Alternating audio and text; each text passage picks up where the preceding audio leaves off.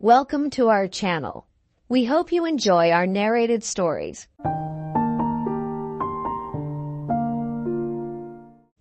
The American Senator by Anthony Trollope. Chapter 1 of Volume 1. Dillsborough. I never could understand why anybody should ever have begun to live at Dillsborough, or why the population there should have been at any time recruited by newcomers. That a man with a family should cling to a house in which he has once established himself is intelligible. The butcher who supplied Dillsborough, or the baker, or the ironmonger, though he might not try what is called a roaring trade, nevertheless found himself probably able to live. I might well hesitate before he would encounter the dangers of a more energetic locality. But how it came to pass that he first got himself to Dillsborough, or his father, or his grandfather before him, has always been a mystery to me. The town has no attractions, and never had any. It does not stand on a bed of coal, and has no connection with iron. It has no water peculiarly adapted for beer, or for dyeing, or for the cure of maladies. It is not surrounded by beauty of scenery strong enough to bring tourists and holiday travellers. There is no cathedral there to form, with its bishops, prebendaries, and minor canons, the nucleus of a clerical circle. It manufactures nothing specially.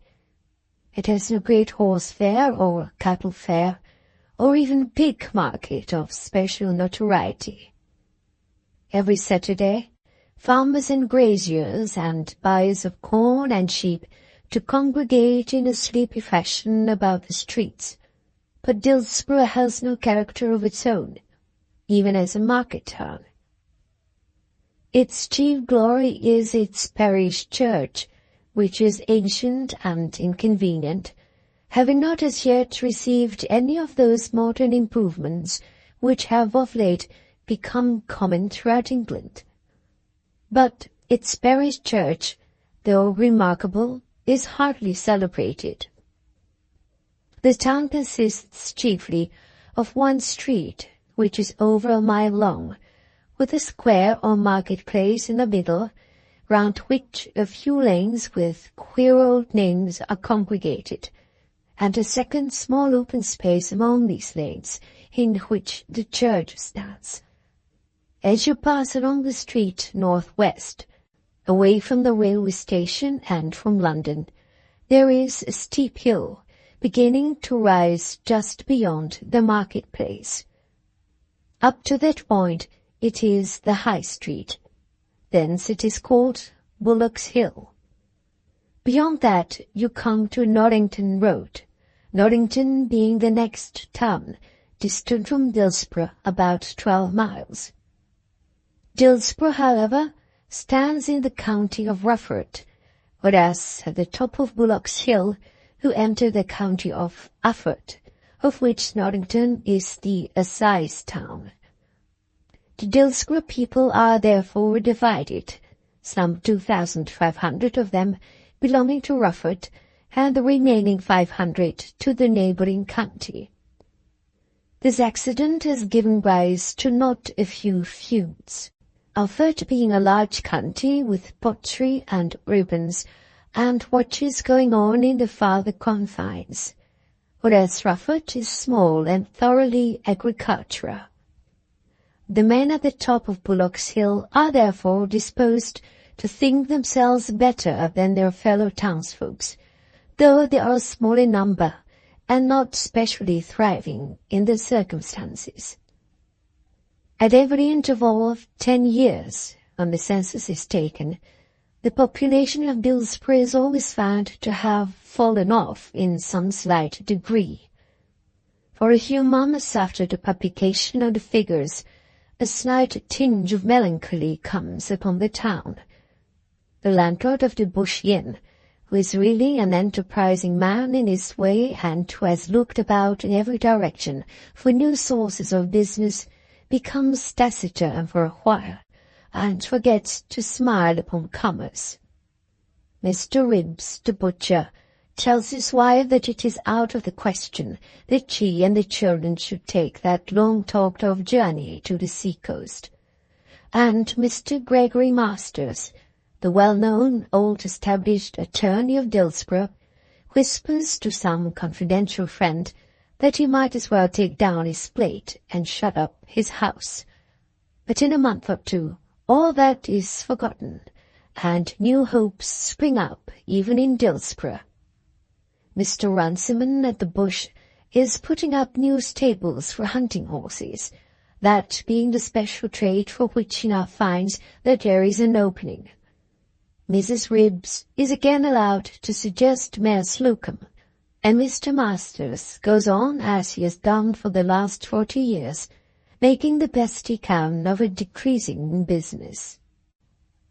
Dillsborough is built chiefly of brick, and is, in its own way, solid enough.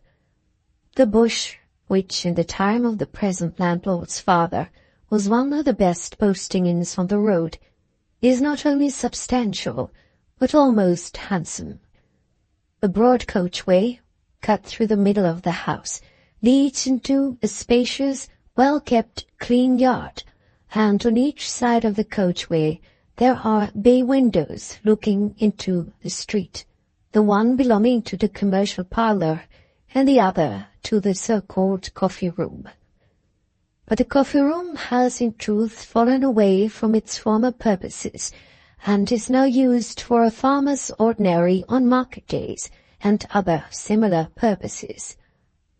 Travellers who require the use of a public sitting-room must all congregate in the commercial parlour at the Bush.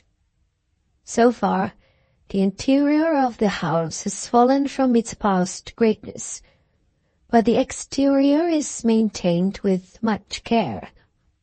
The brickwork up to the eaves is well pointed, fresh, and comfortable to look at. In front of the carriageway swings on two massive supports the old sign of the Bush, as to which it may be doubted whether even Mr. Runciman himself knows that it has swung there, or been displayed in some fashion, since it was a custom for the landlord to beat up wine to freshen it before it was given to the customers to drink. The church, too, is of brick, though the tower and chancel are of stone. The attorney's house is of brick, which shall not be more particularly described now, as many of the scenes which these pages will have to describe were acted there. And almost the entire High Street in the centre of the town was brick also.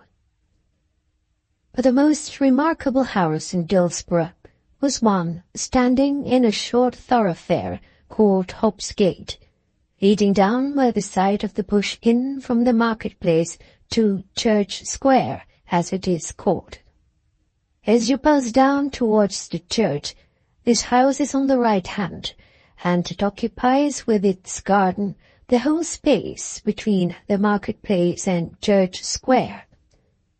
But though the house enjoys the privilege of a large garden, so large that the land, being in the middle of a town, would be of great value, were it not that Dillsborough is in its decadence, still it stands flush up to the street upon which the front door opens. It has an imposing flight of stone steps, guarded by iron rails leading up to it, and on each side of the door there is a row of 3 windows, and on the 2 upper stories rows of 7 windows. Over the door there is a covering, on which there are grotesquely formed, carved wooden faces, and over the centre of each window, let into the brickwork, is a carved stone. There are also numerous underground windows, sunk below the earth, and protected by iron railings. Altogether, the house is one which cannot fail to attract attention, and in the brickwork is clearly marked the date, 1701. Not the very best period for English architecture as regards beauty, but one in which walls and roofs, ceilings and buttresses were built more substantially than they are today. This was the only house in Dillsborough which had a name of its own, and it was called Hoppet Hall, the Dillsborough chronicles telling that it had been originally built for and inhabited by the Hoppet family. The only Hoppet now left in Dillsborough is old Joe Hoppet, the ostler at the Bush, and the house, as was well known, had belonged to some member of the Morton family for the last 100 years at least. The garden and ground it stands upon comprise 3 acres, all of which are surrounded by a high brick wall, which is supposed to be coeval with the house. The best Ribston pippins, some people say the only real Ribston pippins, in all Rufford are to be found here, and its Burgundy pears and walnuts are almost equally celebrated. There are rumours also that its roses beat everything in the way of roses for 10 miles round. But in these days, very few strangers are admitted to see the Hoppet Hall roses.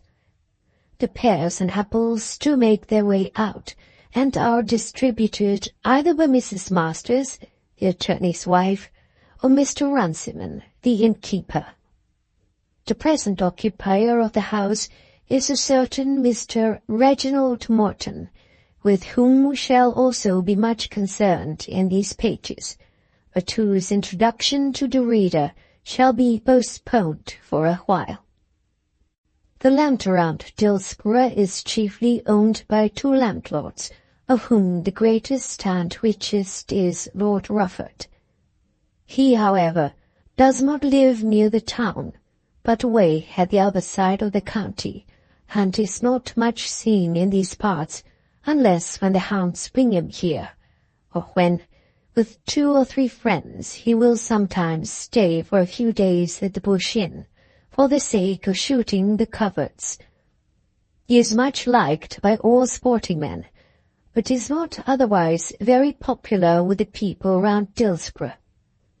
A landlord, if he wishes to be popular, should be seen frequently.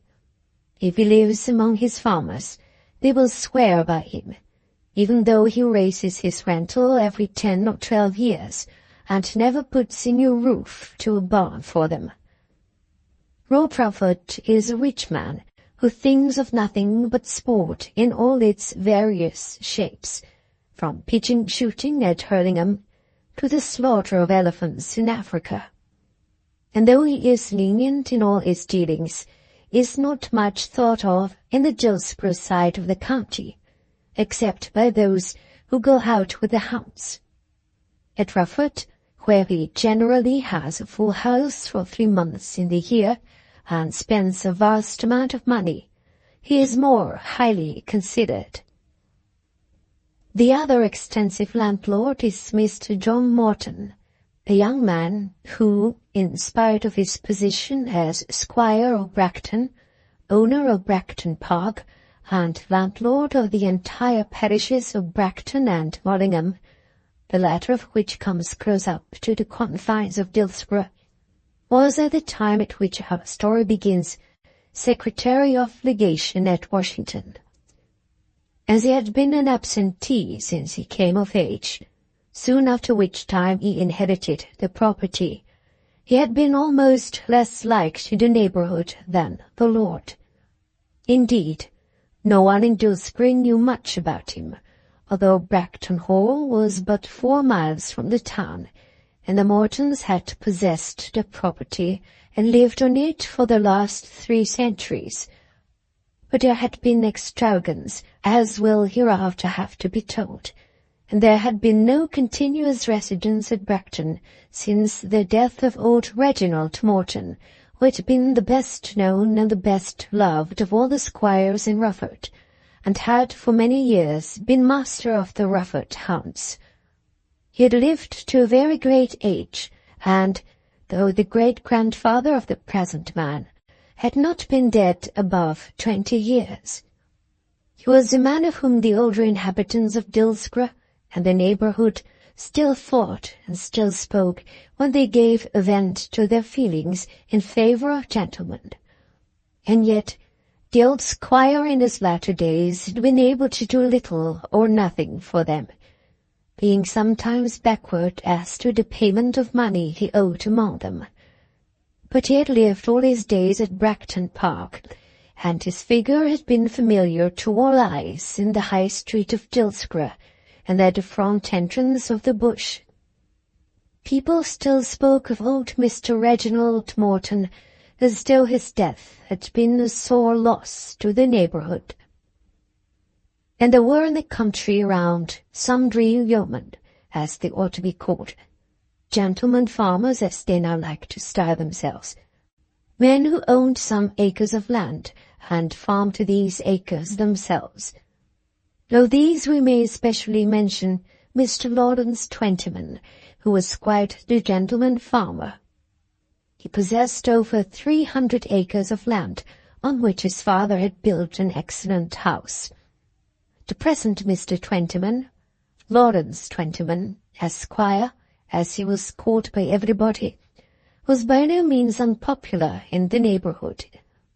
He not only rode well to hounds, but paid £25 annually to the hunt, which entitled him to feel quite at home in his red coat. He generally owned a racing colt or two, and attended to meetings, but was supposed to know what he was about, and to have kept safely the £5,000 or £6,000 which his father had left him. And his farming was well done. Although he was, out and out, a gentleman farmer, he knew how to get the full worth in work done for the 40 shillings a week which he paid to his labourers, a deficiency in which knowledge is the cause, why gentlemen in general find farming so expensive an amusement. He was a handsome, good-looking man of about 30, and would have been a happy man had he not been too ambitious in his aspirations after gentry. He had been at school for 3 years at Cheltenham College, which, together with his money and appearance and undoubted freehold property, should, he thought, have made his position quite secure to him. But, though he sometimes called young Hampton of Hampton Wick Hampton, and the son of the rector of Dillsborough Mannering, and always called the rich young brewers from Norrington Botsey, partners in a well-known firm of Bilbrook and Botsey, and though they in return called him Larry, and admitted the intimacy, still he did not get into their houses. And Lord Rufford, when he came into the neighbourhood, never asked him to dine at the Bush. And, worst of all, some of the sporting men and others in the neighbourhood, who decidedly were not gentlemen, also called him Larry. Mr. Runciman always did so. 20 or 25 years ago, Runciman had been his father's special friend, before the house had been built, and before the days at Cheltenham College. Remembering this, Lawrence was too good a fellow to rebuke Runciman. But to younger men of that class he would sometimes make himself objectionable. There was another keeper of hunting stables, a younger man named Stubbings, living at Stampton Corner, a great hunting rendezvous about 4 miles from Dillsborough. And not long since Twentyman had threatened to lay his whip across Stubbings' shoulders if Stubbings ever called him Larry again. Stubbings was a little man and rode races, only laughed at Mr. Twentyman, who was 6 feet high, and told the story round to all the hunt. Mr. Twentyman was more laughed at than perhaps he deserved. A man should not have his Christian name used by every Tom and Dick without his sanction. but the difficulty is one to which men in the position of Mr. Lawrence Twentyman are often subject. Those whom I have named, together with Mr. Mannering the rector and Mr. Surtees his curate, made up the very sparse aristocracy of Dillsborough. The Hamptons of Hampton Wick were Ufford men, and belonged rather to Norrington than Dillsborough. The Potseys, also from Norrington, were members of the URU, or Ufford and Rufford United Hunt Club, but they did not much affect Dillsborough as a town. Mr. Mannering, who has been mentioned, lived in another big house behind the church, the old parsonage of St. John's. There was also Mrs. Mannering, but she was an invalid. Their family consisted of one son, who was at Brasenose at this time. He always had a horse during the Christmas vacation, and if rumour did not belie him, kept 2 or 3 up at Oxford. Mrs. Surtees, the curate, lived in lodgings in the town. He was a painstaking, clever young man, with aspirations in church matters, which were always being checked by his rector. Quieta non movere was the motto by which the rector governed his life, and he certainly was not at all the man to allow his curate to drive him into activity. Such, at the time of our story, was the little town of Dillsborough. Chapter 2 of Volume 1, The Morton Family. I can hardly describe accurately the exact position of the Masters family without first telling all that I know about the Morton family, and it is absolutely essential that the reader should know all the Masters family intimately. Mr. Masters, as I have said in the last chapter, was the attorney in Dillsborough, and the Mortons had been for centuries past the squires of Bragton. I need not take the reader back farther than old Reginald Morton. He had come to the throne of his family as a young man, and had sat upon it for more than half a century. He had been a squire of the old time, having no inclination for London seasons, never wishing to keep up a second house, quite content with his position as squire of Bragton, but with considerable pride about him as to that position. He had always liked to have his house full, and hated petty economies. He had for many years hunted the county at his own expense, the amusement at first not having been so expensive as it afterwards became. When he began the work, it had been considered sufficient to hunt twice a week. Now the Rufford and Ufford hounds have 4 days, and sometimes a bye. It went much against Mr. Reginald Morton's pride when he was first driven to take a subscription. But the temporary distress into which the family fell was caused not so much by his own extravagance as by that of 2 sons, and by his indulgence in regard to them. He had 3 children, none of whom were very fortunate in life. The eldest, John, married the daughter of a peer, stood for Parliament, had 1 son, and died before he was 40, owing something over £20,000. The estate was then worth £7,000 a year. Certain lands not lying either in Bragton or Mallingham were sold, and that difficulty was surmounted, not without a considerable diminution of income. In process of time, the grandson, who was the second John Morton, grew up and married and became the father of a 3rd John Morton, the young man who afterwards became owner of the property and secretary of legation at Washington. But the old squire outlived his son and his grandson, and when he died had 3 or 4 great-grandchildren playing about the lawns of Bragton Park. The peer's daughter had lived, and had for many years drawn a dower from the Bragton property, and had been altogether a very heavy encumbrance. But the great trial of the old man's life, as also the great romance, had arisen from the career of his second son, Reginald. Of all his children, Reginald had been the dearest to him. He went to Oxford and had there spent much money, not as young men now spend money, but still to an extent that had been grievous to the old squire. But everything was always paid for Reginald. It was necessary, of course, that he should have a profession, and he took a commission in the army. As a young man, he went to Canada. This was in 1829, when all the world was at peace, and his only achievement in Canada was to marry a young woman who is reported to have been pretty and good, but who had no advantages either of fortune or birth. She was indeed the daughter of a bankrupt innkeeper in Montreal. Soon after this he sold out and brought his wife home to Bragton. It was at this period of the squire's life that the romance spoken of occurred. John Morton, the brother with the aristocratic wife, was 10 or 12 years older than Reginald, and at this time lived chiefly at Bragton when he was not in town. He was perhaps justified in regarding Bragton as almost belonging to him, knowing as he did that it must belong to him after his father's lifetime and to his son after him.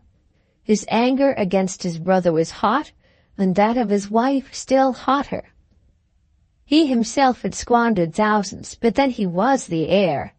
Reginald, who was only a younger brother, had sold his commission, and then he had done so much more than this. He had married a woman who was not a lady. John was clearly of opinion that at any rate the wife should not be admitted into Bragton House. The old squire in those days was not a happy man. He had never been very strong-minded, but now he was strong enough to declare that his house door should not be shut against a son of his, or a son's wife, so long as she was honest. Hereupon the Honourable Mrs. Morton took her departure, and was never seen at Bragton again in the old squire's time. Reginald Morton came to the house, and soon afterwards another little Reginald was born at Bragton Park. This happened as long ago as 1835, 20 years before the death of the old squire.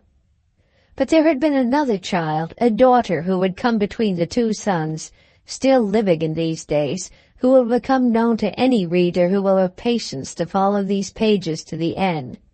She married, not very early in life, a certain Sir William Ushant, who was employed by his country in India and elsewhere, but who found soon after his marriage that the service of his country required that he should generally leave his wife at Bragton. As her father had been for many years a widower, Lady Ushant became the mistress of the house. But death was very busy with the Mortons. Almost everyone died except the squire himself and his daughter, and that honourable dowager with her income and her pride, who could certainly very well have been spared.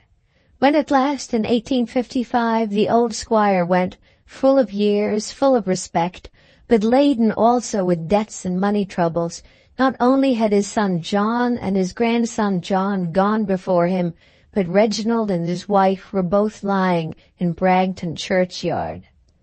The elder branch of the family, John, the great-grandson, and his little sisters were at once taken away from Bragton by the honourable grandmother. John, who was then about 7 years old, was of course the young squire, and was the owner of the property. The dowager, therefore, did not undertake an altogether unprofitable burden. Lady Ushant was left at the house, and with Lady Ushant, or rather immediately subject to her care, young Reginald Morton, who was then 19 years of age, and who was about to go to Oxford. But there immediately sprang up family lawsuits instigated by the honourable lady on behalf of her grandchildren, of which Reginald Morton was the object. The old man had left certain outlying properties to his grandson Reginald, of which Hoppet Hall was a part. For 8 or 10 years the lawsuit was continued, and much money was expended. Reginald was at last successful, and became the undoubted owner of Hoppet Hall, but in the meantime he went to Germany for his education instead of to Oxford, and remained abroad even after the matter was decided, living no one but Lady Ushant knew where, or after what fashion. When the old squire died, the children were taken away, and Bragton was nearly deserted. The young heir was brought up with every caution, and under the auspices of his grandmother and her family, behaved himself very unlike the old Mortons. He was educated at Eton, after leaving which he was at once examined for Foreign Office employment, and commenced his career with great éclat. He had been made to understand clearly that it would be better that he should not enter in upon his squirearchy early in life. The estate when he came of age had already had some years to recover itself, and as he went from capital to capital, he was quite content to draw from it an income which enabled him to shine with peculiar brilliance among his brethren. He had visited Bragton once since the old squire's death, and had found the place very dull and uninviting. He had no ambition whatever to be master of the U.R.U., but he did look forward to a time when he might be minister plenipotentiary at some foreign court. For many years after the old man's death, Lady Ushant, who was then a widow, was allowed to live at Bragton. She was herself childless, and being now robbed of her great-nephews and nieces, took a little girl to live with her, named Mary Masters. It was a very desolate house in those days, but the old lady was careful as to the education of the child, and did her best to make the home happy for her. Some 2 or 3 years before the commencement of this story, there arose a difference between the manager of the property and Lady Ushant, and she was made to understand, after some half-courteous manner, that Bragton House and Park would do better without her. There would be no longer any cows kept, and painters must come into the house, and there were difficulties about fuel. She was not turned out exactly, but she went and established herself in lonely lodgings at Cheltenham. Then Mary Masters, who had lived for more than a dozen years at Bragton, went back to her father's house in Dillsborough.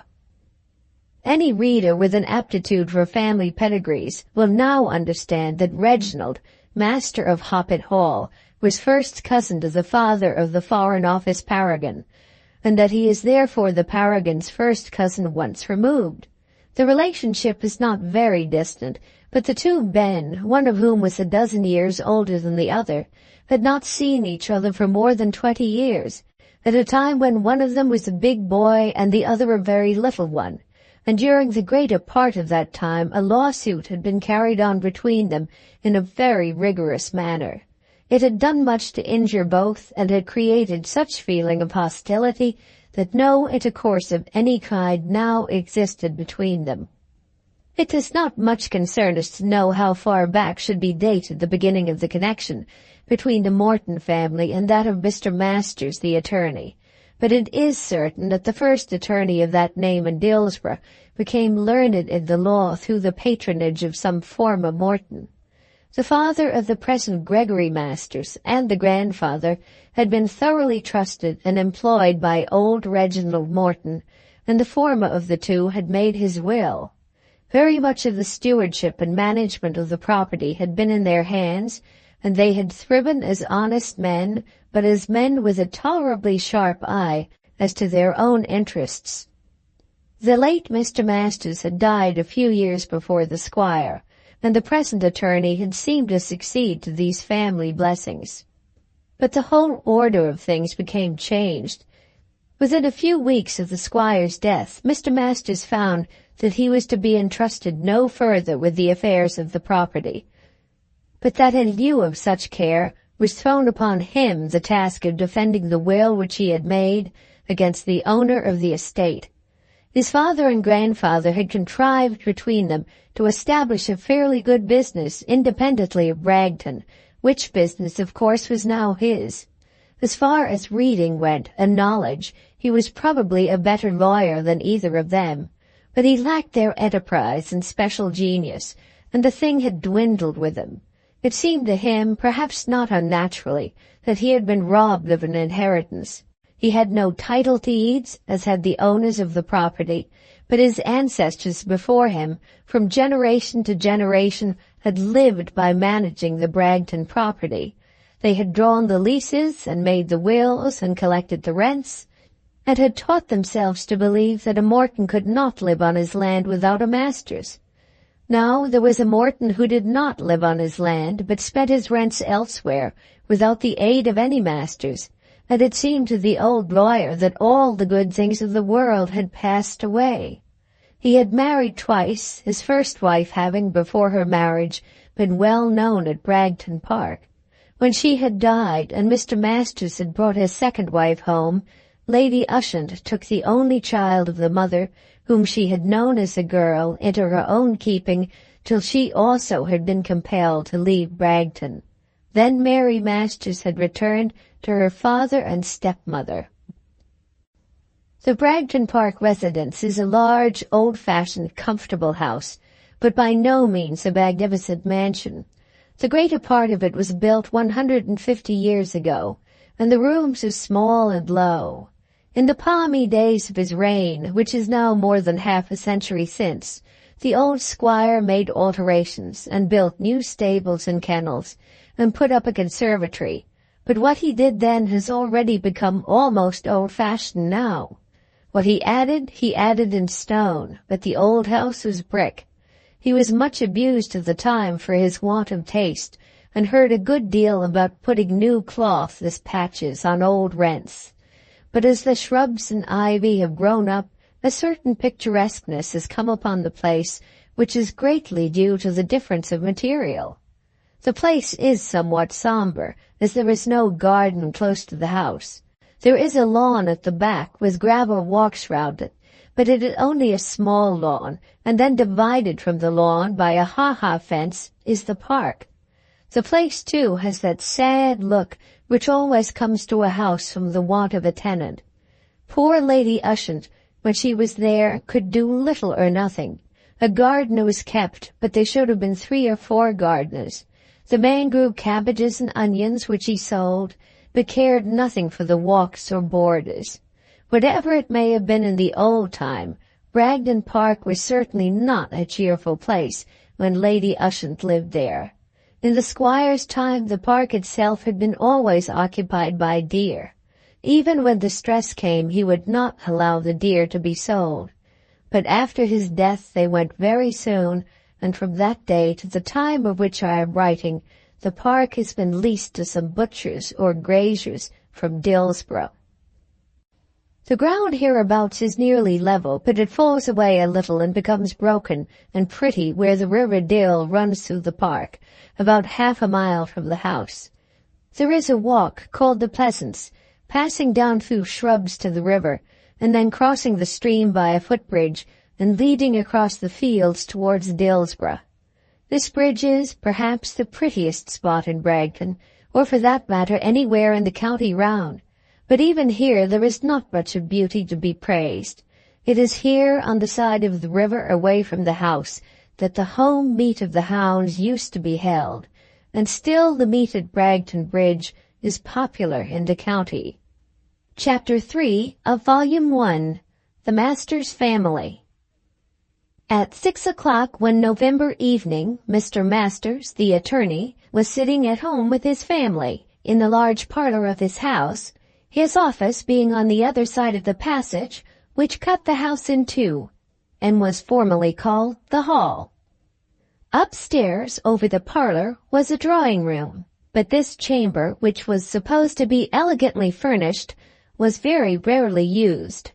Mr. and Mrs. Masters did not see much company, and for family purposes, the elegance of the drawing-room made it unfit. It added, however, not a little to the glory of Mrs. Masters' life. The house itself was a low brick building in the High Street, at the corner where the High Street runs into the marketplace, and therefore nearly opposite to the Bush. It had none of the elaborate grandeur of the inn, nor of the simple stateliness of Hoppet Hall, but nevertheless it maintained the character of the town, and was old, substantial, respectable, and dark. "I think it a very spirited thing of him to do, then," said Mrs. Masters. "I don't know, my dear. Perhaps it is only revenge." "What have you to do with that? What can it matter to a lawyer whether it's revenge or anything else? He's got the means, I suppose." "I don't know, my dear." "What does Nickem say?" "I suppose he has the means," said Mr. Masters, who was aware that if he told his wife a fib on the matter, she would learn the truth from his senior clerk, Mr. Samuel Nickem. Among the professional gifts which Mr. Masters possessed had not been that great gift of being able to keep his office and his family distinct from each other. His wife always knew what was going on, and was very free with her advice, generally tendering it on that side on which money was to be made, and doing so with much feminine darkness as to right or wrong. His clerk, Nickem, who was afflicted with no such darkness, but who ridiculed the idea of scruple in an attorney, often took part against him. It was the wish of his heart to get rid of Nickem, but Nickem would have carried business with him and gone over to some enemy, or perhaps have set up in some irregular manner on his own bottom, and his wife would have given him no peace had he done so, for she regarded Nickem as the mainstay of the house. "What is Lord Rufford to you?" asked Mrs. Masters. "He has always been very friendly." "I don't see it at all. You have never had any of his money. I don't know that you are a pound richer by him." "I have always gone with the gentry of the county." "Fiddlesticks! Gentry! Gentry are very well as long as you can make a living out of them. You could afford to stick up for gentry till you lost the Bradkin property." This was a subject that was always sore between Mr. Masters and his wife. The former Mrs. Masters had been a lady, the daughter of a neighboring clergyman, and had been much considered by the family at Bradkin. The present Mrs. Masters was the daughter of an ironmonger at Norrington, who had brought £1,000 with her, which had been very useful.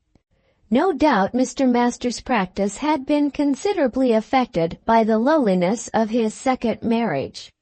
People who used to know the first Mrs. Masters, such as Mrs. Mainwaring, and the doctor's wife, and old Mrs. Cooper, the wife of the vicar of Mallingham, would not call on the second Mrs. Masters. As Mrs. Masters was too high-spirited to run after people who did not want her, she took to hating gentry instead. "We have always been on the other side," said the old attorney. "I and my father and grandfather before me. They lived on it and you can't.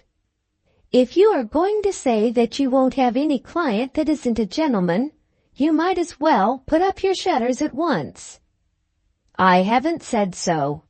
Isn't Runciman my client?" "He always goes with the gentry. He almost thinks he's one of them himself." "And old Nobbs, the greengrocer. But it's all nonsense. Any man is my client, or any woman, who can come and pay me for business that is fit for me to do. Why isn't this fit to be done? If the man's been damaged, why shouldn't he be paid?" "He's had money offered him." "If he thinks it ain't enough, who's to say that it is, unless a jury?" said Mrs. Masters, becoming quite eloquent. "And how's a poor man to get a jury to say that unless he comes to a lawyer? Of course, if you won't have it, he'll go to Bearside. Bearside won't turn him away." Bearside was another attorney, an interloper of about 10 years' standing, whose name was odious to Mr. Masters. "You don't know anything about it, my dear," said he, aroused at last to anger. "I know you're letting anybody who likes take the bread out of the children's mouths." The children, so-called, were sitting round the table, and could not but take an interest in the matter. The eldest was that Mary Masters, the daughter of the former wife, whom Lady Ushant had befriended, a tall girl with dark brown hair, so dark as almost to be black, and large, soft, thoughtful grey eyes. We shall have much to say of Mary Masters, and can hardly stop to give an adequate description of her here. The others were Dolly and Kate, two girls aged 16 and 15. The two younger children were eating bread and butter and jam in a very healthy manner, but still had their ears wide open to the conversation that was being held. The two younger girls sympathized strongly with their mother. Mary, who had known much about the Mortons and was old enough to understand the position, which her grandfather had held in reference to the family, of course leaned in her heart to her father's side. But she was wiser than her father, and knew that in such discussions her mother often showed a worldly wisdom which, in their present circumstances, they could hardly afford to disregard, unpalatable though it might be. Mr. Masters disliked these discussions altogether, but he disliked them most of all in the presence of his children. He looked round upon them in a deprecatory manner, making a slight motion with his hand, and bringing his head down on one side, and then he gave a long sigh. If it was his intention to convey some subtle warning to his wife, some caution that she alone should understand, he was deceived. The children all knew what he meant quite as well as did their mother. "Shall we go out, Mamma?"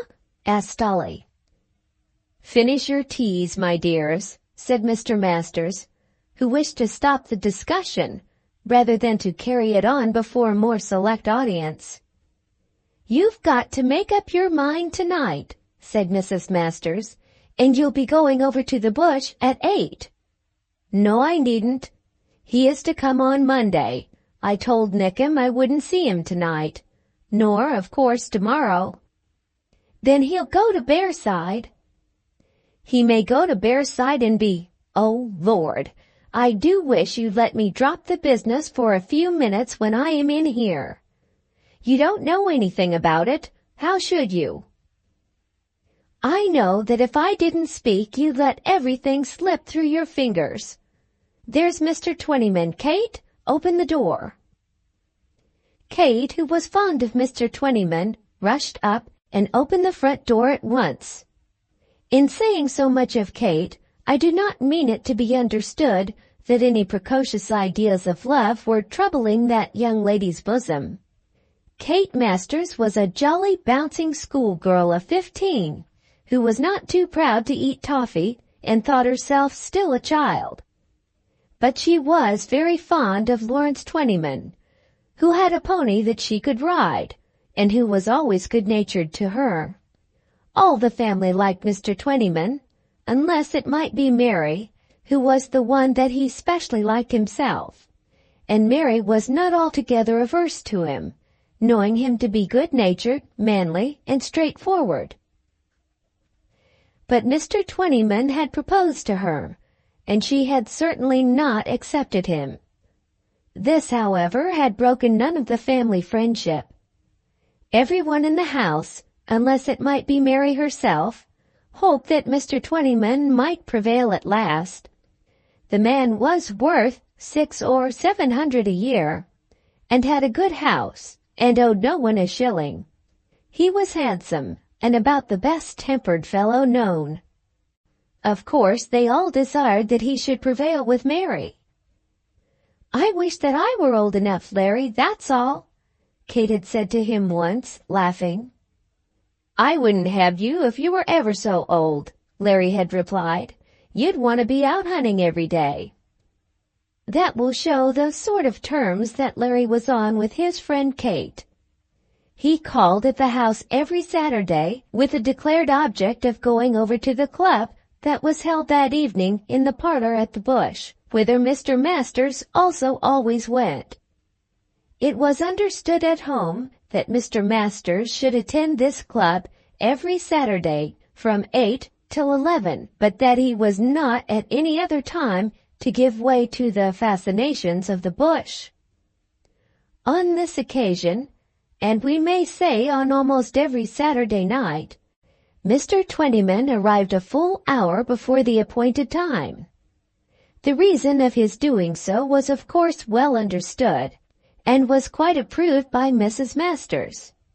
She was not, at any rate as yet, a cruel stepmother, but still if the girl could be transferred to so eligible a home as that which Mr. Twentyman could give her, it would be well for all parties. When he took his seat, he did not address himself specially to the lady of his love.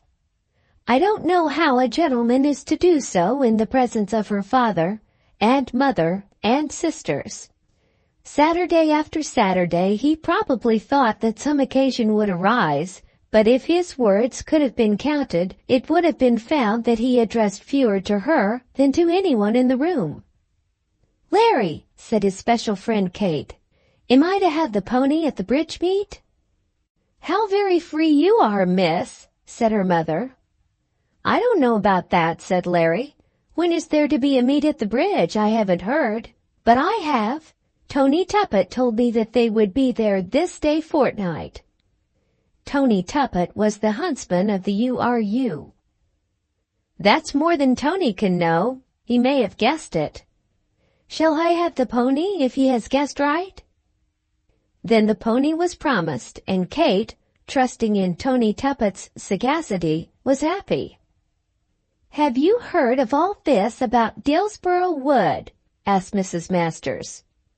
The attorney shrank at the question and shook himself uneasily in his chair.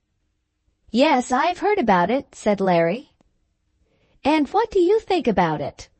I don't see why Lord Rufford is to ride over everybody because he's a lord." Mr. Twentyman scratched his head. Though a keen sportsman himself, he did not specially like Lord Rufford, a fact which had been very well known to Mrs. Masters. But nevertheless this threatened action against the nobleman was distasteful to him. It was not a hunting affair, or Mr. Twentyman could not have doubted for a moment. It was a shooting difficulty, and as Mr. Twentyman had never been asked to fire a gun on the Rufford preserves, it was no great sorrow to him that there should be such a difficulty. But the thing threatened was an attack upon the country gentry and their amusements, and Mr. Twentyman was a country gentleman who followed sport. Upon the whole his sympathies were with Lord Rufford. "The man is an utter blackguard, you know," said Larry. "Last year he threatened to shoot the foxes in Dillsborough Wood." "No," said Kate, quite horrified. "I'm afraid he's a bad sort of fellow all round," said the attorney. "I don't see why he shouldn't claim what he thinks due to him," said Mrs. Masters. "I'm told that his lordship offered him 7 6 an acre for the whole of the 2 fields, said the gentleman farmer. "Goarly declares," said Mrs. Masters, "that the pheasants didn't leave him 4 bushels of wheat to the acre." Goarly was the man who had proposed himself as a client to Mr. Masters, and who was desirous of claiming damages to the amount of 40 shillings an acre for injury done to his crops on 2 fields belonging to himself, which lay adjacent to Dillsborough Wood, a covert belonging to Lord Rufford, about 4 miles from the town, in which both pheasants and foxes were preserved with great care. "Has Goarly been to you?" asked Twentyman. Mr. Masters nodded his head. "That's just it," said Mrs. Masters. "I don't see why a man isn't to go to law if he pleases, that is, if he can afford to pay for it. I have nothing to say against gentlemen's sport, but I do say that they should run the same chance as others. And I say it's a shame if they're to band themselves together and make the county too hot to hold anyone as doesn't like to have his things ridden over, and his crops devoured, and his fences knocked to Jericho. I think there's a deal of selfishness in sport, and a deal of tyranny." "Oh, Mrs. Masters," exclaimed Larry. "Well, I do. And if a poor man, or a man whether he's poor or no," added Mrs. Masters, correcting herself as she thought of the money which this man ought to have in order that he might pay for his lawsuit, "thinks himself injured, it's nonsense to tell me that nobody should take up his case. It's just as though the butcher wouldn't sell a man a leg of mutton because Lord Rufford had a spite against him. Who's Lord Rufford?" "Everybody knows that I care very little for his lordship," said Mr. Twentyman. "Nor I. And I don't see why Gregory should. If Goarly isn't entitled to what he wants, he won't get it, that's all. But let it be tried fairly." Hereupon Mr. Masters took up his hat and left the room, and Mr. Twentyman followed him, not having yet expressed any positive opinion on the delicate matter submitted to his judgment. Of course, Gordon was a brute. Had he not threatened to shoot foxes? But then, an attorney must live by lawsuits, and it seemed to Mr. Twentyman that an attorney should not stop to inquire whether a new client is a brute or not. Chapter 4, Volume 1. The Dillsborough Club. The club, so called at Dillsborough, was held every Saturday evening in a back parlour at the Bush, and was attended generally by 7 or 8 members. It was a very easy club. There was no balloting and no other expense attending it other than that of paying for the liquor which each man chose to drink. Sometimes, about 10 o'clock, there was a little supper, the cost of which was defrayed by subscription among those who partook of it. It was one rule of the club, or a habit rather, which had grown to be a rule, that Mr. Runciman might introduce into it anyone he pleased. I do not know that a similar privilege was denied to anyone else, but as Mr. Runciman had a direct pecuniary advantage in promoting the club, the newcomers were generally ushered in by him. When the attorney and Twentyman entered the room, Mr. Runciman was seated as usual in an armchair at the corner of the fire nearest to the door, with the bell at his right hand. He was a hale, good-looking man about 50, with black hair, now turning grey at the edges, and a clean-shorn chin. He had a pronounced, strong face of his own, one capable of evincing anger and determination when necessary, but equally apt for smiles or, on occasion, for genuine laughter. He was a masterful but a pleasant man, very civil to customers and to his friends generally while they took him the right way, but one who could be a Tartar if he were offended, holding an opinion that his position as landlord of an inn was one requiring masterdom. And his wife was like him in everything, except in this, that she always submitted to him. He was a temperate man in the main, but on Saturday nights he would become jovial and sometimes a little quarrelsome. When this occurred, the club would generally break itself up and go home to bed, not in the least offended. Indeed, Mr. Runciman was the tyrant of the club, though it was held at his house expressly with the view of putting money into his pocket. Opposite to his seat was another armchair, not so big as Mr. Runciman's, but still a soft and easy chair, which was always left for the attorney. For Mr. Masters was a man much respected through all Dillsborough, partly on his own account, but more perhaps for the sake of his father and grandfather. He was a round-faced, clean-shorn man, with straggling grey hair, who always wore black clothes and a white cravat. There was something in his appearance which recommended him among his neighbours, who were disposed to say he looked the gentleman. But a stranger might have thought his cheeks to be flabby and his mouth to be weak. Making a circle, or the beginning of a circle, round the fire, were Nupper, the doctor, a sporting old bachelor doctor who had the reputation of riding after the hounds in order that he might be ready for broken bones and minor accidents. Next to him, in another armchair facing the fire, was Ned Botsey, the younger of the 2 brewers from Norrington, who was in the habit during the hunting season of stopping from Saturday to Monday at the Bush, partly because the Rufford hounds hunted on Saturday and Monday, and on those days seldom met in the Norrington direction, and partly because he liked the sporting conversation of the Dillsborough Club. He was a little man, very neat in his attire, who liked to be above his company, and fancied that he was so in Mr. Runciman's parlour. Between him and the attorney's chair was Harry Stubbings from Stanton Corner, the man who let out hunters and whom Twentyman had threatened to thrash. His introduction to the club had taken place lately, not without some opposition. But Runciman had set his foot upon that, saying that it was all d nonsense. He had prevailed, and Twentyman had consented to meet the man, but there was no great friendship between them. Seated back on the sofa was Mr. Ribbs, the butcher, who was allowed into the society as being a specially modest man.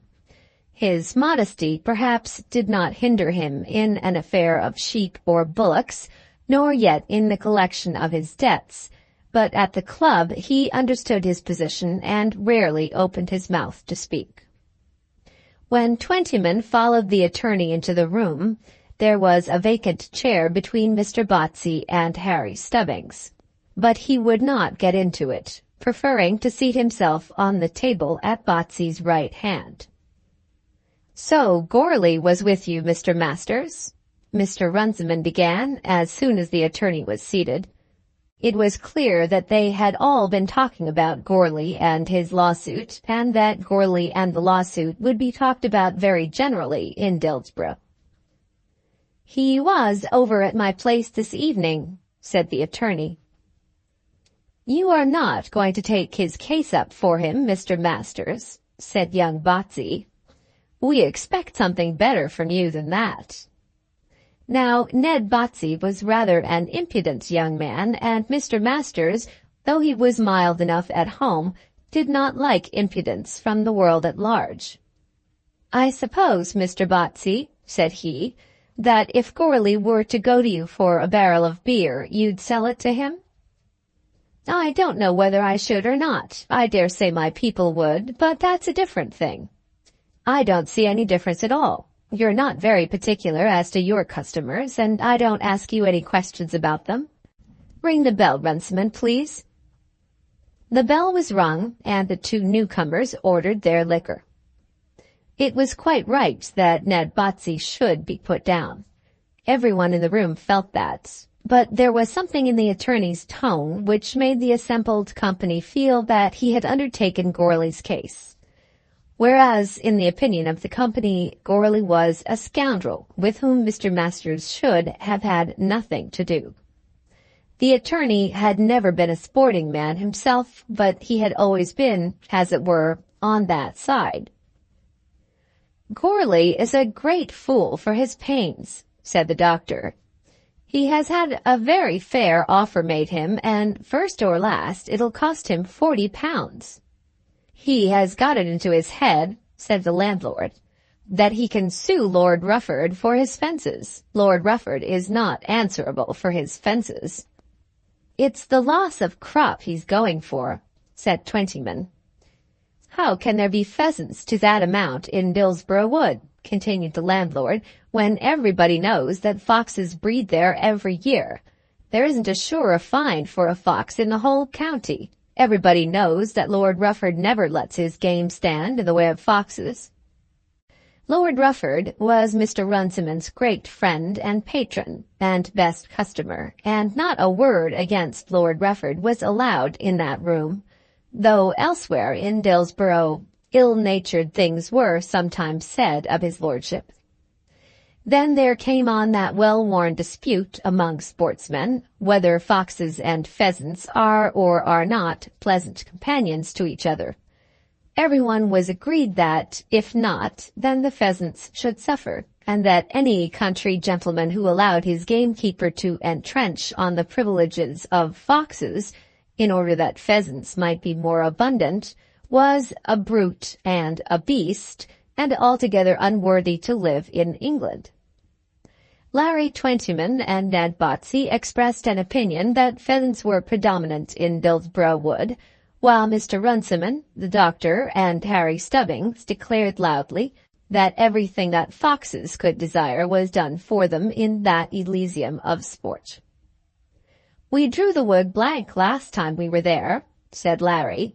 "Don't you remember, Mr. Runciman, about the end of last March?" "Of course I remember," said the landlord. "Just the end of the season, when 2 vixens had litters in the wood. You don't suppose Bean was going to let that old butcher Tony find a fox in Dillsborough at that time?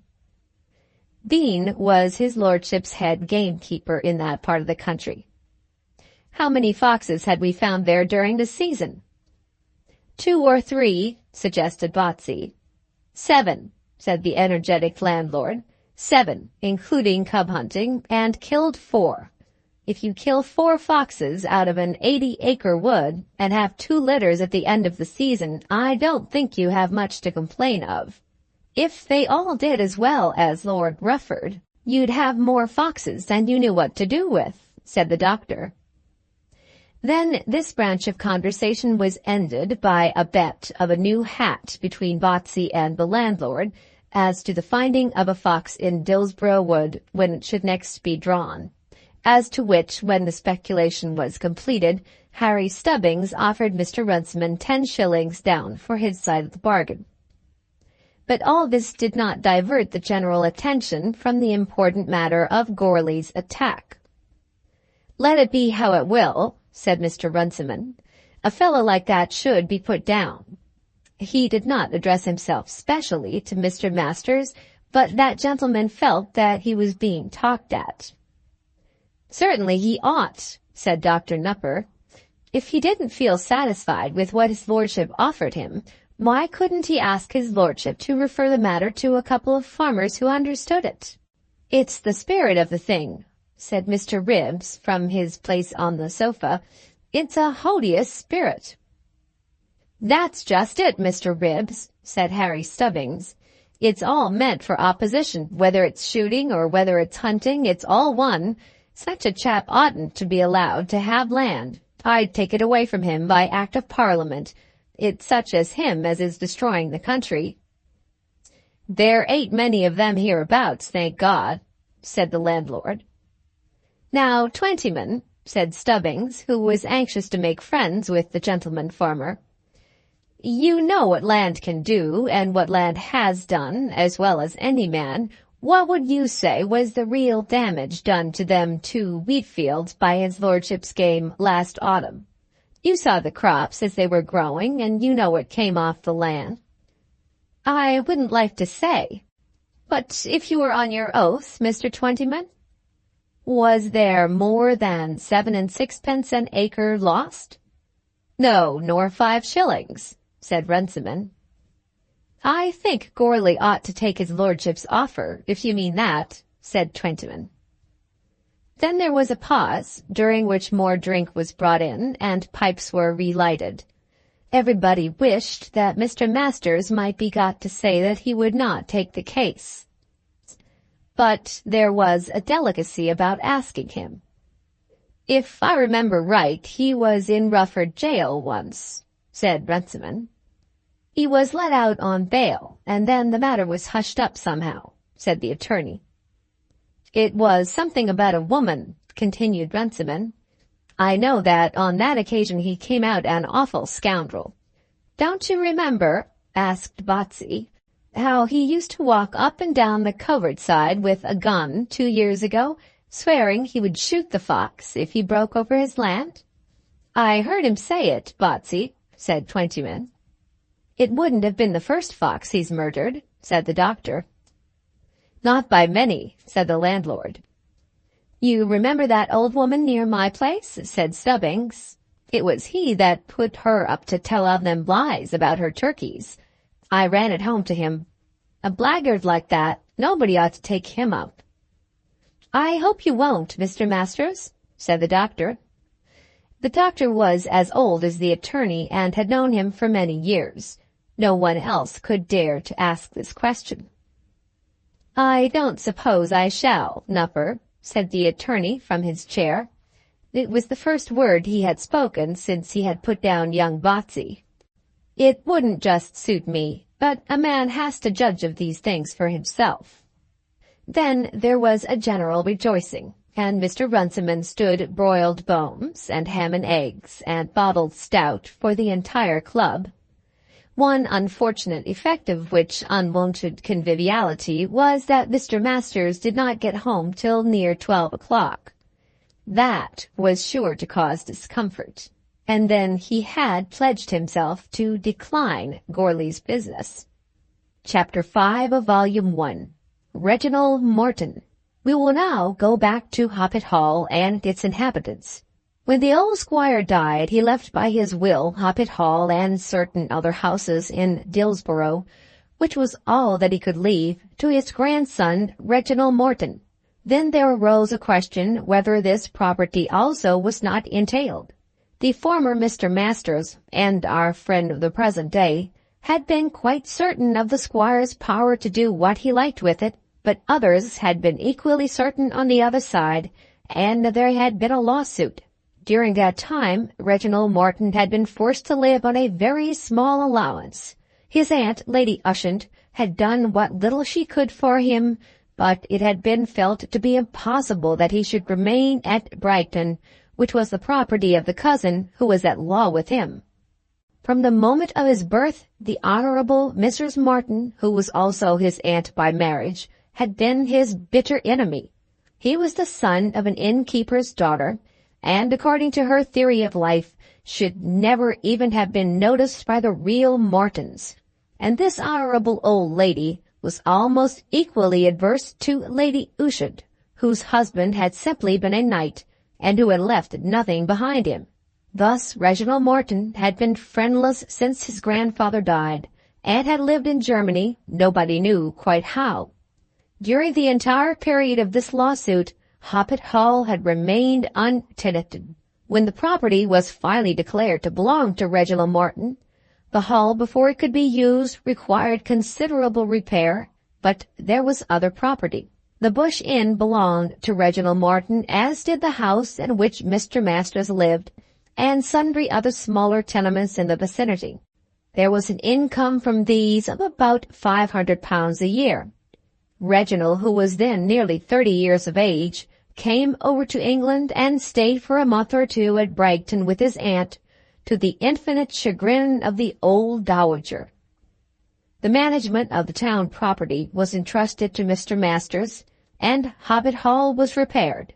At this period, Mr. Mainwaring had just come to Dillsborough, and having a wife with some money and perhaps quite as much pretension, had found the rectory too small, and had taken the hall on a lease for 7 years.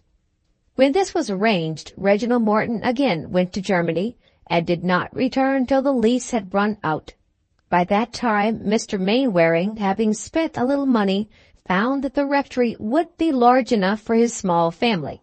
Then the hall was again untenanted for a while, till quite suddenly Reginald Morton returned to Dillsborough and took up his permanent residence in his own house. It soon became known that the newcomer would not add much to the gaiety of the place. The only people whom he knew in Dillsborough were his own tenants, Mr. Runciman and Mr. Masters, and the attorney's eldest daughter. During these months, which he had spent with Lady Ushant at Bragton, Mary had been living there, then a child of 12 years old, and as a child had become his fast friend. With his aunt he had continually corresponded, and partly at her instigation and partly from feelings of his own, he had at once gone to the attorney's house. This was now 2 years since, and he had found in his old playmate a beautiful young woman, in his opinion very unlike the people with whom she lived. For the first 12 months he saw her occasionally, though not indeed very often. Once or twice he had drunk tea at the attorney's house, on which occasions the drawing-room upstairs had been almost as grand as it was uncomfortable. Then the attentions of Larry Twentyman began to make themselves visible, infinitely to Reginald Morton's disgust. Up to that time he had no idea of falling in love with the girl himself. Since he had begun to think on such subjects at all, he had made up his mind that he would not marry. He was almost the more proud of his birth by his father's side, because he had been made to hear so much of his mother's low position. He had told himself 100 times that under no circumstances could he marry any other than a lady of good birth. But his own fortune was small, and he knew himself well enough to be sure that he would not marry for money. He was now nearly 40 years of age, and had never yet been thrown into the society of anyone that had attracted him. He was sure that he would not marry, and yet when he saw that Mr. Twentyman was made much of and flattered by the whole master's family, apparently because he was regarded as an eligible husband for Mary, Reginald Morton was not only disgusted but personally offended. Being a most unreasonable man, he conceived a bitter dislike to poor Larry, who at any rate was truly in love, and was not looking too high in desiring to marry the portionless daughter of the attorney. But Morton thought that the man ought to be kicked and horsewhipped, or at any rate banished into some speechless exile for his presumption. With Mr. Runciman he had dealings, and in some sort friendship. There were 2 meadows attached to Hoppet Hall, fields lying close to the town, which were very suitable for the landlord's purposes. Mr. Mainwaring had held them in his own hands, taking them up from Mr. Runciman, who had occupied them while the house was untenanted, in a manner which induced Mr. Runciman to feel that it was useless to go to church to hear such sermons as those preached by the rector. But Morton had restored the fields, giving them rent-free on condition that he should be supplied with milk and butter. Mr. Runciman, no doubt, had the best of the bargain, as he generally had in all bargains, but he was a man who liked to be generous when generously treated. Consequently, he almost overdid his neighbor with butter and cream, and occasionally sent in quarters of lamb and sweetbreads to make up the weight. I don't know that the offerings were particularly valued, but friendship was engendered. Runciman, too, had his grounds for quarreling with those who had taken up the management of the Bragton property after the squire's death, and had his own antipathy to the Honourable Mrs. Morton and her grandson, the Secretary of Legation. When the lawsuit was going on, he had been altogether on Reginald Morton's side. It was an affair of sides, and quite naturally that Runciman and the attorney should be friendly with the newcomer at Hoppet Hall, though there were very few points of personal sympathy between them. Reginald Morton was no sportsman, nor was he at all likely to become a member of the Dillsborough Club. It was currently reported of him in the town that he had never sat on a horse or fired off a gun. As he had been brought up as a boy by the old squire, this was probably an exaggeration, but it is certain that at this period of his life he had given up any attitudes in that direction for which his early training might have suited him. He had brought back with him to Hoppet Hall many cases of books, which the ignorance of Dillsborough had magnified into an enormous library, and he was certainly a sedentary reading man. There was already a report in the town that he was engaged in some stupendous literary work, and the men and women generally looked upon him as a disagreeable marvel of learning. Dillsborough of itself was not bookish, and would have regarded anyone known to have written an article in a magazine almost as a phenomenon.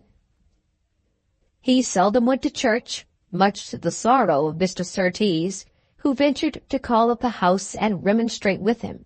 He never called again, and though it was the habit of Mr. Surtees' life to speak as little ill as possible of anyone, he was not able to say any good of Mr. Morton. Mr. Mainwaring, who would never have troubled himself though his parishioner had not entered a place of worship once in a 12-month, did say many severe things against his former landlord. He hated people who were unsocial and averse to dining out, and who departed from the ways of living common among English country gentlemen. Mr. Mainwaring was, upon the whole, prepared to take the other side. Reginald Morton, though he was now nearly 40, was a young-looking, handsome man, with fair hair cut short, and a light beard, which was always clipped. Though his mother had been an innkeeper's daughter in Montreal, he had the Morton blue eyes and the handsome, well-cut Morton nose. He was nearly 6 feet high and strongly made, and was known to be a much finer man than the Secretary of Legation, who was rather small and supposed to be not very robust. Our lonely man was a great walker, and had investigated every lane and pathway, at almost every hedge within 10 miles of Dillsborough before he had resided there 2 years. But his favorite rambles were all in the neighborhood of Brighton.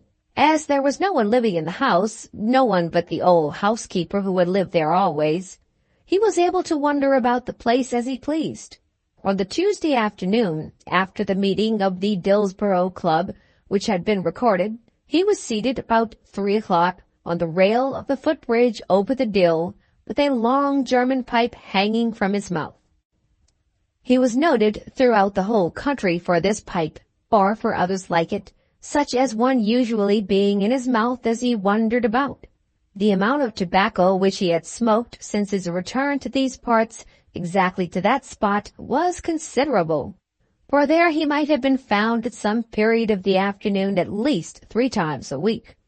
He would sit on this rail for half an hour, looking down at the sluggish waters of the little river, rolling the smoke out of his mouth at long intervals, and thinking perhaps of the great book which he was supposed to be writing. As he sat there now, he suddenly heard voices and laughter, and presently 3 girls came round the corner of the hedge, which at this spot hid the Dillsborough path, and he saw the attorney's 3 daughters. "It's Mr. Martin," said Dolly in a whisper. "He's always walking about Bragton," said Kate in another whisper. "Tony Tuppett says he's the Bragton ghost." "Kate," said Mary also in a low voice, "you shouldn't talk so much about what you hear from Tony Tuppett." "Bosh," said Kate, who knew that she could not be scolded in the presence of Mr. Martin. He came forward and shook hands with them all and took off his hat to Mary. "You've walked a long way, Miss Masters," he said. "We don't think it far. I like sometimes to come and look at the old place." "And so do I. I wonder whether you remember how often I've sat you on this rail and threatened to throw you into the river." "I remember very well that you did threaten me once, and that I almost believe you would throw me in." "What had she done that was naughty, Mr. Martin?" asked Kate.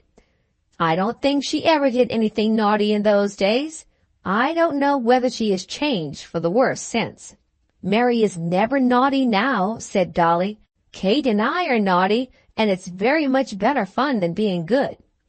"The world has found out that long ago, Miss Dolly. Only the world is not quite so candid in owning it as you are. Will you come and walk round the house, Miss Masters? I never go in, but I have no scruples about the paths and park." At the end of the bridge leading into the shrubbery, there was a stile, high indeed, but made commodiously with steps, almost like a double staircase, so that ladies could pass it without trouble.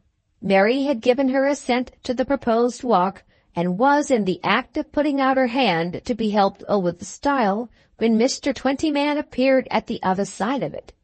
"If here isn't Larry," said Kate. Martin's face turned black as thunder, and he immediately went back across the bridge, leading Mary with him. The other girls who had followed him onto the bridge had of course to go back also. Mary was made very unhappy by the meeting. Mr. Martin would of course think that it had been planned, whereas by Mary herself it had been altogether unexpected. Kate, when the bridge was free, rushed over it and whispered something to Larry. The meeting had indeed been planned between her and Dolly and the lover, and this special walk had been taken at the request of the 2 younger girls. Martin stood stock-still, as though he expected that Twentyman would pass by. Larry hurried over the bridge, feeling sure that the meeting with Mr. Martin had been accidental, and thinking that he would pass on towards the house.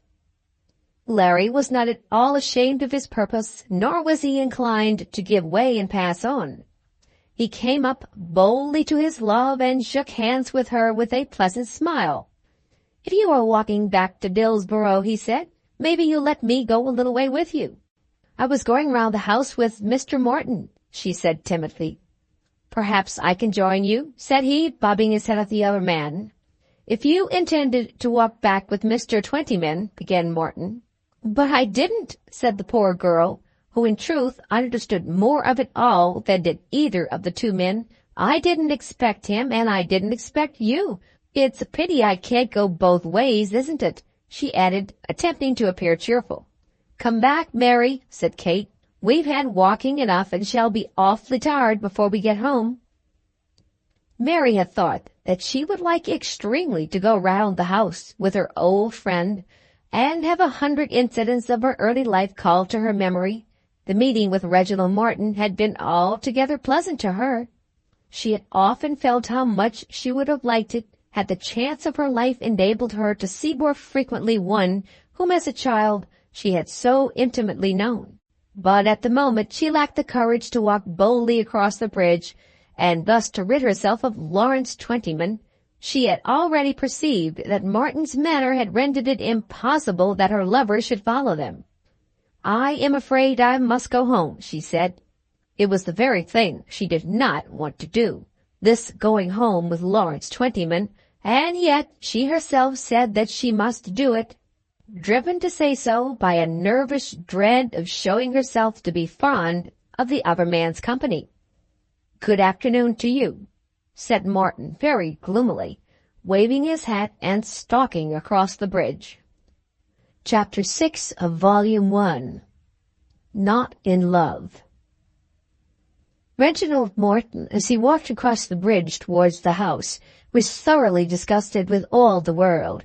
He was very angry with himself, feeling that he had altogether made a fool of himself by his manner. He had shown himself to be offended not only by Mr. Twentyman, but by Miss Masters also, and he was well aware, as he thought of it all, that neither of them had given him any cause of offence. If she chose to make an appointment for a walk with Mr. Lawrence Twentyman, and to keep it, what was that to him? His anger was altogether irrational, and he knew that it was so. What right had he to have an opinion about it if Mary Masters should choose to like the society of Mr. Twentyman? It was an affair between her and her father and mother in which he could have no interest, and yet he had not only taken offence, but was aware that he had shown his feeling. As he roamed about among the grounds, this idea troubled him much. He assured himself that he was not in love with her himself, and that he had no idea of falling in love with her. But it sickened him to think that a girl who had been brought up by his aunt, who had been loved at Bragton, whom he had liked, who looked so like a lady, should put herself on a par with such a wretch as that. In all this he was most unjust to both of them. He was specially unjust to poor Larry, who was by no means a wretch.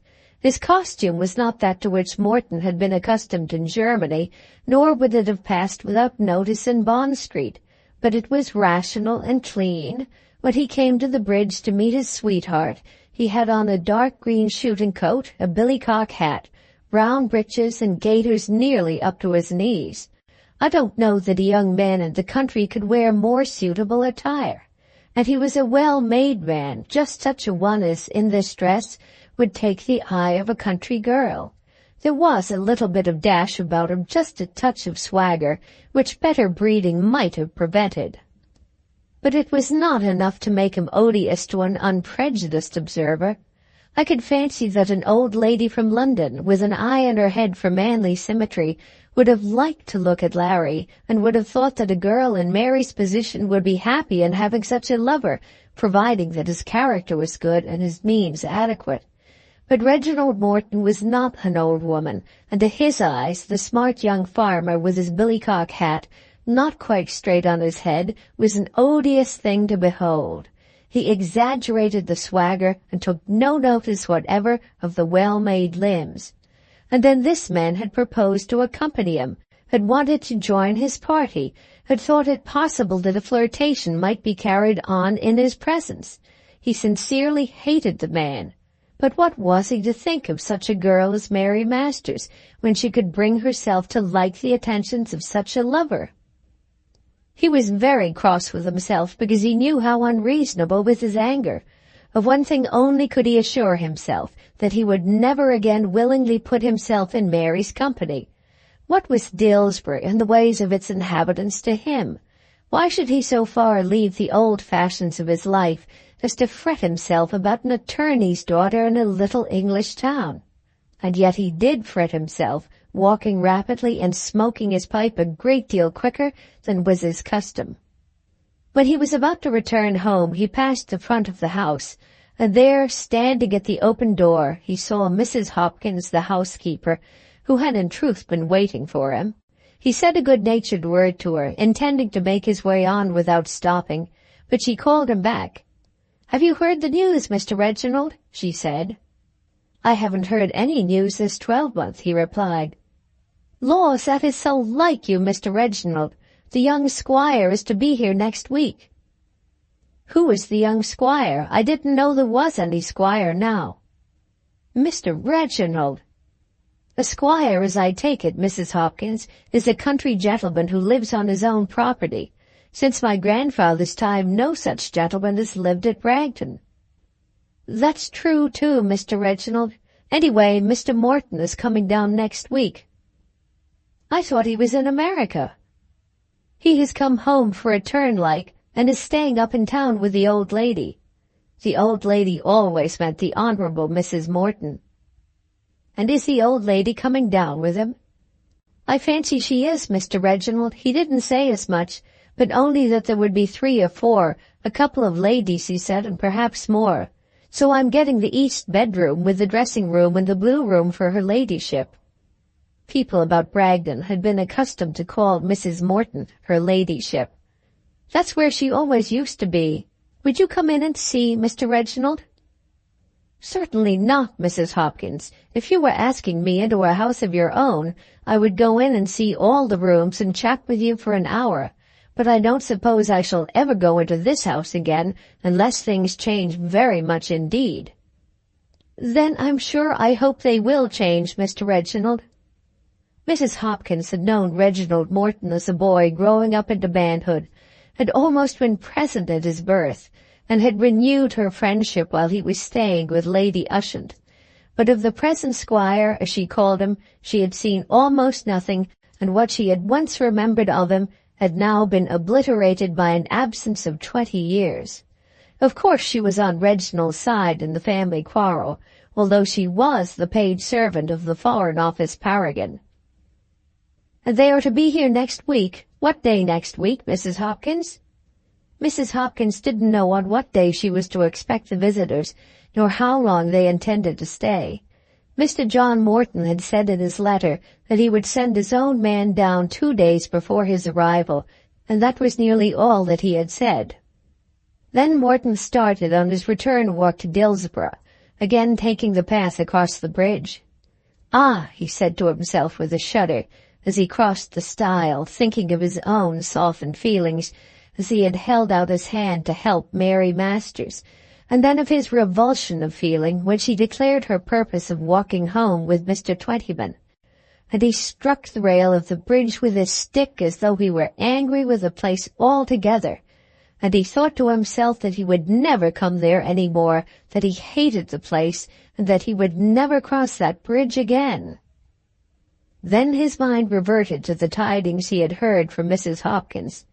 What ought he to do when his cousin arrived? Though there had been a long lawsuit, there had been no actual declared quarrel between him and the heir. He had indeed never seen the heir for the last 20 years, nor had they ever interchanged letters. There had been no communication whatever between them, and therefore there could hardly be a quarrel. He disliked his cousin, nay, almost hated him. He was quite aware of that. And he was sure also that he hated the honorable old woman worse than anyone else in the world, and that he always would do so. He knew that the honorable old woman had attempted to drive his own mother from Bragton, and of course he hated her, but that was no reason why he should not call on his cousin. He was anxious to do what was right. He was specially anxious that blame should not be attributed to him. What he would like best would be that he might call, might find nobody at home, and that then John Morton should not return the courtesy. He did not want to go to Bragton as a guest. He did not wish to be in the wrong himself, but he was by no means equally anxious that his cousin should keep himself free from reproach. The bridge pass came out on the Dillsborough road just 2 miles from the town, and Morton, as he got over the last stile, saw Lawrence Twentyman coming towards him on the road. The man no doubt had gone all the way into Dillsborough with the girls, and was now returning home. The parish of Bragton lies to the left of the high road as you go into the town from Rufford and the direction of London, whereas Chowton Farm, the property of Mr. Trollope, is on the right of the road, but in the large parish of St. John's, Dillsborough. Dillsborough Wood lies at the back of Larry Twentyman's land, and joining onto Larry's land and also to the wood is the path of ground owned by that scoundrel Goarly. Chowton Farm gate opens onto the high road, so that Larry was now on his direct way home. As soon as he saw Morton, he made up his mind to speak to him. He was quite sure from what had passed between him and the girls on the road home that he had done something wrong. He was convinced that he had interfered in some ill-bred way, though he did not at all know how. Of Reginald Morton he was not in the least jealous. He, too, was of a jealous temperament, but it had never occurred to him to join Reginald Morton and Mary Masters together. He was very much in love with Mary, but had no idea that she was in any way above the position which she might naturally hold as daughter of the Dillsborough attorney. But of Reginald Morton's attributes and scholarship and general standing, he had had a mystified appreciation which saved him of the pain of thinking that such a man could be in love with his sweetheart. As he certainly did not wish to quarrel with Morton, having always taken Reginald's side in the family disputes, he thought that he would say a civil word in passing, and if possible apologize. When Morton came up, he raised his hand to his head and did open his mouth, though not pronouncing any word very clearly. Morton looked at him as grim as death, just raised his hand, and then passed on with a quick step. Larry was displeased, but the other was so thoroughly a gentleman, one of the Mortons and a band of property in the county, that he didn't even yet wish to quarrel with him. "What the deuce have I done?" said he to himself as he walked on. "I didn't tell her not to go up to the house. If I offered to walk with her, what was that to him?" It must be remembered that Lawrence Twentyman is 12 years younger than Reginald Morton, and that a man of 28 is apt to regard a man of 40 as very much too old for falling in love. It is a mistake which it will take him fully 10 years to rectify, and then he will make a similar mistake as to men of 50. With his awe for Morton's combined learning and age, it never occurred to him to be jealous. Morton passed on rapidly, almost feeling that he had been a brute. But what business had the objectionable man to address him? He tried to excuse himself, but yet he felt that he had been a brute, and had so demeaned himself in reference to the daughter of the Dillsborough attorney. He would teach himself to do all he could to promote the marriage. He would give sage advice to Mary Masters as to the wisdom of establishing herself, having not an hour since made up his mind that he would never see her again. He would congratulate the attorney and Mrs. Masters. He would conquer the absurd feeling which at present was making him wretched. He would cultivate some sort of acquaintance with the man, and make the happy pair a wedding present. But yet, what a beast the man was, with that billycock hat on one side of his head, and those tight leather gaiters. As he passed through the town towards his own house, he saw Mr. Runciman standing in front of the hotel. His road took him up Hobbs Gate by the corner of the Bush, but Runciman came a little out of the way to meet him. "You have heard the news," said the innkeeper. "I have heard one piece of news." "What's that, sir?" "Come, you tell me yours first." "The young squire is coming down to Bragton next week." "That's my news, too. It is not likely that there should be two matters of interest in Dillsborough on the same day." "I don't know why Dillsborough should be worse off than any other place, Mr. Morton, but at any rate the squire's coming." "So Mrs. Hopkins told me. Has he written to you?"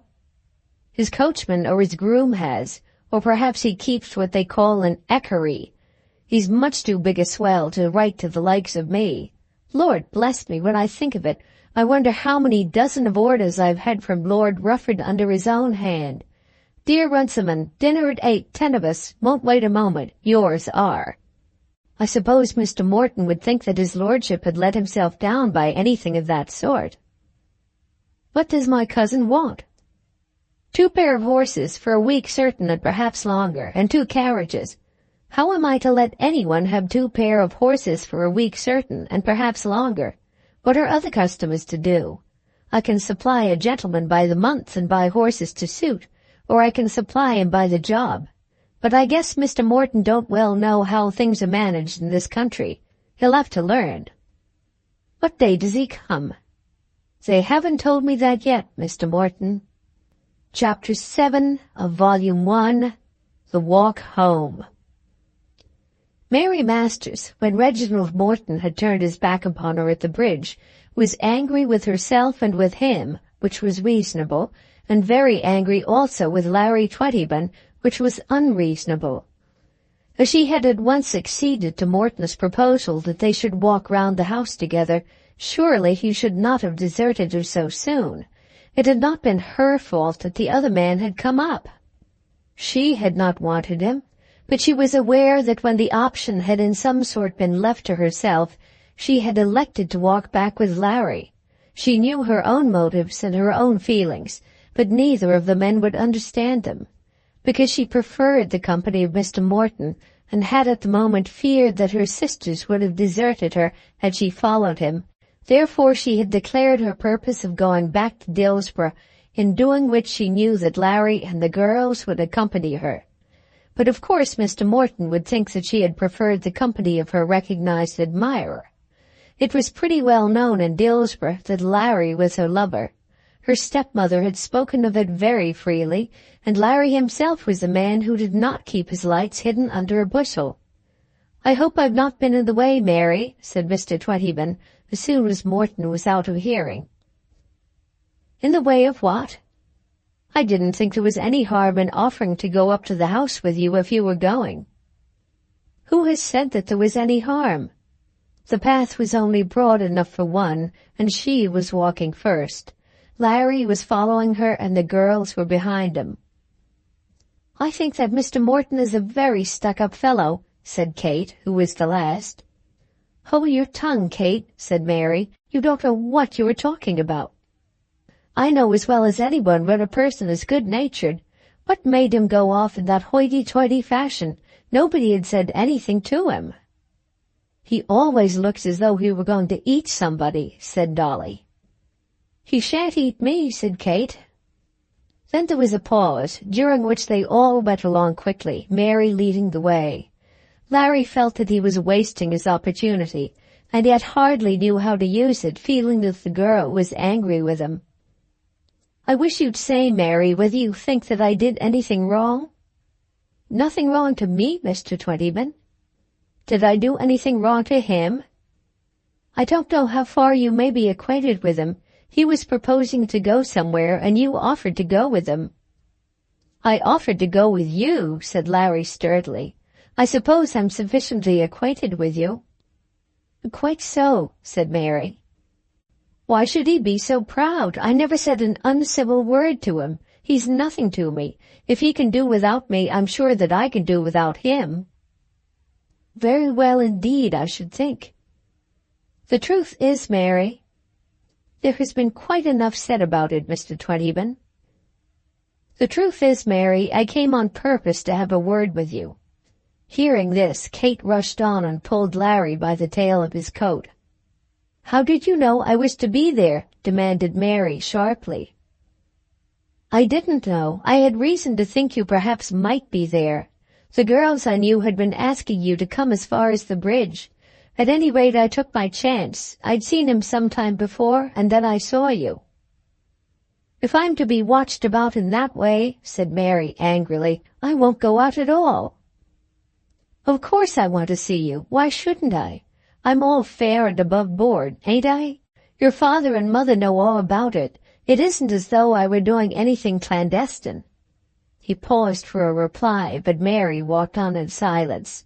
She knew quite well that he was warranted in seeking her, and that nothing but a very positive decision on her part could put an end to his courtship. At the present moment she was inclined to be very positive, but he had hardly as yet given her an opportunity of speaking out. "I think you know, Mary, what it is that I want." They were now at a rough stile, which enabled him to come close up to her and help her. She tripped over the stile with a light step and again walked on rapidly. The field they were in enabled him to get up to her side, and now, if ever, was his opportunity. It was a long, straggling meadow which he knew well, with the Dill running by it all the way, or rather 2 meadows with an open space where there had once been a gate.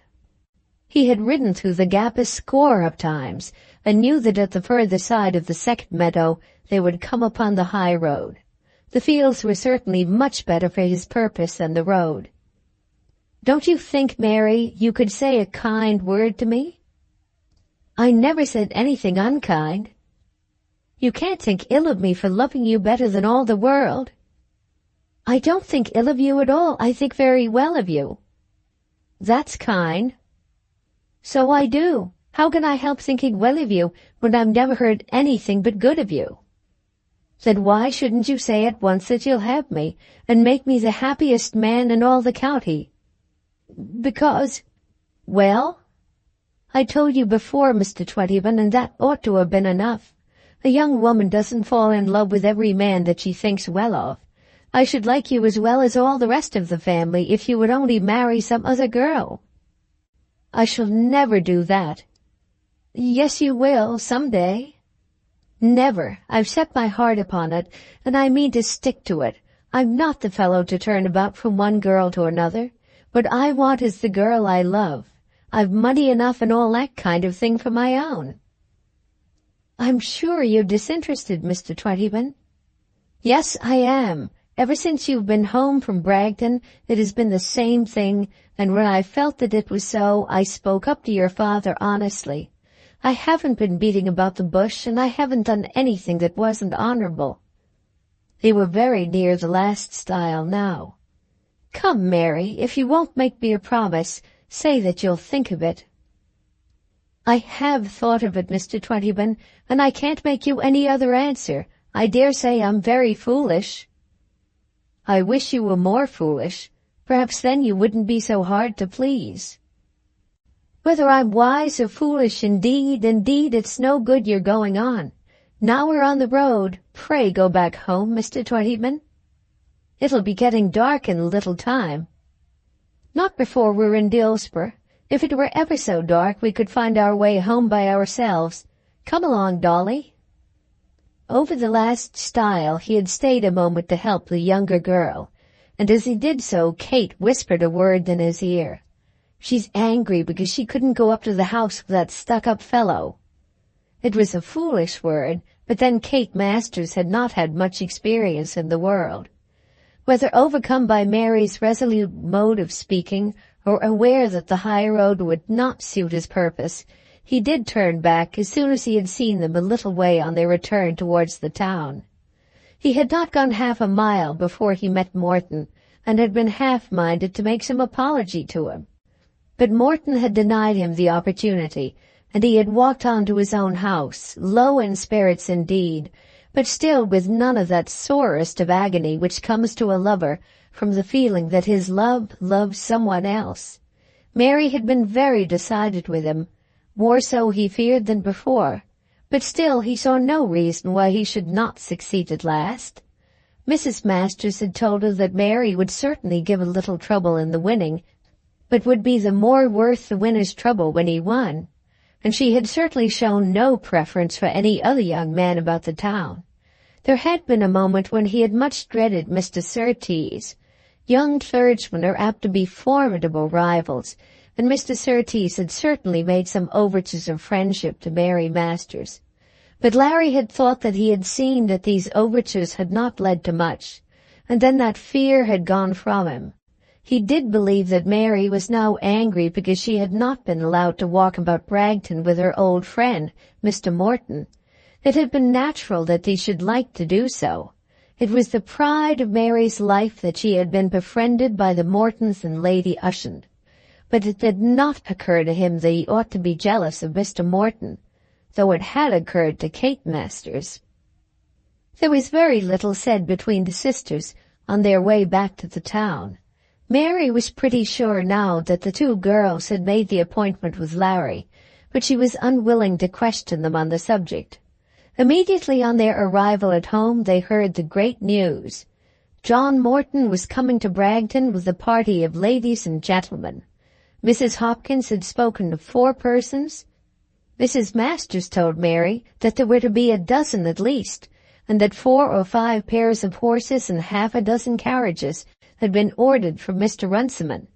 "He means to cut a dash when he does begin," said Mrs. Masters. "Is he going to stay, Mother?" "He wouldn't come down in that way if it was only for a few days, I suppose. But what they will do for furniture I don't know." "There's plenty of furniture, Mother. 1,000 years old, or for wine, or fruit, or plate. The old plate was there when Lady Ushant left. People do things now in a very different way from what they used. A couple of dozen silver forks made quite a show on the old squire's table. Now they change the thing so often that 10 dozen is nothing. I don't suppose there's a bottle of wine in the cellar." "They can get wine from Cobbold, Mother. Cobble's wine won't go down with them, I fancy. I wonder what servants they're bringing." When Mr. Masters came in from his office, the news was corroborated. Mr. John Morton was certainly coming to Bragton. The attorney had still a small, unsettled and disputed claim against the owner of the property, and he had now received by the day mail an answer to a letter which he had written to Mr. Morton, saying that that gentleman would see him in the course of the next fortnight. Chapter 8 of Volume 1. The Paragons' Party at Bragton. There was certainly a great deal of fuss made about John Morton's return to the home of his ancestors, made altogether by himself and those about him, and not by those who were to receive him. On the Thursday in the week following that of which we have been speaking, 2 carriages from the Bush met the party at the railway station and took them to Bragton. Mr. Runciman, after due consideration, put up with the inconsiderate nature of the order given, and supplied the coaches and horses as required, consoling himself no doubt with the reflection that he could charge for the unreasonableness of the demand in the bill. The coachman and butler had come down 2 days before their master, so that things might be in order. Mrs. Hopkins learned from the butler that though the party would at first consist only of 3, 2 other very august persons were to follow on the Saturday, no less than Lady Augustus Trefoil and her daughter Arabella. And Mrs. Hopkins was soon led to imagine, though no positive information was given to her on the subject, that Miss Trefoil was engaged to be married to their master. "Will he live here altogether, Mr. Tankard?" Mrs. Hopkins asked. To this question Mr. Tankard was able to give a very definite answer. He was quite sure that Mr. Morton would not live anywhere altogether. According to Mr. Tankard's ideas, the whole foreign policy of England depended on Mr. John Morton's presence in some capital, either in Europe, Asia, or America, upon Mr. Morton's presence, and of course upon his own also. Mr. Tankard thought it not improbable that they might soon be wanted at Hong Kong, or some very distant place, but in the meantime they were bound to be back at Washington very shortly. Tankard himself had been at Washington, and also before that at Lisbon, and could tell Mrs. Hopkins how utterly unimportant had been the actual ministers at those places, and how the welfare of England had depended altogether on the discretion and general omniscience of his young master and of himself. He, Tankard, had been the only person in Washington who had really known in what order Americans should go out to dinner one after another. Mr. Elias Gotobed, who was coming, was perhaps the most distinguished American of the day, and was the senator for Mickewa. "Mickey War," said poor Mrs. Hopkins. "That's been one of them terrible American wars we used to hear of." Then Tankard explained to her that Mickewa was one of the western states, and Mr. Elias Gotobed was a great Republican who had very advanced opinions of his own respecting government, liberty, and public institutions in general. With Mr. Morton and the senator was coming the Honorable Mrs. Morton. The lady had her lady's maid, and Mr. Morton had his own band, so that there would be a great influx of persons. Of course there was very much perturbation of spirit. Mrs. Hopkins, after that first letter, the contents of which she had communicated to Reginald Morton, had received various dispatches and been asked various questions. Could she find a cook? Could she find 2 housemaids? And all these were only wanted for a time. In her distress she went to Mrs. Runciman and did get assistance. "I suppose he thinks he's to have the cook out of my kitchen?" Runciman had said. Somebody, however, was found who said she could cook, and 2 girls who professed that they knew how to make beds. And in this way an establishment was ready before the arrival of the Secretary of Legation and the great American Senator. Those other questions of wine and plate and vegetables had no doubt settled themselves after some fashion. John Morton had come over to England on leave of absence for 4 months, and had brought with him the senator from Mickewa. The senator had never been in England before, and was especially anxious to study the British Constitution, and to see the ways of Britons with his own eyes. He had only been a fortnight in London before this journey down to the country had been planned. Mr. Gotobed wished to see English country life, and thought he could not on his first arrival have a better opportunity. It must be explained also that there was another motive for this English rural sojourn. Lady Augustus Trefoil, who was an adventurous lady, had been traveling in the United States with her daughter, and had there fallen in with Mr. John Morton. Arabella Trefoil was a beauty and a woman of fashion, and had captivated the paragon. An engagement had been made, subject to various stipulations, the consent of Lord Augustus in the first place, as to which John Morton, who only understood foreign affairs, was not aware, as he would have been had he lived in England, that Lord Augustus was nobody. Lady Augustus had spoken freely as to settlements, value of property, life insurance, and such matters, and had spoken firmly as well as freely, expressing doubt as to the expediency of such an engagement, all of which had surprised Mr. Morton considerably, for the young lady had at first been left in his hands with almost American freedom. And now Lady Augustus and her daughter were coming down on a visit of inspection. They had been told, as had the senator, that things would be in the rough. The house had not been properly inhabited for nearly a quarter of a century. The senator had expressed himself quite contented. Lady Augustus had only hoped that everything would be made as comfortable as possible for her daughter. I don't know what more could have been done at so short a notice than to order 2 carriages, 2 housemaids, and a cook. A word or two must also be said of the old lady who made one of the party. The Honourable Mrs. Morton was now 70, but no old lady ever showed less signs of advanced age. It is not to be understood from this that she was beautiful, but that she was very strong. What might be the color of her hair, or whether she had any, no man had known for many years. But she wore so perfect a front that some people were absolutely deluded. She was very much wrinkled, but as there are wrinkles which seem to come from the decay of those muscles which should uphold the skin, so there are others which seem to denote that the owner has simply got rid of the watery weaknesses of juvenility. Mrs. Morton's wrinkles were strong wrinkles. She was thin, but always carried herself bolt upright, and would never even lean back in her chair.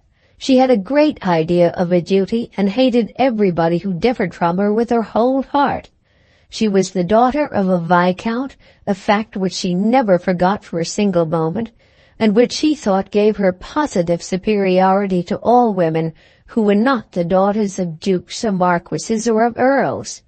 Therefore, as she did not live much in the fashionable world, she rarely met anyone above herself. Her own fortune on her marriage had been small, but now she was a rich woman. Her husband had been dead nearly half a century, and during the whole of that time she had been saving money. To 2 charities she gave annually £5 per annum each. Duty demanded it, and the money was given. Beyond that, she had never been known to spend a penny in charity. Duty, she had said more than once, required of her that she do something to repair the ravages made on the Morton property by the preposterous extravagance of the old squire in regard to the younger son, and that son's child. In her anger she had not hesitated on different occasions to call the present Reginald a bastard, though the expression was a wicked calumny for which there was no excuse. Without any aid of hers, the Morton property had repaired itself. There had been a minority of 13 or 14 years, and since that time the present owner had not spent his income. But John Morton was not himself averse to money, and had always been careful to maintain good relations with his grandmother. She had now been asked down to Bragton in order that she might approve, if possible, of the proposed wife. It was not likely that she should approve absolutely of anything, but to have married without an appeal to her would have been to have sent the money flying into the hands of some of her poor paternal cousins. Arabella Trefoil was the granddaughter of a duke, and a step had so far been made in the right direction. But Mrs. Morton knew that Lord Augustus was nobody, that there would be no money, and that Lady Augustus had been the daughter of a banker, and that her fortune had been nearly squandered. The paragon was not in the least afraid of his American visitor, nor, as far as the comforts of his house were concerned, of his grandmother. Of the beauty and her mother he did stand in awe, but he had 2 days in which to look to things before they would come. The train reached the Dillsborough station at 3:30, and the 2 carriages were there to meet them. "You will understand, Mr. Gotobed," said the old lady, "that my grandson has nothing of his own established here as yet." This little excuse was produced by certain patches and tears in the cushions and linings of the carriages. Mr. Gotobed smiled and bowed, and declared that everything was fixed convenient. Then the senator followed the old lady into one carriage, Mr. Morton followed along into the other, and they were driven away to Bragton. When Mrs. Hopkins had taken the old lady up to her room, Mr. Morton asked the senator to walk round the grounds. Mr. Gotobed, lighting an enormous cigar, of which he put half down his throat for more commodious and quick consumption, walked on to the middle of the drive, and turning back looked at the house. "Quite a pile," he said, observing that the offices and outhouses extended a long way to the left, till they almost joined other buildings in which were the stables and coach-house. "It's a good-sized house," said the owner, "nothing very particular, as houses are built nowadays." "Damp, I should say." "I think not. I have never lived here much myself, but I have not heard that it is considered so." "I guess it's damp. Very lonely, isn't it?" "We like to have our society inside, among ourselves in the country." "Keep a sort of hotel-like?" suggested Mr. Gotobed. "Well, I don't dislike hotel life, especially when there are no charges. How many servants do you want to keep up such a house as that?" Mr. Morton explained that at present he knew very little about it himself, then led him away by the path over the bridge, and turning to the left showed him the building which had once been the kennels of the Rufford hounds. "All that for dogs!" exclaimed Mr. Gotobed. "All for dogs," said Morton. "Hounds, we generally call them." "Hounds, are they? Well, I'll remember, though dog seems to me more civil. How many used there to be?" "About 50 couple, I think." 100 dogs! No wonder your country gentlemen burst up so often. Wouldn't half a dozen do as well, except for the show of the thing?"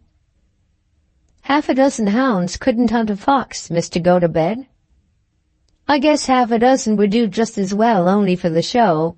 What strikes me, Mr. Morton, on visiting this old country, is that so much is done for show." "What do you say to New York, Mr. Gotobed?"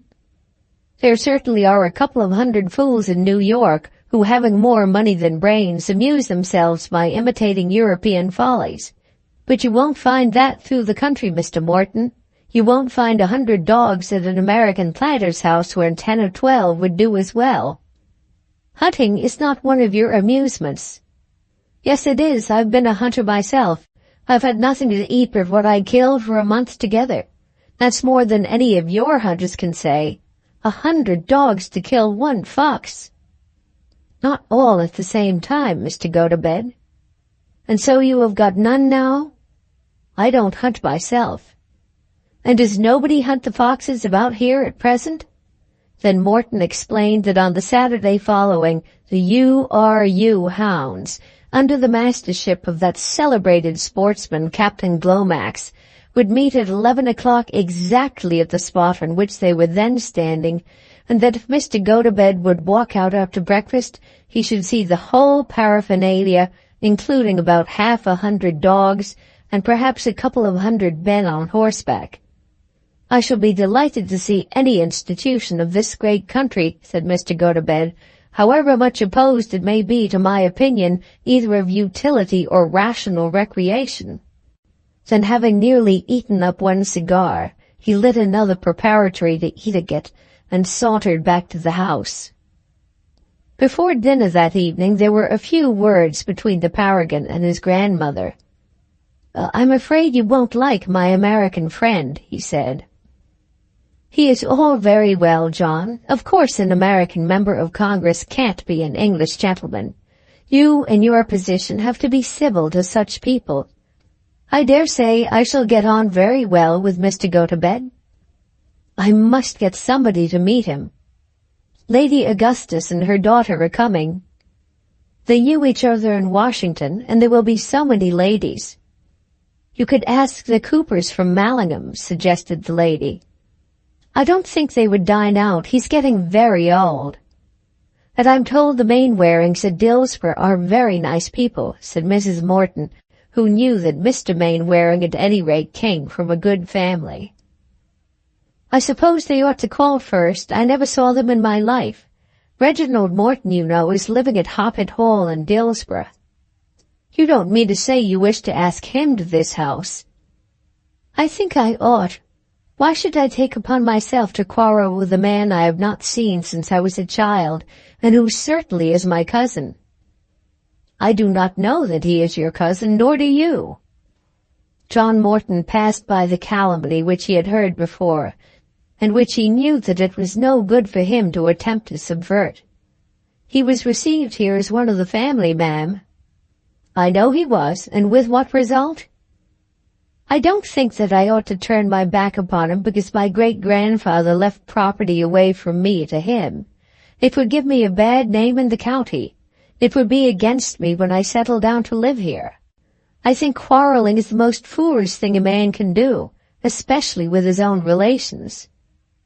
I can only say this, John, let me know if he is coming, so that I may not be called upon to meet him. I will not eat at table with Reginald Morton. So saying, the old lady in a stately fashion stalked out of the room. Chapter 9 of Volume 1. The Old Kennels. On the next morning, Mrs. Morton asked her grandson what he meant to do with reference to a suggested invitation to Reginald. As you will not meet him, of course, I have given up the idea, he said. The of course had been far from true. He had debated the matter very much with himself. He was an obstinate man with something of independence in his spirit. He liked money, but he liked having his own way, too. The old lady looked as though she might live to be 100, and though she might last only for 10 years longer, was it worth his while to be a slave for that time? And he was by no means sure of her money, though he should be a slave. He almost made up his mind that he would ask Reginald Morton. But then the old lady would be in her tantrums, and there would be the disagreeable necessity of making an explanation to that inquisitive gentleman, Mr. Elias Gotobed. I couldn't have met him, John. I couldn't indeed. I remember so well all that occurred when your poor, infatuated great-grandfather would have that woman enter the house. I was forced to have my meals in my bedroom and to get myself taken away as soon as I could get a carriage and horses. After all that, I ought not to be asked to meet the child. I was thinking of asking old Mr. Cooper on Monday. I know she doesn't go out. And perhaps Mr. Mainwaring wouldn't take it amiss. Mr. Puttock, I know, isn't at home, but if he were, he couldn't come. Mr. Puttock was the rector of Bragton, a very rich living, but was unfortunately afflicted with asthma. Poor man, I heard of that, and he's only been here about 6 years. I don't see why Mr. Mainwaring should take it amiss at all. You can explain that you were only here a few days. I like to meet clergymen. I think that it is the duty of a country gentleman to ask them to his house. It shows a proper regard for religion. By the by, John, I hope that you'll see that they have a fire in the church on Sunday. The Honourable Mrs. Morton always went to church, and had no doubt of her own sincerity when she reiterated her prayer that as she forgave others their trespasses, so might she be forgiven hers. As Reginald Morton had certainly never trespassed against her, perhaps there was no reason why her thoughts should be carried to the necessity of forgiving him. The Paragon wrote 2 very diplomatic notes, explaining his temporary residence and expressing his great desire to become acquainted with his neighbours. Neither of the 2 clergymen were offended, and both of them promised to eat his dinner on Monday. Mr. Mainwaring was very fond of dining out, and would have gone almost to any gentleman's house. Mr. Cooper had been enough in the neighbourhood to have known the old squire, and wrote an affectionate note expressing his gratification at the prospect of renewing his acquaintance with the little boy whom he remembered. So the party was made up for Monday. John Morton was very nervous on the matter, fearing that Lady Augustus would think the land to be barren. The Friday passed by without much difficulty. The senator was driven about, and everything was inquired into. 1 or 2 farmhouses were visited, and the farmers' wives were much disturbed by the questions asked them. "I don't think they'd get a living in the States," was the senator's remark after leaving one of the homesteads, in which neither the farmer nor his wife had shown much power of conversation. "Then they're right to stay where they are," replied Mr. Morton, who, in spite of his diplomacy, could not save himself from being nettled. "They seem to get a very good living here, and they pay their rent punctually." On the Saturday morning the hounds met at the old kennels, as the meet was generally called, and here was an excellent opportunity of showing to Mr. Gotobed one of the great institutions of the country. It was close to the house, and therefore could be reached without any trouble, and as it was held on Morton's own ground, he could do more towards making his visitor understand the thing than might have been possible elsewhere. When the hounds moved, the carriage would be ready to take them about the roads, and to show them as much as could be seen on wheels. Punctually at 11, John Morton and his American guest were on the bridge, and Tony Tuppett was already occupying his wonted place, seated on a strong grey mare that had done a great deal of work, but would live, as Tony used to say, to do a great deal more. Round him the hounds were clustered, 23 couple in all, some seated on their haunches, some standing obediently still, while a few moved about restlessly, subject to the voices, and on 1 or 2 occasions to a gentle administration of thong from the attendant whips. 4 or 5 horsemen were clustering round, most of them farmers, and were talking to Tony. Our friend Mr. Twentyman was the only man in a red coat who had yet arrived, and with him, on her brown pony, was Kate Masters, who was listening with all her ears to every word that Tony said. "That, I guess, is the captain you spoke of," said the senator, pointing to Tony Tuppett. "Oh, no, that's the huntsman. Those 3 men in caps are the servants who do the work." "The dogs can't be brought out without servants to mind them? They're what you call gamekeepers." Morton was explaining that the men were not gamekeepers when Captain Glomax himself arrived driving a tandem. There was no road up to the spot, but on hunt mornings, or at any rate when the meet was at the old kennels, the park gates were open so that vehicles could come up on the greensward. "That's Captain Glomax, I suppose," said Morton. "I don't know him, but from the way he's talking to the huntsman, you may be sure of it." "He is the great man, is he? All these dogs belong to him?" "Either to him or the hunt." "And he pays for those servants?" "Certainly." He is a very rich man, I suppose." Then Mr. Morton endeavored to explain the position of Captain Glomax. He was not rich. He was no one in particular, except that he was Captain Glomax, and his one attribute was the knowledge of hunting.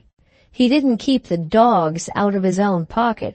He received £2,000 a year from the gentlemen of the county, and he himself only paid anything which the hounds and horses might cost over that. "He's a sort of upper servant, then," said the senator. "Not at all. He's the greatest man in the county on hunting days." "Does he live out of it?" "I should think not." "It's a deal of trouble, isn't it?" "Full work for an active man's time, I should say." A great many more questions were asked and answered, at the end of which the senator declared that he did not quite understand it, but that as far as he saw, he did not think very much of Captain Glomax. "If he could make a living out of it, I should respect him," said the senator, "though it's like knife grinding or handling arsenic, an unwholesome sort of profession." "I think they look very nice," said Morton, as one or two well-turned-out young men rode up to the place. "They seem to me to have thought more about their breeches than anything else," said the senator. "But if they're going to hunt, why don't they hunt? Have they got a fox with them?" And there was a further explanation. At this moment there was a murmur as of a great coming arrival, and then an open carriage with 4 post-horses was brought at a quick trot into the open space. There were 4 men dressed for hunting inside, and 2 others on the box. They were all smoking and all talking. It was easy to see that they did not consider themselves the least among those who were gathered together on this occasion. The carriage was immediately surrounded by grooms and horses, and the ceremony of disencumbering themselves of greatcoats and aprons, of putting on spurs and fastening hat-strings was commenced. Then there were whispered communications from the grooms, and long faces under some of the hats. "This horse hadn't been fit since last Monday's run, and that man's hack wasn't as it should be." A muttered curse might have been heard from one gentleman as he was told, on jumping from the box, that Harry Stubbings hadn't sent him any second horse to ride. "I didn't hear nothing about it till yesterday, Captain," said Harry Stubbings, "and every foot I had fit to come out was bespoke." The groom, however, who heard this was quite aware that Mr. Stubbings did not wish to give unlimited credit to the captain, and he knew also that the second horse was to have carried his master the whole day, as the animal which was brought to the meet had been ridden hard on the previous Wednesday. At all this the senator looked with curious eyes, thinking that he had never in his life seen brought together a set of more useless human beings. "That is Lord Rufford," said Morton, pointing to a stout, ruddy-faced, handsome man of about 30, who was the owner of the carriage. "Oh, a lord? Do the lords hunt generally?" "That's as they like it." "Senators with us wouldn't have time for that," said the senator. "But you are paid to do your work." "Everybody from whom work is expected should be paid. Then the work will be done, and those who pay will know the reason why." "I must speak to Lord Rufford," said Morton. "If you'll come with me, I'll introduce you." The senator followed willingly enough, and the introduction was made, while his lordship was still standing by his horse. The 2 men had known each other in London, and it was natural that Morton, as owner of the ground, should come out and speak to the only man who knew him. It was soon spread about that the gentleman talking to Lord Rufford was John Morton, and many who lived in the county came up to shake hands with him. To some of these the senator was introduced, and the conversation for a few minutes seemed to interrupt the business on hand. "I am sorry that you should be on foot, Mr. Gotobed," said the lord. "And I am sorry that I cannot mount him," said Mr. Morton. "We can soon get over that difficulty if he will allow me to offer him a horse." The senator looked as though he would almost like it, but he didn't quite like it. "Perhaps your horse might kick me off, my lord." "I can't answer for that, but he isn't given to kicking, and there he is if you'll get on him." But the senator felt that the exhibition would suit neither his age nor position, and refused. "We'd better be moving," said Captain Glomax. "I suppose, Lord Rufford, we might as well trot over to Dillsborough Wood at once. I saw Bean as I came along, and he seemed to wish we should draw the wood first." Then there was a little whispering between his lordship and the master and Tony Tuppett. His lordship thought that as Mr. Morton was there, the hounds might as well be run to the Bragton spinneys. Tony made a wry face and shook his head. He knew that though the old kennels might be a very good place for meeting, there was no chance of finding a fox at Bragton. And Captain Glomax, who, being an itinerary master, had no respect whatever for a country gentleman who didn't preserve, also made a long face and also shook his head. But Lord Rufford, who knew the wisdom of reconciling a newcomer in the county to fox-hunting, prevailed, and the hounds and men were taken round a part of Bragton Park. "What if the old squire said if he'd have known there hadn't been a fox at Bragton for more nor 10 year?" This remark was made by Tuppett to Mr. Runciman, who was riding by him. Mr. Runciman replied that there was a great difference in people. "You may say that, Mr. Runciman. It's all changes. His lordship's father couldn't bear the sight of a hound nor a horse in the saddle. Well, I suppose I needn't gammon any further. We'll just trot across to the wood at once." "They haven't begun yet as far as I can see," said Mr. Gotobed, standing up in the carriage. "They haven't found us yet," said Morton. "They must go on till they find a fox? They never bring him with them?" Then there was an explanation as to bagged foxes, Morton not being very conversant with the subject. He had to explain. "And if they shouldn't find one all day?" "And it'll be a blank." "And these 100 gentlemen will go home quite satisfied with themselves?" "No, they'll go home quite dissatisfied." "And have paid their money and given their time for nothing? You know it doesn't seem to me the most heart-stirring thing in the world. Don't they ride faster than that?" At this moment Tony, with the hounds at his heels, was trotting across the park at a huntsman's usual pace, from covert to covert. The senator was certainly ungracious.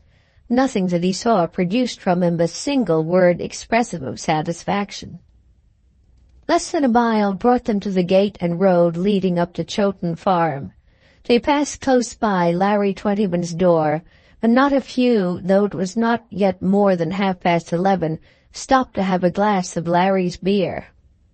When the hounds were in the neighborhood, Larry's beer was always ready. But Tony and his attendants trotted by with eyes averted, as though no thought of beer was in their minds. Nothing had been done, and the huntsman is not entitled to beer till he has found a fox. Captain Glomax followed with Lord Rufford and a host of others. There was plenty of way here for carriages, and 6 vehicles passed through Larry's farmyard. Immediately behind the house was a meadow, and at the bottom of the meadow a stubble field, next to which was the ditch and bank which formed the bounds of Dillsborough Wood. Just at this side of the gate leading into the stubble field, there was already a concourse of people when Tony arrived near it with the hounds.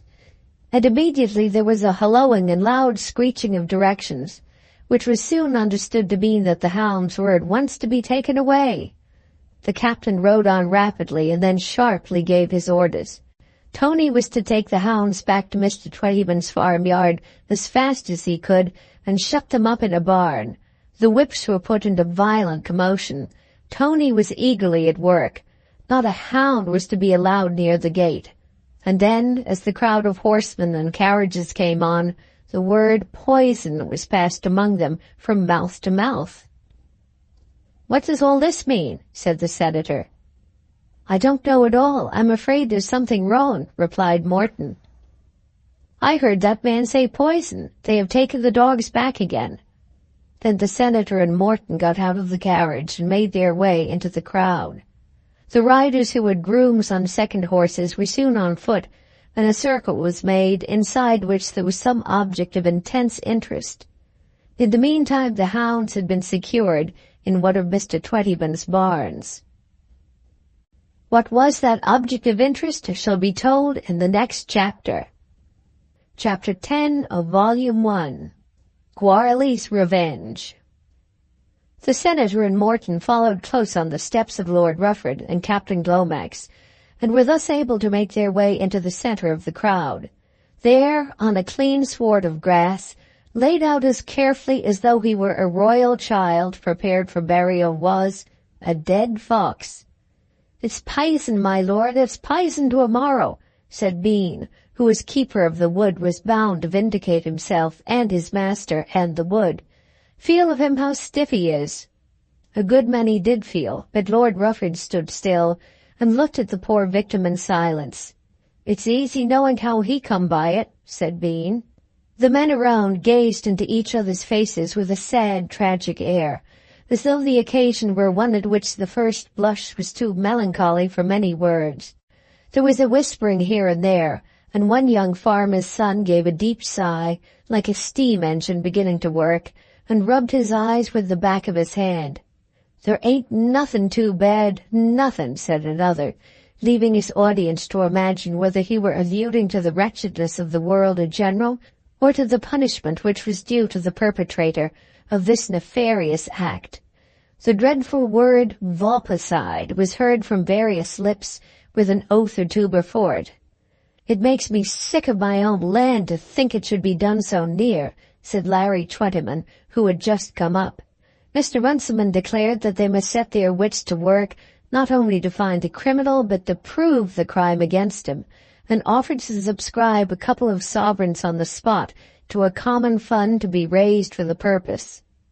"I don't know what is to be done with a country like this," said Captain Glomax, who, as an itinerant, was not averse to cast a slur upon the land of his present sojourn.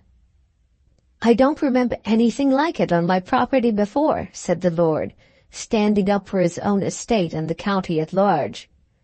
"Nor in the hunt," said young Hampton.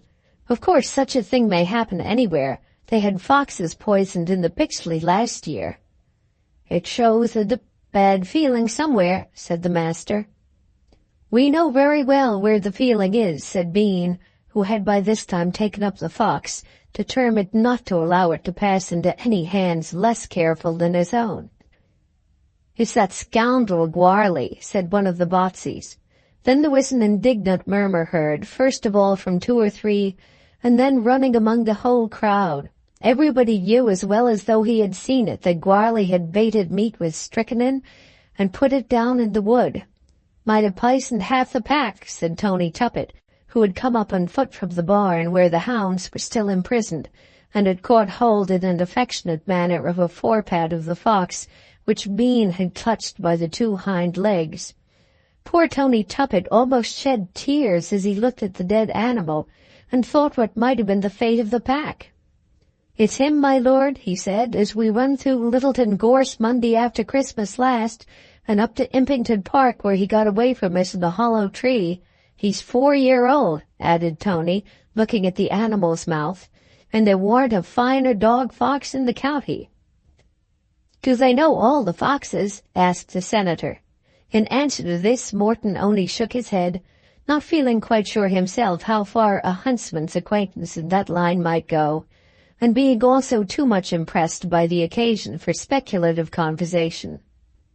"It's that scoundrel Gwarley," had been repeated again and again, and then on a sudden Gwarley himself was seen standing on the further hedge of Larry's field with a gun in his hand. He was not at this time above 200 yards from them, and was declared by one of the young farmers to be grinning with delight. The next field was Gwarley's, but the hedge and ditch belonged to Twentyman. Larry rushed forward as though determined to thrash the man, and 2 or 3 followed him, but Lord Rufford galloped on and stopped him. "Don't get into a row with a fellow like that," he said to Twentyman.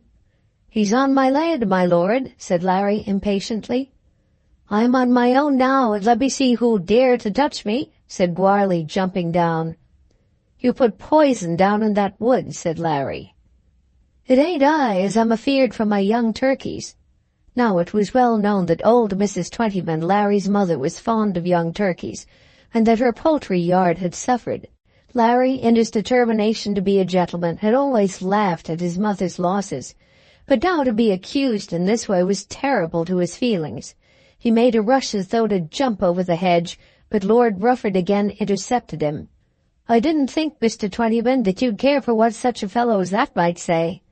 By this time Lord Rufford was off his horse and had taken hold of Larry. "I'll tell you all what it is," screamed Goarly, standing just at the edge of his own field. "If a hound comes out of the wood onto my land, I'll shoot him. I don't know nothing about pisoning, though I dare say Mr. Twentyman does. But if a hound comes on my land, I'll shoot him, open before you all." Twentyman was reluctantly brought back into the meadow where the horses were standing, and then a consultation was held as to what they should do next. There were some who thought that the hound should be taken home for the day. It was as though some special friend of the URU had died that morning, and that the spirits of the sportsmen were too dejected for their sport. Others, with prudent foresight, suggested that the hounds might run back from some distant covert to Dillsborough, and that there should be no hunting till the wood had been thoroughly searched. But the strangers, especially those who had hired horses, would not hear of this, and after considerable delay it was arranged that the hound should be trotted off as quickly as possible to Impington Gorse, which was on the other side of Impington Park and fully 5 miles distant. And so they started, leaving the dead fox in the hands of Bean, the gamekeeper. "Is this the sort of thing that occurs every day?" asked the senator as he got back into the carriage. "I should fancy not," answered Morton. "Somebody has poisoned a fox, and I don't think that that is very often done about here." "Why did he poison him?" "To save his fowls, I suppose." "Why shouldn't he poison him if the fox takes his fowls? Fowls are better than foxes." "Not in this country," said Morton. "Then I'm very glad I don't live here," said Mr. Gotobed. "These friends of yours are dressed very nicely and look very well, but a fox is a nasty animal. It was that man standing up on the bank, wasn't it?" continued the senator, who was determined to understand it all to the very bottom, in reference to certain lectures which he intended to give on his return to the States, and perhaps also in the old country before he left it. "They suspect him." "That man with a gun, 1 man against 200. Now, I respect that man, I do with all my heart." "You'd better not say so here, Mr. Gotobed." "I know how full of prejudice you all are, but I do respect him.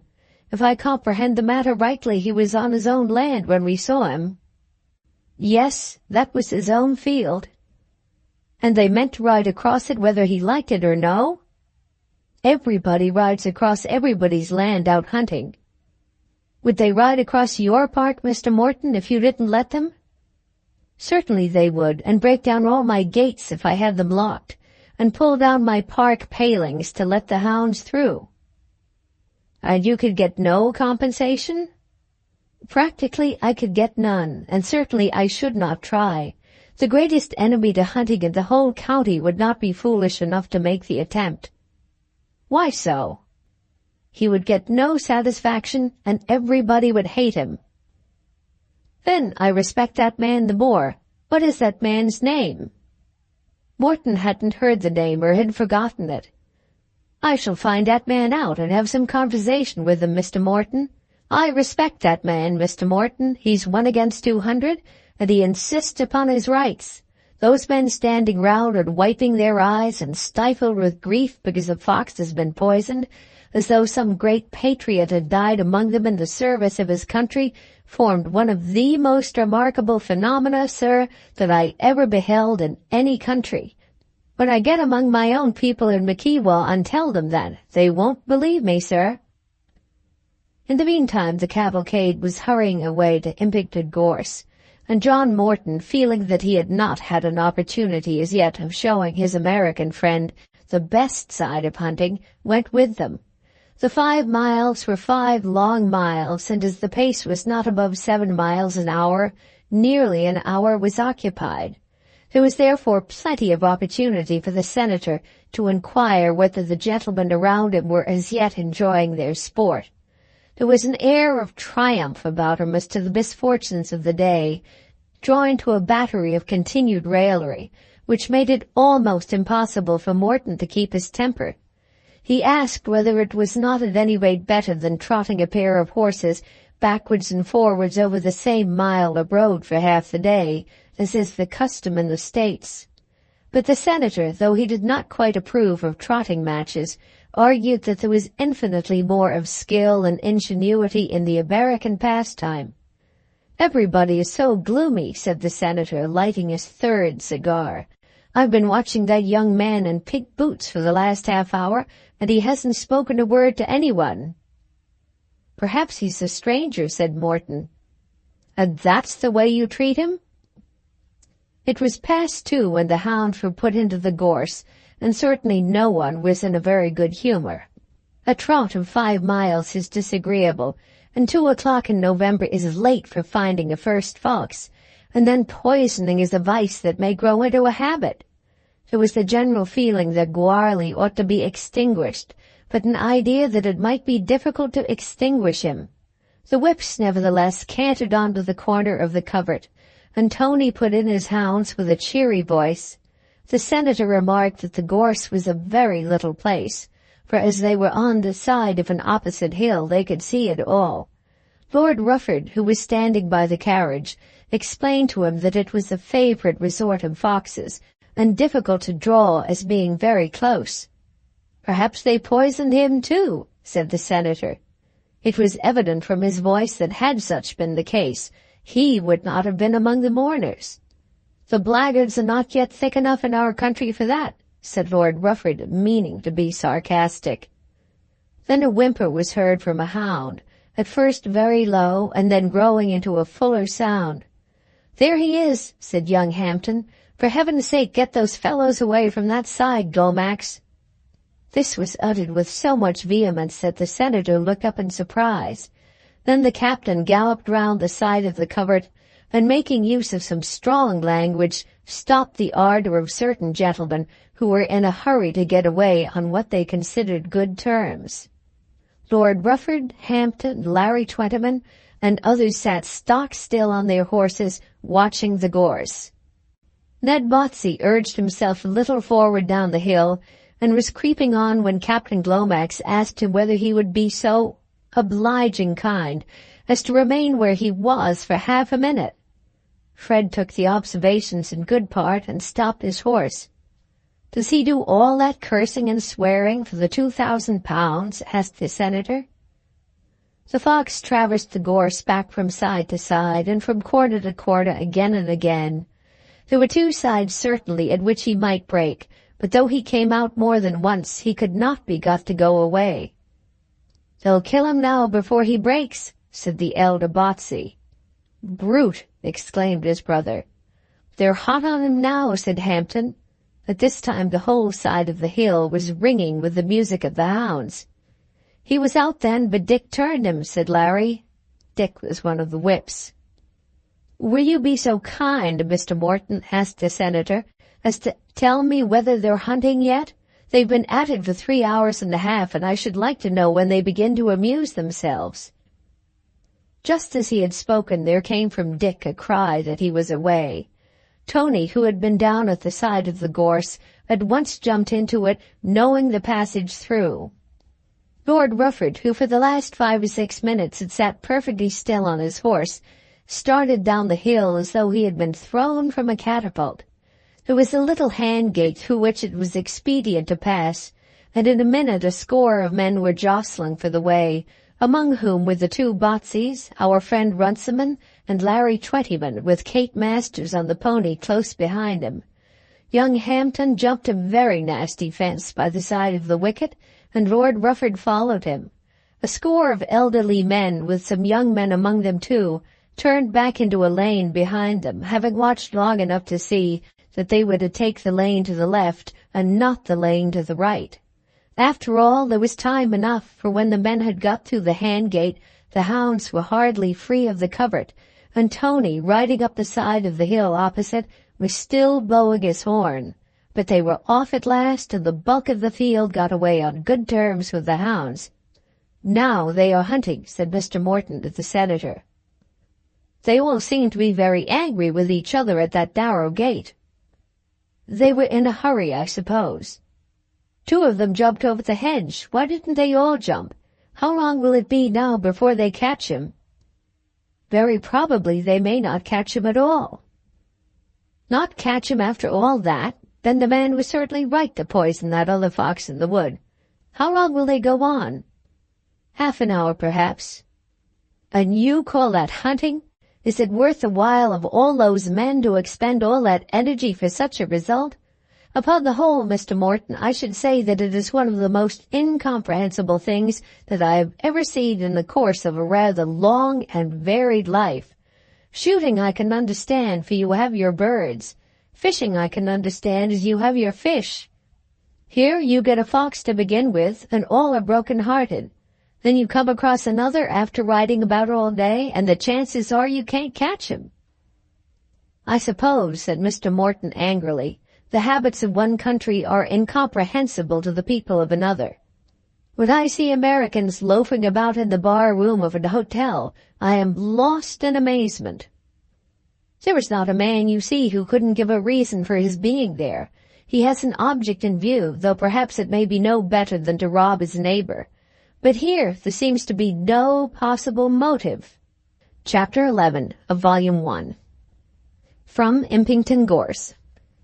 The fox ran straight from the covert through his well-known haunts to Impington Park. And as the hounds were astray there for 2 or 3 minutes, there was a general idea that he too had got up into a tree, which would have amused the senator very much had the senator been there. But neither had the country nor the pace been adapted to wheels, and the senator and the Paragon were now returning along the road towards Bragton. The fox had tried his old earths at Impington Highwood, and had then skulked back along the outside of the covert. Had not one of the whips seen him, he would have been troubled no further on that day, a fact which, if it could have been explained to the senator in all its bearings, would greatly have added to his delight. But Dick viewed him, and with many hullahs and much blowing of horns and prayers from Captain Glomax, the gentlemen would only be so good as to hold their tongues, and a full-tongued volley of abuse from half the field against an unfortunate gentleman who rode after the escaping fox before a hound was out of the covert, they settled again to their business.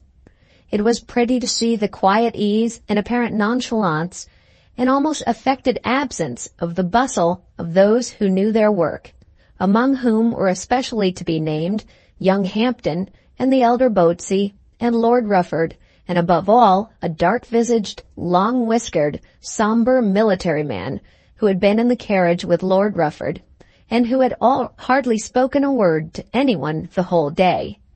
This was the celebrated Major Caneback, known to all the world as one of the dullest men and best riders across country that England had ever produced. But he was not so dull but that he knew how to make use of his accomplishment, so as always to be able to get a mount on a friend's horses. If a man wanted to make a horse, or to try a horse, or to sell a horse, or to buy a horse, he delighted to put Major Caneback up. The Major was sympathetic and made his friends' horses, and tried them, and sold them. Then he would take his 2 bottles of wine, of course from his friend's cellar, and when asked about the day's sport, would be oracular in 2 words. Rather slow. Quick spurt. Goodish thing. Regularly mulled, and such like. Nevertheless, it was a great thing to have Major Caneback with you. To the list of those who rode well and quietly must in justice be added our friend Larry Twentyman, who was in truth a good horseman, and he had 3 things to do which it was difficult enough to combine. He had a young horse which he would have liked to sell. He had to coach Kate Masters on his pony, and he desired to ride like Major Caneback. From Impington Park they went in a straight line to Littleton Gorse, skirting certain small woods which the fox disdained to enter. Here the pace was very good, and the country was all grass. It was the very cream of the URU, and could the senator have read the feelings of the dozen leading men in the run, he would have owned that they were, for the time, satisfied with their amusement. Could he have read Kate Masters' feelings, he would have had to own that she was in an earthly paradise. When the pony paused at the big brook, brought his 4 legs steadily down on the brink as though he were going to bathe, then with a bend of his back, leaped to the other side, dropping his hind legs in and instantly recovering them. And when she saw that Larry had waited just a moment for her, watching to see what might be her fate, she was in heaven. "Wasn't it a big one, Larry?" she asked in her triumph. "He did go in behind." "Those cats of things always do it somehow," Larry replied, darting forward again and keeping the Major well in his eye. The brook had stopped 1 or 2, and tidings came up that Ned Boatsey had broken his horse's back. The knowledge of the brook had sent some round by the road, steady riding men such as Mr. Runciman and Dr. Nupper. Captain Glomax had got into it and came up afterwards wet through, with temper by no means improved.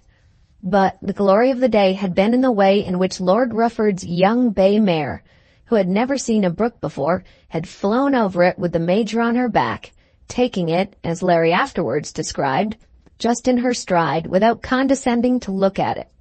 I was just behind the Major and saw her do it. Larry understood that a man should never talk of his own place in a run, but he didn't quite understand that neither should he talk of having been close to another man who was supposed to have had the best of it. Lord Rufford, who didn't talk much of these things, quite understood that he had received full value for his billet and mount in the improved character of his mare. Then there was a little difficulty at the boundary fence at Impington Hall Farm. The Major, who didn't know the ground, tried it at an impracticable place and brought his mare down. But she fell at the right side, and he was quick enough in getting away from her not to fall under her in the ditch. Tony Tuppett, who knew every foot of that double ditch and bank, and every foot in the hedge above, kept well to the left, and crept through a spot where one ditch ran into the other, intersecting of the fence. Tony, like a knowing huntsman as he was, rode always for the finish and not for the immediate glory. Both Lord Rufford and Hampden, who in spite of their affected nonchalance were in truth rather riding against one another, took it all in a fly, choosing a lighter spot than that which the Major had encountered. Larry had longed to follow them, or rather to take it alongside of them, but was mindful at last of Kate, and hurried down the ditch to the spot which Tony had chosen, and which was now crowded by horsemen. "He would have done it as well as the best of them," said Kate, panting for breath.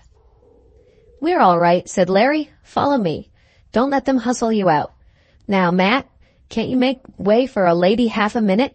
Matt growled, quite understanding the use which was being made of Kate Masters, but he did give way and was rewarded with a gracious smile. "You are going uncommon well, Miss Kate," said Matt, "and I won't stop you." "I am so much obliged to you, Mr. Ruggles," said Kate, not scrupling for a moment to take the advantage offered her. The fox had turned a little to the left, which was in Larry's favor, and the Major was now close to him, covered on one side with mud, but still looking as though the mud were all right. There are some men who can crush their hats, have their boots and breeches full of water, and be covered with dirt from their faces downwards, and yet look as though nothing were amiss, while with others the marks of a fall are always provocative either of pity or ridicule. "I hope you're not hurt, Major Caneback," said Larry, glad of the occasion to speak to so distinguished an individual. The Major grunted as he rode on, finding no necessity here even for his customary 2 words. Little accidents such as that were the price he paid for his day's entertainment. As they got within view of Littleton Gorse Hampton, Lord Rufford and Tony had the best of it, though 2 or 3 farmers were very close to them. At this moment Tony's mind was much disturbed, and he looked around more than once for Captain Glomax. Captain Glomax had got into the brook and had then ridden down to the high road, which ran here, near to them, and which, as he knew, ran within 1 field of the gorse. He had lost his place and had got a ducking, and was a little out of humor with things in general. It had not been his purpose to go to Impington on this day, and he was still in his mind saying evil things of the URU respecting that poisoned fox. Perhaps he was thinking, as itinerant masters often must think, that it was very hard to have to bear so many unpleasant things for a poor £2,000 a year, and meditating, as he had done for the last 2 seasons, a threat that unless the money were increased, he wouldn't hunt the country more than 3 times a week. As Tony got near to the gorse, and also near to the road, he managed with infinite skill to get the hounds off the scent, and to make a fictitious cast to the left as though he thought the fox had traversed that way. Tony knew well enough that the fox was at that moment in Littleton Gorse, but he knew also that the gorse was only 6 acres, that such a fox as he had before him wouldn't stay there 2 minutes after the first hound was in it, and that Dillsborough would, which to his imagination was full of poison, would then be only a mile and a half before him. Tony, whose fault was a tendency to mystery, as is the fault of most huntsmen, having accomplished his object in stopping the hounds, pretended to cast about with great diligence. He crossed the road and was down one side of a field and along another, looking anxiously for the captain. "The fox has gone on to the gorse," said the elder Boatsey. "What a stupid old pig he is," meaning that Tony Tuppett was the pig. "He was seen going on," said Larry, who had come across a man mending a drain. "It would be his run, of course," said Hampton, who was generally up to Tony's wiles, but who was now as much in the dark as others. Then 4 or 5 rode up to the huntsman and told him that the fox had been seen heading for the gorse. Tony said not a word, but bit his lips and scratched his head, and bethought himself what fools men might be, even though they did ride well to hounds. One word of explanation would have settled it all, but he would not speak that word till he whispered it to Captain Glomax. In the meantime, there was a crowd in the road waiting to see the result of Tony's maneuvers, and then, as is usual on such occasions, a little mild repartee went about, what the sportsmen themselves would have called chaff. Ned Boatsey came up, not having broken his horse's back, as had been rumored, but having had to drag the brute out of the brook with the help of 2 countrymen, and the major was asked about his fall till he was forced to open his mouth. Double ditch, mare fell, matter of course. And then he got himself out of the crowd, disgusted with the littleness of mankind. Lord Rufford had been riding a very big chestnut horse, and had watched the anxious struggles of Kate Masters to hold her place. Kate, though 15, and quite up to that age in intelligence and impudence, was small and looked almost a child. "That's a nice pony of yours, my dear," said the lord. Kate, who didn't quite like being called my dear, but who knew that a lord has privileges, said that it was a very good pony. "Suppose we change," said his lordship. "Could you ride my horse? He's very big," said Kate. "You'd look like a tomtit on a haystack," said his lordship. "And if you got on my pony, you'd look like a haystack on a tomtit," said Kate. Then it was felt that Kate Masters had had the best of that little encounter. "Yes, I got one there," said Lord Rufford, while his friends were laughing at him. At length Captain Glomax was seen in the road, and Tony was with him at once, whispering in his ear that the hounds, if allowed to go on, would certainly run into Dillsborough Wood. The hounds," muttered the captain, but he knew too well what he was about to face so terrible a danger. "They're going home," he said as soon as he had joined Lord Rufford and the crowd. "Going home!" exclaimed a pink-coated young rider of a hired horse, which had been going well with him, and as he said so he looked at his watch. "Unless you particularly wished me to take the hounds to some covert 20 miles off," answered the sarcastic master. "The fox certainly went on to Littleton," said the elder Boatsey. "My dear fellow," said the captain, "I can tell you where the fox went quite as well as you can tell me. Do allow a man to know what he's about sometimes." "It isn't generally the custom here to take the hounds off a running fox," continued Boatsey, who subscribed £50 and did not like being snubbed.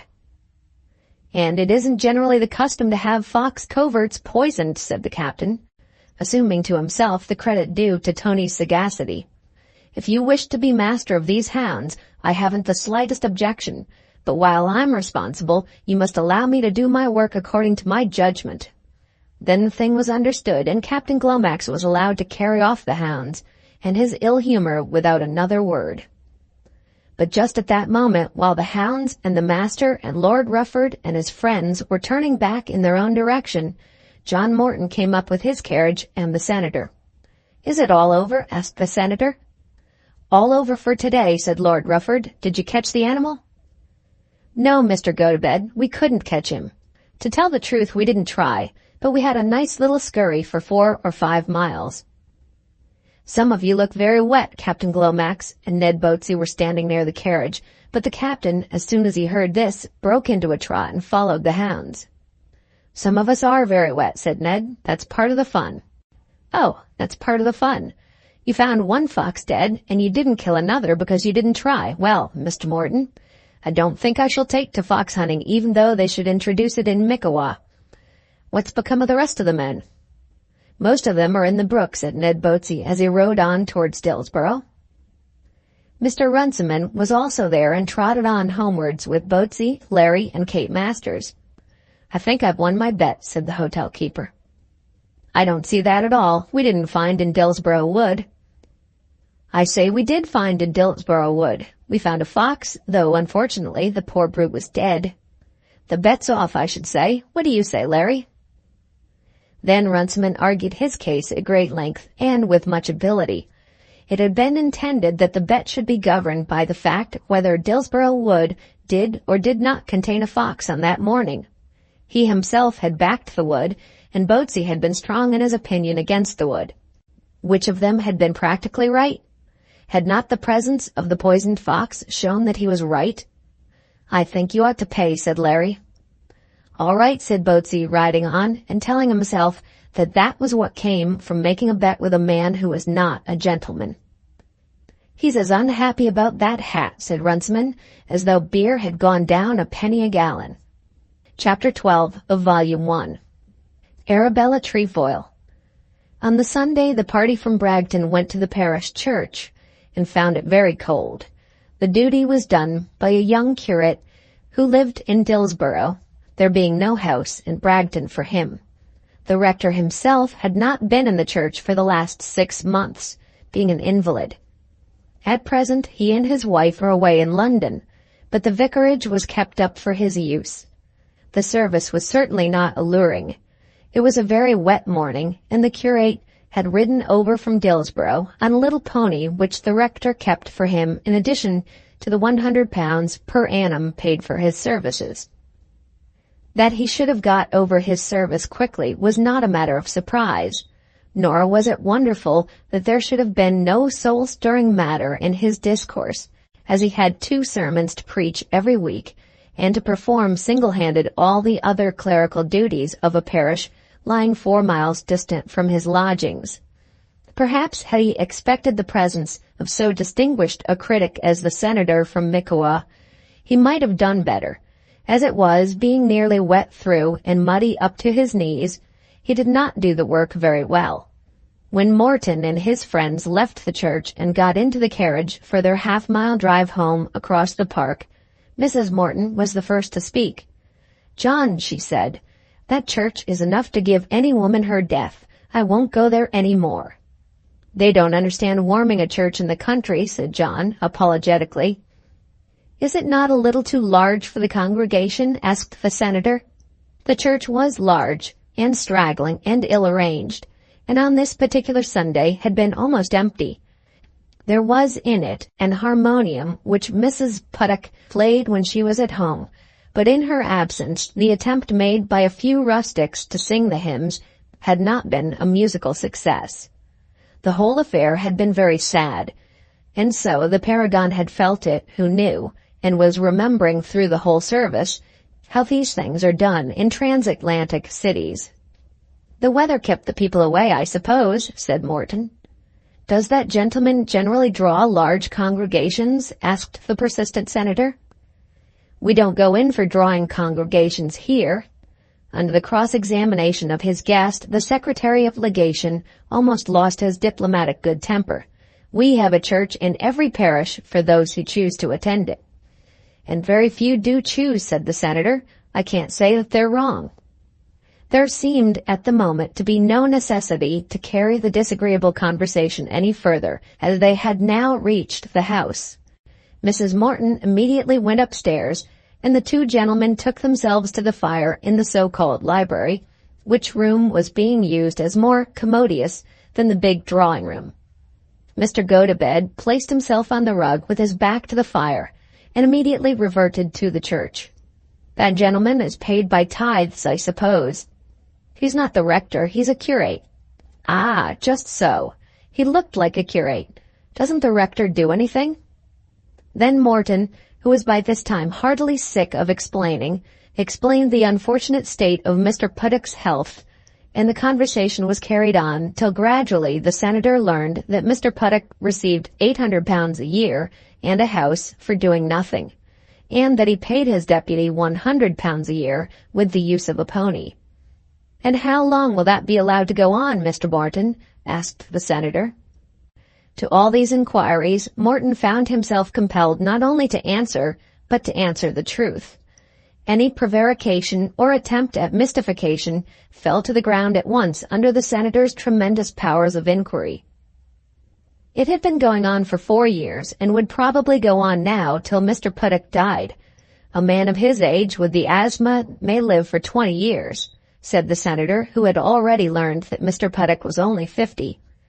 Then he ascertained that Mr. Puddock had not been presented to or selected for the living on account of any peculiar fitness, but that he had been a fellow of Rufford at Oxford till he was 45, when he had thought it well to marry and take a living. But he must have been asthmatic then, said the senator. He may have had all the ailments endured by the human race for anything I know, said the unhappy host. And for anything the bishop cared, as far as I can see, said the senator. Well now, I guess that couldn't occur in our country. A minister may turn out badly with us as well as with you, but we don't appoint a man without inquiry as to his fitness. And if a man can't do his duty, he has to give way to someone who can. If the sick man took the small portion of the stipend and the working man the larger, would not better justice be done and the people better served? Mr. Puddock has a freehold in the parish. A freehold possession of men's souls?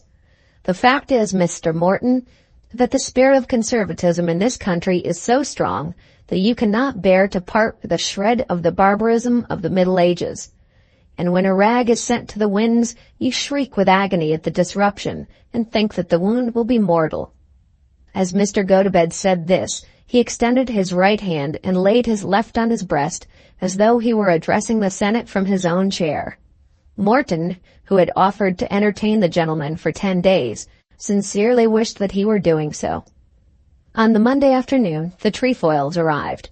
Mr. Morton, with his mother and both the carriages, went down to receive them, with a cart also for luggage, which was fortunate, as Arabella Trefoil's big box was very big indeed, and Lady Augustus, though she was economical in most things, had brought a comfortable amount of clothes. Each of them had her own lady's maid, so that the 2 carriages were necessary. How it was that these ladies lived so luxuriously was a mystery to their friends, as for some time past they had enjoyed no particular income of their own. Lord Augustus had spent everything that came to his hand, and the family owned no house at all.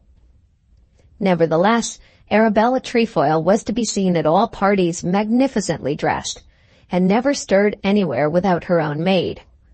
It would have been as grievous to her to be called on to live without food as to go without this necessary appendage. She was a big, fair girl, whose copious hair was managed after such a fashion that no one could guess what was her own and what was purchased. She certainly had fine eyes, though I could never imagine how anyone could look at them and think it possible that she should be in love. They were very large, beautifully blue, but never bright, and the eyebrows over them were perfect. Her cheeks were somewhat too long, and the distance from her well-formed nose to her upper lip too great. Her mouth was small and her teeth excellent. But the charm of which men spoke the most was the brilliance of her complexion. If, as the ladies said, it was all paint, she, or her maid, must have been a great artist. It never betrayed itself to be paint, but the beauty on which she prided herself was the grace of her motion. Though she was tall and big, she never allowed an awkward movement to escape from her. She certainly did it very well. No young woman could walk across an archery ground with a finer step, or manage a train with more perfect ease, or sit upon her horse with a more complete look of being at home there. No doubt she was slow, but though slow she never seemed to drag. Now she was, after a certain fashion, engaged to marry John Morton, and perhaps she was one of the most unhappy young persons in England. She had long known that it was her duty to marry, and especially her duty to marry well. Between her and her mother there had been no reticence on this subject. With worldly people in general, though the worldliness was manifest enough and is taught by plain lessons from parents to their children, yet there is generally some thin veil even among themselves, some transparent tissue of lies, which, though they never quite hope to deceive each other, does produce among them something of the comfort of deceit. But between Lady Augustus and her daughter there had for many years been nothing of the kind. The daughter herself had been too honest for it. "As for caring about him, Mamma," she had once said, speaking of a suitor, "of course I don't. He is nasty and odious in every way. But I have got to do the best I can, and what is the use of talking about such trash as that?" Then there had been no more trash between them. It was not John Morton who Arabella Trefoil had called nasty and odious. She had had many lovers, and had been engaged to not a few, and perhaps she liked John Morton as well as any of them, except one. He was quiet, and looked like a gentleman, and was reputed for no vices. Nor did she quarrel with her fate in that he himself was not addicted to any pleasures. She herself did not care much for pleasure, but she did care to be a great lady, one who would be allowed to swim out of rooms before others, one who could snub others, one who could show real diamonds when others wore paste, one who might be sure to be asked everywhere, even by the people who hated her. She rather liked being hated by women, and did not want any man to be in love with her, except as far as might be sufficient for the purpose of marriage. The real diamonds and the high rank would not be hers with John Morton. She would have to be content with such rank as is accorded to ministers at the courts at which they are employed. The fall would be great from what she had once expected, and therefore she was miserable. There had been a young man, of immense wealth, of great rank, whom at one time she really had fancied that she had loved. But just as she was lambing her prey, the prey had been rescued from her by powerful friends, and she had been all but broken-hearted. Mr. Morton's fortune was in her eyes small, and she was beginning to learn that he knew how to take care of his own money. Already there had been difficulties as to settlements, difficulties as to pin money, difficulties as to residence, Lady Augustus having been very urgent. John Morton, who had really been captivated by the beauty of Arabella, was quite in earnest, but there were subjects on which he would not give way. He was anxious to put his best leg foremost so that the beauty might be satisfied and might become his own, but there was a limit beyond which he would not go. Lady Augustus had more than once said to her daughter that it would not do, and then there would be all the weary work to do again. Nobody seeing the meeting on the platform would have imagined that Mr. Morton and Miss Trefoil were lovers, and as for Lady Augustus, it would have been thought that she was in some special degree offended with the gentleman who had come to meet her. She just gave him the tip of her fingers and then turned away to her maid, and called for the porters and made herself particular and disagreeable. Arabella vouchsafed a cold smile, but then her smiles were always cold. After that she stood still and shivered. "Are you cold?" asked Morton. She shook her head and shivered again. "Perhaps you are tired?" Then she nodded her head. When her maid came to her in some trouble about the luggage, she begged that she might not be bothered, saying that no doubt her mother knew all about it. "Can I do anything?" asked Morton. "Nothing at all, I should think," said Miss Trefoil. In the meantime, old Mrs. Morton was standing by as black as thunder, for the Trefoil ladies had hardly noticed her. The luggage turned up all right at last, as luggage always does, and was stowed away in the cart. Then came the carriage arrangement. Morton had intended that the two elder ladies should go together with one of the maids, and that he should put his love into the other, which, having a seat behind, could accommodate the second girl without disturbing them in the carriage. But Lady Augustus had made some exception to this, and had begged that her daughter might be seated with herself. It was a point which Morton could not contest out there among the porters and drivers, so that at last he and his grandmother had the phaeton together with the two maids in the rumble. "I never saw such manners in all my life," said the Honorable Mrs. Morton, almost bursting with passion. "They are cold and tired, ma'am." "No lady should be too cold or too tired to conduct herself with propriety. No real lady is ever so. The place is strange to them, you know. I hope with all my heart that it may never be otherwise than strange to them." When they arrived at the house, the strangers were carried into the library, and tea was of course brought to them. The American senator was there, but the greetings were very cold. Mrs. Morton took her place and offered her hospitality in the most frigid manner. There had been not the smallest spark of love's flame shown as yet, nor did the girl, as she sat sipping her tea, seem to think that any such spark was wanted. Morton did get a seat beside her and managed to take away her muff and one of her shawls, but she gave them to him almost as she might have done to a servant. She smiled indeed, but she smiled as some women smile at everybody who has any intercourse with them. "I think perhaps Mrs. Morton will let us go upstairs," said Lady Augustus. Mrs. Morton immediately rang the bell and prepared to precede the ladies to their chambers. Let them be as insolent as they would, she would do what she conceived to be her duty. Then Lady Augustus stalked out of the room, and her daughter swum after her. "They don't seem to be quite the same as they were in Washington," said the senator. John Morton got up and left the room without making any reply.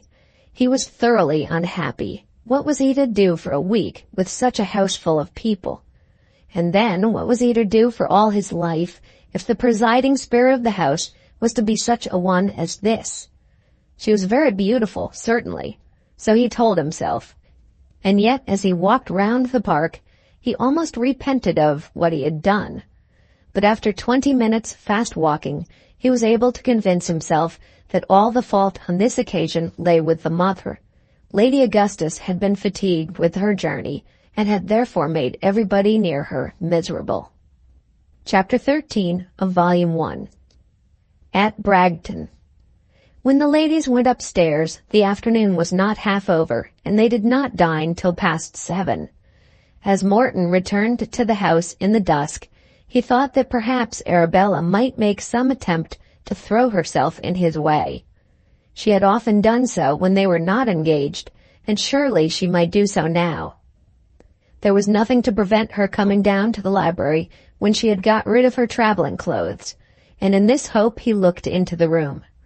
As soon as the door was opened, the senator, who was preparing his lecture in his mind, at once asked whether no one in England had an apparatus for warming rooms such as was to be found in every well-built house in the States. The paragon hardly vouchsafed him a word of reply, but escaped upstairs, trusting that he might meet Miss Trefoil on the way. He was a bold man, and even ventured to knock at her door, but there was no reply, and fearing the senator, he had to betake himself to his own privacy. Miss Trefoil had migrated to her mother's room, and there, over the fire, was holding a little domestic conversation. "I never saw such a barrack in my life," said Lady Augustus. "Oh, mamma, we knew that we should find the house such as it was left 100 years ago. He told us that himself. He should have put something in it to make it at any rate decent before we came in. What's the use if he's to live always at foreign courts? He intends to come home sometimes, I suppose, and if he didn't, you would." Lady Augustus was not going to let her daughter marry a man who could not give her a home for at any rate a part of the year. Of course he must furnish the place and have an immense deal done before he can marry. I think it is a piece of impudence to bring one to such a place as this. "That's nonsense, mamma, because he told us all about it. The more I see of it all, Arabella, the more I am sure that it won't do." "It must do, mamma. 1,200 a year is all that he offers, and his lawyer says that he will make no stipulation whatever as to an allowance." "Really, mamma, you must leave that to me." I like to have everything fixed, my dear, and certain. Nothing really ever is certain. While there is anything to get, you may be sure that I shall have my share. As far as money goes, I'm not a bit afraid of having the worst of it, only there will be so very little between us. That's just it. There's no doubt about the property, Mamma. A nasty beggarly place. And from what everybody says, he's sure to be a minister or ambassador or something of that sort. I have no doubt he will. And where will he have to go to? To Brazil or the West Indies or some British colony? Said her ladyship, showing her ignorance of the Foreign Office service. That might be very well. You could stay at home. Only where would you live? He wouldn't keep a house in town for you. Is this the sort of place you'd like? I don't think it makes any difference where one is, said Arabella, disgusted. But I do, a very great difference. It seems to me that he's altogether under the control of that hideous old termagant. Arabella, I think you'd better make up your mind that it won't do. It must do, said Arabella. You're very fond of him, it seems. Mamma, how you do delight to torture me, as if my life weren't bad enough without your making it worse. I tell you, my dear, and what I'm bound to, tell you as your mother. I have my duty to do, whether it's painful or not. That's nonsense, Mamma, you know it is. That might have been all very well 10 years ago. You were almost in your cradle, my dear. Pshaw, cradle. I'll tell you what it is, Mamma. I've been at it till I'm nearly broken down. I must settle somewhere, or else die, or else run away. I can't stand this any longer, and I won't. Talk of work, men's work. What man ever has to work as I do?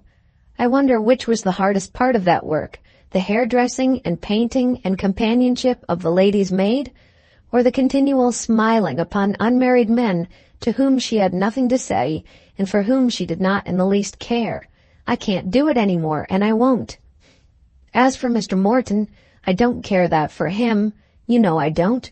I never cared much for anybody, and shall never again at all. You'll find that will come all right after you're married. Like you and Papa, I suppose?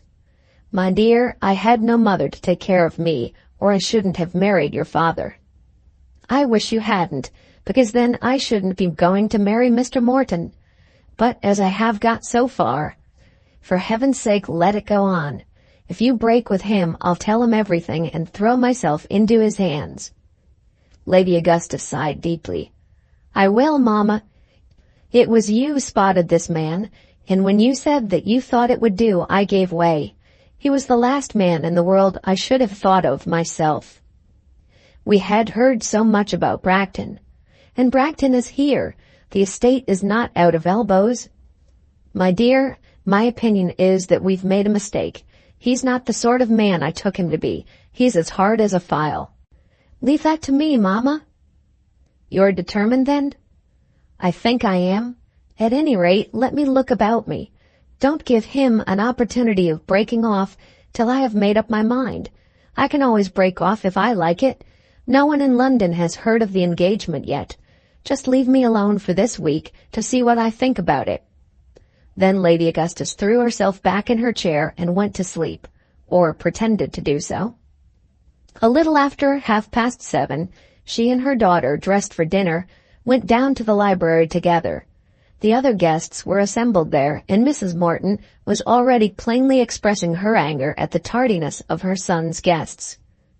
The senator had got hold of Mr. Mainwaring and was asking pressing questions as to church patronage, a subject not very agreeable to the rector of St. John's, as his living had been bought for him with his wife's money during the incumbency of an old gentleman of 78. Mr. Cooper, who was himself nearly that age, and who was vicar of Mallingham, a parish which ran into Dillsborough, and comprehended a part of its population, was listening to these queries with awe, and perhaps with some little gratification, as he had been presented to his living by the bishop after a curacy of many years. This kind of things, I believe, can be bought and sold in the market, said the senator, speaking every word with absolute distinctness. But as he paused for an answer, the two ladies came in and the conversation was changed. Both the clergymen were introduced to Lady Augustus and her daughter, and Mr. Mainwaring at once took refuge under the shadow of the lady's title. Arabella did not sit down, so that Morton had an opportunity of standing near to his love. "I suppose you are very tired," he said. "Not in the least." She smiled her sweetest as she answered him, but yet it was not very sweet. "Of course, we were tired and cross when we got out of the train. People always are, aren't they? Perhaps ladies are. We were, but all that about the carriages, Mr. Morton, wasn't my doing. Mamma had been talking to me so much that I didn't know whether I was on my head or my heels. It was very good of you to come and meet us, and I ought to have been more gracious." In this way she made her peace, and as she was quite in earnest, doing a portion of the hard work of her life, she continued to smile as sweetly as she could. Perhaps he liked it, but any man endowed with that power of appreciation, which we call sympathy, would have felt it to be as cold as though it had come from a figure on a glass window. The dinner was announced. Mr. Morton was honored with the hand of Lady Augustus. The senator handed the old lady into the dining-room, and Mr. Mainwaring the younger lady, so that Arabella was sitting next to her lover. It had all been planned by Morton and acceded to by his grandmother. Mr. Gotobed throughout the dinner had the best of the conversation, though Lady Augustus had power enough to snub him on more than one occasion. "Suppose we were to allow at once," she said, "that everything is better in the United States than anywhere else. Shouldn't we get along easier?" "I don't know that getting along easy is what we have particularly got in view," said Mr. Gotobed, who was certainly in quest of information. "But it is what I have in view, Mr. Gotobed, so if you please we'll take the preeminence of your country for granted." Then she turned to Mr. Mainwaring on the other side. Upon this, the senator addressed himself for a while to the table at large, and had soon forgotten altogether the expression of the lady's wishes. "I believe you have a good many churches about here," said Lady Augustus, trying to make conversation to her neighbor. "One in every parish, I fancy," said Mr. Mainwaring, who preferred all subjects to clerical subjects. "I suppose London is quite empty now." "We came direct from the Duke's," said Lady Augustus, "and did not even sleep in town. But it is empty." The Duke was the brother of Lord Augustus, and a compromise had been made with Lady Augustus by which she and her daughter should be allowed a fortnight every year at the Duke's place in the country, and a certain amount of entertainment in town. "I remember the Duke at Christ Church," said the parson. "He and I were of the same par. He was Lord Mistletoe then. Dear me, that was a long time ago.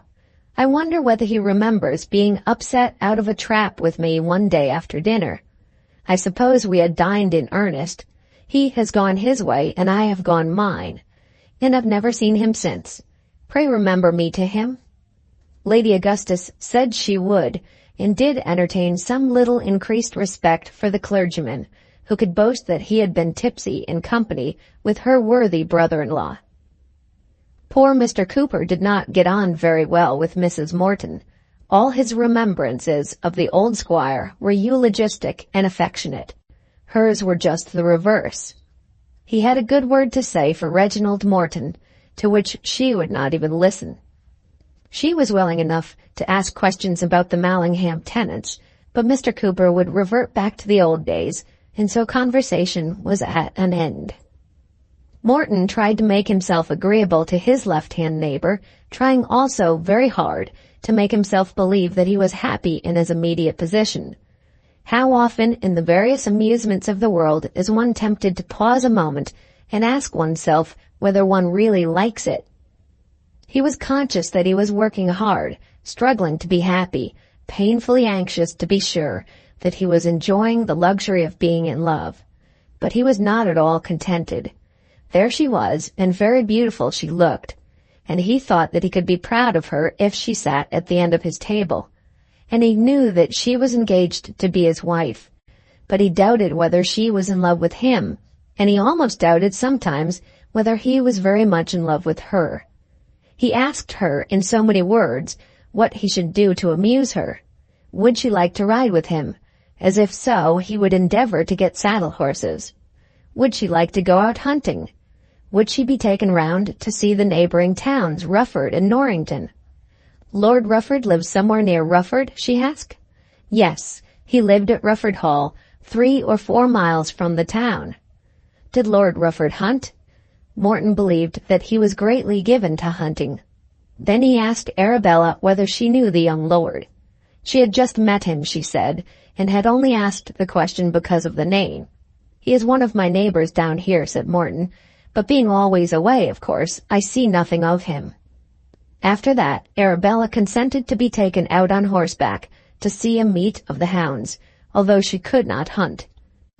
We must see what we can do about horses, he said. She, however, professed her readiness to go in the carriage if a saddle horse could not be found. The dinner party, I fear, was very dull. Mr. Mainwaring perhaps liked it because he was fond of dining anywhere away from home. Mr. Cooper was glad once more to see his late old friend's old dining-room. Mr. Gotobed perhaps obtained some information, but otherwise the affair was dull. "Are we to have a week of this?" said Lady Augustus when she found herself upstairs. "You must, mamma, if we are to stay till we go to the Gores. Lord Rufford is here in the neighborhood." "But they don't know each other." "Yes, they do, slightly. I am to go to the meet some day, and he'll be there." "It might be dangerous." "Nonsense, mamma. And after all you've been saying about dropping Mr. Morton." "But there's nothing so bad as a useless flirtation." "Do I ever flirt? Oh, mamma, that after so many years you shouldn't know me. Did you ever see me yet making myself happy in any way? What nonsense you talk." Then, without waiting for or making an apology, she walked off to her own room. Chapter 14 of Volume 1. The Dillsborough Feud. "It's that nasty, beastly, drunken club," said Mrs. Masters to her unfortunate husband on the Wednesday morning. It may perhaps be remembered that the poisoned fox was found on the Saturday, and it may be imagined that Mr. Gourley had risen in importance since that day. On the Saturday, Bean, with a couple of men employed by Lord Rufford, had searched the wood, and found 4 or 5 red herrings poisoned with strychnine. There had been no doubt about the magnitude of the offense. On the Monday, a detective policeman, dressed, of course, in rustic disguise, but not the less known to everyone in the place, was wandering about between Dillsborough and Dillsborough Wood, and making futile inquiries as to the purchase of strychnine, and also as to the purchase of red herrings. But everyone knew, and such leading people as Runciman and Dr. Nupper were not slow to declare, that Dillsborough was the only place in England in which one might be sure that those articles had not been purchased.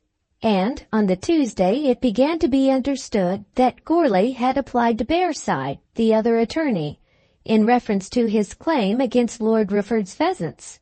He had contemptuously refused the 7 shillings 6 an acre offered him, and put his demand at 40 shillings. As to the poisoned fox and the herrings and the strychnine, Gourley declared that he didn't care if there were 20 detectives in the place. He stated it to be his opinion that Larry Twentyman had put down the poison. It was all very well, Gourley said, for Larry to be fond of gentlemen and to ride to hounds, and make pretenses. But Larry liked his turkeys as well as anybody else, and Larry had put down the poison. In this matter, Gourley overreached himself. No one in Dillsborough could be brought to believe that. Even Harry Stubbings was ready to swear that he should suspect himself as soon.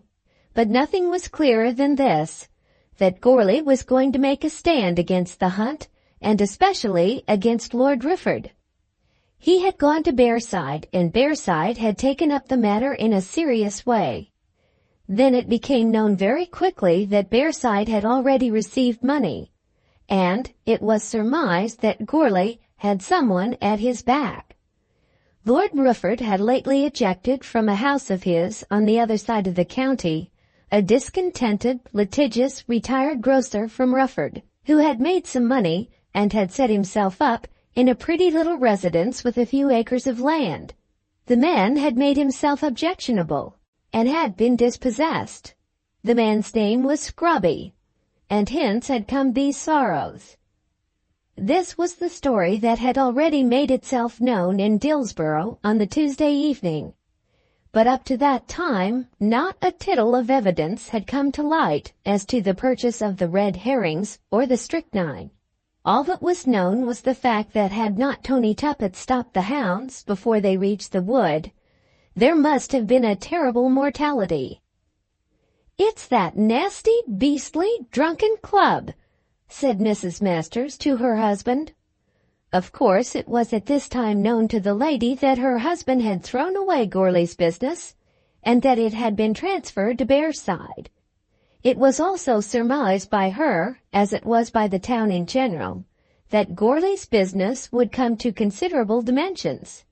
Just the sort of case as would have been sure to bring popularity, if carried through, as Nickem, the senior clerk, would have carried it. And, as soon as Scrobby's name was heard by Mrs. Masters, there was no end to the money in the lady's imagination to which this very case might not have amounted. "The club had nothing to do with it, my dear." "What time did you come home on Saturday night, or Sunday morning, I mean? Do you mean to tell me you didn't settle it there?" "There was no nastiness and no beastliness and no drunkenness about it. I told you before I went that I wouldn't take it." "No, you didn't. How on earth are you to go on if you chuck the children's bread out of their mouths in that way?" "You won't believe me. Do you ask Twentyman what sort of man Gourlay is?" The attorney knew that Larry was in great favor with his wife as being the favored suitor for Mary's hand, and had thought that this argument would be very strong. "I don't want Mr. Twentyman to teach me what is proper for my family, nor yet to teach you your business. Mr. Twentyman has his own way of living. He brought home Kate the other day with hardly a rag of her sister's habit left. She don't go out hunting any more." "Very well, my dear. Indeed, for the matter of that, I don't see how any of them are to do anything. What'll Lord Rufford do for you?" "I don't want Lord Rufford to do anything for me." The attorney was beginning to have his spirit stirred within him. "You don't want anybody to do anything, and yet you will do nothing yourself, just because a set of drinking fellows in a tap-room, which you call a club—" "It isn't a tap-room." "It's worse, because nobody can see what you're doing. I know how it was. You hadn't the pluck to hold your own when Runciman told you not." There was a spice of truth in this which made it all the more bitter. Runciman knows on which side his bread is buttered. He can make his money out of these swearing, tearing fellows. He can send in his bills and get them paid, too. And it's all very well for Larry Twentyman to be hobbing and nobbing with the likes of them Botsies, but for a father of a family like you to be put off his business by what Mr. Runciman says is a shame." "I shall manage my business as I think fit," said the attorney. "And when we're all in the poorhouse, what'll you do then?" said Mrs. Masters, with her handkerchief out at the spur of the moment. Whenever she roused her husband to a state of bellicose ire by her taunts, she could always reduce him again by her tears. Being well aware of this, he would bear the taunts as long as he could, knowing that the tears would be still worse. He was so soft-hearted that when she affected to be miserable, he could not maintain the sternness of his demeanor and leave her in her misery. "When everything is gone away from us, what are we to do? My little bit of money has disappeared ever so long." Then she sat herself down in her chair and had a great cry. It was useless for him to remind her that hitherto she had never wanted anything for herself or her children. She was resolved that everything was going to the dogs, because Gourlay's case had been refused. "And what will all those sporting men do for you?" she repeated. I hate the very name of a gentleman, so I do. I wish Gourlay had killed all the foxes in the county. Nasty vermin! What good are the likes of them?" Nickem, the senior clerk, was at first made almost as unhappy as Mrs. Masters by the weak decision to which his employer had come, and had, in the first flush of his anger, resolved to leave the office. He was sure that the case was one which would just have suited him. He would have got up the evidence as to the fertility of the land, the enormous promise of crop, and the ultimate absolute barrenness, to a marvel. He would have proved clouds of pheasants, and then Gourlay's humble position, feudal industry, and general poverty might have been contrasted beautifully with Lord Rufford's wealth, idleness, and devotion to sport. Anything above the 7 shillings 6 an acre obtained against the lord would have been a triumph, and he thought that if the thing had been well managed, they might probably have got 15 shillings. And then, in such a case, Lord Rufford could hardly have taxed the costs. It was really suicide for an attorney to throw away business so excellent as this. And now it had gone to Bearside, whom Nickem remembered as a junior to himself when they were both young hobbledehoys at Norrington, a dirty, blear-eyed, pimply-faced boy who was suspected of purloining halfpence out of coat pockets. The thing was very trying to Nat Nickem. But suddenly, before that Wednesday was over, another idea had occurred to him, and he was almost content. He knew Gourlay, and he had heard of Scrobby and Scrobby's history in regard to the tenement at Rufford. As he could not get Gourlay's case, why should he not make something of the case against Gourlay? That detective was merely eking out his time and having an idle week among the public houses. If he could set himself up as an amateur detective, he thought that he might perhaps get to the bottom of it all. It is not a bad thing to be concerned on the same side with a lord when the lord is in earnest.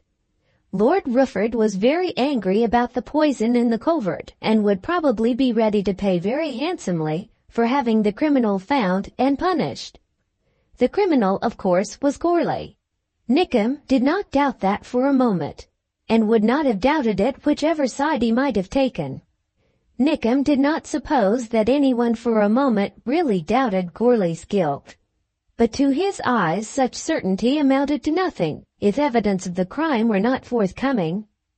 He probably felt within his own bosom that the last judgment of all would depend in some way on terrestrial evidence, and was quite sure that it was by such that a man's conscience should be affected. If Gourlay had so done the deed as to be beyond the possibility of detection, Nickem could not have brought himself to regard Gourlay as a sinner. As it was, he had considerable respect for Gourlay, but might it not be possible to drop down upon Scrobby? Bearside, with his case against the lord, would be nowhere if Gourlay could be got to own that he had been suborned by Scrobby to put down the poison. Or, if in default of this, any close communication could be proved between Gourlay and Scrobby, Scrobby's injury and spirit of revenge being patent, then too Bearside would not have much of a case. A jury would look at that question of damages with a very different eye if Scrobby's spirit of revenge could be proved at the trial, and also the poisoning, and also machinations between Scrobby and Gourlay. Nickem was a little red-haired man about 40, who wrote a good flourishing hand, could endure an immense amount of work, and drink a large amount of alcohol without being drunk. His nose and face were all over blotches, and he looked to be dissipated and disreputable. But, as he often boasted, no one could say that black was the white of his eye, by which he meant to insinuate that he had not been detected in anything dishonest, and that he was never too tipsy to do his work. He was a married man, and did not keep his wife and children in absolute comfort, but they lived, and Mr. Nickem in some fashion paid his way. There was another clerk in the office, a very much younger man named Sundown, and Nickem could not make his proposition to Mr. Masters till sundown had left the office. Nickem himself had only matured his plans at dinner time, and was obliged to be reticent till at 6 o'clock sundown took himself off. Mr. Masters was, at the moment, locking his own desk, when Nickem winked at him to stay. Mr. Masters did stay, and sundown did at last leave the office. "You couldn't let me leave home for 3 days," said Nickem. "There ain't much a-doing." "What do you want it for?" "That Corley is a great blackguard, Mr. Masters." "Very likely. Do you know anything about him?" Nickem scratched his head and rubbed his chin. "I think I could manage to know something." "In what way?" "I don't think I'm quite prepared to say, sir. I shouldn't use your name, of course. But they're down upon Lord Rufford, and if you could lend me a trifle of 30 shillings, sir, I think I could get to the bottom of it. His lordship would be awful obliged to anyone who could hit it off." Mr. Masters did give his clerk leave for 3 days, and did advance him the required money. And when he suggested, in a whisper, that perhaps the circumstance need not be mentioned to Mrs. Masters, Nickem winked again, and put his forefinger to the side of his big carbuncled nose. That evening Larry Twentyman came in, but was not received with any great favor by Mrs. Masters. There was growing up at this moment in Dillsborough the bitterness of real warfare between the friends and enemies of sport in general, and Mrs. Masters was ranking herself thereby among the enemies. Larry was of course one of the friends. But unhappily there was a slight difference of sentiment even in Larry's own house, and on this very morning old Mrs. Twentyman had expressed to Mrs. Masters a feeling of wrong which had gradually risen from the annual demolition of her pet broods of turkeys. She declared that for the last 3 years every turkey poult had gone, and that at last she was beginning to feel it. "It's over 100 of 'em they've had, and it is wearing," said the old woman. Larry had 20 times begged her to give up the rearing turkeys, but her heart had been too high for that. "I don't know why Lord Rufford's foxes are to be thought of always, and nobody is to think about your poor mother's poultry," said Mrs. Masters, lugging the subject in neck and heels. "Has she been talking to you, Mrs. Masters, about her turkeys?" "Your mother may speak to me, I suppose, if she likes it, without offense to Lord Rufford." "Lord Rufford has got nothing to do with it. The wood belongs to him," said Mrs. Masters. "Foxes are much better than turkeys anyway," said Kate Masters. "If you don't hold your tongue, miss, you'll be sent to bed. The wood belongs to his lordship, and the foxes are a nuisance." "He keeps the foxes for the county, and where would the county be without them?" began Larry. "What is it brings money into such a place as this?" "To Runciman's stables and Harry Stubbings and the like of them. What money does it bring into steady, honest people?" "Look at all the grooms," said Larry. "The impudentest set of young vipers about the place," said the lady. "Look at Grice's business." Grice was the saddler. "Grice indeed! What's Grice?" "And the price of horses." "Yes, making everything dear that ought to be cheap." "I don't see, and I never shall see, and I never will see, any good in extravagant idleness. As for Kate, she shall never go out hunting again. She has torn Mary's habit to pieces, and shooting is worse. Why is a man to have a flock of voracious cormorants come down upon his cornfields? I'm all in favor of Goarly, and so I tell you, Mr. Twentyman." After this poor Larry went away, finding that he had no opportunity for saying a word to Mary Masters. Chapter 15, Volume 1. A Fit Companion for Me and My Sisters. On that same Wednesday, Reginald Morton had called at the attorney's house, had asked for Miss Masters, and had found her alone. Mrs. Masters at the time had been out, picking up intelligence about the great case, and the two younger girls had been at school. Reginald, as he walked home from Bragton all alone on that occasion when Larry had returned with Mary, was quite sure that he would never willingly go into Mary's presence again. Why should he disturb his mind about such a girl, one who could rush into the arms of such a man as Larry Twentyman?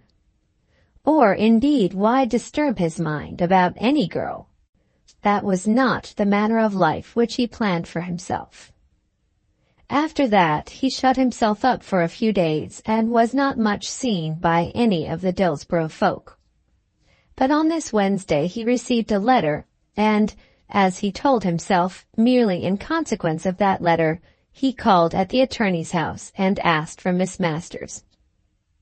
He was shown up into the beautiful drawing-room, and in a few minutes Mary came to see him. "I have brought you a letter from my aunt," he said. "From Lady Ushant? I am so glad. She was writing to me, and she put this under cover. I know what it contains. She wants you to go to her at Cheltenham for a month." "Oh, Mr. Morton! Would you like to go?" "How should I not like to go? Lady Ushant is my dearest, dearest friend. It is so very good of her to think of me. She talks of the first week in December and wants you to be there for Christmas." "I don't at all know that I can go, Mr. Morton." "Why not go?" "I'm afraid Mamma will not spare me." There were many reasons. She could hardly go on such a visit without some renewal of her scanty wardrobe, which perhaps the family funds would not permit. And, as she knew very well, Mrs. Masters was not at all favourable to Lady Ushant. If the old lady had altogether kept Mary, it might have been very well, but she had not done so, and Mrs. Masters had more than once said that that kind of thing must be all over, meaning that Mary was to drop her intimacy with high-born people that were of no real use. And then there was Mr. Twentyman and his suit. Mary had for some time felt that her stepmother intended her to understand that her only escape from home would be by becoming Mrs. Twentyman. "I don't think it will be possible, Mr. Morton." "My aunt will be very sorry." "Oh, how sorry shall I be? It is like having another little bit of heaven before me." Then he said what he certainly should not have said. "I thought, Miss Masters, that your heaven was all here." "What do you mean by that, Mr. Morton?" she asked, blushing up to her hair. Of course she knew what he meant, and of course she was angry with him. Ever since that walk, her mind had been troubled by ideas as to what he would think about her, and now he was telling her what he thought. "I fancied that you were happy here without going to see an old woman who, after all, has not much amusement to offer you." "I don't want any amusement." "At any rate, you will answer Lady Ushant?" "Of course I shall answer her." "Perhaps you can let me know. She wishes me to take you to Cheltenham. I shall go for a couple of days, but I shall not stay longer. If you are going, perhaps you would allow me to travel with you?" "Of course it would be very kind, but I don't suppose that I shall go. I am sure Lady Ushant won't believe that I am kept away from her by any pleasure of my own here. I can explain it all to her, and she will understand me." She hardly meant to reproach him. She did not mean to assume an intimacy sufficient for reproach, but he felt that she had reproached him. "I love Lady Ushant so dearly that I would go anywhere to see her if I could." "Then I think it could be managed. Your father—" "Papa does not attend much to us girls. It is Mamma that manages all that. At any rate, I will write to Lady Ushant, and will ask Papa to let you know." Then it seemed as though there were nothing else for him but to go, and yet he wanted to say some other word. If he had been cruel in throwing Mr. Twentyman in her teeth, Surely he ought to apologize. I did not mean to say anything to offend you. You have not offended me at all, Mr. Morton. If I did think that it does not signify in the least. I only want Lady Ushant to understand that if I could possibly go to her, I would rather do that than anything else in the world. Because Lady Ushant is kind to me, I needn't expect other people to be so. Reginald Morton was, of course, the other people. Then he paused a moment. I did so long, he said, to walk round the old place with you the other day before these people came there, and I was so disappointed when you would not come with me. I was coming, but you went back with that other man. Of course I did, when you showed so plainly that you didn't want him to join you. What was I to do? I couldn't send him away. Mr. Twentyman is a very intimate friend of ours, and very kind to Dolly and Kate. I wished so much to talk to you about the old days. And I wish to go to your aunt, Mr. Morton, but we can't all of us have what we wish. Of course I saw that you were very angry, but I couldn't help that. Perhaps it was wrong in Mr. Twentyman to offer to walk with you. I didn't say so at all. You looked it at any rate, Mr. Morton, and as Mr. Twentyman is a friend of ours, you were angry with me. I don't say that, but as you were too grand for our friend, of course you were too grand for us. That is very unkind way of putting it. I don't think I am grand. A man may wish to have a little conversation with a very old friend without being interrupted, and yet not be grand. I dare say Mr. Twentyman is just as good as I am. You don't think that, Mr. Morton?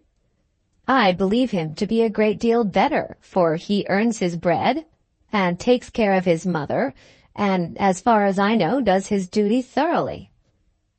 I know the difference, Mr. Morton, and of course I know how you feel it.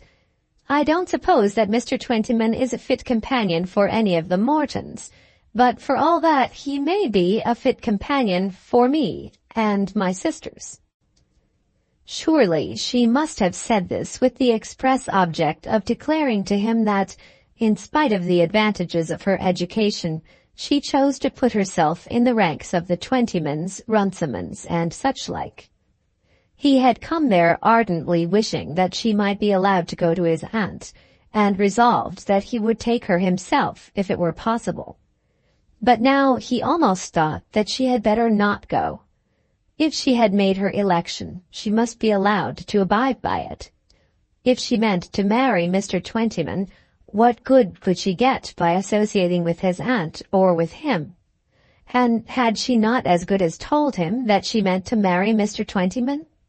She had at any rate very plainly declared that she regarded Mr. Twentyman as her equal in rank.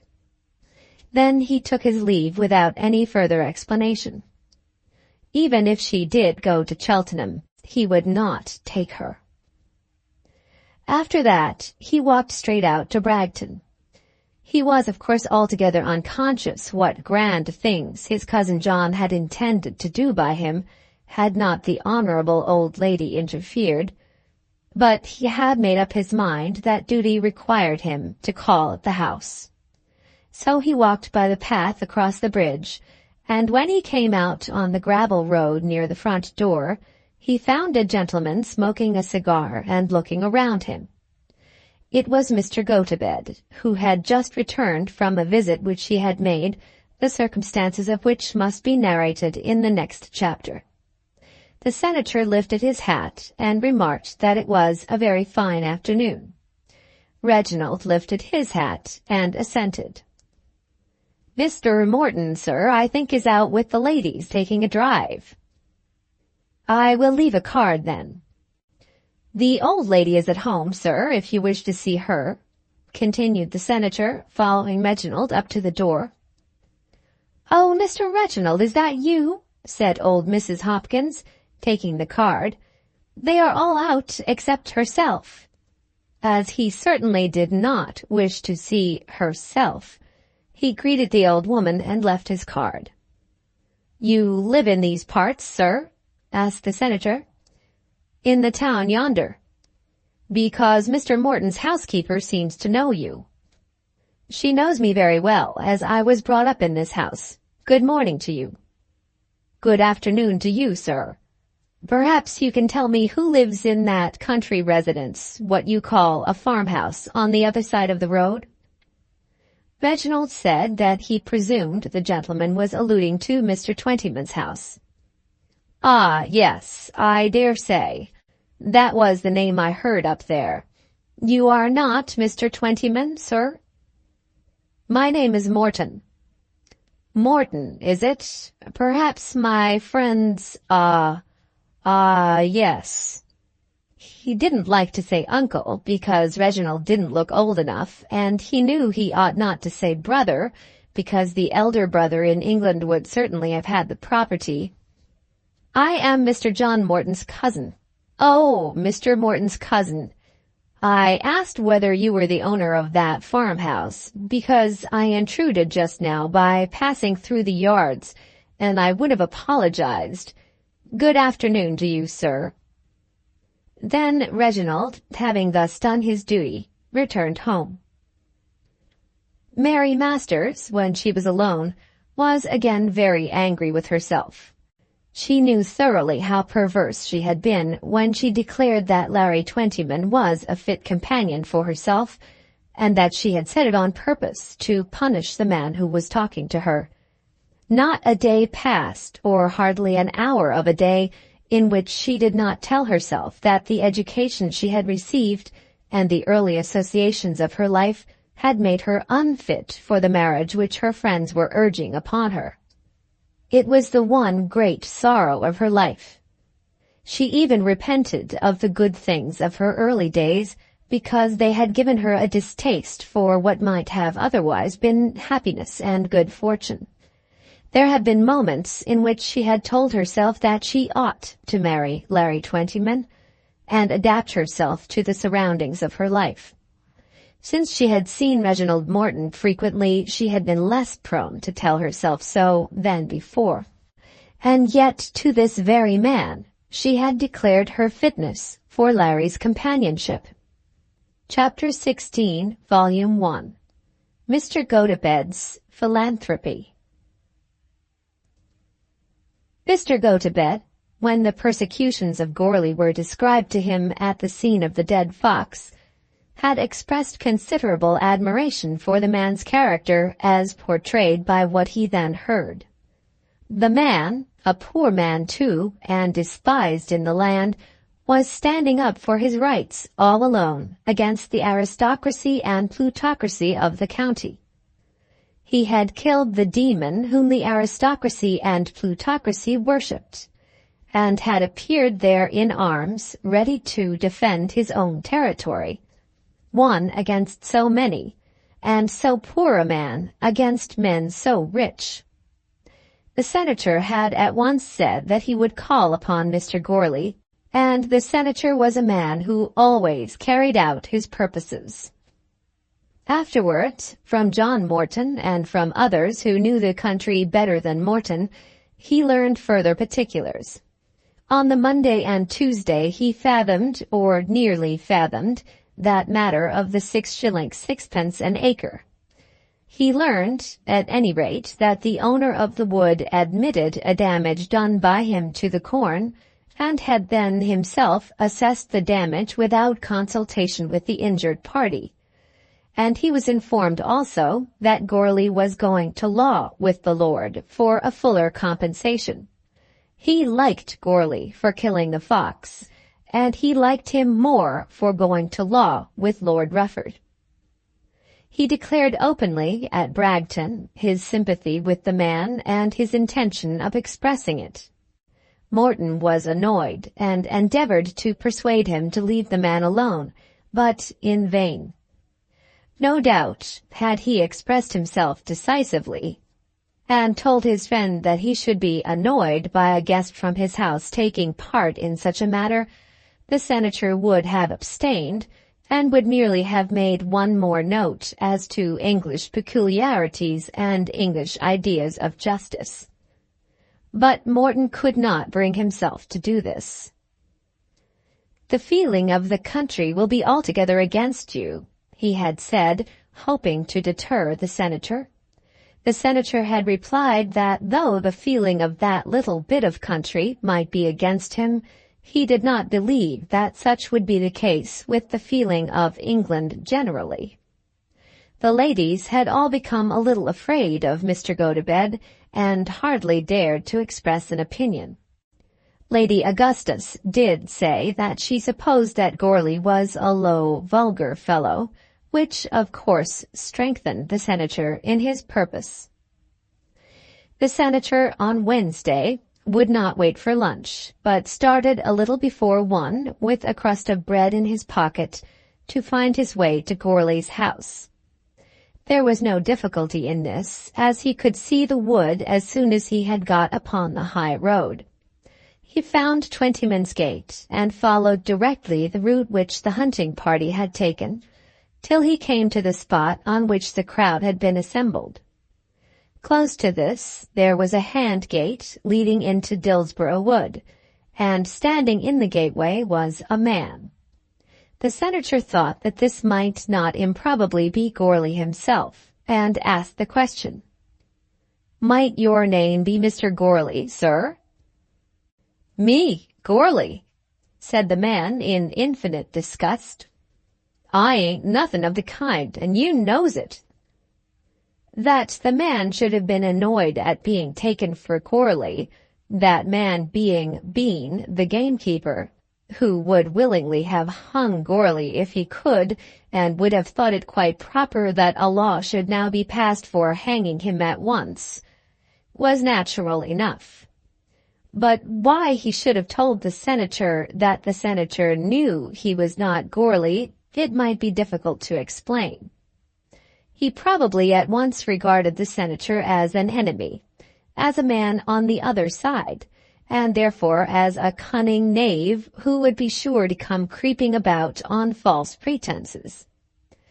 Bean, who had already heard of Bearside, and had heard of Scrobby in connection with this matter, looked at the senator very hard. He knew Bearside. The man certainly was not the attorney, and from what he had heard of Scrobby, he didn't think he was Scrobby.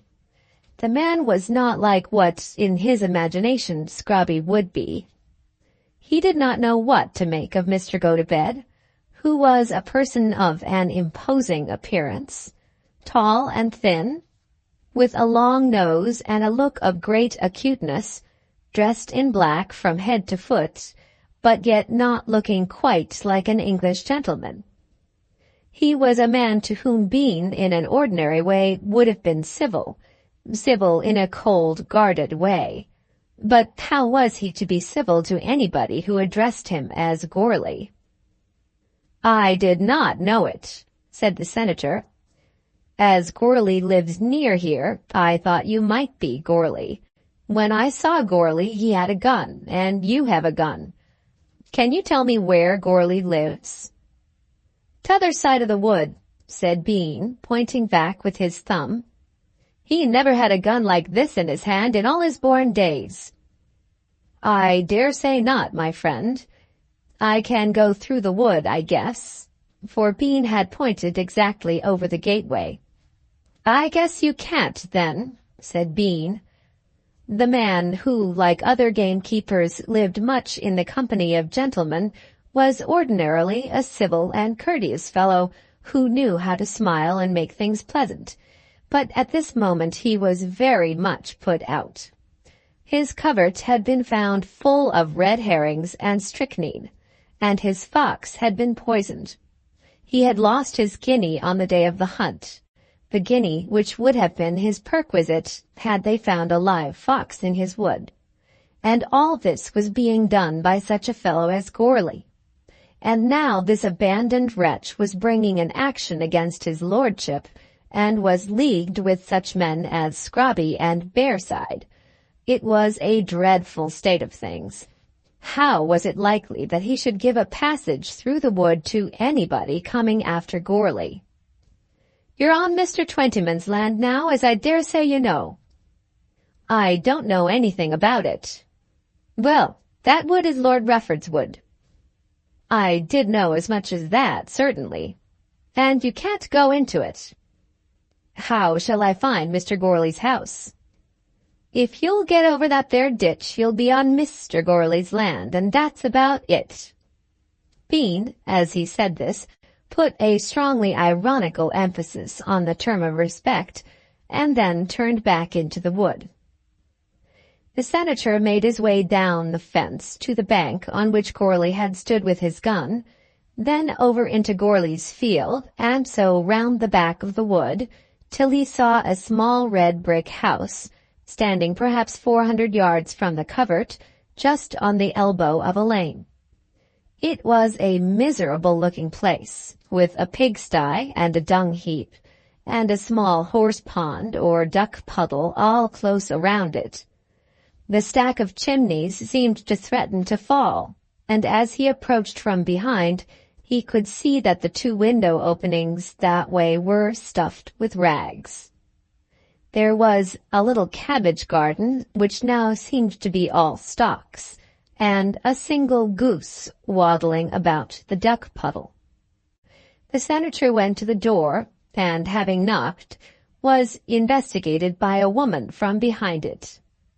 Yes, this was Gourley's house. What did the gentleman want?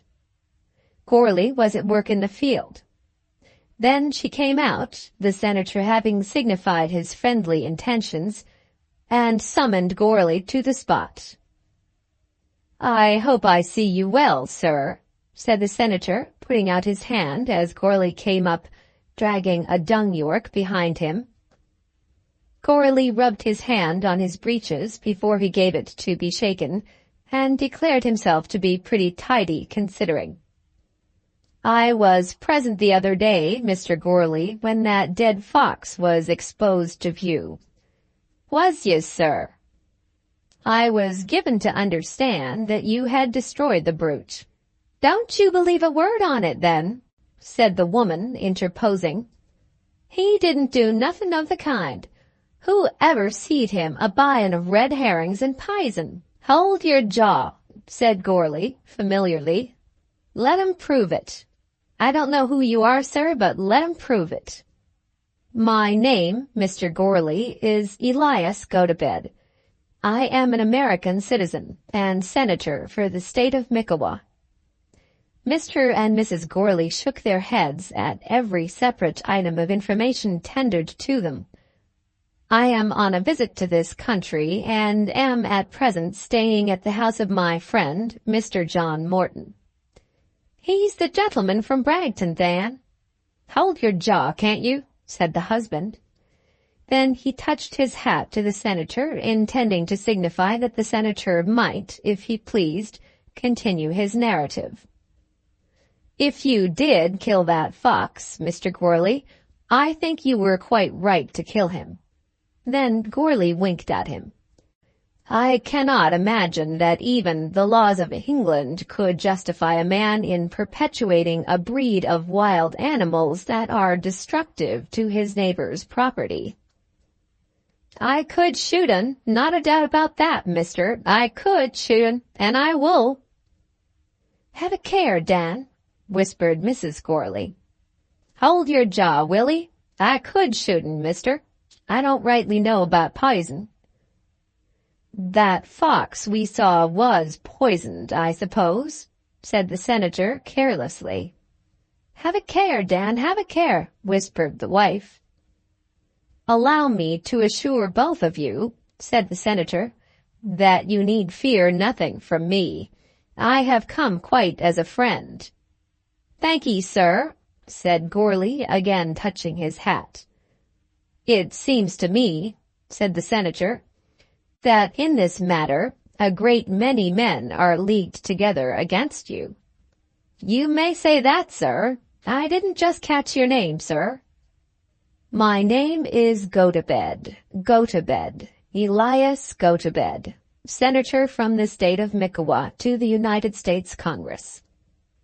Mrs. Gourley, who understood nothing of all these titles, and who had all along doubted, dropped a suspicious curtsy, Gourley, who understood a little now, took off his hat altogether. He was very much puzzled, but inclined to think that if he managed matters rightly, profit might be got out of this very strange meeting.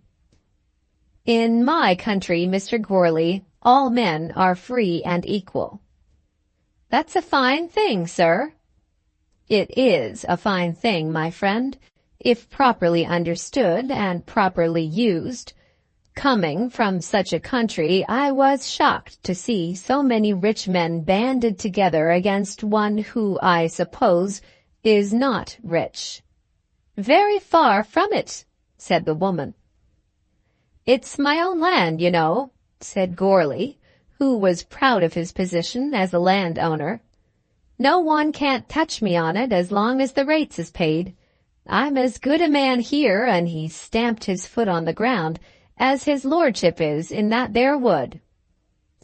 This was the first word spoken by the Gourleys that had pleased the senator, and this set him off again. "Just so, and I admire a man that will stand up for his own rights. I am told that you have found his lordship's pheasants destructive to your corn." "Didn't leave him hardly a grain last August," said Mrs. Gourley.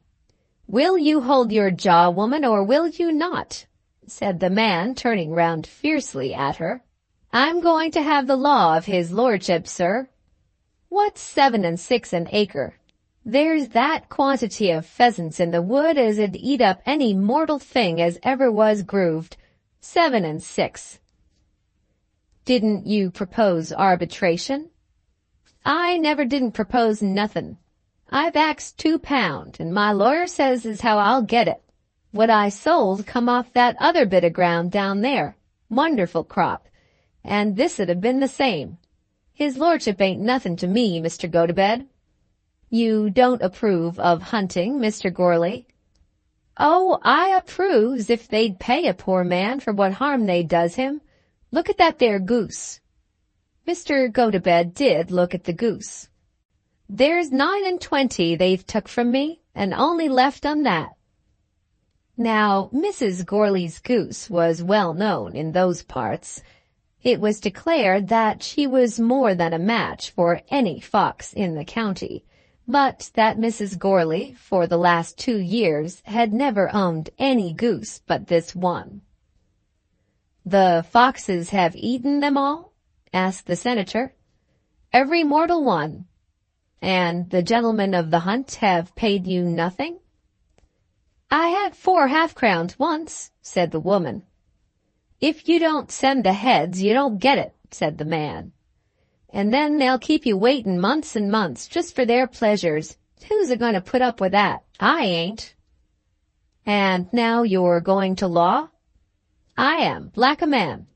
His lordship ain't nothing to me. I ain't afeard of his lordship." "Will it cost you much?" "That's just what it will do, sir," said the woman. "Didn't I tell you to hold your jaw?" "The gentleman was going to offer to help us a little, Dan." "I was going to say that I am interested in the case, and that you have all my good wishes. I do not like to offer pecuniary help." "You're very good, sir, very good. This bit of land is mine, not a doubt of it, but we're poor, sir." "Indeed we is," said the woman. "What with taxes and rates, and them foxes as won't let me rear a head of poultry, and them brutes of birds as eats up the corn, I often tells him he'd better sell the bit of land and just set up for a public." "It belonged to my father and my grandfather," said Gourley. Then the senator's heart was softened again, and he explained at great length that he would watch the case, and if he saw his way clearly, befriend it with substantial aid. He asked about the attorney and took down Bearside's address. After that, he shook hands with both of them, and then made his way back to Bragton through Mr. Twentyman's farm. Mr. and Mrs. Gourley were left in a state of great perturbation of mind. They could not in the least make out among themselves who the gentleman was, or whether he had come for good or evil. That he called himself Gotobed, Gourley did remember, and also that he had said that he was an American. All that which had referred to senatorial honors and the state of Mickewa had been lost upon Gourley. The question of course arose whether he was not a spy sent out by Lord Rufford's man of business, and Mrs. Gourley was clearly of opinion that such had been the nature of his employment. Had he really been a friend, she suggested, he would have left a sovereign behind. "He didn't get no information from me," said Gourley.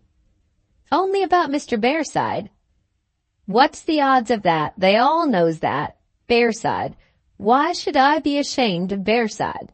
I'll do a deal better with Bearside than I would with that old woman Masters." "But he took it down in writing, Dan." "What the D's the odds in that? I don't like it when they puts it down in writing." "Hold your jaw," said Gourley, as he slowly shouldered the dung fork to take it back to work. But as they again discussed the matter that night, the opinion gained ground upon them that the senator had been an emissary from the enemy. Chapter 17, Volume 1, Lord Rufford's Invitation. On that same Wednesday afternoon, when Morton returned with the ladies in the carriage, he found that a mounted servant had arrived from Rufford Hall with a letter, and had been instructed to wait for an answer. The man was now refreshing himself in the servants' hall. Morton, when he had read the letter, found that it required some consideration before he could answer it. It was to the following purport. Lord Rufford had a party of ladies and gentlemen at Rufford Hall, as his sister, Lady Penwether, was staying with him. Would Mr. Morton and his guests come over to Rufford Hall on Monday and stay till Wednesday? On Tuesday there was to be a dance for the people of the neighbourhood. Then he specified as the guests invited Lady Augustus and her daughter, and Mr. Gotobed, omitting the Honourable Mrs. Morton, of whose sojourn in the county he might have been ignorant. His lordship went on to say that he trusted the abruptness of the invitation might be excused on account of the nearness of the neighbourhood and the old friendship which had existed between their families. He had, he said, the pleasure of being acquainted with Lady Augustus and her daughter in London, and would be proud to see Mr. Gotobed at his house during his sojourn in the county. Then he added in a postscript that the hounds met at Rufford Hall on Tuesday, and that he had a horse that carried a lady well, if Miss Trefoil would like to ride him. He could also put up a horse for Mr. Morton. This was all very civil, but there was something in it that was almost too civil. There came upon Morton a suspicion, which he did not even define to himself, that the invitation was due to Arabella's charms. There were many reasons why he did not wish to accept it. His grandmother was left out, and he feared that she would be angry. He did not feel inclined to take the American senator to the Lord's house, knowing, as he did, that the American senator was interfering in a ridiculous manner on behalf of Gourley. And he did not particularly wish to be present at Rufford Hall with the Trefoil ladies. Hitherto he had received very little satisfaction from their visit to Bragton, so little that he had been more than once on the verge of asking Arabella whether she wished to be relieved from her engagement. She had never quite given him the opportunity. She had always been gracious to him in a cold, disagreeable, glassy manner, in a manner that irked his spirit but still did not justify him in expressing anger. Lady Augustus was almost uncivil to him, and from time to time said little things which were hard to bear. But he was not going to marry Lady Augustus, and could revenge himself against her by resolving in his own breast that he would have as little as possible to do with her after his marriage. That was the condition of his mind toward them, and in that condition he did not want to take them to Lord Rufford's house. Their visit to him would be over on Monday, and it would, he thought, be better for him that they should go on their way to the Gores, as they had proposed. But he did not like to answer the letter by a refusal without saying a word to his guests on the subject. He would not object to ignore the senator, but he was afraid that if nothing were to be said to Arabella, she would hear of it hereafter, and would complain of such treatment. He therefore directed that the man might be kept waiting, while he consulted the lady of his choice.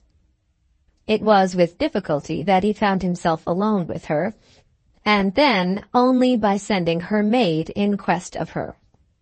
He did get her at last into his own sitting-room, and then, having placed her in a chair near the fire, gave her Lord Rufford's letter to read.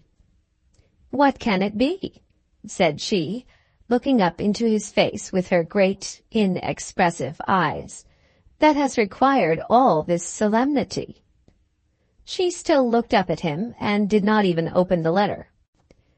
"I did not like to answer that without showing it to you. I don't suppose you would care to go." "Go where?" "It is from Lord Rufford, for Monday." "From Lord Rufford?" "It would break up all your plans and your mother's, and would probably be a great bore." Then she did read the letter, very carefully and very slowly, weighing every word of it as she read it. Did it mean more than it said? But though she read it slowly and carefully, and was long before she made him any answer, she had very quickly resolved that the invitation should be accepted. It would suit her very well to know Lady Penwether. It might possibly suit her still better to become intimate with Lord Rufford. She was delighted at the idea of riding Lord Rufford's horse. As her eyes dwelt on the paper, she too began to think that the invitation had been chiefly given on her account. At any rate, she would go. She had understood perfectly well from the first tone of her lover's voice that he did not wish to subject her to the allurements of Rufford Hall. She was clever enough, and could read it all. But she did not mean to throw away a chance for the sake of pleasing him. She must not at once displease him by declaring her purpose strongly, and therefore, as she slowly continued her reading, she resolved that she would throw the burden upon her mother. "Had I not better show this to Mamma?" she said. "You can if you please. You are going to the Gores on Monday." "We could not go earlier, but we might put it off for a couple of days if we pleased. Would it bore you?" "I don't mind about myself. I'm not a very great man for dances." "You'd sooner write a report, wouldn't you, about the products of the country?" "A great deal sooner," said the paragon.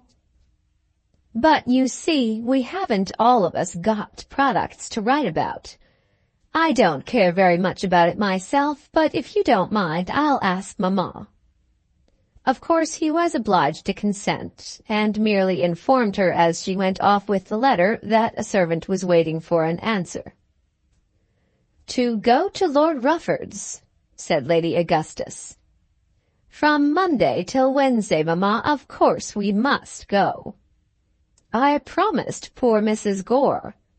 "Nonsense, Mamma, the Gores can do very well without us. That was only to be a week, and we can still stay out all our time. Of course, this has only been sent because we are here." "I should say so. I don't suppose Lord Rufford would care to know Mr. Morton. Lady Penwether goes everywhere, doesn't she?"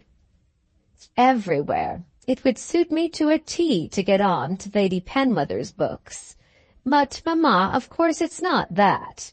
If Lord Rufford should say a word, it is so much easier to manage down in the country than up in London. He has £40,000 a year if he has a penny."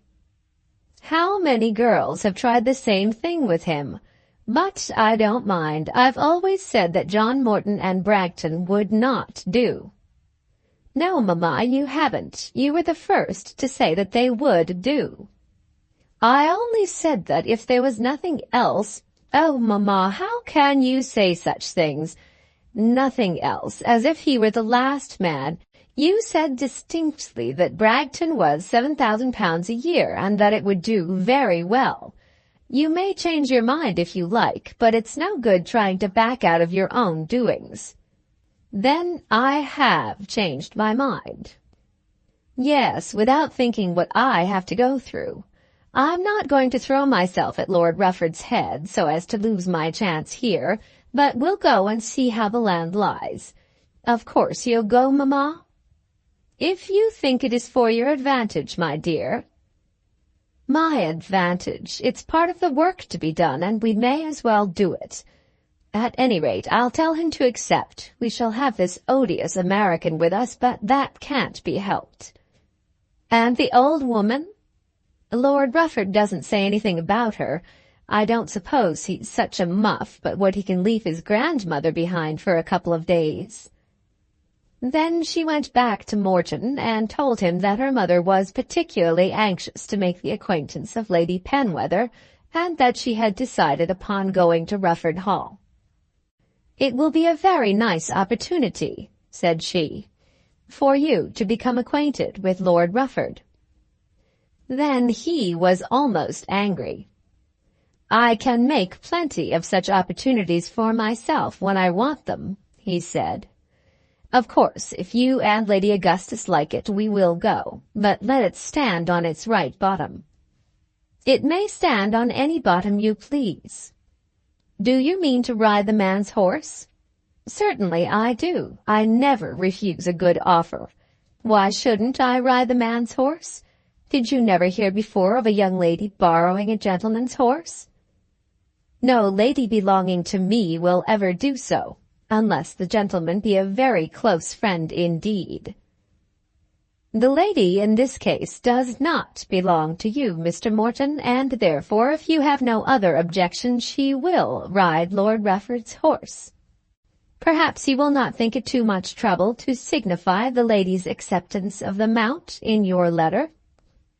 Then she swam out of the room, knowing that she left him in anger. After that he had to find Mr. Gotobed. The going was now decided on, as far as he was concerned, and it would make very little difference whether the American went or not, except that his letter would have been easier to him in accepting the invitation for 3 persons than for 4. But the senator was, of course, willing. It was the senator's object to see England, and Lord Rufford's house would be an additional bit of England. The senator would be delighted to have an opportunity of saying what he thought about Goarly at Lord Rufford's table. After that, before this weary letter could be written, he was compelled to see his grandmother and explain to her that she had been omitted. "Of course, ma'am, they did not know that you were at Bragton, as you were not in the carriage at the meet." "That's nonsense, John. Did Lord Rufford suppose that you were entertaining ladies here, without someone to be mistress of the house? Of course he knew that I was here. I shouldn't have gone, you may be sure of that. I'm not in the habit of going to the houses of people I don't know. Indeed, I think it's an impertinence in them to ask in that way. I'm surprised that you would go on such an invitation." "The Trefoils knew them." "If Lady Penwether knew them, why could not Lady Penwether ask them independently of us? I don't believe they ever spoke to Lady Penwether in their lives.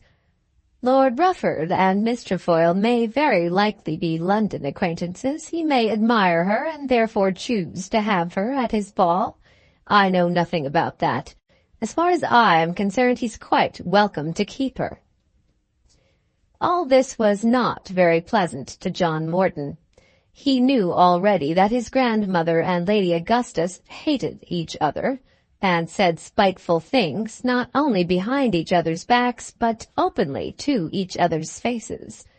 But now he had been told by the girl who was engaged to be his wife that she did not belong to him, and by his grandmother, who stood to him in the place of his mother, that she wished that this girl belonged to someone else. He was not quite so sure that he did not wish it himself. But even if it were to be so, and should there be reason for him to be gratified at the escape, still he did not relish the idea of taking the girl himself to the other man's house. He wrote the letter, however, and dispatched it. But even the writing of it was difficult and disagreeable. When various details of hospitality had been offered by a comparative stranger, a man hardly likes to accept them. But in this case he had to do it. He would be delighted, he said, to stay at Rufford Hall from the Monday to the Wednesday. Lady Augustus and Miss Trefoil would also be delighted, and so also would Mr. Gotobed be delighted, and Miss Trefoil would be further delighted to accept Lord Rufford's offer of a horse for the Tuesday. As for himself, if he rode at all, a horse would come for him to the meet. Then he wrote another note to Mr. Harry Stubbings, bespeaking a mount for the occasion. On that evening, the party at Bragton was not a very pleasant one. "No doubt you are intimate with Lady Penwether, Lady Augustus," said Mrs. Morton. Now, Lady Penwether was a very fashionable woman, whom to know was considered an honor. "What makes you ask, ma'am?" said Lady Augustus. "Only as you were taking your daughter to her brother's house, and as he is a bachelor." "My dear Mrs. Morton, really, you may leave me to take care of myself and of my daughter too. You have lived so much out of the world for the last 30 years that it is quite amusing." "There are some persons' worlds that it is a great deal better for a lady to be out of," said Mrs. Morton. Then Lady Augustus put up her hands and turned round and affected to laugh, of all which things Mr. Gotobed, who was studying English society, made notes in his own mind. "What sort of position does that man Goarly occupy here?" the senator asked immediately after dinner. "No position at all," said Morton. "Every man created holds some position, as I take it. The land is his own. He has, I believe, about 50 acres. And yet he seems to be in the lowest depth of poverty and ignorance. Of course he mismanages his property and probably drinks. I dare say, Mr. Morton, he is proud of his rights, and talked of his father and his grandfather, and yet I doubt whether you would find a man so squalid and so ignorant in all the States. I suppose he is injured by having a lord so near him." "Quite the contrary, if he would be amenable." "You mean if he would be a creature of the Lord's? And why was that other man so uncivil to me, the man who was the Lord's gamekeeper?" "Because you were there as a friend of Goarly." "And that's his idea of English fair play?" asked the senator with a jeer. "The truth is, Mr. Gotobed," said Morton, endeavoring to explain it all, "you see only a part and not the whole. That man Goarly is a rascal." "So everybody says." "And why can't you believe everybody?" "So everybody says on the Lord's side. But before I'm done, I'll find out what people say on the other side. I can see that he is ignorant and squalid, but that very probably is the Lord's fault. It may be that he is a rascal, and that the Lord is to blame for that too. But if the Lord's pheasants have eaten up Goarly's corn, the Lord ought to pay for the corn, whether Goarly be a rascal or not." Then John Morton made up his mind that he would never ask another American senator to his house. Chapter 18 of Volume 1, The Attorney's Family is Disturbed. On that Wednesday evening, Mary Masters said nothing to any of her family as to the invitation from Lady Ushant. She very much wished to accept it. Latterly, for the last month or two, her distaste to the kind of life for which her stepmother was preparing her had increased upon her greatly. There had been days in which she had doubted whether it might not be expedient that she should accept Mr. Twentyman's offer. She believed no ill of him. She thought him to be a fine, manly young fellow with a good heart and high principles. She never asked herself whether he were or were not a gentleman. She had never even inquired of herself whether she herself were or were not especially a lady.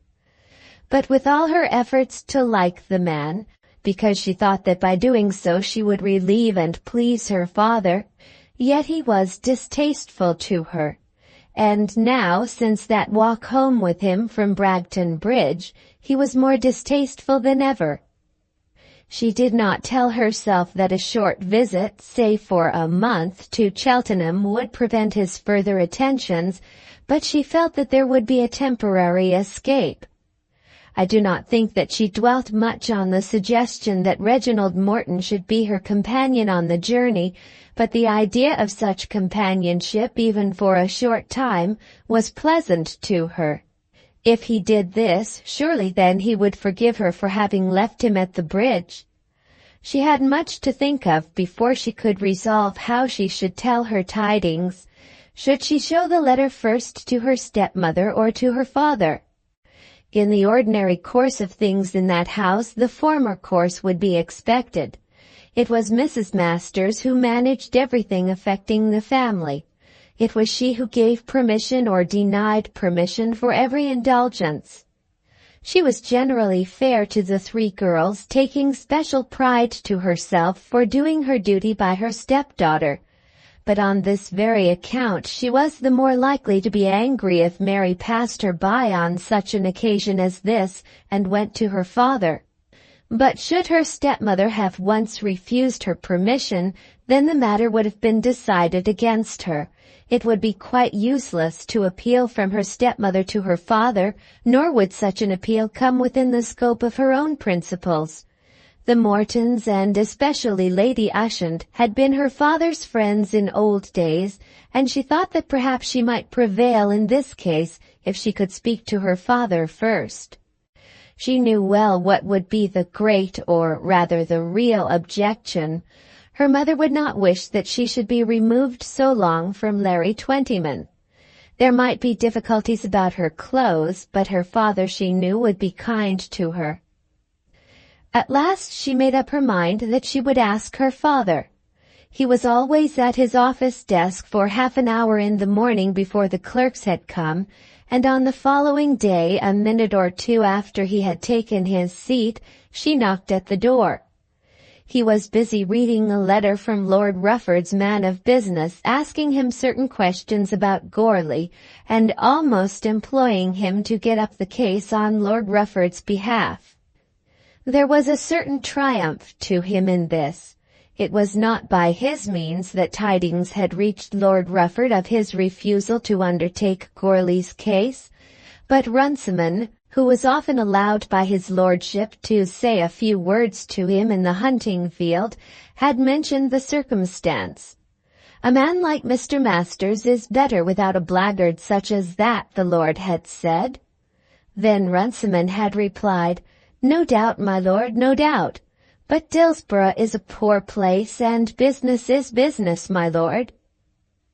Then Lord Rufford had remembered it, and the letter which the attorney was somewhat triumphantly reading had been the consequence. "Is that you, Mary? What can I do for you, my love?" "Papa, I want you to read this." Then Mr. Masters read the letter. "I should so like to go." "Should you, my dear?" "Oh yes, Lady Ushant has been so kind to me all my life, and I do so love her." "What does Mamma say?" "I haven't asked Mamma." "Is there any reason why you shouldn't go?" Of that one reason, as to Larry Twentyman, of course she would say nothing. She must leave him to discuss that with her mother. "I should want some clothes, Papa, a dress and some boots and a new hat, and there would be money for the journey and a few other things." The attorney winced, but at the same time remembered that something was due to his eldest child in the way of garments and relaxation. "I never like to be an expense, Papa." "You are very good about that, my dear. I don't see why you shouldn't go. It's very kind of Lady Ushant. I'll talk to Mamma." Then Mary went away to get the breakfast, fearing that before long there would be black looks in the house. Mr. Masters at once went up to his wife, having given himself a minute or two to calculate that he would let Mary have £20 for the occasion, and made his proposition. "I never heard of such nonsense in my life," said Mrs. Masters. "Nonsense? My dear, why should it be nonsense?" "Cocking her up with Lady Ushant. What good will Lady Ushant do her? She's not going to live with ladies of quality all her life." "Why shouldn't she live with ladies?" "You know what I mean, Gregory. The Mortons have dropped you for any use they were to you long ago, and you may as well make up your mind to drop them. You'll go on hankering after gentlefolks till you've about ruined yourself." When he remembered that he had that very morning received a commission from Lord Rufford, he thought that this was a little too bad. But he was not now in a humour to make known to her this piece of good news. "I like to feel that she has got friends," he said, going back to Mary's proposed visit. "Of course she has got friends, if she'll only take up with them as she ought to do. Why does she go on shilly-shallying with that young man instead of closing upon it at once? If she did that, she wouldn't want such friends as Lady Ushant. Why did the girl come to you with all this instead of asking me? There would be a little money wanted." "Money? Yes, I dare say. It's very easy to want money, but very hard to get it. If you send clients away out of the office with a flea in their ear, I don't see how she's to have all manner of luxuries. She ought to have come to me." "I don't see that at all, my dear." "If I'm to look after her, she shall be said by me, that's all. I've done for her just as I have for my own, and I'm not going to have her turn up her nose at me directly she wants anything for herself. I know what's fit for Mary, and it ain't fit that she should go traipsing away to Cheltenham, doing nothing in that old woman's parlour, and losing her chances for life. Who is to suppose that Larry Twentyman will go on dangling after her in this way month after month? The young man wants a wife, and of course he'll get one." "You can't make her marry the man if she don't like him." "Like him? She ought to be made to like him. A young man well off as he is, and she without a shilling. All that comes from Ushanting." It never occurred to Mrs. Masters that perhaps the very qualities that had made poor Larry so vehemently in love with Mary had come from her intercourse with Lady Ushant. "If I'm to have my way, she won't go a yard on the way to Cheltenham." "I've told her she may go," said Mr. Masters, whose mind was wandering back to old days, to his first wife, and to the time when he used to be an occasional guest in the big parlour at Bragton. He was always ready to acknowledge to himself that his present wife was a good and helpful companion to him and a careful mother to his children. But there were moments in which he would remember with soft regret a different phase of his life. Just at present he was somewhat angry, and resolving in his own mind that in this case he would have his own way. "Then I'll tell her she mayn't," said Mrs. Masters with a look of dogged determination. "I hope you will do nothing of the kind, my dear. I've told her that she shall have a few pounds to get what she wants, and I won't have her disappointed." After that, Mrs. Masters bounced out of the room and made herself very disagreeable indeed over the tea things. The whole household was very much disturbed that day. Mrs. Masters said nothing to Mary about Lady Ushant all the morning, but said a great deal about other things. Poor Mary was asked whether she was not ashamed to treat a young man as she was treating Mr. Twentyman. Then again it was demanded of her whether she thought it right that all the house should be knocked about for her. At dinner Mrs. Masters would hardly speak to her husband, but addressed herself exclusively to Dolly and Kate. Mr. Masters was not a man who could usually stand this kind of thing very long, and was accustomed to give up in despair and then take himself off to the solace of his office chair. But on the present occasion he went through his meal like a Spartan, and retired from the room without a sign of surrender. In the afternoon about 5 o'clock Mary watched her opportunity and found him again alone. It was incumbent on her to reply to Lady Ushant. Would it not be better that she should write and say how sorry she was that she could not come? "But I want you to go," said he. "Oh, Papa, I cannot bear to cause trouble." "No, my dear, no, and I'm sure I don't like trouble myself. But in this case I think you ought to go. What day has she named?" Then Mary declared that she could not possibly go as soon as Lady Ushant had suggested, but that she could be ready by the 18th of December. "Then write and tell her so, my dear, and I will let your mother know that it is fixed." But Mary still hesitated, desiring to know whether she had not better speak to her mother first. "I think you had better write your letter first," and then he absolutely made her write it in the office and give it to him to be posted. After that he promised to communicate to Reginald Morton what had been done. The household was very much disturbed the whole of that evening. Poor Mary never remembered such a state of things, and when there had been any difference of opinion, she had hitherto never been the cause of it. Now it was all owing to her, and things were said so terrible that she hardly knew how to bear them. Her father had promised her the £20, and it was insinuated that all the comforts of the family must be stopped because of this lavish extravagance. Her father sat still and bore it almost without a word.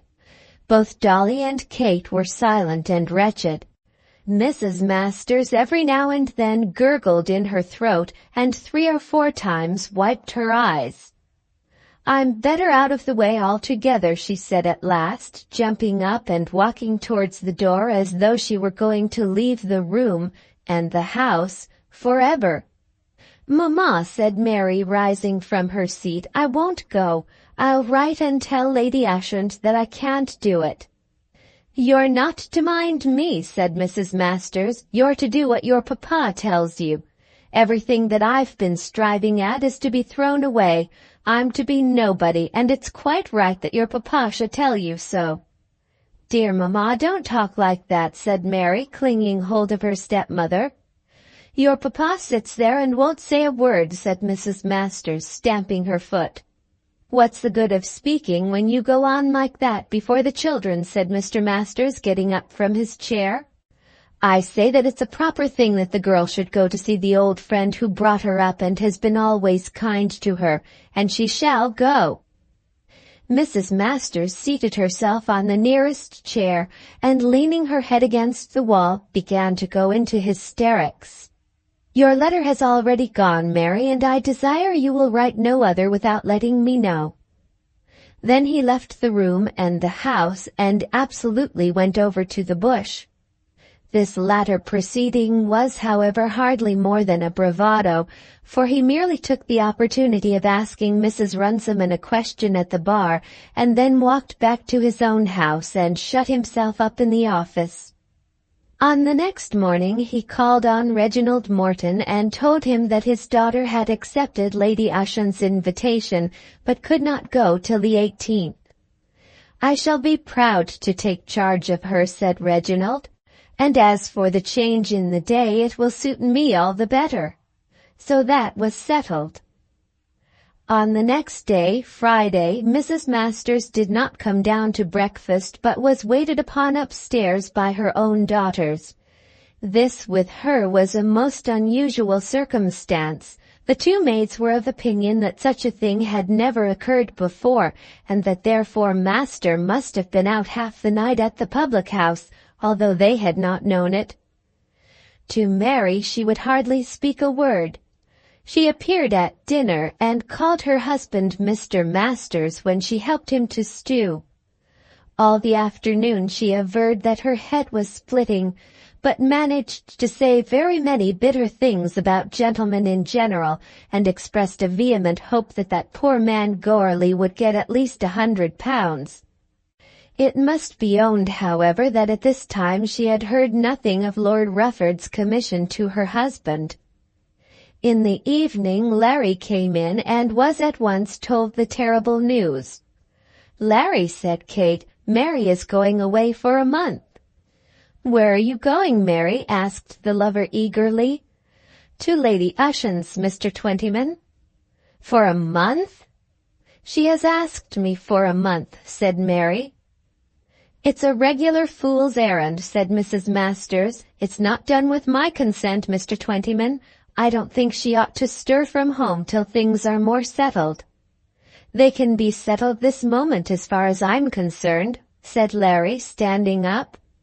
"There now," said Mrs. Masters. At this time Mr. Masters was not in the room. "If you can make it straight with Mr. Twentyman, I won't say a word against your going away for a month." "Mamma, you shouldn't," exclaimed Mary. "I hate such nonsense. Mr. Twentyman is behaving honest and genteel. What more would you have? Give him an answer like a sensible girl." "I have given him an answer, and I cannot say anything more," said Mary, as she left the room. Chapter 19. Who Valued the Geese? Before the time had come for the visit to Rufford Hall, Mr. Gotobed had called upon Bearside the attorney, and had learned as much as Mr. Bearside chose to tell him of the facts of the case. This took place on the Saturday morning, and the interview was on the whole satisfactory to the senator. But then, having a theory of his own in his head, and being fond of ventilating his own theories, he explained thoroughly to the man the story which he wished to hear before the man was called upon to tell his story. Mr. Bearside of course told it accordingly. Goarly was a very poor man and very ignorant, was perhaps not altogether so good a member of society as he might have been, but no doubt he had a strong case against the Lord. The Lord, so said Mr. Bearside, had fallen into a way of paying a certain recompense in certain cases for crops damaged by game, and having in this way laid down a rule for himself, did not choose to have that rule disturbed. "Just feudalism," said the indignant senator. "No better nor yet no worse than that, sir," said the attorney, who did not in the least know what feudalism was. "The strong hand backed by the strong rank and the strong purse, determined to have its own way," continued the senator. "A most determined man is his lordship," said the attorney. Then the senator expressed his hope that Mr. Bearside would be able to see the poor man through it, and Mr. Bearside explained to the senator that the poor man was a very poor man indeed, who had been so unfortunate with his land that he was hardly able to provide bread for himself and his children. He went so far as to insinuate that he was taking up this matter himself solely on the score of charity, adding that as he could not of course afford to be money out of pocket for expenses of witnesses, etc., he did not quite see how he was to proceed. Then the senator made certain promises. He was, he said, going back to London in the course of next week, but he did not mind making himself responsible to the extent of $50 if the thing were carried on bona fide to a conclusion. Mr. Bearside declared that it would of course be bona fide, and asked the senator for his address. Would Mr. Gotobed object to putting his name to a little docket certifying to the amount promised? Mr. Gotobed gave an address, but thought that in such a matter as this his word might be trusted. If it were not trusted, then the offer might fall to the ground. Mr. Bearside was profuse in his apologies and declared that the gentleman's word was as good as his bond. Mr. Gotobed made no secret of his doings. Perhaps he had a feeling that he could not justify himself in so strange a proceeding without absolute candor. He saw Mr. Mainwaring in the street as he left Bearside's office and told him all about it. "I just want, sir, to see what'll come of it." "You'll lose your $50, Mr. Gotobed, and only cause a little vexation to a high-spirited young nobleman." "Very likely, sir, but neither the loss of my dollars nor Lord Rufford's slight vexation will in the least disturb my rest. I'm not a rich man, sir, but I should like to watch the way in which such a question will be tried and brought to a conclusion in this aristocratic country. I don't quite know what your laws may be, Mr. Mainwaring." "Just the same as your own, Mr. Gotobed, I take it." "We have no game laws, sir. As I was saying, I don't understand your laws, but justice is the same everywhere. If this great lord's game has eaten up the poor man's wheat, the great lord ought to pay for it." "The owners of game pay for the damage they do 3 times over," said the parson, who was very strongly on that side of the question. "Do you think that such men as Goarly would be better off if the gentry were never to come into the country at all?" "Perhaps, Mr. Mainwaring, I may think that there would be no Goarlys if there were no Ruffords. That, however, is a great question which cannot be argued on this case. All we can hope here is that one poor man may have an act of justice done him, though in seeking for it he has to struggle against so wealthy a magnate as Lord Rufford." "What I hope is that he may be found out," replied Mr. Mainwaring with equal enthusiasm, "and then he will be in Rufford jail before long. That's the justice I look for. Who do you think put down the poison in Dillsborough Wood?" "How was it that the poor woman lost all her geese?" asked the senator. "She was paid for a great many more than she lost, Mr. Gotobed." "That doesn't touch upon the injustice of the proceeding. Who assessed the loss, sir? Who valued the geese? Am I to keep a pet tiger in my garden and give you a couple of dollars when he destroys your pet dog, and think myself justified because dogs as a rule are not worth more than $2 each? She has a right to her own geese on her own ground." "And Lord Rufford, sir, as I take it," said Runciman, who had been allowed to come up and hear the end of the conversation, "has a right to his own foxes in his own coverts." "Yes, if he could keep them there, my friend, but as it is the nature of foxes to wander away and to be thieves, he has no such right." "Of course, sir, begging your pardon," said Runciman, "I was speaking of England." Runciman had heard of the Senator Gotobed, as indeed had all Dillsborough by this time. "And I am speaking of justice all the world over," said the senator, slapping his hand upon his thigh. "But I only want to see. It may be that England is a country in which a poor man should not attempt to hold a few acres of land." On that night the Dillsborough Club met as usual, and, as a matter of course, Goarly and the American senator were the subjects chiefly discussed. Everybody in the room knew, or thought that he knew, that Goarly was a cheating, fraudulent knave, and that Lord Rufford was, at any rate in this case, acting properly. They all understood the old goose and were aware nearly to a bushel of the amount of wheat which the man had sold off those 2 fields. Runciman knew that the interest on the mortgage had been paid, and could only have been paid out of the produce. And Larry Twentyman knew that if Goarly took his 7s. 6d. an acre, he would be better off than if the wood had not been there. But yet among them all, they didn't quite see how they were to confute the senator's logic. They could not answer it satisfactorily even among themselves, but they felt that if Goarly could be detected in some offense, that would confute the senator. Among themselves it was sufficient to repeat the well-known fact that Goarly was a rascal, but with reference to this aggravating, interfering, and most obnoxious American, it would be necessary to prove it. His lordship has put it into master's hands, I'm told, said the doctor. At this time neither the attorney nor Larry Twentyman were in the room. He couldn't have done better, said Runciman, speaking from behind a long clay pipe. All the same, he was nibbling at Goarly, said Ned Botsey. I don't know that he was nibbling at Goarly at all, Mr. Botsey, said the landlord.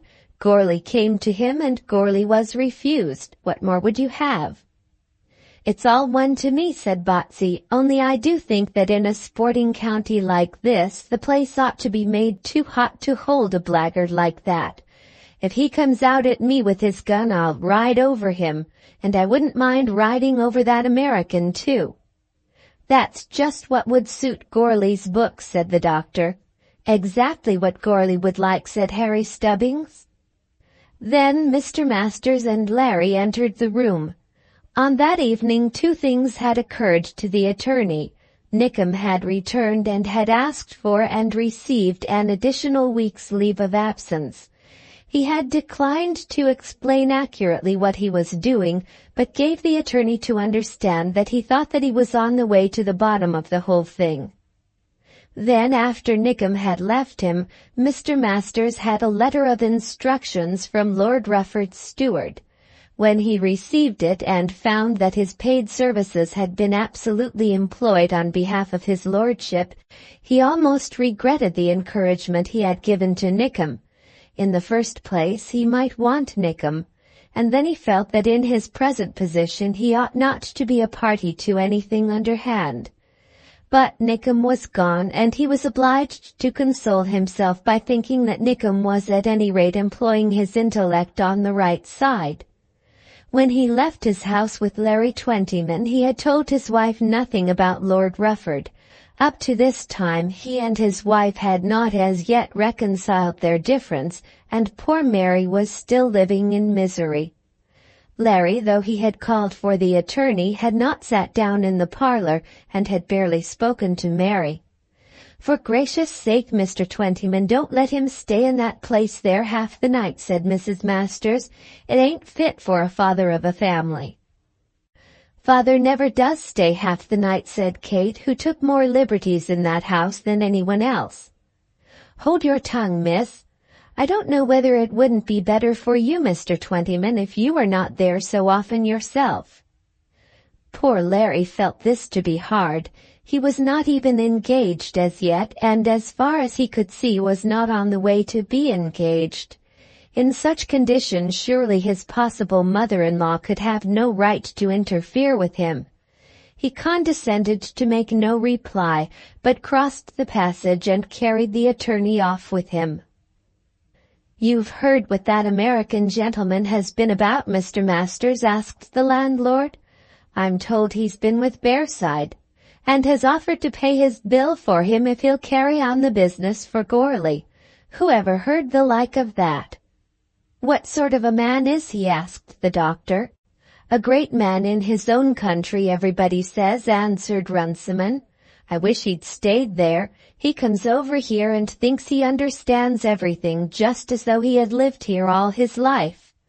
Did you say gin cold, Larry, and rum for you, Mr. Masters?" Then the landlord gave the orders to the girl who had answered the bell. "But they say he's actually going to Lord Rufford's," said young Botsey, who would have given one of his fingers to be asked to the Lord's house. "They are all going from Bragton," said Runciman. "The young squire is going to ride one of my horses," said Harry Stubbings. "That'll be an easy £3 in your pockets, Harry," said the doctor. In answer to which, Harry remarked that he took all that as it came, the heavies and lights together, and that there was not much change to be got out of 3 sovereigns when some gentleman had had a horse out for the day, particularly when a gentleman didn't pay perhaps for 12 months. "The whole party is going," continued the landlord. "How he is to have the cheek to go into his lordship's house after what he is doing is more than I can understand." "What business is it of his?" said Larry angrily. "That's what I want to know. What'd he think if we went and interfered over there? I shouldn't be surprised if he got a little rough usage before he's out of the county. I'm told he came across Bean when he was ferreting about the other day, and that Bean gave him quite as good as he brought." "I say he's a spy," said Ribs the butcher from his seat on the sofa. "I hates a spy." Soon after that, Mr. Masters left the room and Larry Twentyman followed him. There was something almost ridiculous in the way the young man would follow the attorney about on these Saturday evenings, as though he could make love to the girl by talking to the father. But on this occasion he had something special to say. "So Mary's going to Cheltenham, Mr. Masters?" "Yes, she is. You don't see any objection to that, I hope?" "Not in the least, Mr. Masters. I wish she might go anywhere to enjoy herself, and from all I've heard Lady Ushant is a very good sort of lady." "A very good sort of lady. She won't do Mary any harm, Twentyman?" "I don't suppose she will, but there's one thing I should like to know. Why shouldn't she tell me before she goes that she'll have me?" "I wish she would with all my heart." "And Mrs. Masters is all on my side?" "Quite so." "And the girls have always been my friends." "I think we are all your friends, Twentyman. I'm sure Mary is, but that isn't marrying, is it?" "If you would speak to her, Mr. Masters." "What would you have me say? I couldn't bid my girl to have one man or another. I could only tell her what I think, and that she knows already." "If you were to say that you wished it, she thinks so much about you." "I couldn't tell her that I wished it in a manner that would drive her into it. Of course it would be a very good match, but I have only to think of her happiness, and I must leave her to judge what will make her happy." "I should like to have it fixed some way before she starts," said Larry in an altered tone. "Of course you are your own master, Twentyman, and you have behaved very well." "This is a kind of thing that a man can't stand," said the young farmer sulkily. "Good night, Mr. Masters." Then he walked off home to Chowton Farm, meditating on his own condition, and trying to make up his mind to leave the scornful girl and become a free man. But he couldn't do it. He couldn't even quite make up his mind that he would try to do it. There was a bitterness within as he thought of permanent fixed failure which he could not digest. There was a craving in his heart which he did not himself quite understand, but which made him think that the world would be unfit to be lived in if he were to be altogether separated from Mary Masters. He couldn't separate himself from her. It was all very well thinking of it, talking of it, threatening it, but in truth he couldn't do it. There might of course be an emergency in which he must do it. She might declare that she loved someone else, and she might marry that other person. In that event he saw no other alternative but, as he expressed it to himself, to run a mucker. Whether the mucker should be run against Mary or against the fortunate lover or against himself, he did not at present resolve. But he did resolve, as he reached his own hall door, that he would make one more passionate appeal to Mary herself before she started for Cheltenham, and that he would not make it out on a public path, or in the master's family parlour before all the master's family, but that he would have her secluded by herself, so that he might speak out all that was in him to the best of his ability. Chapter 20. There are convenances. Before the Monday came, the party to Rufford Hall had become quite a settled thing and had been very much discussed. On the Saturday, the senator had been driven to the meet, a distance of about 10 miles, on purpose that he might see Lord Rufford and explain his views about Goarly. Lord Rufford had bowed and stared and laughed, and had then told the senator that he thought he would find himself in the wrong box. "That's quite possible, my lord. I guess it won't be the first time I've been in the wrong box, my lord. Sometimes I do get right. But I thought I would not enter your lordship's house as a guest without telling you what I was doing." Then Lord Rufford assured him that this little affair about Goarly would make no difference in that respect. Mr. Gotobed again scrutinized the hounds, and Tony Tuppett laughed in his sleeve because the fox wasn't found in the first quarter of an hour, and after that was driven back to Bragton. The Sunday was a day of preparation for the Trefoils. Of course they didn't go to church. Arabella indeed was never up in time for church, and Lady Augustus only went when her going would be duly registered among fashionable people.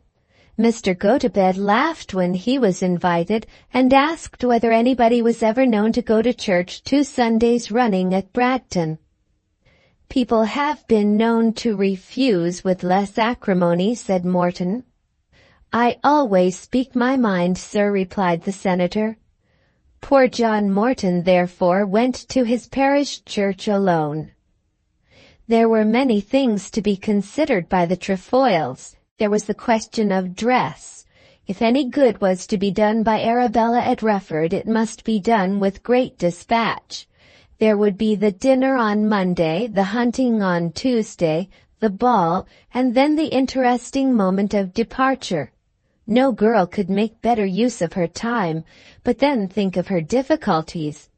All that she did would have to be done under the very eyes of the man to whom she was engaged, and to whom she wished to remain engaged, unless, as she said to herself, she could pull off the other event. A great deal must depend on appearance. As she and her mother were out on a lengthened cruise among long-suffering acquaintances, going to the de Browns after the Gores, and the Smythes after the de Browns, with as many holes to run to afterwards as a 4-year-old fox, though with the same probability of finding them stopped. Of course she had her wardrobe with her. To see her night after night, one would think that it was supplied with all that wealth would give. But there were deficiencies, and there were makeshifts very well known to herself and well understood by her maid.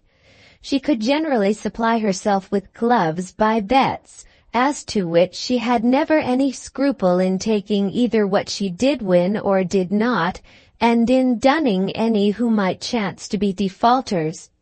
On occasions, too, when not afraid of the bystanders, she would venture on a hat, and though there was difficulty as to the payment, not being able to give her number as she did with gloves so that the tradesman could send the article, still she would manage to get the hat, and the trimmings. It was said of her that she once offered to lay an ulster to a sealskin jacket, but that the young man had coolly said that a sealskin jacket was beyond a joke, and had asked her whether she was ready to put down her ulster. These were little difficulties from which she usually knew how to extricate herself without embarrassment, but she had not expected to have to marshal her forces against such an enemy as Lord Rufford, or to sit down for the besieging of such a city this campaign. There were little things which required to be done, and the lady's maid certainly had not time to go to church on Sunday. But there were other things which troubled her even more than her clothes. She did not much like Bragton, and at Bragton, in his own house, she did not very much like her proposed husband. At Washington he had been somebody. She had met him everywhere then, and had heard him much talked about. At Washington he had been a popular man, and had had the reputation of being a rich man also. But here at home in the country he seemed to her to fall off in importance, and he certainly had not made himself pleasant. Whether any man could be pleasant to her in the retirement of a country house, any man whom she would have no interest in running down, she did not ask herself. An engagement to her must under any circumstances be a humdrum thing, to be brightened only by wealth. But here she saw no signs of wealth. Nevertheless, she was not prepared to shove away the plank from below her feet till she was sure that she had a more substantial board on which to step. Her mother, who perhaps did not see in the character of Morton all the charms which she could wish to find in a son-in-law, was anxious to shake off the Bragton alliance. But Arabella, as she said so often both to herself and to her mother, was sick of the dust of the battle and conscious of fading strength. She would make this one more attempt, but must make it with great care. When last in town this young lord had whispered a word or two to her, which then had set her hoping for a couple of days. And now when chance had brought her into his neighborhood he had gone out of his way, very much out of his way, to renew his acquaintance with her. She would be mad not to give herself the chance, but yet she could not afford to let the plank go from under her feet. But the part she had to play was one which even she felt to be almost beyond her powers. She could perceive that Morton was beginning to be jealous, and that his jealousy was not of that nature which strengthens a tie, but which is apt to break it altogether. His jealousy, if fairly aroused, would not be appeased by a final return to himself. She had already given him occasion to declare himself off, and if thoroughly angered he would no doubt use it. Day by day and almost hour by hour he was becoming more somber and hard, and she was well aware that there was reason for it. It did not suit her to walk about alone with him through the shrubberies. It did not suit her to be seen with his arm around her waist. Of course the people of Bragton would talk of the engagement, but she would prefer that they should talk of it with doubt. Even her own maid had declared to Mrs. Hopkins that she did not know whether there was or was not an engagement, her own maid being at the time almost in her confidence. Very few of the comforts of a lover had been vouchsafed to John Morton during this sojourn at Bragton, and very little had been done in accordance with his wishes. Even this visit to Rufford, as she well knew, was being made in opposition to him. She hoped that her lover would not attempt to ride to hounds on the Tuesday, so that she might be near the lord unseen by him, and that he would leave Rufford on the Wednesday before herself and her mother. At the ball, of course, she could dance with Lord Rufford and could keep an eye on her lover at the same time. She hardly saw Morton on the Sunday afternoon, and she was again closeted on the Monday till lunch. They were to start at 4, and there would not be much more than time after lunch for her to put on her travelling gear. Then, as they all felt, there was a difficulty about the carriages. Who was to go with whom? Arabella after lunch took the bull by the horns. "I suppose," she said as Morton followed her out into the hall, "Mamma and I had better go in the phaeton." "I was thinking that Lady Augustus might consent to travel with Mr. Gotobed, and that you and I might have the phaeton." "Of course it would be very pleasant," she answered, smiling. "Then why not let it be so? There are convenances." "How would it be if you and I were going without anybody else? Do you mean to say that in that case we might not sit in the same carriage?" "I mean to say that in that case I should not go at all. It isn't done in England. You have been in the States so long that you forget all our old-fashioned ways." "I do think that is nonsense." She only smiled and shook her head. "Then the senator shall go in the phaeton, and I will go with you and your mother." "Yes, and quarrel with Mamma all the time as you always do. Let me have it my own way this time." "Upon my word, I believe you are ashamed of me," he said, leaning back upon the hall table. He had shut the dining-room door, and she was standing close to him. "What nonsense! You have only got to say so, Arabella, and let there be an end of it all." "If you wish it, Mr. Morton." "You know I don't wish it. You know I am ready to marry you tomorrow." "You have made ever so many difficulties as far as I can understand." "You have unreasonable people acting for you, Arabella, and of course I don't mean to give way to them." "Pray don't talk to me about money. I know nothing about it and have taken no part in the matter. I suppose there must be settlements." "Of course there must." "And I can only do what other people tell me. You at any rate have something to do with it all, and I have absolutely nothing. That is no reason you shouldn't go in the same carriage with me to Rufford. Are you coming back to that just like a big child? Do let us consider that as settled. I'm sure you'll let Mamma and me have the use of the phaeton." Of course the little contest was ended in the manner proposed by Arabella. "I do think," said Arabella when she and her mother were seated in the carriage, "that we have treated him very badly. Quite as well as he deserves. What a house to bring us to, and what people! Did you ever come across such an old woman before? And she has him completely under her thumb. Are you prepared to live with that harridan?" "You may let me alone, Mamma, for all that. She won't be in my way after I'm married, I can tell you." "You'll have something to do then." "I ain't a bit afraid of her. And to ask us to meet such people as this American! He's going back to Washington, and it suited him to have him. I don't quarrel with him for that. I wish I were married to him and back in the States." "You do?" "I do." "You have given it all up about Lord Rufford, then?" "No, that's just where it is. I haven't given it up, and I still see trouble upon trouble before me. But I know how it will be. He doesn't mean anything. He's only amusing himself. If he'd once say the word, he couldn't get back again. The Duke would interfere then."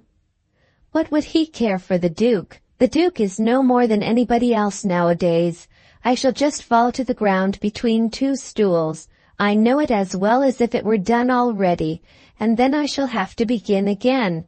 If it comes to that, I shall do something terrible, I know I shall."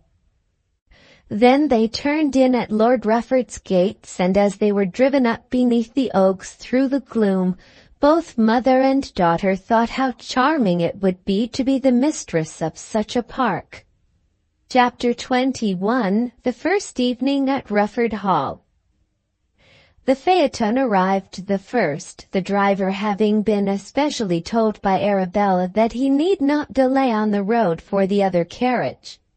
She had calculated that she might make her entrance with better effect alone with her mother than in company with Morton and the senator.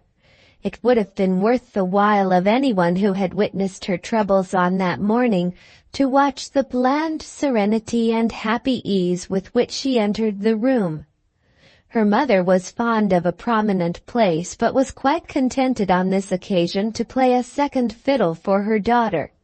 She had seen at a glance that Rufford Hall was a delightful house. Oh, if it might become the home of her child and her grandchildren, and possibly a retreat for herself. Arabella was certainly very handsome at this moment.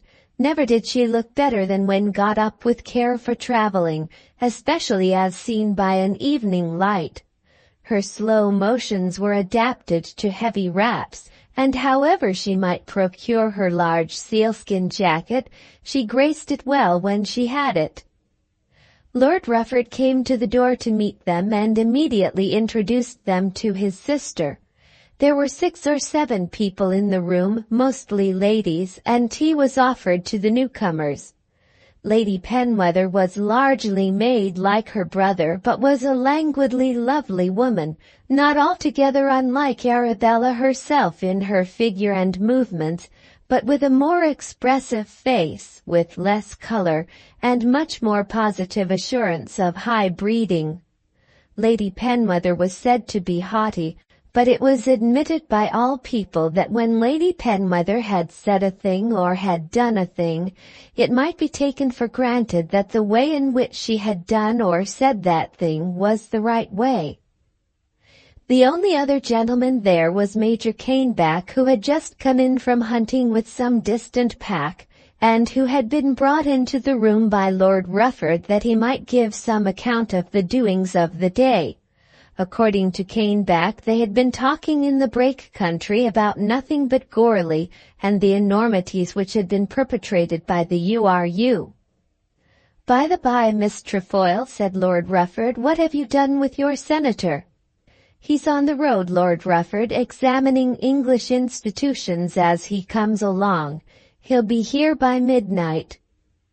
Imagine the man coming to me and telling me that he was a friend of Gourley's. I rather liked him for it. There was a thorough pluck about it. They say he's going to find all the money." "I thought Mr. Scrobby was to do that," said Lady Penwether. "Mr. Scrobby will not have the slightest objection to have that part of the work done for him. If all we hear is true, Miss Trefoil's senator may have to defend both Scrobby and Gourley." "My senator, as you call him, will be quite up to the occasion." "You knew him in America, Miss Trefoil?" asked Lady Penwether. "Oh yes, we used to meet him and Mrs. Gotobed everywhere, but we didn't exactly bring him over with us, though our party down to Bragton was made up in Washington," she added, feeling that she might in this way account in some degree for her own presence in John Morton's house. "It was Mamma and Mr. Morton arranged it all." "Oh, my dear, it was you and the senator," said Lady Augustus, ready for the occasion. "Miss Trefoil," said the lord, "let us have it all out at once. Are you taking Gourley's part?" "Taking Gourley's part!" ejaculated the Major. Arabella affected to give a little start as though frightened by the Major's enthusiasm. "For heaven's sake, let us know our foes," continued Lord Rufford. "You see the effect such an announcement had upon Major Caneback. Have you made an appointment before dawn with Mr. Scrobby under the elms? Now I look at you, I believe in my heart you're a Gourleyite, only without the senator's courage to tell me the truth beforehand." "I really am very much obliged to Gourley," said Arabella, "because it is so nice to have something to talk about." "That's just what I think, Miss Trefoil," declared a young lady, Miss Penge, who was a friend of Lady Penwether. "The gentlemen have so much to say about hunting which nobody can understand. But now this delightful man has scattered poison all over the country, there is something that comes home to our understanding. I declare myself a Gourleyite at once, Lord Rufford, and shall put myself under the senator's leading directly he comes." During all this time not a word had been said of John Morton, the master of Bragton, the man to whose party these newcomers belonged. Lady Augustus and Arabella clearly understood that John Morton was only a peg on which the invitation to them had been hung. The feeling that it was so grew upon them with every word that was spoken, and also the conviction that he must be treated like a peg at Rufford. The sight of the hangings of the room, so different to the old-fashioned dingy curtains at Bragton, the brilliancy of the mirrors, all the decorations of the place, the very blaze from the big grate, forced upon the girl's feelings a conviction that this was her proper sphere. Here she was being made much of as a newcomer, and here, if possible, she must remain.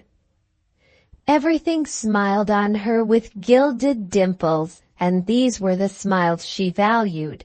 As the softness of the cushions sank into her heart, and mellow nothingness from well-trained voices greeted her ears, and the air of wealth and idleness floated about her cheeks, her imagination rose within her and assured her that she could secure something better than Bragton.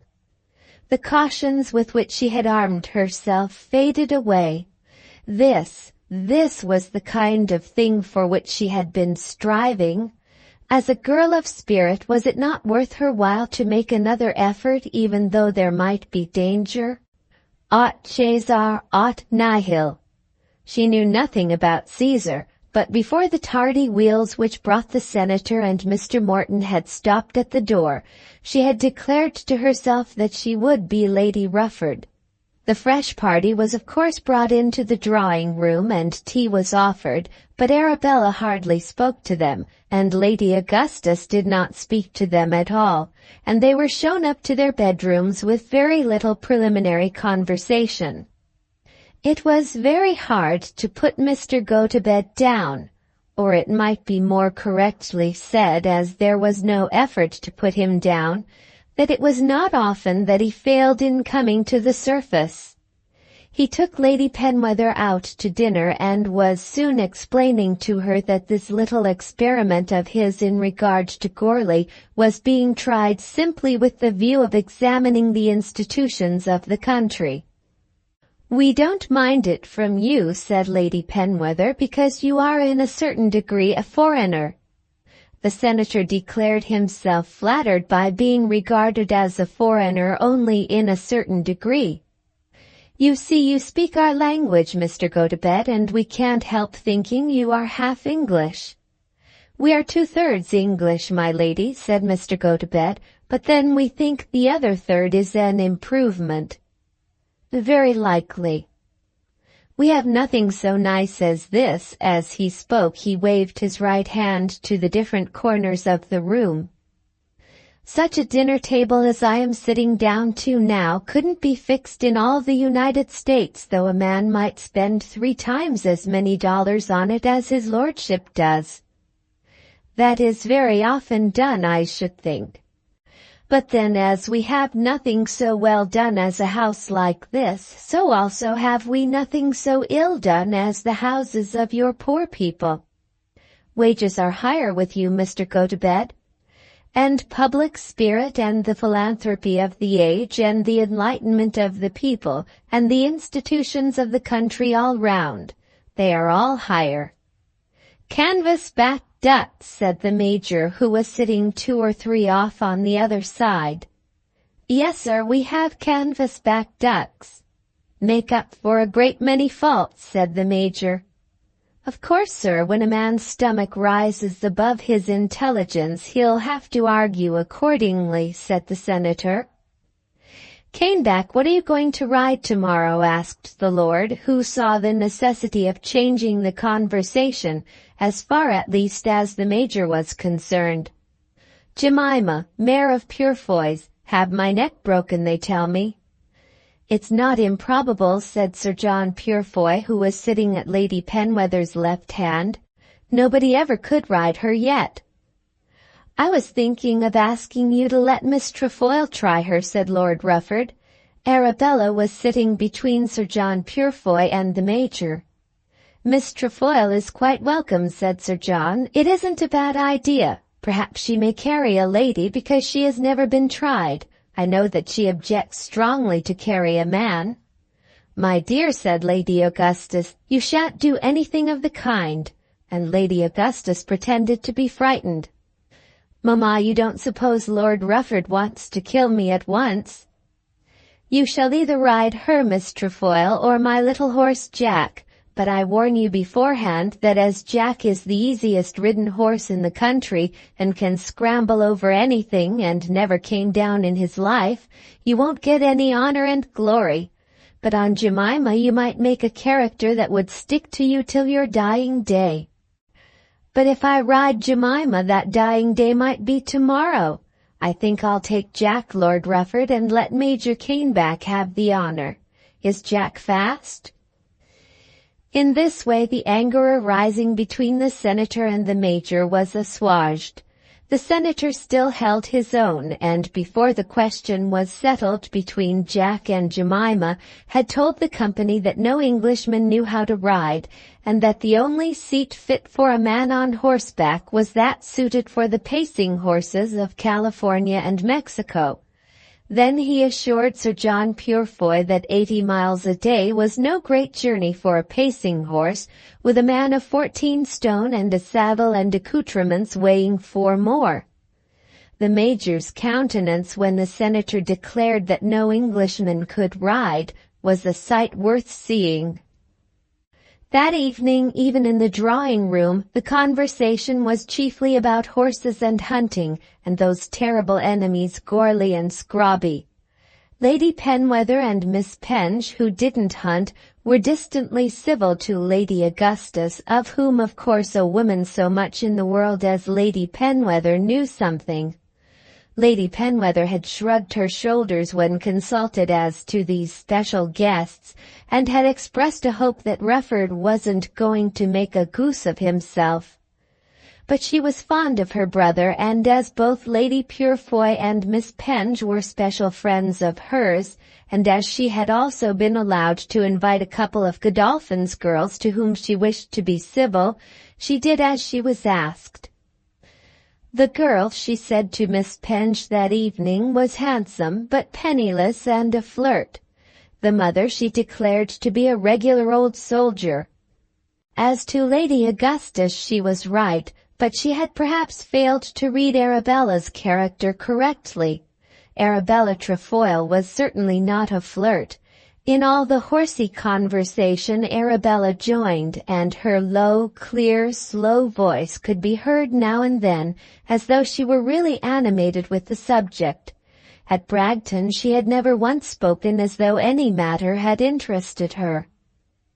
During this time Morton fell into conversation first with Lady Purefoy and then with the two Miss Godolphins, and afterwards for a few minutes with Lady Penwether, who knew that he was a county gentleman and a respectable member of the diplomatic profession. But during the whole evening his ear was intent on the notes of Arabella's voice, and also during the whole evening her eye was watching him. She would not lose her chance with Lord Rufford for any want of effort on her own part. If aught were required from her in her present task that might be offensive to Mr. Morton, anything that was peremptorily demanded for the effort, she would not scruple to offend the man. But if it might be done without offence, so much the better. Once he came across the room and said a word to her as she was talking to Lord Rufford and the Purefoys. "You are really in earnest about riding tomorrow?" "Oh dear, yes, why shouldn't I be in earnest?" "You are coming out yourself, I hope," said the lord. "I have no horses here of my own, but I have told that man Stubbings to send me something, and as I haven't been at Bragton for the last 7 years I have nothing proper to wear. I shan't be called a Gourleyite, I hope, if I appear in trousers." "Not unless you have a basket of red herrings on your arm," said Lord Rufford. Then Morton retired back to the Miss Godolphins, finding that he had nothing more to say to Arabella. He was very angry, though he hardly knew why or with whom. A girl, when she is engaged, is not supposed to talk to no one but her recognized lover in a mixed party of ladies and gentlemen, and she is especially absolved from such a duty when they chance to meet in the house of a comparative stranger. In such a house and among such people it was natural that the talk should be about hunting, and as the girl had accepted the loan of a horse, it was natural that she should join in such conversation. She had never sat for a moment apart with Lord Rufford. It was impossible to say that she had flirted with the man, and yet Morton felt that he was neglected, and felt also that he was only there because this pleasure-seeking young lord had liked to have in his house the handsome girl whom he, Morton, intended to marry. He felt thoroughly ashamed of being there, as it were, in the train of Miss Trefoil. He was almost disposed to get up and declare that the girl was engaged to marry him. He thought that he could put an end to the engagement without breaking his heart, but if the engagement was an engagement, he could not submit to such treatment as this, either from her or from others. He would see her for the last time in the country at the ball on the following evening, as of course he would not be near her during the hunting, and then he would make her understand that she must be altogether his, or altogether cease to be his. And so resolving, he went to bed, refusing to join the gentlemen in the smoking-room.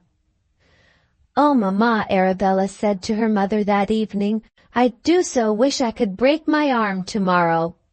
"Break your arm, my dear?" "Or my leg would be better. I wish I could have the courage to chuck myself off going over some gate. If I could be laid up here now with a broken limb, I really think I could do it." Chapter 22 of Volume 1. Jemima. As the meet on the next morning was in the park, the party at Rufford Hall was able to enjoy the luxury of an easy morning together with the pleasures of the field.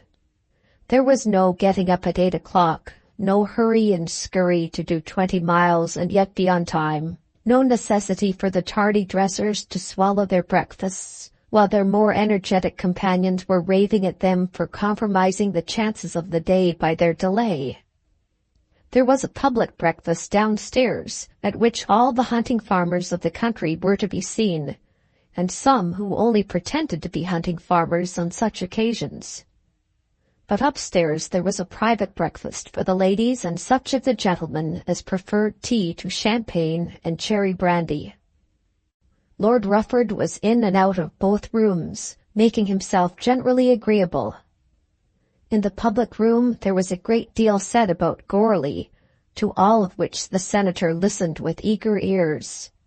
For the senator preferred the public breakfast as offering another institution to his notice.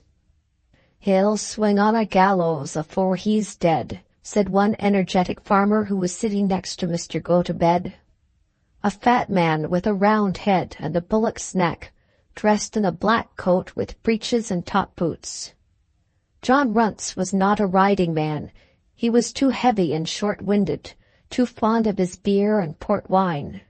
But he was a hunting man all over, one who always had a fox in the springs at the bottom of his big meadows, one to whom it was the very breath of his nostrils to shake hands with the hunting gentry, and to be known as a staunch friend to the U.R.U.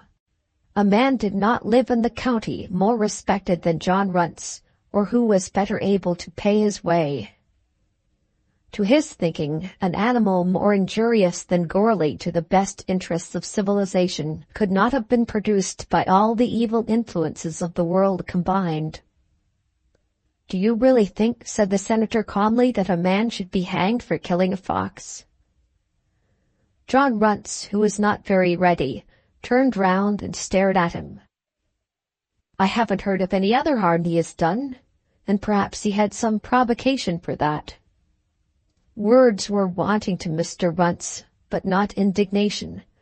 He collected together his plate and knife and fork and his 2 glasses and his lump of bread, and looking the senator full in the face, slowly pushed back his chair, and carrying his provisions with him, toddled off to the other end of the room. When he reached the spot where place was made for him, he had hardly breath left to speak. "Well," he said, "I never—" He sat a minute in silence, shaking his head, and continued to shake his head and look round upon his neighbours as he devoured his food. Upstairs there was a very cosy party who came in by degrees. Lady Pedweather was there soon after 10, and Miss Peng and some of the gentlemen, including Morton, who was the only man seen in that room in black. Young Hampton, who was intimate in the house, made his way up there, and Sir John Purefoy joined the party. Sir John was a hunting man who lived in the county and was an old friend of the family. Lady Purefoy hunted also and came in later. Arabella was the last, not from laziness, but aware that in this way the effect might be the best. Lord Rufford was in the room when she entered it, and of course she addressed herself to him. "Which is it to be, Lord Rufford, Jack or Jemima?" "Whichever you like." "I am quite indifferent. If you'll put me on the mare, I'll ride her, or try." "Indeed you won't," said Lady Augustus. "Mamma knows nothing about it, Lord Rufford. I believe I could do just as well as Major Caneback." "She never had a lady on her in her life," said Sir John. "Then it's time for her to begin, but at any rate I must have some breakfast first." Then Lord Rufford brought her a cup of tea, and Sir John gave her a cutlet, and she felt herself to be happy. She was quite content with her hat, and though her habit was not exactly a hunting habit, it fitted her well. Morton had never before seen her in a riding dress, and acknowledged that it became her. He struggled to think of something special to say to her, but there was nothing. He was not at home on such an occasion. His long trousers weighed him down, and his ordinary morning coat cowed him. He knew in his heart that she thought nothing of him as he was now. But she said a word to him with that usual smile of hers. "Of course, Mr. Morton, you are coming with us." "A little way, perhaps." "You'll find that any horse from Stubbings can go," said Lord Rufford, "and I wish I could say as much of all mine." "Jack can go, I hope, Lord Rufford." Lord Rufford nodded his head. "And I shall expect you to give me a lead." To this he assented, though it was perhaps more than he had intended. But on such occasion it is almost impossible to refuse such a request. At 11:30 they were all out in the park, and Tony was elate as a prince, having been regaled with a tumbler of champagne. But the great interest of the immediate moment were the frantic efforts made by Jemima to get rid of her rider. Once or twice Sir John asked the Major to give it up, but the Major swore that the mare was a good mare and only wanted riding. She kicked and squealed and backed and went round the park with him at a full gallop.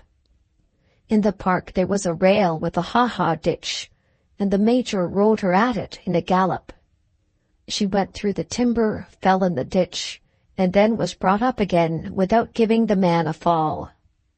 He at once put her back at the same fence, and she took it almost in her stride without touching it. "Have her like a spaniel before the day's over," said the Major, who thoroughly enjoyed these little encounters. Among the laurels at the bottom of the park a fox was found, and then there was a great deal of riding about the grounds.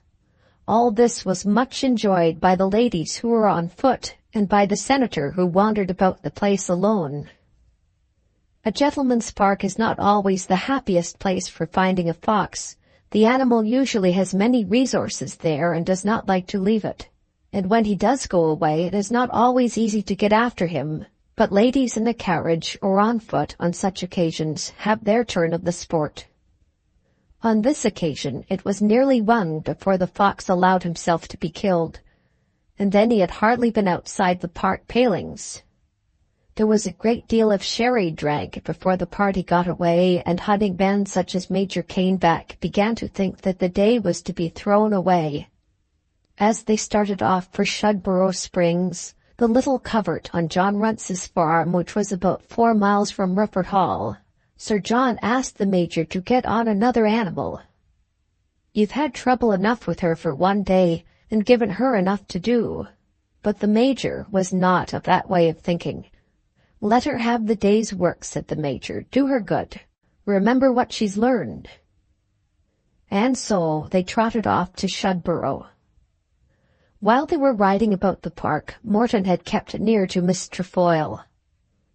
Lord Rufford, being on his own place and among his own coverts, had had cares on his hand and been unable to devote himself to the young lady.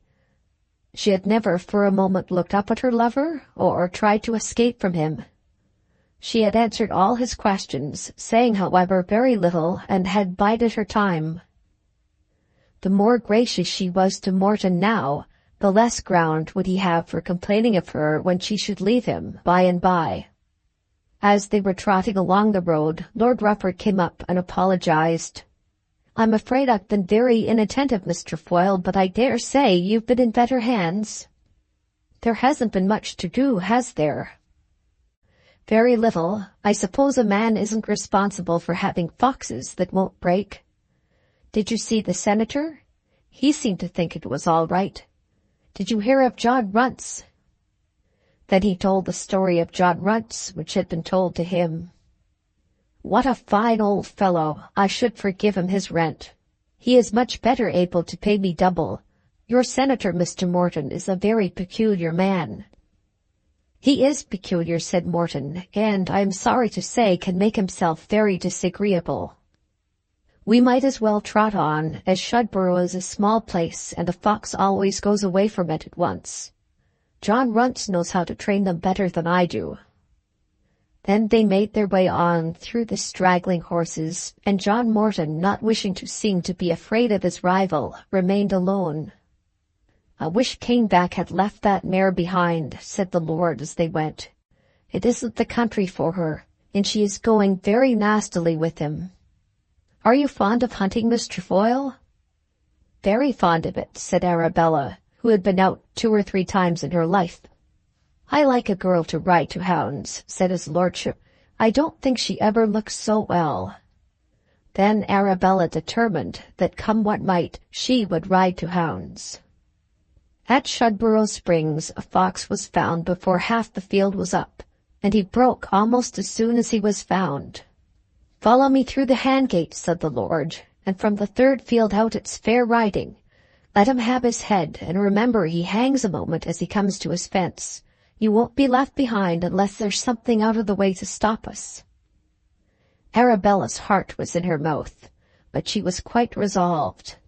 Where he went, she would follow. As for being left behind, she would not care the least for that if he were left behind with her. They got well away, having to pause a moment while the hounds came up to Tony's horn out of the wood. Then there was plain sailing, and there were very few before them. "He's one of the old sort, my lord," said Tony as he pressed on, speaking of the fox. "Not too near me, and you'll go like a bird," said his lordship. "He's a nice little horse, isn't he? When I'm going to be married, he'll be the first present I shall make her." "He'd tempt almost any girl," said Arabella. It was wonderful how well she went, knowing so little about it as she did. The horse was one easily ridden, and on plain ground she knew what she was about in a saddle.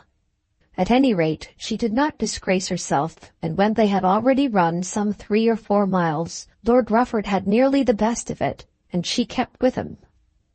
"You don't know where you are, I suppose," he said, when they came to a check. "And I don't in the least care, if they'd only go on," said she eagerly. "We're back at Rufford Park. We've left the road nearly a mile to our left, but there we are. Those trees are in the park." "But must we stop there?" "That's as the fox may choose to behave. We shan't stop unless he does." Then young Hampton came up, declaring that there was the very mischief going on between Major Caneback and Jemima. According to Hampton's account, the Major had been down 3 or 4 times, but was determined to break either the mare's neck or her spirit. He had been considerably hurt, so Hampton said, in one shoulder, but had insisted on riding on. "That's the worst of him," said Lord Rufford. "He never knows when to give up." Then the hounds were again on the scent and were running very fast towards the park. "That's a nasty ditch before us," said the lord. "Come down a little to the left. The hounds are heading that way, and there's a gate." Young Hampton in the meantime was going straight for the fence. "I'm not afraid," said Arabella. "Very well, give him his head and he'll do it." Just at that moment there was a noise behind them, and the Major on Jemima rushed up. She was covered with foam and he with dirt, and her sides were sliced with the spur. His hat was crushed, and he was riding almost altogether with his right hand. He came close to Arabella, and she could see the rage in his face as the animal rushed on with her head almost between her knees. "He'll have another fall there," said Lord Rufford. Hampton, who had passed them, was the first over the fence, and the other 3 all took it abreast. The Major was to the right, the lord to the left, and the girl between them. The mare's head was perhaps the first. She rushed at the fence, made no leap at all, and of course went headlong into the ditch. The Major still stuck to her, though 2 or 3 voices implored him to get off. He afterwards declared that he had not strength to lift himself out of the saddle. The mare lay for a moment, then blundered out, rolled over him, jumped onto her feet, and lunging out, kicked her rider on the head as he was rising. Then she went away and afterwards jumped the palings into Rufford Park. That evening she was shot. The man, when kicked, had fallen back close under the feet of Miss Trefoil's horse. She screamed and, half fainting, fell also, but fell without hurting herself. Lord Rufford of course stopped, as did also Mr. Hampton and one of his whips, with several others in the course of a minute or 2. The Major was senseless, but they who understood what they were looking at were afraid that the case was very bad. He was picked up and put on a door, and within half an hour was on his bed in Rufford Hall. But he did not speak for some hours, and before 6 o'clock that evening, the doctor from Rufford had declared that he had mounted his last horse, had ridden his last hunt. "Oh, Lord Rufford," said Arabella, "I shall never recover that. I heard the horse's feet against his head." Lord Rufford shuddered and put his hand round her waist to support her. At that time they were standing on the ground. "Don't mind me if you can do any good for him." But there was nothing that Lord Rufford could do, as 4 men were carrying the Major on a shutter. So he and Arabella returned together, and when she got off her horse, she was only able to throw herself into his arms. Chapter 23. Poor Caneback. A closer intimacy will occasionally be created by some accident, some fortuitous circumstance, than weeks of ordinary intercourse will produce. Walk down Bond Street in a hailstorm of peculiar severity, and you may make a friend of the first person you meet, whereas you would be held to have committed an affront were you to speak to the same person in the same place on a fine day. You shall travel smoothly to York with a lady, and she will look as though she would call the guard at once were you so much as to suggest that it were a fine day. But if you are lucky enough to break a wheel before you get to Darlington, she will have told you all her history and shared your sherry by the time you have reached that town. Arabella was very much shocked by the dreadful accident she had seen. Her nerves had suffered, though it may be doubted whether her heart had been affected much. But she was quite conscious when she reached her room that the poor Major's misfortune, happening as it had done just beneath her horse's feet, had been a godsend to her. For a moment the young lord's arm had been round her waist, and her head had been upon his shoulder. And again, when she had slipped from her saddle, she felt his embrace. His fervour to her had been simply the uncontrolled expression of his feeling at the moment, as one man squeezes another tightly by the hand in any crisis of sudden impulse. She knew this, but she knew also that he would probably revert to the intimacy which the sudden emotion had created. The mutual galvanic shock might be continued at the next meeting, and so on. They had seen the tragedy together, and it would not fail to be a bond of union. As she told the tragedy to her mother, she delicately laid aside her hat and whip and riding dress, and then asked whether it was not possible that they might prolong their stay at Rufford. "But the Gores, my dear, I put them off, you know, for 2 days only." Then Arabella declared that she did not care a straw for the Gores. In such a matter as this, what would it signify, though that they should quarrel with a whole generation of Gores? For some time she thought that she would not come down again that afternoon or even that evening.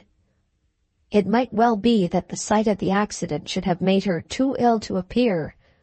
She felt conscious that in that moment, and in the subsequent half-hour, she had carried herself well, and that there would be an interest about her, were she to own herself compelled to keep her room.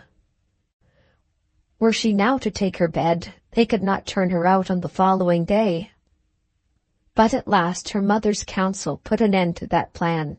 Time was too precious. "I think you might lose more than you'd gain," said her mother. Both Lord Rufford and his sister were very much disturbed as to what they should do on the occasion. At 6:30 Lord Rufford was told that the Major had recovered his senses, but that the case was almost hopeless. Of course he saw his guest. "I'm all right," said the Major. The Lord sat there by the bedside, holding the man's hand for a few moments, and then got up to leave. "No nonsense about putting off," said the Major in a faint voice. "Beastly bosh, all that." But what was to be done? The dozen people who were in the house must of course sit down to dinner. and then all the neighborhood for miles round were coming to a ball. It would be impossible to send messages to everybody. And there was the feeling, too, that the man was as yet only ill, and that his recovery was possible. A ball with a dead man in one of the bedrooms would be dreadful. With a dying man it was bad enough. But then a dying man is always also a living man. Lord Rufford had already telegraphed for a first-class surgeon from London, it having been whispered to him that perhaps old Noakes from Rufford might be mistaken. The surgeon could not be there till 4 o'clock in the morning, by which time care would have been taken to remove the signs of the ball. But if there was reason to send for a London surgeon, then also was there reason for hope. And if there were ground for hope, then the desirability of putting off the ball was very much reduced. "He's at the furthest end of the corridor," the Lord said to his sister, "and won't hear a sound of the music." Though the man were to die, why shouldn't the people dance? Had the Major been dying 3 or 4 miles off at the hotel at Rufford, there would only have been a few sad looks, a few shakings of the head, and the people would have danced without any flaw in their gaiety. Had it been known at Rufford Hall that he was lying at that moment in his mortal agony at Aberdeen, an exclamation or two, "Poor Caneback! Poor Major!"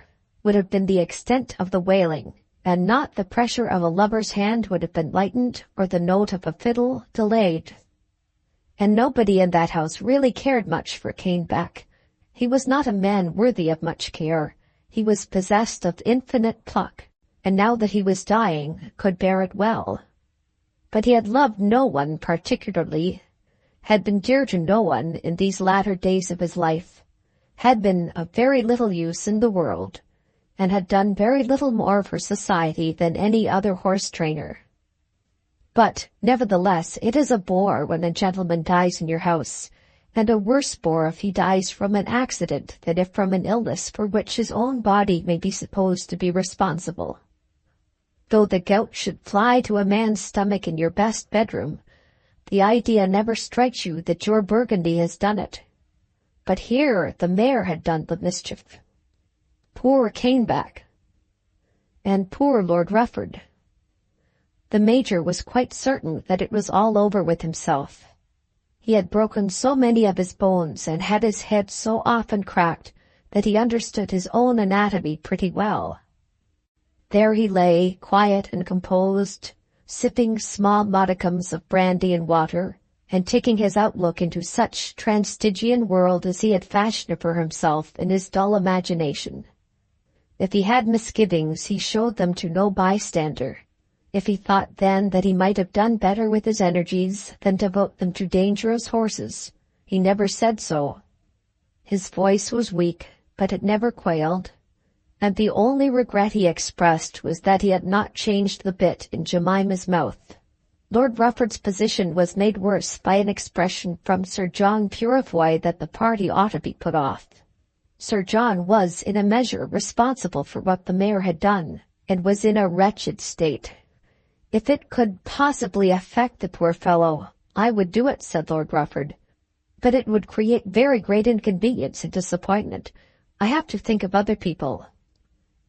"Then I shall send my wife home," said Sir John. And Lady Purefoy was sent home. Sir John himself, of course, could not leave the house while the man was alive. Before they all sat down to dinner, the Major was declared to be a little stronger. That settled the question, and the ball was not put off. The ladies came down to dinner in a melancholy guise. Before Lord Rufford came in, Arabella managed to get herself onto the sofa next to Lady Penwether, and then to undergo some little hysterical manifestation.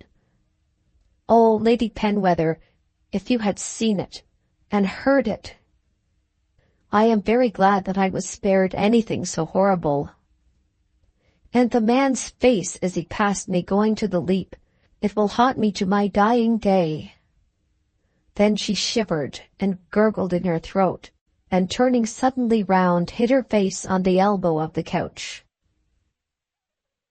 "I've been afraid all the afternoon that she would be ill," whispered Lady Augustus to Miss Penge. "She is so susceptible." When Lord Rufford came into the room, Arabella at once got up and accosted him with a whisper.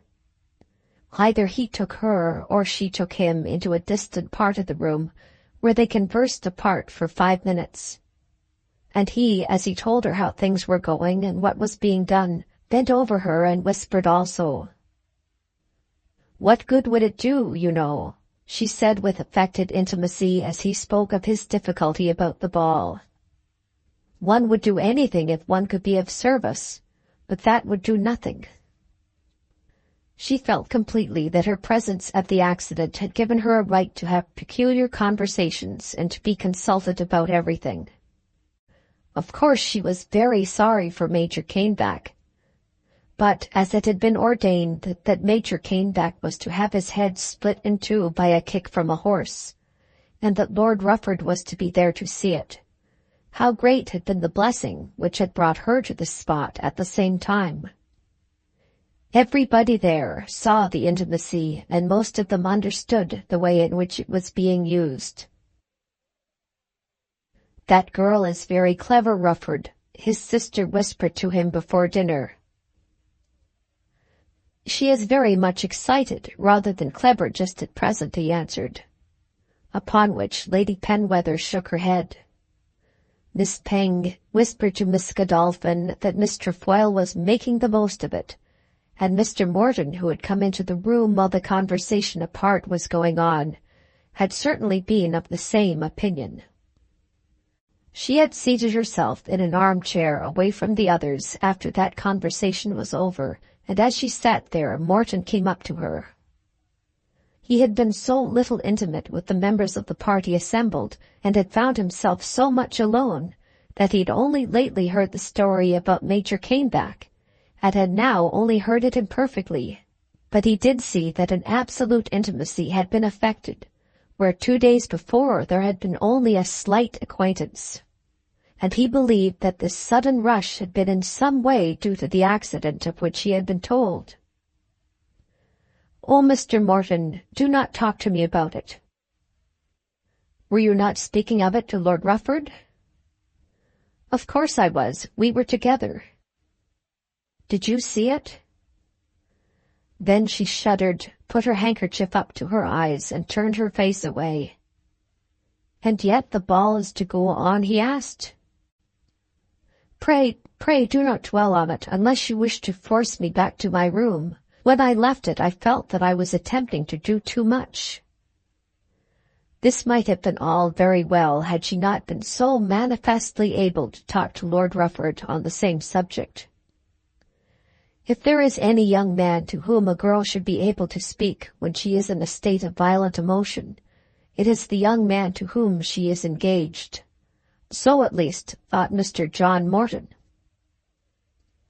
Then dinner was announced, and the dinner certainly was sombre enough. A dinner before a ball in the country never is very much of a dinner. The ladies know that there is work before them, and keep themselves for the greater occasion. Lady Purefoy had gone, and Lady Penwether was not very happy in the prospects for the evening.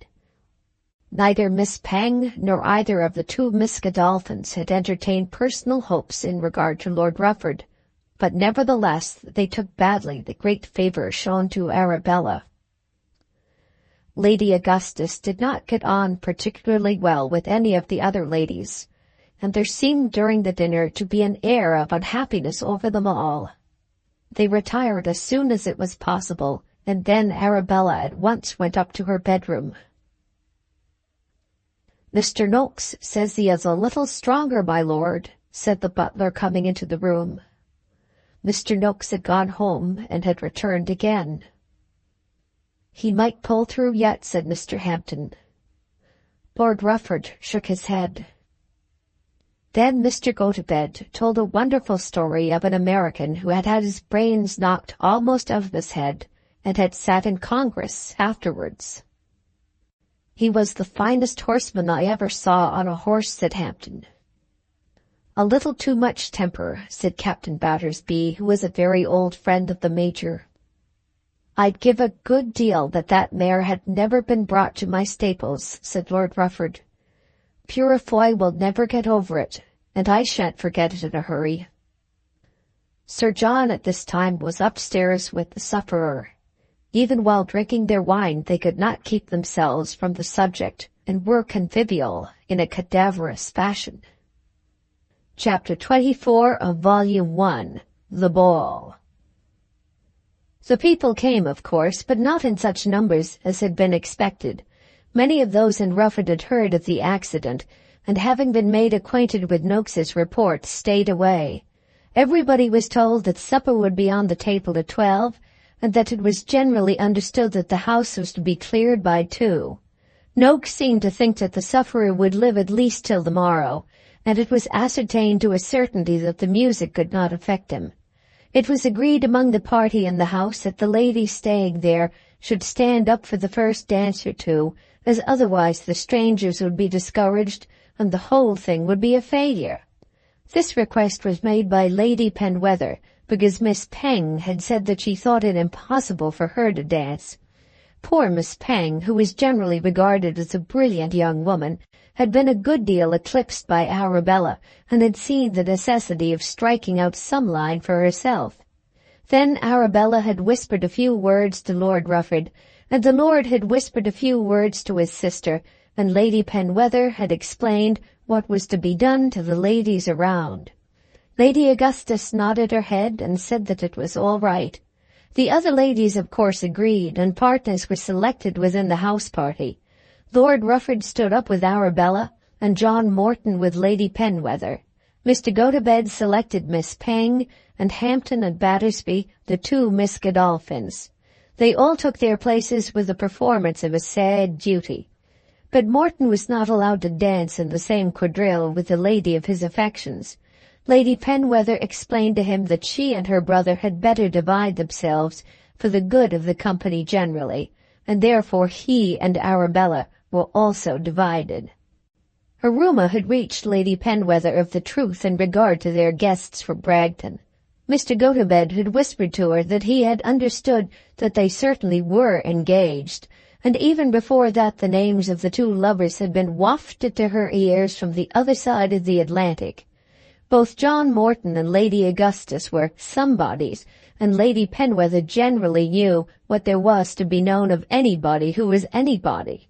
But it was quite clear to her, more so even than to poor John Morton, that the lady was conducting herself now as though she were fettered by no bonds, and it seemed to Lady Penwether also that the lady was very anxious to contract other bonds. She knew her brother well. He was always in love with somebody, but as he had hitherto failed of success where marriage was desirable, so had he avoided disaster where it was not. He was one of those men who are generally supposed to be averse to matrimony. Lady Penwether and some other relatives were anxious that he should take a wife, but his sister was by no means anxious that he should take such a one as Arabella Trefoil. Therefore she thought that she might judiciously ask Mr. Morton a few questions. "I believe you knew the Trefoils in Washington," she said. Morton acknowledged that he had seen much of them there. "She is very handsome, certainly." "I think so." "And rides well, I suppose?" "I don't know. I never heard much of her riding." "Has she been staying long at Bragton?" "Just a week."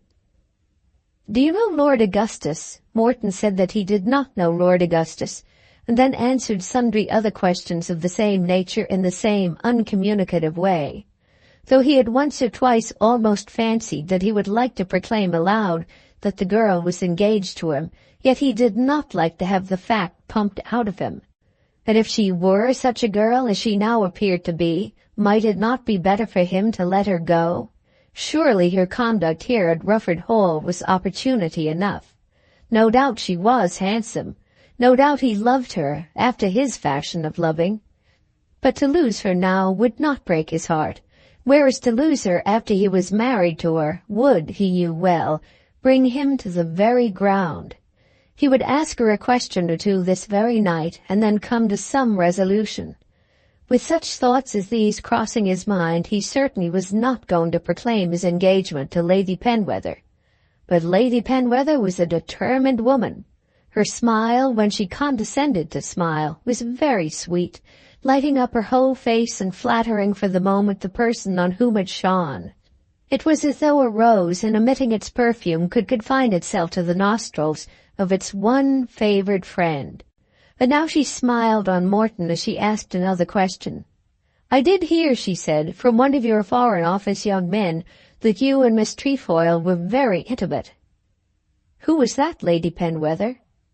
"Of course I shall mention no name. You might call up the poor lad and shoot him, or worse still, have him put down to the bottom of his class. But I did hear it, and then when I find her staying with her mother at your house, of course I believe it to be true.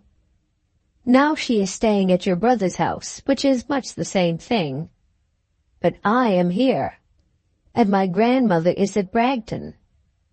"That puts me in mind, Mr. Morton. I am so sorry that we did not know it, so that we might have asked her." "She never goes out anywhere, Lady Penwether." "And there is nothing then in the report that I heard?" Morton paused a moment before he answered, and during that moment collected his diplomatic resources. He was not a weak man who could be made to tell anything by the wiles of a pretty woman. "I think," he said, "that when people have anything of that kind which they wish to be known, they declare it." "I beg your pardon. I did not mean to unravel a secret." "There are secrets, Lady Penwether, which people do like to unravel, but which the owners of them sometimes won't abandon." Then there was nothing more said on the subject.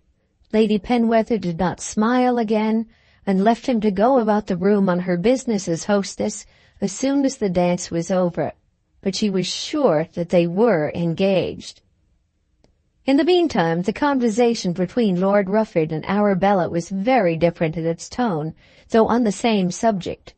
He was certainly much struck with her, not probably ever waiting to declare to himself that she was the most beautiful woman he had ever seen in his life, but still feeling towards her an attraction which for the time was strong. A very clever girl would frighten him, a very horsey girl would disgust him, a very quiet girl would bore him, or a very noisy girl annoy him.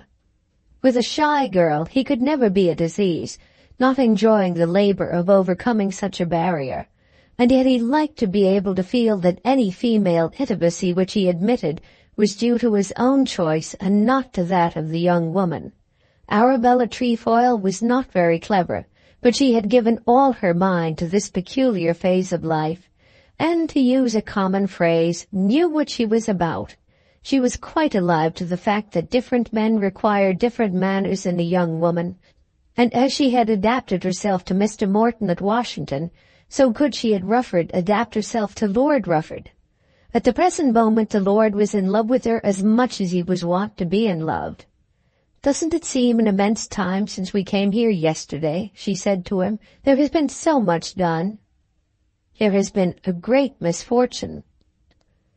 "I suppose that is it. Only for that, how very, very pleasant it would have been." "Yes, indeed, it was a nice run, and that little horse carried you charmingly. I wish I could see you ride him again." She shook her head as she looked up into his face. "Why do you shake your head?"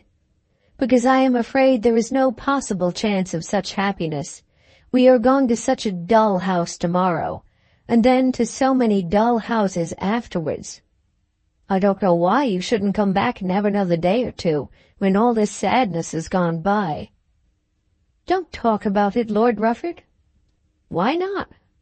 "I never like to talk about any pleasure because it always vanishes as soon as it has come, and when it has been real pleasure it never comes back again. I don't think I ever enjoyed anything so much as our ride this morning, till that tragedy came." "Poor Caneback." "I suppose there is no hope?" He shook his head. "And we must go on to those Gores tomorrow without knowing anything about it. I wonder whether you could send me a line." "Of course I can, and I will." Then he asked her a question, looking into her face. "You are not going back to Bragton?" "Oh, dear, no." "Was Bragton dull?" "Awfully dull, frightfully dull." "You know what they say." "What who say, Lord Rufford? People say anything. The more ill-natured, the better they like it, I think." Have you not heard what they say about you and Mr. Morton? Just because Mamma made a promise when in Washington to go to Bragton with that Mr. Gotobed, don't you find they marry you to everybody? They have married me to a good many people. Perhaps they'll marry me to you tomorrow. That would not be so bad. Oh, Lord Rufford, nobody has ever condemned you to anything so terrible as that. There was no truth in it then, Miss Trefoil? None at all, Lord Rufford. Only I don't know why you should ask me. Well, I don't know. A man likes sometimes to be sure how the land lies. Mr. Morton looked so cross that I thought that perhaps the very fact of my dancing with you might be an offence. Is he cross? You know him better than I do. Perhaps it's his nature. Now I must do one other dance with a native, and then my work will be over. That isn't very civil, Lord Rufford. If you do not know what I meant, you're not the girl I take you to be. Then, as she walked with him back out of the ballroom into the drawing-room, she assured him that she did know what he meant, and that therefore she was the girl he took her to be. She had determined that she would not dance again, and had resolved to herd with the other ladies of the house, waiting for any opportunity the chance might give her for having a last word with Lord Rufford before they parted for the night, when Morton came up to her and demanded, rather than asked, that she would stand up with him for a quadrille. We settled it all among ourselves, you know, she said. We were to dance only once, just to set the people off. He still persisted, but she still refused, alleging that she was bound by the general compact, and though he was very urgent, she would not yield. I wonder how you can ask me, she said. You don't suppose that after what has occurred I can have any pleasure in dancing. Upon this he asked her to take a turn with him through the rooms, and to that she found herself compelled to assent. Then he spoke out to her. Arabella, he said, I am not quite content with what has been going on since we came to this house. I am sorry for that. Nor indeed have I been made very happy by all that has occurred since your mother and you did me the honor of coming to Bragton. I must acknowledge that you haven't seemed to be very happy, Mr. Morton. I don't want to distress you, and as far as possible I wish to avoid distressing myself. If it is your wish that our engagement should be over, I will endeavor to bear it. If it is to be continued, I expect that your manner to me should be altered. What am I to say? Say what you feel. I feel that I can't alter my manner, as you call it. You do wish the engagement to be over, then? I did not say so. The truth is, Mr. Morton, that there is some trouble about the lawyers. Why do you always call me Mr. Morton? Because I am aware how probable it is that all this may come to nothing. I can't walk out of the house and marry you as the cookmaid does the gardener. I've got to wait till I'm told that everything is settled, and at present I'm told that things are not settled because you won't agree. I'll leave it to anybody to say whether I've been unreasonable. I won't go into that. I haven't meddled with it, and I don't know anything about it. But until it is all settled as a matter of course, there must be some little distance between us. It's the commonest thing in the world, I should say. What is to be the end of it? I do not know. If you think yourself injured, you can back out of it at once. I've nothing more to say about it. And you think I can like the way you're going on here? If you're jealous, Mr. Morton, there's an end of it. I tell you fairly once for all that as long as I'm a single woman, I will regulate my conduct as I please. You can do the same, and I shall not say a word to you. Then she withdrew her arm from him, and leaving him, walked across the room and joined her mother. He went off at once to his own room, resolving that he would write to her from Bragton. He had made his propositions in regard to money, which he was quite aware were as liberal as was fit. If she would now fix a day for their marriage, he would be a happy man. If she would not bring herself to do this, then he would have no alternative but to regard their engagement as at an end. At 2 o'clock the guests were nearly all gone. The Major was alive and likely to live at least for some hours, and the Rufford people generally were glad that they had not put off the ball. Some of them who were staying in the house had already gone to bed, and Lady Penwether, with Miss Penge at her side, was making her last adieus in the drawing-room. The ballroom was reached from the drawing-room, with a vestibule between them. An opening from this was the small chamber, prettily furnished but seldom used, which had no peculiar purpose of its own, but in which during the present evening many sweet words had probably been spoken. Now, at this last moment, Lord Rufford and Arabella Trefoil were there alone together. She had just got up from a sofa, and he had taken her hand in his. She did not attempt to withdraw it, but stood looking down upon the ground. And he passed his arm round her waist, and lifting her face to his, held her in a close embrace, from which she made no effort to free herself. As soon as she was released, she hastened to the door, which was all but closed, and as she opened it and passed through to the drawing-room, said some ordinary word to him quite aloud in her ordinary voice. If his action had disturbed her, she knew very well how to recover her equanimity. Chapter 25 of Volume 1, The Last Morning at Rufford Hall. "Well, my love," said Lady Augustus, as soon as her daughter had joined her in her bedroom. On such occasions there was always a quarter of an hour before going to bed, in which the mother and daughter discussed their affairs, while the two ladies' maids were discussing their affairs in the other room. The two maids probably did not often quarrel, but the mother and daughter usually did. "I wish that stupid man hadn't got himself hurt." "Of course, my dear, we all wish that, but I really don't see that it has stood much in your way." "Yes, it has. After all, there is nothing like dancing, and we shouldn't all have been sent to bed at 2:00. "Then it has come to nothing?" "I didn't say that at all, mamma. I think I have done uncommonly well. Indeed, I know I have. But then if everything had not been upset, I might have done so much better." "What have you done?" asked Lady Augustus timidly. She knew perfectly well that her daughter would tell her nothing, and yet she always asked these questions and was always angry when no information was given to her. Any young woman would have found it very hard to give the information needed.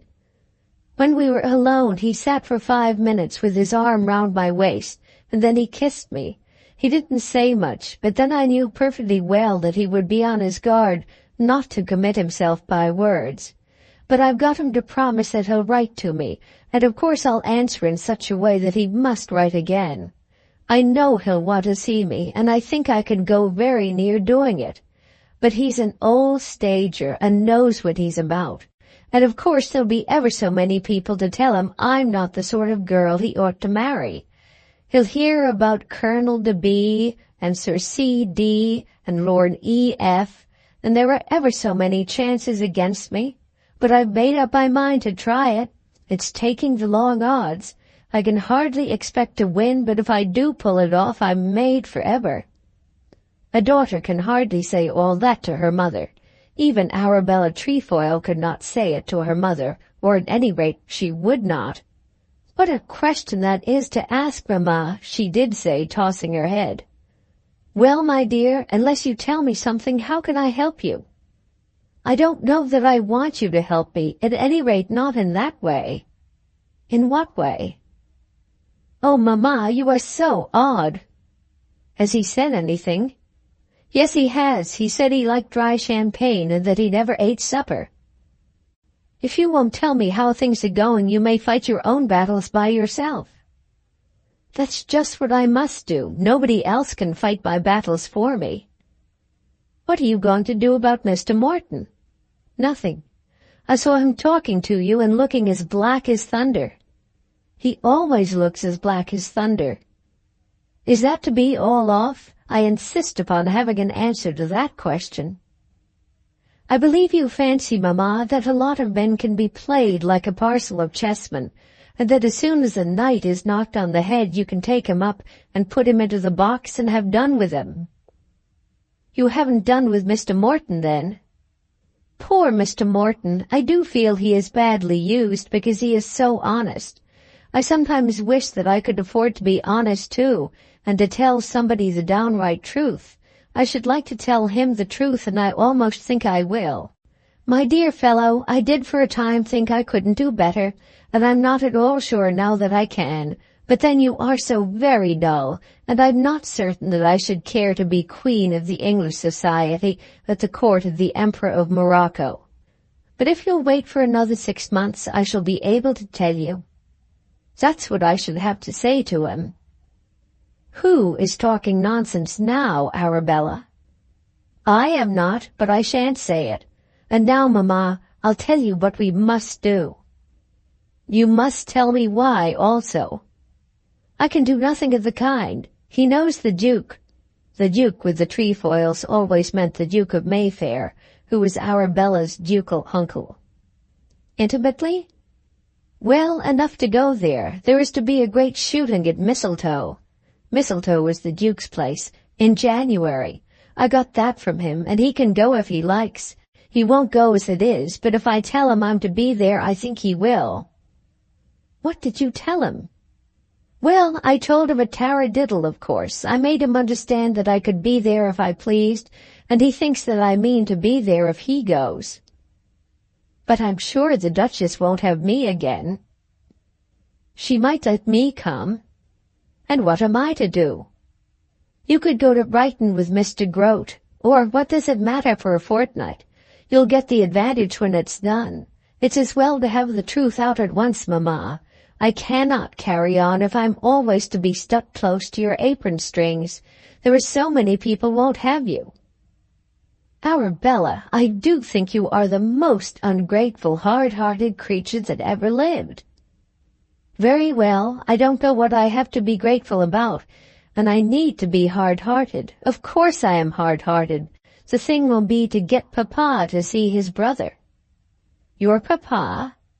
Yes, that's what I mean to try. The Duke, of course, would like me to marry Lord Rufford. Do you think that if I were at home here, it wouldn't make Mistletoe a very different sort of place for you? The Duke does like Papa in a sort of way, and he's civil enough to me when I'm there. He never did like you. Everybody is so fond of you. It was what you did when young Stranorlar was there which made the Duchess almost turn us out of the house. What's the good of your saying that, Mamma? If you go on like that, I'll separate myself from you and throw myself on Papa. Your father wouldn't lift his little finger for you. I'll try at any rate.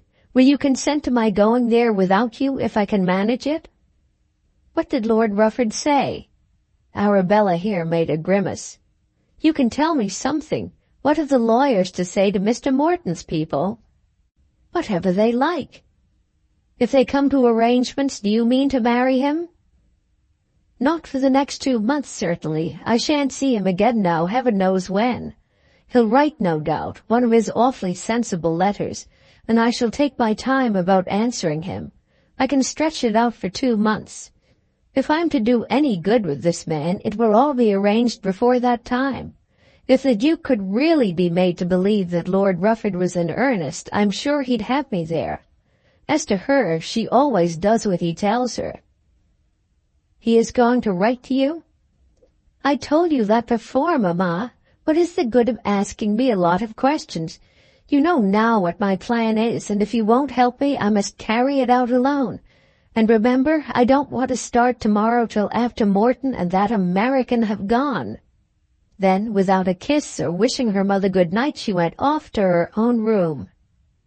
The next morning at about 9, Arabella heard from her maid that the Major was still alive but senseless.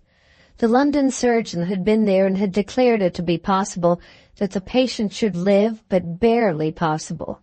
At 10 they were all at breakfast, and the carriage from Bragton was already at the door to take back Mr. Morton and his American friend. Lady Augustus had been clever enough to arrange that she should have the phaeton to take her to the Rufford station a little later on in the day, and had already hinted to one of the servants that perhaps a cart might be sent with the luggage. The cart was forthcoming. Lady Augustus was very clever in arranging her locomotion, and seldom paid for much more than her railway tickets. "I had meant to say a few words to you, my lord, about that man Goarly," said the senator, standing before the fire in the breakfast-room, "but this sad catastrophe has stopped me." There isn't much to say about him, Mr. Gotobed. Perhaps not, only I would not wish you to think that I would oppose you without some cause. If the man is in the wrong according to law, let him be proved to be so. The cost to you will be nothing. To him it might be of considerable importance. Just so. Won't you sit down and have some breakfast? If Goarly ever makes himself nuisance enough, it may be worth my while to buy him out at 3 times the value of his land. But it'll have to be a very great nuisance before I shall do that. Dillsborough Wood is not the only fox covered in the county. After that there was no more said about it, but neither did Lord Rufford understand the senator, nor did the senator understand Lord Rufford. John Runce had a clearer conviction on his mind than either of them. Goarly ought to be hanged, and no American should under any circumstances be allowed to put his foot on British soil. That was Runce's idea of the matter. The parting between Morton and the Trefoils was very chill and uncomfortable. "Goodbye, Mr. Morton, we had such a pleasant time at Bragton," said Lady Augustus. "I shall write to you this afternoon," he whispered to Arabella as he took her hand. She smiled and murmured a word of adieu, but made him no reply. Then they were gone, and as he got into the carriage he told himself that in all probability he would never see her again. It might be that he would curtail his leave of absence and get back to Washington as quickly as possible.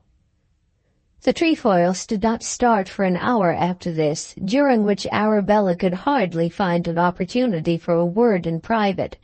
She could not quite appeal to him to walk with her in the grounds, or even to take a turn with her round the empty ballroom. She came down dressed for walking, thinking that she so might have the best chance of getting him for a quarter of an hour to herself, but he was either too wary or else the habits of his life prevented it.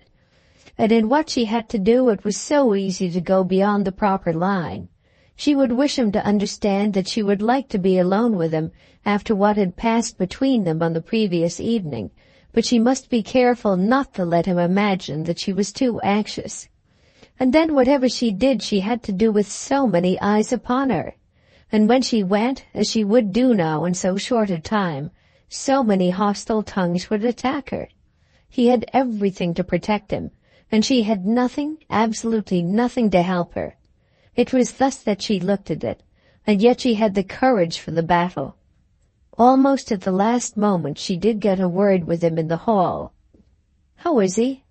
"Oh, better, decidedly." "I shall be so glad to have a line from Rufford. Maddox Hall, you know, Stafford." "I will remember."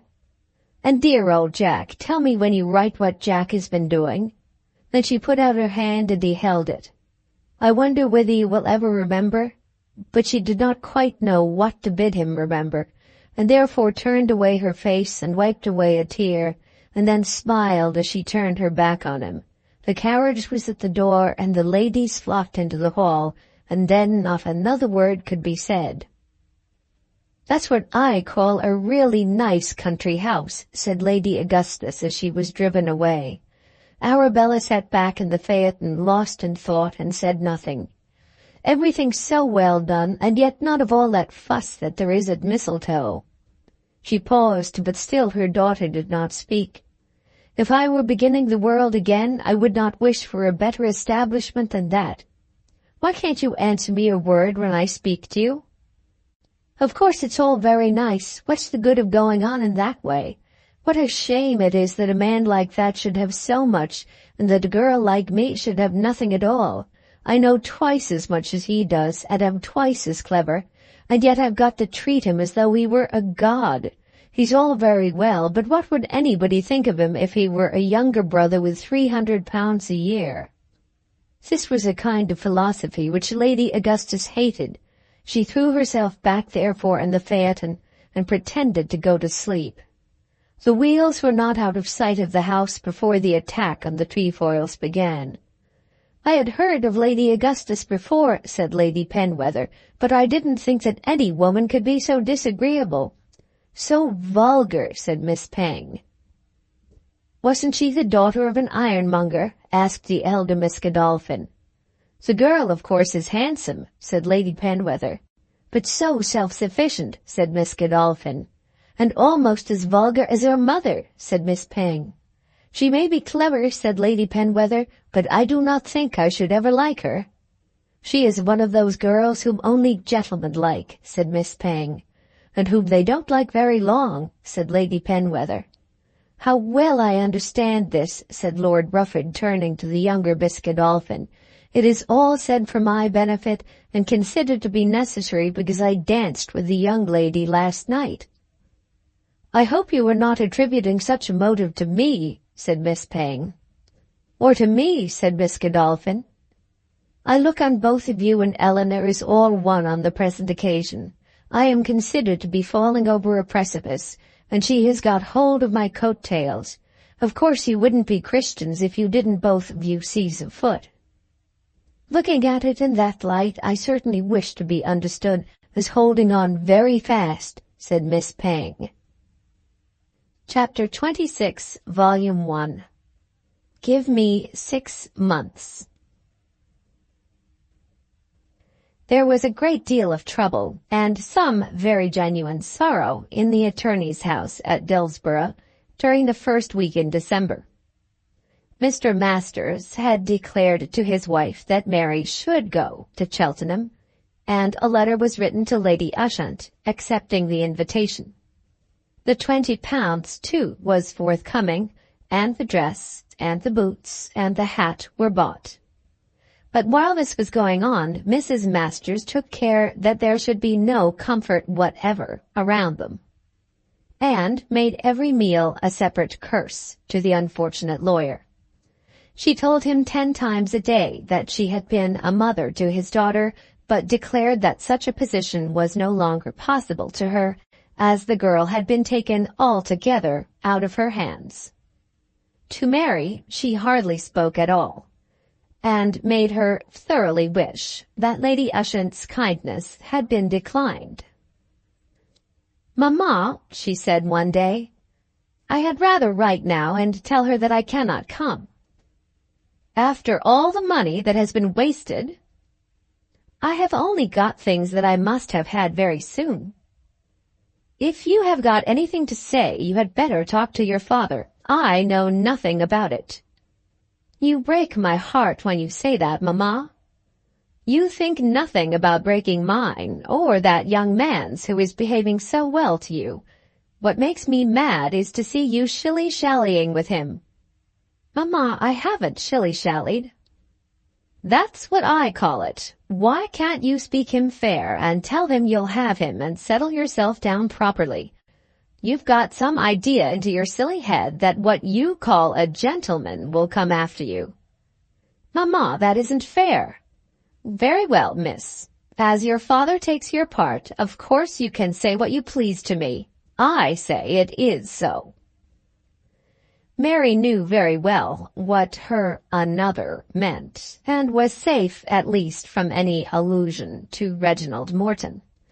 There was an idea prevalent in the house, and not without some cause, that Mr. Surtees, the curate, had looked with an eye of favour on Mary Masters. Mr. Surtees was certainly a gentleman, but his income was strictly limited to the sum of £120 per annum, which he received from Mr. Mannering. Now, Mrs. Masters disliked clergymen, disliked gentlemen, and especially disliked poverty, and therefore was not disposed to look upon Mr. Surtees as an eligible suitor for her stepdaughter.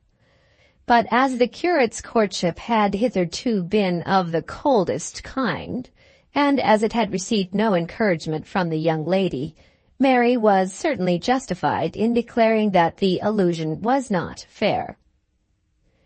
"What I want to know is this: are you prepared to marry Lawrence Twentyman?" To this question, as Mary could not give a favourable answer, she thought it best to make none at all. "There is a man as has got a house fit for any woman, and means to keep it, who can give a young woman everything that she ought to want, and a handsome fellow, too, with some life in him, one who really dotes on you, as men don't often do on young women now, as far as I can see. I wonder what it is you would have." "I want nothing, Mamma." "Yes, you do. You have been reading books of poetry till you don't know what it is you do want. You've got your head full of claptraps and tantrums till you haven't a grain of sense belonging to you. I hate such ways. It's a spurning of the gifts of Providence not to have such a man as Larry Twentyman when he comes into your way. Who are you, I wonder, that you shouldn't be contented with such as him? He'll go and take someone else, and then you'll be fit to break your heart fretting after him, and I shan't pity you a bit. He'll serve you right, and you'll die an old maid, and what there will be for you to live upon, God in heaven only knows. You're breaking your father's heart as it is." Then she sat down in a rocking-chair and, throwing her apron over her eyes, gave herself up to a deluge of hysterical tears. This was very hard upon Mary, for though she did not believe all the horrible things which her stepmother said to her, she did believe some of them. She was not afraid of the fate of an old maid, which was threatened, but she did think that her marriage with this man would be for the benefit of the family, and a great relief to her father. And she knew, too, that he was respectable, and believed him to be thoroughly earnest in his love. For such love as that, it is impossible that a girl should not be grateful. There was nothing to allure him, nothing to tempt him to such a marriage, but a simple appreciation of her personal merits. And in life he was, at any rate, her equal. She had told Reginald Morton that Larry Twentyman was a fit companion for her and for her sisters, and she owned as much to herself every day. When she acknowledged all this, she was tempted to ask herself whether she ought not accept the man, if not for her own sake, at least for that of the family. That same evening her father called her into the office, after the clerks were gone, and spoke to her thus. "Your mamma is very unhappy, my dear," he said. "I'm afraid I have made everybody unhappy by wanting to go to Cheltenham." "It is not only that. That is reasonable enough, and you ought to go. Mamma would say nothing more about that, if you would make up your mind to one thing." "What thing, Papa?" Of course she knew very well what the thing was. "It is time for you to think of settling in life, Mary. I never would put it into a girl's head that she ought to worry herself about getting a husband unless the opportunity seemed to come in her way. Young women should be quiet and wait till they're sought after. But here is a young man seeking you, whom we all like and approve.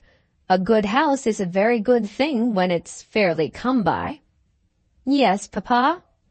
"And so is a full house. A girl shouldn't run after money, but plenty is a great comfort in this world when it can be had without blushing for." "Yes, Papa." "And so is an honest man's love. I don't like to see any girl wearying after some fellow to be always fa-la-laing with her. A good girl will be able to be happy and contented without that. But a lone life is a poor life, and a good husband is about the best blessing that a young woman can have." To this proposition Mary perhaps agreed, in her own mind, but she gave no spoken assent. "Now this young man that is wanting to marry you has got all these things, and as far as I can judge with my experience in the world, is as likely to make a good husband as anyone I know." He paused for an answer, but Mary could only lean close upon his arm and be silent. "Have you anything to say about it, my dear? You see, it has been going on now a long time, and of course he'll look to have it decided." But still she could say nothing. "Well, now, he has been with me today." "Mr. Twentyman?" "Yes, Mr. Twentyman. He knows you're going to Cheltenham, and of course he has nothing to say against that. No young man such as he would be sorry that his sweetheart should be entertained by such a lady as Lady Ushant. But he says that he wants to have an answer before you go." "I did answer him, Papa." "Yes, you refused him. But he hopes that perhaps you may think better of it. He has been with me, and I have told him that if he will come tomorrow, you will see him. He is to be here after dinner, and you had better just take him upstairs and hear what he has to say.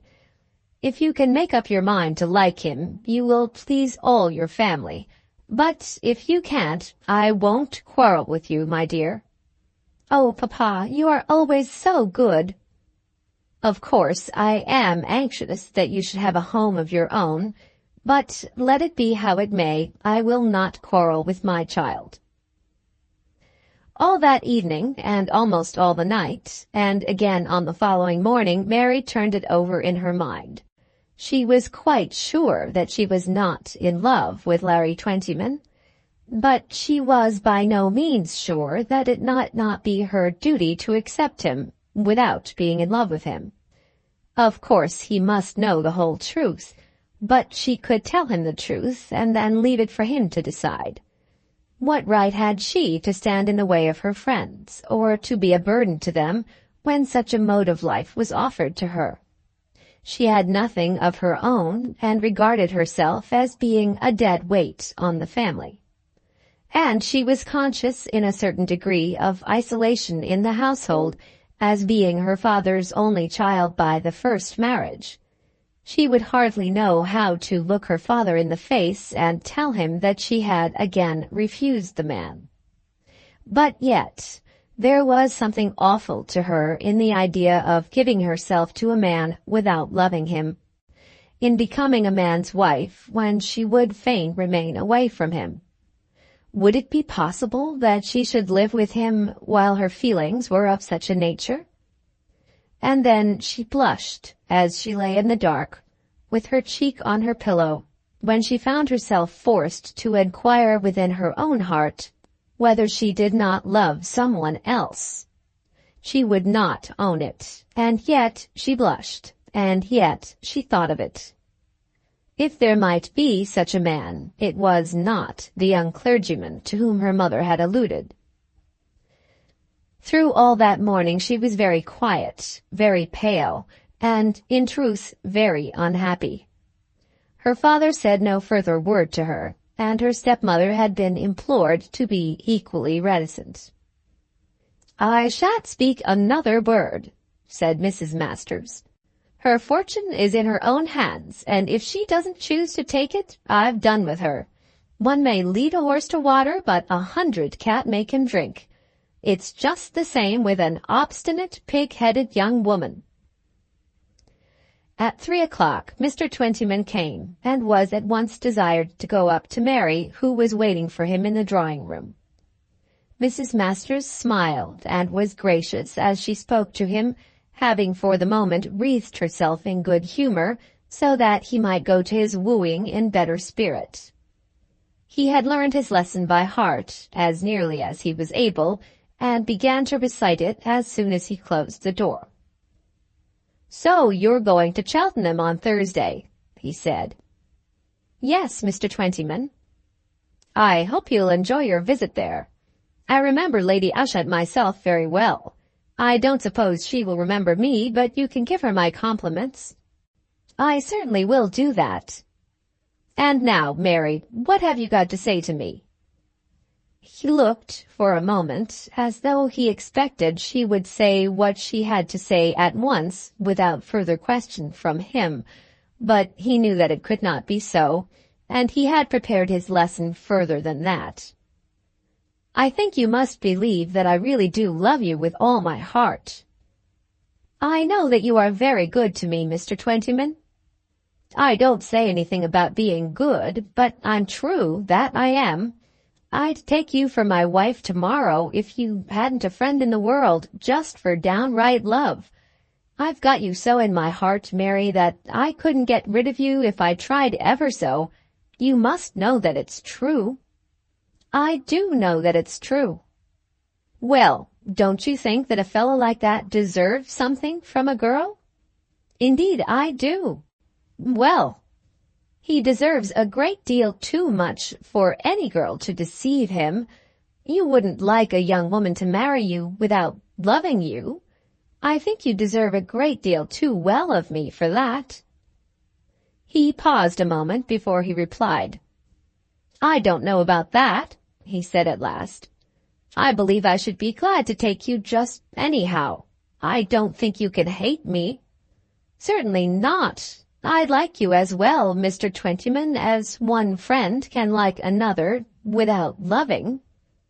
"I'll be content with that, Mary, and chance it for the rest.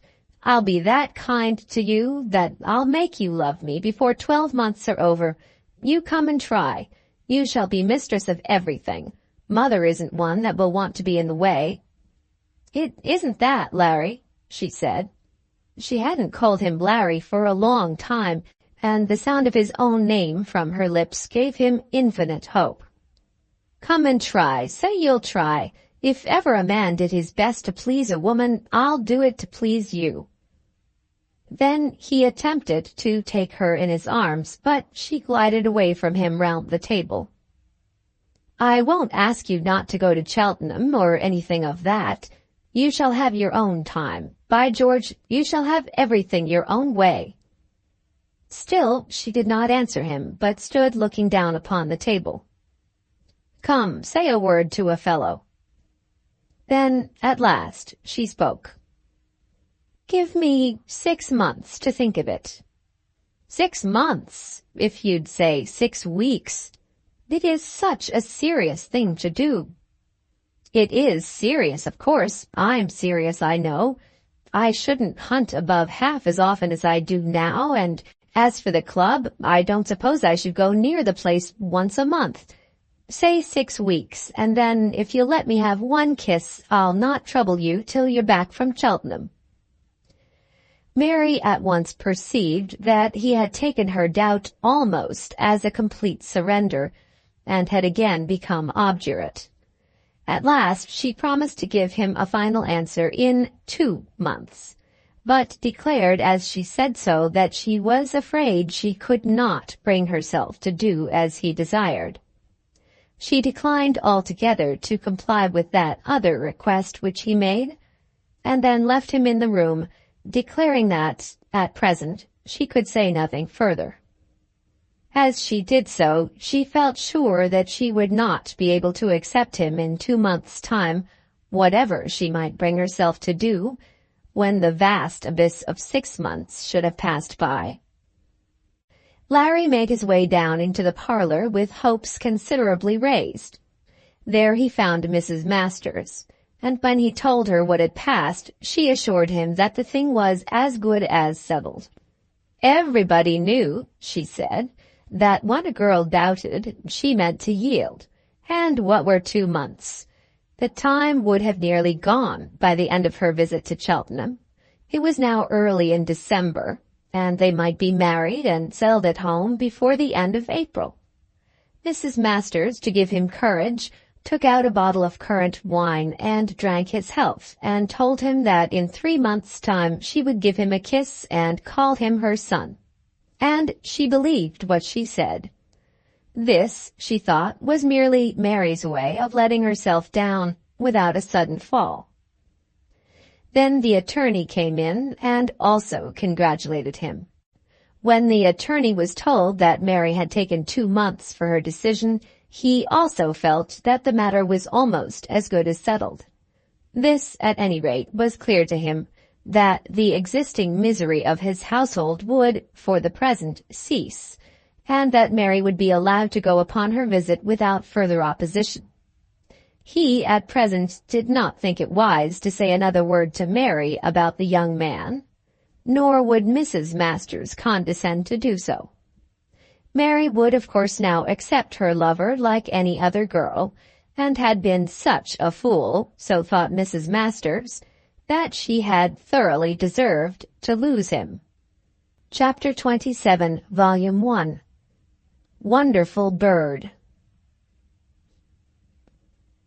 There were but 2 days between the scenes described in the last chapter and the day fixed for Mary's departure, and during these 2 days Larry Twentyman's name was not mentioned in the house.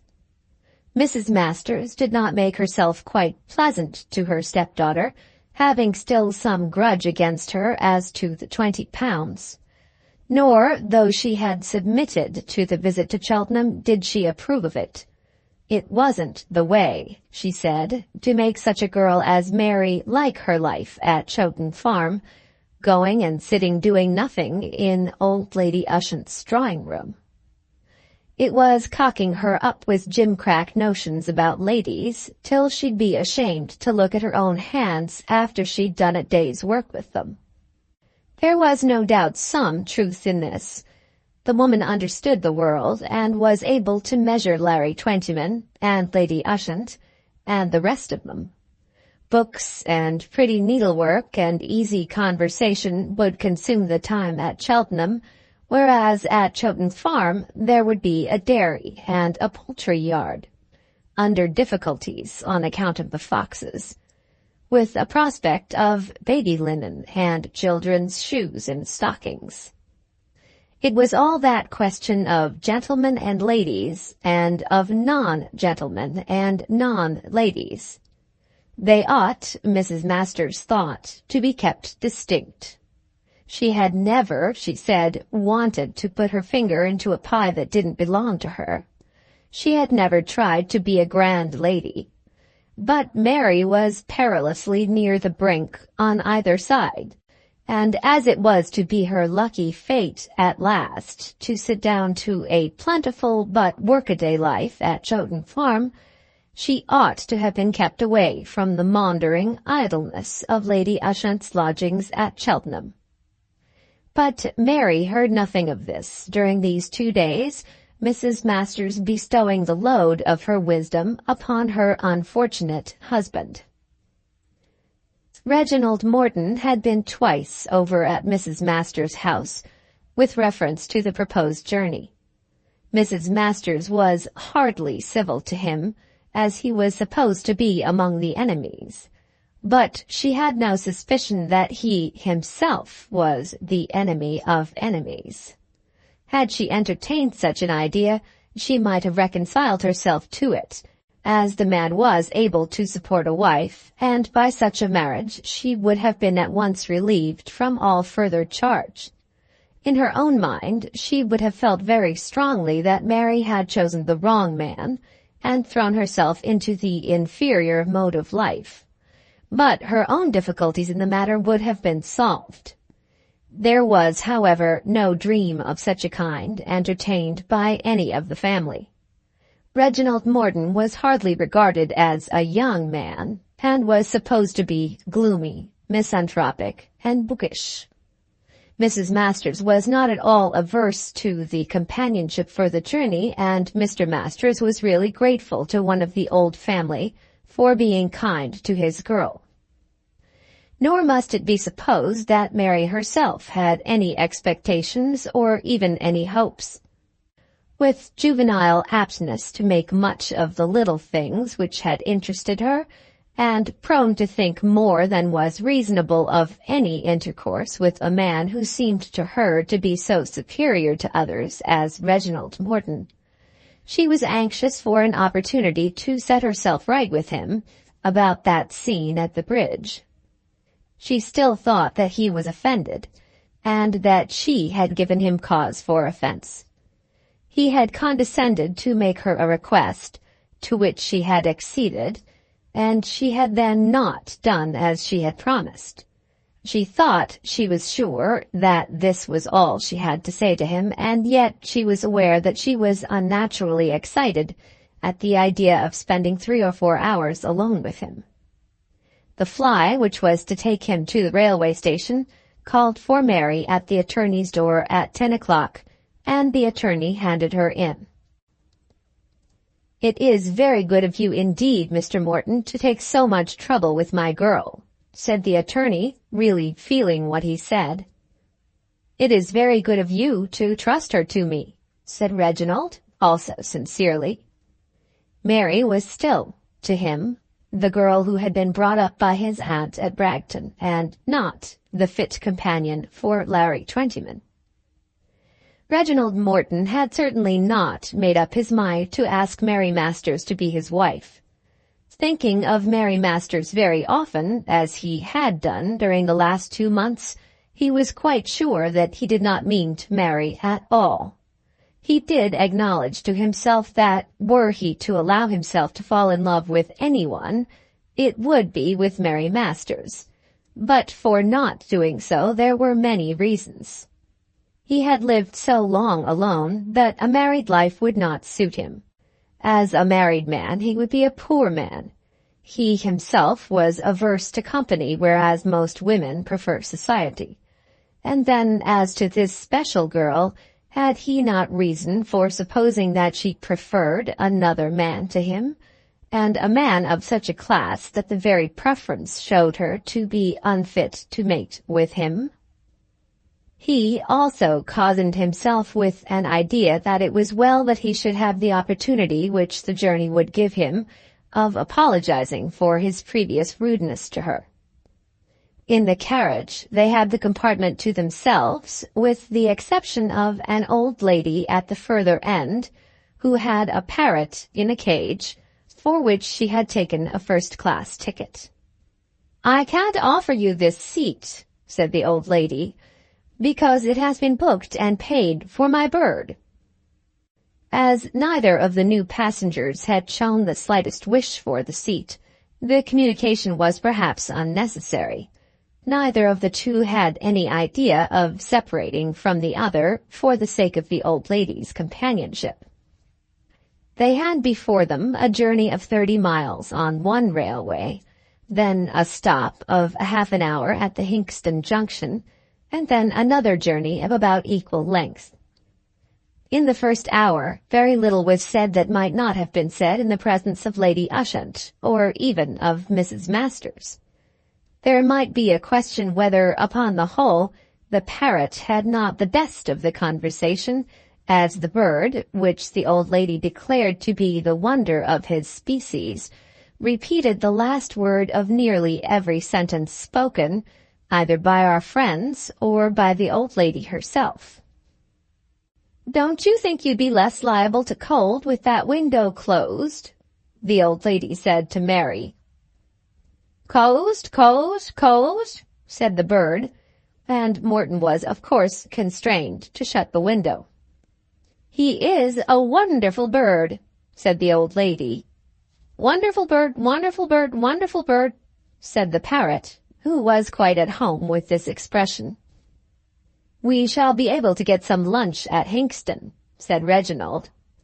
"Hinxton!" screamed the bird. "Caw, caw, caw."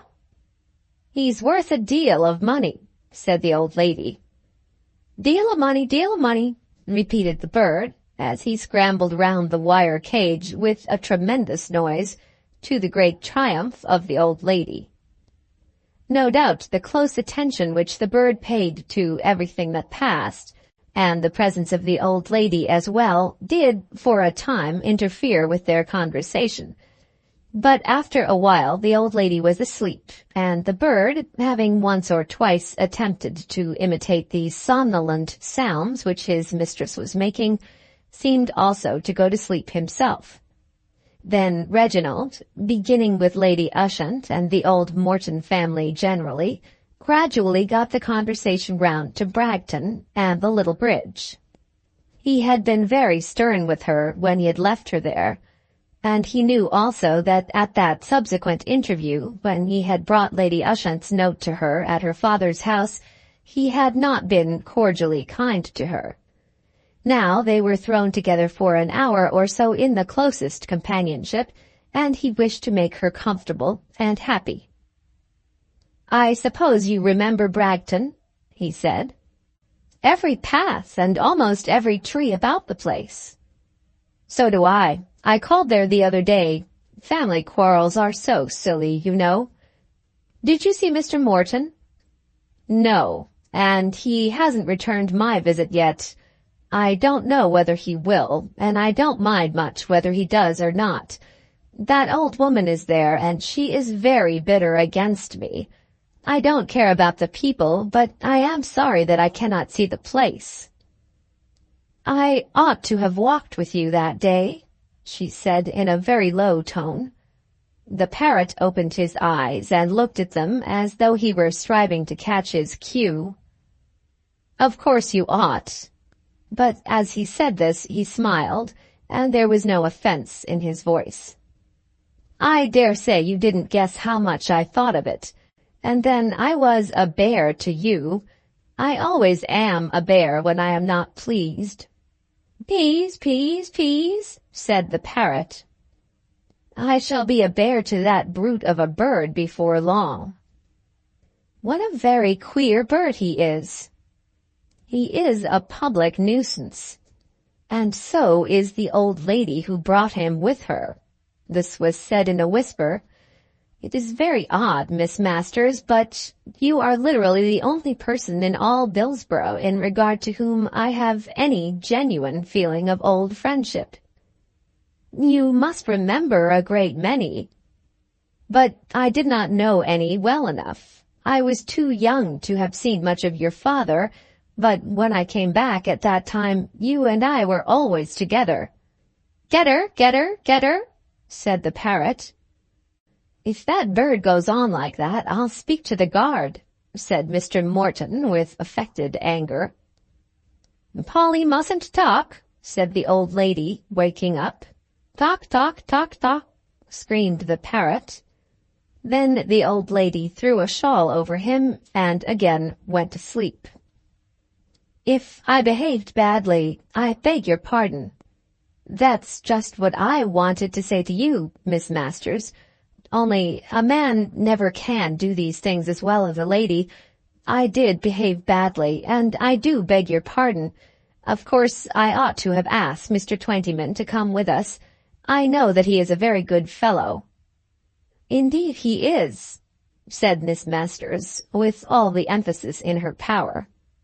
"Deed he is, deed he is, deed he is, deed he is," repeated the parrot in a very angry voice about a dozen times under his shawl, and while the old lady was remonstrating with her too talkative companion, their tickets were taken, and they ran into the Hinxton station.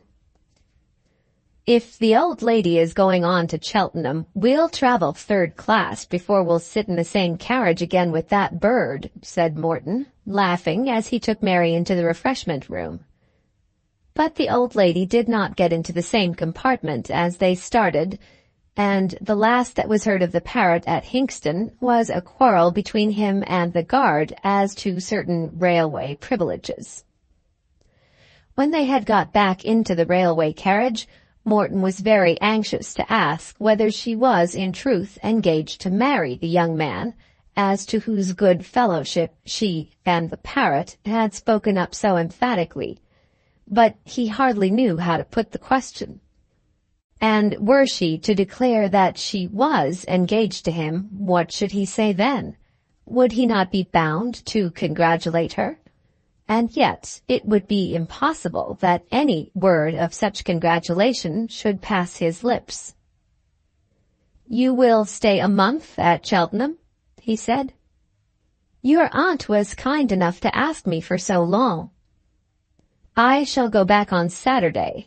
If I were to stay longer, I should feel myself to be in her way, and I have come to live a sort of hermit's life. I hardly know how to sit down and eat my dinner in company, and have no idea of seeing a human being before 2 o'clock. "What do you do with yourself?" "I rush in and out of the garden, and spend my time between my books and my flowers and my tobacco pipes." "Do you mean to live always like that?" she asked in perfect innocency. "I think so. Sometimes I doubt whether it's wise." "I don't think it is wise at all," said Mary.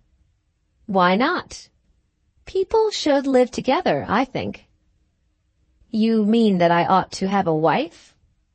"No, I didn't mean that. Of course that must be just as you might come to like anyone well enough, but a person need not shut himself up and be a hermit because he is not married. Lord Rufford is not married, and he goes everywhere. He has money and property and is a man of pleasure. And your cousin, Mr. John Morton.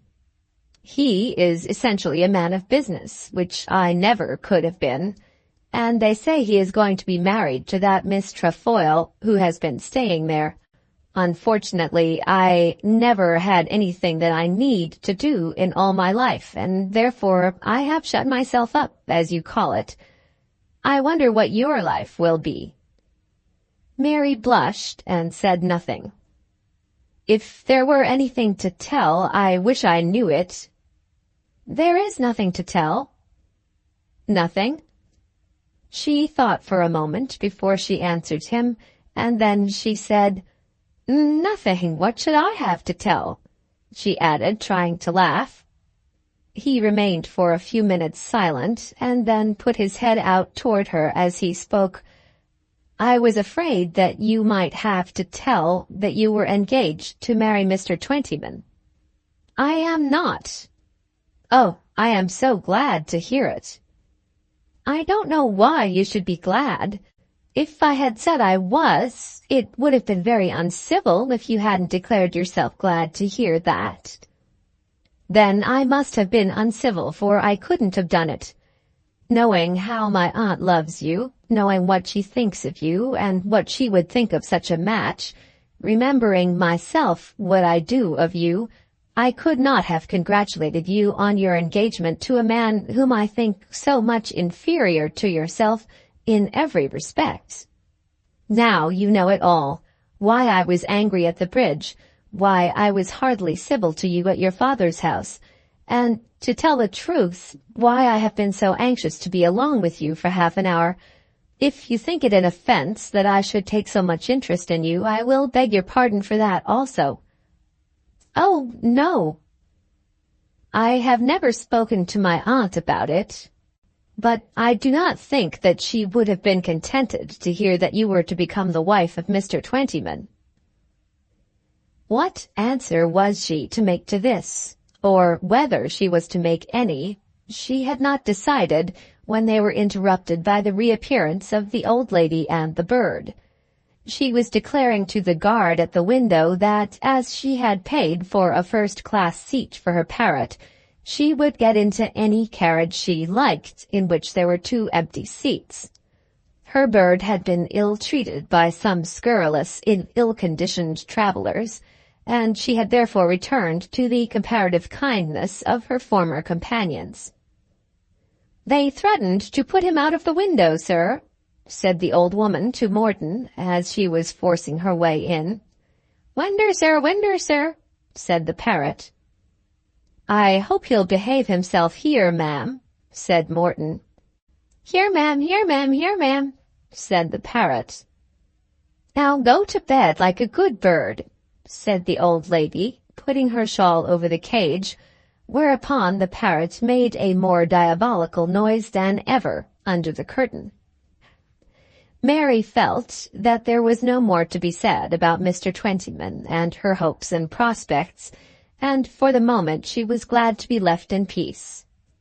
The old lady and the parrot continued their conversation till they had all arrived in Cheltenham, and Mary, as she sat alone thinking of it afterwards, might perhaps feel a soft regret that Reginald Morton had been interrupted by the talkative animal. Chapter 1, Volume 2.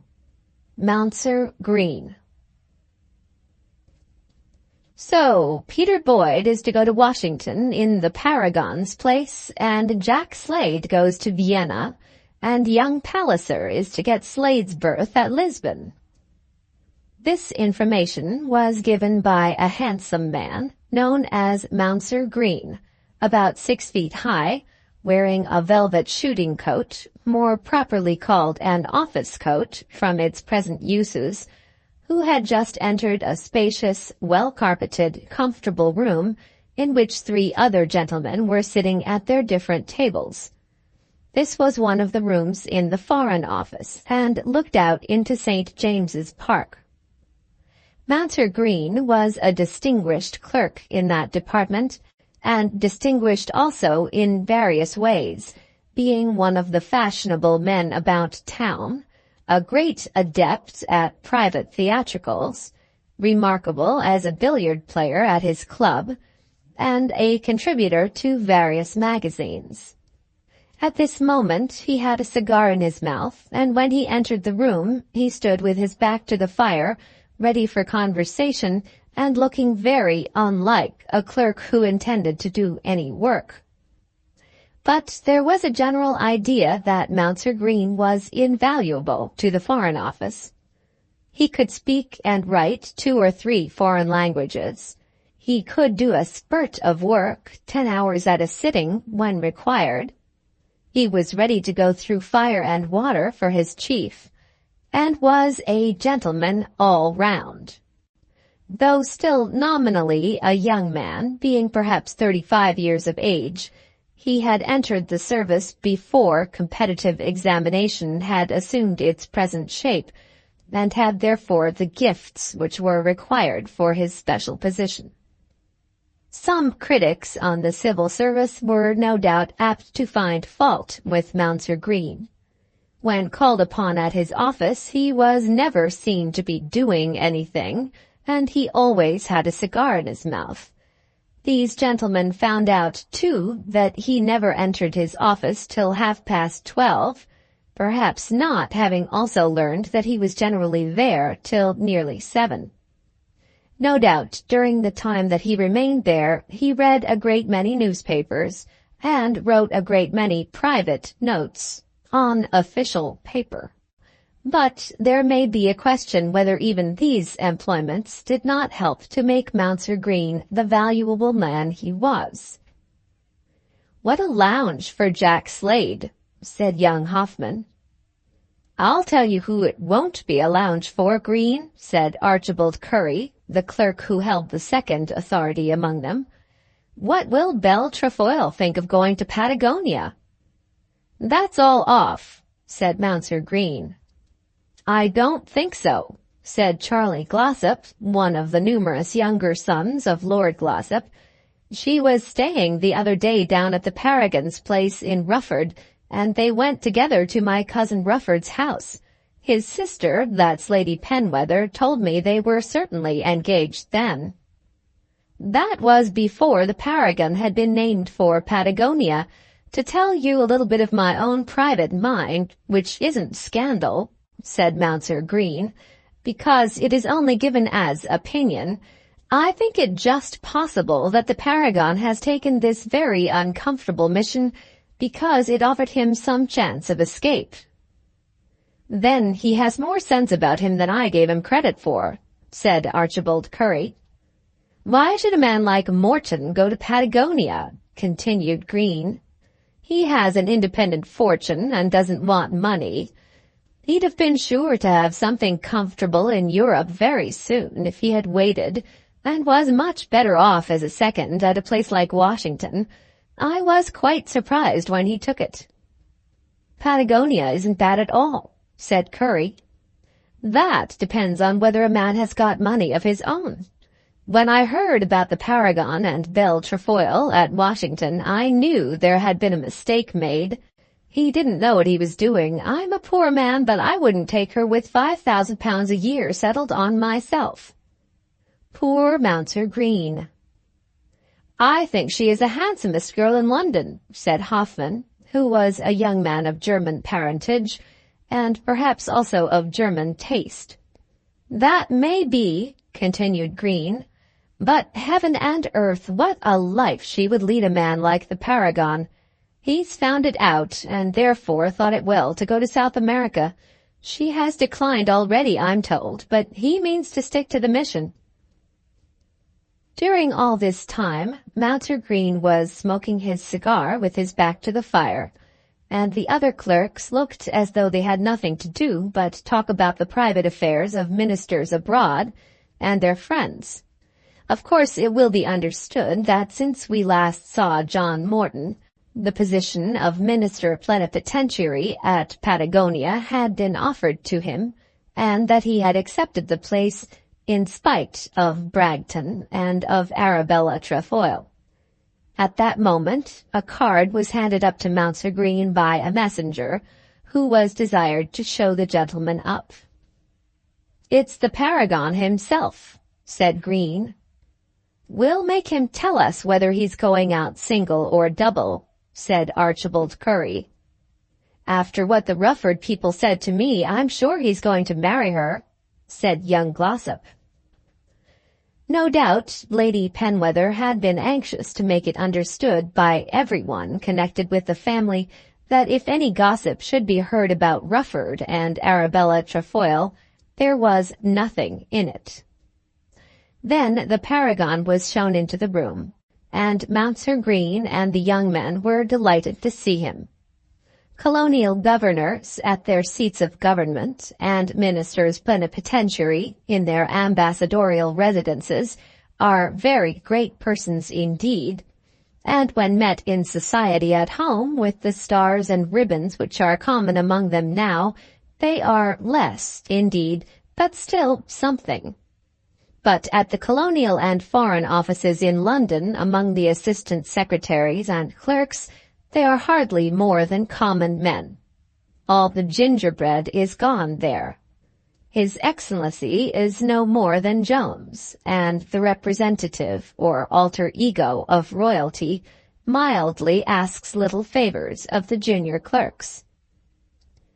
"Lord Drummond only wants to know what you wish, and it shall be done," said Mounser Green.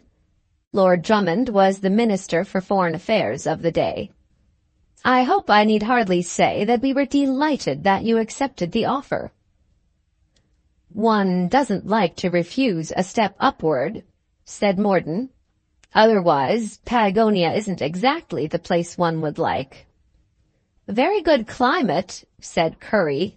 "Ladies I have known who have gone there have enjoyed it very much." "A little rough, I suppose?"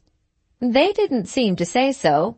Young Bartletot took his wife out there just married. He liked it. There wasn't much society, but they didn't care about that just at first." "Ah, I'm a single man," said Morton, laughing. He was too good a diplomat to be pumped in that simple way by such a one as Archibald Curry. "You'll like to see Lord Drummond. He is here and will be glad to shake hands with you. Come into my room." Then Mounser Green led the way into a small inner sanctum, in which it may be presumed that he really did his work. It was here, at any rate, that he wrote the notes on official notepaper. "They haven't settled as yet how they're to be off it," said Curry in a whisper as soon as the two men were gone. "But I'll bet a £5 note that Belle Trefoil doesn't go out to Patagonia as his wife." "We know the senator here well enough." This was said in the inner room by Mounser Green to Morton, who had breakfasted with the senator that morning and had made an appointment to meet him at the Foreign Office. The senator wanted to secure a seat for himself at the opening of Parliament, which was appointed to take place in the course of the next month, and being a member of the Committee on Foreign Affairs in the American Senate, of course thought himself entitled to have things done for him by the Foreign Office clerks. "Oh, yes, I'll see him. Lord Drummond will get him a seat, as a matter of course. How is he getting on with your neighbour at Dillsborough?" "So you've heard of that?" "Heard of it? Who hasn't heard of it?" At this moment the messenger came in again, and the senator was announced. "Lord Drummond will manage about the seats in the House of Lords, Mr. Gotobed. Of course he'll see you if you wish it, but I'll make a note of it." "If you'll do that, Mr. Green, I shall be fixed up straight, and I'd a great deal sooner see you than his lordship." "That's very flattering, Mr. Gotobed, but I'm sure I don't know why."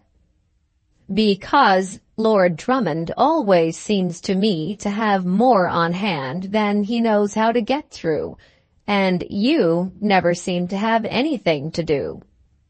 "That's not quite so flattering, and would be killing, only that I feel your opinion is founded on error. Mens conscia recti, Mr. Gotobed." "Exactly. I understand English pretty well, Better, as far as I can see, than some of those I meet me around here. But I don't go beyond that, Mr. Green. I merely meant to observe, Mr. Gotobed, that as within my own breast I am conscious of my zeal and diligence in Her Majesty's service, your shafts of satire pass me by without hurting me. Shall I offer you a cigar? A candle burned at both ends is soon consumed. It was quite clear that, as quickly as the senator got through one end of his cigar by the usual process of burning, so quickly did he eat the other end. But he took that which Mounser Green offered him without any displeasure at the allusion. "I'm sorry to say I haven't a spittoon," said Mounser Green, "but the whole fireplace is at your service." The senator could hardly have heard this, as it made no difference in his practice. Morton, at this moment, was sent for by the Secretary of State, and the senator expressed his intention of waiting for him in Mr. Green's room. "How does the great Goarly case get on, Mr. Gotobed?" asked the clerk. "Well, I don't know that it's getting on very much." "You are not growing tired of it, Senator?" "Not by any means, but it's getting itself complicated, Mr. Green. I mean to see the end of it, and if I'm beat, why, I can take a beating as well as another man." "You begin to think you will be beat?" "I didn't say so, Mr. Green. It is very hard to understand all the ins and outs of a case like that in a foreign country." "Then I shouldn't try it, Senator." "There I differ. It is my object to learn all I can." "At any rate, I shouldn't pay for a lesson, as you are like to do. What'll be the bill, $400? "Never mind, Mr. Green. If you'll take the opinion of a good deal older man than yourself, and one who has perhaps worked harder, you'll understand that there's no knowledge got so thoroughly as that for which a man pays." Soon after this, Morton came out from the great man's room, and went away in company with the senator. Chapter 2 of Volume 2. The Senator's Letter. Soon after this, Senator Gotobed went down alone to Dillsborough, and put himself up at the Bush Inn. Although he had by no means the reputation of being a rich man, he did not seem to care much what money he spent in furthering any object he had taken in hand. He never knew how near he had been to meeting the direst inhospitality at Mr. Runciman's house.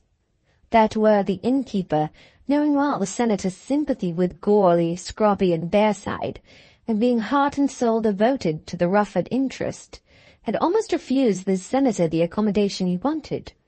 It was only when Mrs. Runciman represented to him that she could charge 10 shillings a day for the use of her sitting-room, and also that Lord Rufford himself had condescended to entertain the gentleman, that Runciman gave way.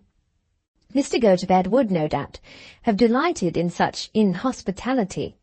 He would have gone to the second-rate inn, which was very second-rate indeed, and have acquired a further insight into British manners and British prejudices. As it was, he made himself at home in the best upstairs sitting-room at the Bush, and was quite unaware of the indignity offered to him when Mr. Runciman refused to send him up the best sherry. Let us hope that this refusal was remembered by the young woman in the bar when she made out the senator's bill. He stayed at Dillsborough for 3 or 4 days, during which he saw Goarly once, and Bearside on 2 or 3 occasions, and moreover handed to that busy attorney 3 banknotes for £5 each. Bearside was clever enough to make him believe that Goarly would certainly obtain serious damages from the lord. With Bearside he was fairly satisfied, thinking, however, that the man was much more illiterate and ignorant than the general run of lawyers in the United States. But with Goarly he was by no means satisfied. Goarly endeavoured to keep out of his way, and could not be induced to come to him at the Bush. 3 times he walked out to the house near Dillsborough Wood, on each of which occasions Mrs. Goarly pestered him for money, and told him at great length the history of her forlorn goose.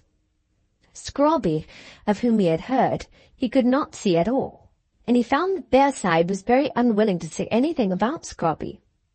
Scrobby and the red herrings and strychnine and the dead fox were, according to Bearside, to be kept quite distinct from the pheasants and the wheat.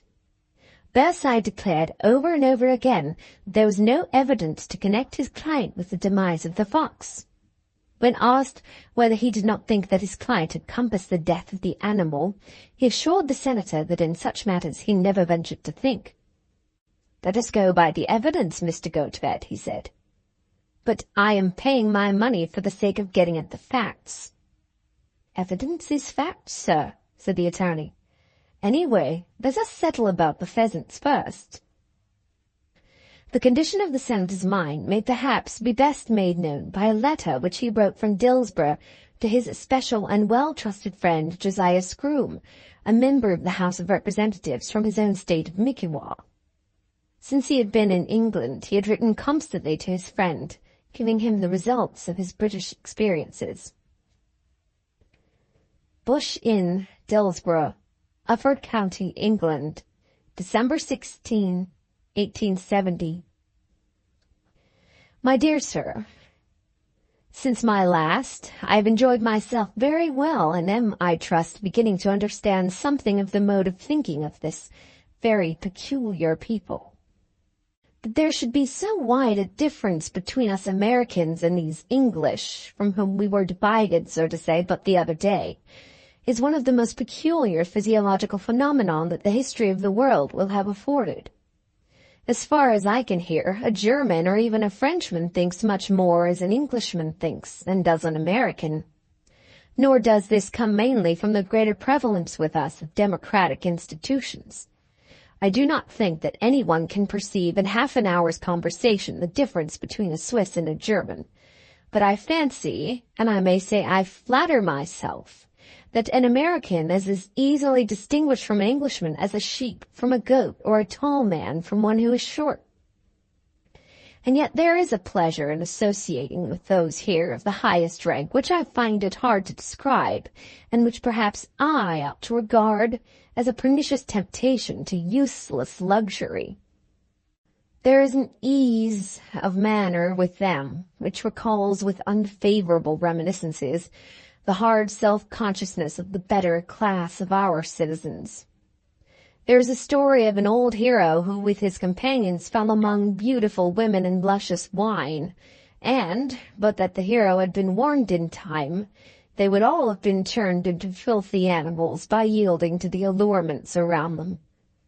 The temptation here is perhaps the same.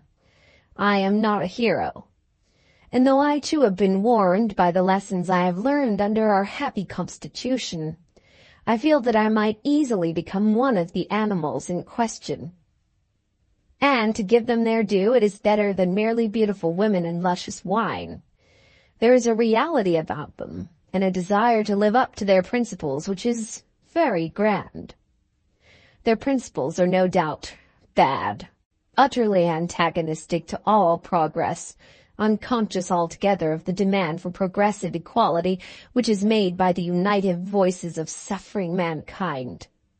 The man who is born a lord and who sees a dozen serfs around him, who may have been born to be half-starved ploughman, thinks that God arranged it all, and that he is bound to maintain a state of things so comfortable to himself as being God's vicegerent here on earth. But they do their work as vicegerents with an easy grace, and with sweet, pleasant voices and soft movements, which almost make a Rome doubt whether the Almighty has not in truth intended that such injustice should be permanent. That one man should be rich and another poor is a necessity in the present imperfect state of civilization. But that one man should be born to be a legislator, born to have everything, born to be a tyrant, and should think it all right, is to me miraculous. But the greatest miracle of all is that they who are not so born, who have been born to suffer the reverse side, should also think it to be all right. With us it is necessary that a man, to shine in society, should have done something, or should at any rate have the capacity of doing something. But here the greatest fool that you meet will shine and will be admitted to be brilliant simply because he has possessions. Such a one will take his part in conversation, though he knows nothing, and when inquired into, he will own that he knows nothing. To know anything is not his line in life, but he can move about and chatter like a child of 10 and amuse himself from morning to night with various empty playthings, and be absolutely proud of his life. I have lately become acquainted with a certain young lord here of this class who has treated me with great kindness. Although I have taken it into my head to oppose him as to a matter in which he is much interested, I ventured to inquire of him as to the pursuits of his life. He is a lord, and therefore a legislator, but he made no scruple to tell me that he never goes near the chamber in which it is his privilege to have a seat. But his party does not lose his support. Though he never goes near the place, he can vote, and is enabled to trust his vote to some other more ambitious lord who does go there. It required the absolute evidence of personal information from those who are themselves concerned to make me believe that legislation in Great Britain could be carried on after such a fashion as this. Then he told me what he does do. All the winter he hunts and shoots, going about to other rich men's houses when there is no longer sufficient for him to shoot left on his own estate. That lasts him from the 1st of September to the end of March, and occupies all his time. August he spends in Scotland, also shooting other animals. During the other months he fishes and plays cricket and tennis and attends races and goes about to parties in London. His evenings he spends at a card table when he can get friends to play with him. It is the employment of his life to fit in his amusements so that he may not have a dull day. Wherever he goes he carries his wine with him and his valet and his grooms, and if he thinks there is anything to fear, his cook also. He very rarely opens a book. He is more ignorant than a boy of 15 with us, and yet he manages to have something to say about everything. When his ignorance has been made as clear as the sun at noonday, he is no whit ashamed. One would say that such a life would break the heart of any man, but upon my word I doubt whether I ever came across a human being so self-satisfied as this young lord. I have come down here to support the case of a poor man who is, I think, being trampled on by this do-nothing legislator. But I am bound to say that the lord in his kind is very much better than the poor man in his. Such a wretched, squalid, lying, cowardly creature I did not think that even England could produce. And yet the man has a property in land on which he ought to be able to live in humble comfort. I feel sure that I have leagued myself with a rascal, whereas I believe the lord, in spite of his ignorance and his idleness, to be honest. But yet the man is being hardly used, and has had the spirit, or rather perhaps has been instigated by others, to rebel. His crops have been eaten up by the lord's pheasants, and the lord, exercising plenary power as though he were subject to no laws, will only pay what compensation he himself chooses to award. The whole country here is in arms against the rebel, thinking it monstrous that a man living in a hovel should contest such a point with the owner of half a dozen palaces. I have come forward to help the man for the sake of seeing how the matter will go.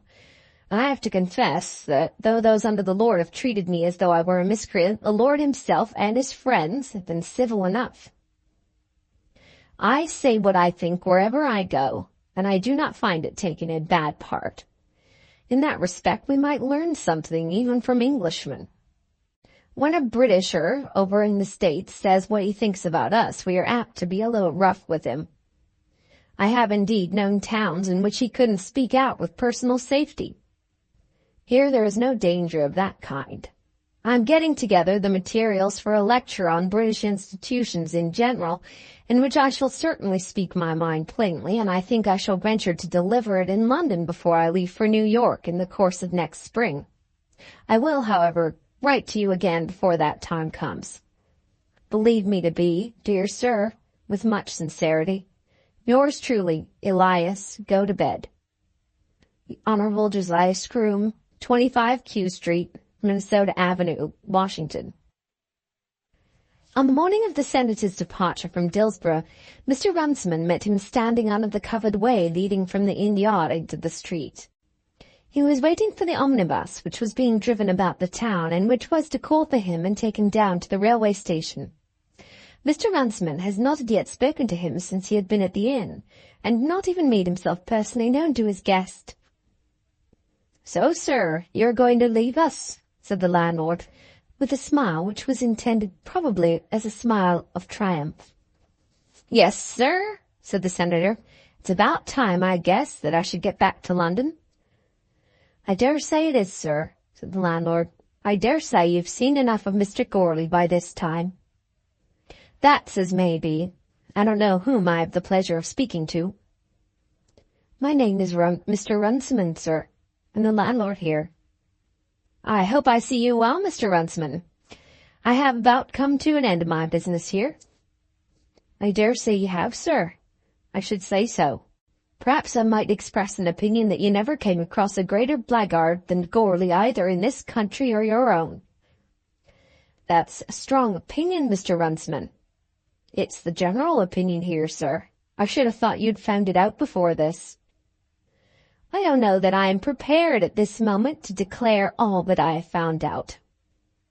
"I thought you'd have been tired of it by this time, Mr. Gotobed." "Tired of what?" "Tired of the wrong side, sir." "I don't know that I am on the wrong side. A man may be in the right on one point, even though his life isn't all that it ought to be." "That's true, sir.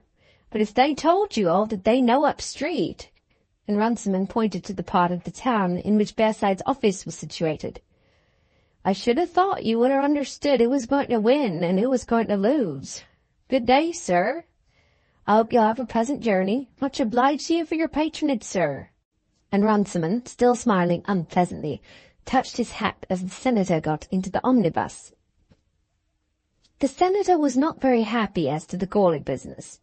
He had paid some money and had half promised more, and had found out that he was in a boat with thoroughly disreputable persons.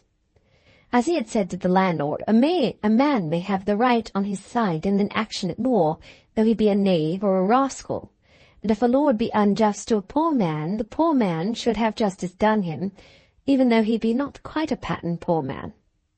But now he was led to believe by what the landlord had said to him that he was being kept in the dark, and that there were facts generally known that he did not know.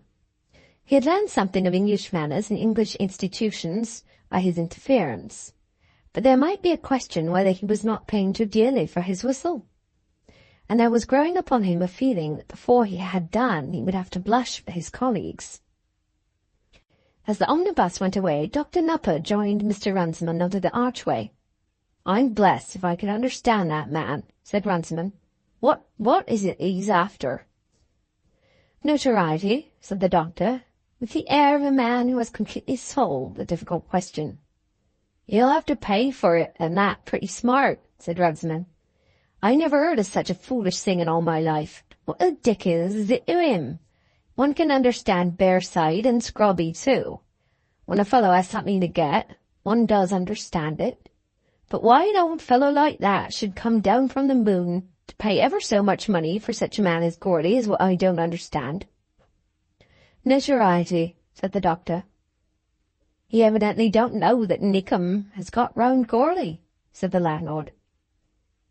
Chapter 3, Volume 2. At Cheltenham.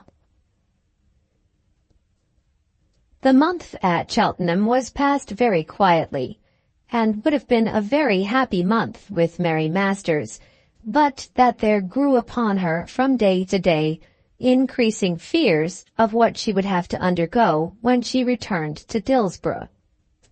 At the moment when she was hesitating with Larry Twentyman, when she begged him to wait 6 months, and then at last promised to give him an answer at the end of 2, she had worked herself up to think that it might possibly be her duty to accept her lover for the sake of her family.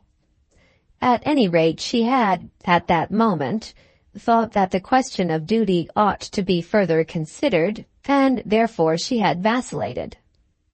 When the 2 months' delay was accorded to her, and within that period the privilege of a long absence from Dillsborough, She put the trouble aside for a while with the common feeling that the chapter of accidents might do something for her. Before she had reached Cheltenham, the chapter of accidents had done much. When Reginald Morton told her that he could not have congratulated her on such prospects, and had explained to her why, in truth, he had been angry at the bridge, how he had been anxious to be alone with her, that he might learn whether she were really engaged to this man, then she had known that her answer to Larry Twentyman at the end of the 2 months must be a positive refusal. But as she became aware of this, a new trouble arose, and harassed her very soul. When she had asked for the 6 months, she had not at the moment been aware, she had not felt, that a girl who asks for time is supposed to have already surrendered. But since she had made that unhappy request, the conviction had grown upon her. She had read it in every word her stepmother said to her, and in her father's manner. The very winks and hints and little jokes which fell from her younger sisters told her that it was so. She could see around her the satisfaction which had come from the settlement of that difficult question, a satisfaction which was perhaps more apparent with her father than even with the others. Then she knew what she had done, and remembered to have heard that a girl who expressed a doubt is supposed to have gone beyond doubting. While she was still at Dillsborough, there was a feeling that no evil would arise from this, if she could, at last, make up her mind to be Mrs. Twentyman. But when the settled conviction came upon her, after hearing Reginald Morton's words, then she was much troubled.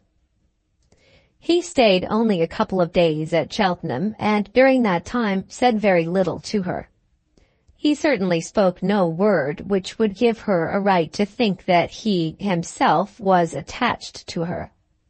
He had been interested about her, as was his aunt, Lady Ushant, because she had been known, and her mother had been known, by the old Mortons. But there was nothing of love in all that. She had never supposed that there would be, and yet there was a vague feeling in her bosom that, as he had been strong in expressing his objection to Mr. Twentyman, there might have been something more to stir him than the memory of those old days at Bragton.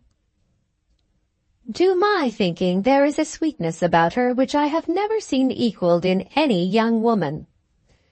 This was said by Lady Ushant to her nephew after Mary had gone to bed on the night before he left. "One would suppose," he answered, "that you wanted me to ask her to be my wife." "I never want anything of that kind, Reg. I never make in such matters, or mar if I can help it." "There is a man at Dillsborough wants to marry her." "I can easily believe that there should be 2 or 3. Who is the man?" "Do you remember old Twentyman of Chowton?" "He was our near neighbor. Of course I remember him. I can remember well when they bought the land." "It is his son." "Surely he can hardly be worthy of her, Reg." "And yet they say he is very worthy. I have asked about him, and he is not a bad fellow. He keeps his money, and has ideas of living decently.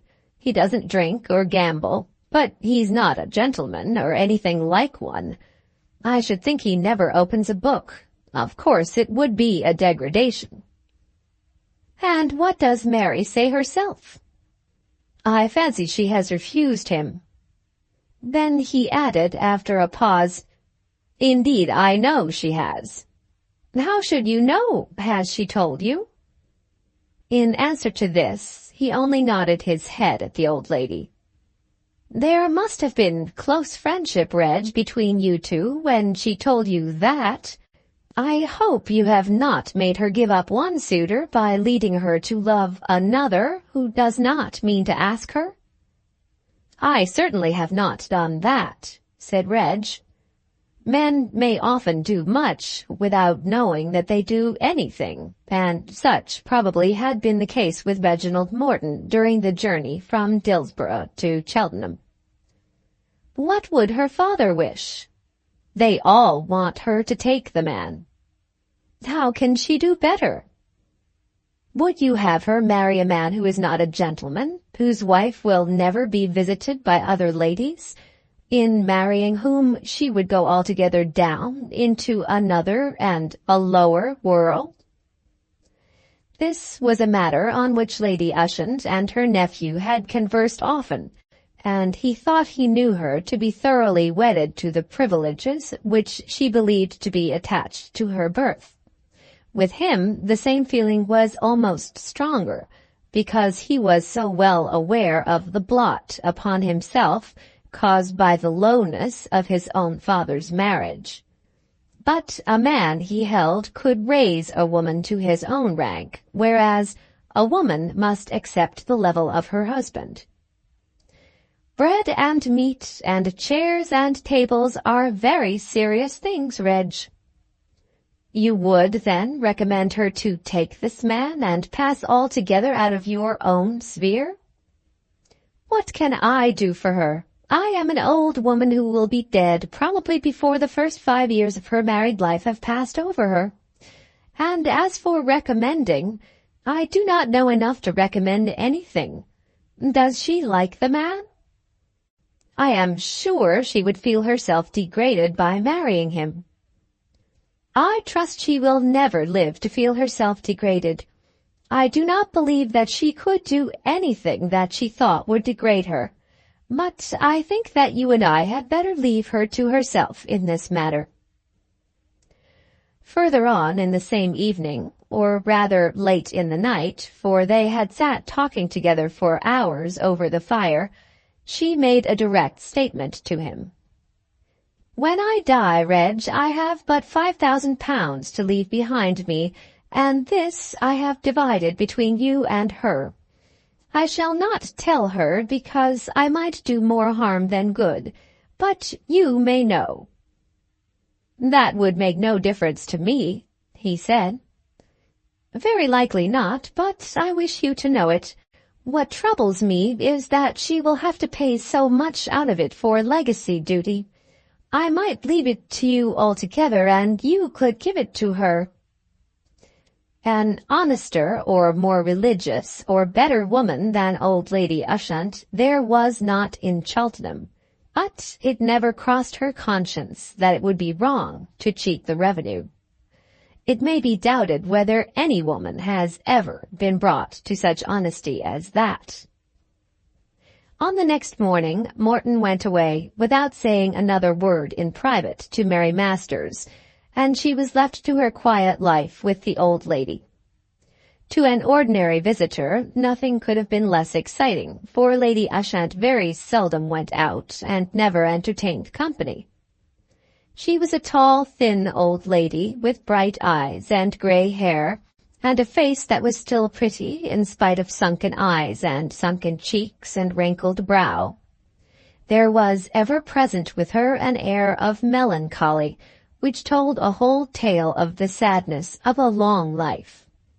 Her chief excitement was in her 2 visits to church on Sunday, and in the letter which she wrote every week to her nephew at Dillsborough. Now she had her young friend with her, and that, too, was an excitement to her, and the more so since she had heard the tidings of Larry Twentyman's courtship.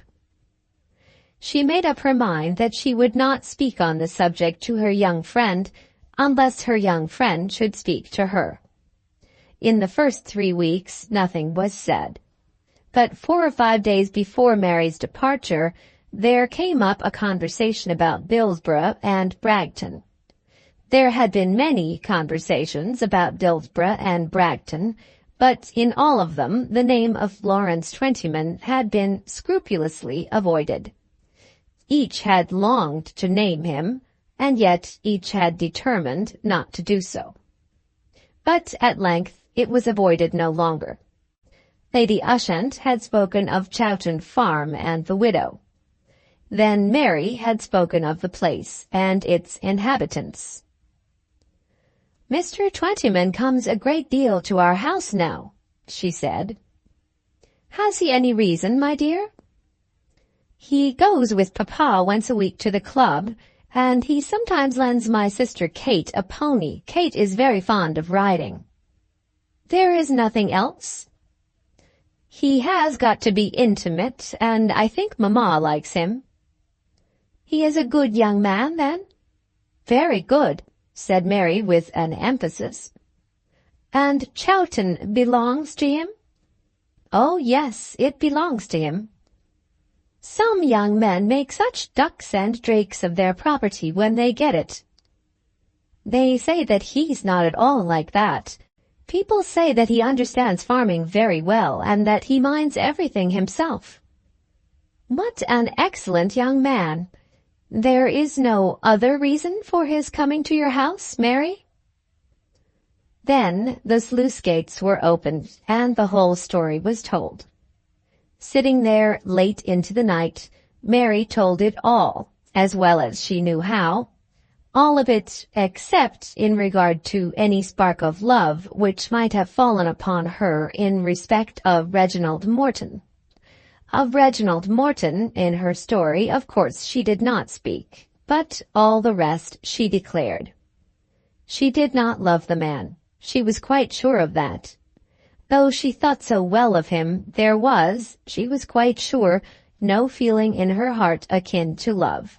She had promised to take time because she had thought that she might, perhaps, be able to bring herself to marry him without loving him, to marry him because her father wished it, and because her going from home would be a relief to her stepmother and sisters, because it would be well for them all that she should be settled out of the way. But since that, she had made up her mind, she thought that she had quite made up her mind, that it would be impossible. "There is nobody else, Mary?" said Lady Ushant, putting her hand onto Mary's lap. Mary protested that there was nobody else, without any conscience that she was telling a falsehood.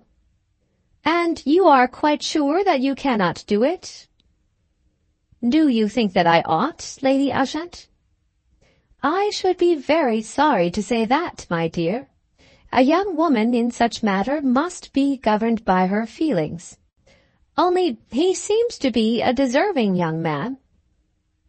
Mary looked askance at her friend, remembering at the moment Reginald Morton's assurance that his aunt would have disapproved of such an engagement. "But I never would persuade a girl to marry a man she did not love. I think it would be wicked. I always thought so." There was nothing about degradation in all this.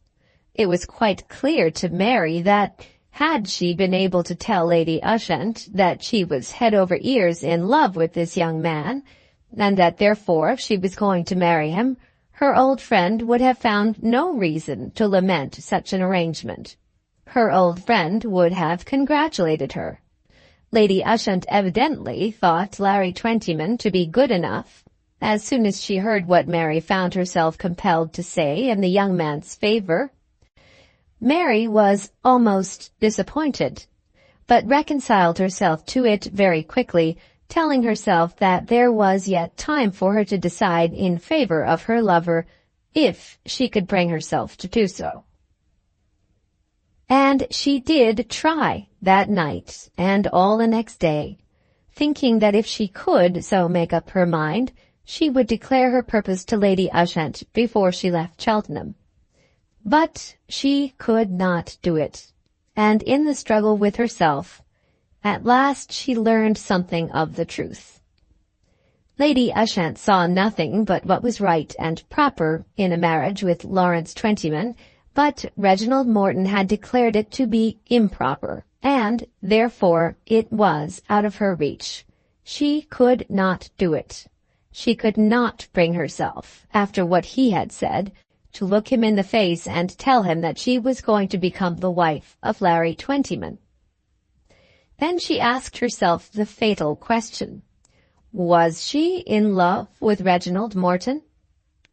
I do not think that she answered it in the affirmative, but she became more and more sure that she could never marry Larry Twentyman.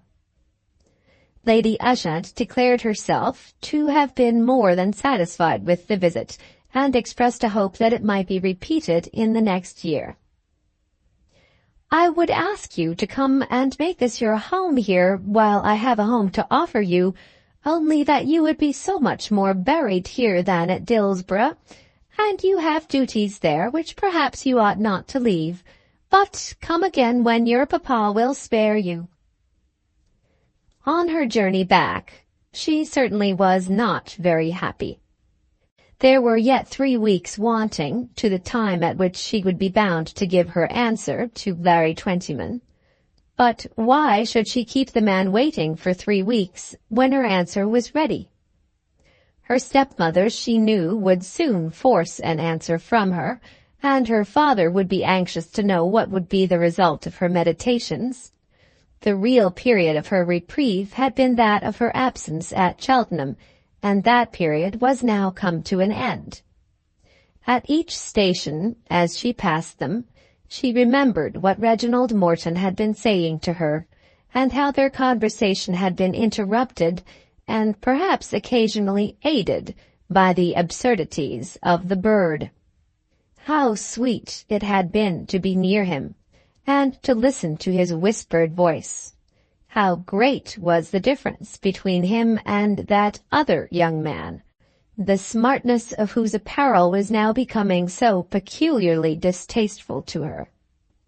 Certainly it would have been better for her not to have gone to Cheltenham, if it was to be her fate to become Mrs. Twentyman. She was quite sure of that now.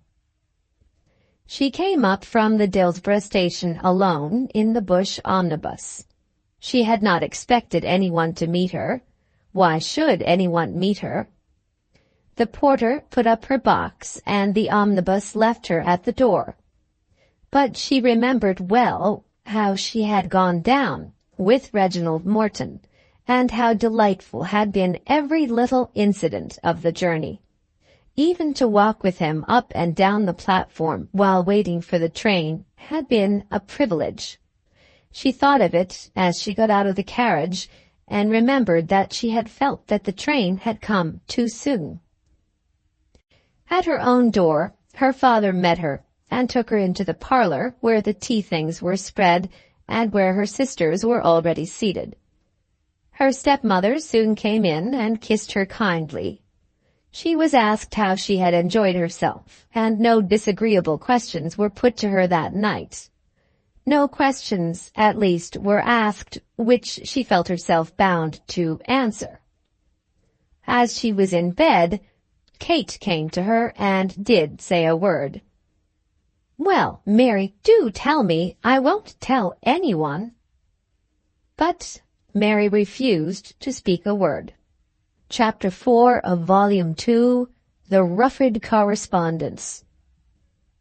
It might be surmised from the description which Lord Rufford had given of his own position to his sister and his sister's 2 friends, when he pictured himself as falling over the edge of the precipice, while they hung on behind him to save him, that he was sufficiently aware of the inexpediency of the proposed intimacy with Miss Trefoil.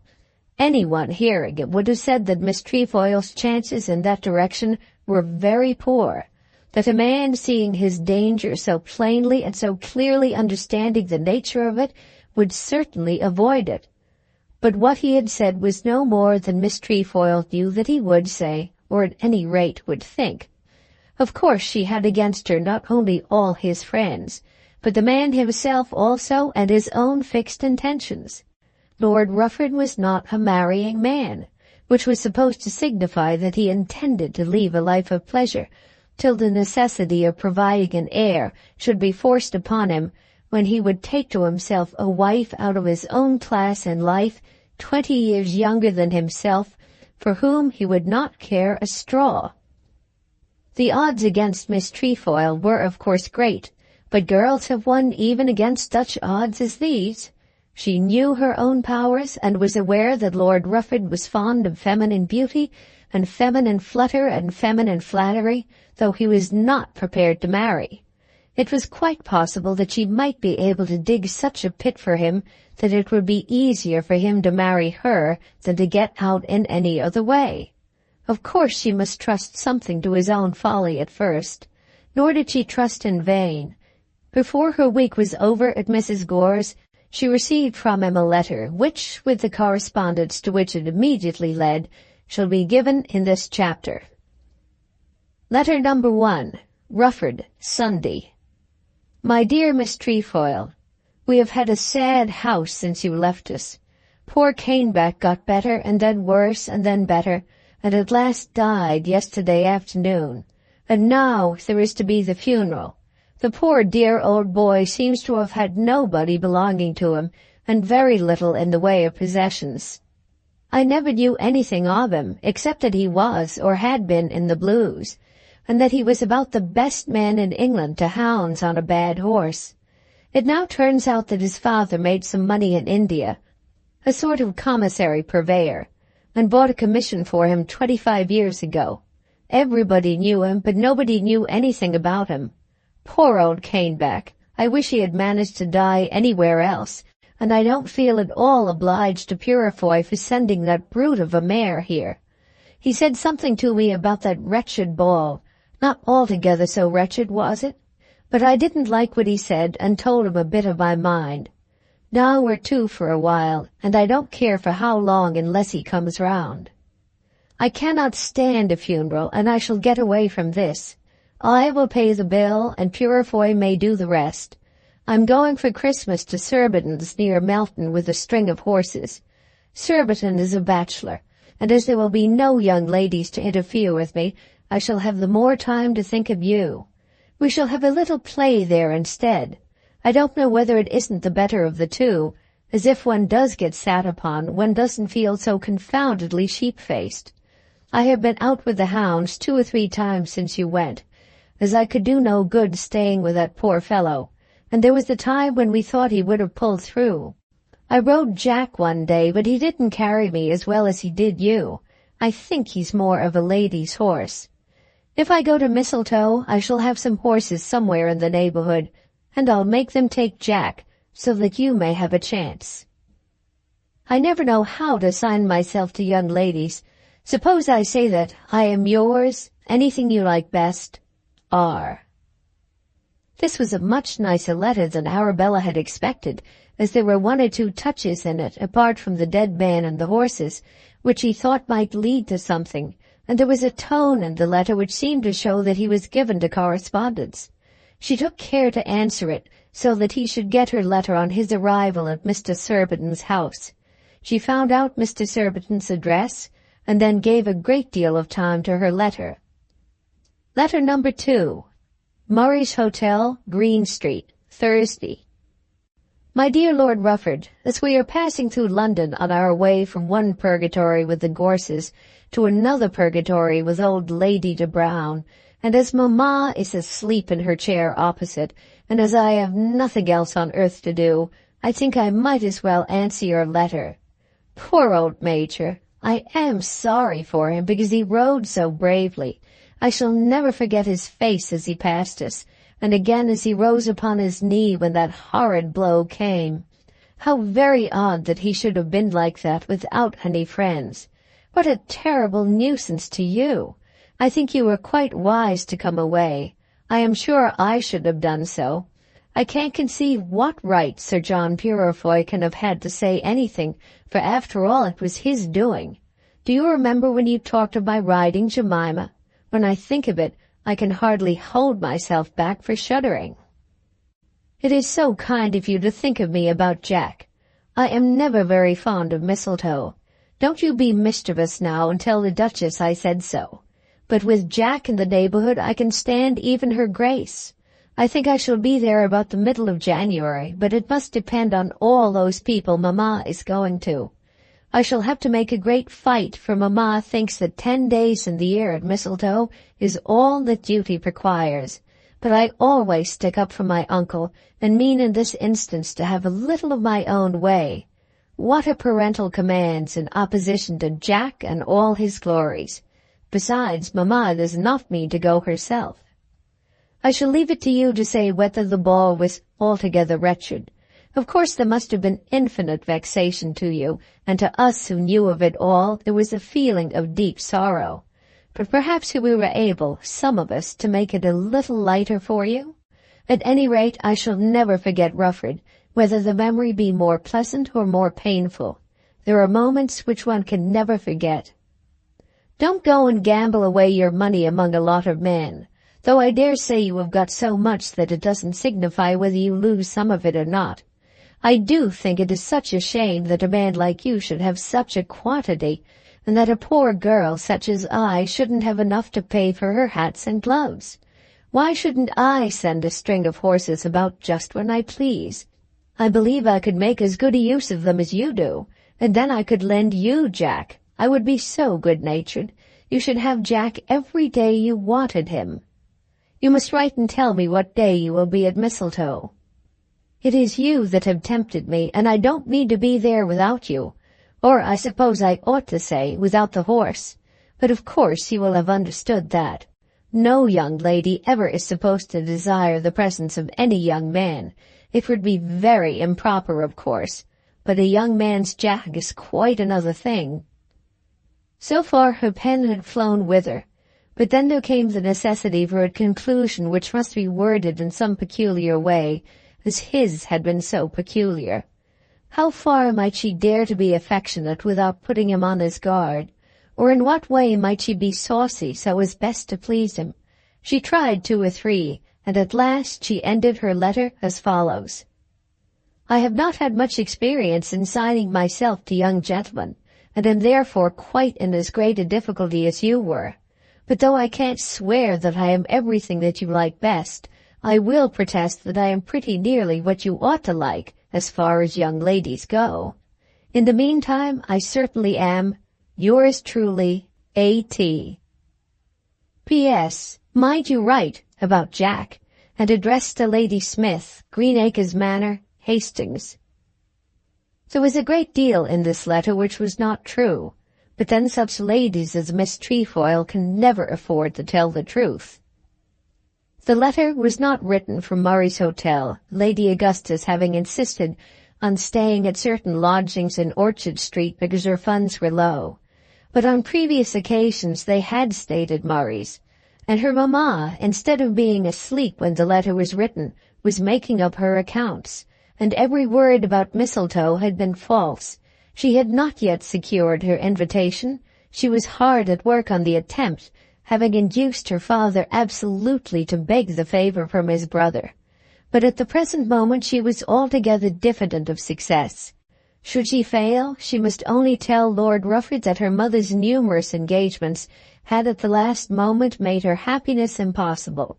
That she was gone to Lady Smith's was true, and at Lady Smith's house she received the following note from Lord Rufford. It was then January, and the great mistletoe question was not as yet settled.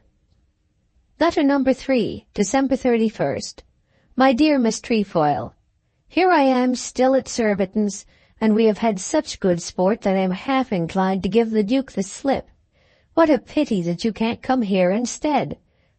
Wouldn't it be nice for you and half a dozen more without any of the dowagers or duennas? You might win some of the money which I lose. I have been very unlucky, and if you had won it all, there would be plenty of room for hats and gloves, and for sending 2 or 3 Jacks about all the winter into the bargain. I never did win yet. I don't care much about it, but I don't know why I should always be so uncommonly unlucky. We had such a day yesterday, an hour and 10 minutes all in the open, and then a kill just as the poor fellow was trying to make a drain under the high road. There were only 5 of us up. Surbiton broke his horse's back at a bank, and young de Canute came down onto a road and smashed his collarbone. 3 or 4 of the hounds were so done that they couldn't be got home. I was riding Black Harry, and he won't be out again for a fortnight. It was the best thing I've seen these 2 years. We never have it quite like that with the URU. If I don't go to Mistletoe, I'll send Jack and a groom if you think the Duke would take them in and let you ride the horse. If so, I shall stay here pretty nearly all January, unless there should be a frost. In that case I should go back to Rufford, as I have a great deal of shooting to do. I shall be so sorry not to see you. But there is always a sort of sin in not sticking to hunting when it's good. It so seldom is just what it ought to be. I rather think that after all we shall be down on that fellow who poisoned our fox, in spite of your friend the senator. Yours always faithfully, R. There was a great deal in this letter which was quite terrible to Miss Trefoil. In the first place, by the time she received it, she had managed the matter with her uncle. Her father had altogether refused to mention Lord Rufford's name, though he had heard the very plain proposition which his daughter made to him with perfect serenity. But he had said to the Duke that it would be a great convenience if Belle could be received at Mistletoe for a few days, and the Duke had got the Duchess to assent. Lady Augustus, too, had been disposed of, and 2 very handsome new dresses had been acquired. Her habit had been altered with reckless disregard of the coming spring, and she was fully prepared for her campaign. But what would Mistletoe be to her without Lord Rufford? In spite of all that had been done, she would not go there. Unless she could turn him by her entreaties, she would pack up everything and start for Patagonia, with the determination to throw herself overboard on the way there if she could find the courage. She had to think very much of her next letter. Should she write in anger, or should she write in love, or should she mingle both? There was no need for care now, as there had been at first. She must reach him at once, or everything would be over. She must say something that would bring him to Mistletoe, whatever that something might be. After much thought, she determined that mingled anger and love would be the best, so she mingled them as follows. Letter number 4, Greenacre Manor, Monday. Your last letter, which I have just got, has killed me. You must know that I have altered my plans and done it at immense trouble for the sake of meeting you at Mistletoe. It would be most unkind, I might say worse, if you put me off. I don't think you can do it as a gentleman. I'm sure you would not if you knew what I have gone through with Mamma and the whole set of them to arrange it. Of course I shan't go if you don't come. Your talk of sending the horse there is adding an insult to the injury. You must have meant to annoy me, or you wouldn't have pretended to suppose that it was the horse I wanted to see. I didn't think I could have taken so violent a dislike to poor Jack as I did for a moment. Let me tell you that I think you are bound to go to Mistletoe, though the hunting at Melton should be better than was ever known before. When the hunting is good in one place, of course it is good in another. Even I am sportsman enough to know that. I suppose you have been losing a lot of money and are foolish enough to think you can win it back again. Please, please come. It was to be the little cream of the year for me. It wasn't, Jack. There, that ought to bring you. And yet, if you come, I will worship Jack. I have not said a word to Mamma about altering my plans, nor shall I while there is a hope. But to Mistletoe I will not go unless you are to be there. Pray answer this by return of post. If we have gone, your letter will of course follow us. Pray come. Yours, if you do come, what shall I say? Fill it as you please. A.T. Lord Rufford, when he received the above very ardent epistle, was quite aware that he had better not go to Mistletoe. He understood the matter nearly as well as Arabella did herself, but there was a feeling with him that up to that stage of the affair he ought to do what he was asked by a young lady, even though there might be danger. Though there was danger, there would still be amusement. He therefore wrote again as follows. Letter number 5. Dear Miss Trefoil, you shan't be disappointed whether it be Jack or any less useful animal that you wish to see. At any rate, Jack and the other animal will be at Mistletoe on the 15th.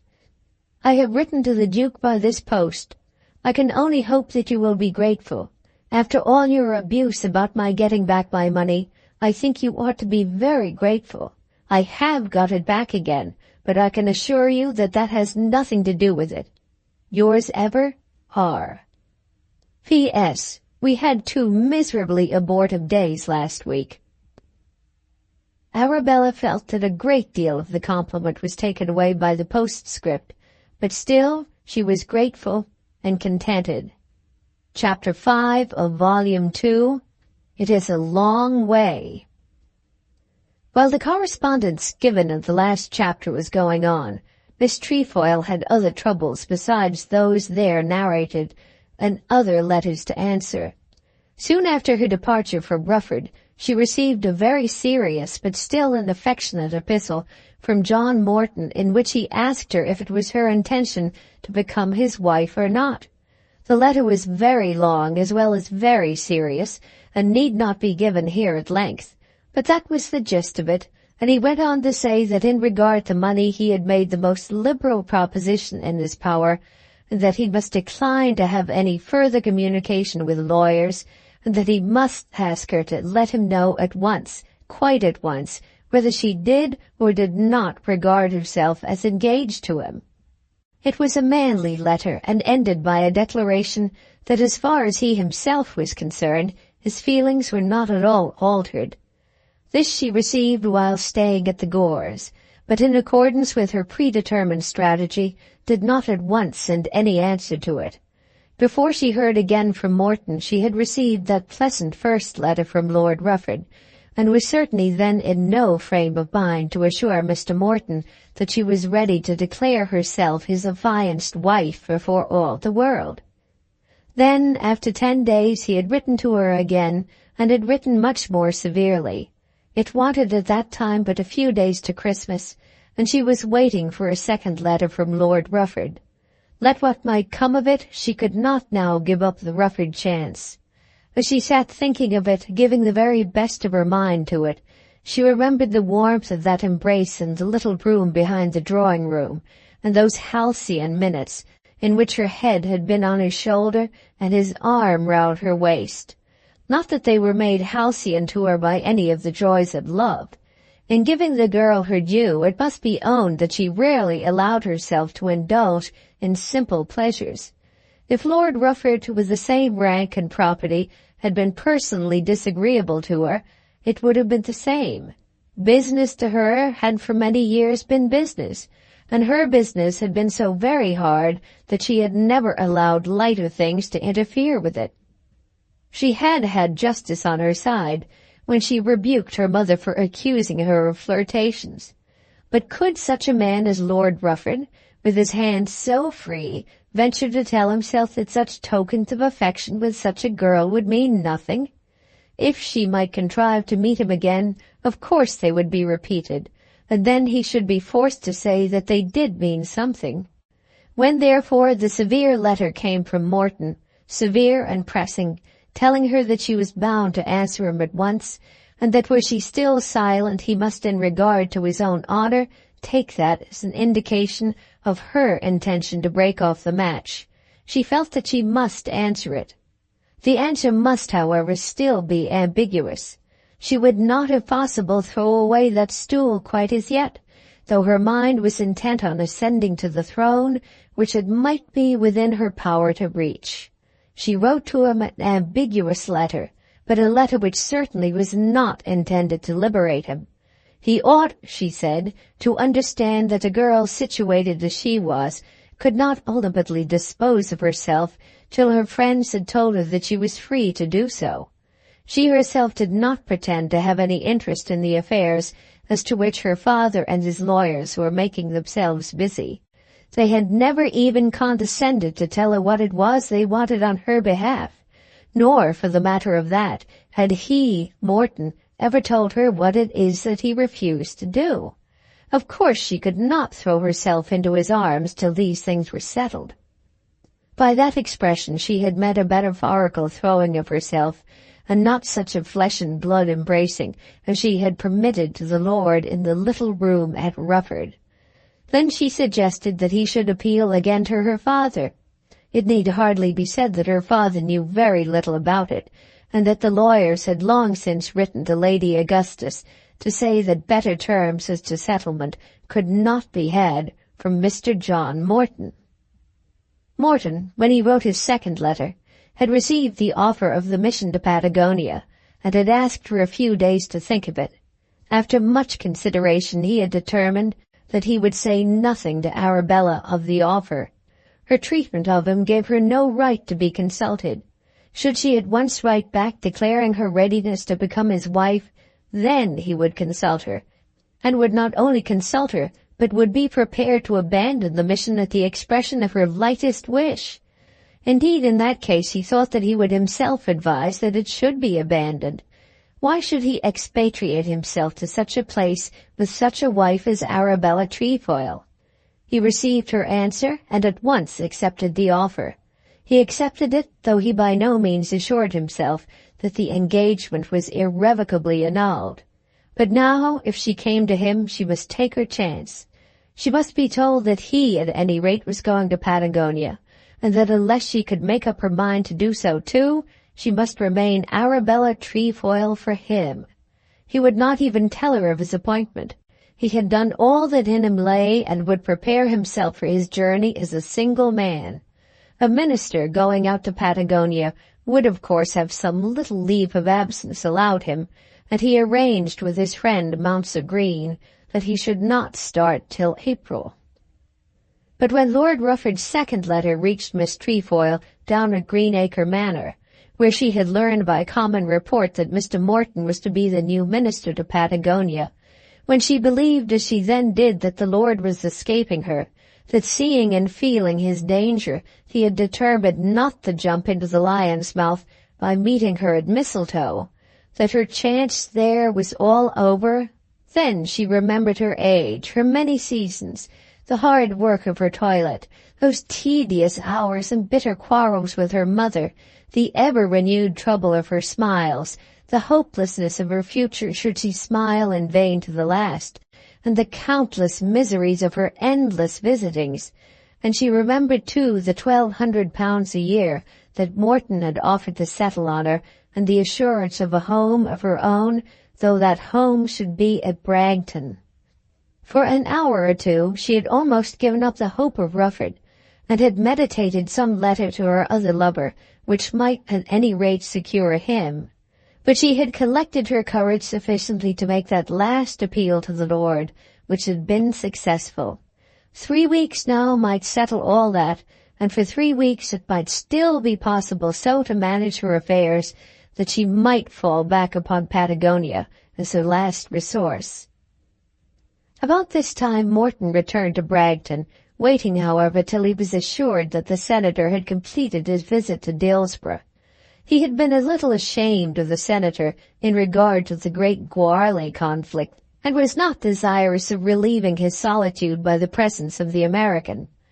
On this occasion he went quite alone and ordered no carriages from the bush, and no increased establishment of servants.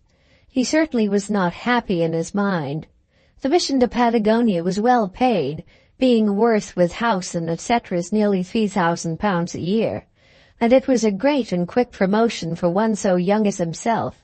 For one neither a lord nor connected with the cabinet minister, Patagonia was a great place at which to begin his career as plenipotentiary on his own bottom. But it is a long way off and has its drawbacks. He could not look to be there for less than 4 years, and there was hardly reason why a man in his position should expatriate himself to such a place for so long a time. He felt that he should not have gone but for his engagement to Arabella Trefoil, and that neither would he have gone had his engagement been solid and permanent. He was going in order that he might be rid of that trouble, and a man's feelings in such circumstances cannot be satisfactory to himself. However, he had said he would go, and he knew enough of himself to be certain that having said so he would not alter his mind. But he was very melancholy, and Mrs. Hopkins declared to old Mrs. Twentyman that the young squire was hipped along of his lady-love, as she thought. His hands had been so full of his visitors when at Bragton before, and he had been carried off so suddenly to Rufford, and then had hurried up to London in such misery, that he had hardly had time to attend to his own business. Mr. Masters had made a claim upon him since he had been in England, for £1,271 8 shillings 4pence, in reference to certain long-gone affairs in which the attorney declared he had been badly treated by those who had administered the Morton estate. John Morton had promised to look into the matter and to see Mr. Masters. He had partially looked into it, and now felt ashamed that he had not fully kept his promise. The old attorney had not had much hope of getting his money. It was doubtful to himself whether he could make good his claim against the squire at law, and it was his settled purpose to make no such attempt, although he was quite sure that the money was his due. Indeed, if Mr. Morton would not do anything further in the matter, neither would he. He was almost too mild a man to be a successful lawyer, and had a dislike to asking for money. Mr. Morton had promised to see him, but Mr. Morton had probably forgotten it. Some gentlemen seem apt to forget such promises. Mr. Masters was somewhat surprised, therefore, when he was told one morning in his office that Mr. Morton from Bragton wished to see him. He thought that it must be Reginald Morton, having not heard that the squire had returned to the country. But John Morton was shown into the office, and the old attorney immediately arose from his armchair. Sundown was there, and was at once sent out of the room. Sundown on such occasions was accustomed to retire to some settlement seldom visited by the public, which was called the back office. Nickem was away intent on unraveling the Goarly mystery, and the attorney could ask his visitor to take a confidential seat. Mr. Morton, however, had very little to say. He was full of apologies and at once handed out a cheque for the sum demanded. The money was so much to the attorney that he was flurried by his own success. "Perhaps," said Morton, "I ought in fairness to add interest." "Not at all, by no means. Lawyers never expect that. Really, Mr. Morton, I am very much obliged. It was so long ago that I thought that perhaps you might think—" "I do not doubt that it's all right." "Yes, Mr. Morton, it is all right. It is quite right. But your coming in this way is quite a compliment. I am so proud to see the owner of Bragton once more in this house. I respect the family as I always did, and as for the money, I am only sorry that it has been delayed so long. Good morning, Mr. Masters." The attorney's affairs were in such a condition that an unexpected cheque for £1,271 8 shillings 4pence sufficed to exhilarate him. It was as though the money had come down to him from the very skies. As it happened, Mary returned from Cheltenham on that same evening, and the attorney felt that if she had brought back with her an intention to be Mrs. Twentyman, he could still be a happy and contented man. And there had been another trouble on John Morton's mind. He had received his cousin's card, but had not returned the visit while his grandmother had been at Bragton. Now he walked on to Hoppet Hall and knocked at the door. Yes, Mr. Morton was at home, and then he was shown into the presence of his cousin, whom he had not seen since he was a boy. "I ought to have come sooner," said the squire, who was hardly at his ease. "I heard you had a house full of people at Bragton." "Just that, and then I went off rather suddenly to the other side of the country, and then I had to go up to London. Now I'm going to Patagonia." "Patagonia? That's a long way off." "We Foreign Office slaves have to be sent a long way off." "But we have heard, John," said Reginald, who did not feel it to be his duty to stand on any ceremony with his younger cousin, "we have heard that you were going to be married to Miss Trefoil. Are you going to take a wife out to Patagonia?" This was a question which he certainly had not expected. "I don't know how that may be," he said, frowning. "We were told here in Dillsborough that it was all settled. I hope I haven't asked an improper question." "Of course people will talk." "If it's only talk, I beg pardon. Whatever concerns Bragton is interesting to me, and from the way in which I heard this I thought it was a certainty. Patagonia! Well, you don't want an assistant private secretary, I suppose. I should like to see Patagonia." "We are not allowed to appoint those gentlemen ourselves." "And I suppose I should be too old to get in at the bottom. It seems a long way off for a man who is the owner of Bragton." "It is a long way." And what will you do with the old place? There's no one to live there. If you were married, you might perhaps take it. This was, of course, said in joke, as old Mrs. Morton would have thought Bragton to be disgraced forever, even by such a proposition. You might let it. Who would take such a place for 5 years? I suppose old Mrs. Hopkins will remain, and that it will become more and more desolate every year. I mustn't let the old house tumble down, that's all. Then the minister plenipotentiary to Patagonia took his departure, and walked back to Bragton, thinking of the publicity of his engagement. All Dillsborough had heard that he was to be married to Miss Trefoil, and this cousin of his had been so sure of the fact that he had not hesitated to ask a question about it in the first moment of their first interview. Under such circumstances, it would be better for him to go to Patagonia than to remain in England. Chapter 6, Volume 2. The Beginning of Persecution. When Mary Masters got up on the morning after her arrival, she knew that she would have to endure much on that day. Everybody had smiled on her the preceding evening, but the smiles were of a nature which declared themselves to be preparatory to some coming event. The people around her were gracious on the presumption that she was going to do as they wished, and would be quite prepared to withdraw their smiles should she prove to be contumacious. Mary, as she crept down in the morning, understood all this perfectly. She found her stepmother alone in the parlor, and was at once attacked with all the important question. "My dear, I hope you have made up your mind about Mr. Twentyman." "There were to be 2 months, mamma." "That's nonsense, Mary. Of course you must know what you mean to tell him." Mary thought that she did know, but was not at the present moment disposed to make known her knowledge, and therefore remained silent. "You should remember how much this is to your papa and me, and should speak out at once. Of course you need not tell Mr. Twentyman till the end of the time, unless you like it." "I thought I was to be left alone for 2 months." "Mary, that is wicked. When your papa has so many things to think of and so much to provide for, you should be more thoughtful of him. Of course he will want to be prepared to give you what things will be necessary." Mrs. Masters had not as yet heard of Mr. Morton's cheque, and perhaps would not hear of it till her husband's bank book fell into her hands. The attorney had lately found it necessary to keep such matters to himself when it was possible, as otherwise he was asked for explanations which it was not always easy for him to give.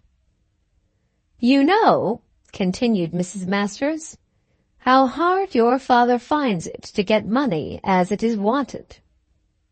"I don't want anything, mamma." "You must want things if you are to be married in March or April." "But I shan't be married in March or April." "Oh, mamma, pray don't." "In a week's time or so you must tell Larry. After all that has passed, of course he won't expect to have to wait long, and you can't ask him.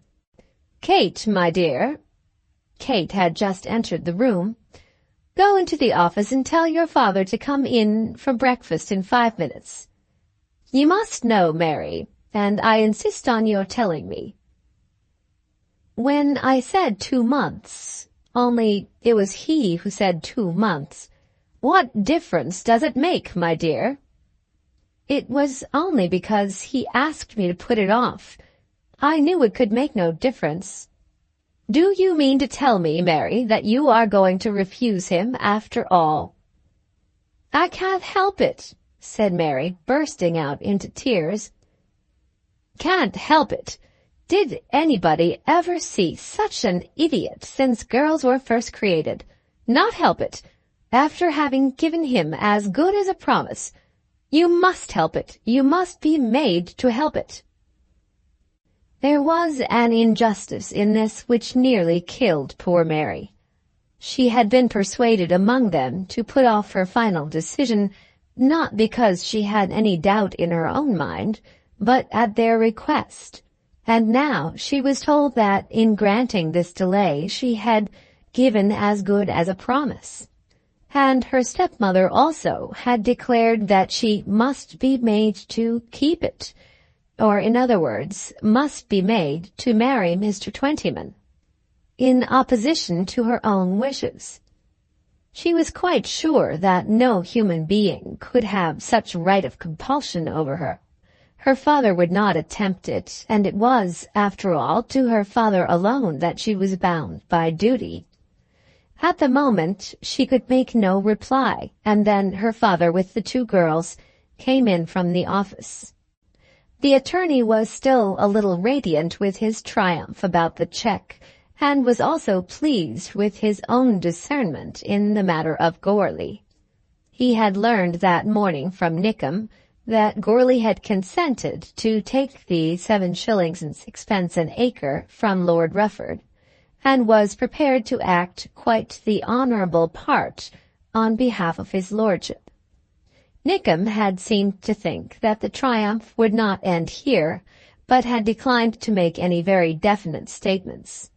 Nickem clearly fancied that he had been doing great things himself, and that he might be allowed to have a little mystery. But the attorney took great credit to himself in that he had rejected Goarly's case, and had been employed by Lord Rufford in lieu of Goarly. When he entered the parlour, he had for the moment forgotten Larry Twentyman, and was disposed to greet his girl lovingly. But he found her dissolved in bitter tears. "Mary, my darling, what is it ails you?" he said. "Never mind about your darling now, but come to breakfast. She is giving herself airs, as usual." But Mary never did give herself airs, and her father could not endure the accusation. She would not be crying, he said, unless she had something to cry for. "Pray don't make a fuss about things you don't understand," said his wife. "Mary, are you coming to the table? If not, you had better go upstairs. I hate such ways, and I won't have them. This comes of ushanting. I knew what it would be. The place for girls is to stay at home and mind their work till they have got houses of their own to look after. That's what I intend my girls to do. There's nothing on earth so bad for girls as that twiddle-your-thumbs visiting about when they think they've nothing to do but show what sort of ribbons and gloves they've got. Now, Dolly, if you've got any hands, will you cut the bread for your father?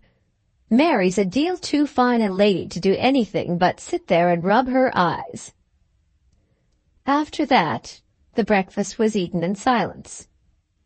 When the meal was over, Mary followed her father into the office and said that she wanted to speak to him. When Sundown had disappeared, she told her tale. "Papa," she said, "I am so sorry, but I can't do what you want about Mr. Twentyman." "Is it so, Mary?" "Don't be angry with me, Papa." "Angry? No, I won't be angry.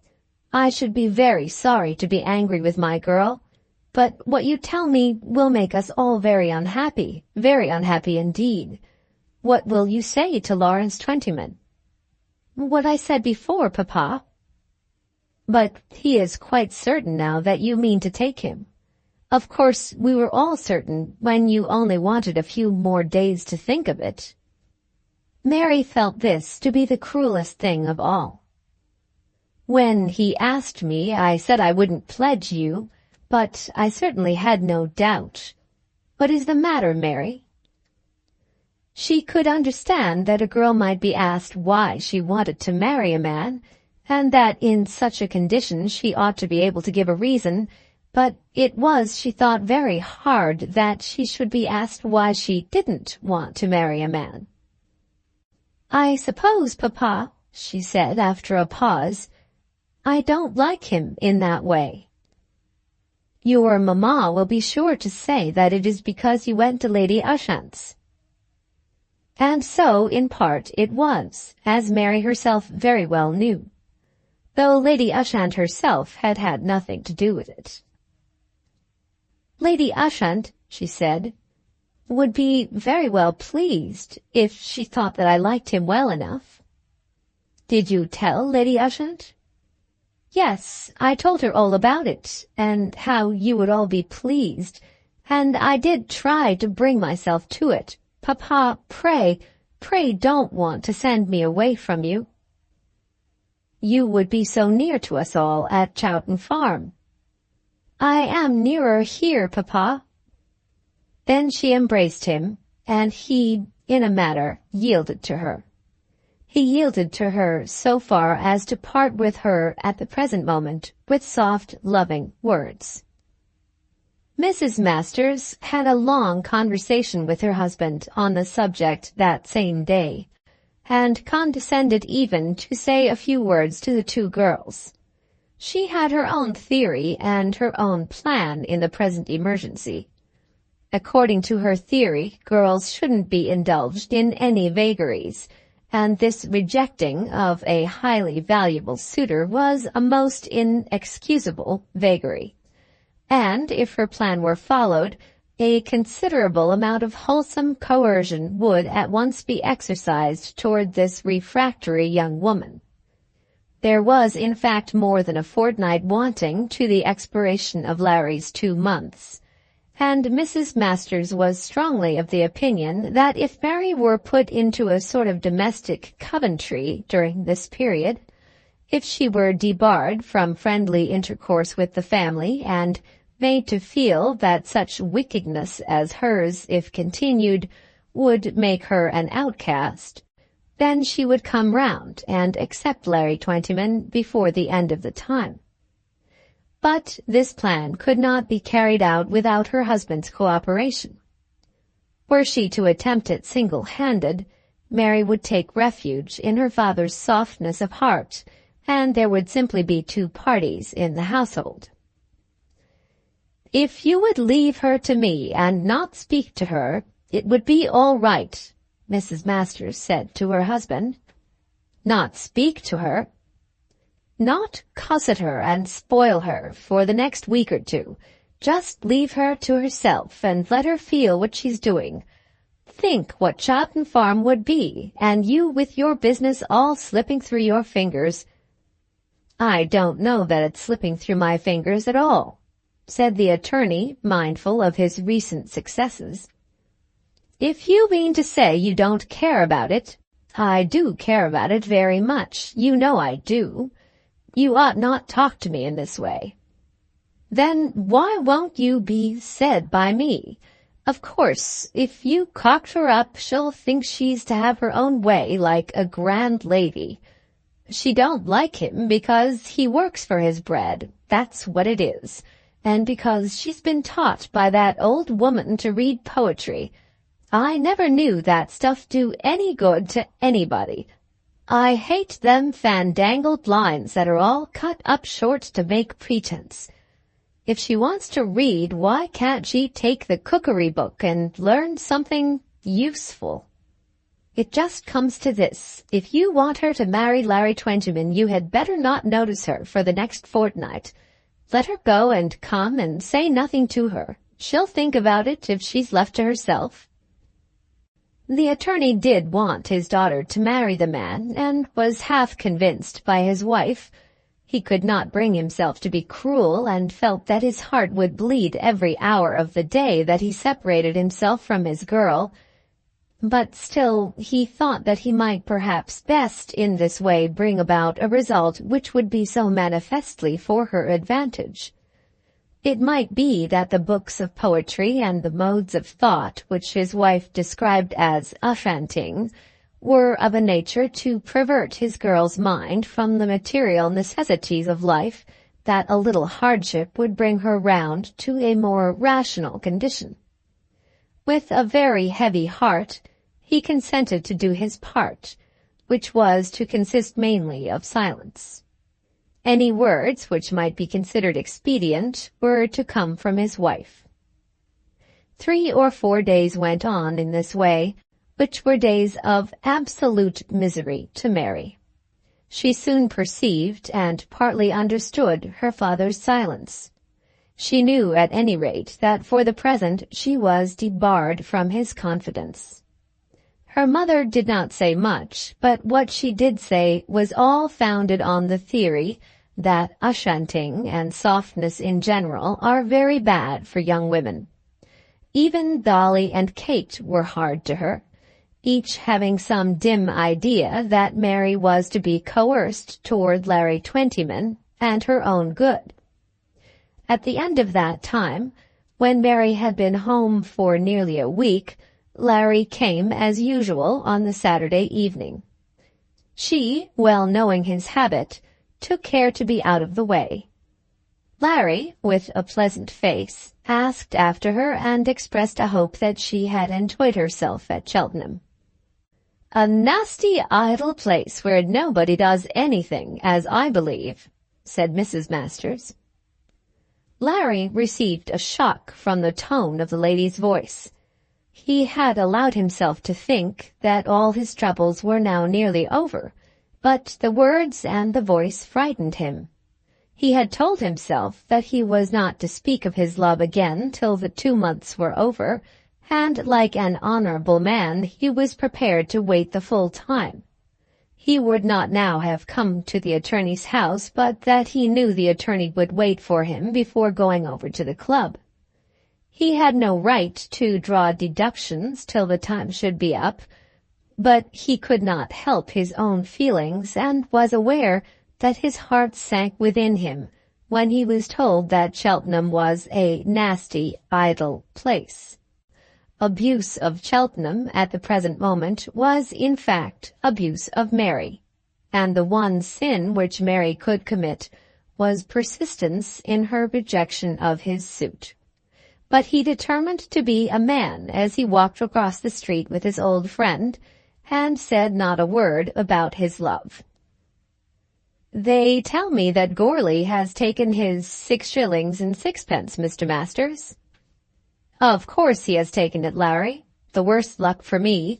If he had gone on, I might have had a bill against his lordship as long as my arm. Now it won't be worth looking after." "I'm sure you're very glad, Mr. Masters." "Well, yes, I am glad. I do hate to see a fellow like that who hasn't got a farthing of his own propped up from behind just to annoy his betters.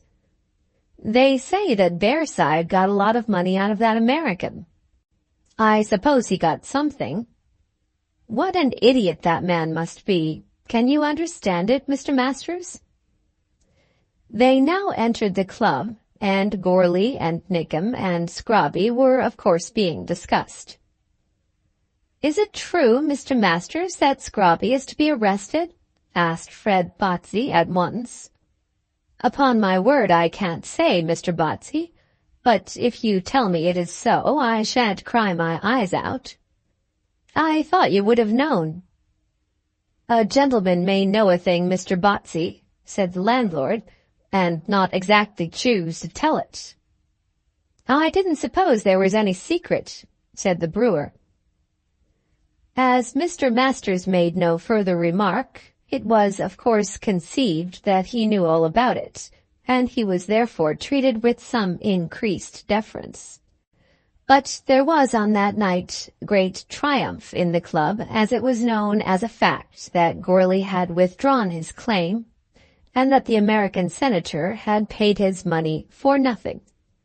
It was moreover very generally believed that Goarly was going to turn evidence against Scrobby in reference to the poison. Chapter 7, Volume 2. Mary's Letter.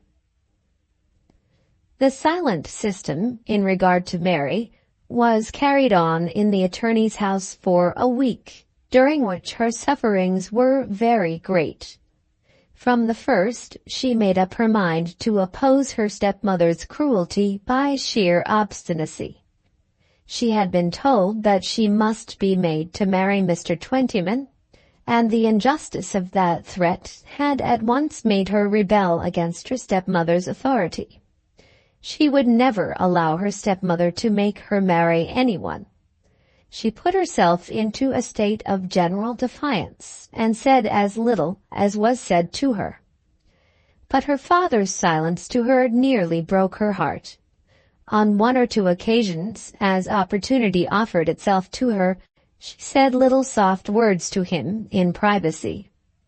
Then he would partly relent, would kiss her and bid her be a good girl, and would quickly hurry away from her.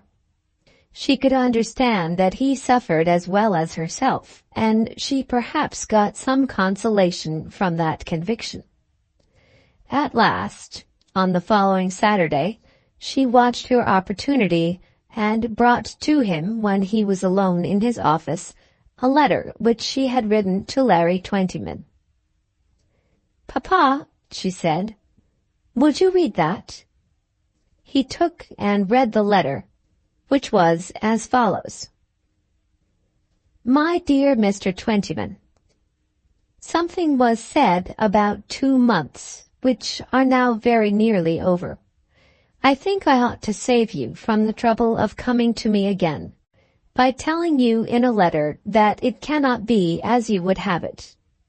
I have thought of it a great deal, and have of course been anxious to do as my friends wish, and I am very grateful to you, and know how good and how kind you are.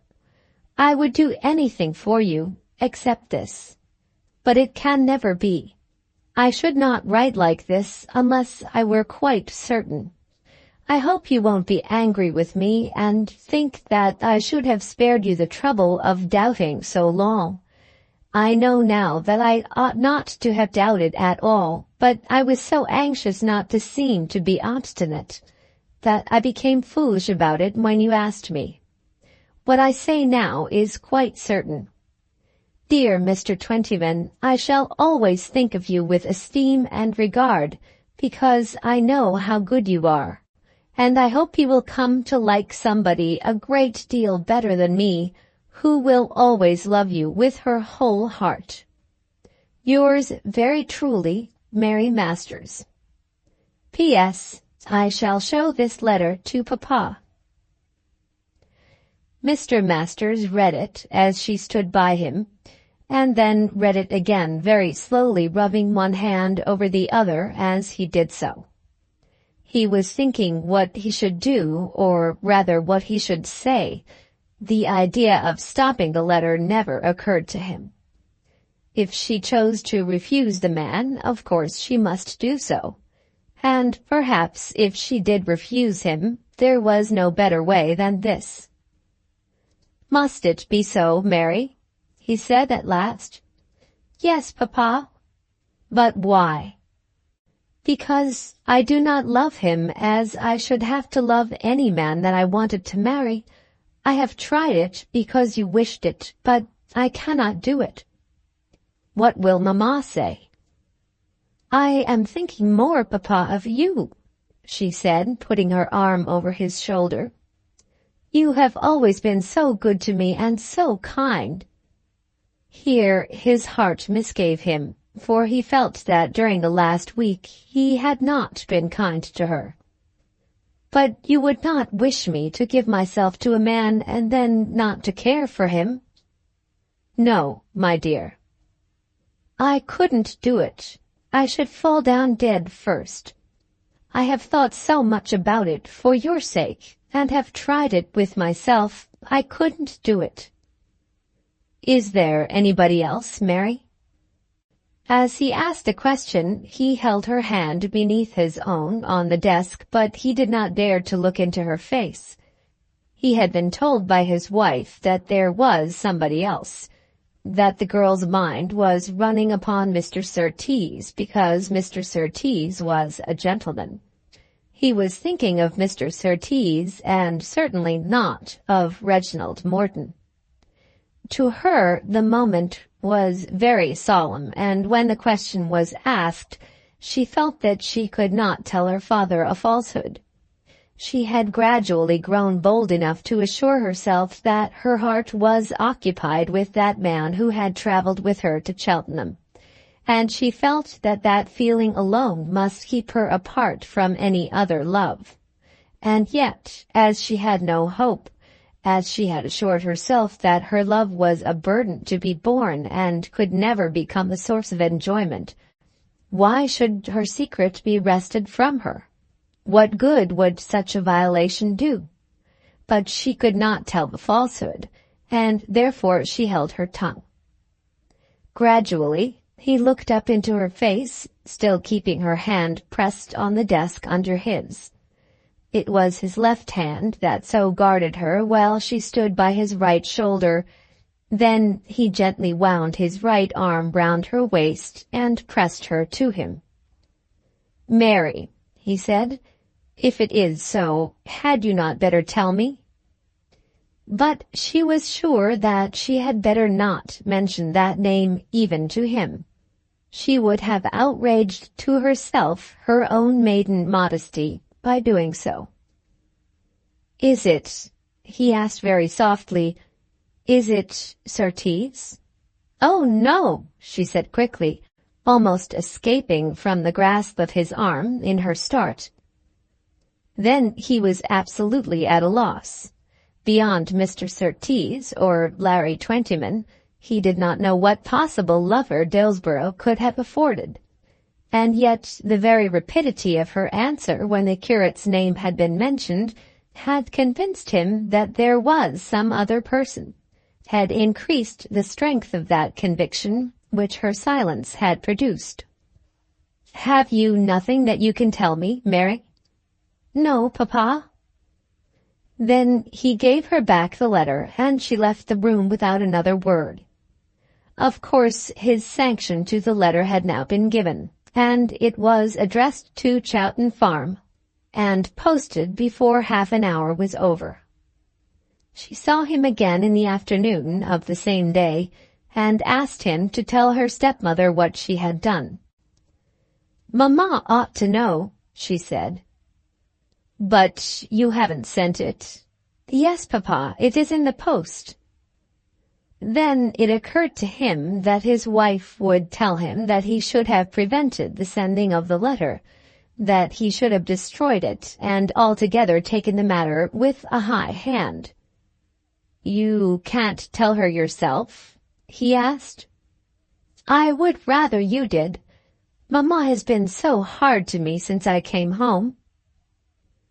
He did tell his wife, and she overwhelmed him by the violence of her reproaches. He could never have been in earnest, or he would not have allowed such a letter as that to pass through his hands. He must be afraid of his own child. He did not know his own duty. He had been deceiving her, his wife, from first to last. Then she threw herself into a torrent of tears, declaring that she had been betrayed. There had been a conspiracy between them, and now everything might go to the dogs, and she would not lift up her hands again to save them. But before the evening came round she was again on the alert, and again resolved that she would not even yet give way. What was there in a letter more than in a spoken word? She would tell Larry to disregard the letter. But first she made a futile attempt to clutch the letter from the guardianship of the post office, and she went to the postmaster, assuring him that there had been a mistake in the family, that a wrong letter had been put into a wrong envelope, and begging that the letter addressed to Mr. Twentyman might be given back to her. The postmaster, half vacillating in his desire to oblige a neighbor, produced the letter, and Mrs. Masters put out her hand to grasp it. But the servant of the public, who had been thoroughly grounded in his duties by one of those trusty guardians of our correspondence who inspect and survey our provincial post offices, remembered himself at the last moment, and, expressing the violence of his regret, replaced the letter in the box. Mrs. Masters, in her anger and grief, condescended to say very hard things to her neighbor, but the man remembered his duty, and was firm. On that evening, Larry Twentyman did not attend the Dillsborough Club, having in the course of the week notified the attorney that he should be a defaulter. Mr. Masters himself went over earlier than usual, his own house having become very uncomfortable to him. Mrs. Masters for an hour sat expecting that Larry would come, and when the evening passed away without his appearance, she was convinced that the unusual absence was part of the conspiracy against her. Larry did not get his letter till the Monday morning. On the last Thursday and Saturday, he had consoled himself for his doubts with the URU, and was minded to do so on the Monday also. He had not gone to the club on Saturday, and had moped about Chowton all the Sunday in a feverish state because of his doubts. It seemed to him that the 2 months would never be over. On the Monday, he was out early on the farm, and then came down in his boots and breeches and had his red coat ready at the fire while he sat at breakfast. The meet was 15 miles off, and he had sent on his hunter, intending to travel thither in his dog-cart. Just as he was cutting himself a slice of beef, the postman came, and, of course, he read the letter.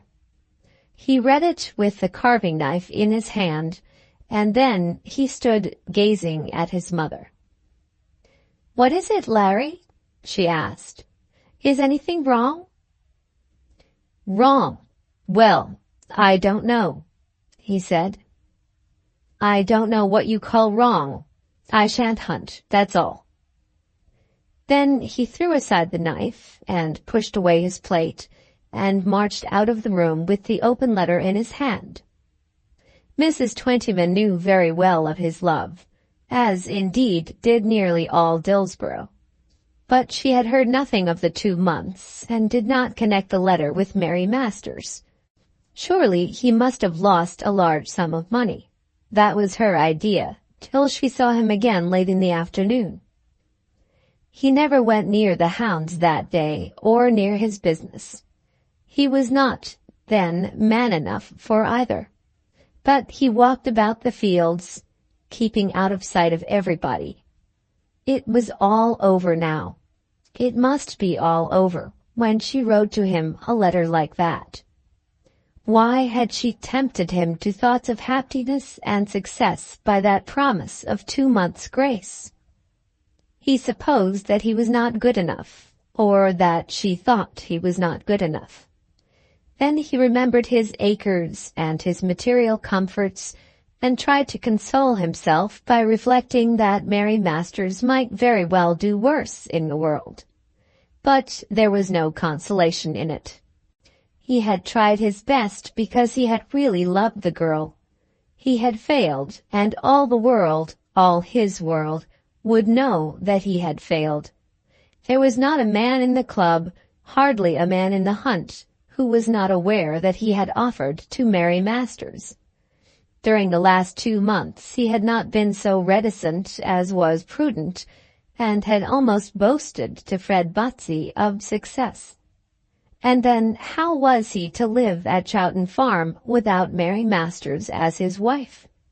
As he returned home, he almost made up his mind that he would not continue to live at Chowton Farm. He came back through Dillsborough Wood, and there, prowling about, he met Gourlay.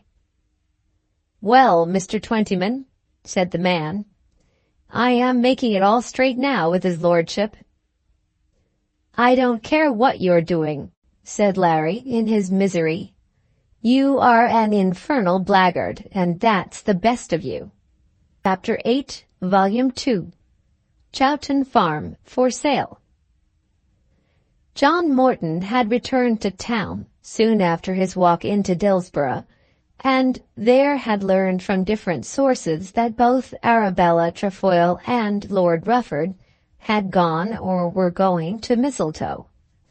He had seen Lord Augustus, who, though he could tell him nothing else about his daughter, had not been slow to inform him that she was going to the house of her noble uncle. When Morton had spoken to him very seriously about the engagement, he declared that he knew nothing about it, except that he had given his consent if the settlements were all right. Lady Augustus managed all that. Morton had then said that under those circumstances he feared he must regard the honor which he had hoped to enjoy as being beyond his reach. Lord Augustus had shrugged his shoulders and had gone back to his whist, this interview having taken place in the stranger's room of his club. That Lord Rufford was also going to Mistletoe he heard from young Glossop at the Foreign Office. It was quite possible that Glossop had been instructed to make this known to Morton by his sister, Lady Penwether. Then Morton declared that the thing was over, and that he would trouble himself no more about it. But this resolution did not make him all contented, and in his misery he went again down to his solitude at Bragton. And now, when he might fairly consider himself to be free, and when he should surely have congratulated himself on a most lucky escape from the great danger into which he had fallen, his love and admiration for the girl returned to him in a most wonderful manner. He thought of her beauty and her grace, and the manner in which she would sit at the head of his table when the time should come for him to be promoted to some great capital.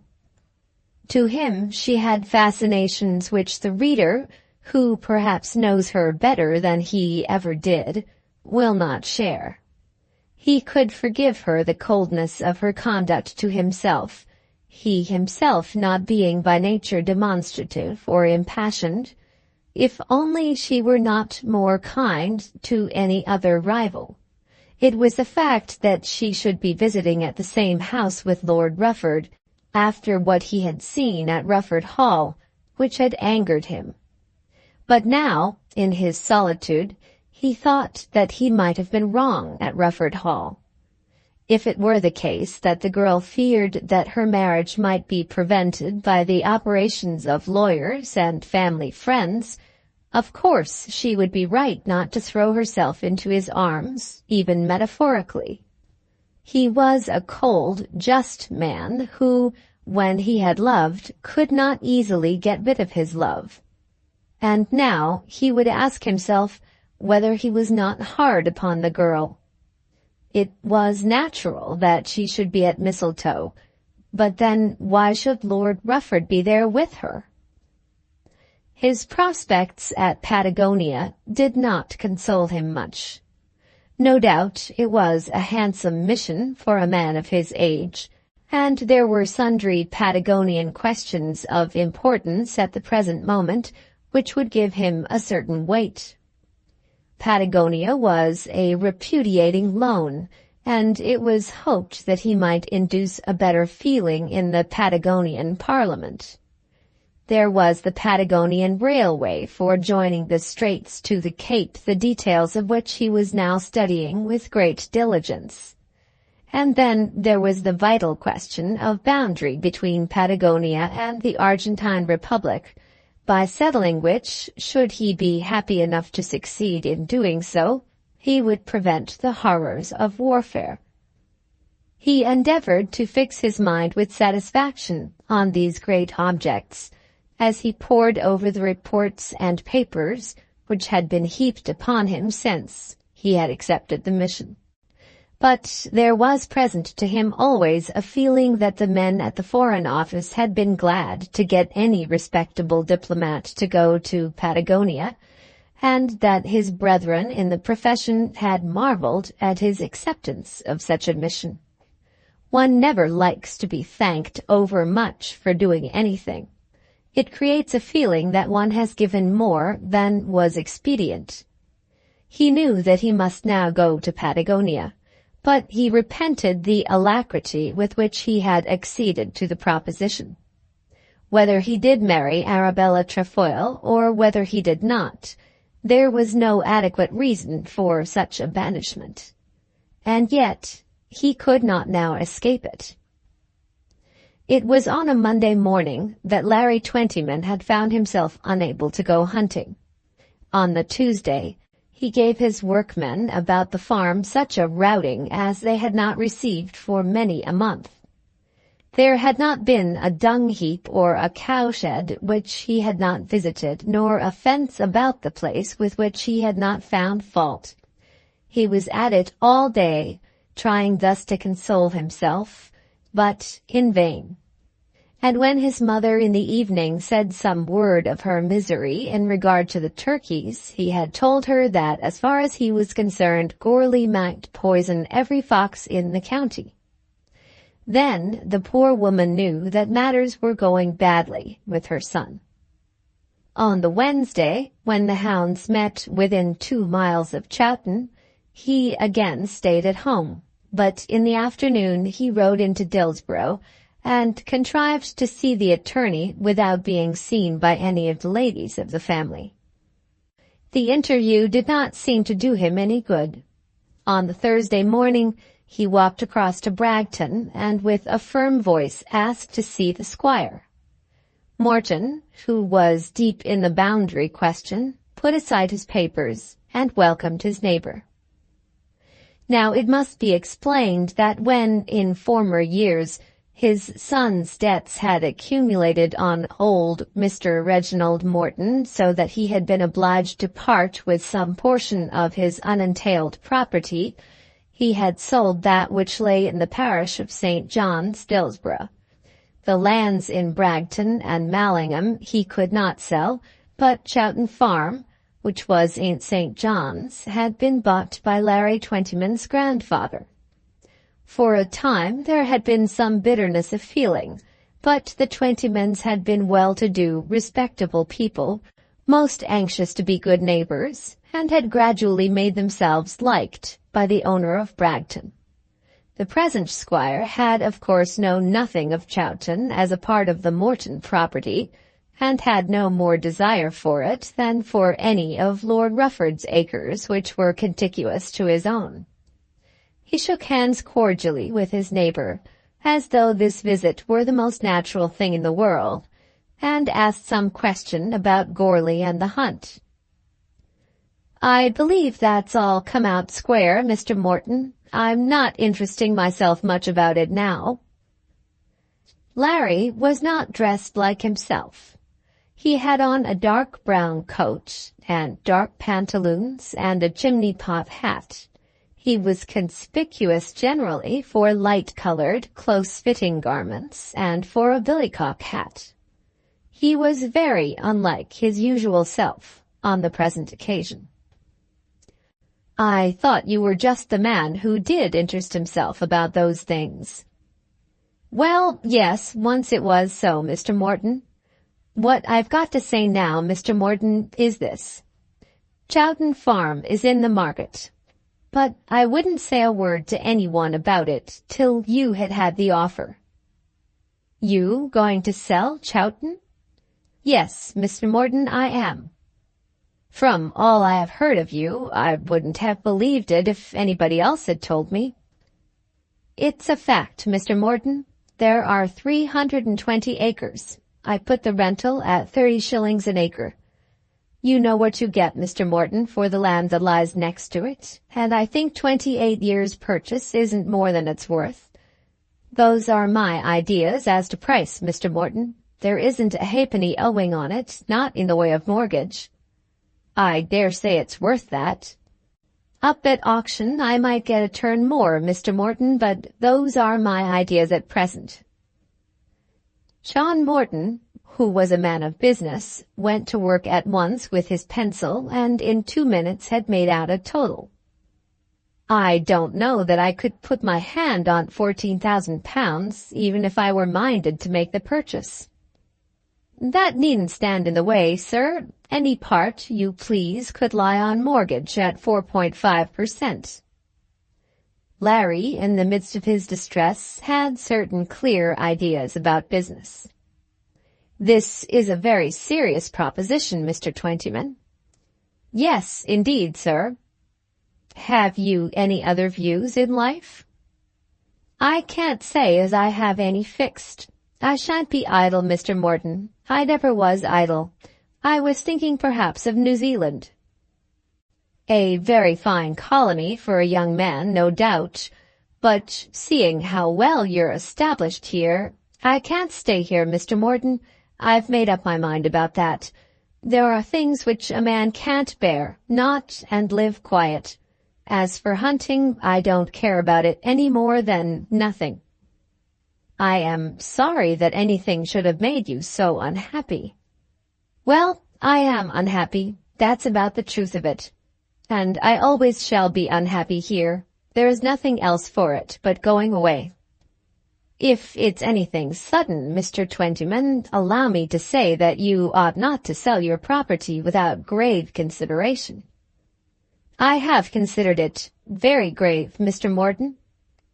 "Ah, but I mean long consideration. Take a year to think of it. You can't buy such a place back in a year. I don't know you well enough to be justified in inquiring into the circumstances of your trouble, but unless it be something which makes it altogether inexpedient or almost impossible that you should remain in the neighborhood, you should not sell Chowton." "I tell you, Mr. Morton," said Larry, almost weeping. Poor Larry, whether in his triumph or his sorrow, had no gift of reticence, and now told his neighbor the whole story of his love. He was certain it had become quite hopeless. He was sure that she would never have written him a letter if there had been any smallest chance left. According to his ideas, a girl might say no half a dozen times and yet not mean much, but when she had committed herself to a letter, she could not go back from it. "Is there anybody else?" "Not as I know. I never saw anything like lightness with her with any man. They say something about the curate, but I don't believe a word of it." "And the family approve of it?" "Every one of them, father and stepmother and sisters and all, my own mother too. There ain't a ha'porth against it. I don't want anyone to give me my sixpence in money, and she should live just like a lady. I can keep a servant for her to cook and do every mortal thing, but it ain't nothing of that, Mr. Morton." "What is it, then?" The poor man paused before he made his answer, but when he did, he made it plain enough. "I ain't good enough for her. No more I ain't, Mr. Morton. She was brought up in this house, Mr. Morton, by your own grand-aunt." "So I have heard, Mr. Twentyman." "And there's more of Bragton than there is of Dillsborough about her. That's just where it is. I know what I am, and I know what she is, and I ain't good enough for her. It should be somebody that can talk books to her. I can tell her how to plant a field of wheat, or how to run a foal, but I can't sit and read poetry, nor yet be read to. There's plenty of 'em would sell themselves because the land's all there, and the house and the things in it. What makes me mad is that I should love her all the better because she won't. My belief is, Mr. Morton, they're as poor as Job. That makes no difference to me because I don't want it, but it makes no difference to her neither. She's right, Mr. Morton. I'm not good enough, and so I'll just cut it as far as Dillsborough is concerned. You'll think of what I said of taking the land?" Mr. Morton said much more to him, walking with him to the gate of Chowton Farm. He assured him that the young lady might yet be won. He had only, Morton said, to plead his case to her as well as he had pleaded up at Bragton, and he thought that she would be won. "I couldn't speak out free to her, not if it was to save the whole place," said the unfortunate lover. But Morton still continued his advice. As to leaving Chowton because a young lady refused him, that would be unmanly. "There isn't a bit of man left about me," said Larry, weeping. Morton nevertheless went on. Time would cure these wounds, but no time would give him back Chowton should he once part with it. If he must leave the place for a time, let him put a caretaker on the farm, even though by doing so the loss might be great. He should do anything rather than surrender his house. As to buying the land himself, Morton would not talk about it in the present circumstances. Then they parted at Chowton Gate with many expressions of friendship on each side.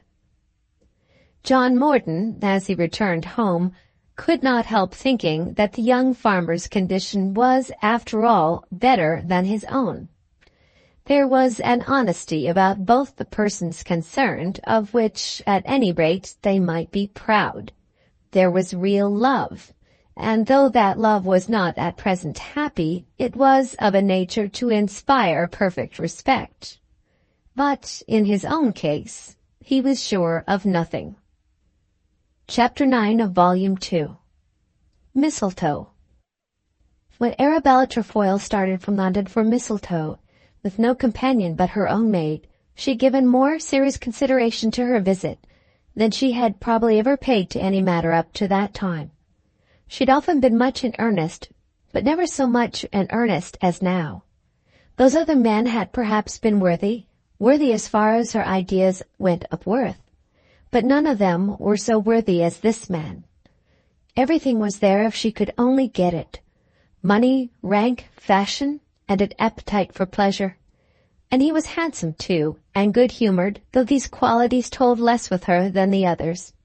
And now she was to meet him in the house of her great relations, in a position in which her rank and her fashion would seem to be equal to his own.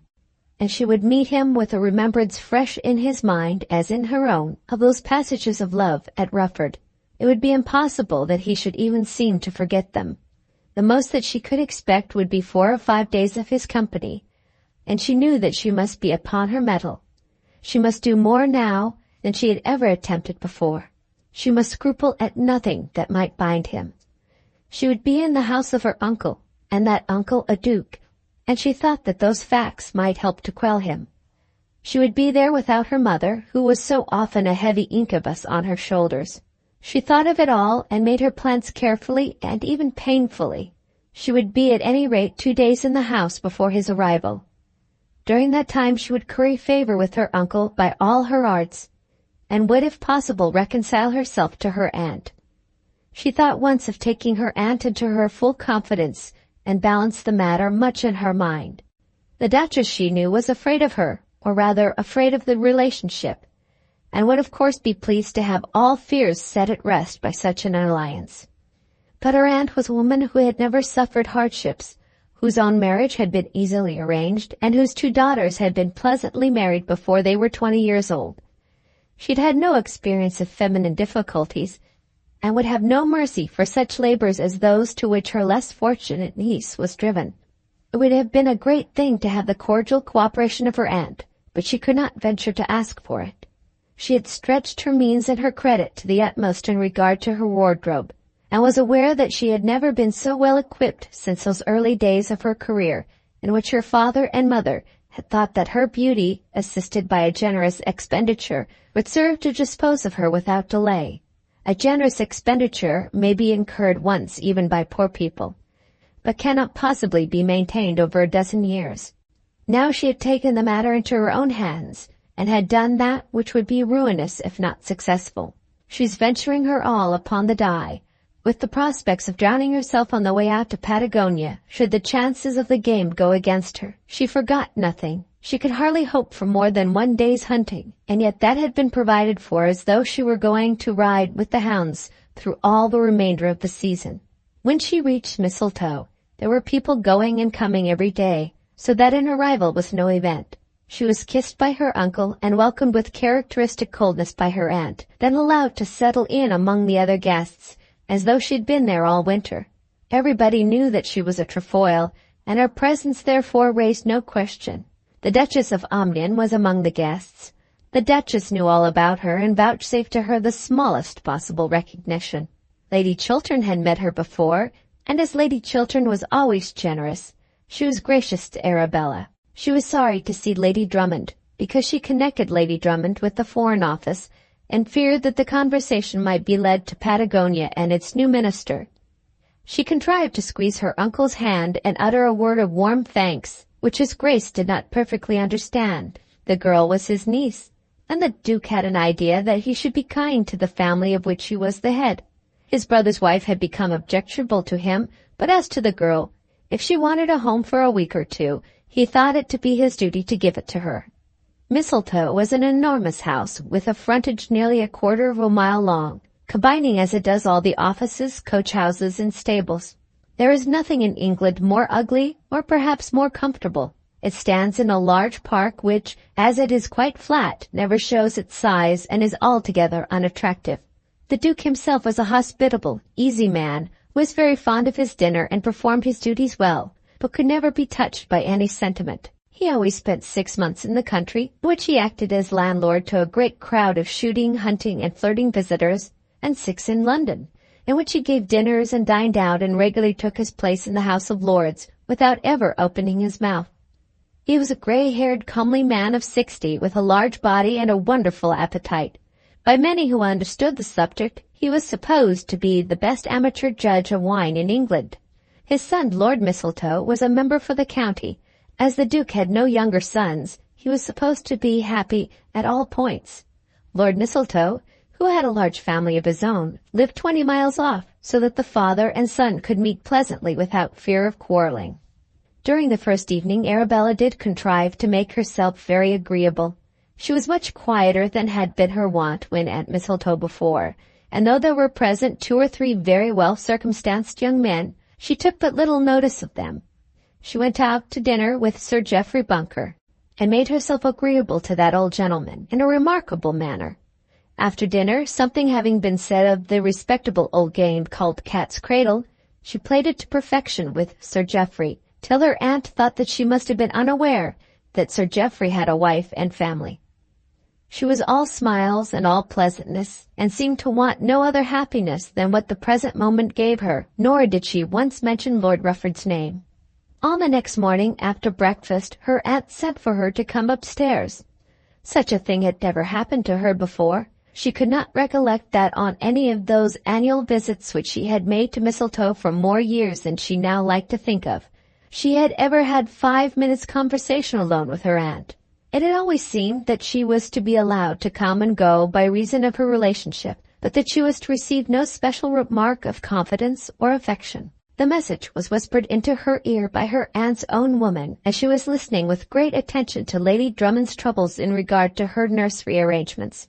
She nodded her head, heard a few more words from Lady Drummond, and then with a pretty apology and a statement made so that all should hear her, that her aunt wanted her, followed the maid upstairs.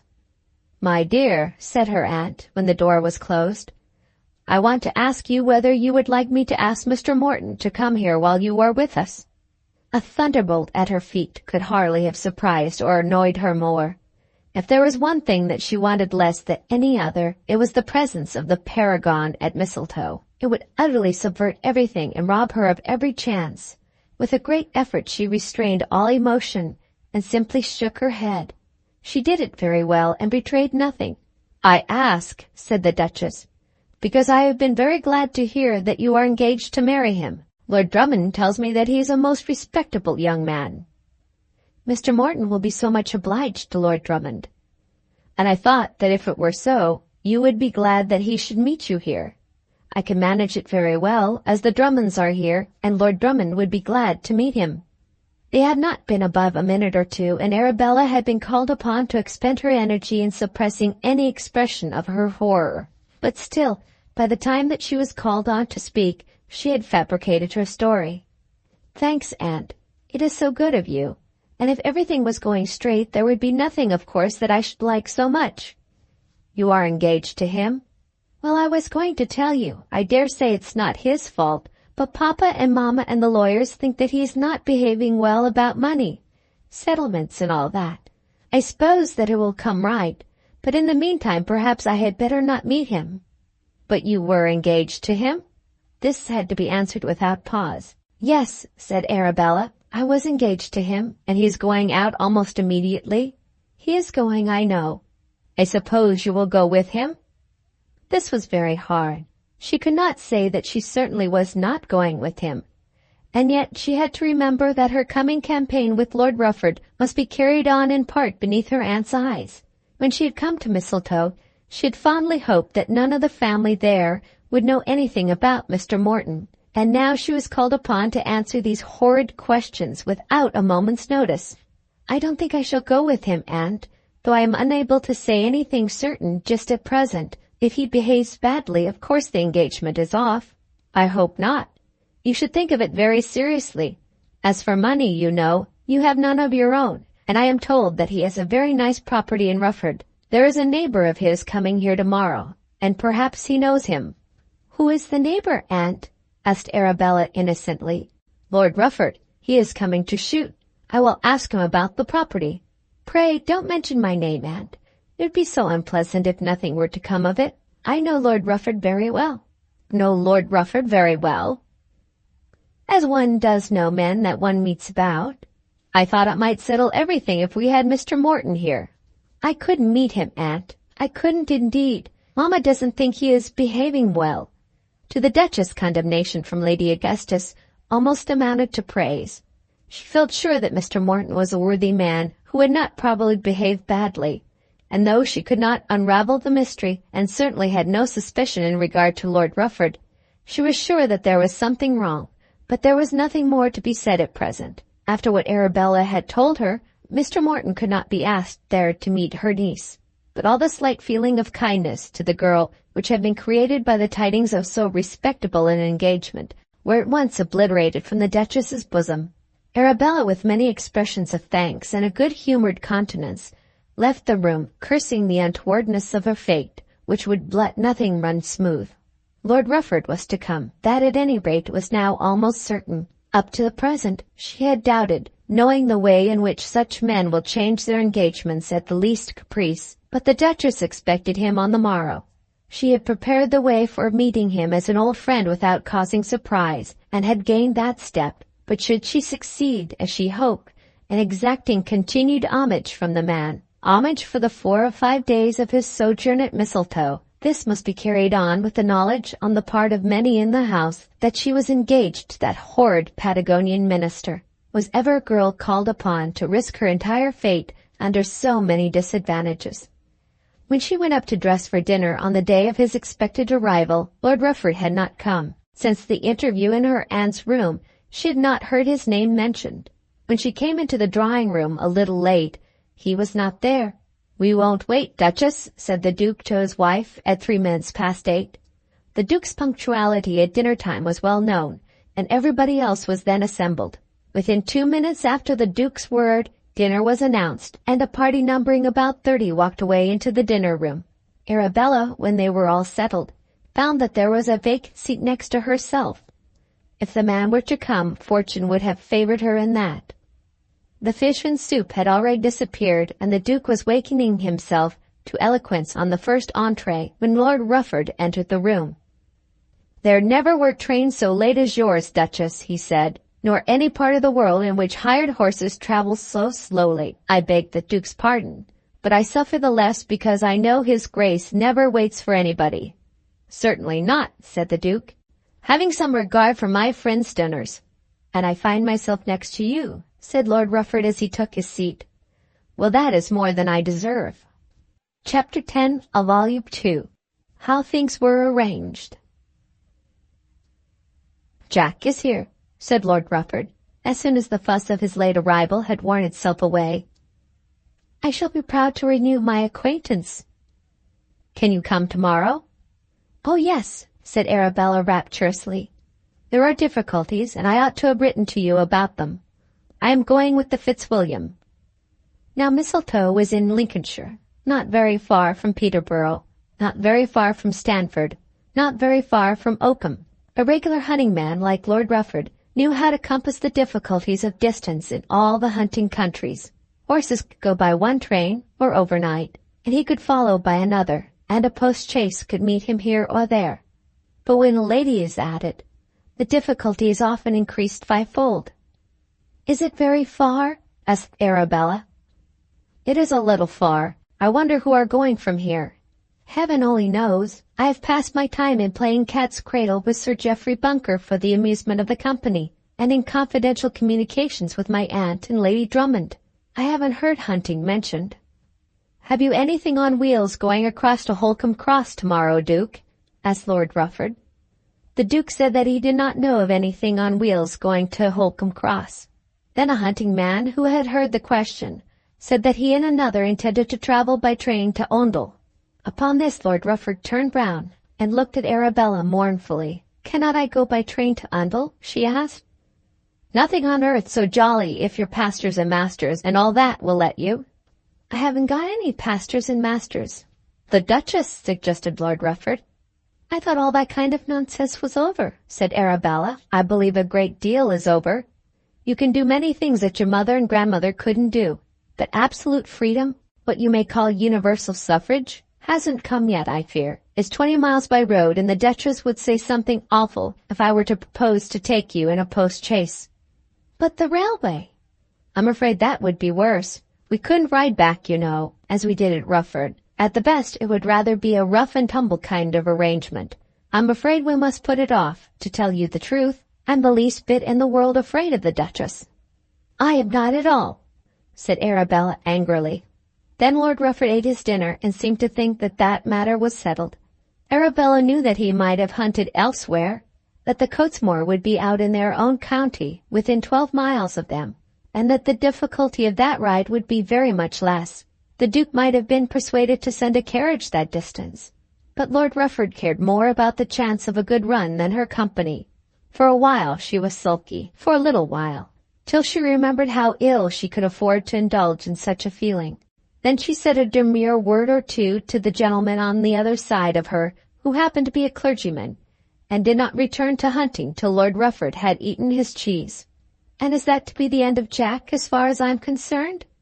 "I have been thinking about it ever since. This is Thursday." "Not a doubt about it." "Tomorrow will be Friday, and the Duke has his great shooting on Saturday. There's nothing within 100 miles of us on Saturday. I shall go with the Pytchley if I don't shoot. But I shall have to get up just when other people are going to bed. That wouldn't suit you." "I wouldn't mind if I didn't go to bed at all." "At any rate, it wouldn't suit the Duchess. I had meant to go away on Sunday. I hate being anywhere on Sunday except in a railway carriage. But if I thought the Duke would keep me till Tuesday morning, we might manage Peltry on Monday. I meant to have got back to Surbiton on Sunday and have gone from there." "Where is Peltry?" "It's a Cottesmore meet, about 5 miles this side of Milton." "We could ride from here." "It's rather far for that, but we could talk over the Duke to send a carriage. Ladies always like to see a meet, and perhaps we could make a party. If not, we must put a good face on it and go in anything we can get. I shouldn't fear the Duchess so much for 12 miles as I should for 20. "I don't mean to let the Duchess interfere with me," said Arabella in a whisper. That evening Lord Rufford was very good-natured and managed to arrange everything. Lady Chiltern and another lady said that they would be glad to go to the meet, and a carriage or carriages was organized. But nothing was said as to Arabella's hunting, because the question would immediately be raised as to her return to Mistletoe in the evening. It was, however, understood that she was to have a place in the carriage. Arabella had gained 2 things. She would have her 1 day's hunting, and she had secured the presence of Lord Rufford at Mistletoe for Sunday. With such a man as his lordship, it was almost impossible to find a moment for confidential conversation. He worked so hard at his amusements that he was as bad a lover as a barrister who has to be in court all day, almost as bad as a sailor who is always going round the world. On this evening it was 10 o'clock before the gentlemen came into the drawing-room, and then Lord Rufford's time was spent in arranging the party for the meet on Monday. When the ladies went up to bed, Arabella had had no other opportunity than what fortune had given her at dinner, and even then she had been watched. The juxtaposition at the dinner-table had come of a chance, and had been caused by Lord Rufford's late arrival. Old Sir Geoffrey would have been her neighbour, with the clergyman on the other side, an arrangement which her Grace had thought safe with reference to the rights of the minister to Patagonia. The Duchess, though she was at some distance down the table, had seen that her niece and Lord Rufford were intimate, and remembered immediately what had been said upstairs. It could not have talked as they were then talking, sometimes whispering as the Duchess could perceive very well, unless there had been considerable former intimacy. She began gradually to understand various things. Why Arabella Trefoil had been so anxious to come to Mistletoe just at this time. Why she had behaved so unlike her usual self before Lord Rufford's arrival, and why she had been so unwilling to have Mr. Morton invited. The Duchess was in her way a clever woman, and could see many things. She could see that though her niece might be very anxious to marry Lord Rufford, Lord Rufford might indulge himself in a close intimacy with the girl without any such intention on his part. And as far as the family was concerned, she would have been quite contented with the Morton alliance. She would have asked Morton now, only that it would be impossible that he should come in time to be of service. Had she been consulted in the first instance, she would have put her veto on that drive to the meet, but she heard nothing about it until Lady Chiltern had said that she would go. The Duchess of Omnium had since declared that she also would go, and there were to be 2 carriages. But still it never occurred to the Duchess that Arabella intended to hunt, nor did Arabella intend that she should know it till the morning came. The Friday was very dull. The hunting men, of course, had gone before Arabella came down to breakfast. She would willingly have got up at 7 to pour out Lord Rufford's tea, had that been possible. But as it was, she strolled into the breakfast-room at 10:30. She could see by her aunt's eye and hear in her voice that she was in part detected, and that she would do herself no further service by acting the good girl, and she therefore resolutely determined to listen to no more twaddle. She read a French novel which she had brought with her, and spent as much of the day as she could in her room. She did not see Lord Rufford before dinner, and at dinner sat between Sir Geoffrey and an old gentleman out of Stamford, who dined at Mistletoe that evening. "We've had no such luck tonight," Lord Rufford said to her in the drawing-room. "The old dragon took care of that," replied Arabella. "Why should the old dragon think I'm dangerous?" "Because I can't very well tell you why, but I dare say you know." "And do you think I'm dangerous?" "You're a sort of 5-barred gate," said Arabella, laughing. "Of course there is a little danger, but who is going to be stopped by that?" He could make no reply to this because the Duchess called him away to give some account to Lady Chiltern about Goarly and the URU, Lady Chiltern's husband being a master of hounds and a great authority on all matters relating to hunting.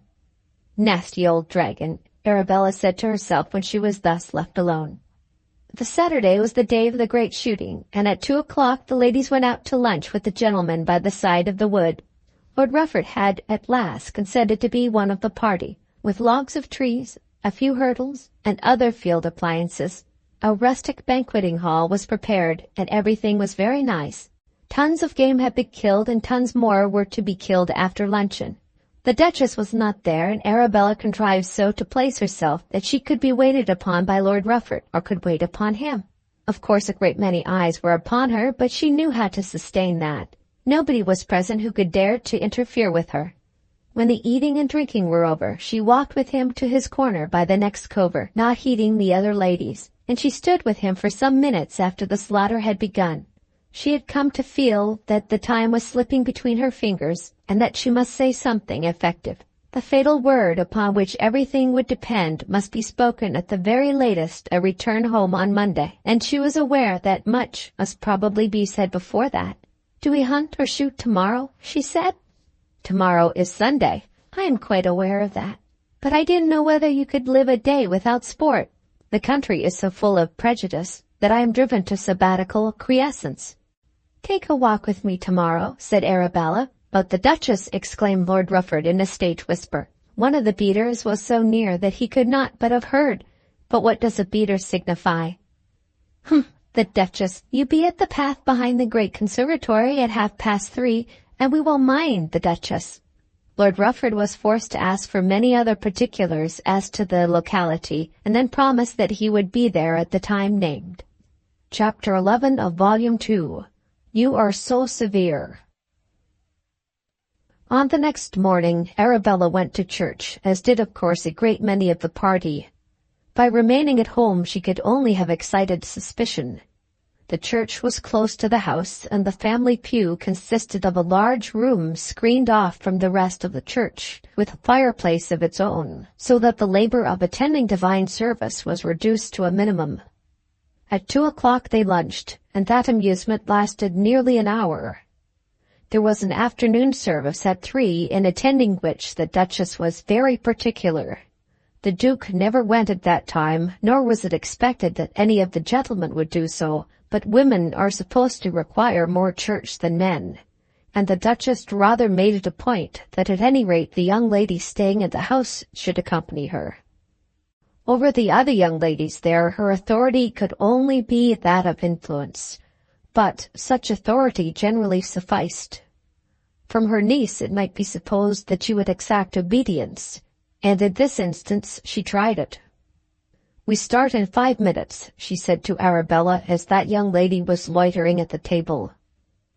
"Don't wait for me, Aunt, I'm not going," said Arabella boldly. "I hope you will come to church with us," said the Duchess sternly. "Not this afternoon." "Why not, Arabella?" "I never go to church twice on Sundays. Some people do, and some people don't. I suppose that's about it." "I think that all young women ought to go to church on Sunday afternoon, unless there is something particular to prevent them."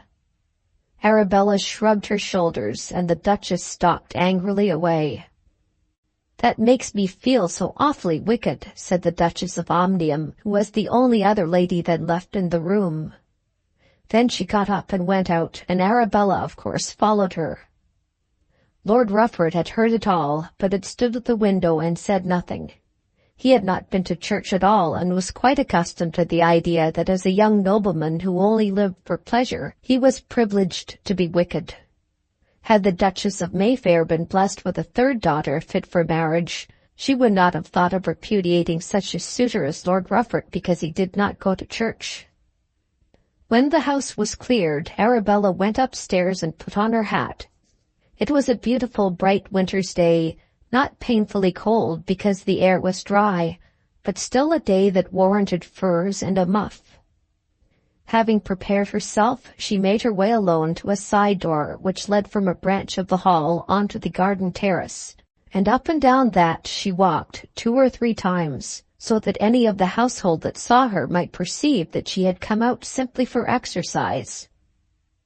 At the end of the 3rd turn, instead of coming back, she went on quickly to the conservatory and took the path which led round to the further side. There was a small lawn here fitted for garden games, and on the other end of it an iron gate leading to a path into the woods. At the further side of the iron gate, and leaning against it, stood Lord Rufford, smoking a cigar. She did not pause a moment, but hurried across the lawn to join him. He opened the gate, and she passed through. "I'm not going to be done in by a dragon," she said as she took her place alongside of him. "Upon my word, Miss Trefoil, I don't think I ever knew a human being with so much pluck as you have got." "Girls have to have pluck if they don't mean to be sat upon, a great deal more than men. The idea of telling me that I was to go to church as though I were 12 years old. What would she say if she knew that you were walking here with me?" "I don't care what she'd say. I dare say she walked with somebody once, only I should think that somebody must have found it very dull." "Does she know that you're to hunt tomorrow?" "I haven't told her and don't mean. I shall just come down in my habit and hat and say nothing about it. At what time must we start?" "The carriages are ordered for 9:30, but I'm afraid you haven't clearly before your eyes all the difficulties which are incidental to hunting." "What do you mean?" "It looks as like a black frost as anything I ever saw in my life." "But we should go." "The horses won't be there if there is a really hard frost. Nobody would stir.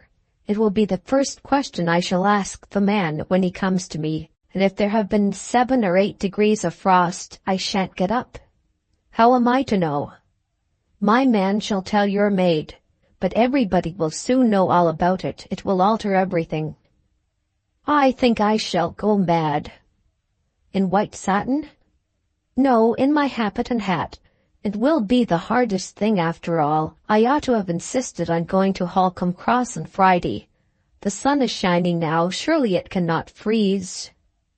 "It will be uncommonly ill-bred if it does." But, after all, the hunting was not the main point. The hunting had been intended only as an opportunity, and if that were to be lost, in which case Lord Rufford would no doubt at once leave Mistletoe, there was the more need for using the present hour, the more for using even the present minute. Though she had said that the sun was shining, it was the setting sun, and in another half-hour the gloom of the evening would be there. Even Lord Rufford would not consent to walk about with her in the dark. "Oh, Lord Rufford," she said, "I did so look forward to your giving me another lead." Then she put her hand upon his arm and left it there. "It would have been nice," said he, drawing her hand a little on, and remembering as he did so his own picture of himself on the cliff with his sister holding his coat-tails.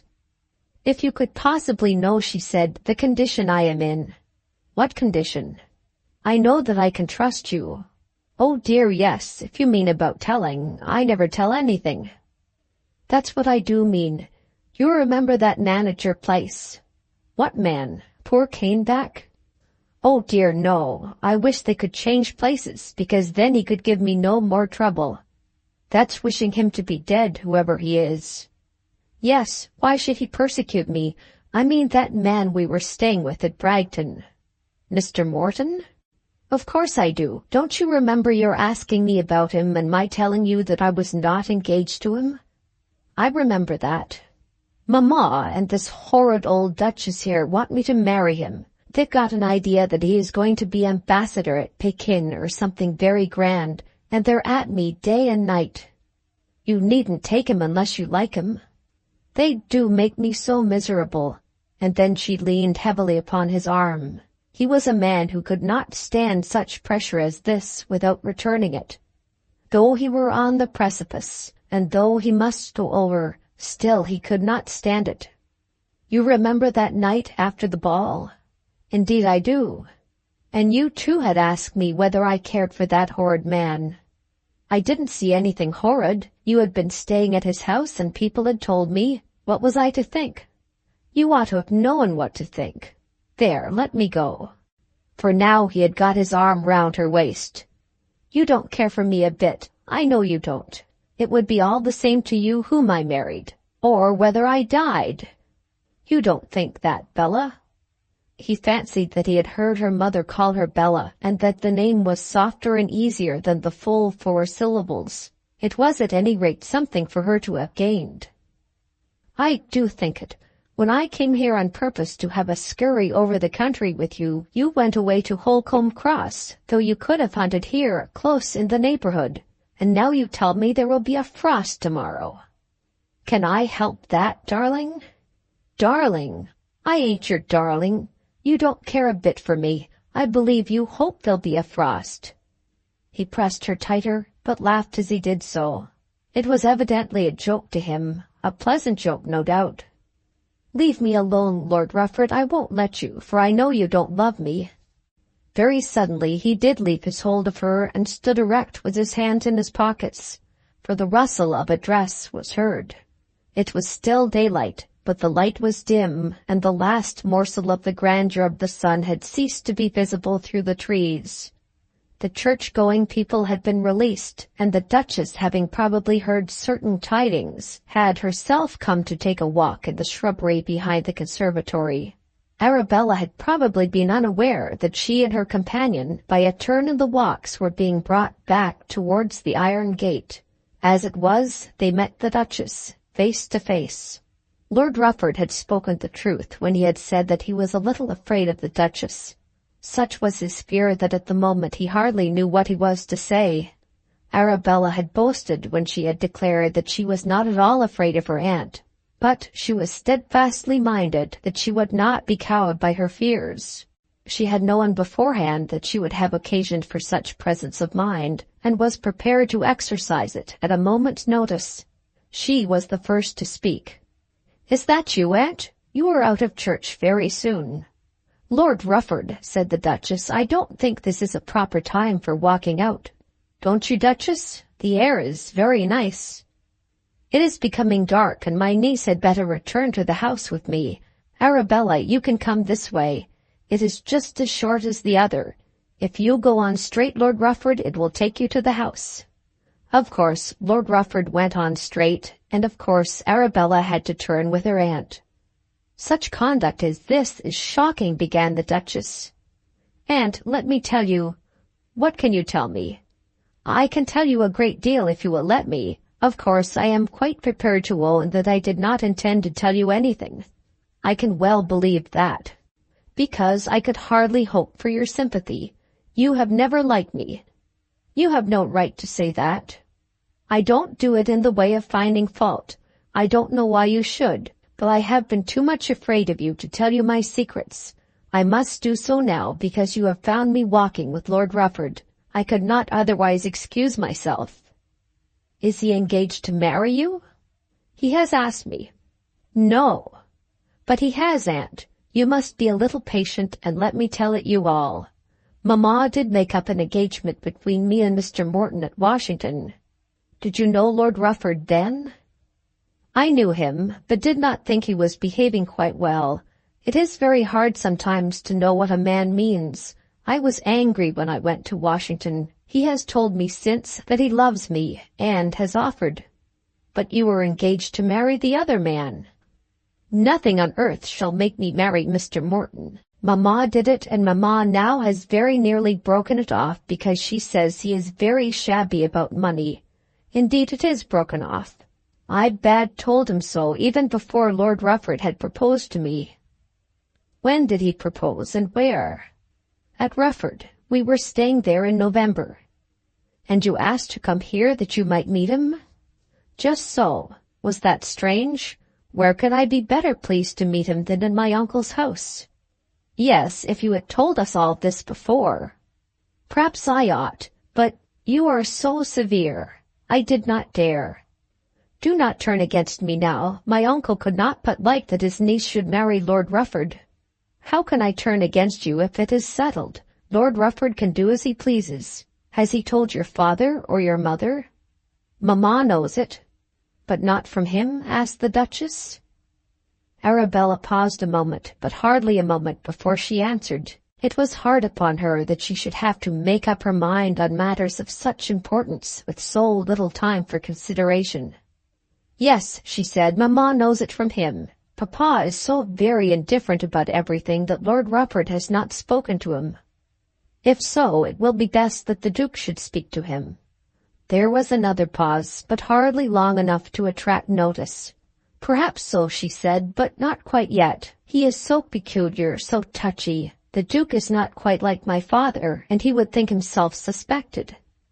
I cannot imagine that if he is in earnest. That is because you do not know him as I do. Only think where I should be if I were to lose him. Lose him? Oh, aunt, now that you know it, I do hope that you will be my friend. It would kill me if he were to throw me over. But why should he throw you over if he proposed to you only last month? He might do it if he thought that he were interfered with. Of course I should like my uncle to speak to him, but not quite immediately. If he were to say that he had changed his mind, what could I do, or what could my uncle do? That would be very singular conduct. Men are so different now, aunt. They give themselves so much more latitude. A man has only to say that he has changed his mind, and nothing ever comes of it. I have never been used to such men, my dear. At any rate, do not ask the Duke to speak to him today. I will think about it, and perhaps you will let me see you tomorrow after we all come in. To this the Duchess gravely assented. And I hope you won't be angry because you found me walking with him, or because I did not go to church. It is everything to me. I am sure, dear aunt, you will understand that. To this the Duchess made no reply, and they both entered the house together. What became of Lord Rufford, neither of them saw. Arabella, when she regained her room, thought that upon the whole fortune had favoured her by throwing her aunt in her way. She had no doubt been driven to tell a series of bare-faced impudent lies. Lies of such a nature that they almost made her own hair stand on end as she thought of them. But they would matter nothing if she succeeded. And if she failed in this matter, she did not care much what her aunt thought of her. Her aunt might now do her a good turn, and some lies she must have told, such had been the emergencies of her position. As she thought of it all, she was glad that her aunt had met her, and when Lord Rufford was summoned to take her out to dinner on that very Sunday, a matter as to which her aunt managed everything herself, she was immediately aware that her lies had done her good service. "This was more than I expected," Lord Rufford said when they were seated. "She knew that she had overdone it when she sent you away in that cavalier way," replied Arabella, "and now she wants to show that she didn't mean anything." Chapter 12 of Volume 2. The Day at Peltry. The Duchess did tell the Duke the whole story about Lord Rufford and Arabella that night. as to which it may be said that she also was false. But, according to her conscience, there were two ways of telling such a secret. As a matter of course, she told her husband everything. That idle, placid, dinner-loving man was in truth consulted about every detail of the house and family. But the secret was told to him with injunctions that he was to say nothing about it to anyone for 24 hours. After that, the Duchess was of the opinion that he should speak to Lord Rufford. "What could I say to him?" asked the Duke. "I'm not her father." "But your brother is so indifferent." "No doubt, but that gives me no authority. If he does mean to marry the girl, he must go to her father, or it is possible that he might come to me, but if he does not mean it, what can I do?" He promised, however, that he would think of it. It was still dark night, or the morning was dark as night, when Arabella got out of bed and opened her window. The coming of a frost now might ruin her. The absence of it might give her everything in life that she wanted. Lord Rufford had promised her a tedious communication through servants as to the state of the weather. She was far too energetic, far too much in earnest, to wait for that. She opened the window, and putting out her hand she felt a drizzle of rain. And the air, though the damp from it seemed to chill her all through, was not a frosty air. She stood there a minute so as to be sure, and then retreated to her bed. Fortune was again favoring her. But then how would it be if it should turn to hard rain? In that case, Lady Chiltern and the other ladies certainly would not go, and how in such case should she get herself conveyed to the meet? She would at any rate go down in her hat and habit and trust that somebody would provide for her. There might be much that would be disagreeable and difficult, but hardly anything could be worse than the necessity of telling such lies as those which she had fabricated on the previous afternoon. She had been much in doubt whether her aunt had or had not believed her. That the belief was not a thorough belief, she was almost certain. But then there was the great fact that after the story had been told, she had been sent out to dinner leaning on Lord Rufford's arm. Unless her aunt had believed something, that would not have taken place. And then, so much of it was true. Surely it would be impossible that he should not propose after what had occurred. Her aunt was evidently alive to the advantage of the marriage, to the advantage which would accrue not to her, Arabella, individually, but to the Trefoils generally. She almost thought that her aunt would not put spokes in her wheel for this day. She wished now that she had told her aunt that she intended to hunt, so that there should not be any surprise. She slept again, and again looked out of the window. It rained a little, but still there were hours in which the rain might cease. Again she slept, and at 8 her maid brought her word that there would be hunting. It did rain a little, but very little. Of course she would dress herself in riding attire. At 9 o'clock she walked into the breakfast parlour, properly equipped for the day's sport. There were 4 or 5 men there in red coats and top boots, among whom Lord Rufford was conspicuous. They were just seating themselves at the breakfast table, and her aunt was already in her place. Lady Chiltern had come into the room with herself, and at the door had spoken some good-natured words of surprise. "I did not know that you were a sportswoman, Miss Trefoil." "I do ride a little when I am well mounted," Arabella had said as she entered the room. Then she collected herself and arranged her countenance, and endeavored to look as though she were doing the most ordinary thing in the world. She went round the room and kissed her aunt's brow. This she had not done on any other morning, but then on other mornings she had been late. "Are you going to ride?" said the Duchess. "I believe so, aunt." "Who is giving you a horse?" "Lord Rufford is lending me one. I don't think even his good nature will extend to giving away so perfect an animal. I know him well, for I rode him when I was at Rufford." This she said so that all the room should hear her.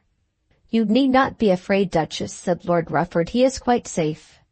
"And his name is Jack," said Arabella, laughing as she took her place with a little air of triumph. "Lord Rufford offered to let me have him all the time I was here, but I didn't know whether you would take me in so attended."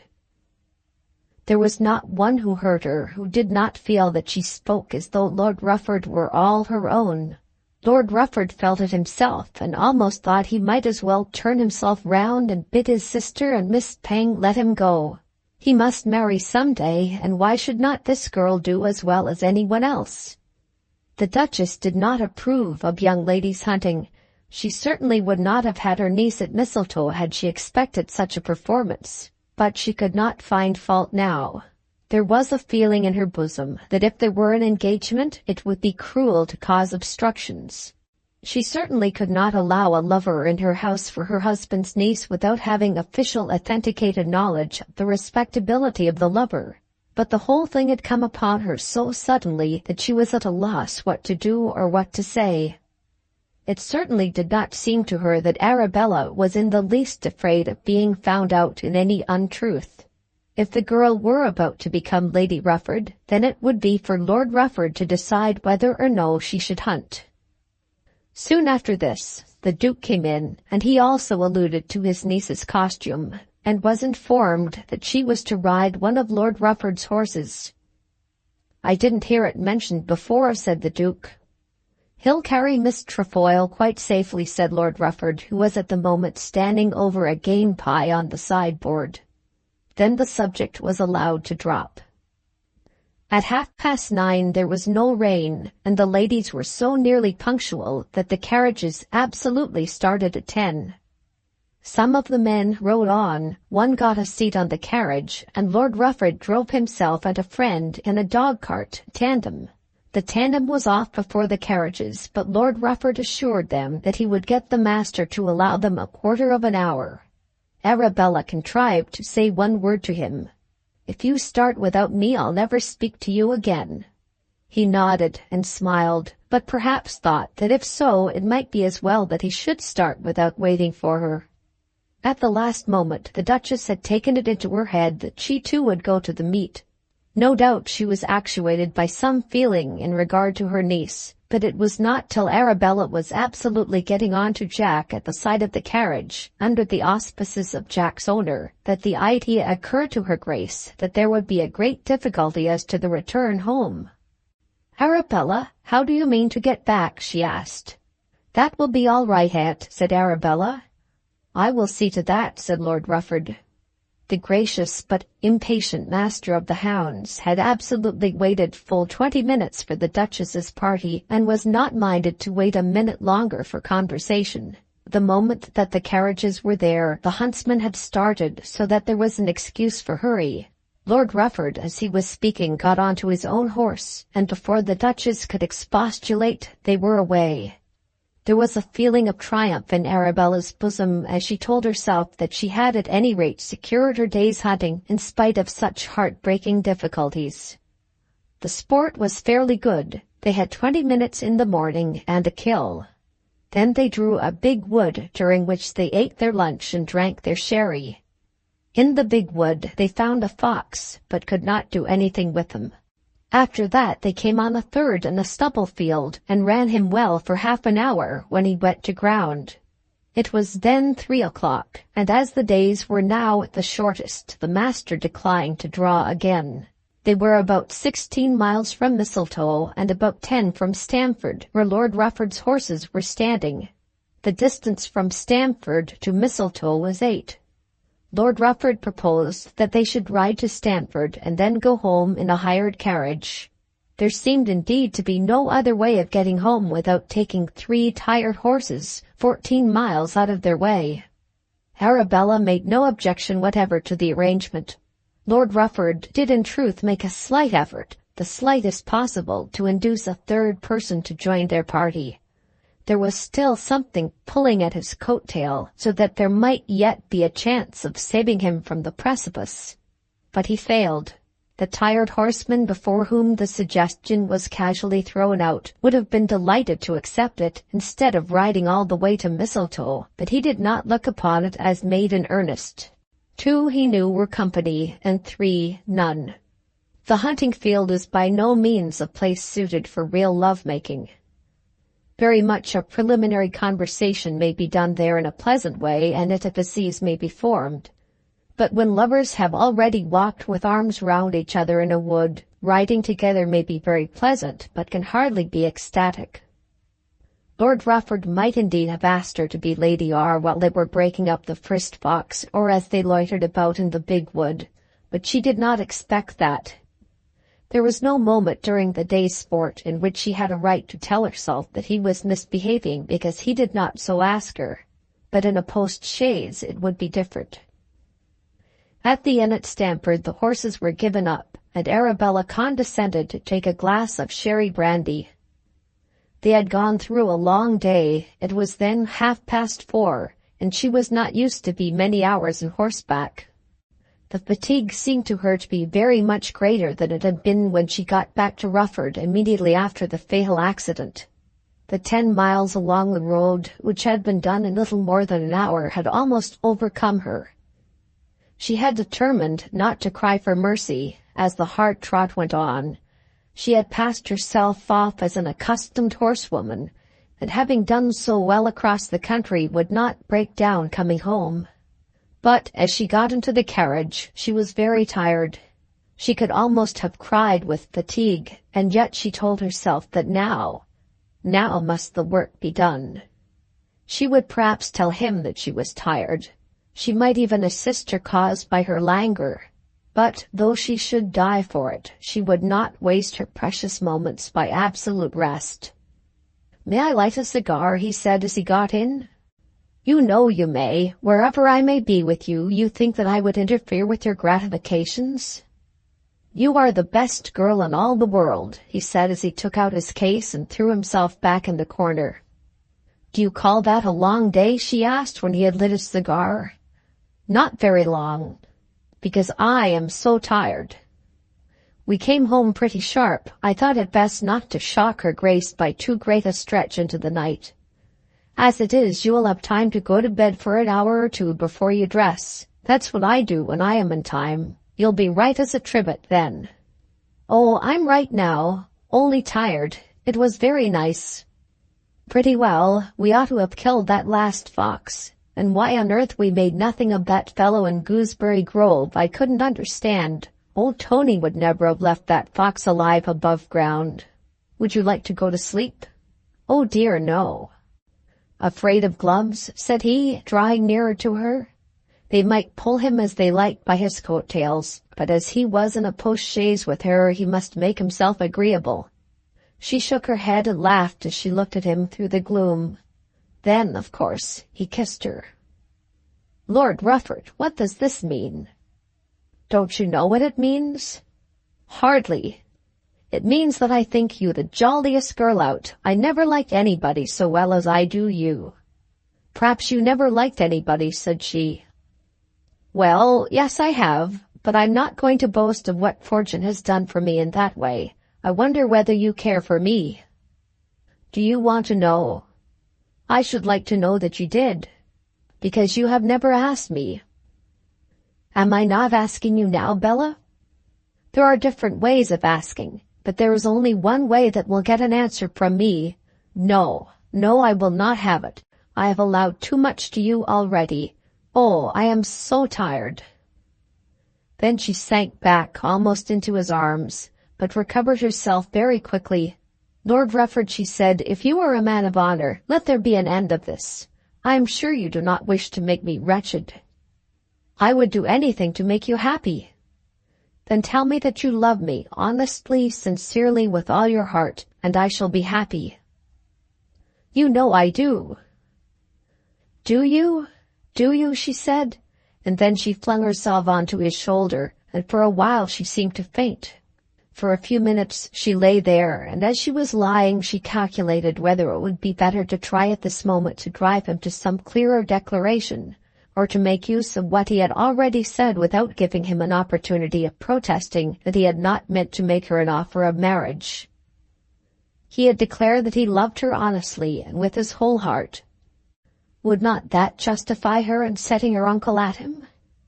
And might it not be that the Duke would carry great weight with him? That the Duke might induce him to utter the fatal word, though she, were she to demand it now, might fail. As she thought of it all, she affected to swoon, and almost herself believed that she was swooning. She was conscious, but hardly more than conscious, that he was kissing her, and yet her brain was at work. She felt that he would be startled, repelled, perhaps disgusted were she absolutely to demand more from him now. "Oh, Rufford! Oh, my dearest," she said as she woke up, and with her face close to his, so that he could look into her eyes and see their brightness even through the gloom. Then she extricated herself from his embrace with a shudder and a laugh. "You would hardly believe how tired I am," she said, putting out her ungloved hand. He took it and drew her to him, and there she sat in his arms for the short remainder of the journey. They were now in the park, and as the lights of the house came in sight, he gave her some counsel. "Go up to your room at once, dearest, and lay down." "I will. I don't think I could go in among them. I should fall." "I will see the Duchess and tell her that you are all right, but very tired. If she goes up to you, you had better see her." "Oh, yes, but I had rather not." "She'll be sure to come, and Bella, Jack must be yours now." "You are joking." "Never more serious in my life. Of course he must remain with me just at present, but he is your horse." Then, as the carriage was stopping, she took his hand and kissed it. She got to her room as quickly as possible, and then, before she had even taken off her hat, she sat down to think of it all, sending her maid away meanwhile to fetch her a cup of tea. He must have meant it for an offer. There had at any rate been enough to justify her in so taking it. The present he had made to her of the horse could mean nothing else. Under no other circumstances would it be possible that she should either take the horse or use him. Certainly it was an offer, and as such she would instruct her uncle to use it. Then she allowed her imagination to revel in thoughts of Rufford Hall, of the Rufford house in town, and a final end to those weary labors which she would thus have brought to so glorious a termination. Chapter 13 of Volume 2, Lord Rufford Wants to See a Horse. Lord Rufford had been quite right about the Duchess. Arabella had only taken off her hat and was drinking her tea when the Duchess came up to her. "Lord Rufford says that you were too tired to come in," said the Duchess. "I am tired, Aunt, very tired, but there is nothing the matter with me. We had to ride ever so far coming home, and it was that knocked up."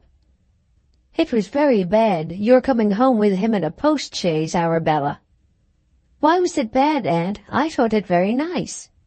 "My dear, it shouldn't have been done. You ought to have known that. I certainly wouldn't have had you here had I thought that there would be anything of the kind." "It is going to be all right," said Arabella, laughing. According to her Grace's view of things, it was not and could not be made all right. It would not have been all right with a girl to become Lady Rufford tomorrow. The scandal or loud reproach due to evil doings may be silenced by subsequent conduct. The merited punishment may not come visibly, but nothing happening after could make it right that a young lady should come home from hunting in a post-chaise alone with a young unmarried man. When the Duchess first heard of it, she thought what would have been her feelings if such a thing had been suggested in reference to one of her own daughters. Lord Rufford had come to her in the drawing-room and had told her the story in a quiet, pleasant manner, merely saying that Miss Trefoil was too much fatigued to show herself at the present moment. She had thought from his manner that her niece's story had been true. There was a cordiality and apparent earnestness as to the girl's comfort which seemed to be compatible with the story. But still she could hardly understand that Lord Rufford should wish to have it known that he travelled about the country in such a fashion with the girl he intended to marry. But if it were true, then she must look after her niece, and even if it were not true, in which case she would never have the girl at Mistletoe again. Yet she could not ignore her presence in the house. It was now the 18th of January. Lord Rufford was to go on the following day, and Arabella on the 20th. The invitation had not been given so as to stretch beyond that.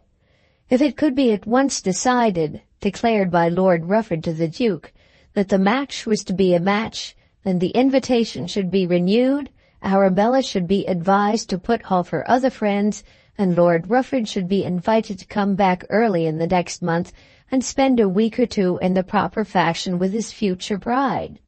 All that had been settled between the Duke and the Duchess. So much should be done for the sake of the family, but the Duke had not seen his way to asking Lord Rufford any question. The Duchess must now find out the truth if she could, so that if the story were false, she might get rid of the girl and altogether shake her off from the mistletoe roof tree. Arabella's manner was certainly free from any appearance of hesitation or fear. "I don't know about it being all right," said the Duchess. "It cannot be right that you should have come home with him alone in a hired carriage." "Is a hired carriage wickeder than a private one?" "If a carriage had been sent from here for you, it would have been different, but even then he should not have come with you." "But he would, I'm sure, and I should have asked him. What, the man I'm engaged to marry? Mayn't he sit in the carriage with me?" The Duchess could not explain herself, and thought that she had better drop that topic. "What does he mean to do now, Arabella?" "What does who mean, Aunt?" "Lord Rufford." "He means to marry me, and he means to go from here to Mr. Surbiton's tomorrow. I don't quite understand the question." "And what do you mean to do?" "I mean to marry him, and I mean to join Mamma in London on Wednesday.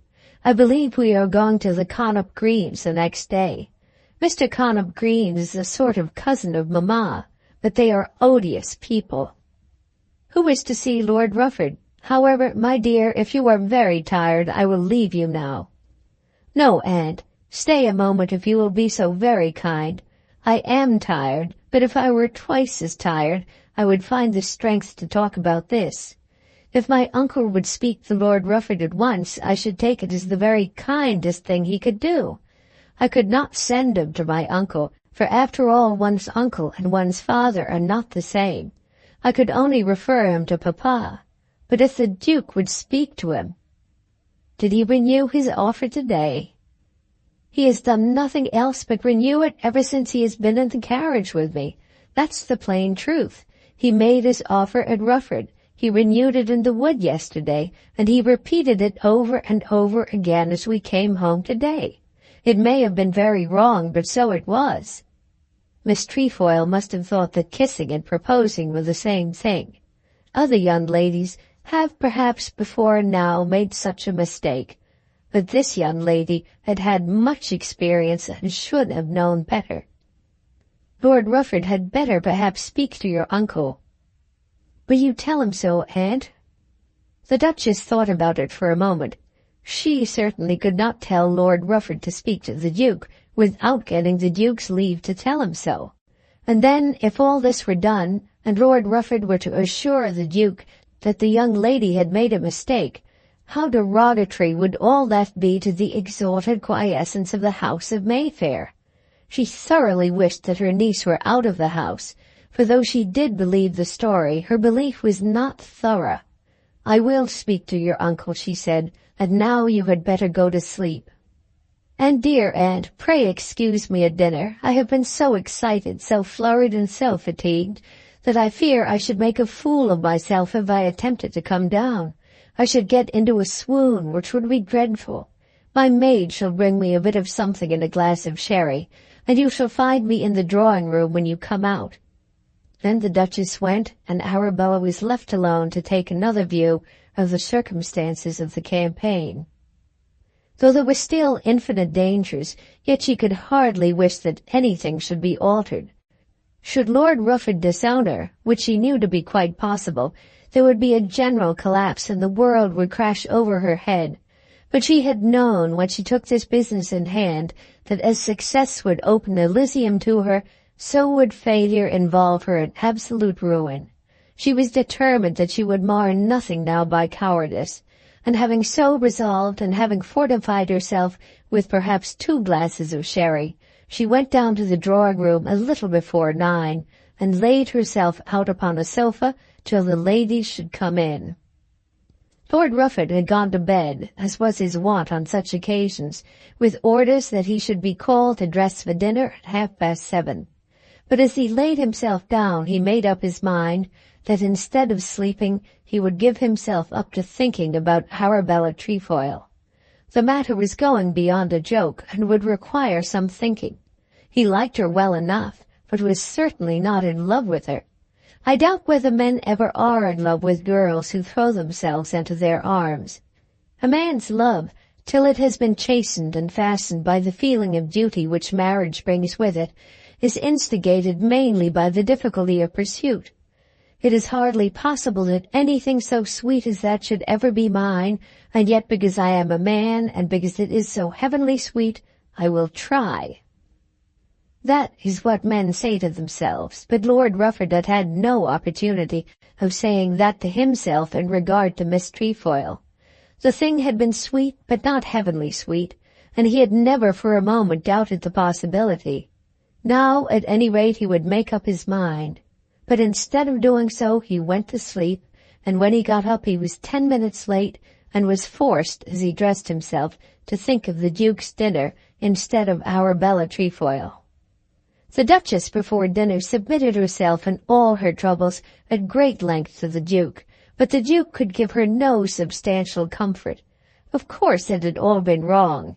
He supposed that they ought not to have been found walking together in the dark on Sunday afternoon. The hunting should not have been arranged without sanction, and the return home in the hired carriage had no doubt been highly improper. But what could he do? If the marriage came off, it would be all well. If not, this niece must not be invited to Mistletoe again. As to speaking to Lord Rufford, he did not quite see how he was to set about it. His own girls had been married in so very different a fashion. He could imagine nothing so disagreeable as to have to ask a gentleman his intentions. Parental duty might make it necessary when a daughter had not known how to keep her own position intact, but here there was no parental duty. If Lord Rufford would speak to him, then indeed there would be no difficulty. At last he told his wife that, if she could find an opportunity of suggesting to the young lord that he might perhaps say a word to the young lady's uncle without impropriety, if she could do this in the light, easy way, so as to run no peril of a scene, she might do so. When the two duchesses and all the other ladies came into the drawing-room, Arabella was found upon the sofa. Of course she became the centre of a little interest for a few minutes, and was the more so as her aunt went up to her and made some inquiries. Had she had any dinner?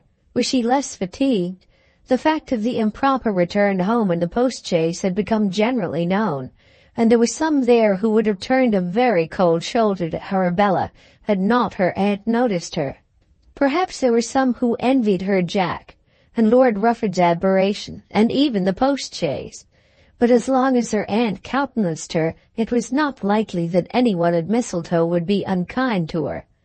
The Duchess of Omnium did indeed remark to Lady Chiltern that she remembered something of the same kind happening to the same girl soon after her own marriage. As the Duchess had now been married a great many years, this was unkind. But it was known that when the Duchess of Omnium did dislike anyone, she never scrupled to show it. "Lord Rufford is about the silliest man of his day," she said afterwards to the same lady. "But there is one thing which I do not think even he is silly enough to do." It was nearly 10 o'clock when the gentlemen came into the room, and then it was that the Duchess, Arabella's aunt, must find the opportunity of giving Lord Rufford the hint of which the Duke had spoken. He was to leave Mistletoe on the morrow, and might not improbably do so early. Of all women, she was the steadiest, the most tranquil, the least abrupt in her movements. She could not pounce upon a man and nail him down, and say what she had to say, let him be as unwilling as he might to hear it. At last, however, seeing Lord Rufford standing alone, he had then just left the sofa on which Arabella was still lying. Without any apparent effort, she made her way up to his side. "You had rather a long day," she said. "Not particularly, Duchess." "You had to come home so far." "About the average distance." "Did you think it a hard day, Maurice?" Then he called to his aid a certain Lord Maurice St. John, a hard-riding and hard-talking old friend of the Trefoil family, who gave the Duchess a very clear account of all the performance, during which Lord Rufford fell into an interesting conversation with Mrs. Mulready, the wife of the neighbouring bishop. After that the Duchess made another attempt. "Lord Rufford," she said, "we should be so glad if you would come back to us the first week in February. The Prices will be here, and the Mackenzie said, I am pledged to stay with my sister till the 5th, and on the 6th Surbiton and all his lot come to me. Battersby, is it not the 6th that you and Surbiton come to Rufford?" "I rather think it is," said Battersby. "I wish it were possible. I like Mistletoe so much, it's so central." "Very well for hunting, is it not, Lord Rufford?" But that horrid Captain Battersby did not go out of the way. "I wonder whether Lady Chiltern would do me a favour," said Lord Rufford, stepping across the room in search of that lady. He might be foolish, but when the Duchess of Omnium declared him to be the silliest man of his day, I think she used a wrong epithet. The Duchess was very patient and intended to try again, but on that evening she got no opportunity. Captain Battersby was Lord Rufford's particular friend on this occasion, and had come over with him from Mr. Surbiton's house. "Bat," he said, as they were sitting close to each other in the smoking room that night, "I mean to make an early start tomorrow." "What, to get to Surbiton's?" "I've got something to do on the way. I want to look at a horse at Stamford." "I'll be off with you." "No, don't do that. I'll go in my own cart. I'll make my man get hold of my groom and manage it somehow. I can leave my things and you can bring them. Only say tomorrow that I was obliged to go." "I understand." "Heard something, you know, and all that kind of thing. Make my apologies to the Duchess. In point of fact, I must be in Stamford at 10. "I'll manage it all," said Captain Battersby, who made a very shrewd guess at the cause which drew his friend to such an uncomfortable proceeding. After that Lord Rufford went to his room and gave a good deal of trouble that night to some of the servants, in reference to the steps which would be necessary to take him out of harm's way before the Duchess would be up on the morrow.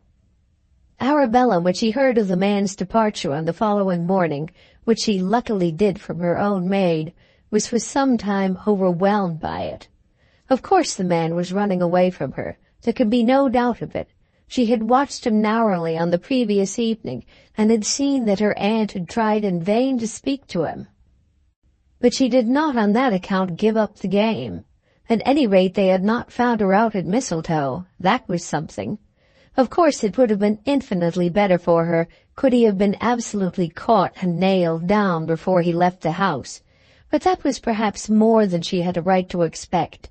She could still pursue him, still write to him, and at last, if necessary, force her father to do so. But she must trust now chiefly to her own correspondence. "He told me, Aunt, the last thing last night that he was going," she said. "Why did you not mention it?" "I thought he would have told you. I saw him speaking to you. He had received some telegram about a horse. He's the most flighty man in the world about such things. I am to write to him before I leave this tomorrow." Then the Duchess did not believe a word of the engagement. She felt at any rate certain that if there was an engagement, Lord Rufford did not mean to keep it. Chapter 14 of Volume 2. The Senator is badly treated. When these great efforts were being made by Arabella Trefoil at Mistletoe, John Morton was vacillating in an unhappy mood between London and Bragton. It may be remembered that an offer was made to him as to the purchase of Chowton Farm. At that time the Mistletoe party was broken up, and Miss Trefoil was staying with her mother at the Connop Greens. By the Morning Post on the next day he received a note from the Senator, in which Mr. Gotobed stated that business required his presence at Dillsborough, and suggested that he should again become a guest at Bragton for a few days. Morton was so sick of his own company and so tired of thinking of his own affairs that he was almost glad to welcome the Senator. At any rate he had no means of escaping, and the Senator came. The two men were alone at the house, and the Senator was full of his own wrongs as well as those of Englishmen in general. Mr. Bearside had written to him very cautiously but pressing for an immediate remittance of £25, and explaining that the great case could not be carried on without that sum of money. This might have been very well, as being open to the idea that the senator had the option of either paying the money or of allowing the great case to be abandoned, but that the attorney in the last paragraph of his letter intimated that the senator would be of course aware that he was liable for the whole cost of the action, be it what it might. He had asked a legal friend in London his opinion, and the legal friend had seemed to think that perhaps he was liable.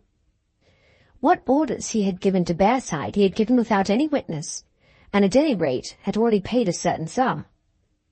The legal friend, when he heard all that Mr. Gotobed was able to tell him about Goarly, had advised the senator to settle with Bearside, taking a due receipt and having some person with him when he did so. The legal friend thought that a small sum of money would suffice. He went so far as to suggest, said the senator with indignant energy, that if I contested my liability to the man's charges, the matter would go against me because I had interfered in such a case on the unpopular side. I should think that in this great country I should find justice administered on other terms than that. Morton attempted to explain to him that his legal friend had not been administering justice but only giving advice. He had, so Morton told him, undoubtedly taken up the case of one blackguard and, in urging it, had paid his money to another.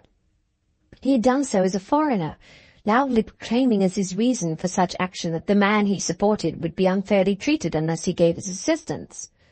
Of course he could not expect sympathy. I want no sympathy, said the senator. I only want justice. Then the two gentlemen had become a little angry with each other. Morton was the last man in the world to have been aggressive on such a matter, but with the senator it was necessary either to be prostrate or to fight. But with Mr. Gotobed such fighting never produced ill blood. It was a condition of his life, and it must be supposed that he liked it. On the next morning he did not scruple to ask his host's advice as to what he had better do, and they agreed to walk across to Goarly's house and to ascertain from the man himself what he thought or might have to say about his own case. On their way they passed up the road leading to Chowton Farm, and at the gate leading into the garden they found Larry Twentyman standing. Morton shook hands with the young farmer and introduced the senator. Larry was still woe-begone, though he endeavoured to shake off his sorrows and to appear to be gay. I never see much of the man, he said, when they told him that they were going across to call upon his neighbour, and I don't know that I want to. He doesn't seem to have much friendship among you all, said the senator. Quite as much as he deserves, Mr. Gotobed, replied Larry. The senator's name had lately become familiar as a household word in Dillsborough, and was, to tell the truth, odious to such men as Larry Twentyman. He's a thundering rascal, and the only place fit for him in the county is Rufford Jail. He's like to be there soon, I think. That's what provokes me, said the senator. You think he's a rascal, mister? I do. And because you take upon yourself to think so, you'd send him to Rufford Jail. There was one gentleman somewhere about here told me he ought to be hung, and because I would not agree with him, he got up and walked away from me at table, carrying his provisions with him. Another man in the next field to this insulted me because I said I was going to see Goarly. Clergymen in Dillsborough and the hotel keepers were just as hard upon me. But you see, mister, that what we want to find out is whether Goarly or the Lord has the right of it in this particular case. I know it has the right without any more finding out, said Larry. The shortest way to his house is by the ride through the wood, Mr. Morton. It takes you out on his land on the other side. But I don't think you'll find him there. One of my men told me that he had made himself scarce. Then he added as the two were going on, I should like to have just a word with you, Mr. Morton. I've been thinking of what you said, and I know it was kind. I'll take a month over it. I won't talk of selling Chowton till the end of February, but if I feel about it then as I do now, I can't say. That's right, Mr. Twentyman, and work hard like a man through the month. Go out hunting, and don't allow yourself a moment for moping. I will, said Larry, as he retreated to the house, and then he gave directions that his horse might be ready for the morrow. They went in through the wood, and the senator pointed out the spot at which Bean the gamekeeper had been so insolent to him. He could not understand, he said, why he should be treated so roughly, as these men must be aware that he had nothing to gain himself. "If I were to go into Mickewa," said Morton, "and interfere there with the peculiarities of the people as you have done here, it's my belief that they'd had their eyes out of my head long before this." "That only shows that you don't know Mickewa," said the senator. "Its people are the most law-abiding population on the face of the earth." They passed through the wood, and a couple of fields brought them to Goarly's house. As they approached it by the back, the only live thing they saw was the old goose which had been so cruelly deprived of her companions and progeny. The goose was waddling round the dirty pool, and there were to be seen sundry ugly signs of a poor man's habitation, but it was not till they had knocked at the window, as well as the door, that Mrs. Goarly showed herself. She remembered the senator at once, and curtsied to him, and when Morton introduced himself she curtsied again to Squire Bragdon. When Goarly was asked for, she shook her head and declared that she knew nothing about him. He had been gone, she said, for the last week, and had left no word as to whither he was going, nor had he told her why. "Has he given up his action against Lord Rufford?" asked the senator.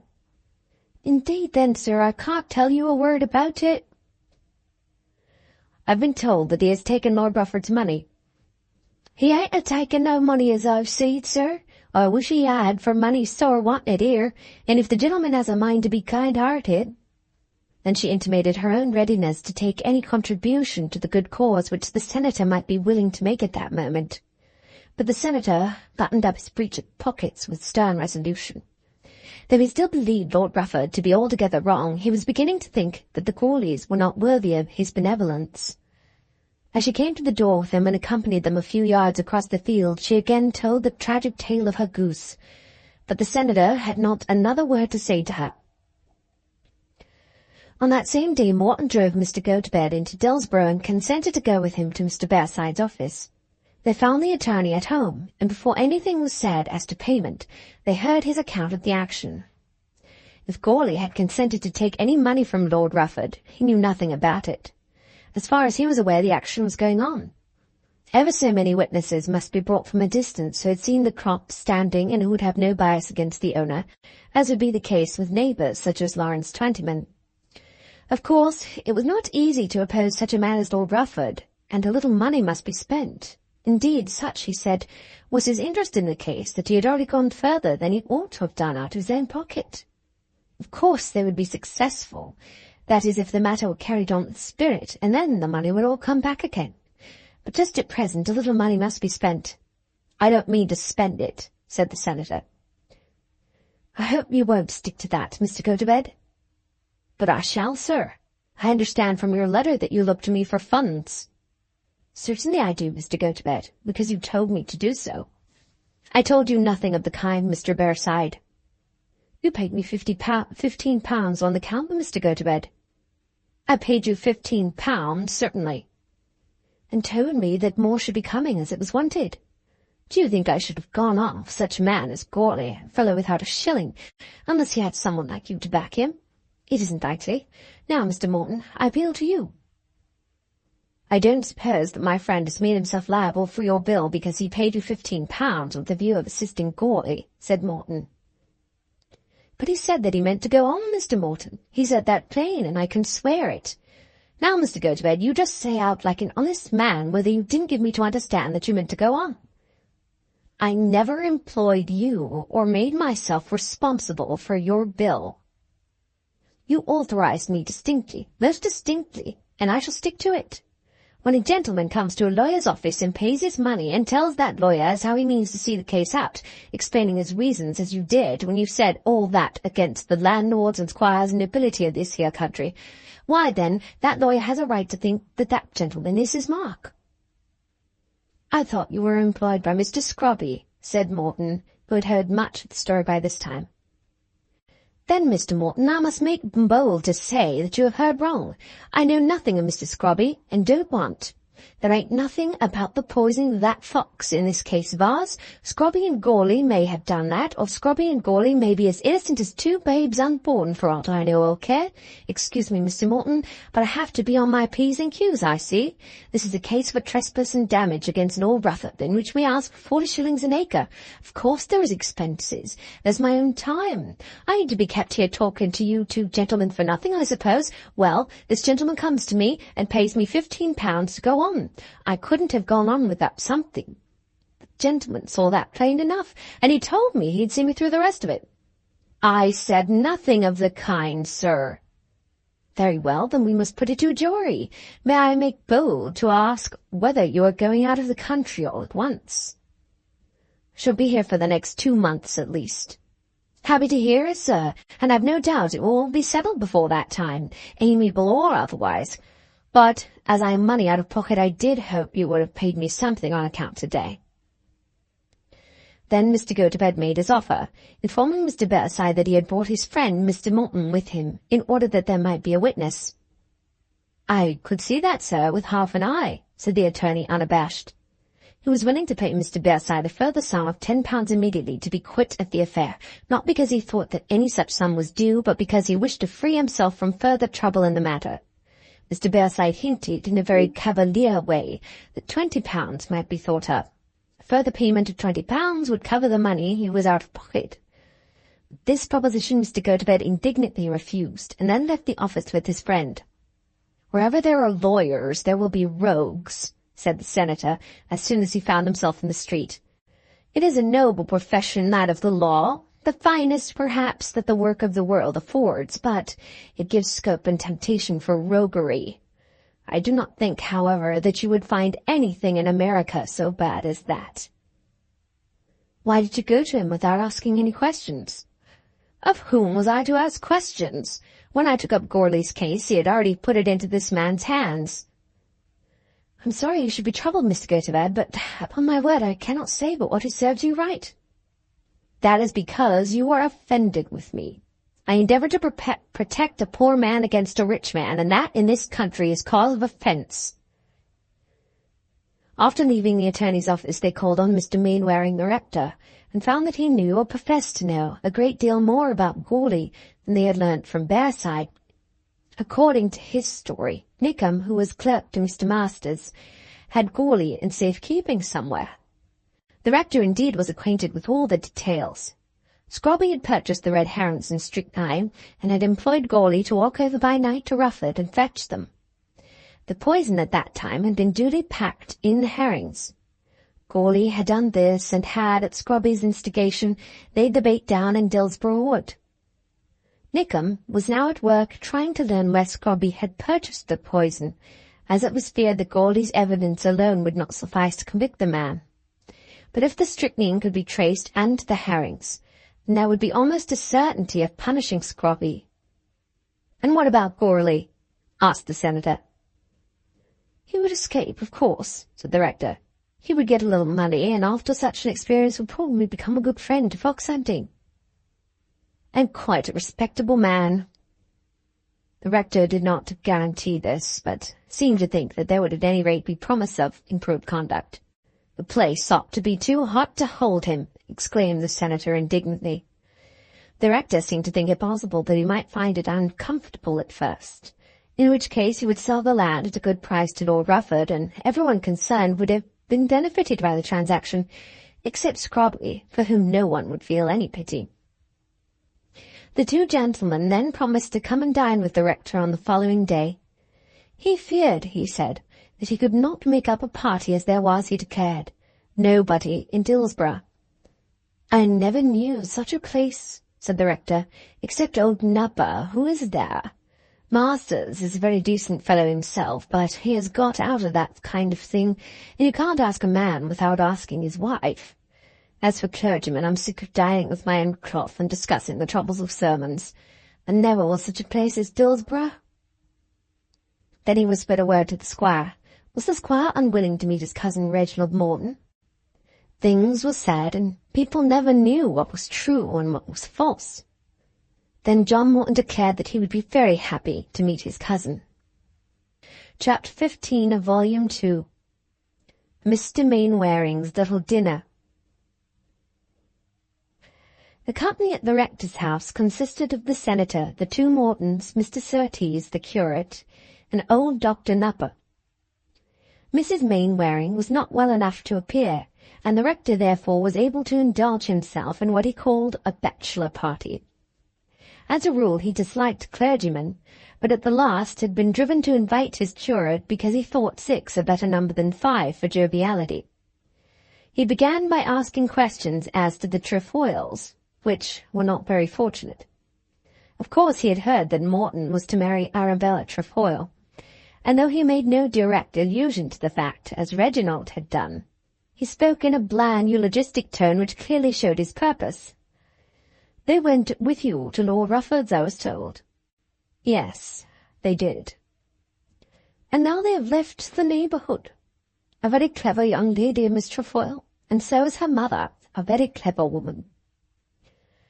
The senator, to whom a sort of appeal was made, nodded his assent. "Lord Augustus, I believe, is a brother of the Duke of Mayfair." "Yes, he is," said Morton. "I am afraid we are going to have frost again." Then Reginald Morton was sure that the marriage would never take place. "The Trefoils are a very distinguished family," continued the rector. "I remember the present Duke's father when he was in the cabinet, and knew this man almost intimately when we were at Christ Church together. I don't think this Duke ever took a prominent part in politics." "I don't know that he ever did," said Morton. "Dear, dear, how tipsy he was once driving back to Oxford with me in a gig. But he has the reputation of being one of the best landlords in the country now." "I wonder what it is that gives a man the reputation of being a good landlord. Is it foxes?" asked the senator. The rector acknowledged with a smile that foxes helped.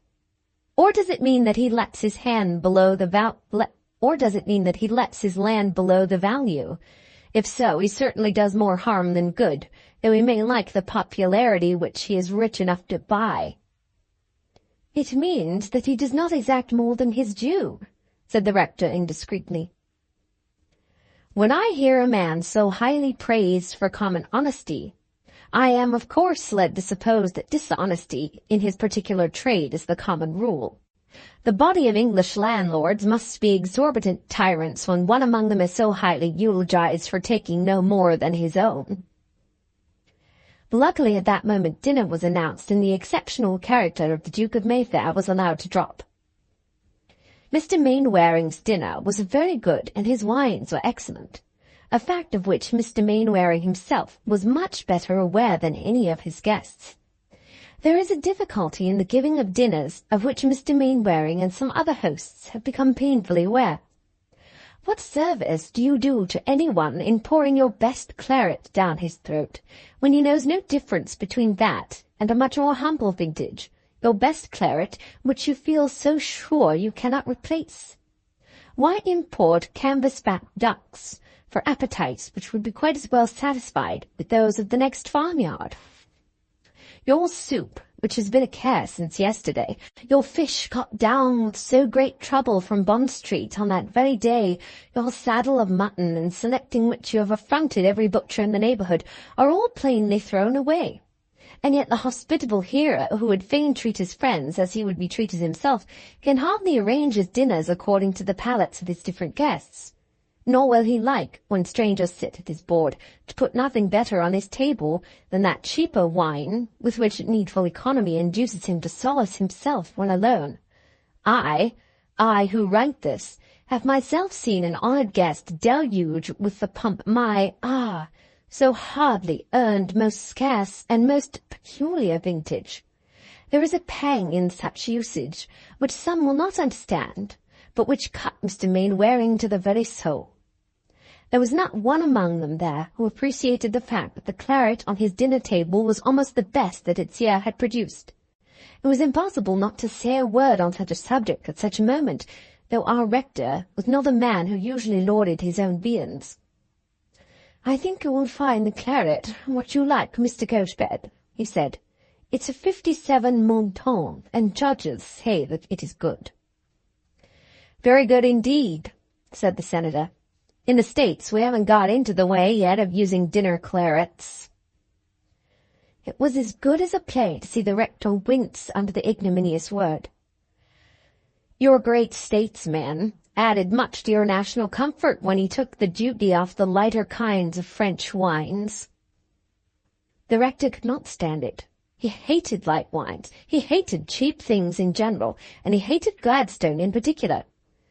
Nothing, said he, that the statesman you speak of ever did could make such wine as that any cheaper. I am sorry, sir, that you don't perceive the difference. In the matter of wine, said the senator, I don't think that I've happened to come across anything so good in this country as our old Madeiras. But then, sir, we've been fortunate in our climate. The English atmosphere is not one in which wine seems to reach its full perfection. The rector heaved a deep sigh as he looked up to the ceiling with his hands in his trousers pockets. He knew, or thought that he knew, that no one could ever get a glass of good wine in the United States.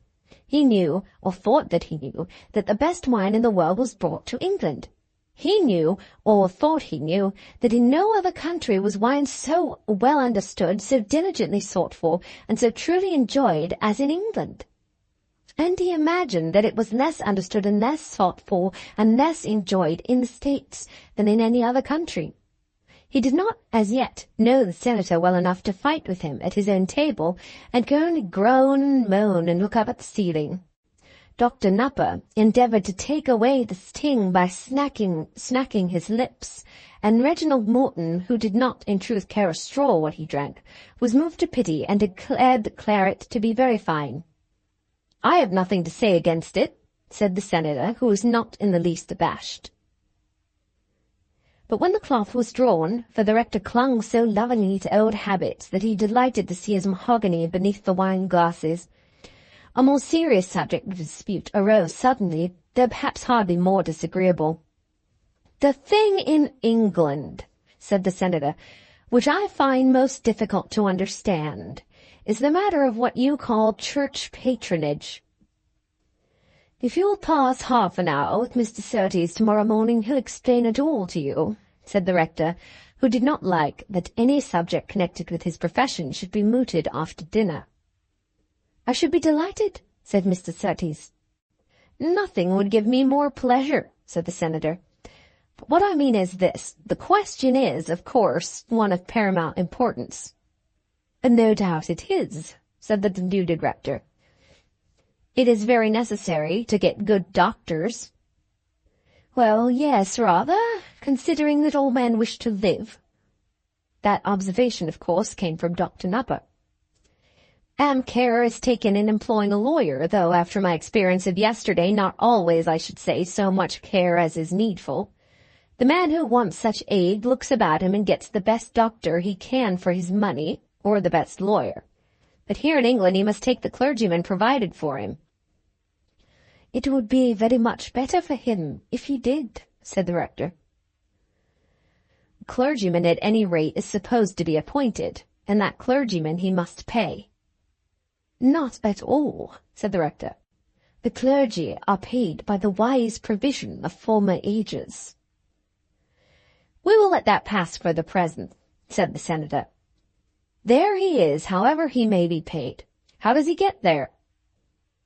Now it was the fact that Mr. Mainwaring's living had been bought for him with his wife's money, a fact of which Mr. Gotobed was not aware, but which he would hardly have regarded had he known it.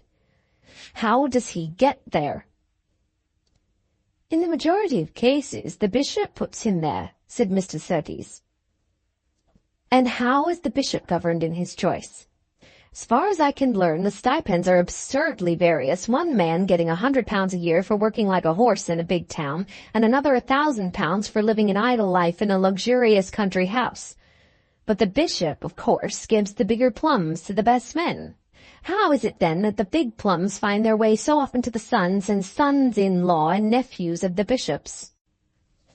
Because the bishop has looked after their education principles, said the rector. And taught them how to choose their wives, said the senator with imperturbable gravity. I am not the son of a bishop, sir, exclaimed the rector. "I wish you had been, sir, if it would have done you any good. A general can't make his son a colonel at the age of 25, or an admiral his son a first lieutenant, or a judge his a queen's counselor. Nor can the head of an office promote his to be a chief secretary. It is only a bishop can do this. I suppose because a cure of souls is so much less important than the charge of a ship, or the discipline of 20 or 30 clerks." "The bishops don't do it," said the rector fiercely. "Then the statistics which have been put into my hands belie them. But how is it with those the bishops don't appoint? There seems to me to be such a complication of absurdities as to defy explanation." "I think I could explain them all," said Mr. Surtees mildly. "If you can do so satisfactorily, I shall be glad to hear it," continued the senator, who seemed in truth to be glad to hear no one but himself. "A lad of 21 learns his lesson so well that he has to be rewarded at his college, and a part of his reward consists in his having a parish entrusted to him when he is 40 years old, to which he can maintain his right whether he be in any way trained for such work or no. Is that true?" "His collegiate education is the best training he can have," said the rector.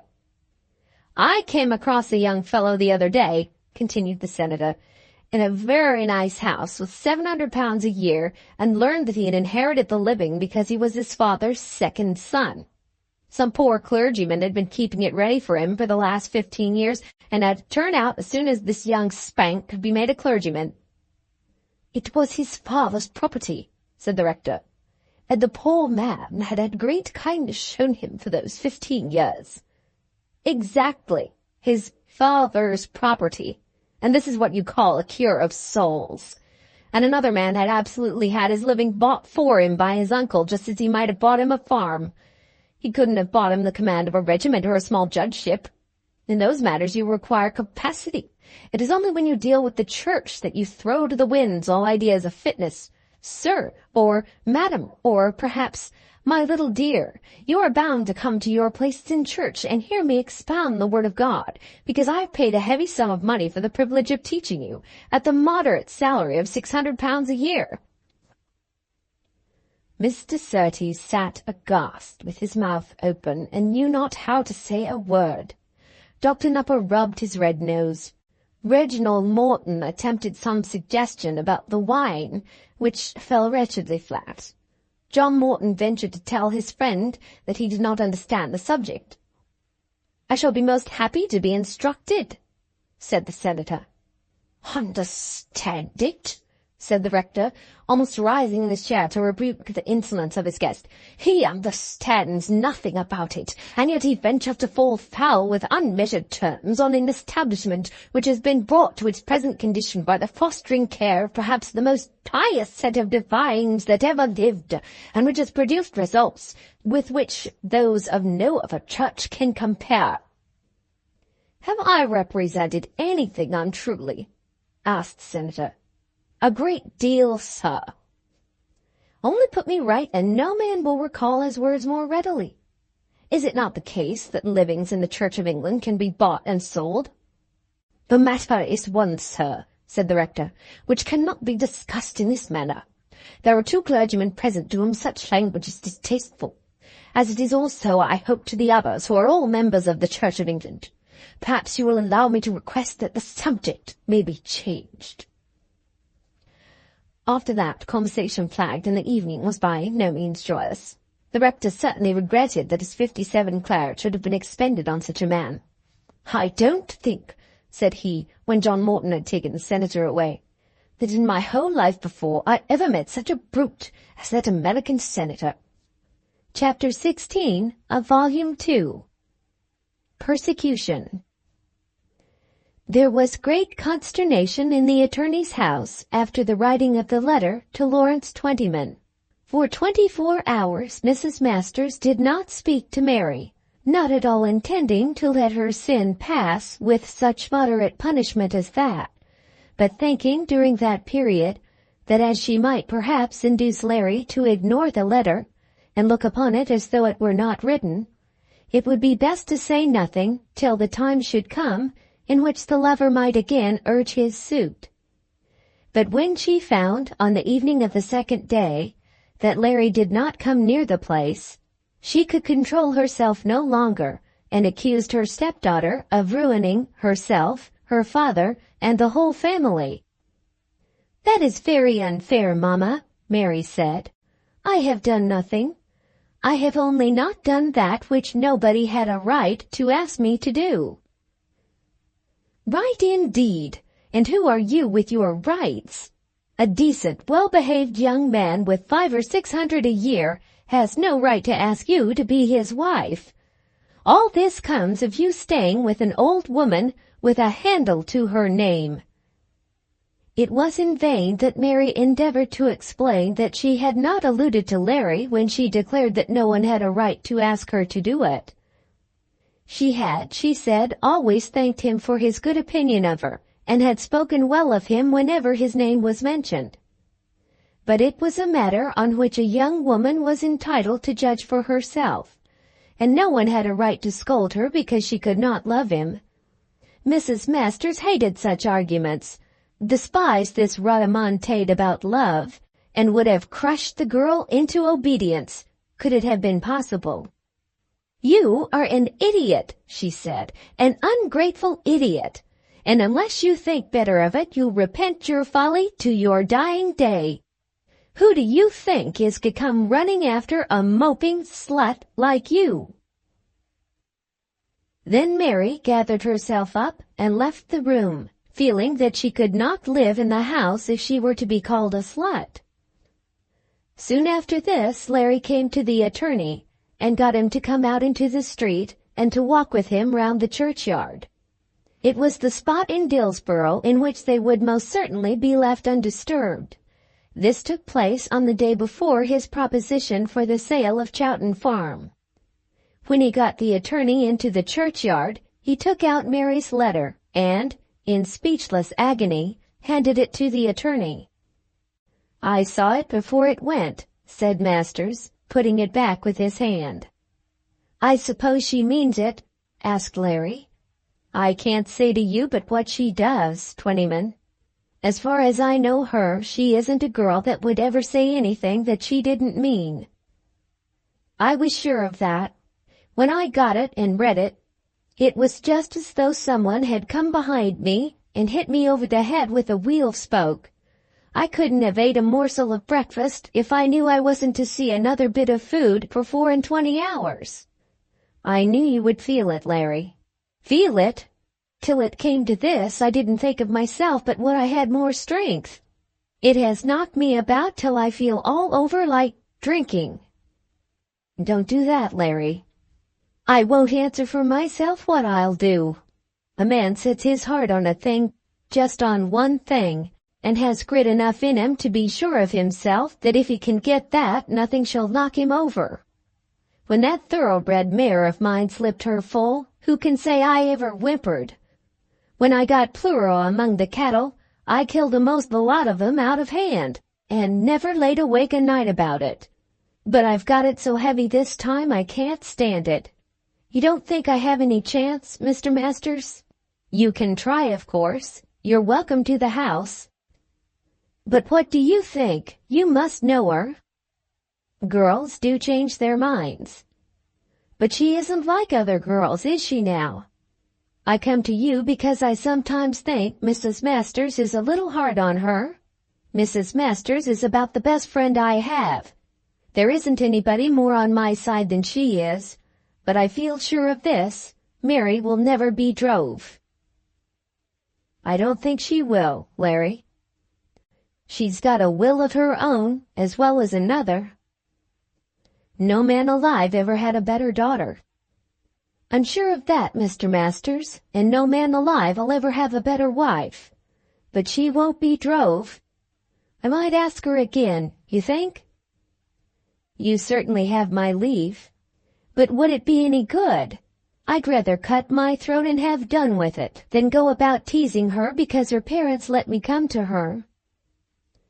Then there was a pause during which they walked on, the attorney feeling that he had nothing more to say. "What I want to know," said Larry, "is this. Is there anybody else?" That was just the point on which the attorney himself was perplexed. He had asked Mary that question, and her silence had assured him that it was so. Then he had suggested to her the name of the only probable suitor that occurred to him, and she had repelled the idea in a manner that had convinced him at once. There was someone, but Mr. Surtees was not the man. There was someone, he was sure, but he had not been able to cross-examine her on the subject. He had, since that, cudgelled his brain to think who that someone might be, but had not succeeded in suggesting a name even to himself. That of Reginald Morton, who hardly ever came to the house, and whom he regarded as a silent, severe, unapproachable man, did not come into his mind. Among the young ladies of Dillsborough, Reginald Morton was never regarded as even a possible lover. And yet there was assuredly someone. "If there is anyone else, I think you ought to tell me," continued Larry. "It is quite possible." "Young Surtees, I suppose?" "I do not say there is anybody, but if there be anybody, I do not think it is Surtees." "Who else, then?" "I cannot say, Larry. I know nothing about it." "But there is someone." "I do not say so. You ask me, and I tell you all I know." Again they walked round the churchyard in silence, and the attorney began to be anxious that the interview might be over. He hardly liked to be interrogated about the state of his daughter's heart, and yet he had felt himself bound to tell what he knew to the man who had in all respects behaved well to him. When they had returned for the third or fourth time to the gate by which they had entered, Larry spoke again. "I suppose I may as well give it up." "What can I say?" "You have been fair enough, Mr. Masters, and so has she.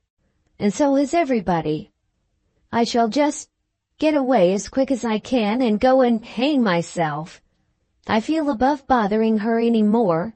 When she sat down to write a letter like that, she must have been in earnest." "She certainly was in earnest, Larry." "What's the use of going on after that?"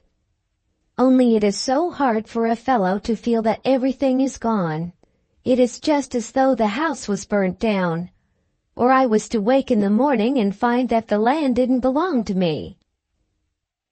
"Not so bad as that, Larry." "Not so bad, Mr. Masters. Then you don't know what it is I'm feeling. I'd let his lordship or Squire Morton have it all, and go in upon it as a tenant at 30 shillings an acre, so that I could take her along with me. I would, and sell the horses and set to and work in my shirt sleeves. A man could stand that. Nobody wouldn't laugh at me then. But there's an emptiness now here that makes me sick all through, as though I hadn't got stomach left for anything." Then poor Larry put his hand upon his heart and hid his face upon the churchyard wall. The attorney made some attempt to say a kind word to him, and then, leaving him there, slowly made his way back to his office. We already know what first step Larry took with the intention of running away from his cares. In the house at Dillsborough, things were almost as bad as they were with him. Over and over again Mrs. Masters told her husband that it was all his fault, and that if he had torn the letter when it was showed to him, everything would have been right by the end of the 2 months. This he bore with what equanimity he could, shutting himself up very much in his office, occasionally escaping for a quarter of an hour of ease to his friends at the Bush, and eating his meals in silence. But when he became aware that his girl was being treated with cruelty, that she was never spoken to by her stepmother without harsh words, and that her sisters were encouraged to be disdainful to her, then his heart rose within him and he rebelled. He declared aloud that Mary should not be persecuted, and if this kind of thing were continued he would defend his girl, let the consequences be what they might. "What are you going to defend her against?" asked his wife. I won't have her ill-used because she refuses to marry at your bidding." "Bah! You know as much how to manage a girl as though you were an old maid yourself. Cocker her up and make her think that nothing is good enough for her. Break her spirit and make her come round, and teach her to know what it is to have an honest man's house offered to her. If she don't take Larry Twentyman's, she's like to have none of her own before long." But Mr. Masters would not assent to this plan of breaking his girl's spirit, and so there was continual war in the place, and everyone there was miserable. Mary herself was so unhappy that she convinced herself that it was necessary that some change should be made. Then she remembered Lady Ushant's offer of a home, and not only the offer, but the old lady's assurance that to herself such an arrangement, if possible, would be very comfortable. She did not suggest to herself that she would leave her father's home forever and always, but it might be that an absence of some months might relieve the absolute misery of their present mode of living. The effect on her father was so sad that she was almost driven to regret that he should have taken her own part. Her stepmother was not a bad woman, nor did Mary even now think her to be bad. She was a hard-working, painstaking wife, with a good general idea of justice. In the division of puddings and pies and other material comforts of the household, she would deal evenly between her own children and her stepdaughter. She had not desired to send Mary away to an inadequate home, or with a worthless husband. But when the proper home and the proper man were there, she was prepared to use any amount of hardship to secure these good things to the family generally. This hardship Mary could not endure, nor could Mary's father on her behalf, and therefore Mary prepared a letter to Lady Ushant, in which, at great length, she told her old friend the whole story. She spoke as tenderly as was possible of all concerned, but declared that her stepmother's feelings on the subject were so strong that everyone in the house was made wretched. Under these circumstances, for her father's sake, if only for that, she thought herself bound to leave the house. "It is quite impossible," she said, "that I should do as they wish me. That is a matter on which a young woman must judge for herself. If you could have me for a few months, it would perhaps all pass by. I should not dare to ask this but for what you said yourself.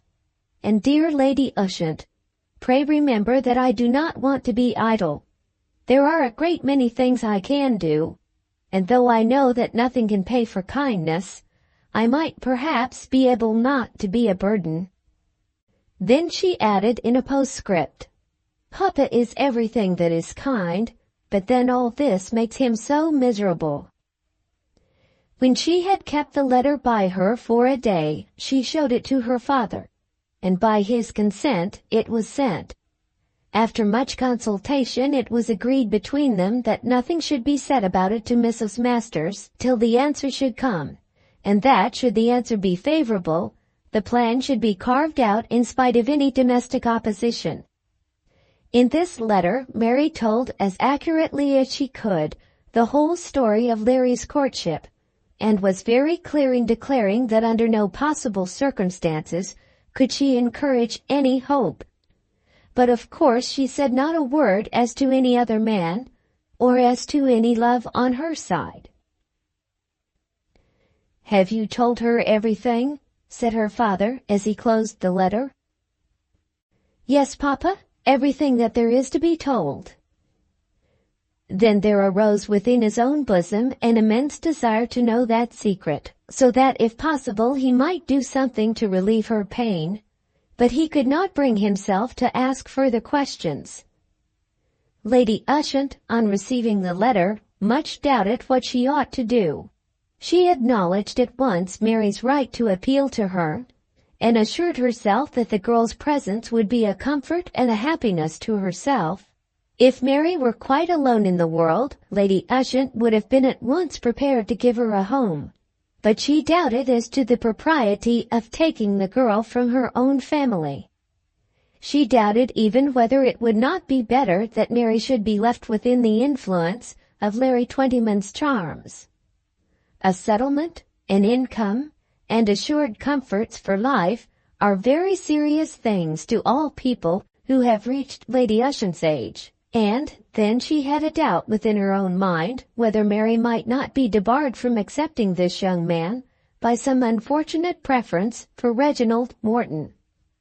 She had seen them together, and had suspected something of the truth before it had glimmered before the eyes of anyone in Dillsborough. Had Reginald been so inclined, Lady Ushant would have been very glad to see him marry Mary Masters. For both their sakes she would have preferred such a match to one with the owner of Chowton Farm.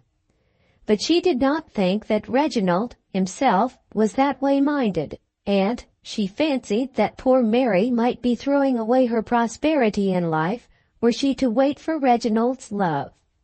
Larry Twentyman was at any rate sure, and perhaps it might be unwise to separate the girl from her lover. In her doubt she determined to refer the case to Reginald himself, and instead of writing to Mary, she wrote to him.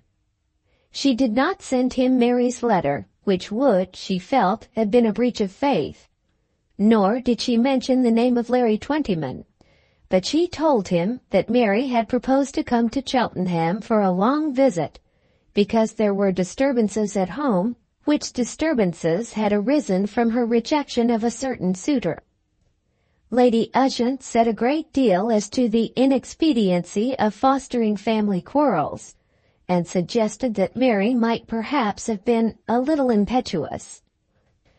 The presence of this lover could hardly do her much injury. These were not days in which young women were forced to marry men. What did he, Reginald Morton, think about it? He was to remember that as far as she herself was concerned, she dearly loved Mary Masters, and would be delighted to have her at Cheltenham. And so remembering, he was to see the attorney, and Mary herself, and if necessary, Mrs. Masters, and then to report his opinion to Cheltenham. Then, fearing that her nephew might be away for a day or two, or that he might not be able to perform his commission instantly, and thinking that Mary might be unhappy if she received no immediate reply to such a request as hers had been, Lady Ushant, by the same post, wrote to her young friend as follows. Dear Mary, Reginald will go over and see your father about your proposition. As far as I myself am concerned, nothing would give me so much pleasure. This is quite sincere. But the matter is in other respects very important. Of course, I have kept your letter all to myself, and in writing to Reginald I have mentioned no names. Your affectionate friend, Margaret Ushant. Chapter 17 of Volume 2, Particularly Proud of You. Arabella Trefoil left her uncle's mansion on the day after her lover's departure, certainly not in triumph, but with somewhat recovered spirits. When she first heard that Lord Rufford was gone, that he had fled away, as it were, in the middle of the night, without saying a word to her, without a syllable to make good the slight assurances of his love that had been given to her in the post-carriage, she felt that she was deserted and betrayed. And when she found herself altogether neglected on the following day, and that the slightly valuable impression which he had made on her head was apparently gone, she did for half an hour think in earnest of the Paragon and Patagonia. But after a while she called to mind all that she knew of great efforts successfully made in opposition to almost overwhelming difficulties. She had heard of forlorn hopes, and perhaps in her young days had read something of Caesar still clinging to his commentaries as he struggled in the waves. This was her forlorn hope, and she would be as brave as any soldier of them all. Lord Rufford's embraces were her commentaries, and let the winds blow and the waves roll as they might, she would still cling to them. After lunch she spoke to her aunt with great courage, as the Duchess thought, with great effrontery. My uncle wouldn't speak to Lord Rufford before he went? How could he speak to a man who ran away from his house in that way? The running away, as you call it, aunt, it did not take place till 2 days after I'd told you all about it. I thought he would have done as much as that for his brother's daughter. I don't believe in it at all, said the Duchess sternly. Don't believe in what, aunt? You don't mean to say that you don't believe that Lord Rufford has asked me to be his wife? Then she paused, but the Duchess absolutely lacked the courage to express her conviction again. I don't suppose it signifies much, continued Arabella, but of course it would have been something to me that Lord Rufford should have known that the Duke was anxious for my welfare. He was quite prepared to have assured my uncle of his intentions. Then why didn't he speak himself? Because the Duke is not my father. Really, aunt, when I hear you talk of his running away, I do feel it to be unkind, as if we didn't all know that a man like that goes and comes as he pleases. It was just before dinner that he got the message, and was he to run around and wish everybody goodbye like a schoolgirl going to bed? The Duchess was almost certain that no message had come, and from various little things which she had observed, and from tidings which had reached her, very much doubted whether Arabella had known anything of his intended going. She, too, had a maid of her own who on occasions could bring information, but she had nothing further to say on the subject. If Arabella should ever become Lady Rufford, she would, of course, among other visitors, be occasionally received at Mistletoe. She could never be a favourite, but things would to a certain degree have rectified themselves. But if, as the Duchess expected, no such marriage took place, then this ill-conducted niece should never be admitted within the house again. Later on in the afternoon, some hours after it had become dusk, Arabella contrived to meet her aunt in the hall with a letter in her hand, and asked where the letter-box was. She knew where to deposit her letters as well as did the Duchess herself, but she desired an opportunity of proclaiming what she had done. I am writing to Lord Rufford. Perhaps as I am in your house I ought to tell you what I have done. The letter-box is in the billiard-room close to the door, said the Duchess, passing on. Then she added as she went, the post for today is gone already. His lordship will have to wait a day for his letter. I dare say it won't break his heart, said Arabella, as she turned away to the billiard-room. All this had been planned, and moreover she had so written her letter that if her magnificent aunt should condescend to tamper with it, all that was in it should seem to corroborate her own story. The Duchess would have considered herself disgraced if she had ever done such a thing, but the niece of the Duchess did not understand that this would be so. The letter was as follows. Mistletoe, 19th January 1875. Dearest R., your going off like that was after all very horrid. My aunt thinks that you were running away from me. I think that you were running away from her, which was true. In real earnest, I don't for a moment think that either I or the Duchess had anything to do with it, and that you did go because some horrid man wrote and asked you. I know you don't like being bound by any of the conventionalities. I hope there is such a word, and that if not, you'll understand it just the same. Oh, Peltry, and oh, Jack, and oh, that road back to Stamford. I am so stiff that I can't sit upright, and everybody is cross to me, and everything is uncomfortable. What horrible things women are! There isn't one here, not even old Lady Rumpus, who hasn't an unmarried daughter left in the world, who isn't jealous of me, because I must leave you to guess why they all hate me so. And I'm sure if you had given Jack to any other woman I should hate her, though you may give every horse you have to any man that you please. I wonder whether I shall have another day's hunting before it is all over. I suppose not. It was almost by a miracle that we managed yesterday. Only fancy, yesterday. It seems to be an age ago. Pray, pray, pray write to me at once.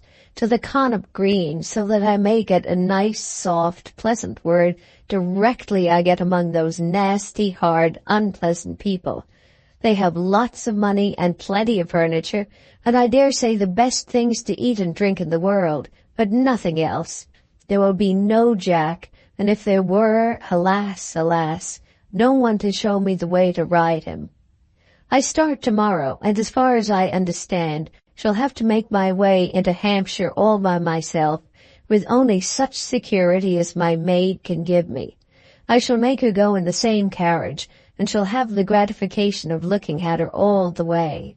I suppose I ought not to say that I will shut my eyes and try to think that somebody else is there. Goodbye, dear, dear, dear R. I shall be dying for a letter from you. Yours ever with all my heart, A. P.S. I shall write you a serious epistle when I get to the Greens. This was not such a letter as she thought that her aunt would approve, but it was, she fancied, such as the Duchess would believe that she would write to her lover. And if it were allowed to go on its way, it would make Lord Rufford feel that she was neither alarmed nor displeased by the suddenness of his departure. But it was not expected to do much good.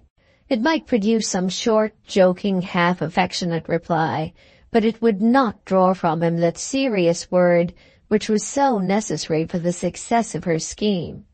Therefore she had told him that she intended to prepare a serious missile. Should this pleasant little message of love miscarry, the serious missile would still be sent, and the miscarriage would occasion no harm. But then further plans were necessary. It might be that Lord Rufford would take no notice of the serious missile, which he thought very probable, or it might be that he would send back a serious reply, in which he would calmly explain to her that she had unfortunately mistaken his sentiments, which he believed would be a stretch of manhood beyond his reach. But in either case she would be prepared with the course which she would follow. In the first, she would begin by forcing her father to write him a letter, which she herself would dictate. In the second, she would set the whole family at him, as far as the family were within her reach. With her cousin Lord Mistletoe, who was only 2 years older than herself, she had always held pleasant relations. They had been children together, and as they had grown up, the young lord had liked his pretty cousin. Latterly they had seen each other but rarely, and therefore the feeling still remained. She would tell Lord Mistletoe her whole story, that is, the story if she would please to tell it, and implore his aid. Her father should be driven to demand from Lord Rufford an execution of his alleged promises. She herself would write such a letter to the Duke as an uncle should be unable not to notice. She would move heaven and earth as to her wrongs. She thought that if her friends would stick to her, Lord Rufford would be weak as water in their hands. But it must be all done immediately, so that if everything failed she might be ready to start to Patagonia sometime in April. When she looked back and remembered that it was hardly more than 2 months since she had been taken to Rufford Hall by Mr. Morton, she could not accuse herself of having lost any time. In London she met her mother, as to which meeting there had been some doubt, and underwent the tortures of a close examination. She had thought it prudent on this occasion to tell her mother something, but not to tell anything quite truly. "He has proposed to me," she said. "He has," said Lady Augustus, holding up her hands almost in awe. "Is there anything so wonderful in that?" "Then it is all arranged. Does the Duke know it?" "It is not at all arranged by any means, and the Duke does not know it. Now, Mamma, after that I must decline to answer any more questions. I have done this all myself, and I mean to continue it in the same way." "Did he speak to the Duke? You will tell me that." "I will tell you nothing." "You will drive me mad, Arabella." "That will be better than your driving me mad just at present. You ought to feel that I have a great deal to think of." "And have not I?" "You can't help me, not at present." "But he did propose in absolute words?" "Mamma, what a goose you are! Do you suppose that men do it all now just as it is done in books? Miss Arabella Trefoil, will you do me the honour to become my wife? Do you think that Lord Rufford would ask the question in that way? It is a very good way. Any way is a good way that answers the purpose. He has proposed, and I mean to make him stick to it. You doubt, then? Mamma, you are so silly. Do you not know what such a man is well enough to be sure that he'll change his mind half a dozen times if he can? I don't mean to let him, and now, after that, I won't say another word. I have got a letter here from Mr. Short saying that something must be fixed about Mr. Morton. Mr. Short was the lawyer who had been instructed to prepare the settlements. Mr. Short may do whatever he likes, said Arabella. There were very hot words between them that night in London, but the mother could obtain no further information from her daughter. That serious epistle had been commenced even before Arabella had left Mistletoe, but the composition was one which required great care, and it was not completed and copied and recopied till she had been 2 days in Hampshire. Not even when it was finished did she say a word to her mother about it. She had doubted much as to the phrases which in such an emergency she ought to use, but she thought it safer to trust to herself than to her mother. In writing such a letter as that posted at Mistletoe, she believed herself to be happy. She could write it quickly, and understood that she could convey to her correspondent some sense of her assumed mood. But her serious letter would, she feared, be stiff and repulsive.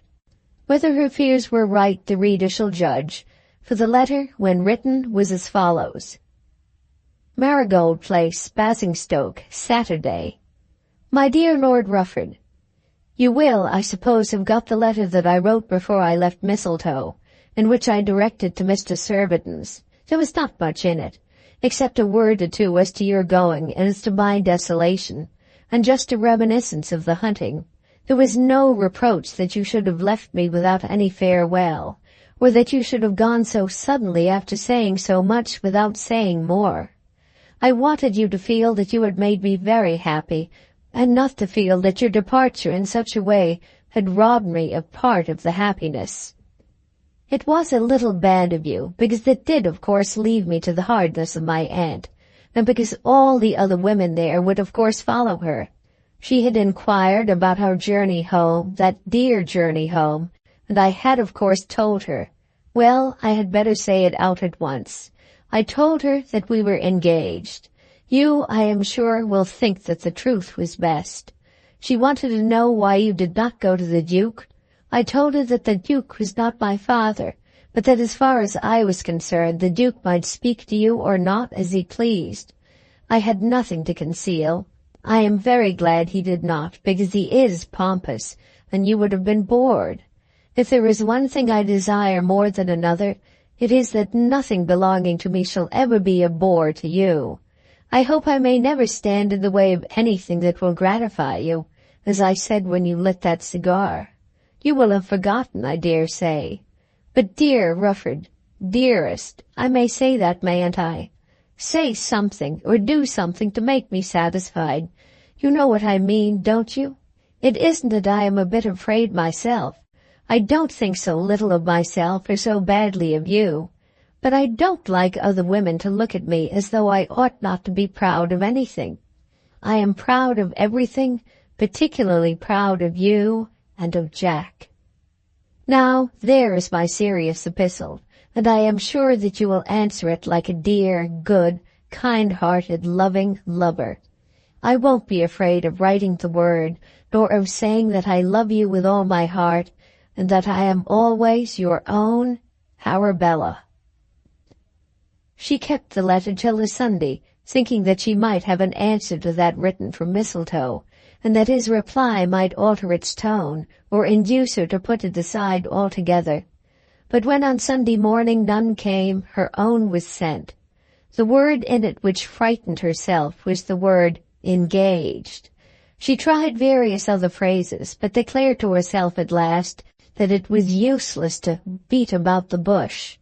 He must know the light in which she was pleased to regard those passages of love which she had permitted, so that there might be no mistake. Whether the letter would be to his liking or not, it must be of such a nature that it would certainly draw from him an answer on which she could act. She herself did not like the letter, but considering her difficulties, we may own that it was not much amiss. Chapter 18 of Volume 2. Lord Rufford makes up his mind. As it happened, Lord Rufford got the two letters together, the cause of which was as follows. When he ran away from Mistletoe, as he certainly did, he had thought much about that journey home in the carriage, and was quite aware that he had made an ass of himself. As he sat at dinner on that day at Mistletoe, his neighbour had said some word to him, in joke, as to his attachment to Miss Trefoil, and after the ladies had left the room, another neighbour of the other sex had hoped that he had had a pleasant time on the road. Again, in the drawing-room it had seemed to him that he was observed. He could not refrain from saying a few words to Arabella as she lay on the sofa. Not to do so after what had occurred would have been in itself peculiar, but when he did so, some other man who was near her made way for him, as though she were acknowledged to be altogether his property. And then the Duchess had striven to catch him and lead him into special conversation. When this attempt was made, he decided that he must at once retreat, or else make up his mind to marry the young lady, and therefore he retreated. He breakfasted that morning at the inn at Stamford, and as he smoked his cigar afterwards, he positively resolved that he would under no circumstances marry Arabella Trefoil. He was being hunted and run down, and with the instinct of all animals that are hunted, he prepared himself for escape. It might be said, no doubt would be said, that he behaved badly. That would be said because it would not be open to him to tell the truth. The lady in such a case can always tell her story, with what exaggeration she may please to give, and can complain. The man never can do so. When inquired into, he cannot say that he has been pursued. He cannot tell her friends that she began it, and in point of fact did it all. She would fall into my arms, she would embrace me, she persisted in asking me whether I loved her. Though a man have to be shot for it, or kicked for it, or even though he have to endure perpetual scorn for it, he cannot say that, let it be ever so true. And yet is a man to be forced into a marriage which he despises? He would not be forced into the marriage, and the sooner he retreated, the less would be the metaphorical shooting and kicking and the real scorn. He must get out of it as best he could, but that he would get out of it, he was quite determined. That afternoon he reached Mr. Surbiton's house, as did also Captain Battersby and his horses, grooms, and other belongings. When there he received a lot of letters, and among others one from Mr. Runciman of the Bush, inquiring as to a certain hiring of rooms and preparation for a dinner, or dinners which have been spoken of in reference to a final shooting decreed to take place in the neighbourhood of Dillsborough in the last week of January. Such things were often planned by Lord Rufford and afterwards forgotten or neglected. When he declared his purpose to Runciman, he had not intended to go to Mistletoe, nor to stay so long with his friend Surbiton.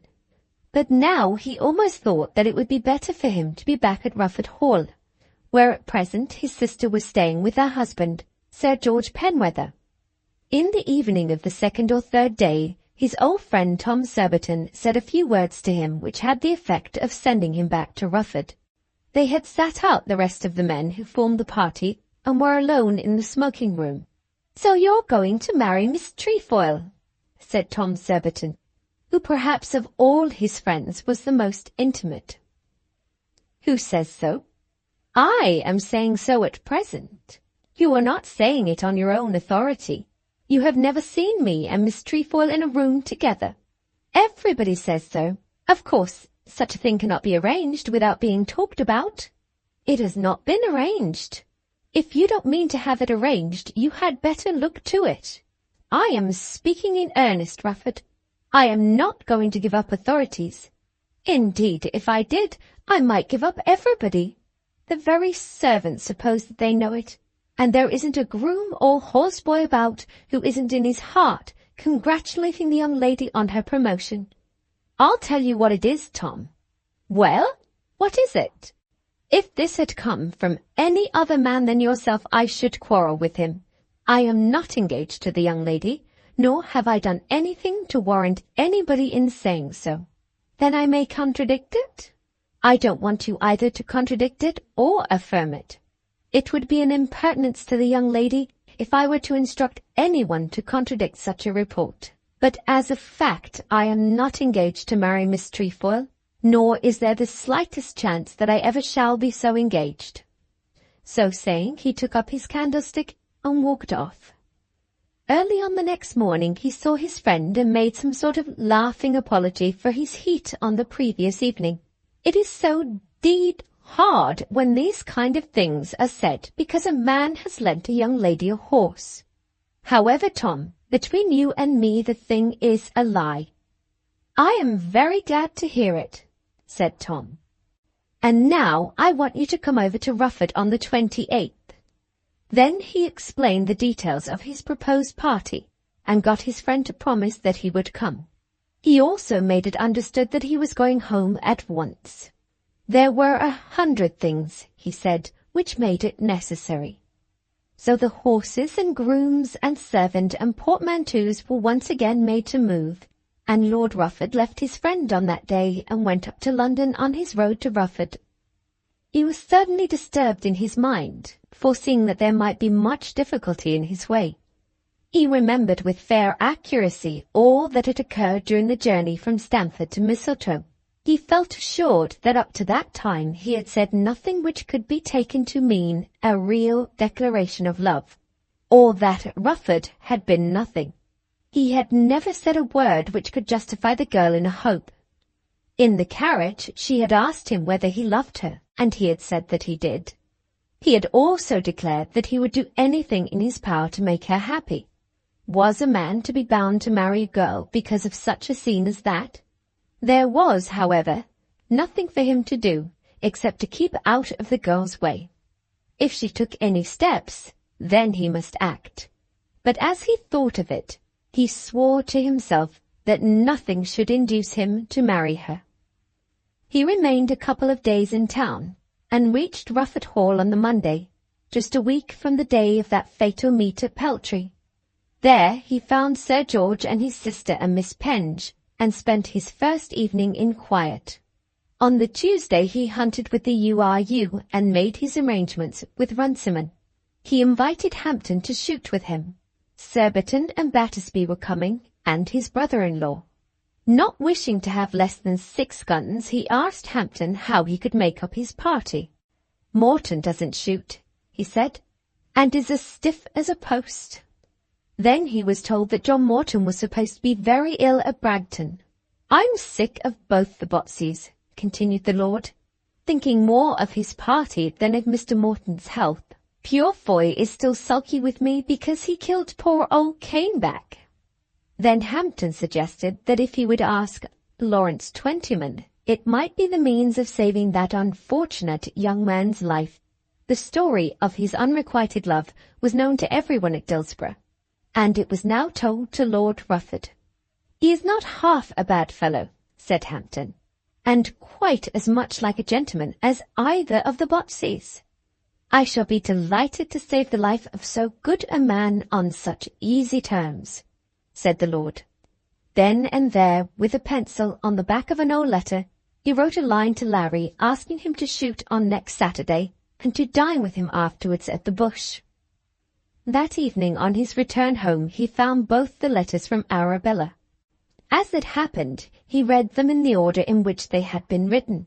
First the laughing letter, and then the one that was declared to be serious. The earlier of the two did not annoy him much.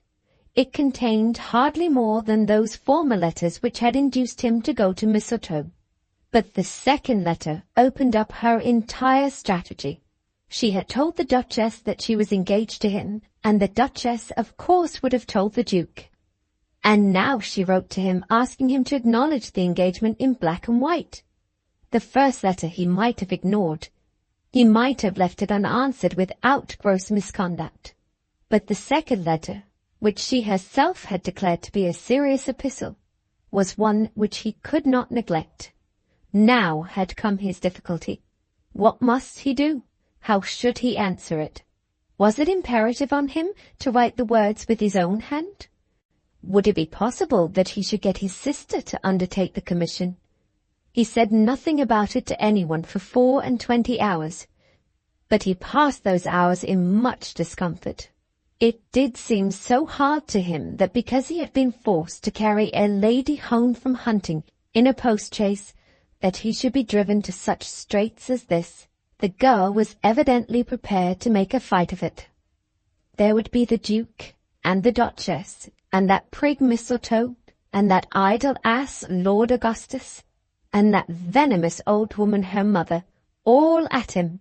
He almost doubted whether a shooting excursion in Central Africa or a visit to the Pampas would not be the best thing for him.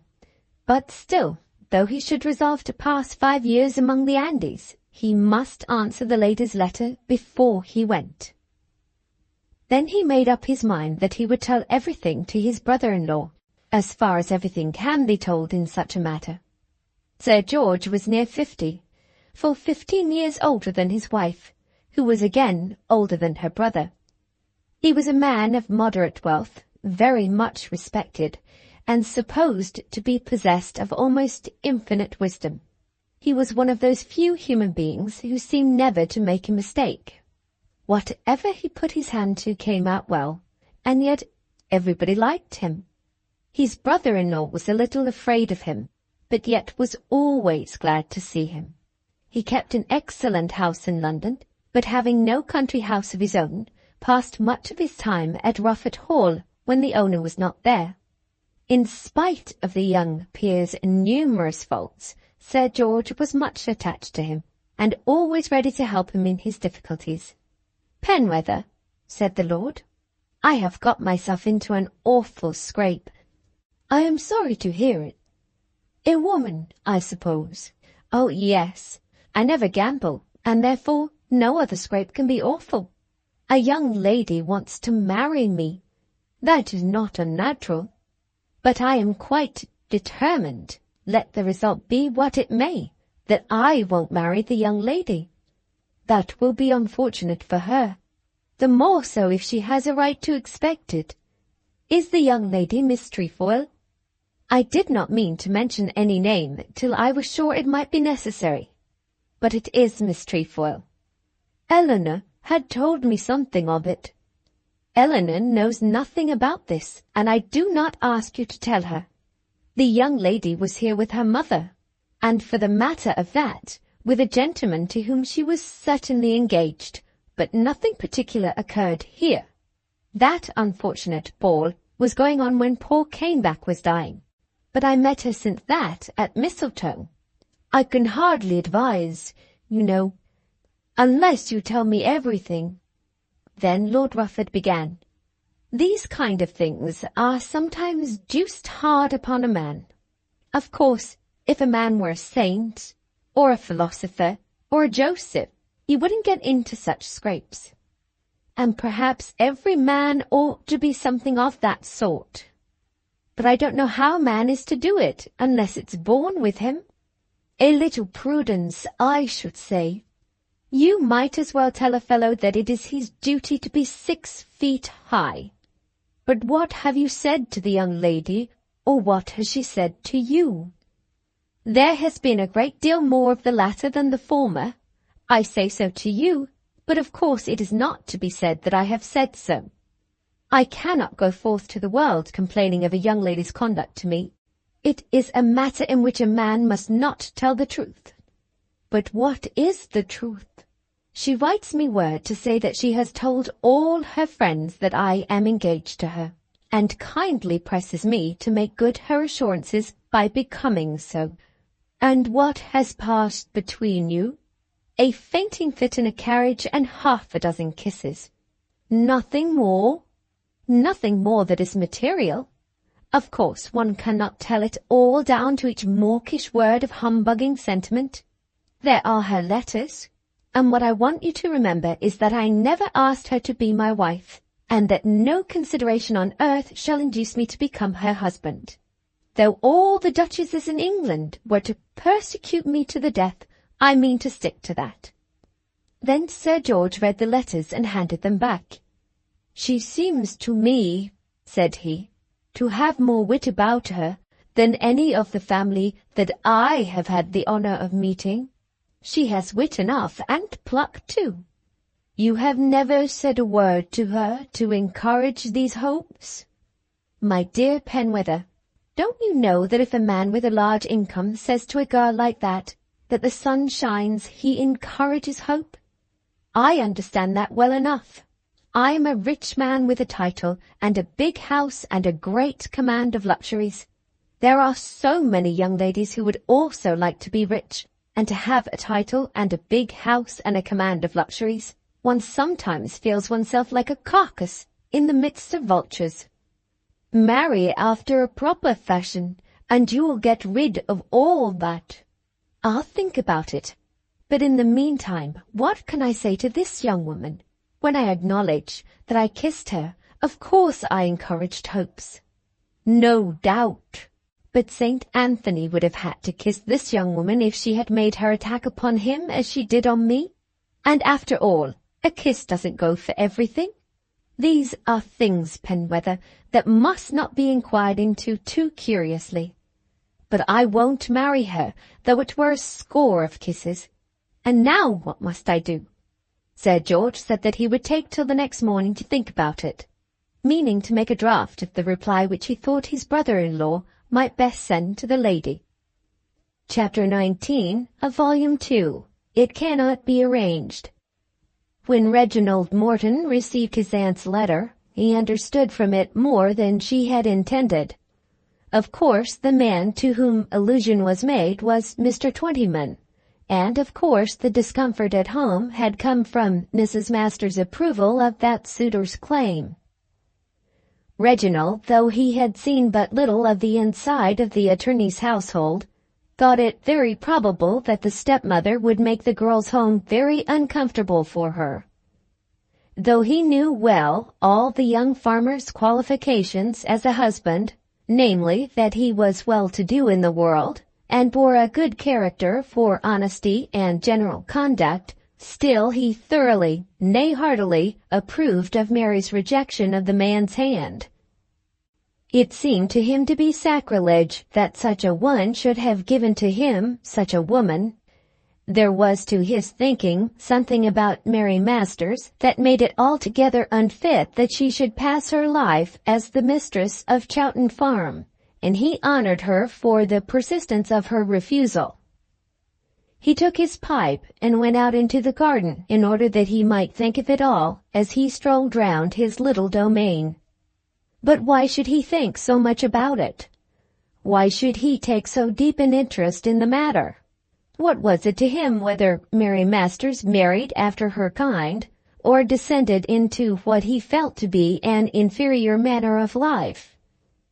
Then he tried to tell himself what were the gifts in the girl's possession which made her what she was, and he pictured her to himself, running over all her attributes. It was not that she specially excelled in beauty. He had seen Miss Trefoil as she was being driven about the neighborhood, and having heard much of the young lady as the future wife of his own cousin, had acknowledged to himself that she was very handsome. But he had thought at the same time that under no possible circumstances could he have fallen in love with Miss Trefoil. He believed that he did not care much for female beauty, and yet he felt that he could sit and look at Mary Masters by the hour together. There was a quiet, even composure about her, always lightened by the brightness of her modest eyes, which seemed to tell him of some mysterious world within, which was like the unseen loveliness that one fancies to be hidden within the bosom of distant mountains. There was a poem to be read there, of surpassing beauty, rhythmical and eloquent as the music of the spheres, if it might only be given to a man to read it. There was an absence, too, of all attempt at feminine self-glorification, which he did not analyze but thoroughly appreciated. There was no fussy amplification of hair, no made-up smiles, no affectation, either in her good humor or her anger, no attempt at effect in her gait, in her speech, or her looks. She seemed to him to be one who had something within her on which she could feed independently of the grosser details of the world to which it was her duty to lend her hand. And then her color charmed his eyes. Miss Trefoil was white and red, white as pearl powder and red as paint. Mary Masters, to tell the truth, was brown. No doubt that was the prevailing color, if one color must be named. But there was so rich a tint of young life beneath the surface, so soft but yet so visible an assurance of blood and health and spirit, that no one could describe her complexion by so ugly a word without falsifying her gifts. In all her movements she was tranquil, as a noble woman should be. Even when she had turned from him with some anger at the bridge, she had walked like a princess. There was a certainty of modesty about her which was like a granite wall or a strong fortress. As he thought of it all, he did not understand how such a one as Lawrence Twentyman should have dared to ask her to be his wife, or should even have wished it. We know what were her feelings in regard to himself, how she had come to look almost with worship on the walls within which he lived. But he had guessed nothing of this. Even now, when he knew that she had applied to his aunt in order that she might escape from her lover, it did not occur to him that she could care for himself. He was older than she, nearly 20 years older. And even in his younger years, in the hard struggles of his early life, had never regarded himself as a man likely to find favor with women. There was in his character much of that modesty for which he gave her such infinite credit. Though he thought but little of most of those around him, he thought also but little of himself. It would break his heart to ask and be refused, but he could, he fancied, live very well without Mary Masters. Such at any rate had been his own idea of himself hitherto, and now, though he was driven to think much of her, though on the present occasion he was forced to act on her behalf, he would not tell himself that he wanted to take her for his wife. He constantly assured himself that he wanted no wife, that for him a solitary life would be the best.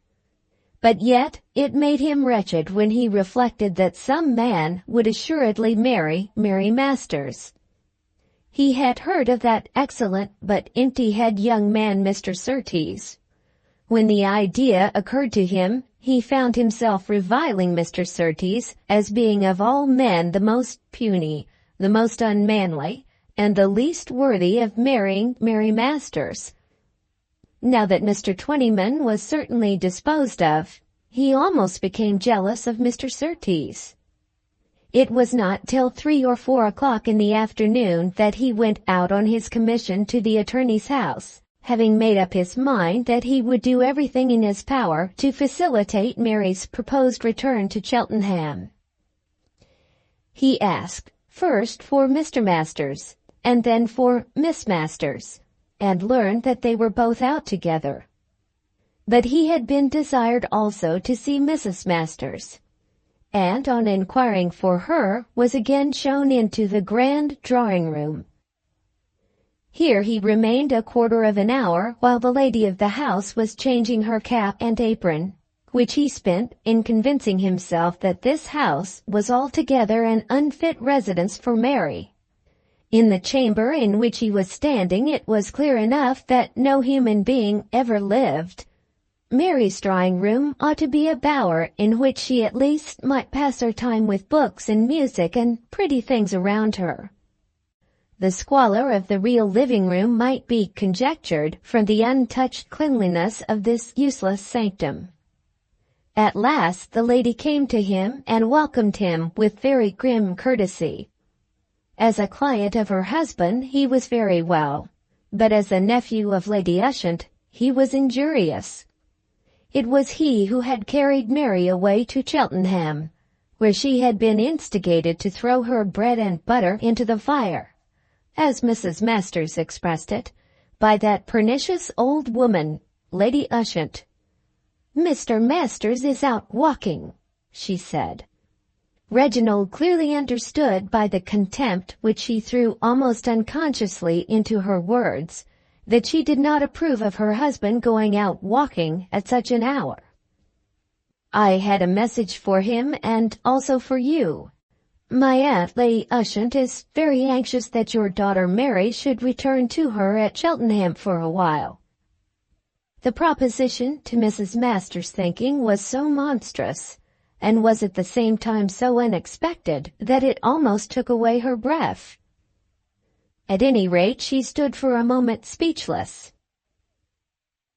"My aunt is very fond of your daughter," he continued, "and if she can be spared, would be delighted to have her. Perhaps she has written to Miss Masters, but she has asked me to come over and see if it can be arranged." "It cannot be arranged," said Mrs. Masters. "Nothing of the kind can be arranged." "I am sorry for that. It is only disturbing the girl and upsetting her and filling her head full of nonsense. What is she to do at Cheltenham? This is her home, and here she had better be." Though things had hitherto gone very badly, though Larry Twentyman had not shown himself since the receipt of the letter, still Mrs. Masters had not abandoned all hope. She was fixed in opinion that if her husband were joined with her they could still, between them, so break the girl's spirit as to force her into a marriage. "As for letters," she continued, "I don't know anything about them. There may have been letters, but if so, they have been kept from me." She was so angry that she could not even attempt to conceal her wrath.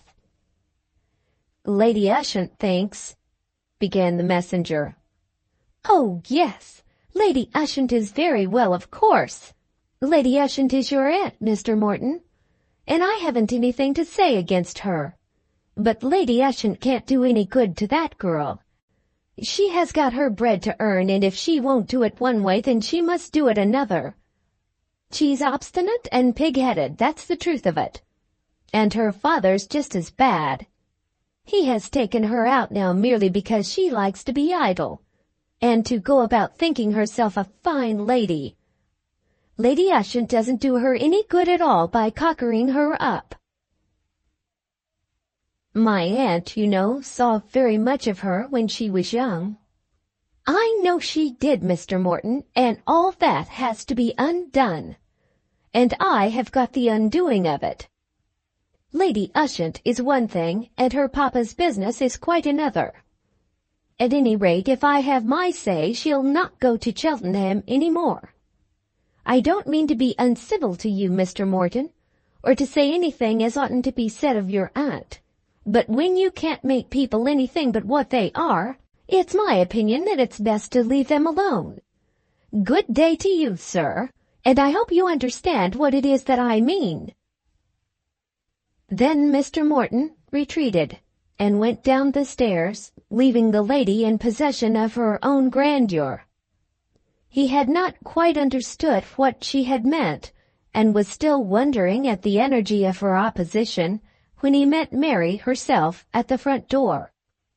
Her father was not with her, but his retreating form was to be seen entering the portal of the Bush. "Oh, Mr. Morton!" exclaimed Mary, surprised to have the house door opened for her by him. "I have come with a message from my aunt. She told me that you would do so. Lady Ushant would of course be delighted to have you if it could be arranged." "Then Lady Ushant will be disappointed," said Mrs. Masters, who had descended the stairs. There has been something going on behind my back." "I wrote to Lady Ushant," said Mary. "I call that sly and deceitful. Very sly and very deceitful. If I know it, you won't stir out of this house to go to Cheltenham. I wonder Lady Ushant would go to put you up in that way against those you are bound to obey." "I thought Mrs. Masters had been told," said Reginald. "Papa did know that I wrote," said Mary. "Yes, and in this way a conspiracy is to be made up in the house. If she goes to Cheltenham, I won't stay here. You may tell Lady Ushant that I say that. I'm not going to be one thing one day and another, and to be made a tool of all round." By this time Dolly and Kate had come down from the upper regions, and were standing behind their mother. "What do you two do there, standing gaping like fools?" said the angry mother. "I suppose your father has gone over to the public-house again. That, miss, is what comes from your pig-headiness. Didn't I tell you that you were ruining everybody belonging to you?" Before all this was over, Reginald Morton had escaped, feeling that he could do no good to either side by remaining a witness to such a scene. He must take some other opportunity of finding the attorney, and of learning from him whether he intended that his daughter should be allowed to accept Lady Ushant's invitation. Poor Mary, as she shrunk into the house, was nearly heartbroken. That such things should be at all was very dreadful, but that the scene should have taken place in the presence of Reginald Morton was an aggravation of the misery which nearly overwhelmed her. How could she make him understand whence had arisen her stepmother's anger, and that she herself had been neither sly, nor deceitful, nor pig-headed? Chapter 20 of Volume 2. But there is someone. When Mr. Masters had gone across to the bush, his purpose had certainly been ignoble, but it had had no reference to brandy and water, and the allusion made by Mrs. Masters to the probable ruin which was to come from his tendencies in that direction had been calumnious, for she knew that the man was not given to excess in liquor.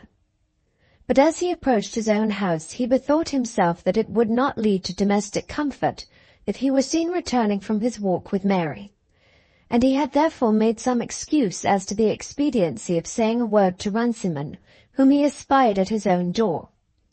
He said his word to Runciman, and so loitered away perhaps a quarter of an hour, and then went back to his office. But his wife had kept her anger at burning heat and pounced upon him before he had taken his seat. Sundown was there copying, sitting with his eyes intent on the board before him, as though he were quite unaware of the sudden entrance of his master's wife. She in her fury did not regard Sundown in the least, but at once commenced her attack. "What is all this, Mr. Masters?" she said, "about Lady Ushant and going to Cheltenham? I won't have any going to Cheltenham, and that's flat." Now the attorney had altogether made up his mind that his daughter should go to Cheltenham if her friend would receive her. Whatever might be the consequences, they must be borne. But he thought it best to say nothing at the first moment of the attack, and simply turned his sorrowful round face in silence up to the partner of all his cares, and the source of so many of them. "There have been letters," continued the lady, "letters which nobody has told me nothing about. That proud peacock from Hobbit Hall has been here, as though he had nothing to do but carry Mary away about the country, just as he pleased. Mary won't go to Cheltenham with him, nor yet without him. Not if I am to remain here."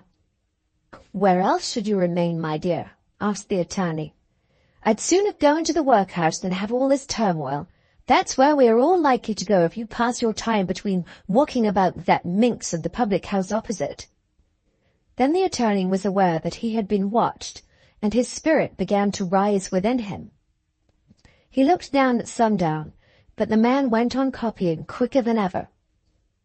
"My dear," said Mr. Masters, "you shouldn't talk in that way before the clerk. I wanted to speak to Mr. Runciman, and as to the workhouse, I don't know that there is any more danger now than there has been for the last 20 years. It's always off and on, as far as I can see, Do you mean to send that girl to Cheltenham? I rather think she had better go, for a time. Then I shall leave this house and go with my girls to Norrington. Now this threat, which had been made before, was quite without meaning. Mrs. Masters' parents were both dead, and her brother, who had a large family, certainly would not receive her. I won't remain here, Mr. Masters, if I ain't to be mistress of my own house. What is she to go to Cheltenham for, I should like to know? Then Sundown was desired by his wretched employer to go into the back settlement, and the poor man prepared himself for the battle as well as he could. She is not happy here, he said. Whose fault is that? Why shouldn't she be happy? Of course you know what it means. She has got round you because she wants to be a fine lady. What means have you to make her a fine lady? If you was to die tomorrow, what would there be for any of them? My little bit of money is all gone. Let her stay here and be made to marry Lawrence Twentyman. That's what I say. She will never marry Mr. Twentyman. Not if you go on like this, she won't. If you'd done your duty by her like a real father, instead of being afraid of her when she puts on her tantrums, she'd have been at Chatham Farm by this time.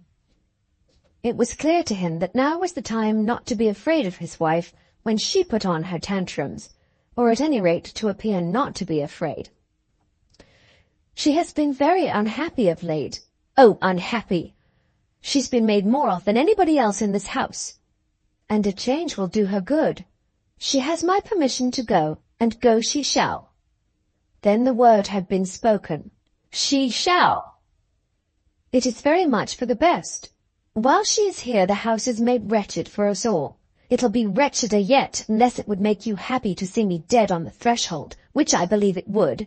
As for her, she's an ungrateful, sly, wicked slut. She has done nothing wicked that I know of. Not writing to that old woman behind my back? She told me what she was doing and showed me the letter. Yes, of course, the two of you were in it. Does that make it any better? I say it was sly and wicked, and you were sly and wicked as well as she. She has got the better of you, and now you are going to send her away from the only chance she'll ever get of having a decent home of her own over her head. There is nothing more to be said about it, my dear. She'll go to Lady Ushant. Having thus pronounced his dictum with all the marital authority he was able to assume, he took his hat and sallied forth. Mrs. Masters, when she was left alone, stamped her foot and hit the desk with a ruler that was lying there. Then she went upstairs and threw herself on her bed in a paroxysm of weeping and wailing. Mr. Masters, when he closed his door, looked up the street and down the street, and then again went across to the bush.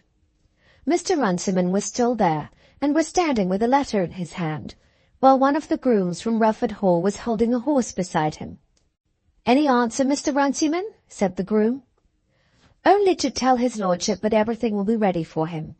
You'd better go through and give the horse a feed of corn, and get a bit of something to eat and a glass of beer for yourself." The man wasn't slow to do as he was bid. And in this way the bush had become very popular with the servants of the gentry around the place. "His lordship is to be here from Friday to Sunday with a party, Mr. Masters." "Oh, indeed. For the end of the shooting. And who do you think he has asked to be one of the party? Not Mr. Reginald? I don't think they ever spoke in their lives. Who but Larry Twentyman? No. It'll be the making of Larry. I only hope he won't cock his beaver too high. Is he coming? I suppose so. He'll be sure to come. His lordship only tells me that there are to be 6 of 'em on Saturday and 5 on Friday night, but the lad there knew who they all were. There's Mr. Surbiton and Captain Battersby, and Sir George are to come over with his lordship from Rufford, and young Mr. Hampton is to join them here. And Larry Twentyman is to shoot with them on Saturday and dine afterwards. Won't those 2 Botseys be jealous, that's all. It only shows what they think of Larry, said the attorney. Larry Twentyman is a very good fellow, said the landlord. I don't know a better fellow round Dillsborough, or one who is more always on the square. But he's weak. You know him as well as I, Mr. Masters. He's not so weak but what he can keep what he's got. This'll be the way to try him. He'd melt away like water into sand if he were to live for a few weeks with such men as his lordship's friends. I suppose there's no chance of his taking a wife home to Chatham with him? The attorney shook his head. That'd be the making of him, Mr. Masters. A good girl like that who'd keep him at home. If he takes it to heart, he'll burst out somewhere and spend a lot of money. The attorney declined Mr. Runciman's offer of a glass of beer, and slowly made his way round the corner of the inn by Hobbs Gate to the front door of Hoppet Hall. Then he passed on to the churchyard, still thinking of the misery of his position. When he reached the church, he turned back, still going very slowly, and knocked at the door of Hoppet Hall. He was shown at once by Reginald's old housekeeper up to the library, and there in a few minutes he was joined by the master of the house. "I was overlooking for you an hour or two ago," said Reginald. "I heard you were there, Mr. Morton, and so I thought I would come to you. You didn't see Mary?" "I just saw her, but could hardly say much. She had written to my aunt about going to Cheltenham." "I saw the letter before she sent it, Mr. Morton." "So she told me. My aunt would be delighted to have her, but it seems that Mrs. Masters does not wish her to go." "There is some trouble about it, Mr. Morton, but I may as well tell you at once that I wish her to go. She would be better for a while at Cheltenham with such a lady as your aunt than she can be at home. Her stepmother and she cannot agree on a certain point. I dare say you know what it is, Mr. Morton." "In regard, I suppose, to Mr. Twentyman?" "Just that. Mrs. Masters thinks that Mr. Twentyman would make an excellent husband, and so do I. There's nothing in the world against him, and as compared with me, he's a rich man. I couldn't give the poor girl any fortune, and he wouldn't want any, but money isn't everything." "No, indeed." "He's an industrious, steady young man, too, and he has had my word with him all through. But I can't compel my girl to marry him if she don't like him. I can't even try to compel her. She's as good a girl as ever stirred about a house. I can well believe that. And nothing would take such a load off me as to know that she was going to be well married. But as she don't like the young man well enough, I won't have her hardly use." "Mrs. Masters perhaps is hard to her?" "God forbid I should say anything against my wife. I never did, and I won't now. But Mary will be better away, and if Lady Ushant will be good enough to take her, she shall go." "When will she be ready, Mr. Masters?" "I must ask her about that. In a week, perhaps, or 10 days. "She is quite decided against the young man?" "Quite. At the bidding of all of us, she said she'd take 2 months to think of it. But before the time was up, she wrote to him to say it could never be. It quite upset my wife, because it would have been such an excellent arrangement." Reginald wished to learn more, but hardly knew how to ask the father questions. Yet as he had been trusted so far, he thought that he might be trusted altogether. "I must own," he said, "that I think Mr. Twentyman would hardly be a fit husband for your daughter. He's a very good young man." "Very likely, but she is something more than a very good young woman. A young lady with her gifts will be sure to settle well in life some day." The attorney shook his head. He had lived long enough to see many young ladies with good gifts find it difficult to settle in life, and perhaps that mysterious poem which Reginald found in Mary's eyes was neither visible nor audible to Mary's father. "I did hear," said Reginald, "that Mr. Surtees—" "There's nothing in that." "Oh, indeed.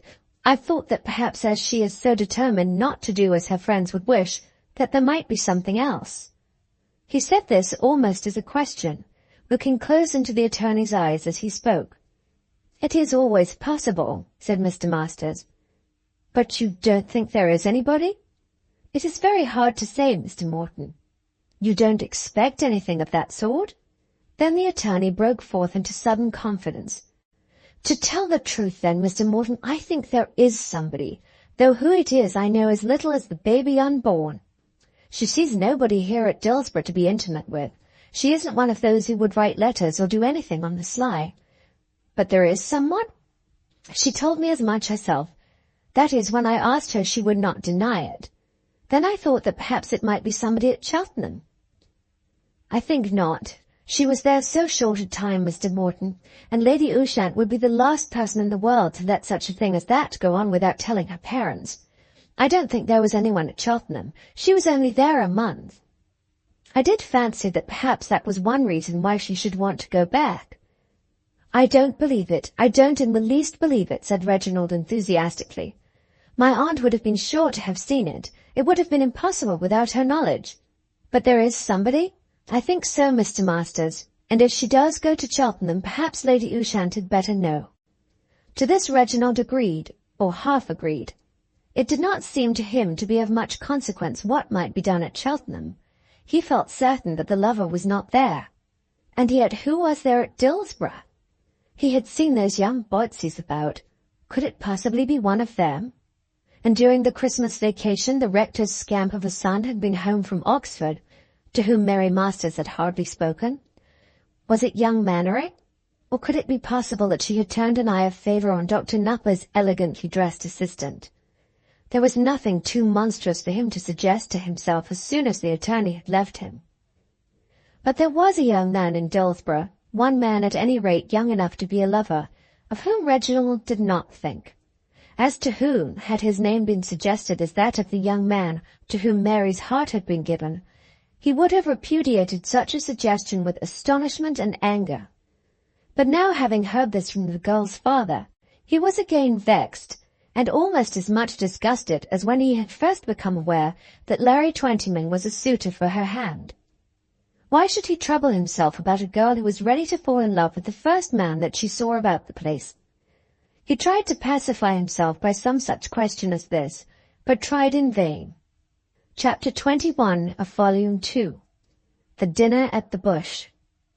Here is the letter which, at his brother-in-law's advice, Lord Rufford wrote to Arabella. Rufford, 3rd of February, 1875. My dear Miss Trefoil, it is a great grief to me that I should have to answer you a letter in a manner that will, I fear, not be satisfactory to you. I can only say that you have altogether mistaken me, if you think that I have said anything which was intended as an offer of marriage. I cannot but be much flattered by your good opinion. I have had much pleasure from our acquaintance, and I should have been glad if it could have been continued. But I have had no thoughts of marriage. If I have said a word which has unintentionally on my part given rise to such an idea, I can only beg your pardon heartily. If I were to add more after what I have now said, perhaps you would take it as impertinence. Yours most sincerely, Rufford. He had desired to make various additions and suggestions, which however had all been disallowed by Sir George Penwether. He had proposed, among other things, to ask her whether he should keep Jack for her for the remainder of the season, or whether he should send the horse elsewhere. But Sir George would not allow a word in the letter about Jack. You did give her the horse, then? He asked. I had hardly any alternative as the things went. She would have been quite welcome to the horse if she would have let me alone afterwards. No doubt, but when young gentlemen give young ladies horses, I know all about it, my dear fellow. Pray don't preach more than you can help. Of course I have been an infernal ass, I know all that. But as the horse is hers, say nothing about the horse. Were she to ask for it, of course she could have it, but that is not likely. And you think I had better say nothing else? Not a word. Of course it will be shown to all her friends, and may possibly find its way into print. I don't know what steps such a young lady may be advised to take. Her uncle is a man of honour. Her father is an ass and careless about everything. Mistletoe will not improbably feel himself bound to act as though he were her brother. They will of course all think you to be a rascal, and will say so. If Mistletoe says so, I'll horsewhip him. No, you won't, Rufford. You will remember that this woman is a woman, and that a woman's friends are bound to stand up for her. After all, your hands are not quite clean in the matter. I'm heavy enough on myself, Penwether. I have been a fool, and I own it. But I have done nothing unbecoming a gentleman. He was almost tempted to quarrel with his brother-in-law, but at last he allowed the letter to be sent just as Sir George had written it, and then tried to banish the affair from his mind for the present, so that he might enjoy his life till the next hostile step should be taken by the Trefoil clan. When Larry Twentyman received the Lord's note, which was left at Chowton Farm by Hampton's groom, he was in the lowest depth of desolation. He had intended to hunt that day in compliance with John Morton's advice, but had felt himself quite unable to make the effort. It was not only that he had been thrown over by Mary Masters, but that everybody knew that he had been thrown over. If he had kept the matter secret, perhaps he might have borne it. But it is so hard to bear a sorrow of which all one's neighbours are conscious. When a man is reduced by poverty to the drinking of beer instead of wine, it is not the loss of the wine that is so heavy on him as the consciousness that those around him are aware of the reason. And he is apt to extend his idea of this consciousness to a circle that is altogether indifferent of the fact. That a man should fail in his love seems to him to be of all failures the most contemptible, and Larry thought that there would not be one in the field unaware of his miserable rejection. In spite of his mother's prayers, he had refused to go and had hung about the farm all day. Then there came to him Lord Rufford's note. It had been quite unexpected, and a month or two before, when his hopes had still been high in regard to Mary Masters, would have filled him with delight. It was the foible of his life to be esteemed a gentleman, and his poor ambition to be allowed to live among men of higher social standing than himself. Those dinners at Lord Rufford's at the Bush had been a special grief to him. The young lord had been always courteous to him in the field, and he had been able, as he thought, to requite such courtesy by little attentions in the way of game preserving. If pheasants from Dillsborough Wood ate Gourley's wheat, so did they eat Larry Twentyman's barley. He had a sportsman's heart, above complaint as to such matters, and had always been neighbourly to the lord. No doubt pheasants and hares were left at his house whenever there was shooting in the neighbourhood, which to his mother afforded great consolation. But Larry did not care for the pheasants and hares. Had he so pleased, he could have shot them on his own land. But he did not preserve, and as a good neighbour he regarded the pheasants and hares as Lord Rufford's property. He felt that he was behaving as a gentleman as well as a neighbour, and that he should be treated as such. Fred Botsey had dined at the Bush with Lord Rufford, and Larry looked on Fred as in no way better than himself. Now at last the invitation had come. He was asked to a day's shooting and to dine with the lord and his party at the inn.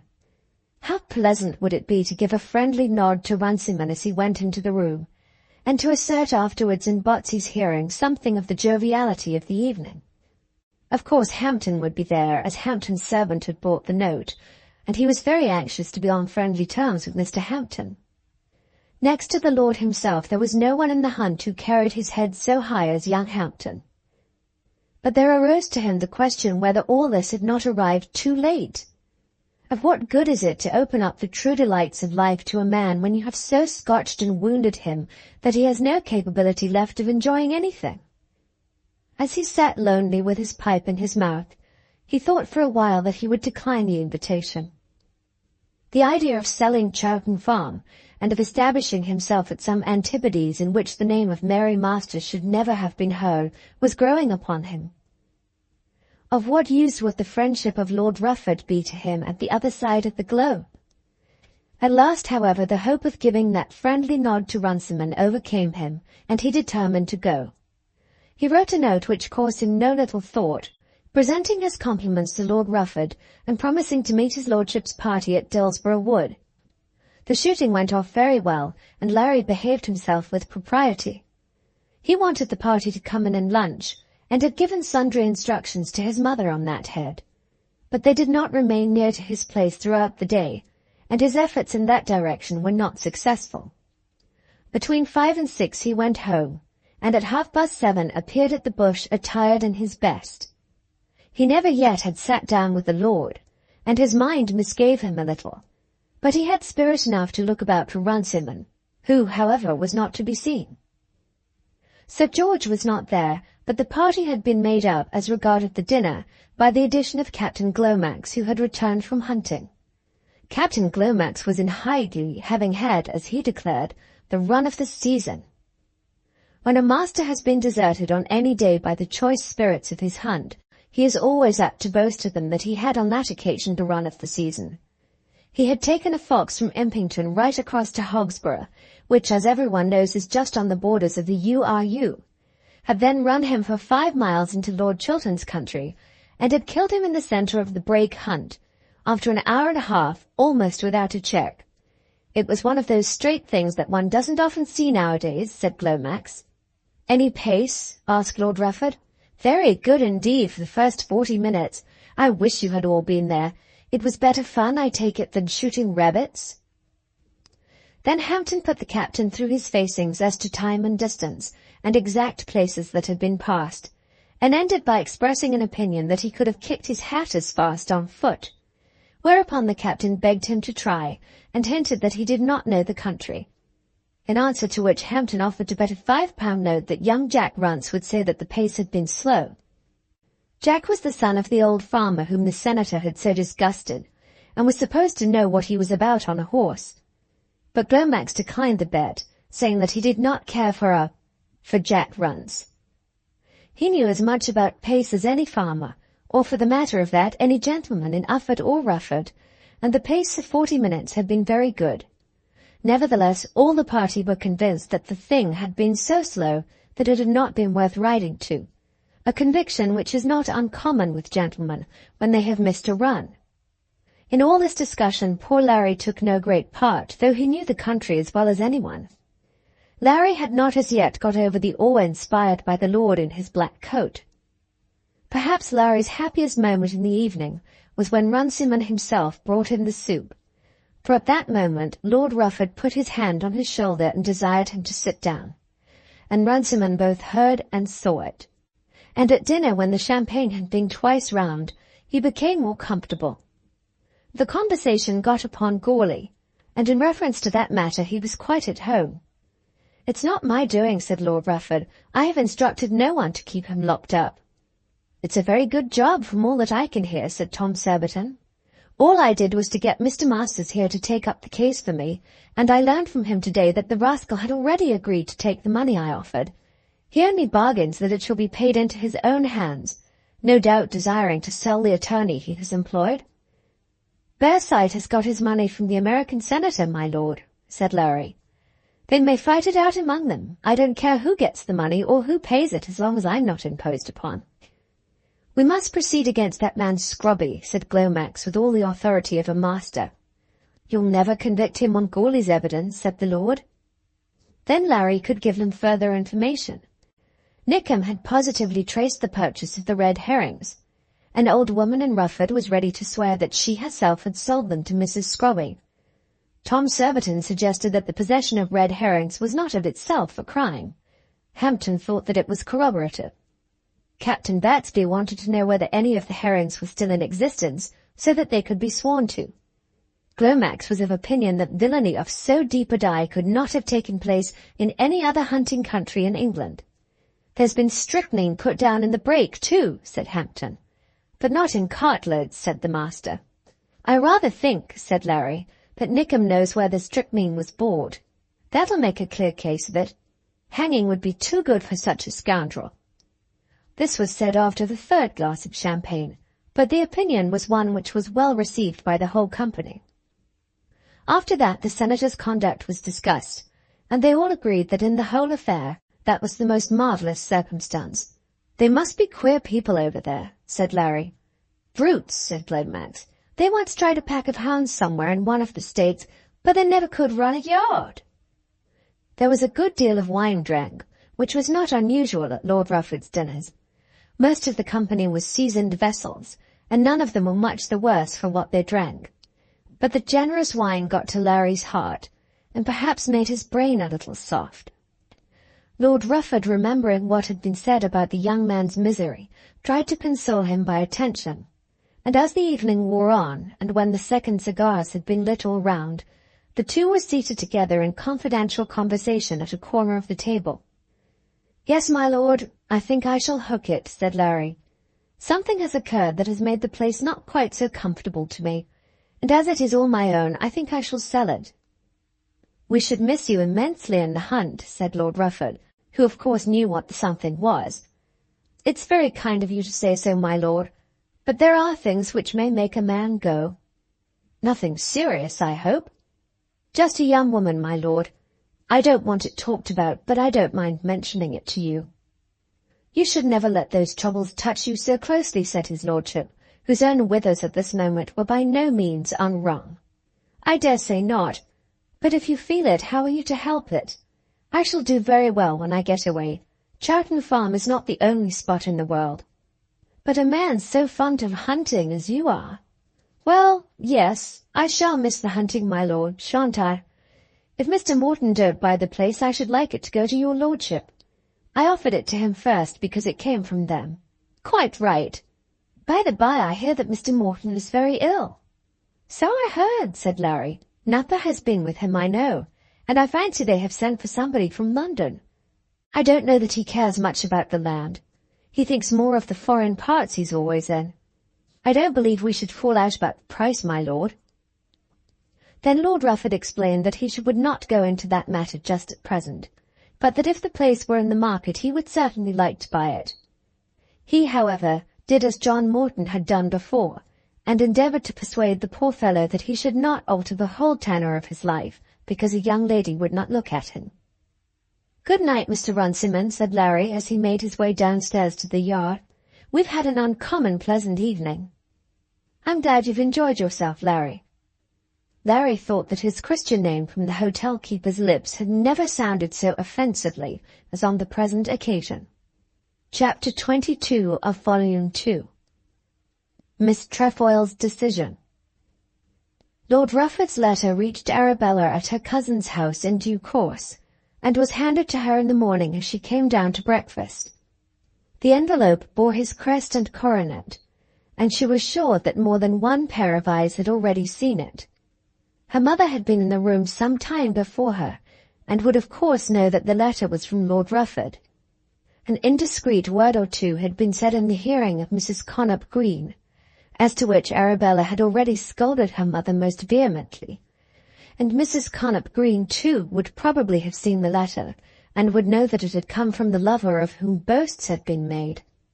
The Connop Greens would be ready to worship Arabella down to the very soles of her feet if she was certainly, without a vestige of doubt, engaged to be the wife of Lord Rufford.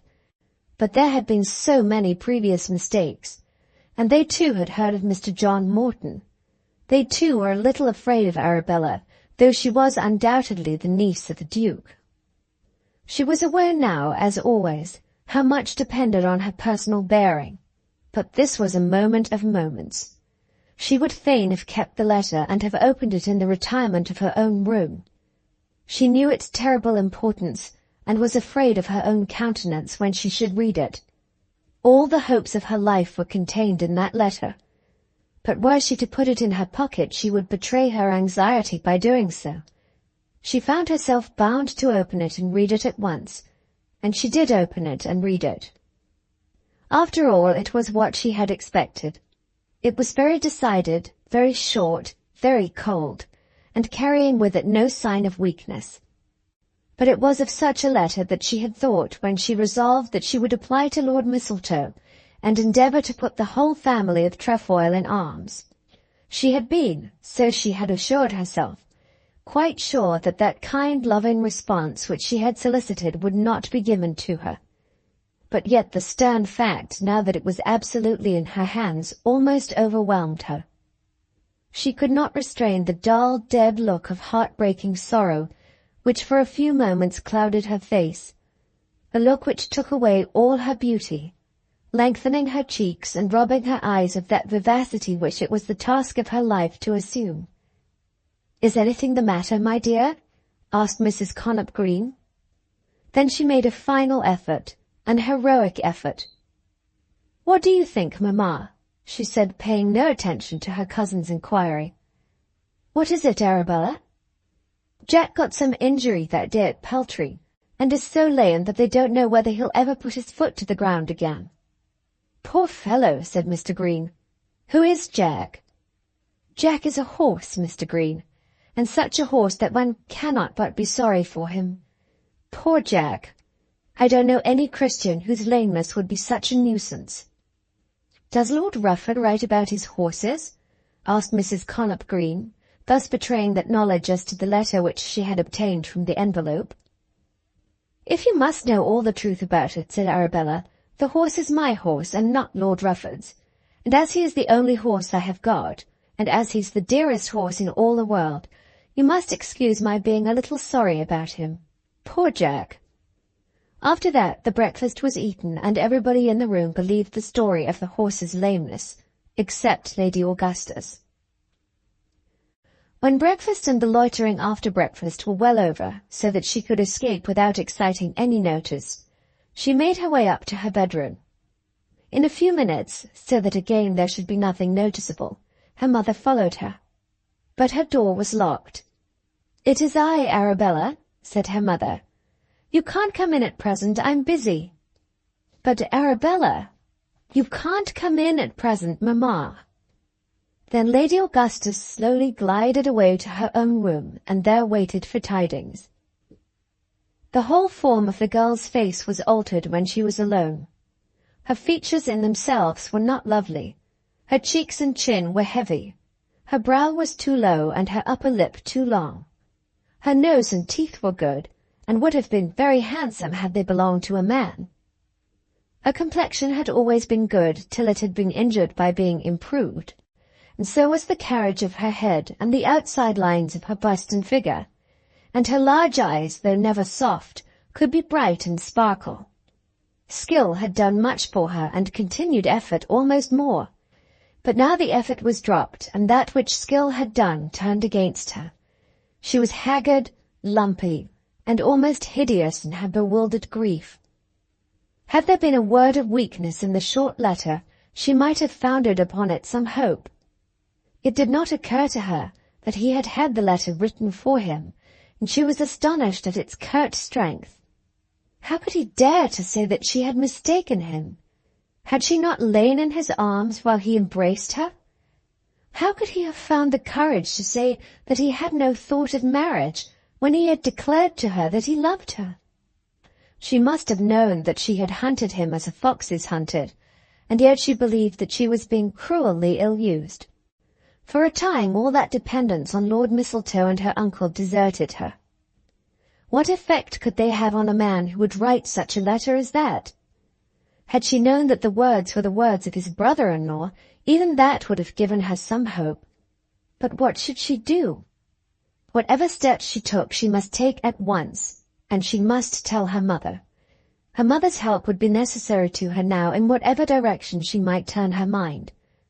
She almost thought that she would abandon him without another word. She had been strong in her reliance on family aid till the time for invoking it had come, but now she believed that it would be useless.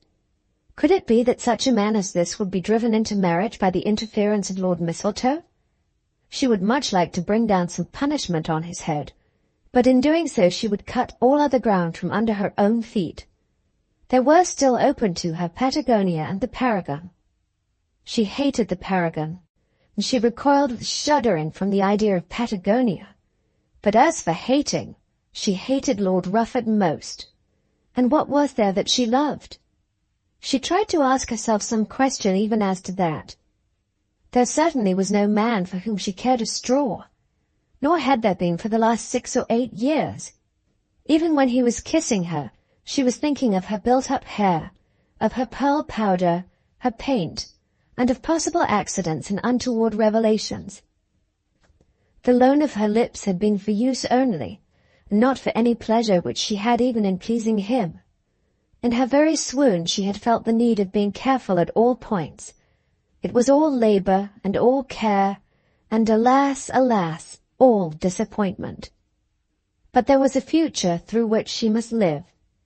How might she best avoid the misfortune of poverty for the 20, 30, or 40 years which might be accorded to her? What did it matter whom or what she hated? The housemaid probably did not like cleaning grates, nor the butcher killing sheep, nor the sempstress stitching silks. She must live, and if she could only get away from her mother, that in itself would be something. Most people were distasteful to her, but no one so much as her mother. Here in England she knew that she was despised among the people with whom she lived. Now she would be more despised than ever. Her uncle and aunt, though she disliked them, had been much to her. It was something, that annual visit to Mistletoe, though she never enjoyed it when she was there. But she could well understand that after such a failure as this, after such a game, played before their own eyes in their own house, her uncle and her aunt would drop her altogether. She had played this game so boldly that there was no retreat. Would it not therefore be better that she should fly altogether?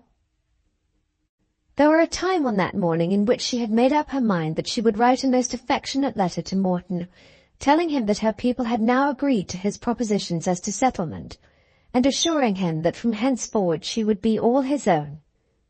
She did think that were she to do so she might still go with him to Patagonia. But if so, she must do it at once. The delay had already been almost too long. In that case she would not say a word in reply to Lord Rufford, and would allow all that to be as though it had never been. Then again there arose to her mind the remembrance of Rufford Hall, of all the glories, of the triumph over everybody. Then again there was the idea of a forlorn hope. She thought that she could have brought herself to do it, if only death would have been the alternative of success when she had resolved to make the rush.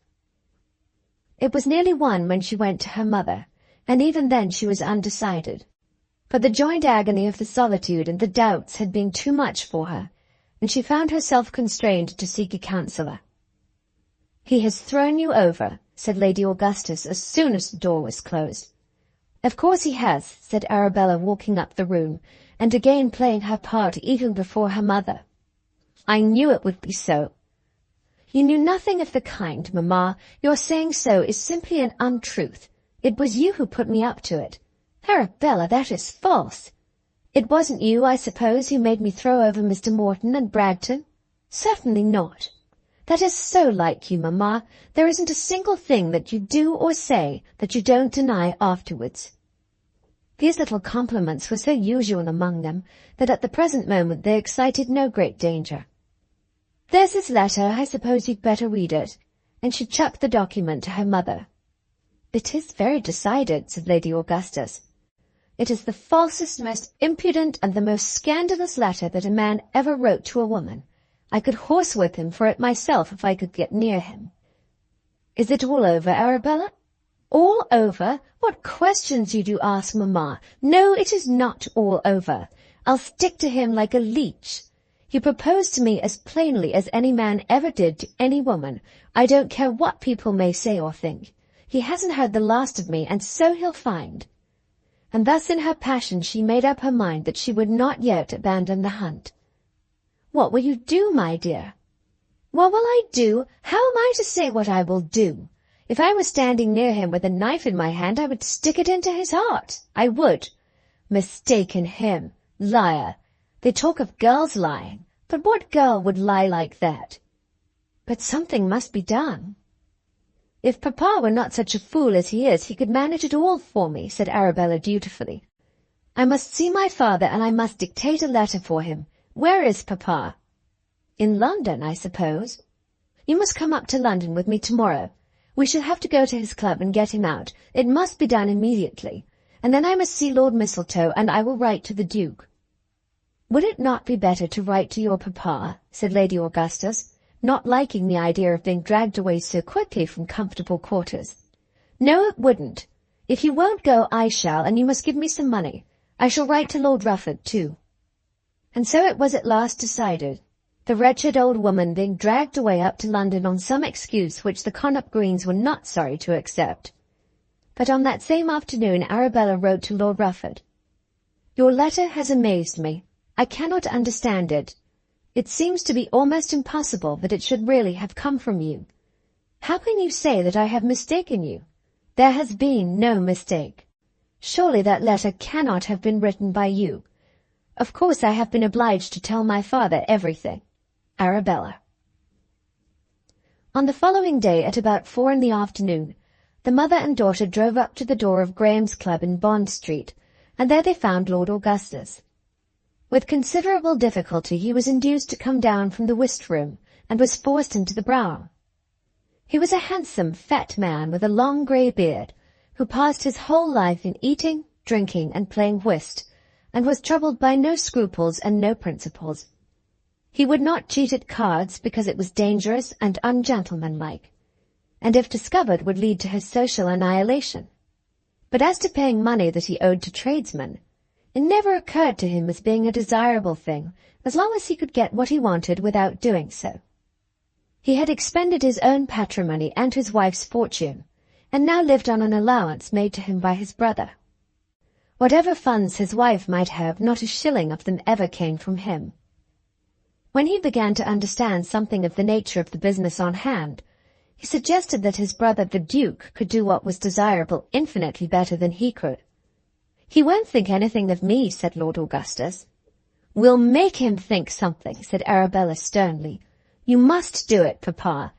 They'd turn you out of the club if they knew that you had refused." Then he looked up in the brow and snarled at her. "Papa, you must copy the letter and sign it." "How am I to know the truth of it all?" he asked. "It is quite true," said Lady Augustus. "There was very much more of it, but at last he was carried away bodily, and in his daughter's presence he did write and sign the following letter.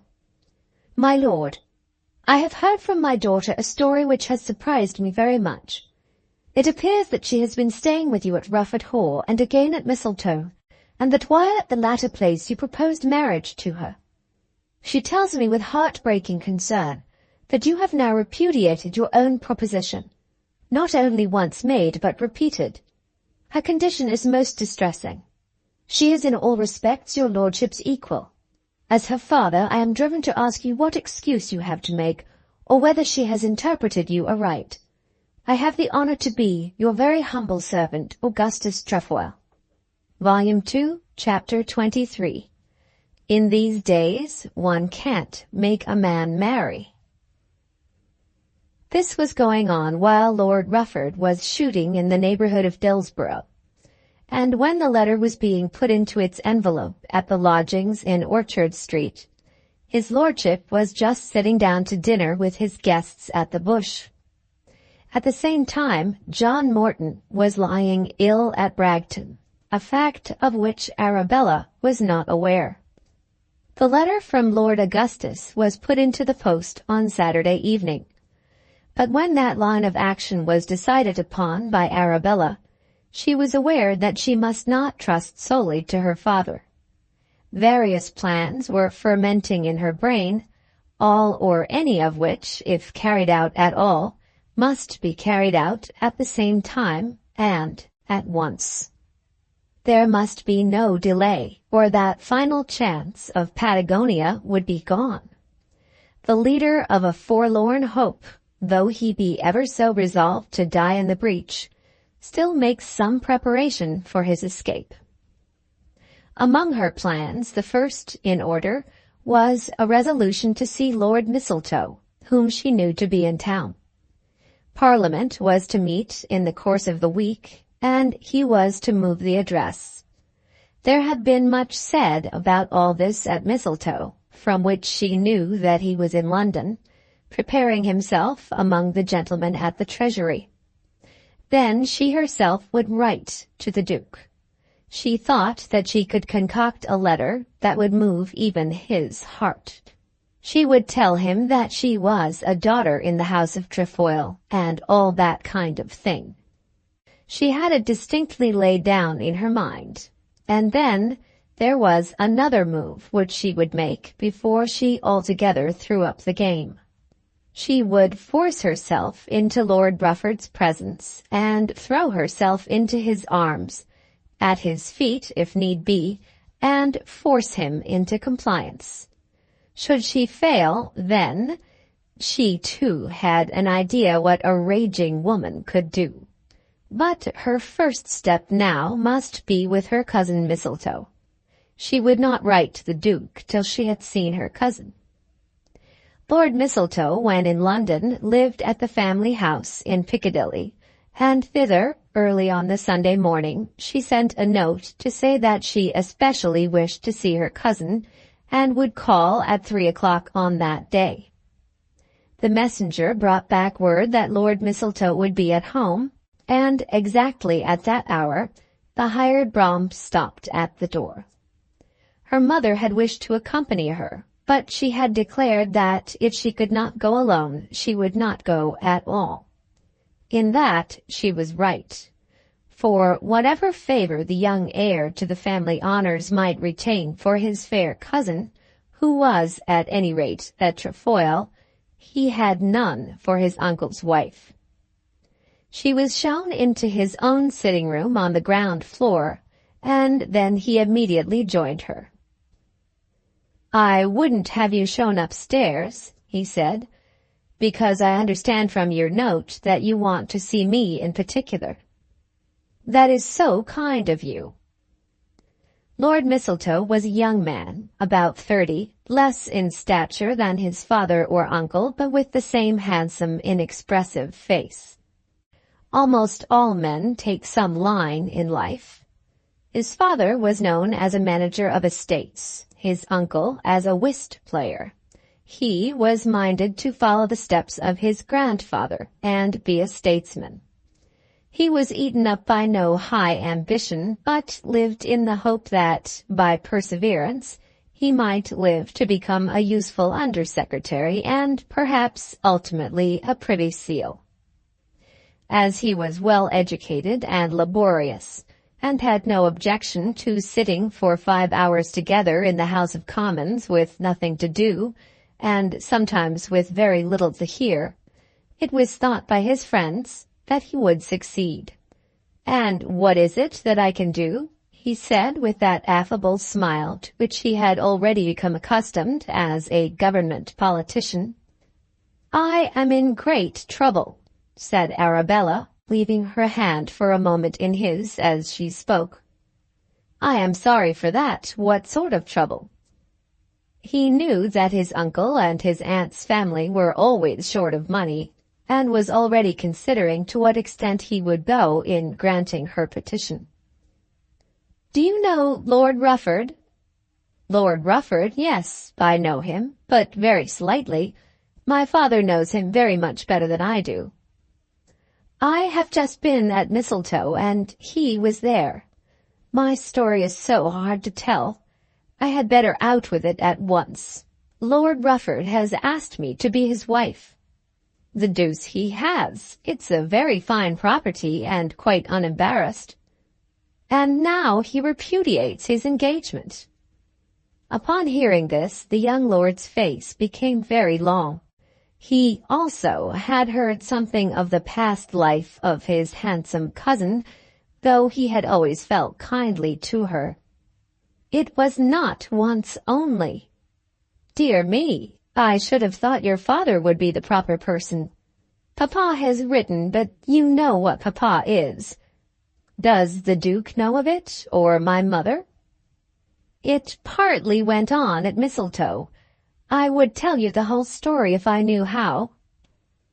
Then she did tell him her story, during the telling of which he sat profoundly silent. She had gone to stay with Lady Penwether at Lord Rufford's house, and then he had first told her of his love. Then they had agreed to meet at Mistletoe, and she had begged her aunt to receive her. She had not told her aunt at once, and her aunt had been quite angry with her because they had walked together. Then she had told everything to the Duchess, and had begged the Duchess to ask the Duke to speak to Lord Rufford. At Mistletoe, Lord Rufford had twice renewed his offer, and she had then accepted him. But the Duke had not spoken to him before he left the place.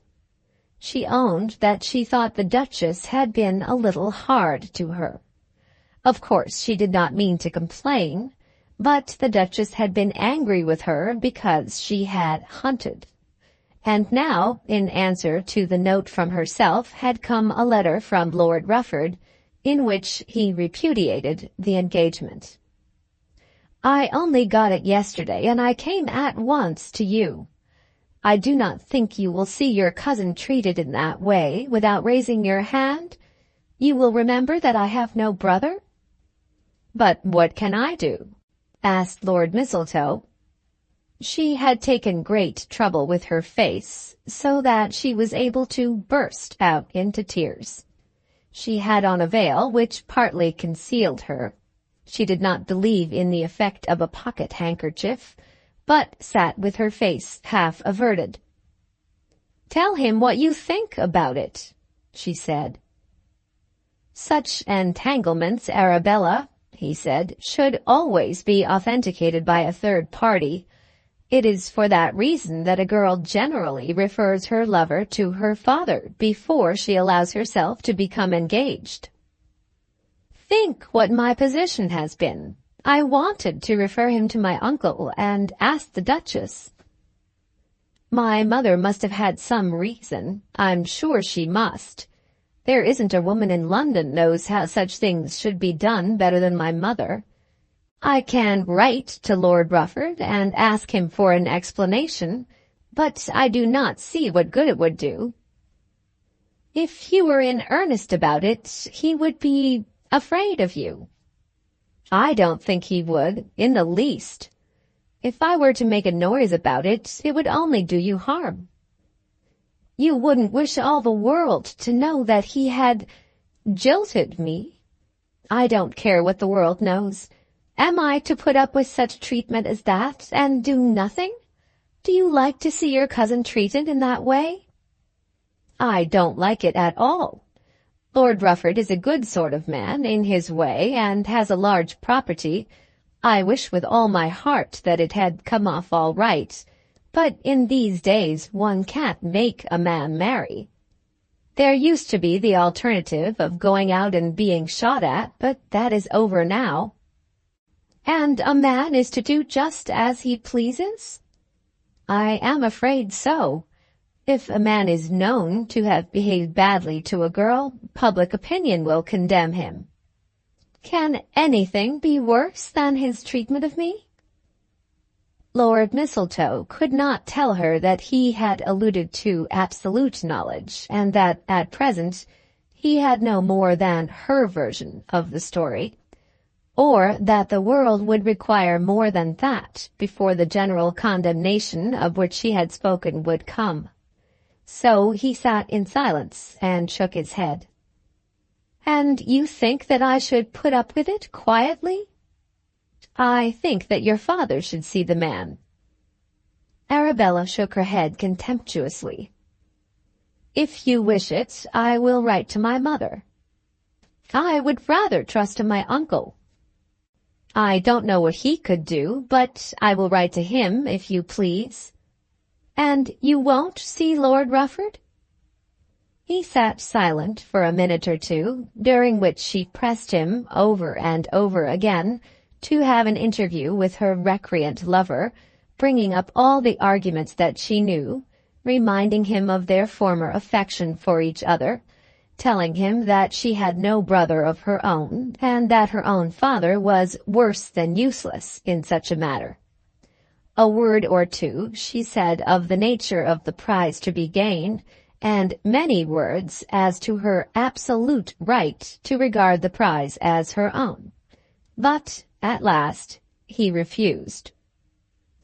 I am not the person to do it, he said. Even if I were your brother, I should not be so, unless with the view of punishing him for his conduct, in which place the punishment to you would be worse than any I could inflict on him. It cannot be good that any young lady should have her name in the mouths of all the lovers of gossip in the country. She was going to burst out at him in her anger, but before the words were out of her mouth, she remembered herself. She could not afford to make enemies, and certainly not an enemy of him. Perhaps, then, she said, you had better tell your mother all that I have told you. I will write to the Duke myself. And so she left him, and as she returned to Orchard Street in the brougham, she applied to him every term of reproach she could bring to mind. He was selfish and a coward and utterly devoid of all feeling of family honor. He was a prig and unmanly and false.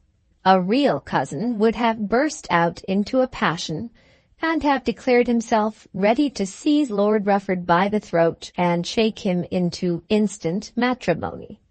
But this man, through whose veins water was running instead of blood, had no feeling, no heart, no capability for anger. Oh, what a vile world it was! A little help, so very little, would have made everything straight for her. If her aunt had only behaved at Mistletoe as aunts should behave, there would have been no difficulty. In her misery, she thought that the world was more cruel to her than to any other person in it. On her arrival at home, she was astounded by a letter that she found there, a letter of such a nature that it altogether drove out of her head the purpose which she had of writing to the Duke on that evening. The letter was from John Morton, and now reached her through the lawyer, to whom it had been sent by private hand, for immediate delivery. It ran as follows. Dearest Arabella, I am very ill, so ill that Dr. Fanning, who has come down from London, has, I think, but a poor opinion of my case. He does not say that it is hopeless, and that is all. I think it right to tell you this, as my affection for you is what it has always been. If you wish to see me, you and your mother had better come to Bragton at once. You can telegraph. I am too weak to write more. Yours most affectionately, John Morton. P.S. There is nothing infectious. John Morton is dying, she almost screamed out to her mother. Dying? So he says. Oh, what an unfortunate wretch I am. Everything that touches me comes to grief. Then she burst out into a flood of true, unfeigned tears. It won't matter so much, said Lady Augustus, if you mean to write to the Duke and go on with this other affair. Oh, mamma, how can you talk in that way? Well, my dear, you know, I am heartless, I know that, but you are 10 times worse. Think how I have treated him. I don't want him to die, my dear, but what can I say? I can't do him any good. It is all in God's hands, and if he must die, why, it won't make so much difference to you. I have looked upon all that as over for a long time. It is not over. After all, he has liked me better than any of them. He wants me to go to Bragton. That, of course, is out of the question. It is not out of the question at all. I shall go. Arabella! And you must go with me, mamma. I will do no such thing, said Lady Augustus, to whom the idea of Bragton was terrible. Indeed you must. He has asked me to go, and I shall do it. You can hardly let me go alone. And what will you say to Lord Rufford? I don't care for Lord Rufford. Is he to prevent my going where I please? And your father, and the Duke, and the Duchess? How can you go there after all that you have been doing since you left? What do I care for the Duke and the Duchess? It has come to that I care for no one. They are all throwing me over. That little wretch Mistletoe will do nothing. This man really loved me. He has never treated me badly. Whether he live or whether he die, he has been true to me. Then she sat and thought of it all. What would Lord Rufford care for her father's letter? If her cousin Mistletoe would not stir in her behalf, what chance had she with her uncle? And though she had thoroughly despised her cousin, she had understood and had unconsciously believed much that he had said to her. In these days one can't make a man marry. What horrid days they were! But John Morton would marry her tomorrow, if he were well, in spite of all her ill usage. Of course he would die, and so she would again be overwhelmed. But yet she would go and see him. As she determined to do so, there was something even in her hard, callous heart, softer than the love of money, and more human than the dream of an advantageous settlement in life. Volume 2, Chapter 24. The Senator's Second Letter. In the meantime, our friend the Senator, up in London, was much distracted in his mind, finding no one to sympathize with him in his efforts, conscious of his own rectitude of purpose, always brave against others, and yet with a sad doubt in his own mind whether it could be possible that he should always be right and everybody around him wrong. Coming away from Mr. Mannering's dinner, he had almost quarrelled with John Morton, or rather John Morton had altogether quarrelled with him. On their way back from Dillsborough to Bragton, the minister-elect to Patagonia had told him, in so many words, that he had misbehaved himself at the clergyman's house. "Did I say anything that was untrue?" asked the senator. "Was I inaccurate in my statements? If so, no man alive will be more ready to recall what he has said and asked for pardon." Mr. Morton endeavored to explain to him that it was not his statements which were at fault, so much as the opinions based on them, and the language in which those opinions were given. But the senator could not be made to understand that a man had not a right to his opinions, and a right also to the use of forcible language, as long as he abstained from personalities. "It was extremely personal, all that you said about the purchase of livings," said Morton. "How was I to know that?" rejoined the senator. "When, in private society, I inveigh against pickpockets, I cannot imagine, sir, that there should be a pickpocket in the company." As the senator said this, he was grieving in his heart at the trouble he had occasioned, and was almost repenting the duties he had imposed on himself. But yet his voice was bellicose and antagonistic. The conversation was carried on till Morton found himself constrained to say that, though he entertained great personal respect for his guest, he could not go with him again into society. He was ill at the time, though neither he himself knew it nor the senator. On the next morning Mr. Gotobed returned to London without seeing his host, and before the day was over, Mr. Nupper was at Mr. Morton's bedside. He was already suffering from gastric fever.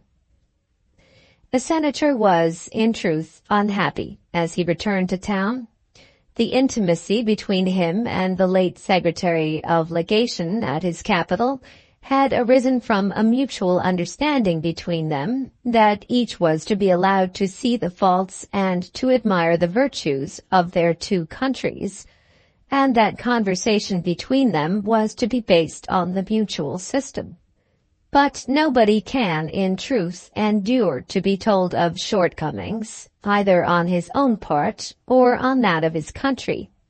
He himself can abuse himself or his country, but he cannot endure it from alien lips.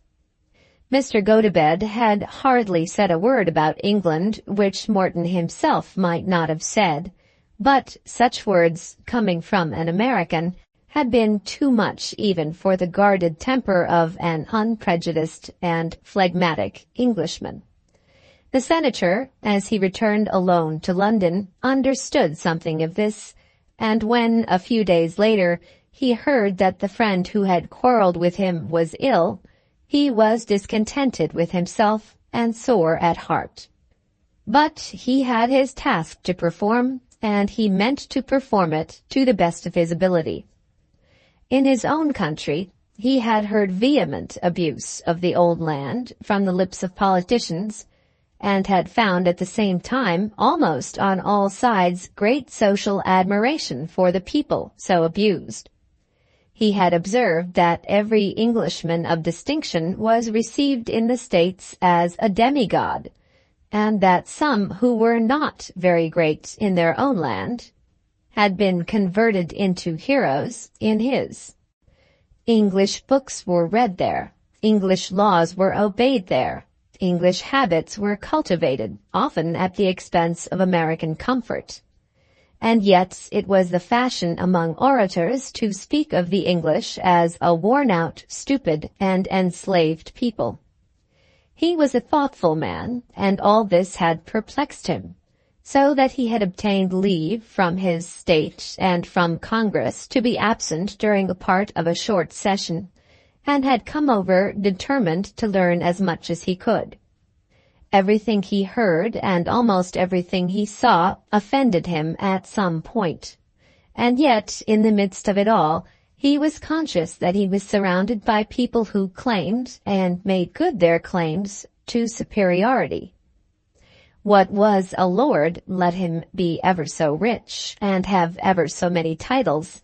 And yet, even with such a popinjay as Lord Rufford, he himself felt the lordship.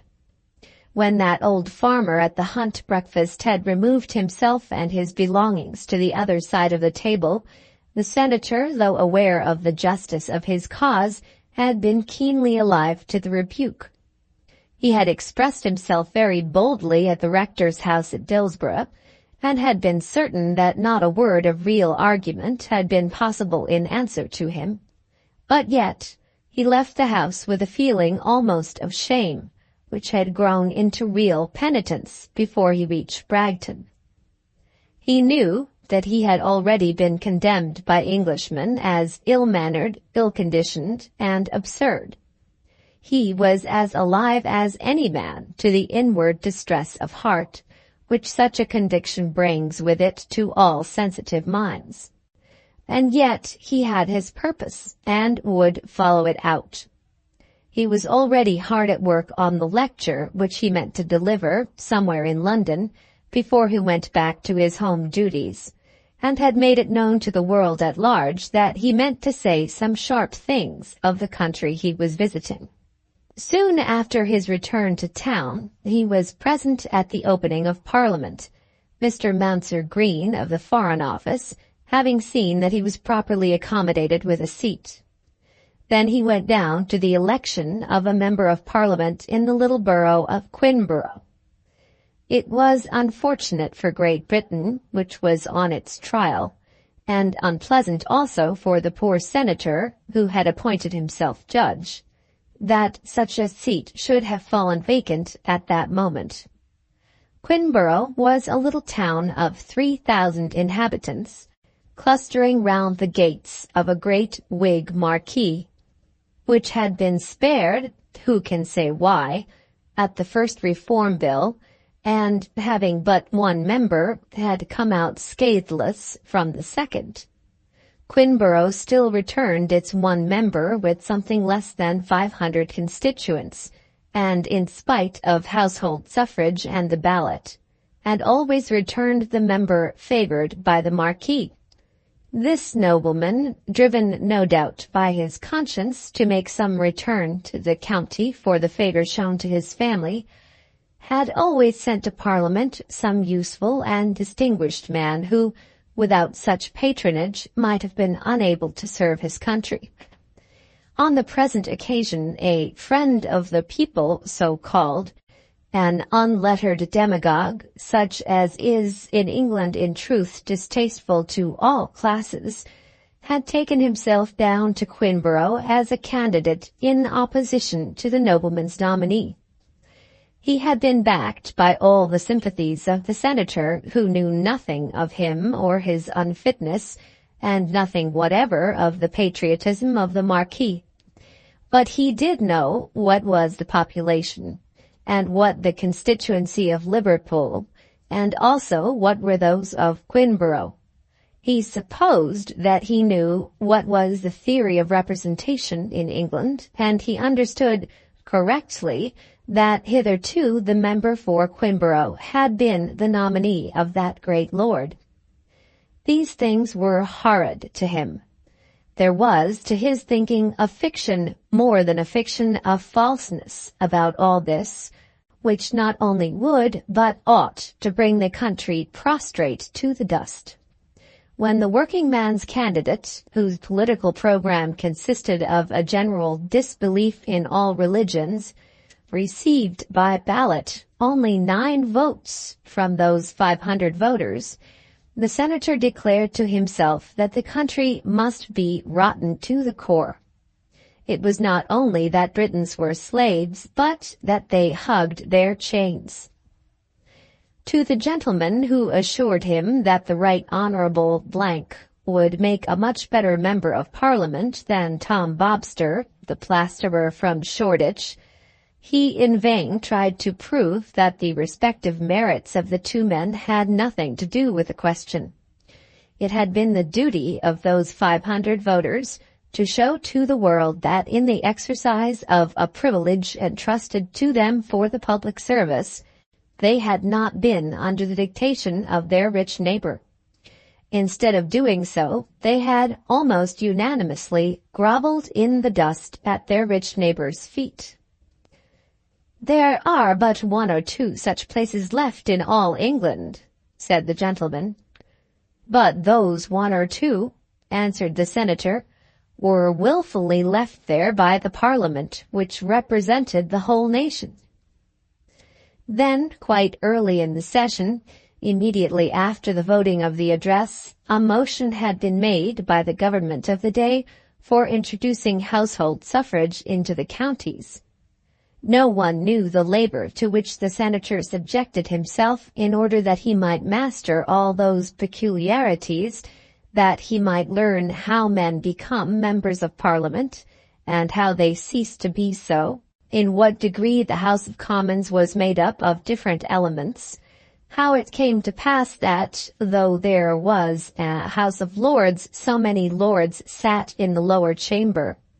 All those matters, which to ordinary educated Englishmen are almost as common as the breath of their nostrils, had been to him matter of long and serious study. And as the intent student who has zealously buried himself for a week among commentaries and notes, feels himself qualified to question Porson and to be Bentley, so did our senator believe, while still he was groping among the rudiments, that he had all our political intricacies at his fingers' ends. When he heard the arguments used for a difference of suffrage in the towns and counties, and found that even they who were proposing the change were not ready absolutely to assimilate the two, and still held that rural ascendancy, feudalism as he called it, should maintain itself by barring a fraction of the House of Commons from the votes of the majority, he pronounced the whole thing to be a sham. The intention was, he said, to delude the people. "It is all coming," said the gentleman who was accustomed to argue with him in those days. He spoke in a sad vein, which was in itself distressing to the senator. "Why should you be in such a hurry?" The senator suggested that if the country delayed much longer this imperative task of putting its house in order, the roof would have fallen in before the repairs were done. Then he found that this gentleman, too, avoided his company, and declined to sit with him any more in the gallery of the House of Commons. Added to all this was a private rankling sore in regard to Gourlay and Bearside. He had now learned nearly all the truth about Gourlay, and had learned also that Bearside had known the whole when he had last visited that eminent lawyer's office. Gourlay had deserted his supporters and had turned evidence against Scrobby, his partner in iniquity. That Gourlay was a rascal, the senator had acknowledged. So far the general opinion down in Rufford had been correct. But he could get nobody to see, or at any rate could get nobody to acknowledge, that the rascality of Gourlay had had nothing to do with the question, as he had taken it up. The man's right to his own land, his right to be protected from pheasants and foxes, from horses and hounds, was not lessened by the fact that he was a poor, ignorant, squalid, dishonest wretch. Mr. Gotobed had now received a bill from Bearside for £42 7 shillings and 9 pence for costs in the case, leaving after the deduction of £15 already paid a sum of £27 7 shillings and 9 pence stated to be still due. And this was accompanied by an intimation that as he, Mr. Gotobed, was a foreigner soon about to leave the country, Mr. Bearside must request that his claim might be settled quite at once. No one could be less likely than our senator to leave a foreign country without paying his bills. He had quarreled with Morton, who also at this time was too ill to have given him much assistance. Though he had become acquainted with half Dillsborough, there was nobody there to whom he could apply. Thus he was driven to employ a London attorney, and the London attorney told him that he had better pay Bearside. The senator, remembering at the time that he would also have to pay the London attorney for his advice, he gave this second lawyer authority to conclude the matter, and at last Bearside accepted £20. When the London attorney refused to take anything for his trouble, the senator felt such conduct almost as an additional grievance. In his existing frame of mind, he would sooner have expended a few more dollars than be driven to think well of anything connected with English law. It was immediately after he had handed over the money, in liquidation of Bearside's claim, that he sat down to write a further letter to his friend and correspondent, Josiah Scroom. His letter was not written in the best of tempers, but still, through it all, there was a desire to be just and an anxiety to abstain from the use of hard phrases. The letter was as follows. Fenton's Hotel, St. James Street, London, February 12th, 1870 blank. My dear Sir, since I last wrote, I have had much to trouble me, and little, perhaps, to compensate me for my trouble. I told you, I think, in one of my former letters, that wherever I went, I found myself able to say what I pleased as to the peculiarities of this very peculiar people. I am not now going to contradict what I said then. Wherever I go, I do speak out, and my eyes are still in my head, and my head is on my shoulders. But I have to acknowledge to myself that I give offense. Mr. Morton, whom you knew at the British Embassy in Washington, and who I fear is now very ill, parted from me when last I saw him in anger, because of certain opinions I had expressed in a clergyman's house, not as being ill-founded, but as being antagonistic to the clergyman himself. This I feel to be unreasonable. And in the neighborhood of Mr. Morton's house I have encountered the ill will of a great many, not for having spoken untruth, for that I have never heard alleged, but because I have not been reticent in describing the things which I have seen. I told you, I think, that I had returned to Mr. Morton's neighborhood with the view of defending an oppressed man against the power of the Lord who was oppressing him. Unfortunately for me, the Lord, though a scapegrace, spends his money freely, and is a hospitable, kindly-hearted, honest fellow, whereas the injured victim has turned out to be a wretched scoundrel. Scoundrel though he is, he has still been ill-used, and the Lord, though good-natured, has been a tyrant. But the poor wretch has thrown me over and sold himself to the other side, and I have been held up to ignominy by all the provincial newspapers. I have also had to pay through the nose $175 for my quixotism, a sum which I cannot very well afford. This money I have lost solely with the view of defending the weak, but nobody with whom I have discussed the matter seems to recognize the purity of my object. I am only reminded that I have put myself in the same boat with a rascal. I feel from day to day how thoroughly I could have enjoyed a sojourn in this country, if I had come here without any line of duty laid down for myself. Could I have swum with the stream and have said yes or no, as yes or no were expected, I might have revelled in generous hospitality. Nothing can be pleasanter than the houses here, if you will only be as idle as the owners of them. But when once you show them that you have an object, they become afraid of you. And industry, in such houses as I now speak of, is a crime.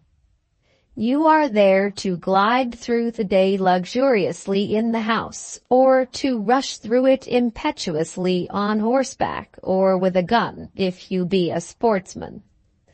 Sometimes, when I have asked questions about the most material institutions of the country, I have felt that I was looked upon with absolute loathing. This is disagreeable. And yet, I find it more easy in this country to sympathize with the rich than with the poor.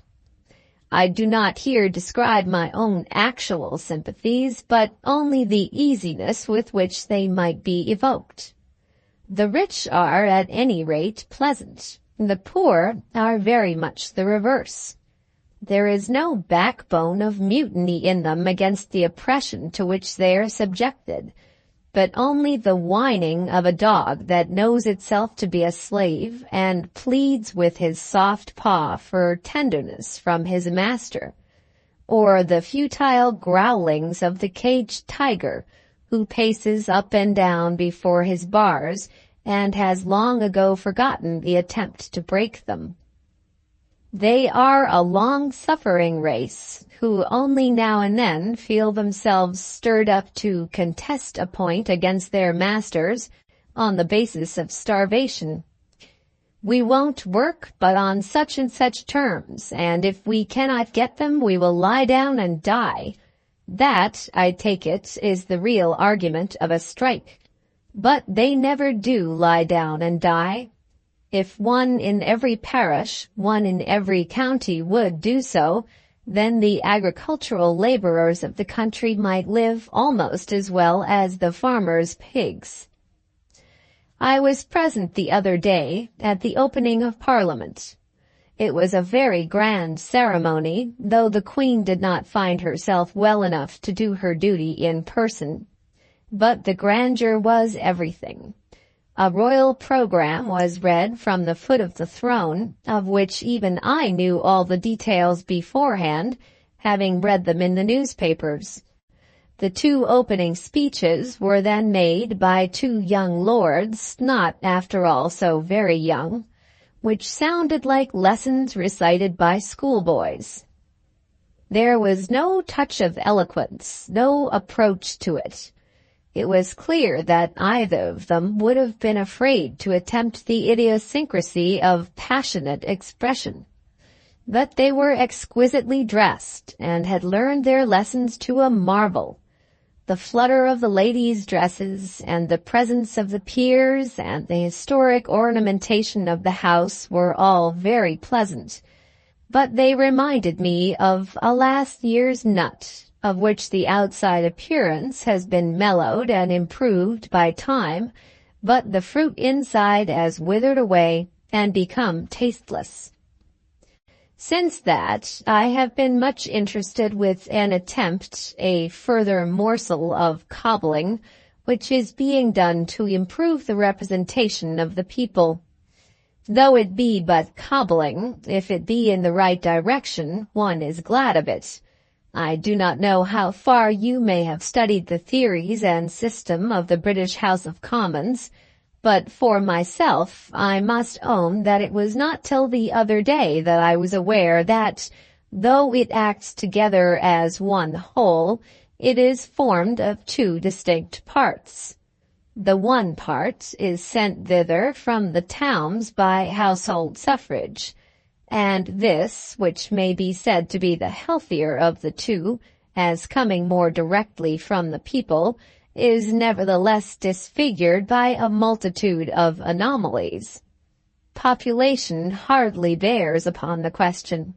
A town with 15,000 inhabitants has 2 members, whereas another with 400,000 has only 3, and another with 50,000 has 1.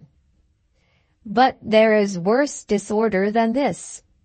In the happy little village of Port Arlington, 200 constituents choose a member among them, or have one chosen for them by their careful lord, whereas in the great city of London, something like 25,000 registered electors only send 4 to Parliament. With this, the country is presumed to be satisfied. But the counties, which by a different system send up the other part of the House, there exists still a heavy property qualification for voting. There is apparent to all a necessity for change here, but the change proposed is simply a reduction of the qualification, so that the rural laborer, whose class is probably the largest, as it is the poorest, in the country, is still disenfranchised, and will remain so, unless it be his chance to live within the arbitrary line of some so-called borough. For these boroughs, you must know, are sometimes strictly confined to the aggregations of houses which constitute the town, but sometimes stretch out their arms so as to include rural districts. The divisions, I am assured, were made to suit the aspirations of political magnates when the first Reform Bill was passed. What is to be expected of a country in which such absurdities are loved and sheltered? I am still determined to express my views on these matters before I leave England, and am with great labor preparing a lecture on the subject. I am assured that I shall not be debarred from my utterances because that which I say is unpopular. I am told that as long as I do not touch Her Majesty or Her Majesty's family or the Christian religion, which is only the second Holy of Holies, I may say anything. Good taste would save me from the former offense and my own convictions from the latter. But my friend who so informs me doubts whether many will come to hear me. He tells me that the serious American is not popular here, whereas the joker is much run after. Of that I must take my chance. In all this, I am endeavoring to do a duty, feeling every day more strongly my own inadequacy. Were I to follow my own wishes, I should return by the next steamer to my duties at home. Believe me to be, dear sir, with much sincerity, yours truly, Elias Gotobed. Volume 2, Chapter 25. Providence Interferes.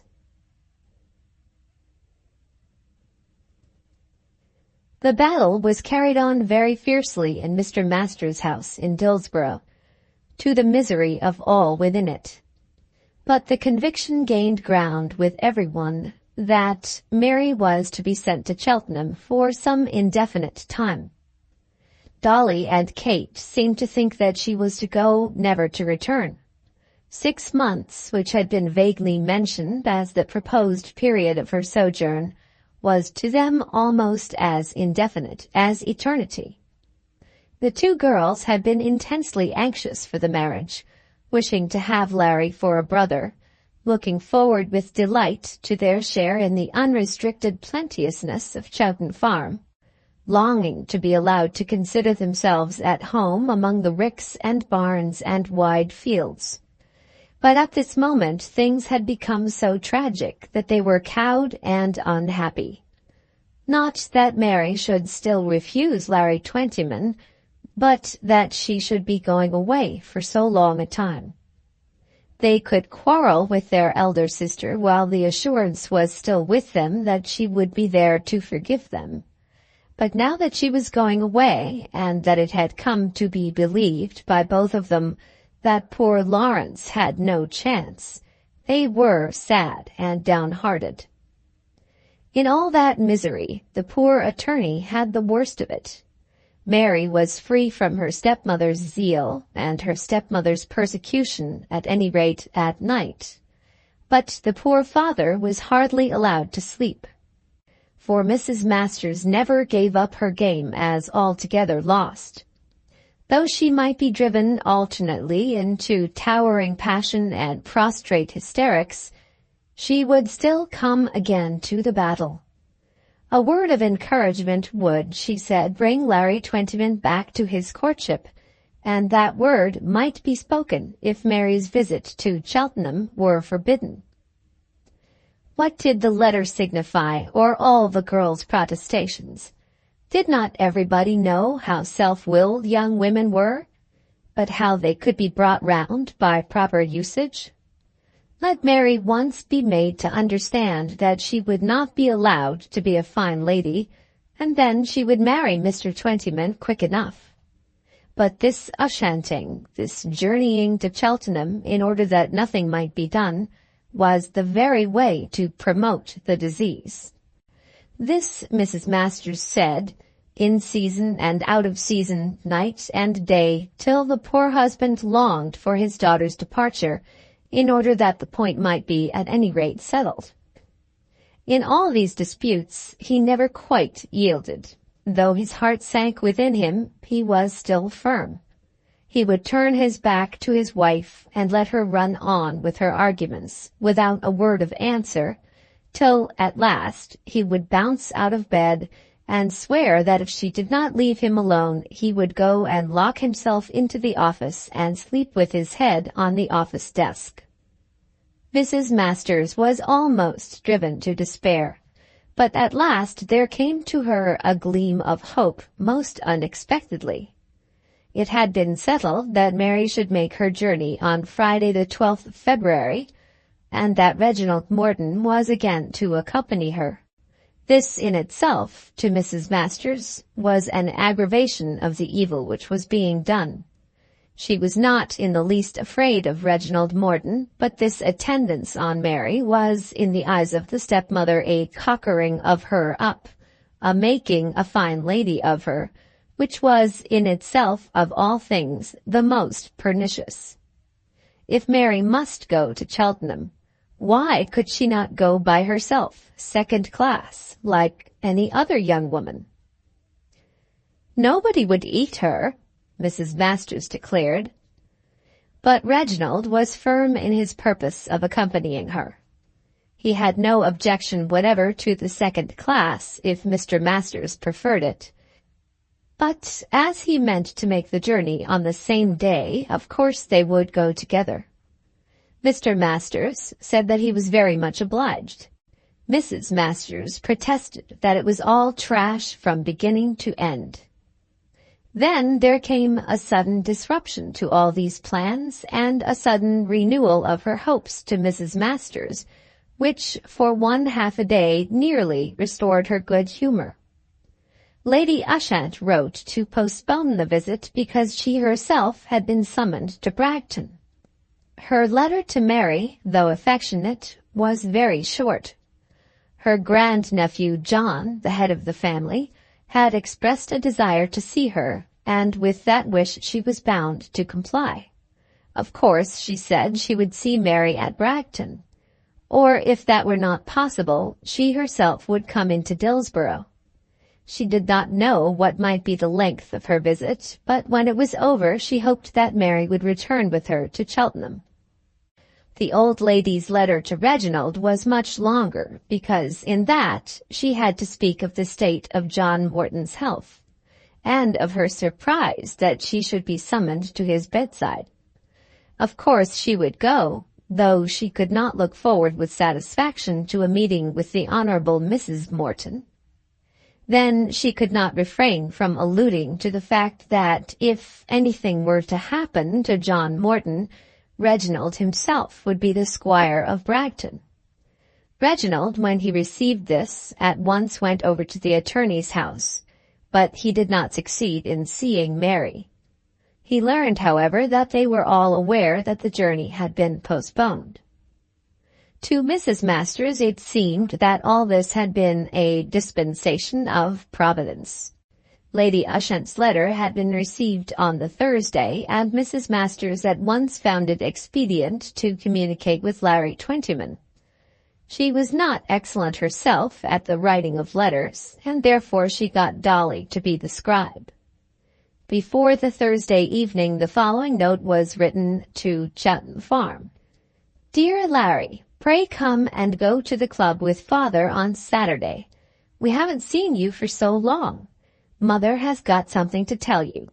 Your affectionate friend, Dolly. When this was received, the poor man was smoking his moody pipe in silence as he roamed about his own farmyard in the darkness of the night.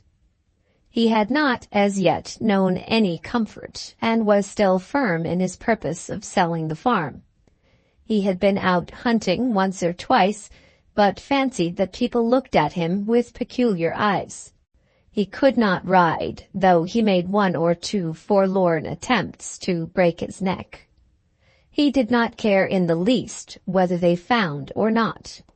And when Captain Glomax was held to have disgraced himself thoroughly by wasting an hour in digging out and then killing a vixen, he had not a word to say about it. But as he read Dolly's note, there came back something of life into his eyes. He had forsworn the club, but would certainly go when thus invited. He wrote a scrawl to Dolly. I'll come. And having sent it off by the messenger, tried to trust that there might yet be ground for hope. Mrs. Masters would not have allowed Dolly to send such a message without good reason. On the Friday, Mrs. Masters could not abstain from proposing that Mary's visit to Cheltenham should be regarded as altogether out of the question. She had no new argument to offer, except this last interposition of Providence in her favor. Mr. Masters said that he did not see why Mary should not return with Lady Ushant. Various things, however, might happen. John Morton might die, and then who could tell whether Lady Ushant would ever return to Cheltenham? In this way the short-lived peace soon came to an end, especially as Mrs. Masters endeavored to utilize for general family purposes certain articles which had been purchased with a view to Mary's prolonged residence away from home. This was resented by the attorney, and the peace was short-lived. On the Saturday Larry came, to the astonishment of Mr. Masters, who was still in his office at 7:30. Mrs. Masters at once got hold of him and conveyed him away into the sacred drawing-room. Mary is not going, she said. Not going to Cheltenham? It has all been put off. She shan't go at all if I can help it. But why has it been put off, Mrs. Masters? Lady Ushant is coming to Bragton. I suppose that poor man is dying. He is very ill, certainly. And if anything happens there, who can say what may happen anywhere else? Lady Ushant will have something else except Mary to think of if her own nephew comes into all the property. I didn't know she was such friends with the squire as that. Well, there it is. Lady Ushant is coming to Bragton, and Mary is not going to Cheltenham. This she said as though the news must be of vital importance to Larry Twentyman. He stood for a while scratching his head as he thought of it. At last it appeared to him that Mary's continual residence in Dillsborough would of itself hardly assist him. I don't see, Mrs. Masters, that will make her a bit kinder to me. Larry, don't you be a coward, nor yet soft. As for a coward, Mrs. Masters, I don't know. I suppose you really do love the girl? I do. I think I've shown that. And you haven't changed your mind? Not a bit.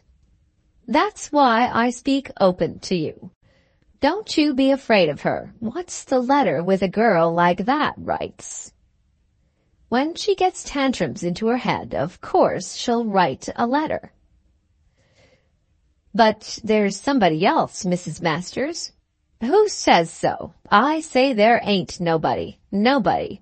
If anybody tells you that, it's only just to put you off.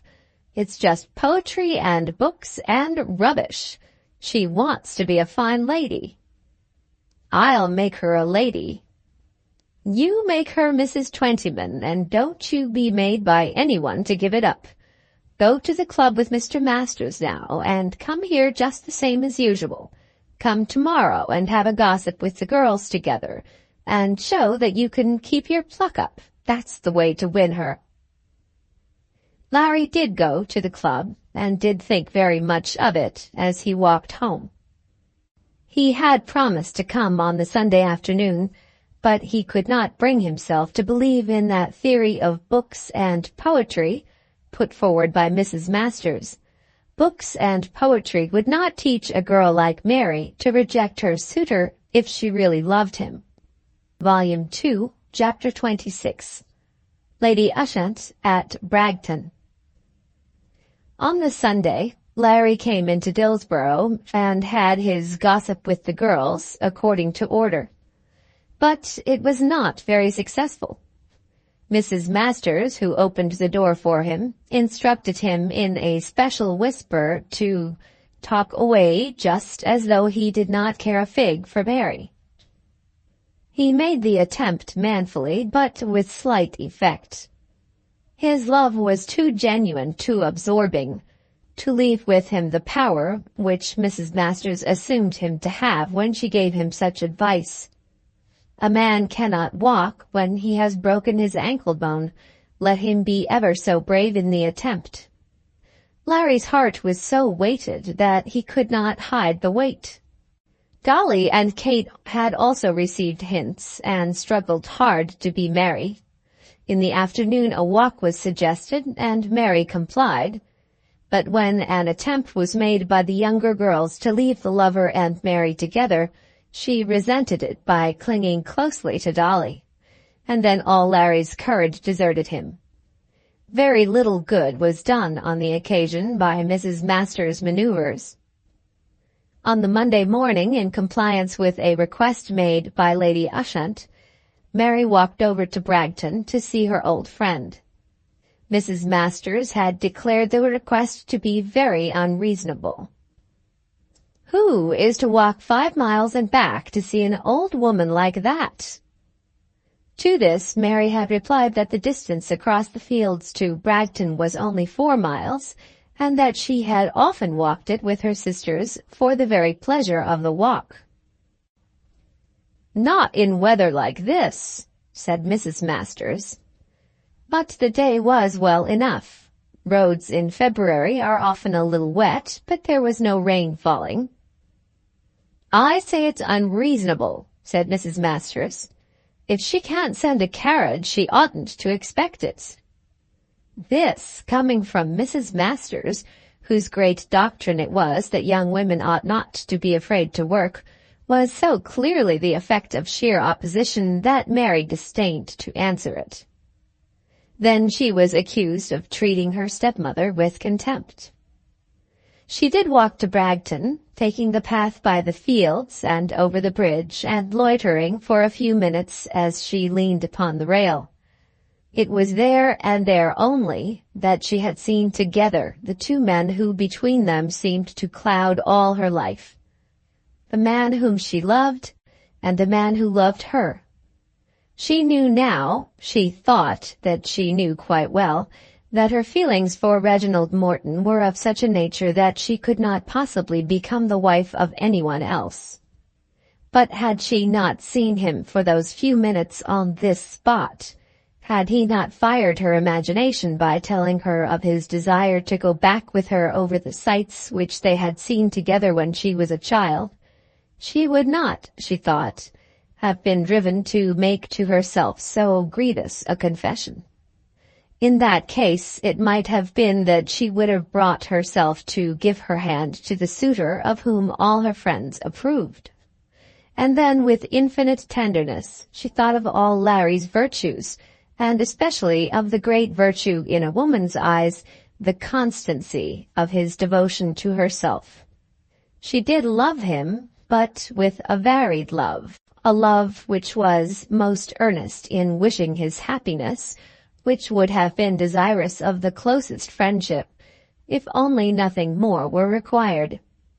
She swore to herself 1,000 times that she did not look down upon him because he was only a farmer, that she did not think herself in any way superior to him, but it was impossible that she should consent to be his wife. And then she thought of the other man with feelings much less kind. Why had he thrust himself upon her and disturbed her?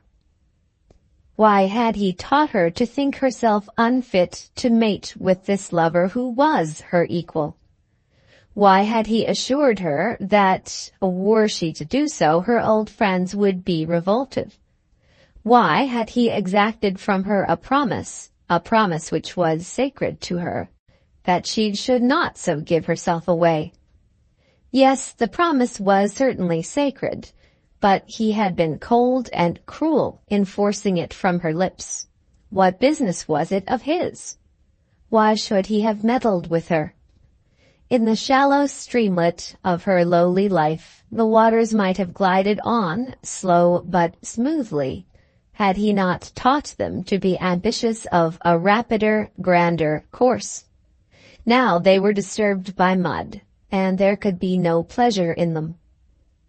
She went on over the bridge and round by the shrubbery to the hall door, which was opened to her by Mrs. Hopkins. Yes, Lady Ushant was there, but the young squire was very ill, and his aunt was then with him. Mr. Reginald was in the library. Would Miss Masters be shown in there, or would she go up to Lady Ushant's own room? Of course, she replied that she would go upstairs and there wait for Lady Ushant. When she was found by her friend, she was told at length the story of all the circumstances which had brought Lady Ushant to Bragton. When John Morton had first been taken ill, before any fixed idea of danger had occurred to himself or to others, his grandmother had come to him. Then, as he gradually became weaker, he made various propositions, which were, all of them, terribly distasteful to the old woman. In the first place, he had insisted on sending for Miss Trefoil. Up to this period, Mary Masters had hardly heard the name of Miss Trefoil, and almost shuddered as she was at once immersed in all these family secrets. "She is to be here tomorrow," said Lady Ushant. "Oh dear, how sad!" "He insists upon it, and she is coming. She was here before, and it now turns out that all the world knew that they were engaged. That was no secret, for everybody had heard it." "And where is Mr. Morton now?"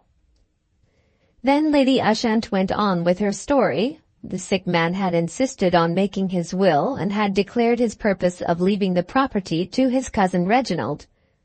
As Lady Ushant said, there was no one else to whom he could leave it with any propriety. But this had become matter for bitter contention between the old woman and her grandson. "Who did she think should have it?" asked Mary. "Ah, that I don't know. That he has never told me. But she has had the wickedness to say, oh, such things of Reginald. I knew all that before, but that she should repeat them now is terrible. I suppose she wanted it for some of her own people, but it was so horrible, you know, when he was so ill.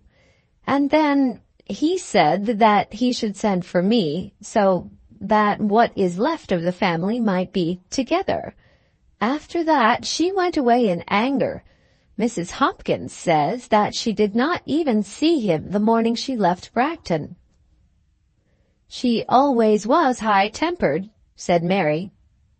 "And dictatorial beyond measure. She nearly broke my poor dear father's heart. And then she left the house because he would not shut his doors against Reginald's mother. And now I hardly know what I am to do here, or what I must say to this young lady when she comes tomorrow." "Is she coming alone?" "We don't know. She has a mother, Lady Augustus Trefoil, but whether Lady Augustus will accompany her daughter, we have not heard. Reginald says certainly not, or they would have told us so." "You have seen Reginald?" "No, Lady Ushant." You must see him. He is here now. Think what a difference it will make to him." "But, Lady Ushant, is he so bad?" "Dr. Fanning almost says that there is no hope. This poor young woman that is coming, what am I to say to her? He has made his will. That was done before I came. I don't know why he shouldn't have sent for your father, but he had a gentleman down from town. I suppose he will leave her something, but it is a great thing that Bragton should remain in the family. Oh dear, oh dear. If anyone but a Morton were to be here it would break my heart. Reginald is the only one left now of the old branch. He's getting old and he ought to marry. It is so serious when there's an old family property." "I suppose he will only—" "Yes, exactly. One can't even think about it while this poor young man is lying so ill. Mrs. Morton has been almost like his mother and has lived upon the Bragton property, absolutely lived upon it, and now she is away from him because he chooses to do what he likes with his own. Is it not awful? And she would not put her foot in the house if she knew that Reginald was here. She told Mrs. Hopkins as much, and she said that she wouldn't so much as write a line to me. Poor fellow, he wrote it himself, and now he thinks so much about it. When Dr. Fanning went back to London yesterday, I think he took some message to her." Mary remained there till lunch was announced, but refused to go down into the parlour, urging that she was expected home for dinner. "And there is no chance for Mr. Twentyman?" asked Lady Ushant. Mary shook her head. "Poor man, I do feel sorry for him, as everybody speaks so well of him. Of course, my dear, I have nothing to say about it. I don't think girls should ever be in a hurry to marry, and if you can't love him—" "Dear Lady Ushant, it is quite settled." "Poor young man. But you must go and see Reginald." Then she was taken into the library and did see Reginald. Were she to avoid him specially, she would tell her tale almost as plainly as though she were to run after him. He greeted her kindly, almost affectionately, expressing his extreme regret that his visit to Cheltenham should have been postponed, and a hope that she would be much at Bragton. "The distance is so great, Reginald," said Lady Ushant.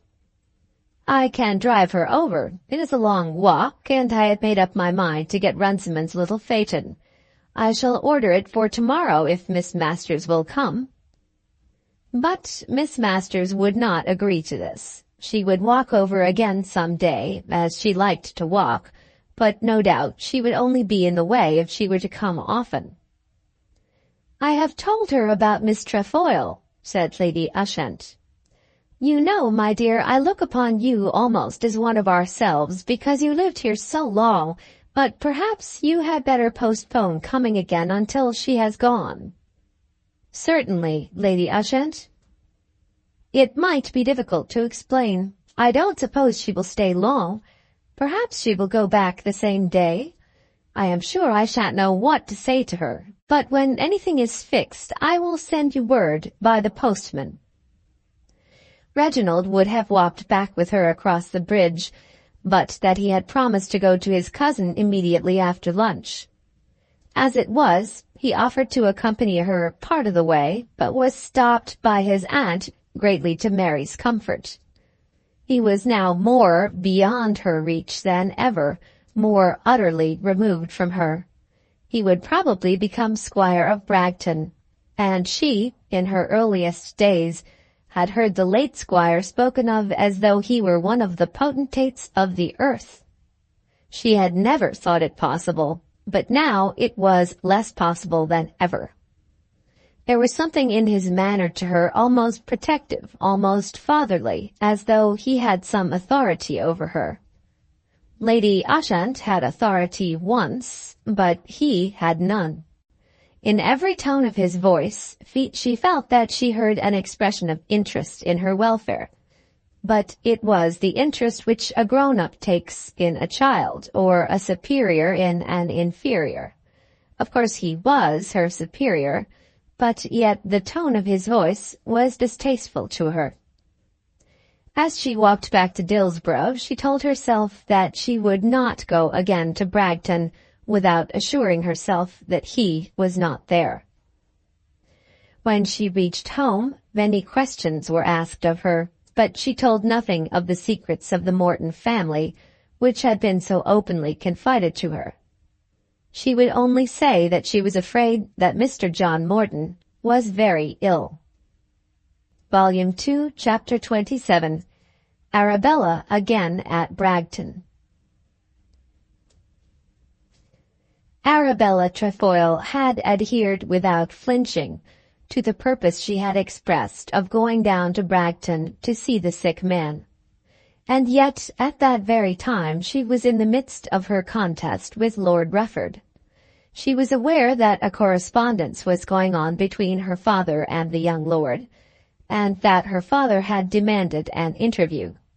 She was aware also that the matter had been discussed at the family mansion in Piccadilly, the Duke having come to London for the purpose, and that the Duke and his brother, who hardly ever spoke to each other, had absolutely had a conference. And this conference had had results. The Duke had not himself consented to interfere, but he had agreed to a compromise proposed by his son. Lord Augustus should be authorized to ask Lord Rufford to meet him in the library of the Piccadilly mansion, so that there should be some savour of the dukedom in what might be done and said there.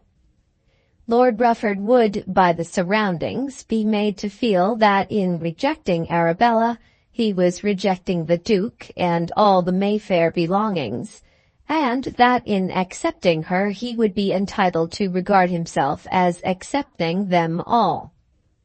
But by allowing thus much, the Duke would not compromise himself, nor the Duchess, nor Lord Mistletoe. Lord Mistletoe, with that prudence which will certainly in future years make him a useful assistant to some minister of the day, had seen all this, and so it had been arranged.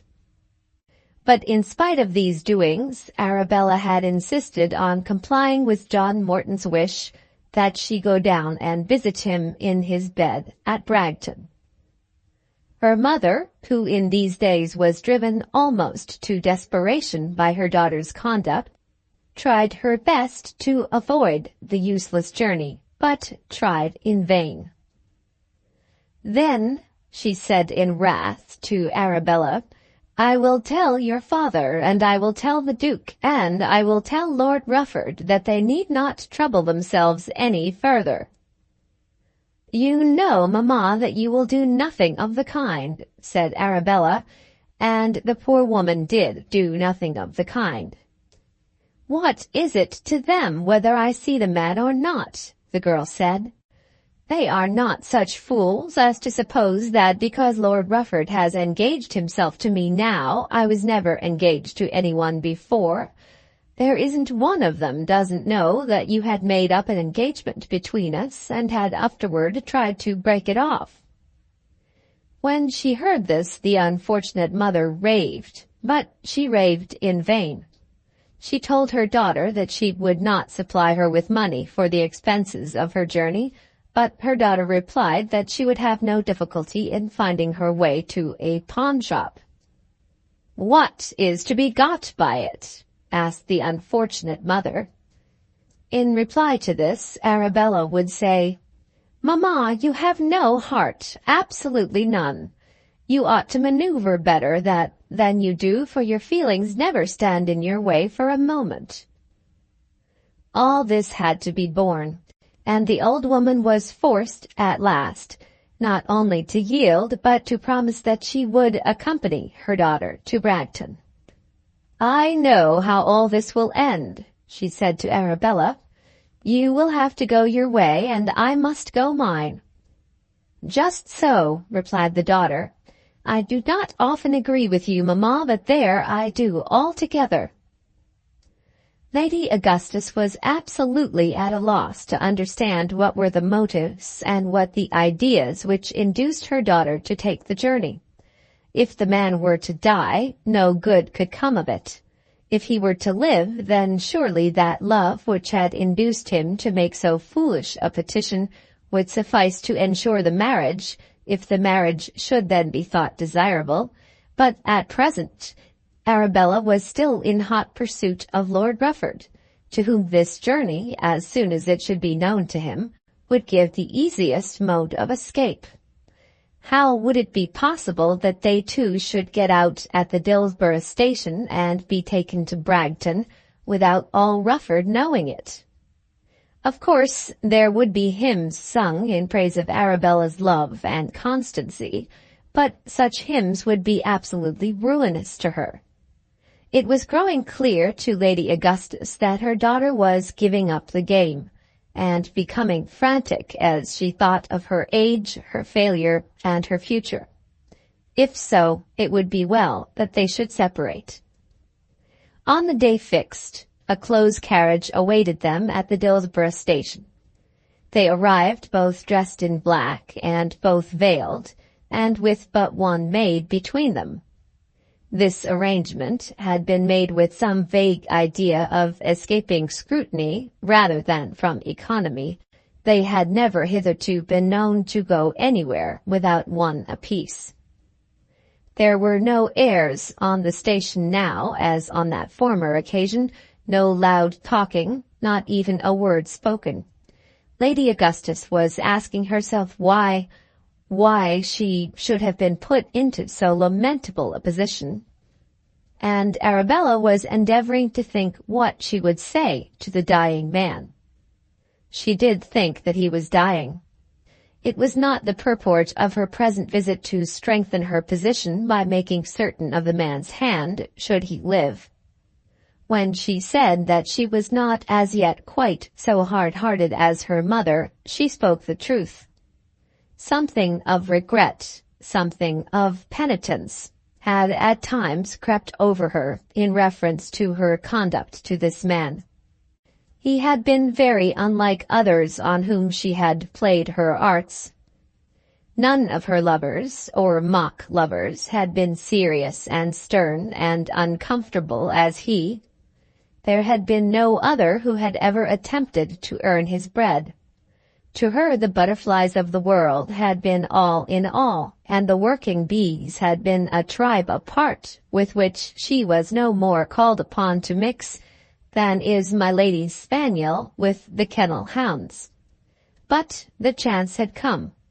She had consented to exhibit her allurements before a man of business, and the man of business had at once sat at her feet. She had soon repented, as the reader has seen. The alliance had been distasteful to her. She had found that the man's ways were in no wise like her ways, and she had found also that were she to become his wife, he certainly would not change. She had looked about for a means of escape, but as she did so, she had recognized the man's truth. No doubt he had been different from the others, less gay in his attire, less jocund in his words, less given to flattery and sport and gems, and all the little wickednesses which she had loved. But they, those others, had, one and all, struggled to escape from her. Through all the gems and mirth and flattery, there had been the same purpose. They liked the softness of her hand, they liked the flutter of her silk, they liked to have whispered in their ears the bold words of her practised raillery. Each liked, for a month or two, to be her special friend, but then, after that, each had deserted her, as had done the one before, till in each new alliance she felt that such was to be her destiny, and that she was rolling a stone which would never settle itself, straining for waters which would never come lip-high. But John Morton, after once saying that he loved her, had never tired, had never wished to escape. He had been so true to his love, so true to his word, that he had borne from her usage which would have fully justified escape, had escape been to his taste. But to the last he had really loved her, and now on his deathbed he had sent for her to come to him. She would not be coward enough to refuse his request. Should he say anything to you about his will, don't refuse to hear him, because it may be of the greatest importance, Lady Augustus whispered to her daughter as the carriage was driven up to the front door. It was then 4 o'clock, and it was understood that the two ladies were to stay that one night at Bragton, a letter having been received by Lady Ushant that morning informing her that the mother as well as the daughter was coming. Poor Lady Ushant was almost beside herself, not knowing what she should do with the two women, and having no one in the house to help her. Something she had heard of Lady Augustus, but chiefly from Mrs. Hopkins, who certainly had not admired her master's future mother-in-law. Nor had Arabella been popular, but of her Mrs. Hopkins had only dared to say that she was very handsome and a little upstartish. How she was to spend the evening with them, Lady Ushant could not conceive, it having been decided, in accordance with the doctor's orders, that the interview should not take place till the next morning. When they were shown in, Lady Ushant stood just within the drawing-room door, and muttered a few words as she gave her hand to each. "How is he?" asked Arabella, throwing up her veil boldly as soon as the door was closed.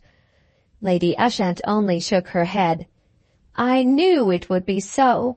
It is always so with anything I care for."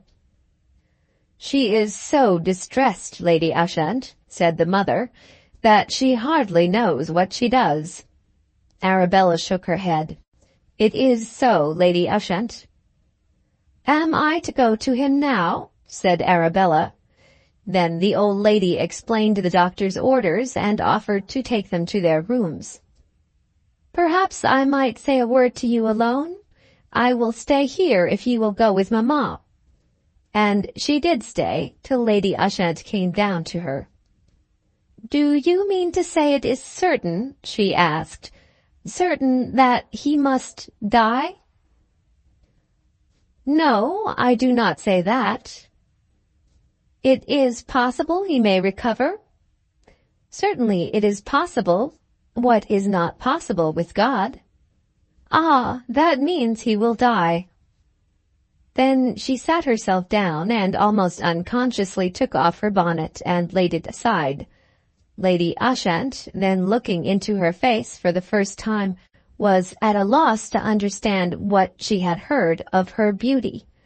Could it be the same girl of whom Mrs. Hopkins had spoken, and of whose brilliant beauty Reginald had repeated what he had heard? She was haggard, almost old, with black lines round her eyes. There was nothing soft or gracious in the tresses of her hair.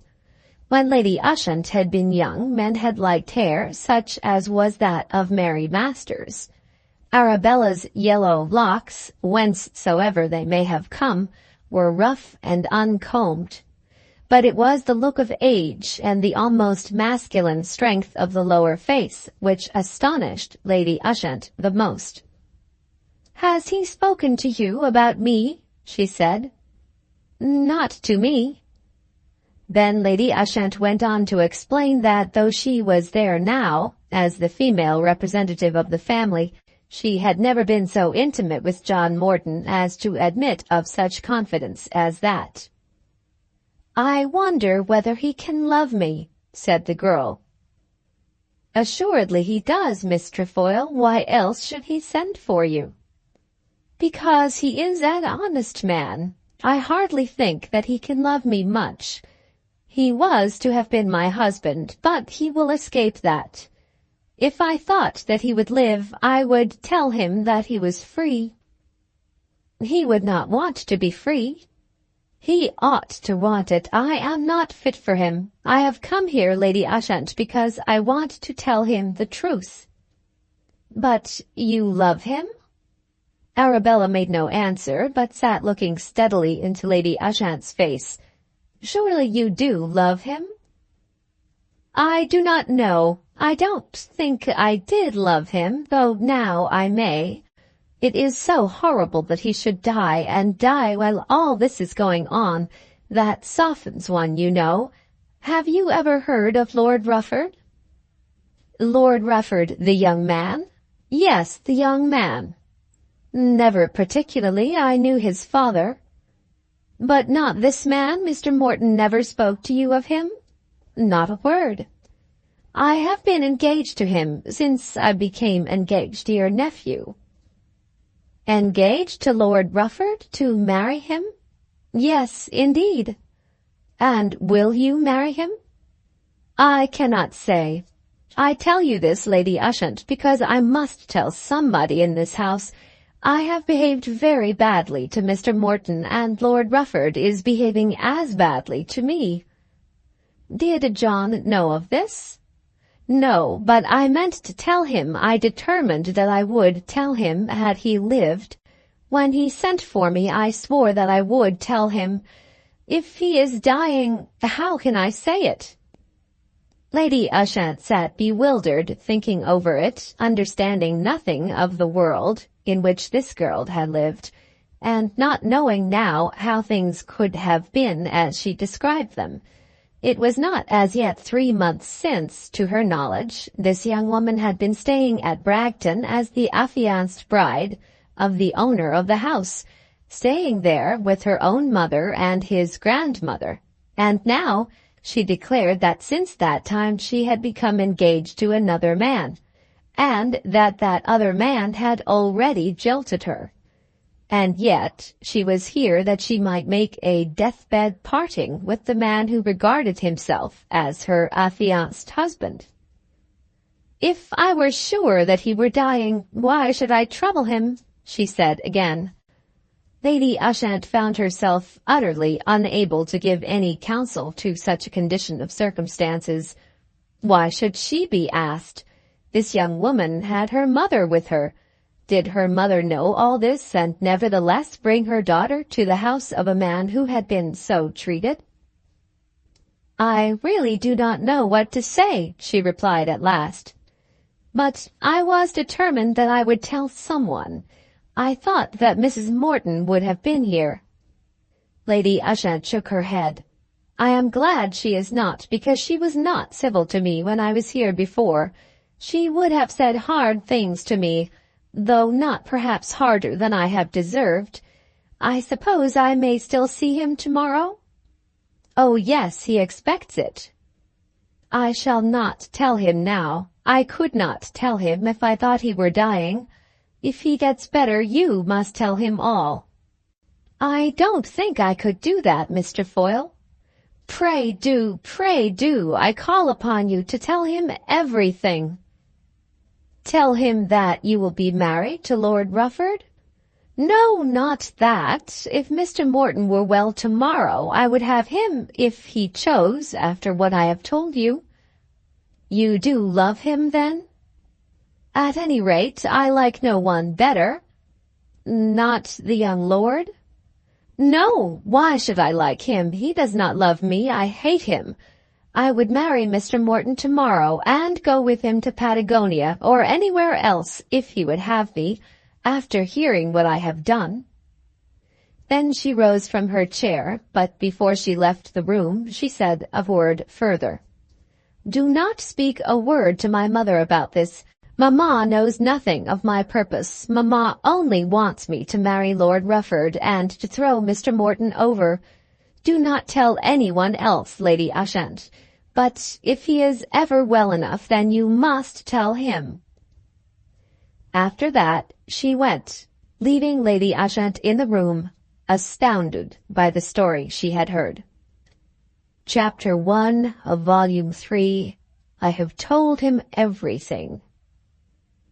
That evening was very long and very sad to the 3 ladies assembled in the drawing-room at Bragton Park.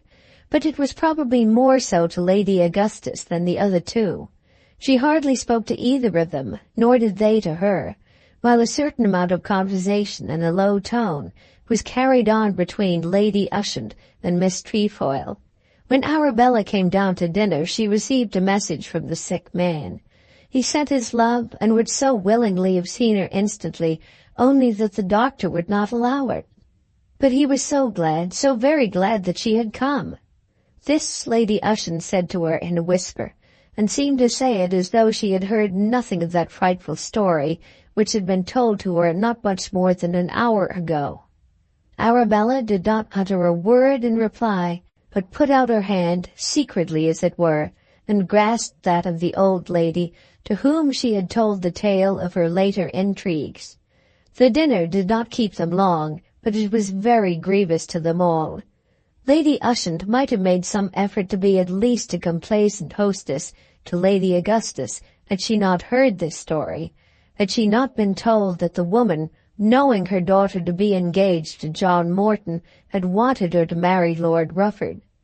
The story, having come from the lips of the girl herself, had moved some pity in the old woman's breast in regard to her, but for Lady Augustus she could feel nothing but horror.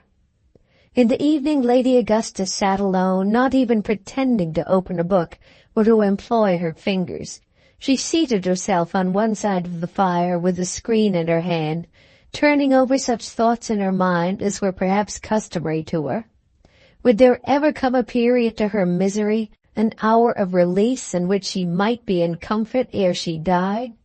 Hitherto, from one year to another, from one decade to the following, it had all been struggle and misery, contumely and contempt. She thought that she had done her duty by her child, and her child hated and despised her. It was but the other day that Arabella had openly declared that in the event of her marriage she would not have her mother as a guest in her own house. There could be no longer hope for triumph and glory. But how might she find peace so that she might no longer be driven hither and thither by this ungrateful tyrant child? Oh, how hard she had worked in the world, and how little the world had given her in return! Lady Ushant and Arabella sat at the other side of the fire, at some distance from it, on a sofa, and carried on a fitful conversation in whispers, of which a word would now and then reach the ears of the wretched mother. It consisted chiefly of a description of the man's illness, and of the different sayings which had come from the doctors who had attended him.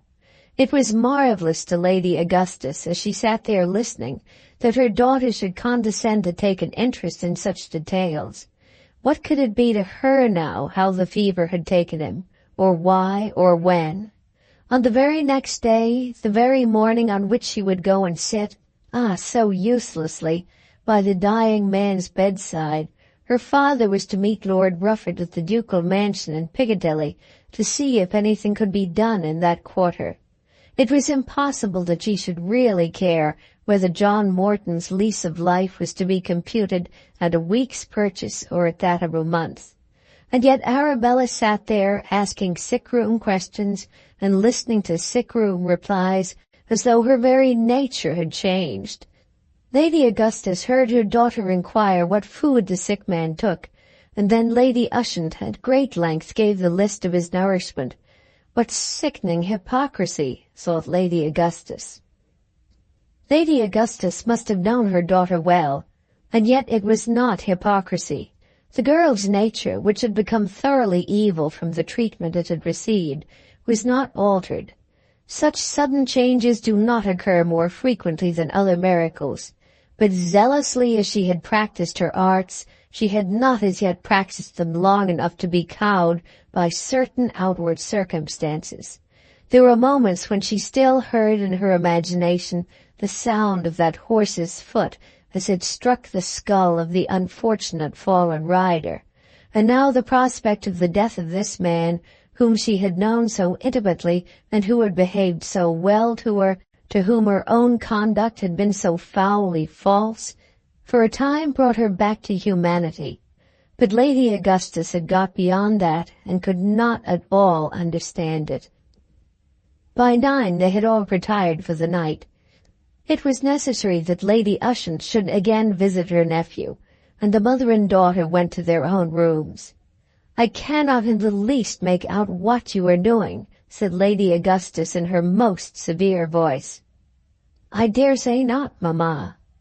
I have been brought here at a terrible sacrifice." "Sacrifice? What sacrifice? You are as well here as anywhere else." "I say I have been brought here at a terrible sacrifice for no purpose whatever. What use is it to be?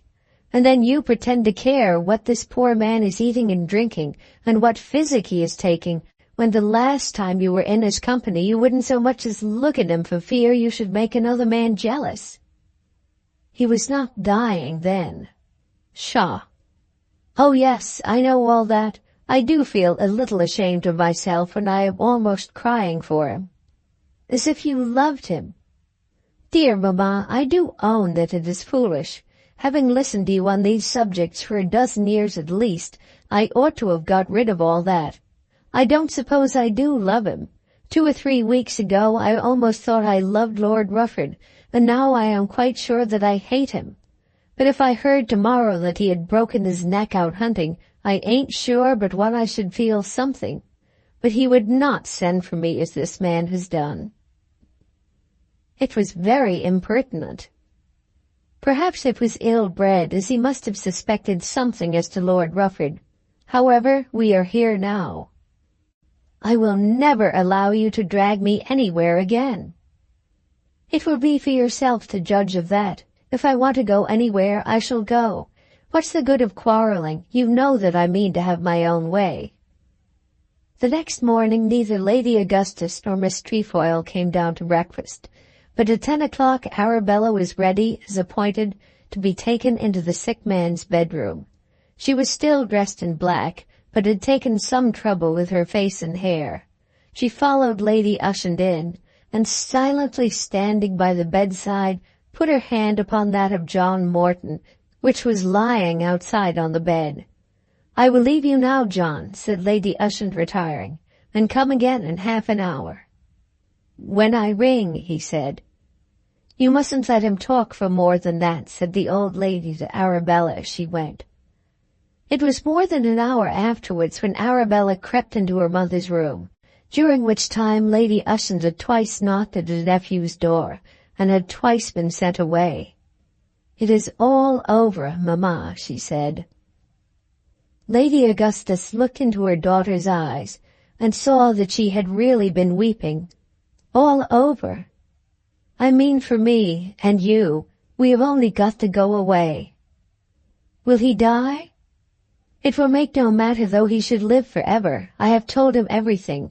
I did not mean to do it because I thought that he would be weak, but he has been strong enough for that." "What have you told him?" "Just everything, about you and Lord Rufford and myself, and what an escape he had had, not to marry me. He understands it all now." "It is a great deal more than I do." "He knows that Lord Rufford has been engaged to me." She clung to this statement so vehemently that she had really taught herself to believe that it was so. "Well?" "And he knows also how his lordship is behaving to me. Of course he thinks that I have deserved it. Of course I have deserved it. We have nothing to do now but to go back to London." "You have brought me here all the way for that?" "Only for that. As the man was dying, I thought that I would be honest just for once. Now that I have told him, I don't believe that he will die. He does not look to be so very ill." "And you have thrown away that chance." "Altogether. You didn't like Bragton, you know, and therefore it can't matter to you." "Like it? To be sure you would have got rid of me had I gone to Patagonia. But he will not go to Patagonia now, even if he gets well, and so there was nothing to be gained. The carriage is to be here at 2 to take us to the station, and you may as well let Judith come and put the things up." Just before they took their departure, Lady Ushant came to Arabella, saying that Mr. Morton wanted to speak one other word to her before she went. So she returned to the room and was again left alone at the man's bedside. "Arabella," he said, I thought that I would tell you that I have forgiven everything." "How can you have forgiven me? There are things which a man cannot forgive." "Give me your hand," he said, and she gave him her hand.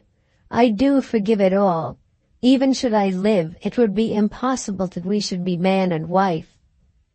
"Oh, yes. But nevertheless I do love you. Try to be true to someone." "There is no truth left in me, Mr. Morton. I should not dishonor my husband if I had one, but still I should be a curse to him. I shall marry some day, I suppose, and I know it will be so. I wish I could change with you and die." "You are unhappy now." "Indeed I am. I am always unhappy. I do not think you can tell what it is to be so wretched, but I am glad that you have forgiven me." And she stooped down and kissed his hand. As she did so, he touched her brow with his hot lips, and then she left him again. Lady Ushant was waiting outside the door.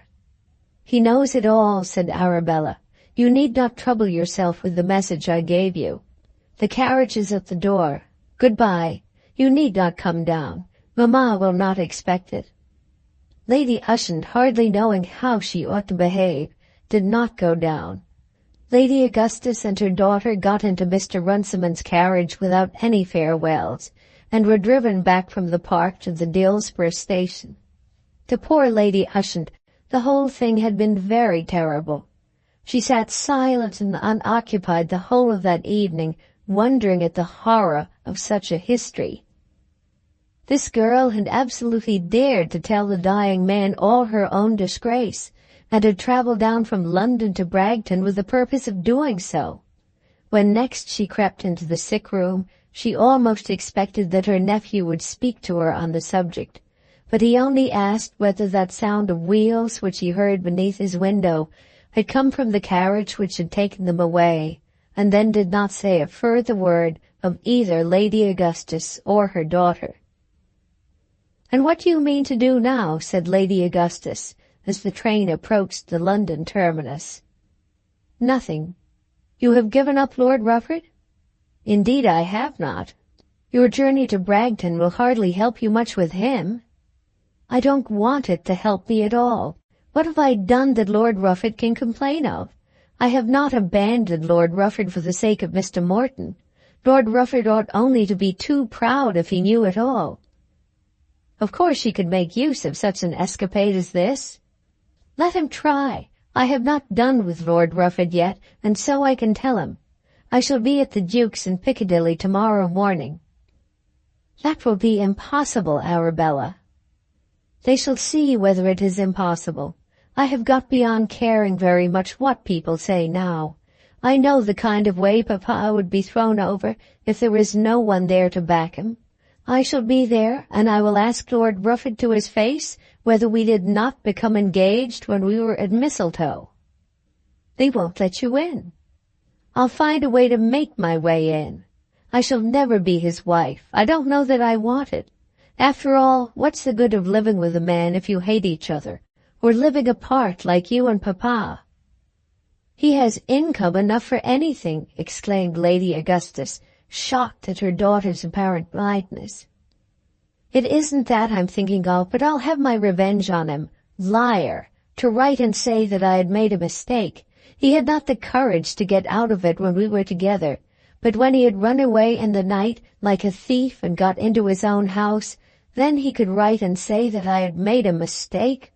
I have sometimes pitied men when I have seen girls hunting them down, but upon my word they deserve it." This renewal of spirit did something to comfort Lady Augustus. She had begun to fear that her daughter, in her despair, would abandon altogether the one pursuit of her life, but it now seemed that there was still some courage left for the battle. That night nothing more was said, but Arabella applied all her mind to the present condition of her circumstances. Should she or should she not go to the house in Piccadilly on the following morning? At last she determined that she would not do so, believing that should her father fail, she might make a better opportunity for herself afterwards. At her uncle's house she would hardly have known where or how to wait for the proper moment of her appearance. "So you are not going to Piccadilly," said her mother on the following morning. "It appears not," said Arabella. Chapter 2 of Volume 3. Now what have you got to say? It may be a question whether Lord Augustus Trefoil or Lord Rufford looked forward to the interview which was to take place at the Duke's mansion with a greater dismay. The unfortunate father, whose only principle in life had been that of avoiding trouble, would have rather that his daughter should have been jilted a score of times than that he should have been called upon to interfere once.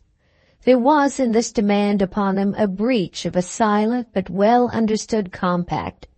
His wife and daughter had been allowed to do just what they pleased and to be free of his authority upon an understanding that they were never to give him any trouble.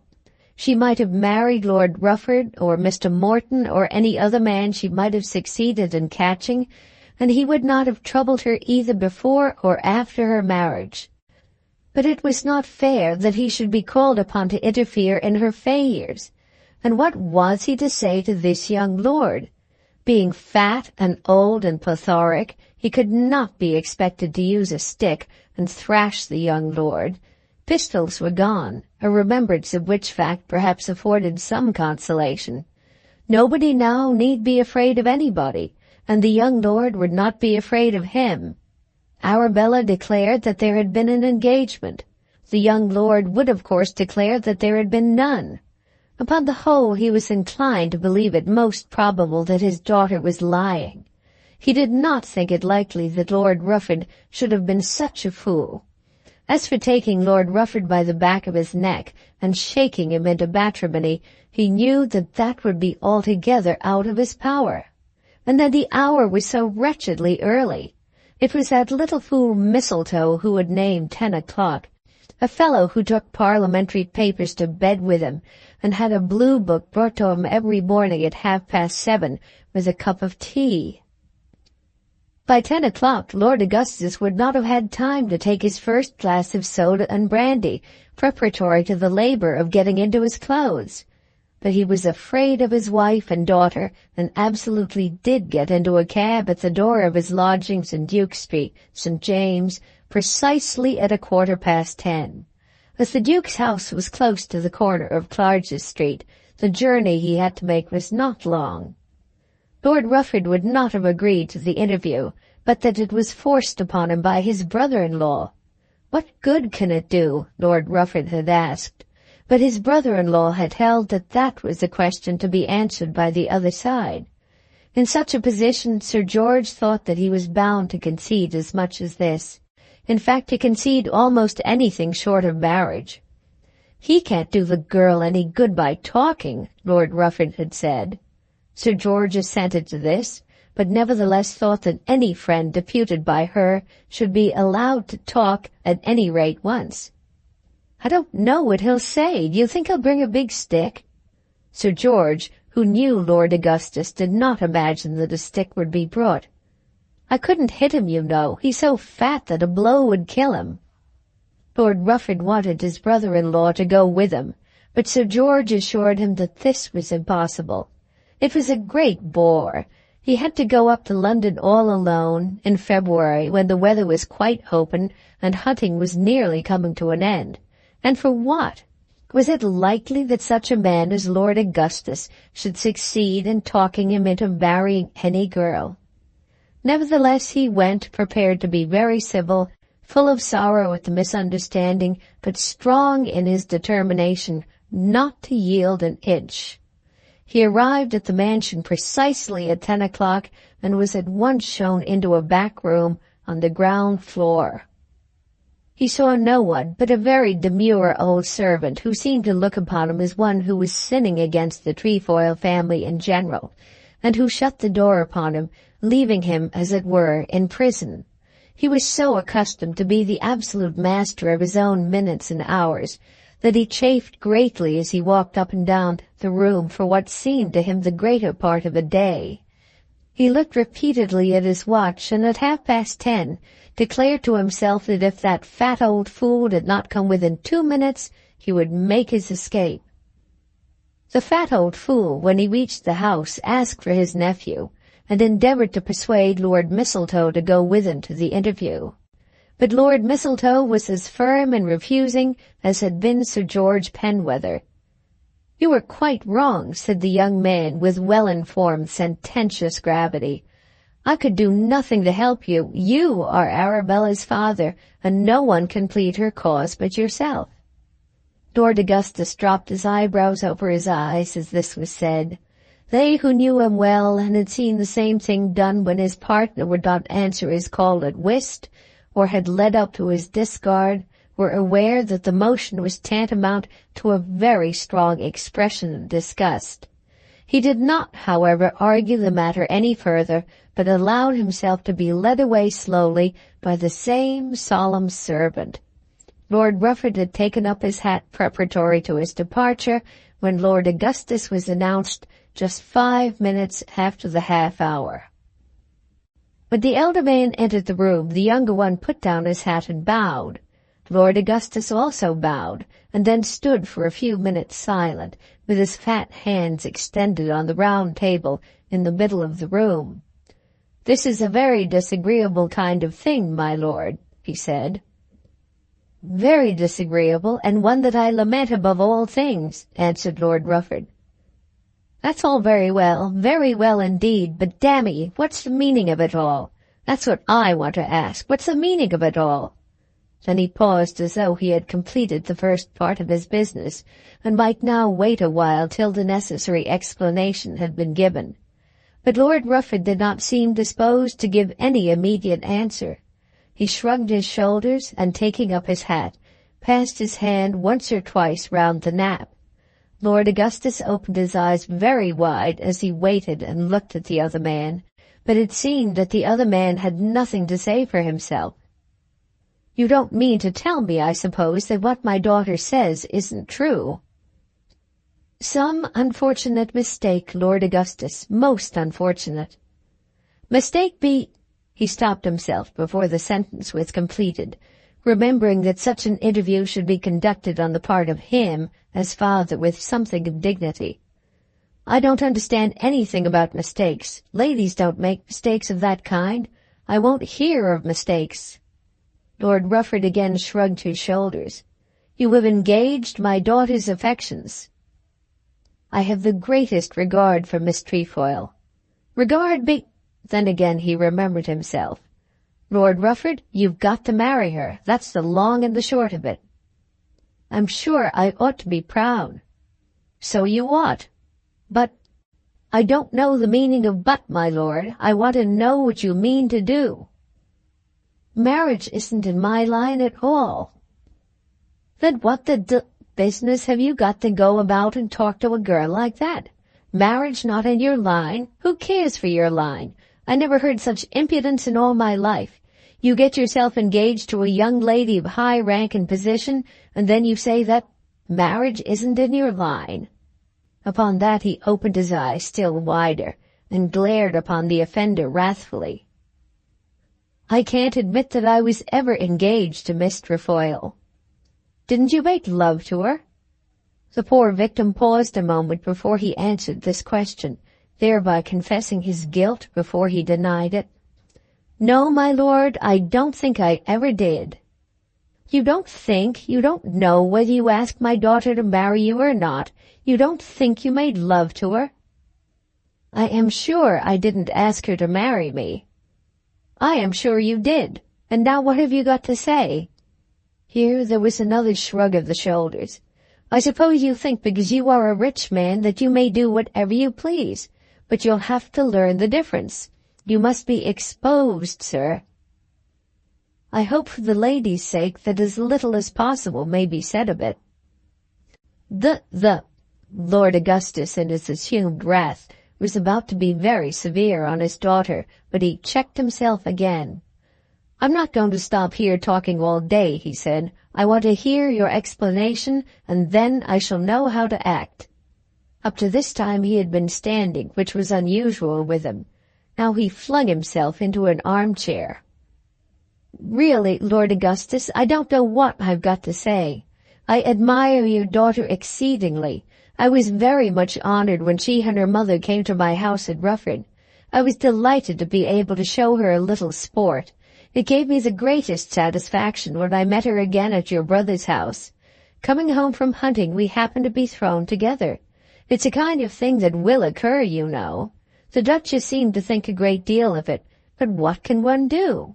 We could have had 2 post-chaises, of course, only one doesn't generally send a young lady alone. She was very tired and fainted with the fatigue. That, I think, is about all." "But, dammy, sir, what did you say to her?" Lord Rufford again rubbed the nap of his hat. "What did you say to her first of all at your own house?" "A poor fellow was killed out hunting, and everybody was talking about that. Your daughter saw it herself." "Excuse me, Lord Rufford, if I say that that's what we used to call shuffling at school, because a man broke his neck out hunting." "It was a kick on the head, Lord Augustus." "I don't care where he was kicked. What has that to do with your asking my daughter to be your wife?" "But I didn't." "I say you did, over and over again."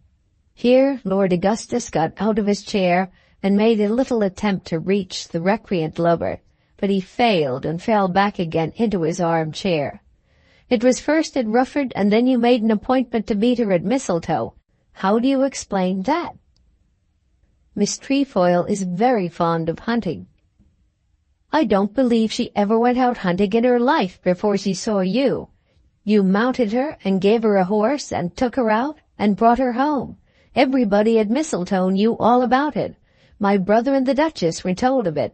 It was one of those things that are plain to everybody as the nose on your face. What did you say to her when you were coming home in that post-chaise?" "She was fainting." "What has that got to do with it? I don't care whether she fainted or not. I don't believe she fainted at all. When she got into that carriage she was engaged to you, and when she got out of it she was engaged ever so much more. The Duchess knew all about it. Now, what have you got to say?" Lord Rufford felt that he had nothing to say. "I insist upon having an answer." "It's one of the most unfortunate mistakes that ever were made." "By God!" exclaimed Lord Augustus, turning his eyes up against the wall and appealing to some dark ancestor who hung there. "I never heard of such a thing in all my life, never." "I suppose I might as well go now," said Lord Rufford after a pause. "You may go to the sir, for the present." Then Lord Rufford took his departure, leaving the injured parent panting with his exertions. As Lord Rufford went away, he felt that that difficulty had been overcome with much more ease than he had expected.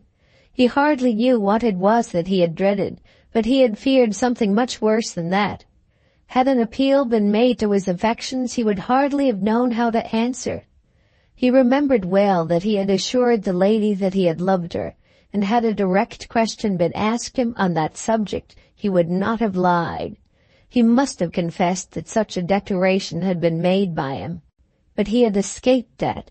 He was quite sure that he had never uttered a hint in regard to marriage, and he came away from the Duke's house almost with an assurance that he had done nothing that was worthy of much blame. Lord Augustus looked at his watch, rang the bell, and ordered a cab. He must now go and see his daughter, and then he would have done with the matter for ever. But as he was passing through the hall, his nephew caught hold of him and took him back into the room. "What does he say for himself?" asked Lord Mistletoe. "I don't know what he says. Of course he swears that he never spoke a word to her." "My mother saw him paying her the closest attention." "How can I help that? What can I do? Why didn't your mother pin him then and there? Women can always do that kind of thing if they choose." "It is all over then?" "I can't make a man marry if he won't. He ought to be thrashed within an inch of his life. But if one does that kind of thing, the police are down upon one. All the same, I think the Duchess might have managed it if she had chosen." After that he went to the lodgings in Orchard Street, and there repeated his story. I have done all I can, he said, and I don't mean to interfere any further. Arabella should know how to manage her own affairs. And you don't mean to punish him? Asked the mother. Punish him? How am I to punish him? If I were to throw a decanter at his head, what good would that do? And you mean to say that you must put up with it? Arabella was sitting by as these questions were asked. He says that he never said a word to her. Whom am I to believe? You did believe him, Papa? Who said so, miss? But I don't see why his word isn't as good as yours. There was nobody to hear it, I suppose. Why didn't you get it in writing, or make your uncle fix him at once? If you mismanage your own affairs, I can't put them right for you. Thank you, Papa. I am so much obliged to you. You come back and tell me that every word he says is to be taken for gospel, and that you don't believe a word I have spoken. That is so kind of you. I suppose he and you will be the best friends in the world now. But I don't mean to let him off in that way. As you won't help me, I must help myself. What did you expect me to do? Never to leave him till you had forced him to keep his word. I should have thought that you would have taken him by the throat in such a cause. Any other father would have done so. You are an impudent, wicked girl, and I don't believe he was ever engaged to you at all, said Lord Augustus as he took his leave. Now you have made your father your enemy, said the mother. Everybody is my enemy, said Arabella. There are no such things as love and friendship. Papa pretends that he does not believe me just because he wants to shirk the trouble. I suppose you'll say you don't believe me next. Chapter 3 of Volume 3. Mrs. Morton returns. A few days after that, on which Lady Augustus and her daughter left Bragton, old Mrs. Morton returned to that place. She had gone away in very bitterness of spirit against her grandson in the early days of his illness. For some period antecedent to that, there had been causes for quarrelling. John Morton had told her that he had been to Reginald's house, and she, in her wrath, replied that he had disgraced himself by doing so. When those harsh words had been forgotten, or at any rate forgiven, other causes of anger had sprung up. She had endeavoured to drive him to repudiate Arabella Trefoil, and in order that she might do so effectually, had contrived to find out something of Arabella's doings at Rufford and at Mistletoe. Her efforts in this direction had had an effect directly contrary to that which she had intended. There had been moments in which Morton had been willing enough to rid himself of that burden. He had felt the lady's conduct in his own house, and had seen it at Rufford. He, too, had heard something of Mistletoe. But the spirit within him was aroused at the idea of dictation, and he had been prompted to contradict the old woman's accusation against his intended bride by the very fact that they were made by her. And then she threatened him. If he did these things, if he would consort with an outcast from the family such as Reginald Morton, and take to himself such a bride as Arabella Trefoil, he could never more be to her as her child. This, of course, was tantamount to saying that she would leave her money to someone else, money which, as he well knew, had all been collected from the Bragton property. He had ever been to her as her son, and yet he was aware of a propensity on her part to enrich her own noble relatives with her hoards, a desire from gratifying which she had hitherto been restrained by conscience. Morton had been anxious enough for his grandmother's money, but even in the hope of receiving it, would not bear indignity beyond a certain point. He had therefore declared it to be his purpose to marry Arabella Trefoil, and because he had so declared, he had almost brought himself to forgive that young lady's sins against him. Then, as his illness became serious, there arose the question of disposing of the property in the event of his death. Mrs. Morton was herself very old, and was near her grave. She was apt to speak of herself as one who had but a few days left to her in this world. But to her, property was more important than life or death, and rank probably more important than either. She was a brave, fierce, evil-minded, but conscientious old woman. One, we may say, with very bad lights indeed, but who was steadfastly minded to walk by those lights, such as they were.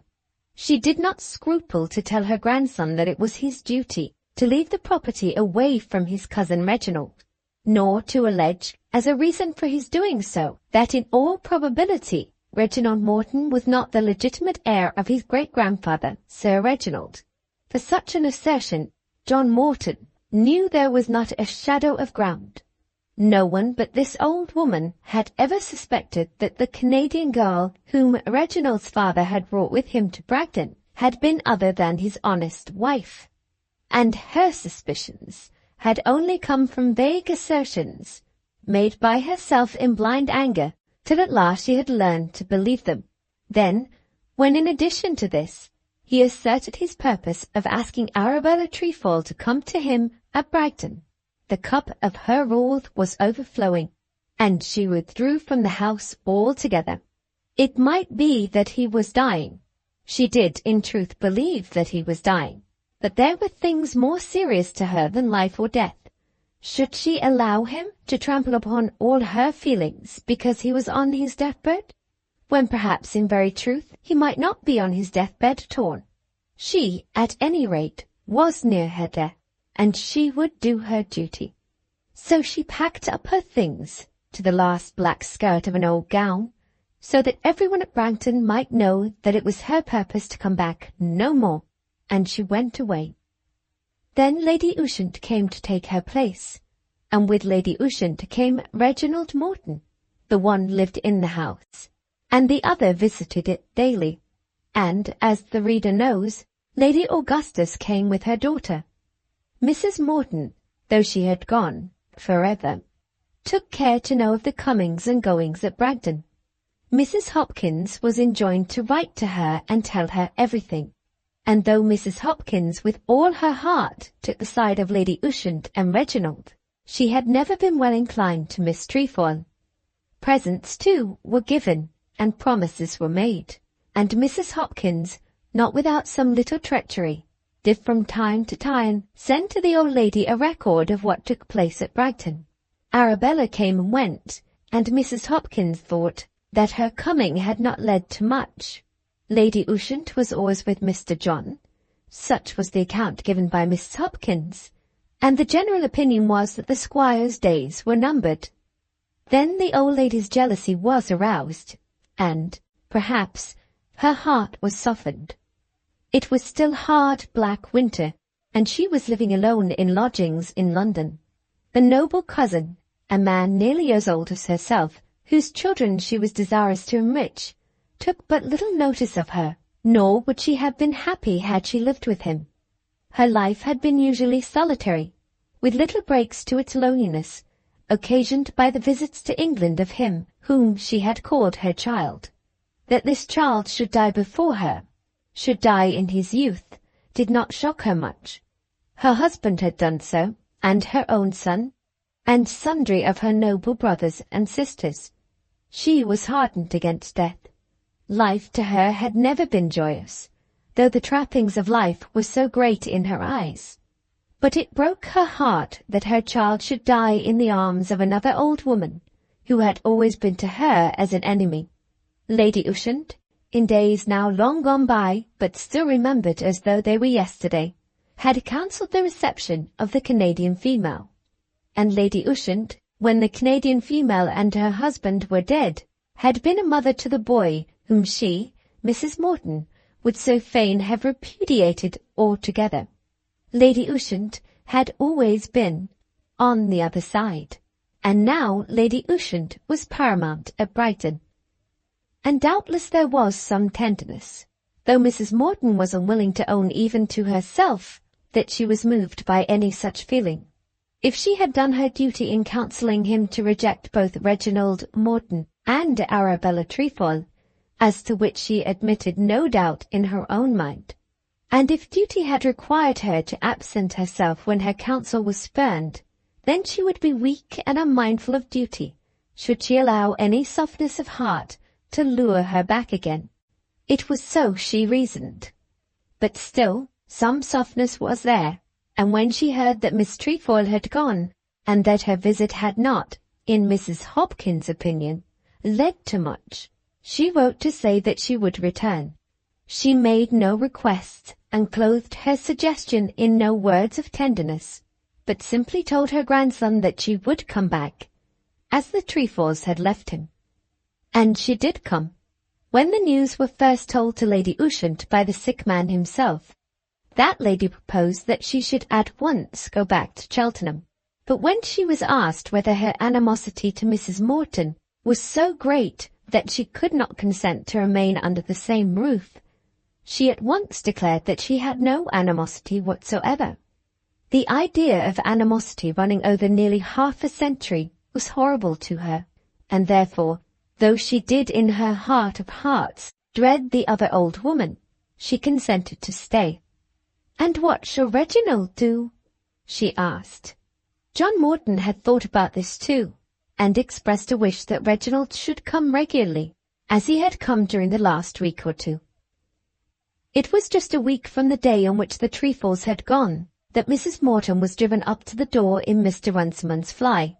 This was at 4 in the afternoon, and had the old woman looked out of the fly window, she might have seen Reginald making his way by the little path to the bridge which led back to Dillsborough.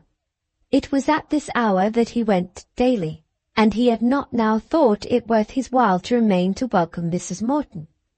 And she might also have seen, had she looked out, that with him was walking a young woman. She would not have known Mary Masters, but had she seen them both, and had she known the young woman, she would have declared in her pride that they were fit associates.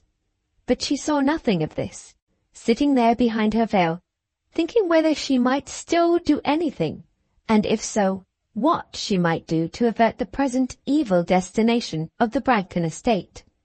There was an honourable nephew of her own, or rather a great-nephew, who might easily take the name, who would so willingly take the name, or, if this were impracticable, there was a distant Morton, very distant, whom she had never seen and certainly did not love, but who was clearly a Morton, and who would certainly be preferable to that enemy of 40 years' standing.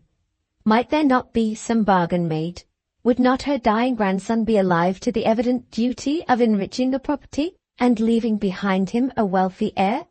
She could enrich the property, and make the heir wealthy by her money. How is he? That, of course, was the first question when Mrs. Hopkins met her in the hall. Mrs. Hopkins only shook her head and said that perhaps he had taken his food that day a little better than on the last. Then there was a whisper, to which Mrs. Hopkins whispered back her answer. Yes, Lady Ushant was in the house, was at this moment in the sick man's room. Mr. Reginald was not staying there, had never stayed there, but came every day. He had only just left. "And is he to come still?" asked Mrs. Morton, with wrath in her eyes. Mrs. Hopkins did not know, but was disposed to think that Mr. Reginald would come every day. Then Mrs. Morton went up to her own room, and while she prepared herself for her visit to the sick-room, Lady Ushant retired. She had a cup of tea, refusing all other refreshment, and then, walking erect as though she had been 40 instead of 75, she entered her grandson's chamber, and took her old place at his bedside. Nothing was then said about Arabella, nor, indeed, at any future time was her name mentioned between them, nor was anything then said about the future fate of the estate. She did not dare to bring up the subject at once, though, on the journey down from London, she had determined that she would do so, but she was awed by his appearance, and by the increased appanages of his sick-bed. He spoke, indeed, of the property, and expressed his anxiety that Chowton Farm should be bought if it came into market. He thought that the old acres should be redeemed, if the opportunity arose, and if the money could be found. "Chowton Farm?" exclaimed the old woman, who remembered well the agony which had attended the alienation of that portion of the Morton lands. "It may be that it will be sold." "Lawrence Twentyman sell Chowton Farm?" I thought he was well off. Little as she had been at Brighton, she knew all about Chowton Farm, except that its owner was so wounded by vain love as to be like a hurt deer. Her grandson did not tell her all the story, but explained to her that Lawrence Twentyman, though not poor, had other plans of life, and thought of leaving the neighbourhood. She, of course, had the money, and as she believed that land was the one proper possession for an English gentleman of ancient family, she doubtless would have been willing to buy it, had she approved of the hands into which it would fall. It seemed to him that it was her duty to do as much for the estate with which all her fortune had been concerned. Yes, she said, it should be bought, if other things suited. We will talk of it tomorrow, John. Then he spoke of his mission to Patagonia, and of his regret that it should be abandoned. Even were he ever to be well again, his strength would return to him too late for this purpose. He had already made known to the Foreign Office his inability to undertake that service, but she could perceive that he had not, in truth, abandoned his hopes of living, for he spoke much of his ambition as to the public service. The more he thought of it, he said, the more certain he became that it would suit him better to go on with his profession than to live the life of a country squire in England. And yet she could see the change which had taken place since she was last there, and was aware that he was fading away from day to day. It was not till they were summoned to dine together that she saw Lady Ushant. Very many years had passed since last they were together, and yet neither seemed to the other to be much changed. Lady Ushant was still soft, retiring, and almost timid, whereas Mrs. Morton showed her inclination to domineer, even in the way in which she helped herself to salt. While the servant was with them, very little was said on either side. There was a word or two from Mrs. Morton to show that she considered herself the mistress there, and a word from the other lady proclaiming that she had no pretensions of that kind. But after dinner in the little drawing-room they were more communicative. Something, of course, was said as to the health of the invalid. Lady Ushant was not the woman to give a pronounced opinion on such a subject. She used doubtful, hesitating words, and would in 1 minute almost contradict what she had said in the former. But Mrs. Morton was clever enough to perceive that Lady Ushant was almost without hope. Then she made a little speech with a fixed purpose. "It must be a great trouble to you, Lady Ushant, to be so long away from home." "Not at all," said Lady Ushant in perfect innocence. "I have nothing to bind me anywhere. I shall think it my duty to remain here now, till the end." "I suppose so. He has always been almost the same to you as your own." "Quite so. Quite the same. He is my own." And yet she had left him in his illness. She, too, had heard something from Mrs. Hopkins of the temper in which Mrs. Morton had last left Bragton. "But you are not bound to him in that way." "Not in that way, certainly." "In no way, I may say. It was very kind of you to come when business made it imperative on me to go to town, but I do not think we can call upon you for further sacrifice." "It is no sacrifice, Mrs. Morton." Lady Ushant was as meek as a worm, but a worm will turn, and though innocent, she was quick enough to perceive that at this, their first meeting, the other old woman was endeavouring to turn her out of the house. "I mean that it can hardly be necessary to call upon you to give up your time." "What has an old woman to do with her time, Mrs. Morton?" Hitherto Mrs. Morton had smiled. The smile, indeed, had been grim, but it had been intended to betoken outward civility. Now there came a frown upon her brow which was more grim and by no means civil. "The truth is that at such time one who is almost a stranger—" "I am no stranger," said Lady Ushant. "You had not seen him since he was an infant." "My name was Morton, as is his, and my dear father was the owner of this house. Your husband, Mrs. Morton, was his grandfather and my brother. I will allow no one to tell me that I am a stranger at Bragton. I have lived here many more years than you. A stranger to him, I meant. And now that he is ill, I shall stay with him till he desires me to go away. He asked me to stay, and that is quite enough." Then she got up and left the room with more dignity, as also she had spoken with more earnestness than Mrs. Morton had given her credit for possessing. After that the two ladies did not meet again till the next day. Chapter 4 of Volume 3, The Two Old Ladies. On the next morning Mrs. Morton did not come down to breakfast, but sat alone upstairs nursing her wrath. During the night she had made up her mind to one or two things.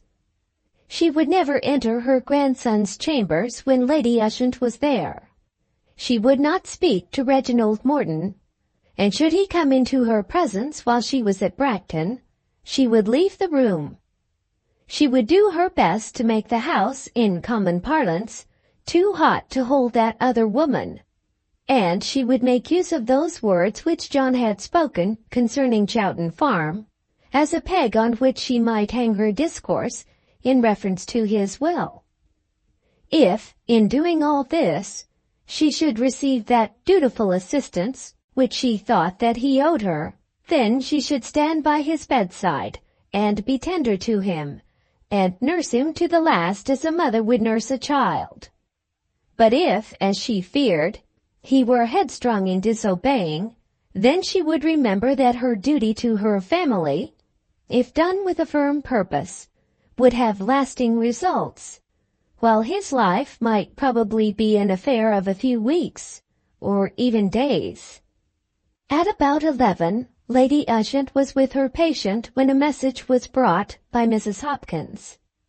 Mrs. Morton wished to see her grandson, and desired to know whether it would suit him that she should come now. "Why not?" said the sick man, who was sitting up in his bed. Then Lady Ushant collected her knitting and was about to depart. "Must you go because she is coming?" Morton asked. Lady Ushant, shocked at the necessity of explaining to him the ill feeling that existed, said that perhaps it would be best. "Why should it be best?" Lady Ushant shook her head and smiled and put her hand upon the counterpane and retired. As she passed the door of her rival's room, she could see the black silk dress moving behind the partly opened door, and as she entered her own she heard Mrs. Morton's steps upon the corridor. The place was already almost too hot for her. Anything would be better than scenes like this in the house of a dying man. "Need my aunt have gone away?" he asked after the first greeting. "I did not say so." "She seemed to think that she was not to stay." "Can I help what she thinks, John? Of course she feels that she is—" "Is what?" "An interloper, if I must say it." "But I have sent for her, and I have begged her to stay." "Of course she can stay if she wishes. But, dear John, there must be much to be said between you and me which cannot interest her, or which, at least, she ought not to hear." He did not contradict this in words, feeling himself to be too weak for contest, but within his own mind he declared that it was not so. The things which interested him now were as likely to interest his great-aunt as his grandmother, and to be as fit for the ears of the one as for those of the other. An hour had passed after this, during which she tended him, giving him food and medicine, and he had slept before she ventured to allude to the subject which was nearest to her heart. "John," she said at last, "I have been thinking about Chowton Farm." "Well?" "It certainly should be bought." "If the man resolves on selling it." "Of course I mean that. How much would it be?" Then he mentioned the sum which 20 men had named, saying that he had inquired and had been told that the price was reasonable. "It is a large sum of money, John." "There might be a mortgage for part of it." "I don't like mortgages. The property would not be yours at all if it were mortgaged as soon as bought. You would pay 5% for the money and only get 3% from the land." The old lady understood all about it. "I could pay it off in 2 years," said the sick man. "There need be no paying off and no mortgage if I did it. I almost believe I have got enough to do it." He knew very well that she had much more than enough. "I think more of this property than of anything in the world, my dear." "Chowton Farm could be yours, you know." "What should I do with Chowton Farm? I shall probably be in my grave before the slow lawyer would have executed the deeds." "And I in mine," thought he to himself, "before the present owner has quite made up his mind to part with his land. What would a little place like that do for me? But in my father-in-law's time it was part of the Bragton property. He sold it to pay the debts of a younger son, forgetting, as I thought, what he owed to the estate. It had in truth been sold on behalf of the husband of this old woman who was now complaining. And if it can be recovered, it is our duty to get it back again. A property like this should never be lessened.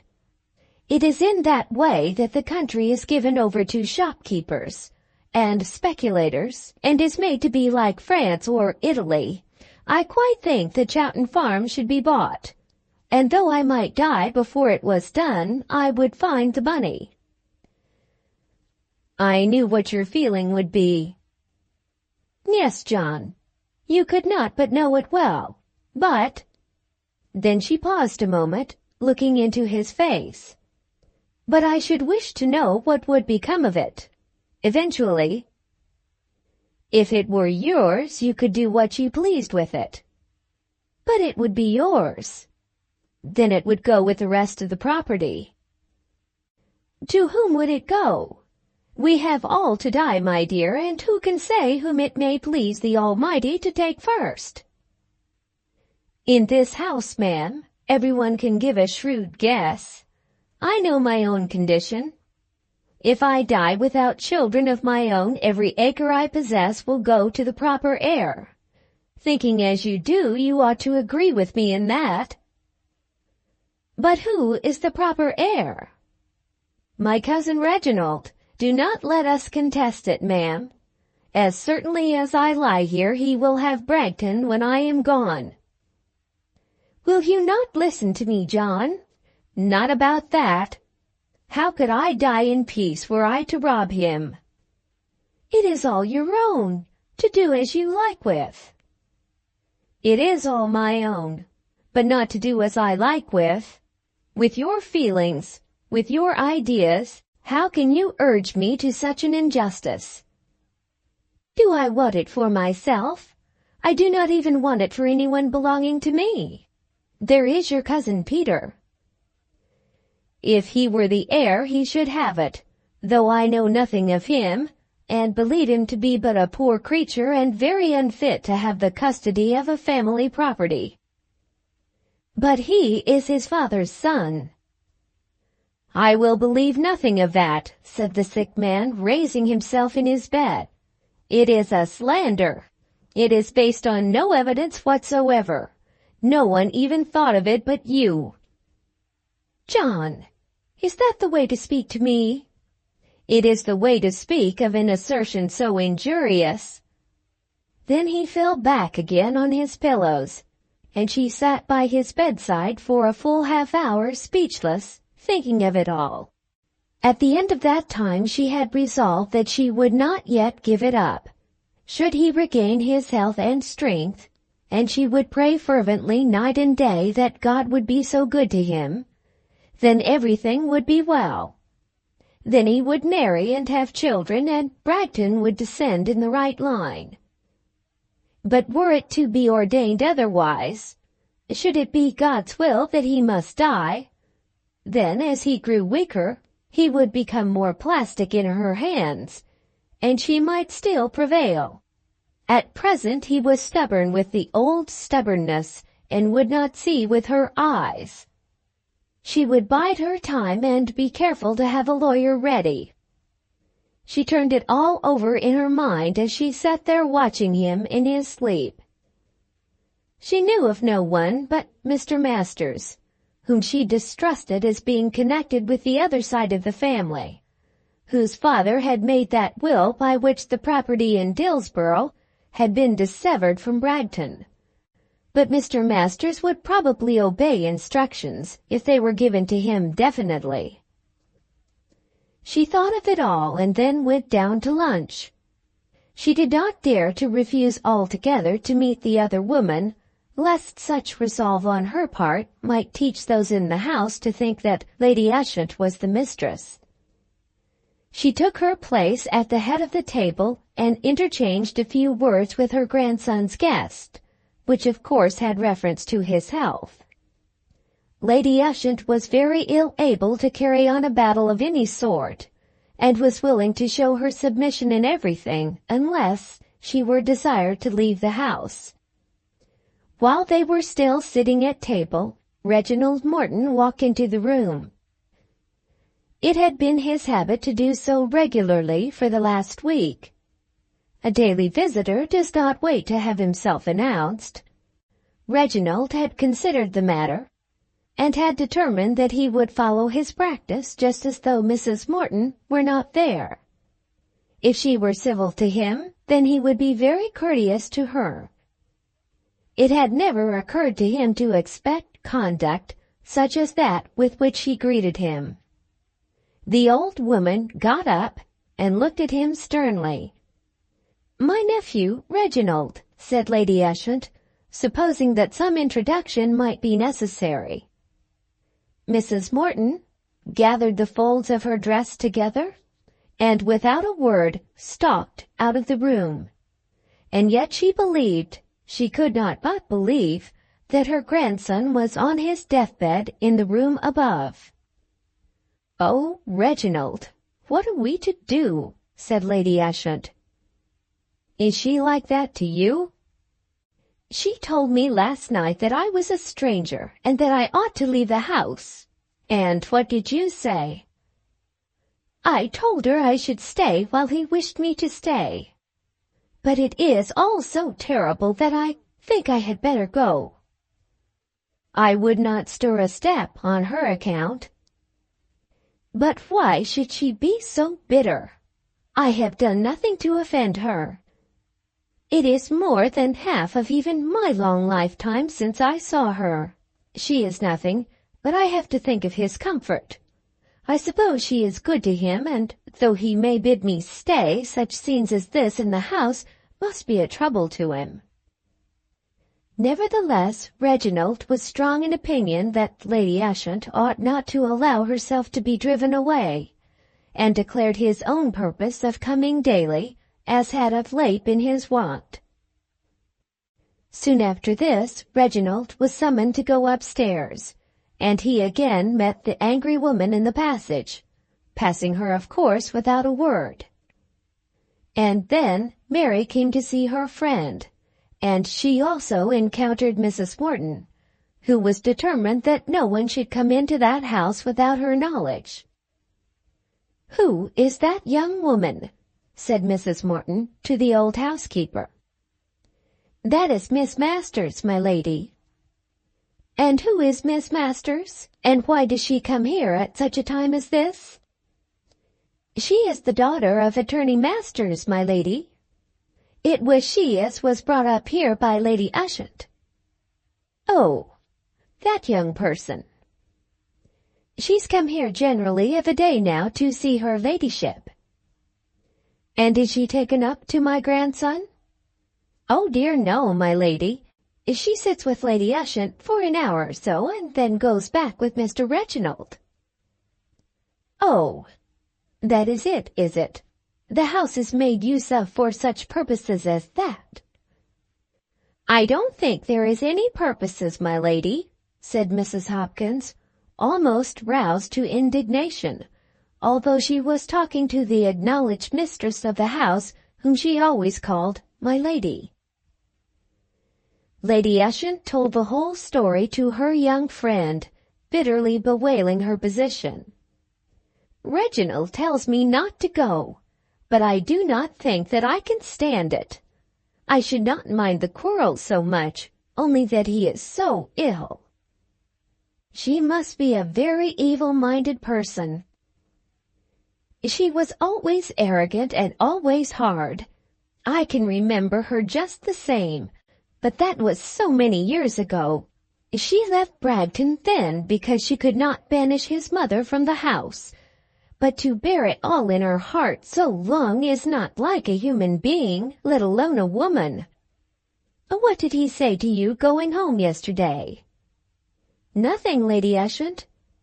"Does he know that it will all be his if that poor young man should die?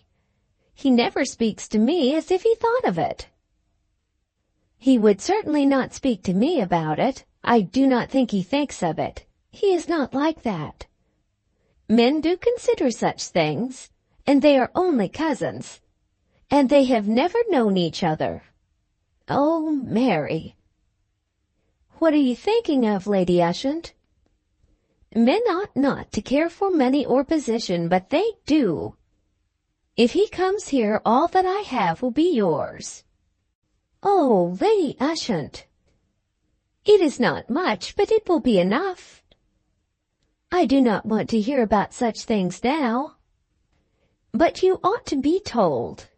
"Ah, dear, if it could be as I wish." The imprudent, weak-minded, loving old woman longed to hear a tale of mutual love, longed to do something which should cause such a tale to be true on both sides, and yet she could not quite bring herself to express her wish, either to the man or to the woman.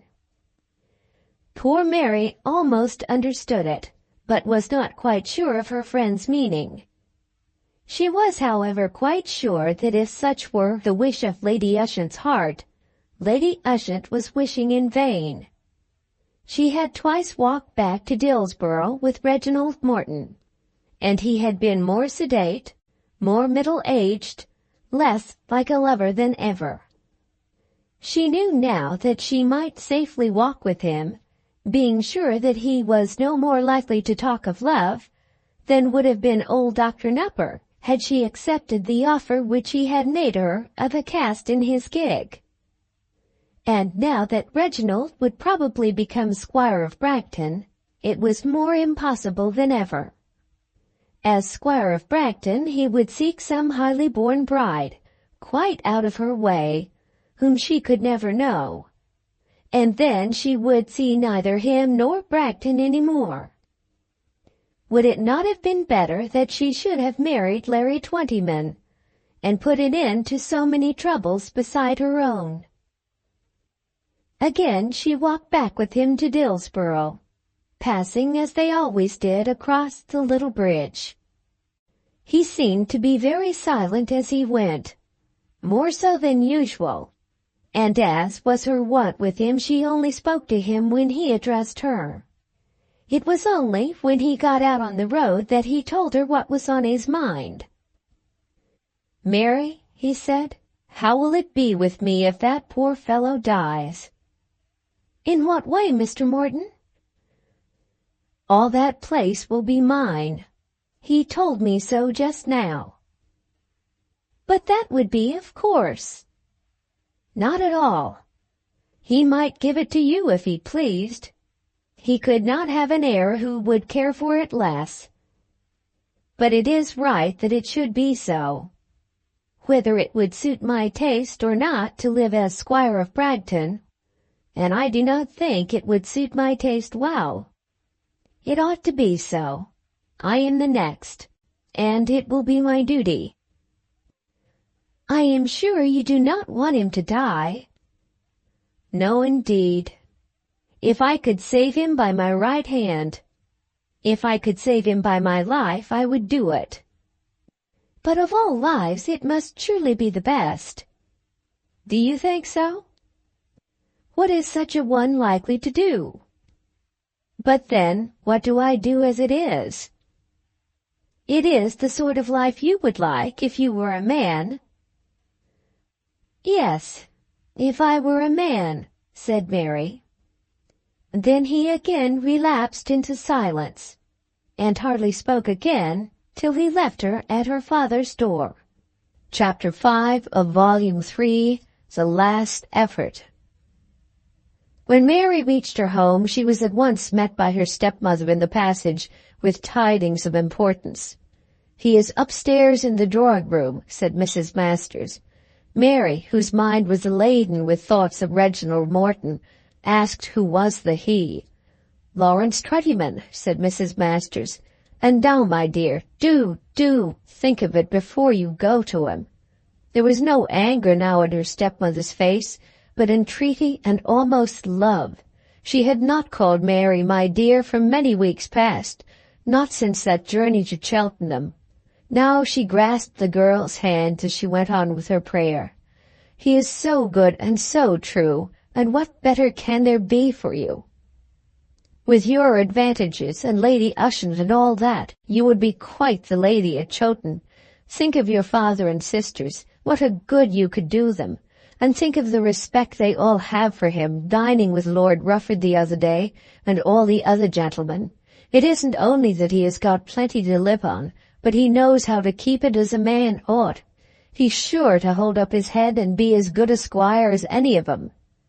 This was a very different tale, a note altogether changed. It must not be said that the difference of the tale and the change of the note affected Mary's heart, but her stepmother's manner to her did soften her, and that why should she regard herself or her own feelings? Like others, she had thought much of her own happiness, had made herself the center of her own circle, had in her imagination built castles in the air and filled them according to her fancy. But her fancies had all been shattered into fragments. Not a stone of her castles was standing. She had told herself unconsciously that there was no longer a circle and no need for a center. That last half-hour which she had passed with Reginald Morton on the road home had made quite sure that which had been sure enough before. He was not altogether out of her reach, thinking only of the new duties which were coming to him. She would never walk with him again, never put herself in the way of indulging some fragment of an illusory hope. She was nothing now, nothing even to herself. Why should she not give herself and her services to this young man, if the young man chose to take her as she was? It would be well that she should do something in the world. Why should she not look after his house, and mend his shirts, and reign over his poultry yard? In this way she would be useful and respected by all, and less perhaps by the man she loved. "Mary, say that you will think of it once more," pleaded Mrs. Masters. "I may go upstairs to my own room?" "Certainly, do. Go up and smooth your hair. I will tell him that you are coming to him. He will wait, but he is so much in earnest now and so sad that I know he will not come again." Then Mary went upstairs, determined to think of it. She began at once, woman-like, to smooth her hair as her stepmother had recommended, and to remove the dust of the road from her face and dress. But not the less was she thinking of it the while. Could she do it, how much pain would be spared even to herself, how much that was now bitter as gall in her mouth would become, not sweet, but tasteless. There are times in one's life in which the absence of all savor seems to be sufficient for life in this world. Were she to do this thing, she thought that she would have the strength to banish that other man from her mind, and at last from her heart. He would be there, close to her, but of a different kind and leading a different life.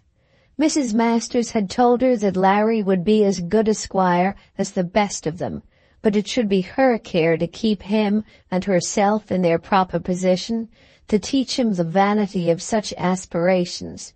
And the real squire opposite, who would despise her, for had he not told her that she would be despicable if she married this man, would not trouble her then.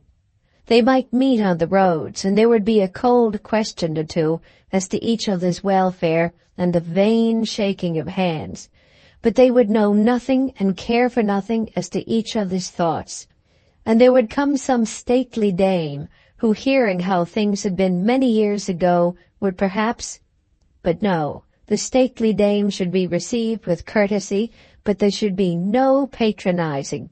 Even in these few minutes upstairs, she thought much of the stately dame, and was quite sure that she would endure no patronage from Bragton. She almost thought that she could do it. There were hideous ideas afflicting her soul dreadfully, but which she strove to banish. Of course she could not love him, not at first, but all those who wished her to marry him, including himself, knew that, and still they wished her to marry him. How could that be disgraceful which all her friends desired? Her father, to whom she was, as she knew well, the very apple of his eye, wished her to marry this man, and yet her father knew that her heart was elsewhere. Had not women done it by hundreds, by thousands, and had afterwards performed their duties well as mothers and wives? In other countries, as she had read, girls took the husbands found for them by their parents as a matter of course. As she left the room and slowly crept downstairs, she almost thought she would do it. She almost thought, but yet when her hand was on the lock, she could not bring herself to say that it should be so. He was not dressed as usual. In the first place, there was a round hat on the table, such as men wear in cities. She had never before seen such a hat with him except on a Sunday. And he wore a black cloth coat and dark brown pantaloons and a black silk handkerchief. She observed it all and thought that he had not changed for the better. As she looked into his face, it seemed to her more common, meaner than before. No doubt he was good-looking, but his good looks were almost repulsive to her. He had altogether lost his little swagger, but he had borne that little swagger well, and in her presence it had never been offensive. Now he seemed as though he had thrown aside all the old habits of his life, and was pining to death from the loss of them. "Mary," he said, "I have come to you for the last time. I thought I would give myself one more chance, and your father told me that I might have it." He paused, as though expecting an answer, but she had not yet quite made up her mind. Had she known her mind, she would have answered him frankly. She was quite resolved as to that. If she could once bring herself to give him her hand, she would not coy it for a moment. "I will be your wife, Larry." That was the form on which she had determined should she find herself able to yield, but she had not brought herself to it as yet. "If you can take me, Mary, you will, well, save me from lifelong misery, and make the man who loves you the best contented and the happiest man in England." "But, Larry, I do not love you." "I will make you love me. Good usage will make a wife love her husband. Don't you think you can trust me?" "I do believe that I can trust you for everything good." "Is that nothing?" "It is a great deal, Larry, but not enough. Not enough to bring together a man and woman as husband and wife. I would sooner marry a man I loved, though I knew he would ill-use me." "Would you?" "To marry either would be wrong. I sometimes think, dearest, that if I could talk better, I should be better able to persuade you. I sometimes think you talk so well that I ought to be persuaded, but I can't. It is not lack of talking." "What is it, then?" "Just this, my heart does not turn itself that way. It is the same chance that has made you partial to me." "Partial? Why, I love the very air you breathe. When I am near you, everything smells sweet. There isn't anything that belongs to you, but I think that I should know it, although I found it 100 miles away. To have you in the room with me would be like heaven, if I only knew that you were thinking kindly of me." "I always think kindly of you, Larry." "Then say that you will be my wife." She paused and became red up to the roots of her hair. She seated herself on a chair and then rose again and again sat down. The struggle was going on within her, and he perceived something of the truth. "Say the word once, Mary, say it but once." And as he prayed to her, he came forward and went down on his knees. "I cannot do it," she replied at last, speaking very hoarsely, not looking at him, not even addressing herself to him. "Mary!" "Larry, I cannot do it. I have tried, but I cannot do it. Oh, Larry, dear Larry, do not ask me again. Larry, I have no heart to give. Another man has it all." "Is it so?" She bowed her head in token of assent. "Is it that young parson?" exclaimed Larry in anger. "It is not. But, Larry, you must ask no questions now. I have told you my secret that all this might be set at rest. But if you are generous, as I know you are, you will keep my secret and will ask no questions. And, Larry, if you are unhappy, so am I. If your heart is sore, so is mine. He knows nothing of my love and cares nothing for me." "Then throw him aside." She smiled and shook her head. "Do you think I would not if I could? Why do you not throw me aside?" "Oh, Mary!" "Cannot I love as well as you? You are a man and have the liberty to speak of it. Though I cannot return it, I can be proud of your love and feel grateful to you. I cannot tell mine. I cannot think of it without blushing, but I can feel it and know it, and be as sure that it has trodden me down and got the better of me as you can. But you can go out into the world and teach yourself to forget." "I must go away from here, then." "You have your business and your pleasures, your horses and your fields and your friends. I have nothing but to remain here and know that I have disobliged all those that loved me. Do you think, Larry, I would not go and be your wife if I could? I have told you all, Larry, and now do not ask me again." "Is it so?" "Yes, it is so." "Then I shall cut it all. I shall sell Chowton and go away. You tell me I have my horses and my pleasures. What pleasures? I know nothing of my horses, not whether they are lame or sound. I could not tell you of one of them whether he is fit to go tomorrow. Business, the place may farm itself for me, for I can't stay there. Everything sickens me to look at it. Pleasures indeed. Is that manly, Larry? How can a man be manly when the manliness is knocked out of him? A man's courage lies in his heart, but if his heart is broken, where will his courage be then? I couldn't hold my head up here any more, and I shall go." "You must not do that," she said, getting up and laying hold of his arm. "But I must do it." "For my sake you must stay here, Larry, so that I may not have to think that I have injured you so deeply. Larry, though I cannot be your wife, I think I could die of sorrow if you were always unhappy. What is a poor girl that you should grieve for her in that way? I think if I were a man I would master my love better than that." He shook his head and faintly strove to drag his arm from out of her grasp. "Promise me that you will take a year to think of it before you go." "Will you take a year to think of me?" said he, rising again to sudden hope. "No, Larry, no. I should deceive you were I to say so. I deceived you before when I put it off for 2 months. But you can promise me without deceit. For my sake, Larry?"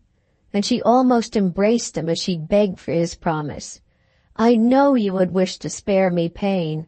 Think what will be my sufferings if I hear that you really have gone from Chowton. You will promise me, Larry?"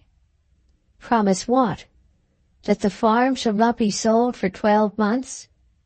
"Oh, yes, I'll promise. I don't care for the farm." "And stay there if you can. Don't leave the place to strangers, and go about your business and hunt and be a man.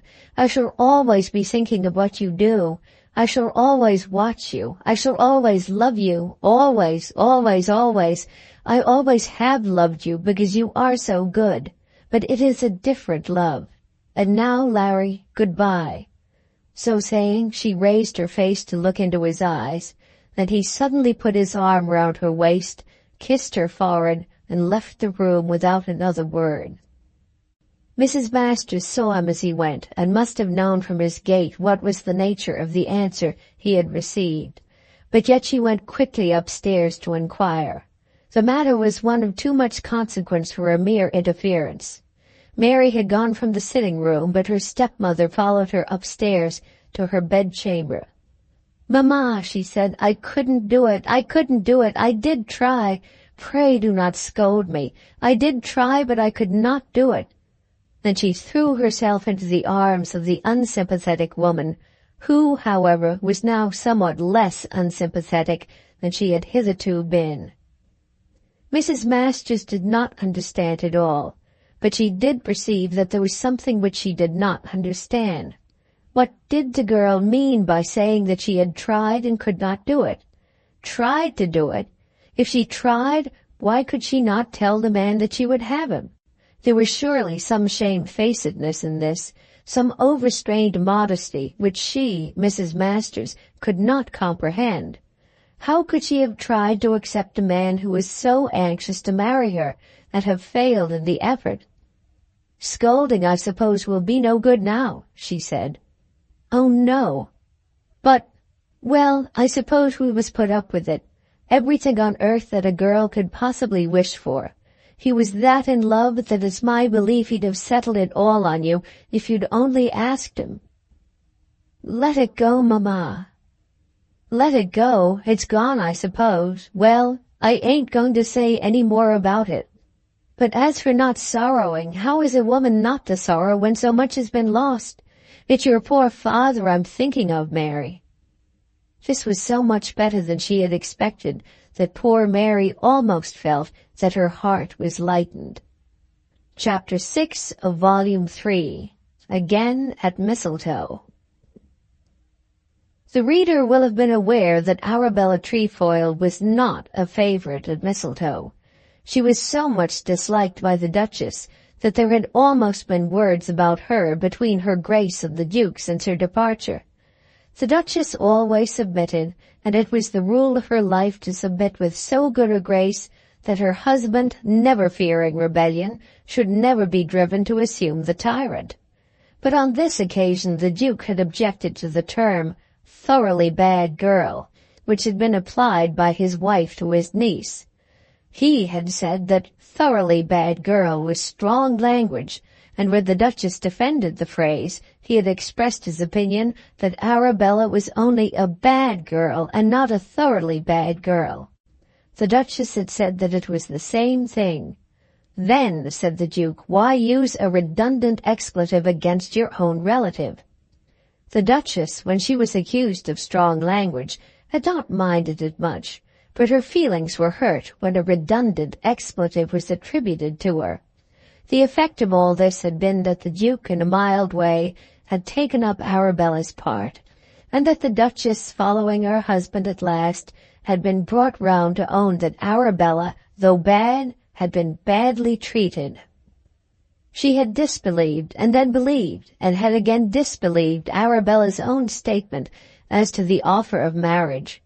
But the girl had certainly been in earnest when she had begged her aunt to ask her uncle to speak to Lord Rufford. Surely, when she did, she must have thought that an offer had been made to her.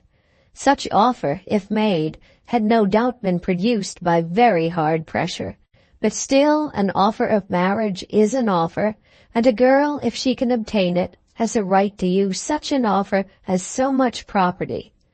Then came Lord Mistletoe's report after his meeting with Arabella up in London. He had been unable to give his cousin any satisfaction, but he was clearly of the opinion that she had been ill-used. He did not venture to suggest any steps, but did think that Lord Rufford was bound as a gentleman to marry the young lady.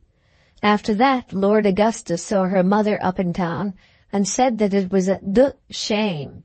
He, in truth, had believed nothing, and would have been delighted to allow the matter to drop. But as this was not permitted, he thought easier to take his daughter's part than to encounter family enmity by entering the lists against her.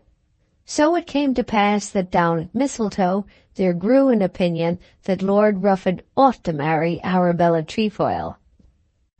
But what should be done? The Duke was alive to the feeling that as the girl was certainly his niece, and as she was not to be regarded as the thoroughly bad girl, some assistance was due to her from the family. Lord Mistletoe volunteered to write to Lord Rufford. Lord Augustus thought that his brother should have a personal interview with his young brother Pierre and bring his strawberry leaves to bear. The Duke himself suggested that the Duchess should see Lady Penwether, a scheme to which her Grace objected strongly, knowing something of Lady Penwether and being sure that her strawberry leaves would have no effect whatever on the baronet's wife. At last it was decided that a family meeting should be held, and Lord Augustus was absolutely summoned to meet Lord Mistletoe at the paternal mansion. It was now some years since Lord Augustus had been at Mistletoe. As he had never been separated, that is, formally separated, from his wife, he and she had been always invited there together. Year after year she had accepted the invitation, and it had been declined on his behalf because it did not suit him and his wife to meet each other. But now he was obliged to go there just at the time of the year when whist at his club was most attractive. To meet the convenience of Lord Mistletoe and the House of Commons, a Saturday afternoon was named for the conference, which made it worse for Lord Augustus, as he was one of a little party which had private gatherings for whist on Sunday afternoons. But he went to the conference, travelling down by the same train with his nephew, but not in the same compartment, as he solaced with tobacco the time which Lord Mistletoe devoted to parliamentary erudition. The four met in her Grace's boudoir, and the Duke began by declaring that all this was very sad. Lord Augustus shook his head and put his hands in his trousers pockets, which was as much as to say that his feelings as a British parent were almost too strong for him. "Your mother and I think that something ought to be done," said the Duke, turning to his son. "Something ought to be done," said Lord Mistletoe. "They won't let a fellow go out with a fellow now," said Lord Augustus. "Heaven forbid," said the Duchess, raising both her hands. "I was thinking, Mistletoe, that your mother might have met Lady Penwether." "What could I do with Lady Penwether, Duke? Or what could she do with him? A man won't care for what his sister says to him, and I don't suppose she'd undertake to speak to Lord Rufford on the subject." "Lady Penwether is an honourable and an accomplished woman." "I dare say, though she gives herself abominable airs." "Of course, if you don't like it, my dear, it shan't be pressed." "I thought perhaps you'd see him yourself," said Lord Augustus, turning to his brother. "You'd carry more weight than anybody." "Of course I will, if it be necessary, but it would be disagreeable, very disagreeable. The appeal should be made to his feelings, and I think would better come through female influence. As far as I know the world, a man is always more prone to be led in such matters by a woman than by another man." "If you mean me," said the Duchess, "I don't think I could see him. Of course, Augustus, I don't wish to say anything hard of Arabella. The fact that we have all met here to take her part will prove that, I think. But I didn't quite approve of all that was done here." Lord Augustus stroked his beard and looked out of the window. "I don't think, my dear, we need go into that just now," said the Duke. "Not at all," said the Duchess, "and I don't intend to say a word. Only if I were to meet Lord Rufford, he might refer to things which, in point of fact, I had rather not."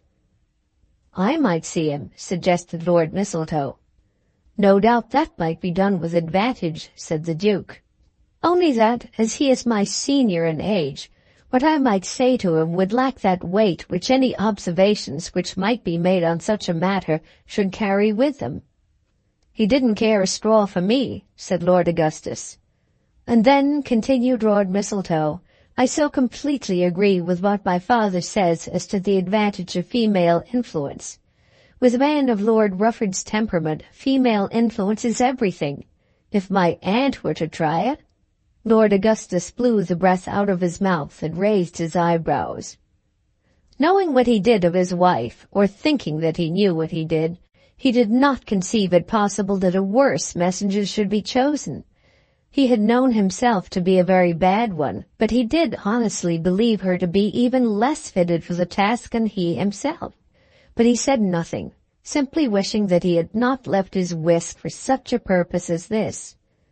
"Perhaps Lady Augustus had better see him," said the Duke. The Duchess, who did not love hypocrisy, would not actually assent to this, but she said nothing. "I suppose my sister-in-law would not object, Augustus?" "God Almighty only knows," said the younger brother. The Duchess, grievously offended by the impropriety of this language, drew herself up haughtily. "Perhaps you would not mind suggesting it to her, sir," said Lord Mistletoe. "I could do that by letters," said the Duke. "And when she has assented, as of course she will, then perhaps you wouldn't mind writing a line to him to make an appointment. If you were to do so, he could not refuse." To this proposition the Duke returned no immediate answer, but looked at it round and round carefully. At last, however, he acceded to this also, and so the matter was arranged. All these influential members of the ducal family met together at the ducal mansion on Arabella's behalf, and settled their difficulty by deputing the work of bearding the lion, of tying the bell on the cat, to an absent lady whom they all despised and disliked. That afternoon the Duke, with the assistance of his son, who was a great writer of letters, prepared an epistle to his sister-in-law and another to Lord Rufford, which was to be sent as soon as Lady Augusta had agreed to the arrangement. In the former letter a good deal was said as to a mother's solicitude for her daughter. It had been felt, the letter said, that no one could speak for a daughter so well as a mother, that no other's words would so surely reach the heart of a man who was not all evil, but who was tempted by the surroundings of the world to do evil in this particular case. The letter began, "My dear sister-in-law," and ended, "Your affectionate brother-in-law, Mayfair," and was in fact the first letter the Duke had ever written to his brother's wife. The other letter was more difficult, but it was accomplished at last, and confined itself to a request that Lord Rufford would meet Lady Augustus Trefoil at a place and at a time, both of which were for the present left blank. On the Monday, Lord Augustus and Lord Mistletoe were driven to the station in the same carriage, and on this occasion the uncle said a few strong words to his nephew on the subject. Lord Augustus, though perhaps a coward in the presence of his brother, was not so with other members of the family. "It may be very well, you know, but it's all nonsense." "I'm sorry that you should say so, uncle." "What do you suppose her mother can do? A thoroughly vulgar woman. I never could live with her. As far as I can see, wherever she goes, everybody hates her." "My dear uncle." "Rufford will only laugh at her. If Mayfair would have gone himself, it is just possible that he might have done something. My father is so unwilling to mix himself up in these things." "Of course he is. Everybody knows that. What the deuce was the good then of our going down here? I couldn't do anything, and I knew he wouldn't. The truth is, Mistletoe, a man nowadays may do just what he pleases. You ain't in that line, and it won't do you any good knowing it, but since we did away with pistols, everybody may do just what he likes." "I don't like brute force," said Lord Mistletoe. "You may call it what you please, but I don't know that it was so brutal after all." At the station they separated again, as Lord Augustus was panting for tobacco, and Lord Mistletoe for parliamentary erudition. Chapter 7 of Volume 3. The Success of Lady Augustus. Lady Augustus was still staying with the Connop Greens in Hampshire when she received the Duke's letter, and Arabella was with her. The story of Lord Rufford's infidelity had been told to Mrs. Connop Green, and of course through her to Mr. Connop Green. Both the mother and the daughter affected to despise the Connop Greens, but it is so hard to restrain oneself from confidences when difficulties arise. Arabella had by this time quite persuaded herself that there had been an absolute engagement, and did in truth believe that she had been most cruelly ill-used. She was headstrong, fickle, and beyond measure insolent to her mother. She had, as we know, at one time gone down to the house of her former lover, thereby indicating that she had abandoned all hope of catching Lord Rufford.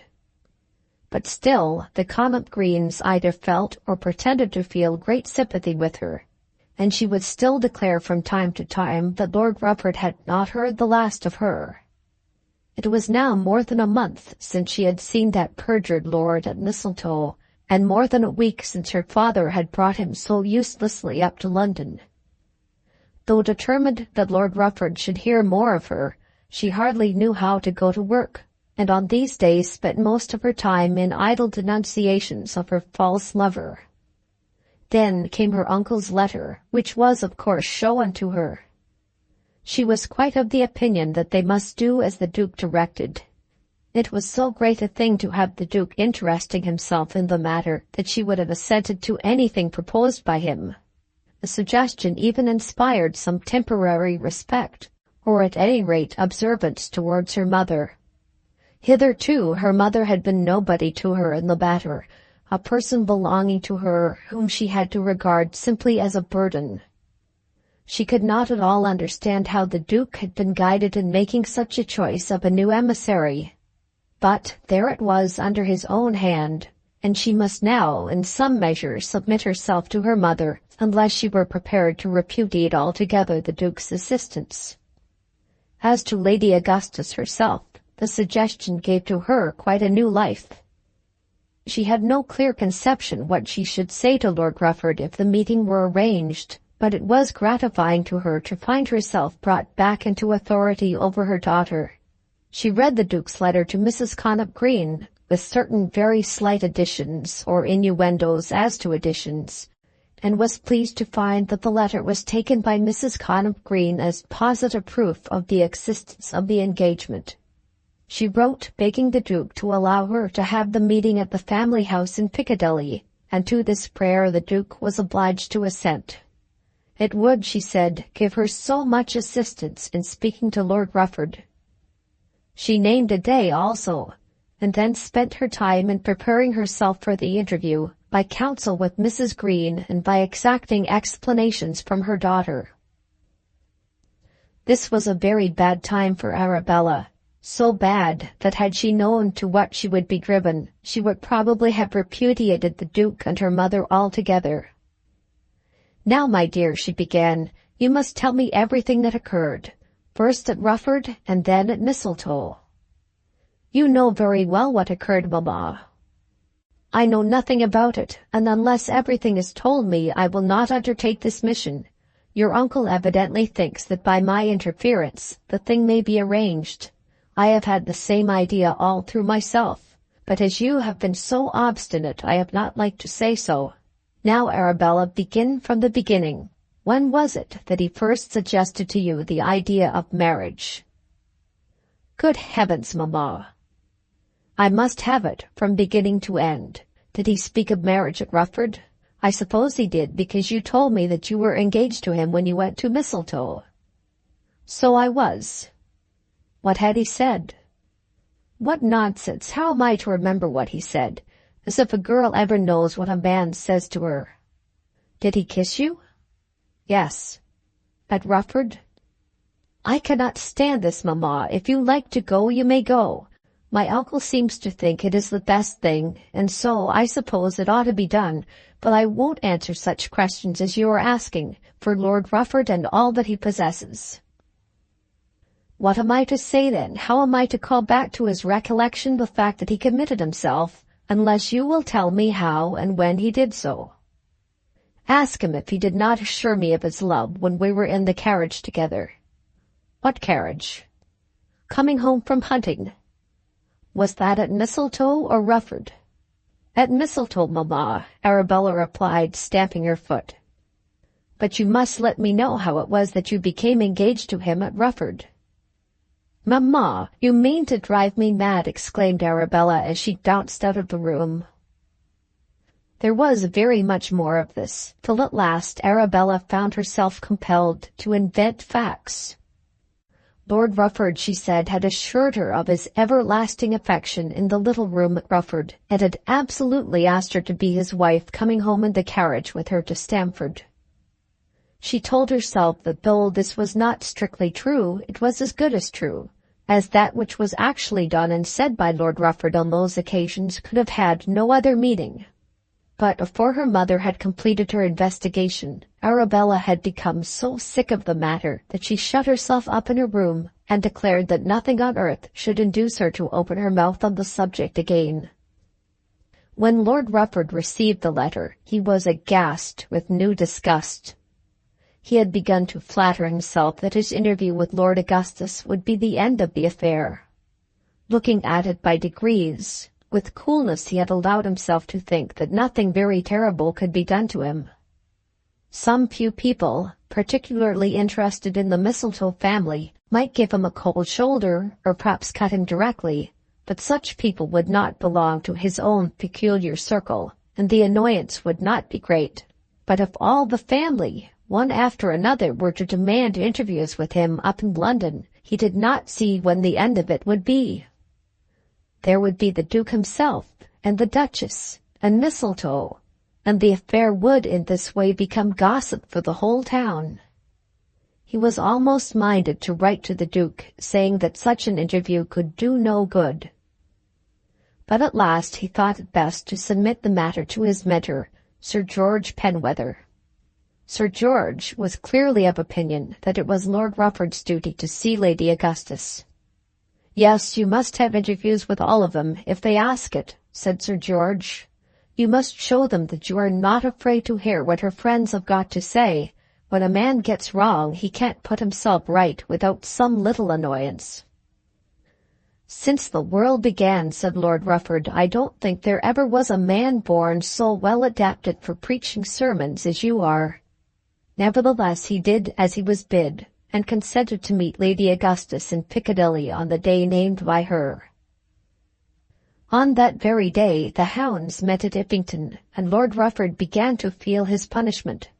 He assented to the proposal made and went up to London, leaving the members of the URU to have the run of the season from the Ippington coverts. When Lady Augustus was sitting in the back room of the mansion, waiting for Lord Rufford, she was very much puzzled to think what she would say to him when he came. With all her investigation, she had received no clear idea of the circumstances as they occurred. That her daughter had told her a fib in saying that she was engaged when she went to Mistletoe, she was all but certain. That something had occurred in the carriage which might be taken for an offer she thought possible. She therefore determined to harp upon the carriage as much as possible, and to say as little as might be as to the doings at Rufford. Then, as she was trying to arrange her countenance and her dress and her voice, so that they might tell on his feelings, Lord Rufford was announced. "Lady Augustus," said he at once, beginning the lesson which he had taught himself, "I hope I see you quite well. I have come here because you have asked me, but I really don't know that I have anything to say." "Lord Rufford, you must hear me." "Oh yes, I will hear you certainly, only this kind of thing is so painful to all parties, and I don't see the use of it. Are you aware that you have plunged me and my daughter into a state of misery too deep to be fathomed? I should be sorry to think that. How can it be otherwise, when you assure a girl in her position in life that you love her, a lady whose rank is quite as high as your own?" "Quite so, quite so." "And when, in return for that assurance, you have received vows of love from her, what is she to think, and what are her friends to think?" Lord Rufford had always kept in his mind a clear remembrance of the transaction in the carriage, and was well aware that the young lady's mother had inverted the circumstances, or, as he expressed it to himself, had put the cart before the horse. He had assured the young lady that he loved her, and he had also been assured of her love, but her assurance had come first. He felt that this made all the difference in the world. So much difference that no one cognizant in such matters would hold that his assurance, obtained after such a fashion, meant anything at all. But how was he to explain this to the lady's mother? "You will admit that such assurances were given?" continued Lady Augustus. "Upon my word, I don't know. There was a little foolish talk, but it meant nothing." "My lord!" What am I to say? I don't want to give offense, and I am heartily sorry that you and your daughter should be under any misapprehension, but as I sit here, there was no engagement between us. Nor, if I must speak out, Lady Augustus, could your daughter have thought that there was an engagement. Did you not embrace her? I did, that's the truth. And after that, you mean to say? After that, I mean to say that nothing more was intended. There was a certain meanness of appearance about the mother which emboldened him. What a declaration to make to the mother of a young lady, and that young lady the niece of the Duke of Mayfair. It's not the first time such a thing has been done, Lady Augustus. I know nothing about that, nothing. I don't know whom you may have lived with. It never was done to her before. If I understand right, she was engaged to marry Mr. Morton when she came to Rufford. It was all at an end before that. At any rate, you both came from his house, where he had been staying with Mrs. Morton, and where she has been since, without Mrs. Morton. Lady Ushant was there, Lord Rufford, but she has been staying at the house of this gentleman, to whom you admit that she was engaged a short time before she came to us. He is on his deathbed, and he thought that he had behaved badly to her. She did go to Bragton the other day, at his request, merely that she might say that she forgave him. I only hope that she will forgive me too.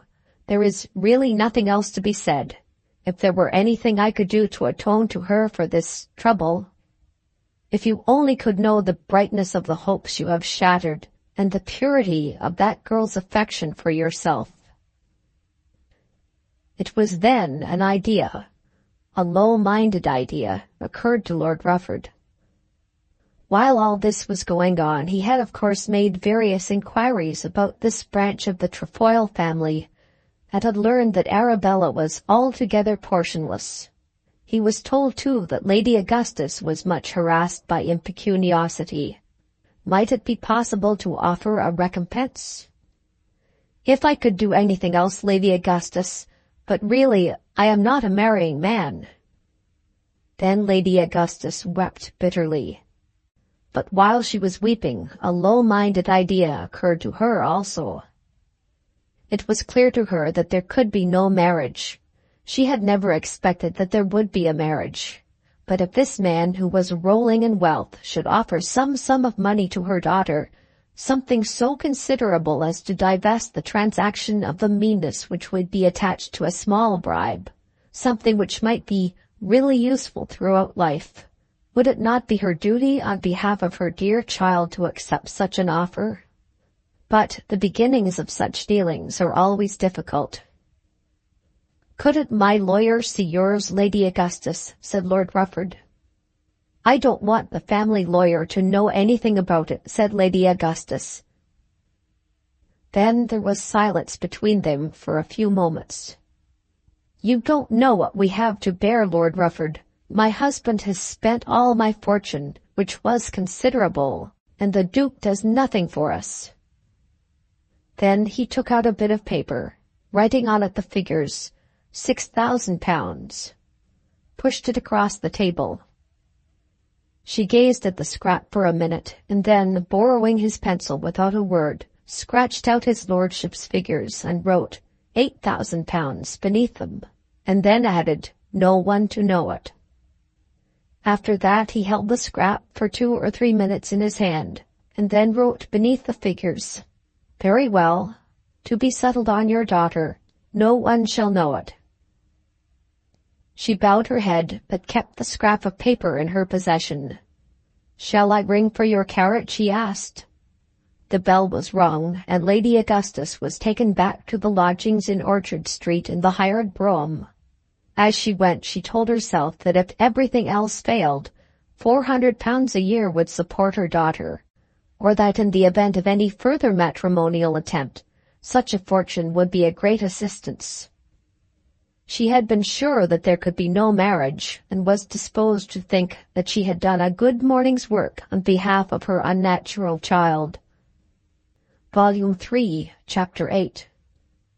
We shall kill each other. Lady Augustus, as she was driven back to Orchard Street, and as she remained alone during the rest of the day and the next in London, became a little afraid of what she had done. She began to think how she should communicate her tidings to her daughter, and thinking of it grew to be nervous and ill at ease. How would it be with her should Arabella still cling to the hope of marrying the lord? That any such hope would be altogether illusory, Lady Augustus was now sure. She had been quite certain that there was no ground for such hope when she had spoken to the man of her own poverty. She was almost certain that there had never been an offer of marriage made. In the first place, Lord Rufford's words went further with her than Arabella's. And then his story had been consistent and probable, whereas hers had been inconsistent and improbable. At any rate, ropes and horses would not bring Lord Rufford to the hymeneal altar. That being so, was it not natural that she should have then considered what result would be next best to a marriage? She was very poor, having saved only some few hundreds a year from the wreck of her own fortune. Independently of her, her daughter had nothing, and in spite of this poverty, Arabella was very extravagant, running up bills for finery without remorse wherever credit could be found, and excusing herself by saying that on this or that occasion, such expenditure was justified by the matrimonial prospects which it opened out to her. And now, of late, Arabella had been talking of living separately from her mother. Lady Augustus, who was thoroughly tired of her daughter's company, was not at all averse to such a scheme, but any such scheme was impracticable without money. By a happy accident, the money would now be forthcoming. There would be £400 a year forever, and nobody would know whence it came. She was confident that she might trust to the Lord's honour for secrecy. As far as her own opinion went, the result of the transaction would be most happy. But still, she feared Arabella. She felt that she would not know how to tell her story when she got back to Marigold Place. "My dear, he won't marry you, but he is to give you £8,000. That was what she would have to say, but she doubted her own courage to put her story into words so curt and explanatory. Even at 30, £400 a year has not the charms which accompany it to eyes which have seen 60 years. She remained in town that night and the next day, and went down by train to Basingstoke on the following morning, with her heart not altogether free from trepidation. Lord Rufford, the very moment that the interview was over, started off to his lawyer. Considering how very little had been given to him, the sum he was to pay was prodigious. In his desire to get rid of the bore of these appeals, he had allowed himself to be foolishly generous. He certainly never would kiss a young lady in a carriage again, nor even lend a horse to a young lady till he was better acquainted with her ambition and character. But the word had gone from him, and he must be as good as his word. The girl must have her £8,000, and must have it instantly. He would put the matter into such a position that if any more interviews were suggested, he might with perfect safety refer the suggester back to Mr. Foyle. There was to be secrecy, and he would be secret as the grave. But in such matters one's lawyer is the grave. He had proposed that 2 lawyers arrange it. Objection had been made to this because Lady Augustus had no lawyer ready, but on his side someone must be employed. So he went to his own solicitor and begged that the thing might be done quite at once. He was very definite in his instructions and would listen to no doubts. Would the lawyer write to Miss Trefoil on that very day? Or rather not on that very day, but the next. As he suggested this, he thought it well that Lady Augustus should have an opportunity of explaining the transaction to her daughter before the lawyer's letter should be received. He had, he said, his own reason for such haste. Consequently, the lawyer did prepare the letter to Miss Trefoil at once, drafting it in his noble client's presence. In what way should the money be disposed so as to best suit her convenience? The letter was very short, with an intimation that Lady Augustus would no doubt have explained the details of the arrangement. When Lady Augustus reached Marigold, the family were at lunch, and as strangers were present, nothing was said as to the great mission. The mother had already bethought herself how she must tell this and that lie to the Connop Greens, explaining that Lord Robert had confessed his iniquity, but had disclosed that for certain mysterious reasons he could not marry Arabella, though he loved her better than all the world. Arabella asked some questions about her mother's shopping and general business in town, and did not leave the room till she could do so without the slightest appearance of anxiety. Mrs. Connop Green marvelled at her coolness, knowing how much must depend on the answer which her mother had brought back from London, and knowing nothing of the contents of the letter which Arabella had received that morning from the lawyer. In a moment or two, Lady Augustus followed her daughter upstairs, and in going into her own room, found the damsel standing in the middle of it with an open paper in her hand. "Mamma," she said, "shut the door." Then the door was closed. "What is the meaning of this?" And she held out the lawyer's letter. "The meaning of what?" said Lady Augustus, trembling. "I have no doubt you know, but you had better read it." Lady Augustus read the letter and attempted to smile. "He has been very quick," she said. "I thought I should have been the first to tell you." "What is the meaning of it? Why is the man to give me all that money?" "Is it not a good escape from so great a trouble?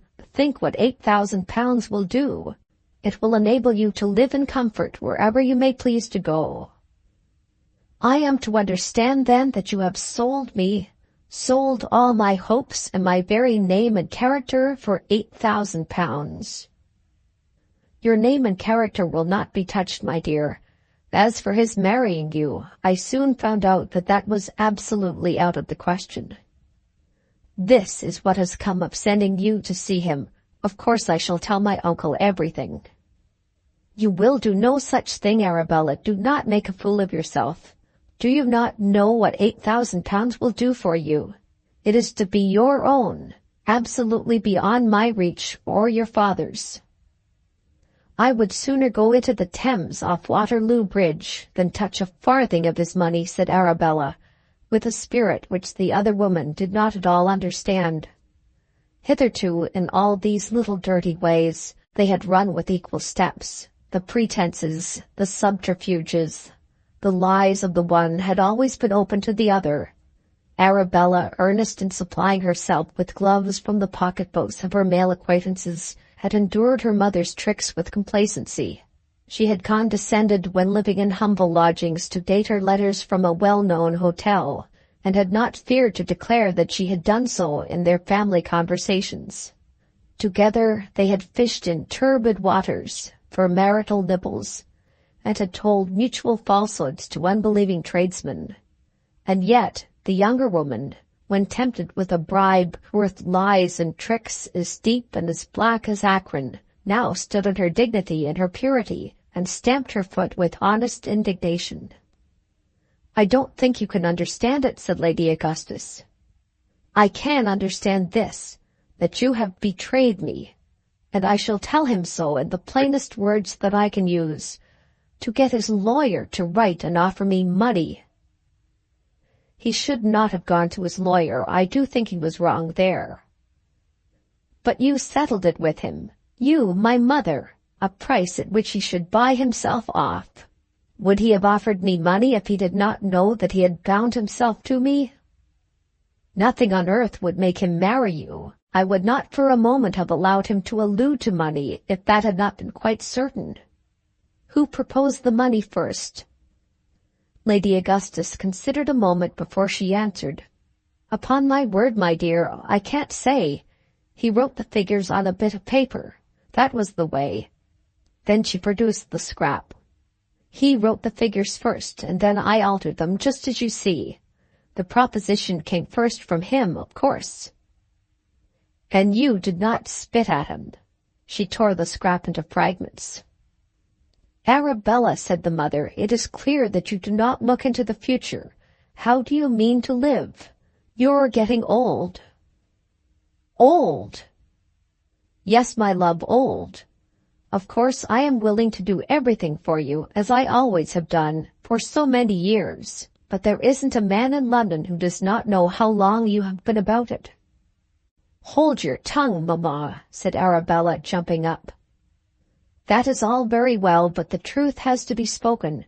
You and I cannot go on as we have been doing. Certainly not. I would sooner be in a workhouse. And here there is provided for you an income on which you can live. Not a soul will know anything about it.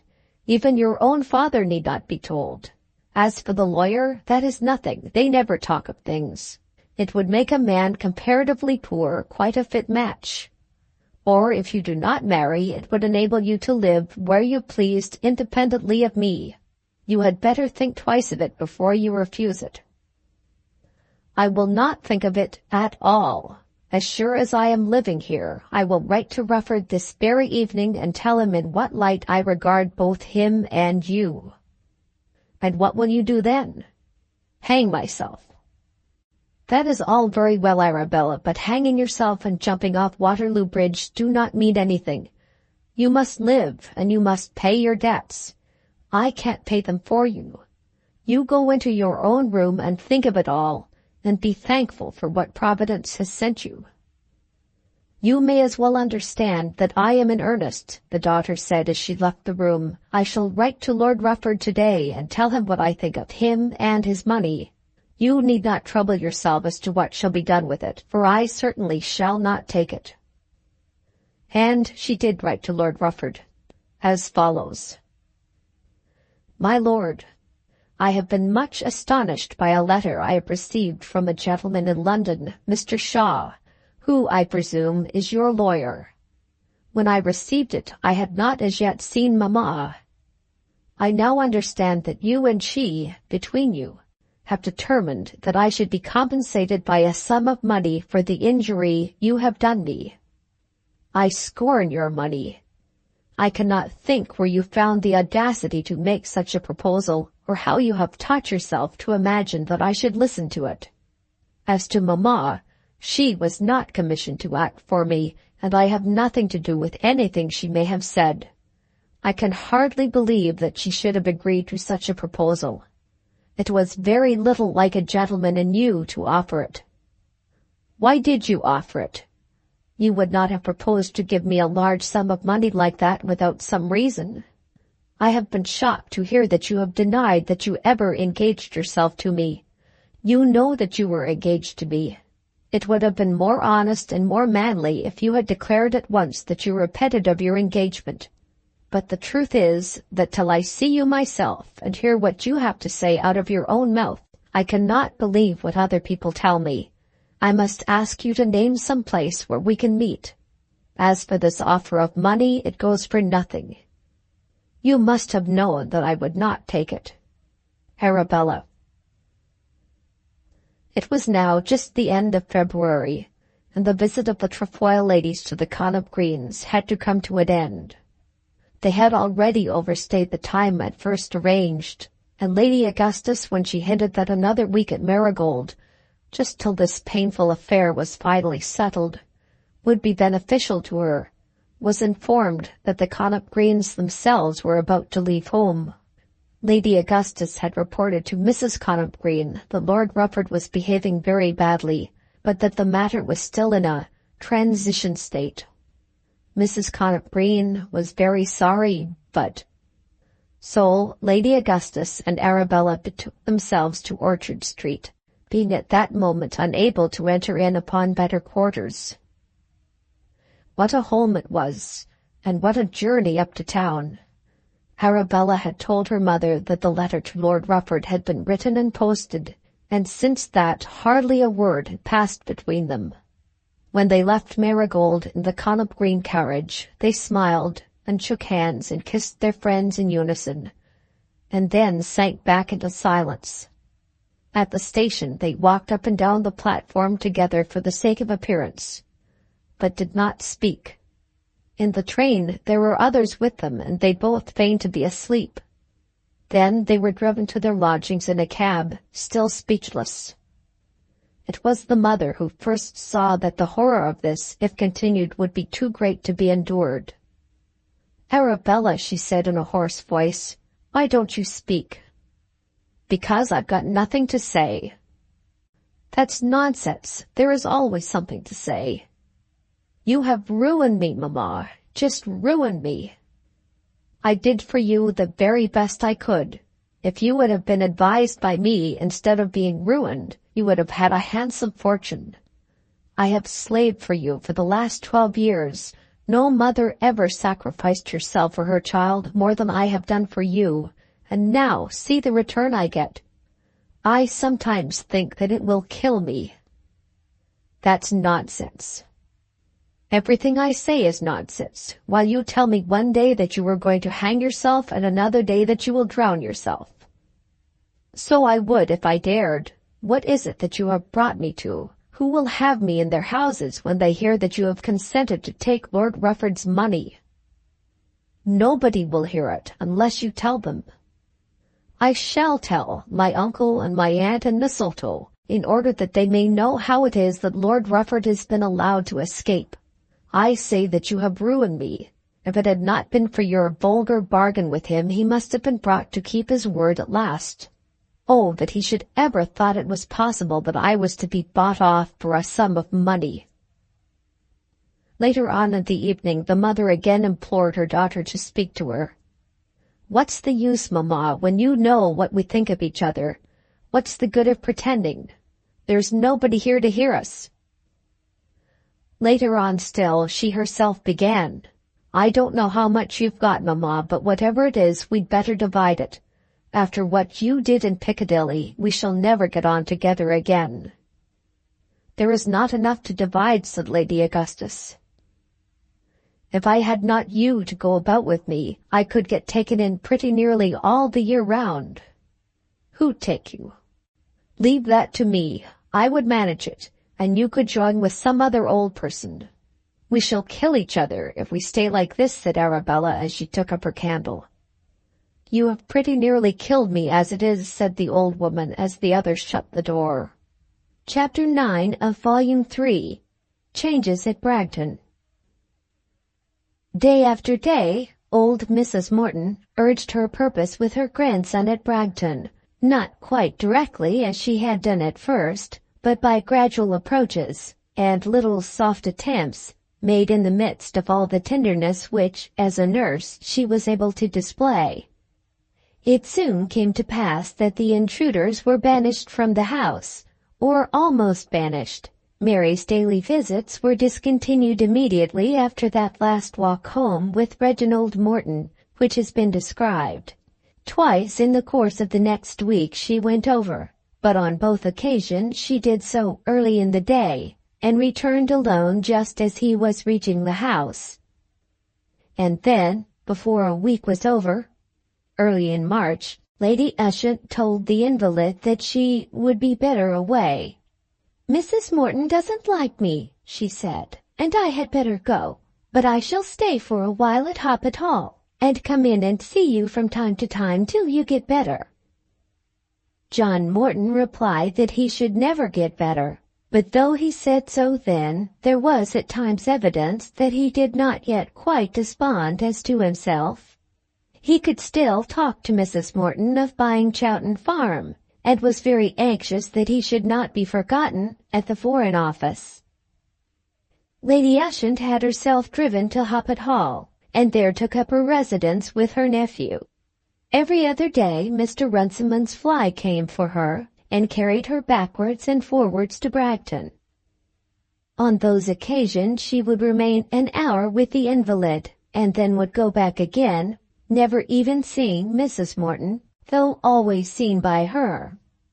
And twice after this banishment Reginald walked over, but on the second occasion there was a scene. Mrs. Morton, to whom he had never spoken since he was a boy, met him in the hall and told him that his visits only disturbed his sick cousin. "I certainly will not disturb him," Reginald had said. "In the condition in which he is now, he should not see many people," rejoined the lady. "If you will ask Dr. Fanning, he will tell you the same." Dr. Fanning was the London doctor who came down once a week, whom it was improbable that Reginald should have an opportunity of consulting. But he remembered, or thought that he remembered, that his cousin had been fretful and ill-pleased during his last visit, and so turned himself round and went home without another word. "I am afraid there may be, I don't know what," said Lady Ushant to him in a whisper the next morning. "What do you mean?" "I don't know what I mean. Perhaps I ought not to say a word, only so much does depend on it."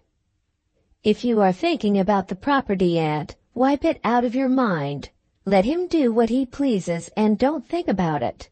No one should trouble their minds about such things. It is his, to do what he pleases with it." "It is not him that I fear, Reginald." "If he chooses to be guided by her, who shall say that he is wrong? Get it out of your mind. The very thinking about such things is dirtiness." The poor old lady submitted to the rebuke, and did not dare to say another word. Daily, Lady Ushant would send over for Mary Masters, thinking it cruel that her young friend should leave her alone, and yet understanding in part the reason why Mary did not come to her constantly at Hoppet Hall. Poor Mary was troubled much by these messages. Of course she went now and again. She had no alternative but to go, and yet, feeling that the house was his house, she was most unwilling to enter it. Then grew within her a feeling, which she could not analyze, that he had ill-used her. Of course she was not entitled to his love. She would acknowledge to herself over and over again that he had never spoken a word to her which could justify her in expecting his love. But why had he not let her alone? Why had he striven by his words and his society to make her other than she would have been had she been left to the atmosphere of her stepmother's home? Why had he spoken so strongly to her as to that young man's love? And then she was almost angry with him because, by a turn in the wheel of fortune, he was about to become, as she thought, Squire of Bragton. Had he remained simply Mr. Morton of Hoppet Hall, it would still have been impossible. But this exaltation of her idol altogether out of her reach was an added injustice. She could remember, not the person, but all the recent memories of the old squire, the veneration with which he was named, the masterdom which was attributed to him, the unequalled nobility of his position in regard to Dillsborough. His successor would be to her as someone crowned, and removed by his crown altogether from her world. Then she pictured to herself the stately dame who would certainly come, and she made fresh resolutions with a sore heart. "I don't know why you should be so very little with me," said Lady Ushant, almost whining. "When I was at Cheltenham you wanted to come to me. There are so many things to be done at home." "And yet you would have come to Cheltenham." "We were in great trouble then, Lady Ushant. Of course I would like to be with you. You ought not to scold me because you know how I love you." "Has the young man gone away altogether now, Mary?" "Altogether." "And Mrs. Masters is satisfied?" "She knows it can never be, and therefore she is quiet about it." "I was sorry for that young man because he was so true." "You couldn't be more sorry than I was, Lady Ushant. I love him as though he was a brother, but—" "Mary, dear Mary, I fear you are in trouble." "I think it is all trouble," said Mary, rushing forward and hiding her face in her old friend's lap, as she knelt on the ground before her. Lady Ushant longed to ask a question, but she did not dare, and Mary Masters longed to have one friend to whom she could confide her secret, but neither did she dare. On the next day, very early in the morning, there came a note from Mrs. Morton to Mr. Masters, the attorney. Could Mr. Masters come out on that day to Bragton and see Mrs. Morton? The note was very particular in saying that Mrs. Morton was to be the person seen. The messenger, who waited for an answer, brought back word that Mr. Masters would be there at noon. The circumstance was one which agitated him considerably, as he had not been inside the house at Bragton since the days immediately following the death of the old squire. As it happened, Lady Ushant was going to Bragton on the same day, and at the suggestion of Mr. Runciman, whose horses in the hunting season barely sufficed for his trade, the old lady and the lawyer went together.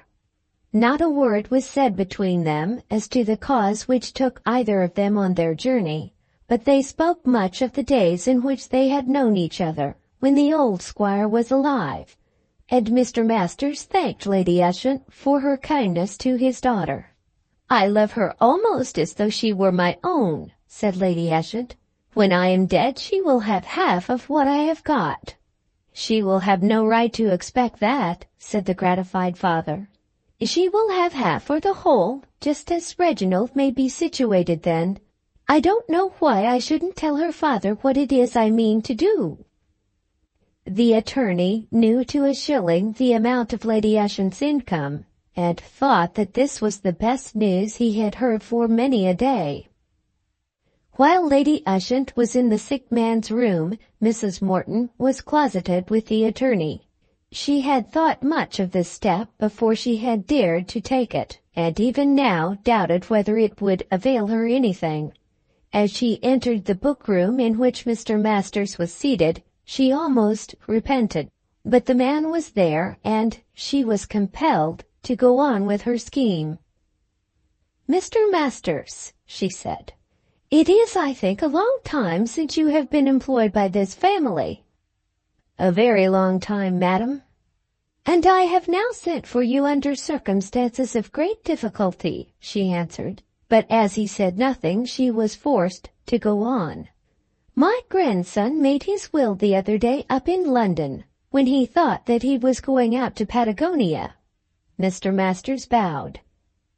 "It was done when he was in sound health, and he is now not satisfied with it." Then there was another bow, but not a word was spoken. "Of course you know that he is very ill." "We have all been very much grieved to hear it." "I am sure you would be, for the sake of old days. When Dr. Fanning was last here, he thought that my grandson was something better. He held out stronger hopes than before, but still he is very ill. His mind has never wavered for a moment, Mr. Masters."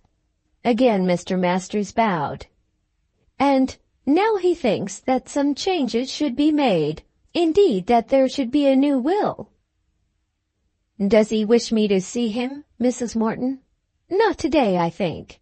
He is not quite prepared today, but I wanted to ask whether you could come at a moment's notice, quite at a moment's notice. I thought it better so that you should know why we sent for you if we did send, so that you might be prepared. It could be done here, I suppose." "It would be possible, Mrs. Morton." "And you could do it." Then there was a long pause. "Altering a will is a very serious thing, Mrs. Morton, and when it is done on what perhaps may be a deathbed, it is a very serious thing indeed. Mr. Morton, I believe, employs a London solicitor." "I know the firm, and more respectable gentlemen do not exist. A telegram would bring down one of the firm from London by the next train." A frown, a very heavy frown, came across the old woman's brow. She would have repressed it had it been possible, but she could not command herself, and the frown was there. "If that had been practicable, Mr. Masters," she said, "we should not have sent for you." "I was only suggesting, madam, what might be the best course." "Exactly, and of course I am much obliged. But if we are driven to call upon you for your assistance, we shall find it?" "Madam," said the attorney, very slowly, "it is of course part of my business to make wills, and when called upon to do so, I perform my business to the best of my ability. But in altering a will during illness, great care is necessary. A codicil might be added. A new will would be necessary. A new will, thought the attorney, could only be necessary for altering the disposition of the whole estate. He knew enough of the family circumstances to be aware that the property should go to Reginald Morton, whether with or without a will, and also enough to be aware that this old lady was Reginald's bitter enemy. He did not think that he could bring himself to take instructions from a dying man, from the Squire of Bragton on his deathbed, for an instrument which should alienate the property from the proper heir. He, too, had his strong feelings, perhaps his prejudices, about Bragton. "I would wish that the task were in other hands, Mrs. Morton." "Why so?" "It is hard to measure the capacity of an invalid." "His mind is as clear as yours." "It might be so, and yet I might not be able to satisfy myself that it was so. I should have to ask long and tedious questions, which would be offensive, and I should find myself giving advice which would not be called for. For instance, were your grandson to wish to leave this estate away from the heir—" "I am not discussing his wishes, Mr. Masters." "I beg your pardon, Mrs. Morton, for making the suggestion, but as I said before, I should prefer that he should employ someone else." "You refuse, then?" "If Mr. Morton were to send for me, I should go to him instantly, but I fear I might be slow in taking his instructions, and it is possible that I might refuse to act on them." Then she got up from her chair and, bowing to him with stately displeasure, left the room. All this she had done without any authority from her grandson, simply encouraged in her object by his saying in his weakness that he would think of her proposition. So intent was she on her business that she was resolved to have everything ready if only he could once be brought to say that Peter Morton should be his heir. Having abandoned all hopes for her noble cousin, she could tell her conscience that she was instigated simply by an idea of justice.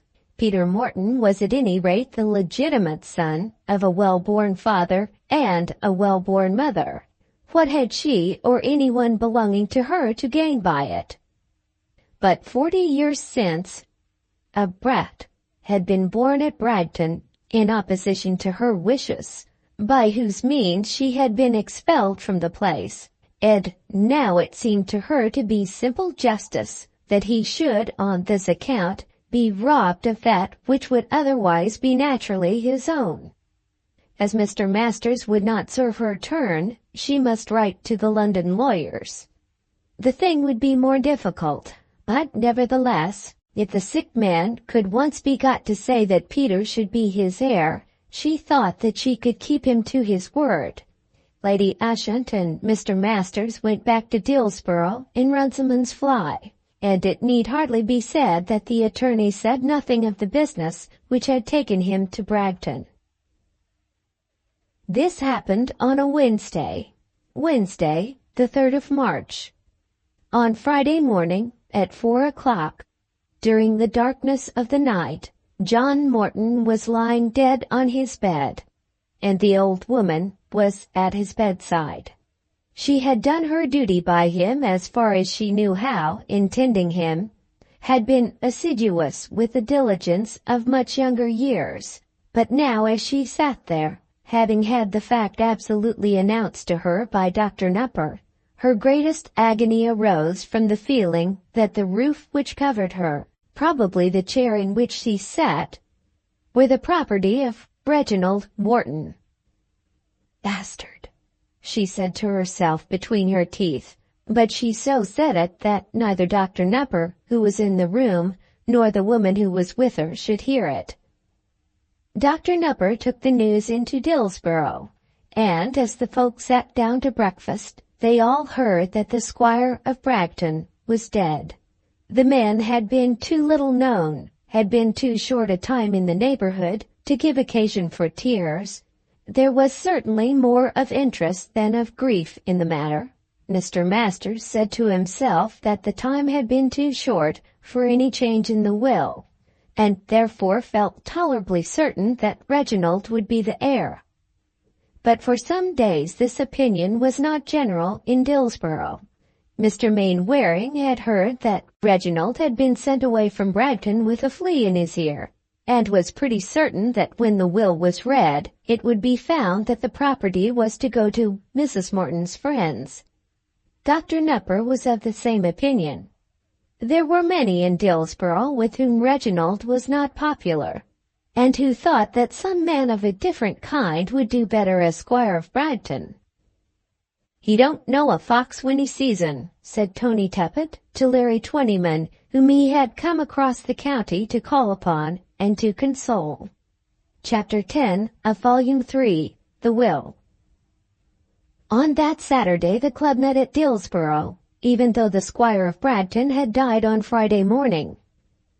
Through the whole of that Saturday the town had been much exercised in its belief and expressions as to the disposition of the property. The town knew very well that Mr. Masters, the attorney, had been sent for to Bragton on the previous Wednesday, whence the deduction as to a new will, made of course under the auspices of Mrs. Morton, would have been quite plain to the town, had not a portion of the town heard that the attorney had not been for a moment with the dying man during his visit. This latter piece of information had come through Lady Ushant, who had been in her nephew's bedroom the whole time.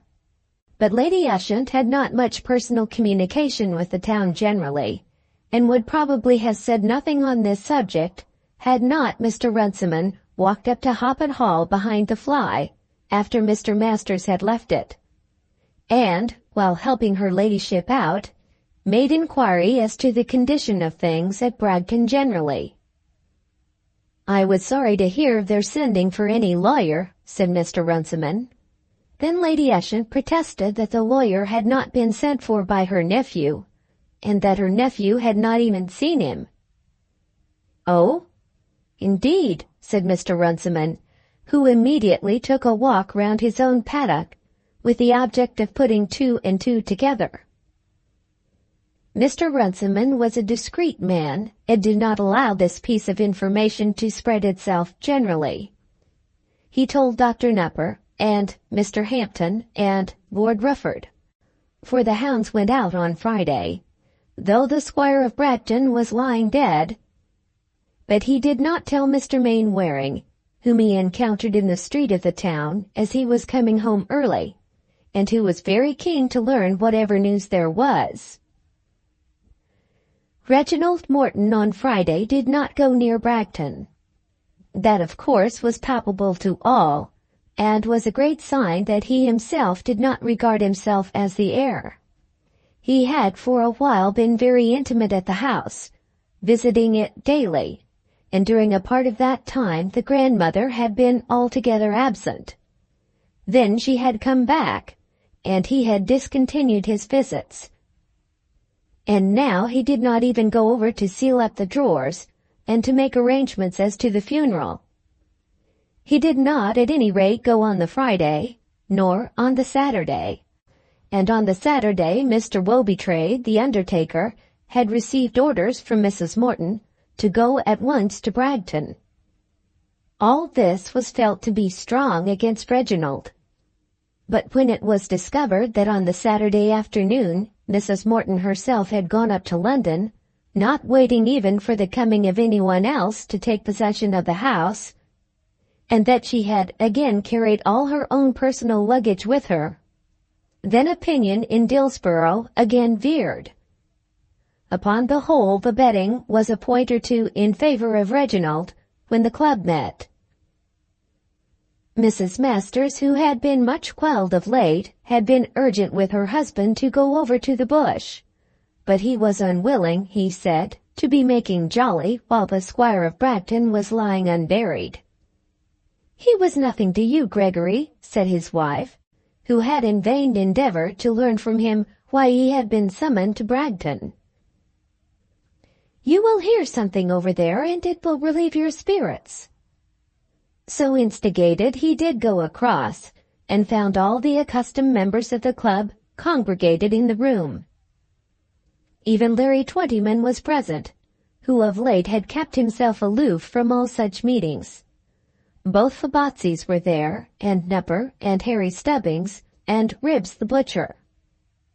Runciman himself, of course, was in the room, and he had introduced on this occasion Captain Glomax, the master of the hunt, who was staying at his house that night, perhaps with a view to hunting duties on the Monday, perhaps in order that he might hear something as to the Bragton property. It had already been suggested to him that he might possibly hire the house for a year or two, at little more than a nominal rent, that the old kennels might be resuscitated, and that such arrangements would be in all respects convenient.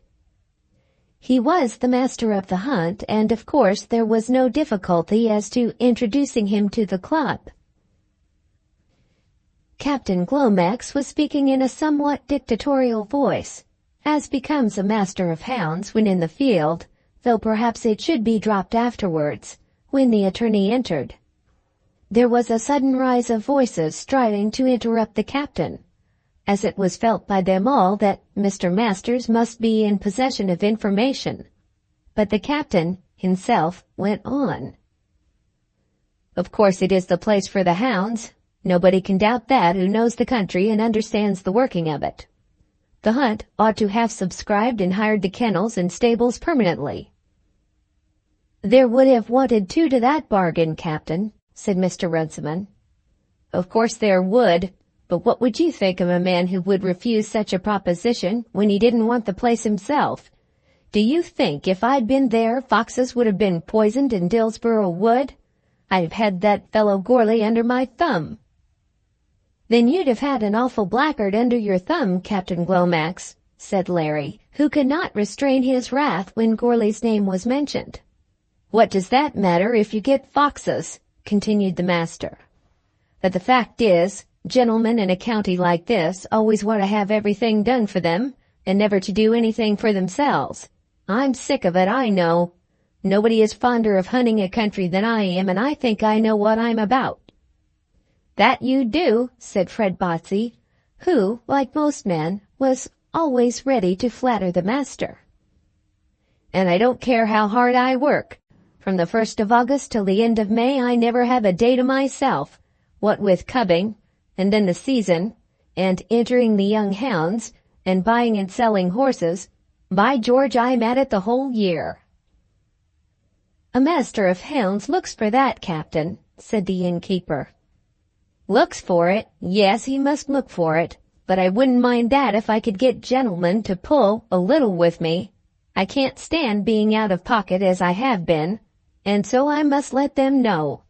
If the country would get the kennels and the stables and lay out a few pounds so that horses and hounds and men could go into them, I wouldn't mind having a shot for the house. It's killing work where I am now, the other side of Rufford, you may say." Then he stopped, but no one would undertake to answer him. The meaning of it was that Captain Glomax wanted £500 a year more than he received, and everyone there knew that there was not £500 a year more to be got out of the country, unless Lord Rufford would put his hand into his pocket. Now the present stables and the present kennels had been made comfortable by Lord Rufford, and it was not thought probable that he would pay for the move to Bragton. "When's the funeral to be, Mr. Masters?" asked Runciman, who knew very well the day fixed, but who thought it well to get back to the subject of real interest in the town. "Next Thursday, I'm told." "There's no hurry with weather like this," said Nupper professionally. "They can't open the will till the late squire is buried," continued the innkeeper, "and there will be one or two very anxious to know what is in it." "I suppose it will all go to the man who lives up here at Hobbit Hall," said the captain. "A man that was never outside a horse in his life." "He's not a bad fellow," said Runciman. "He is a very good fellow," said the attorney, "and I trust he may have the property. If it be left away from him, I for one shall think that a great injustice has been done." This was listened to with attention, as everyone there thought that Mr. Masters must know. "I can't understand," said Glomax, "how any man can be considered a good fellow as a country gentleman who does not care for sport. Just look at it all round. Suppose others were like him, what would become of us all?" "Yes, indeed, what would become of us?" asked the two Botseys in a breath. "Who'd hire horses, Runciman?" suggested Harry Stubbings with a laugh. "Think what England would be," said the captain. "When I hear of a country gentleman sticking to books and all that, I feel that the glory is departing from the land. Where are all the sinews of war to come from? That's what I want to know." "Who will it be, Mr. Masters, if the gent don't get it?" asked Ribbs from his corner on the sofa. This was felt to be a pushing question. "How am I to know, Mr. Ribbs?" said the attorney. "I didn't make the late squire's will, and if I did, you don't suppose I should tell you." "I'm told that the next is Peter Morton," said Fred Botsey. "He's something in a public office up in London." "It won't go to him," said Fred's brother. "That old lady has relations of her own who have had their mouths open for the last 40 years. "Away from the Mortons altogether," said Harry. "That would be an awful shame." "I don't see what good the Mortons have done this last half-century," said the captain. "You don't remember the old squire, Captain," said the innkeeper, "and I don't remember him well. Indeed, I was only a little chap when they buried him. But there's that feeling left behind him to this day, that not a poor man in the country wouldn't be sorry to think that there wasn't a Morton left among 'em. Of course a hunting gentleman is a good thing." "About the best thing out," said the captain. "But a hunting gentleman isn't everything. I know nothing of the old lady's people. Only this, that none of their money ever came into Dillsborough. I'm all for Reginald Morton. He's my landlord as it is, and he's a gentleman." "I hate foreigners coming," said Ribbs. "He ain't too old to take it yet," said Harry. Fred Botsey declared that he didn't believe in men hunting unless they began young, whereupon Dr. Nupper declared that he had never ridden over a fence till he was 45, and that he was ready now to ride Fred across country for a new hat. Larry suggested that a man might be a good friend to sport though he didn't ride much himself, and Runciman again asserted that hunting wasn't everything.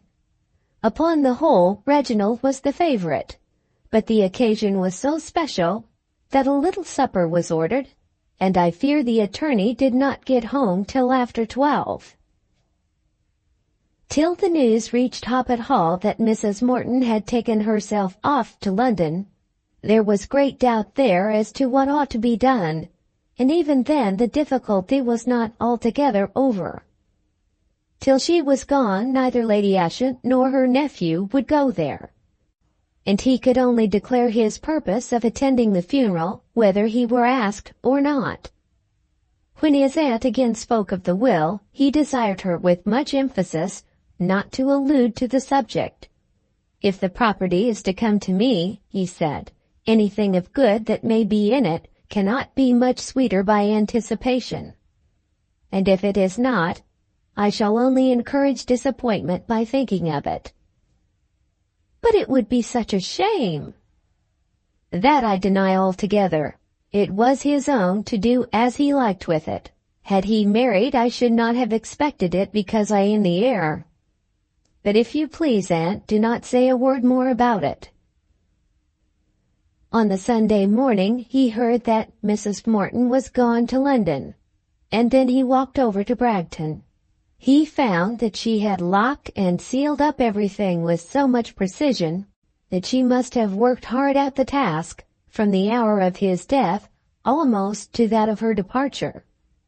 "She never rested herself all day," said Mrs. Hopkins, "till I thought she would sink from very weariness.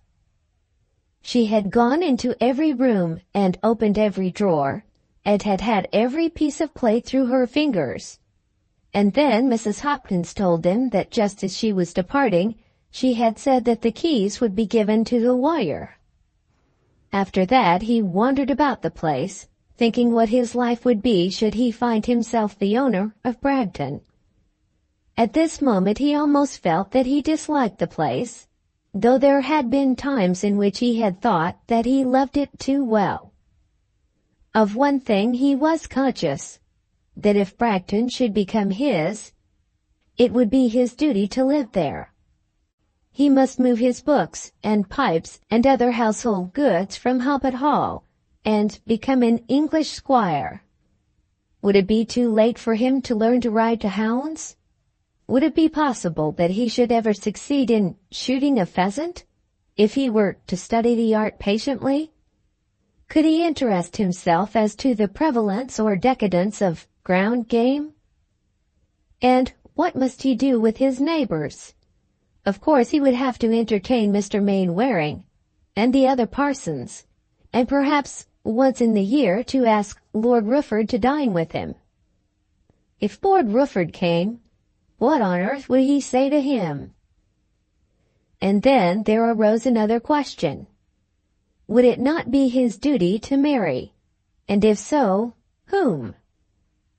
He had been distinctly told that Mary Masters had given her heart to someone, and he certainly was not the man to ask for the hand of a girl who had not a heart to give. And yet he thought that it would be impossible that he should marry any other person. He spent hours in walking about the grounds, looking at the garden and belongings which would so probably be his own within a week, and thinking whether it would be possible that he should bring a mistress to preside over them. Before he reached home he had made up his mind that only one mistress would be possible, and that she was beyond his reach. On the Tuesday he received a scrawl from Mrs. Hopkins with a letter from the lawyer addressed to her. The lawyer wrote to say that he would be down on Wednesday evening, would attend the funeral, and read his client's will after they had performed the ceremony. He went on to add that in obedience to Mrs. Morton's directions, he had invited Mr. Peter Morton to be present on the occasion. On the Wednesday Reginald again went over, but left before the arrival of the two gentlemen. On the Thursday he was there early, and of course took upon himself the duty of chief mourner. Peter Morton was there and showed, in a bewildered way, that he had been summoned rather to the opening of the will than to the funeral of a man he had never seen. Then the will was read. There were only two names mentioned in it. John Morton left £5,000 in his watch and chain and rings to Arabella Trefoil, and everything else of which he was possessed, to his cousin, Reginald Morton. "Upon my word, I don't know why they sent for me," said the other cousin, Peter. "Mrs. Morton seemed to think that you would like to pay a tribute of respect," said the lawyer. Peter looked at him and went upstairs and packed his portmanteau. The lawyer handed over the keys to the new squire, and then everything was done. Volume 3, Chapter 11. The New Minister. "Poor old Paragon!" exclaimed Archibald Curry as he stood with his back to the fire among his colleagues at the Foreign Office on the day after John Morton's death. "Poor young Paragon, that's the pity of it," said Mounser Green. "I don't suppose he was turned 30, and he was a useful man, a very useful man. That's the worst of it. He was just one of those men that the country can't afford to lose, and whom it is so very hard to replace." Mounser Green was always eloquent as to the needs of the public service, and did really in his heart of hearts care about his office. "Who is to go to Patagonia, I'm sure I don't know. Platitude was asking me about it, and I told him that I couldn't name a man." "Old Platitude always thinks that the world is coming to an end," said Curry. "There are as good fish in the sea as ever were caught." "Who is there?" Monsoon wouldn't go, even if they asked him. The Paragon was just the fellow for it. He had his heart in the work. An immense deal depends on what sort of man we have in Patagonia at the present moment. If Paraguay gets the better of the Patagonese, all Brazil will be in a ferment, and you know how that kind of thing spreads among half-caste Spaniards and Portuguese. Nobody can interfere but the British minister. When I suggested Morton, I knew I had the right man if he'd only take it." "And now he has gone and died," said Hoffman. "And now he has gone and died," continued Mounser Green. "I never nursed a dear gazelle, and all the rest of it. Poor Paragon, I fear he was a little cut up about Miss Trefoil." "She was down with him the day before he died," said young Glossop. "I happen to know that." "It was before he thought of going to Patagonia that she was at Bragton," said Curry. "That's all you know about it, old fellow," said the indignant young one. "She was there a second time just before his death. I had it from Lady Penwether, who was in the neighborhood." "My dear boy," said Mounser Green, "that was exactly what was likely to happen, and he yet may have broken his heart. I have seen a good deal of the lady lately, and under no circumstances would she have married him. When he accepted the mission, that, at any rate, was all over." "The Rufford affair had begun before that," said Hoffman. "The Rufford affair, as you call it," said Glossop, "was no affair at all." "What do you mean by that?" asked Curry. "I mean that Rufford was never engaged to her, not for an instant," said the lad, urgent in spreading the lesson which he had received from his cousin. "It was all a dead taken." "Who was taken in?" asked Mounser Green. "Well, nobody was taken in, as it happened, but I suppose there can't be a doubt that she tried her best to catch him, and that the Duke and Duchess and Mistletoe and old Trefoil all backed her up. It was a regular plat. The only thing is, it didn't come off. Look here, young shaver," this was Mounser Green again, "when you speak of a young lady, do you be a little more discreet." "But didn't she do it, Green?" "That's more than you or I can tell. If you want to know what I think, I believe he paid her a great deal of attention and then behaved very badly to her." "He didn't behave badly to her at all," said young Glossop. "My dear boy, when you are as old as I am, you will have learned how very hard it is to know everything. I only say what I believe, and perhaps I may have better ground for believing than you. He certainly paid her a great deal of attention, and then her friends, especially the Duchess, went to work.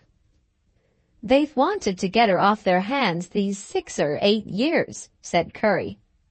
That's nonsense again, continued the new advocate, for there is no doubt she might have married Morton all the time had she pleased. Yes, but Rufford, a fellow with 60,000 a year, said Glossop. About a third of that would be nearer the mark, Glossy. Take my word for it, you don't know everything yet, though you have so many advantages. After that, Mounser Green retreated to his own room with a look and tone as though he were angry. What makes him so ferocious about it? Asked Glossop when the door was shut. You are always putting your foot in it, said Curry. I kept on winking to you, but it was no good. He sees her almost every day now. She's staying with old Mrs. Green in Portugal Street. There has been some break-up between her and her mother, and old Mrs. Green has taken her in. There's some sort of relationship. Mounser is the old woman's nephew, and she is aunt by marriage to the Connop Greens down in Hampshire, and Mrs. Connop Green is first cousin to Lady Augustus. If Dick's sister married Tom's brother, what relation would Dick be to Tom's mother? That kind of thing, isn't it? Suggested Hoffman. At any rate, there she is, and Mounser sees her every day. It don't make any difference about Rufford, said young Glossop stoutly. All this happened before the will had been declared, when Arabella did not dream that she was an heiress. A day or two afterward she received a letter from the lawyer, telling her of her good fortune, and informing her that the trinkets would be given up to her and the money paid, short of legacy duty, whenever she would fix a time and place. The news almost stunned her. There was a moment in which she thought that she was bound to reject this money, as she had rejected that tendered to her by the other man. Poor as she was, greedy as she was, alive as she was to the necessity of doing something for herself, still this legacy was to her at first bitter rather than sweet. She had never treated any man so ill as she had treated this man, and it was thus that he punished her. She was alive to the feeling that he had always been true to her. In her intercourse with other men, there had been generally a battle carried on with some fairness. Diamond had striven to cut diamond. But here the dishonesty had all been on one side, and she was aware that it had been so. In her later affair with Lord Rufford, she really did think that she had been ill-used, but she was quite alive to the fact that her treatment of John Morton had been abominable. The one man, in order that he might escape without further trouble, had in the grossest manner sent to her the offer of a bribe. The other man, in regard to whose end her hard heart was touched, even her conscience seared, had named her in his will as though his affection was unimpaired. Of course she took the money, but she took it with inward groans. She took the money and the trinkets, and the matter was all arranged for her by Mounser Green. So, after all, the Paragon left her whatever he could leave, said Curry, in the same room at the Foreign Office. A week had passed since that last conversation, and at this moment Mounser Green was not in the room. "Oh dear, no," said young Glossy. "She doesn't have Bragton. That goes to his cousin." "That was entailed, Glossy, my boy." "Not a bit of it. Everybody thought he would leave the place to another Morton, a fellow he'd never seen, in one of those Somerset House offices.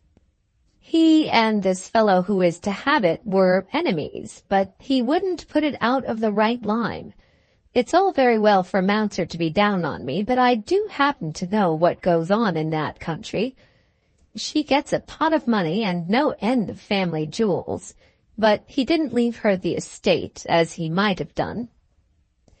At that moment Mounser Green came into the room. It was rather later than usual, being past 1 o'clock, and he looked as though he were flurried. He didn't speak for a few minutes, but stood before the fire smoking a cigar. And there was a general silence, there being now a feeling among them that Arabella Trefoil was not to be talked about in the old way before Mounser Green. At last he spoke himself. "I suppose you haven't heard who is to go to Patagonia after all?" "Is it settled?" asked Curry. "Anybody we know?" asked Hoffman. "I hope it's no outsider," said the too energetic Glossop. "It is settled, and it is somebody you know, and it is not a outsider, unless, indeed, he may be considered an outsider in reference to that branch of the service." "It's some consul," said Curry. "Backstairs from Panama, I'll bet a crown." "It isn't backstairs. It isn't a consul. Gentlemen, get out your pocket handkerchiefs. Mounser Green has consented to be expatriated for the good of his country." "You going to Patagonia?" said Curry. "You're chaffing," said Glossop. "I never was so shot in my life," said Hoffman. "It's true, my dear boys." "I never was so sorry for anything in all my born days," said Glossop, almost crying. "Why on earth should you go to Patagonia?" "Patagonia!" ejaculated Curry. What will you do in Patagonia?" "It's an opening, my dear fellow," said Mounser Green, leaning affectionately on Glossop's shoulder. "What should I do by remaining here? When Drummond asked me, I saw he wanted me to go. They don't forget that kind of thing." At that moment, a messenger opened the door, and the Senator Gotobed, almost without being announced, entered the room. He had become so intimate of late at the Foreign Office, and his visits were so frequent, that he was almost able to dispense with the assistance of any messenger. Perhaps Mounser Green and his colleagues were a little tired of him, but yet, after their fashion, they were always civil to him, and remembered, as they were bound to do, that he was one of the leading politicians of a great nation. "I have secured the hall," he said at once, as though aware that no news could be so important as the news he now conveyed. "Have you indeed?" said Curry. "Secured it for the 15th. Now the question is—" "What do you think?" said Glossop, interrupting him without the slightest hesitation. "Mounser Green is going to Patagonia in place of the poor Paragon." "I beg to congratulate Mr. Green with all my heart." "By George, I don't," said the juvenile clerk. "Fancy congratulating a fellow on going to Patagonia. It's what I call an awful sell for everybody. But, as I was saying, I have the hall for the 15th.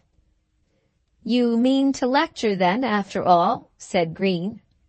"Certainly I do. I am not going to be deterred from doing my duty because I am told there is a little danger. What I want to know is whether I can depend on having a staff of policemen." "Of course there will be police," said Green. "But I mean some extra strength. I don't mind for myself, but I should be so unhappy if there were anything of a commotion." Then he was assured that the officers of the police force would look to that, and was assured also that Mounser Green and the other gentlemen in the room would certainly attend the lecture. "I don't suppose I shall be gone by that time," said Mounser Green, in a melancholy tone of voice. Volume 3, Chapter 12. I Must Go. Rufford, March 5th.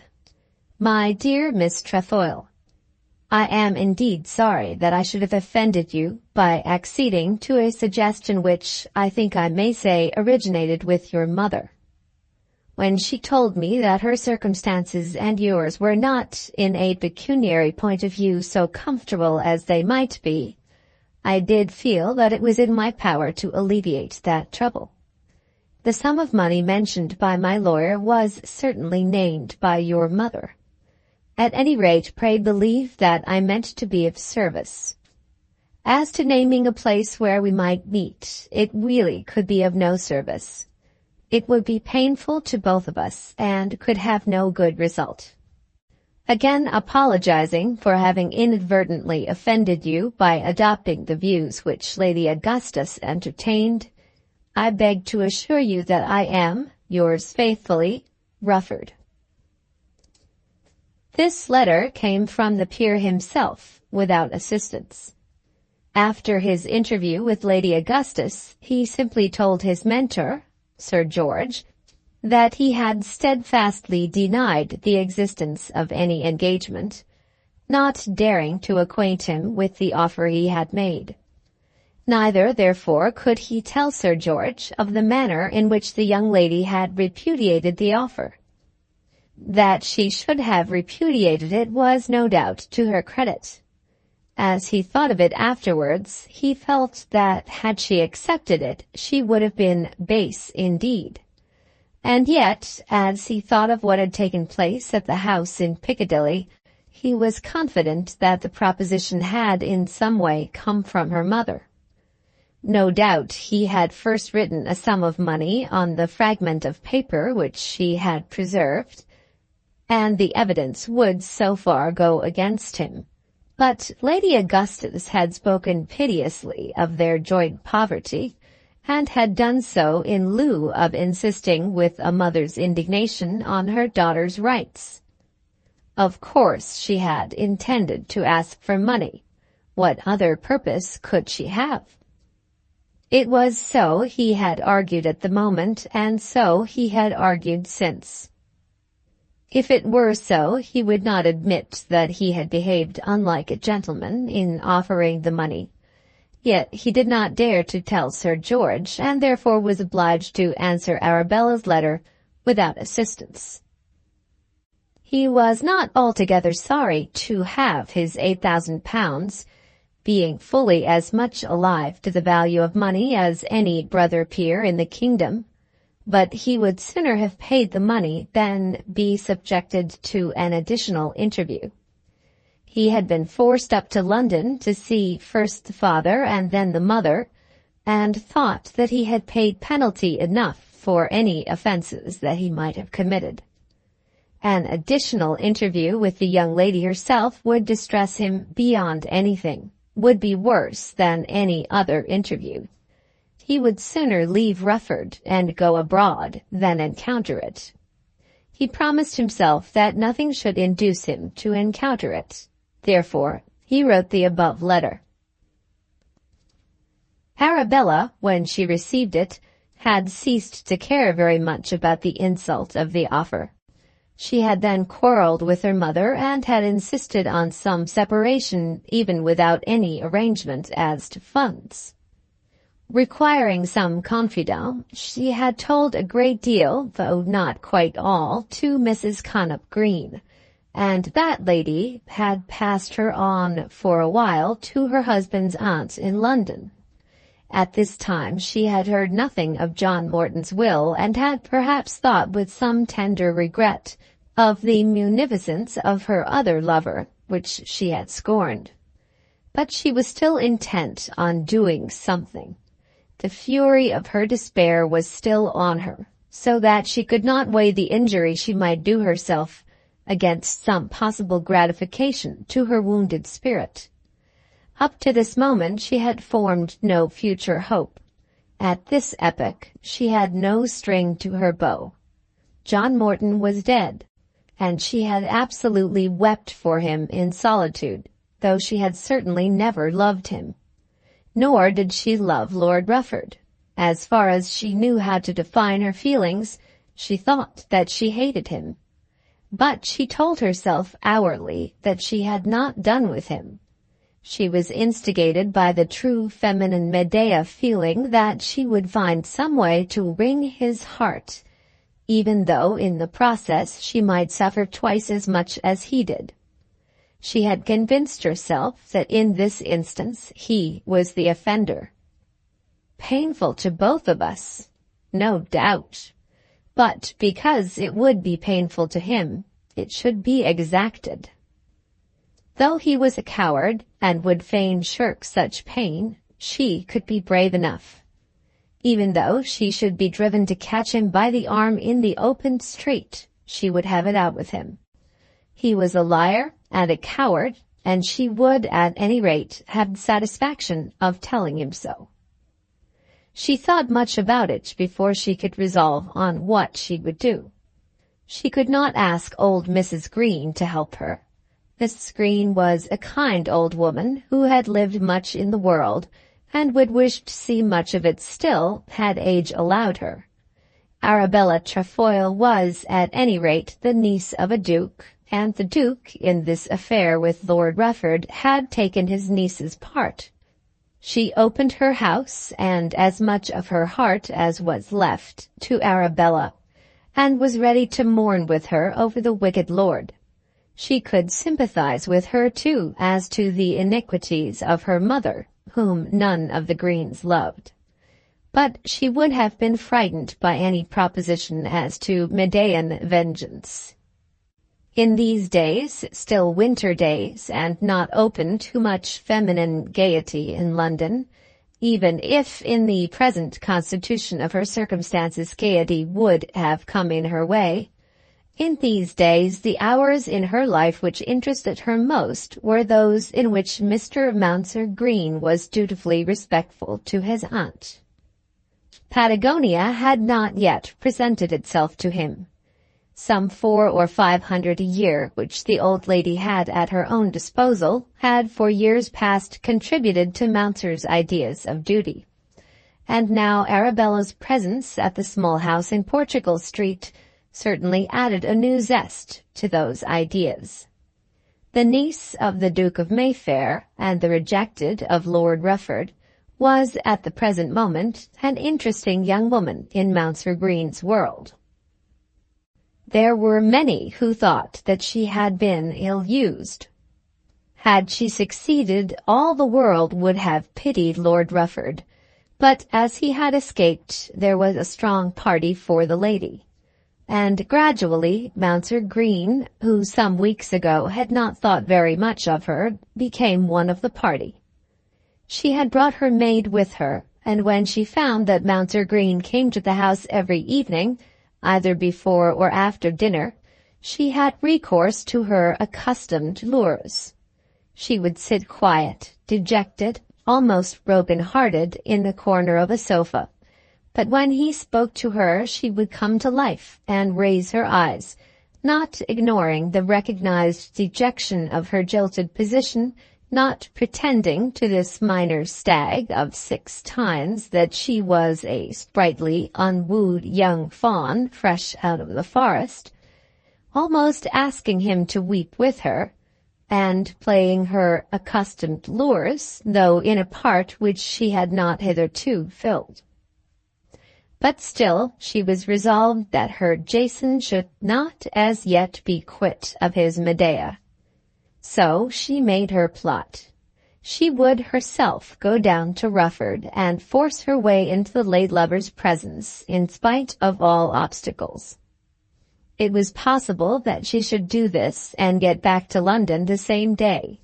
But to do so she must leave London by an early train at 7 a.m., stay 7 or 8 hours at Rufford, and reach the London station at 10 p.m. For such a journey there must be some valid excuse made to Mrs. Green. There must be some necessity shown for such a journey.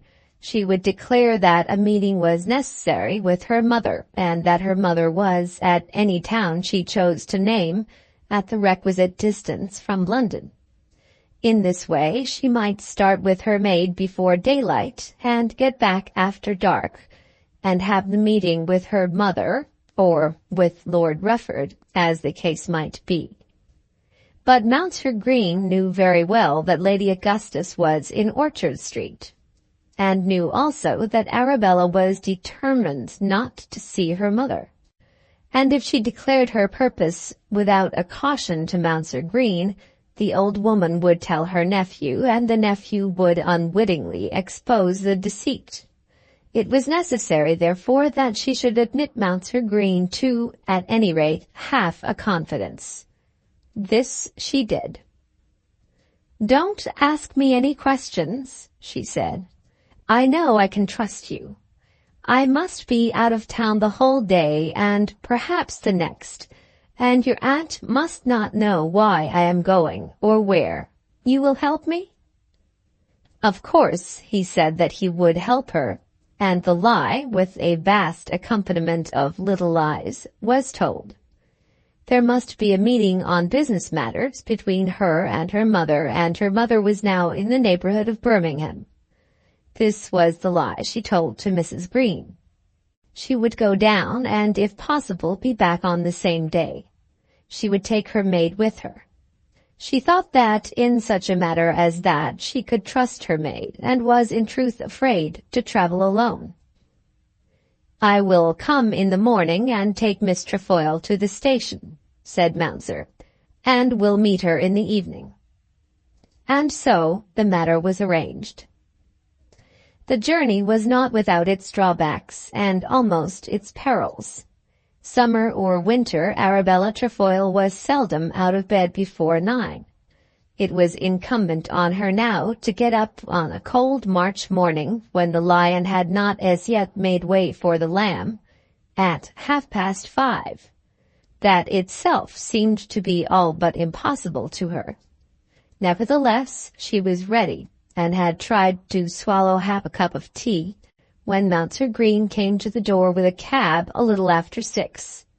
She had endeavoured to dispense with this new friend's attendance, but he had insisted, assuring her that without some such aid no cab would be forthcoming. She had not told him, and did not intend that he should know, to what station she was going. "You begged me to ask no questions," he said, when he was in the cab with her, the maid having been induced most unwillingly to seat herself with the cabman on the box. "And I have obeyed you, but I wish I knew how I could help you." "You have helped me, and you are helping me, but do not ask anything more." "Will you be angry with me if I say that I fear you are intending something rash?" "Of course I am. How could it be otherwise with me? Don't you think there are turns in a person's life when she must do something rash? Think of yourself.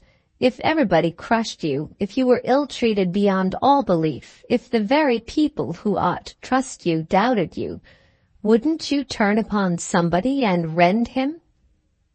"Are you going to rend anybody?"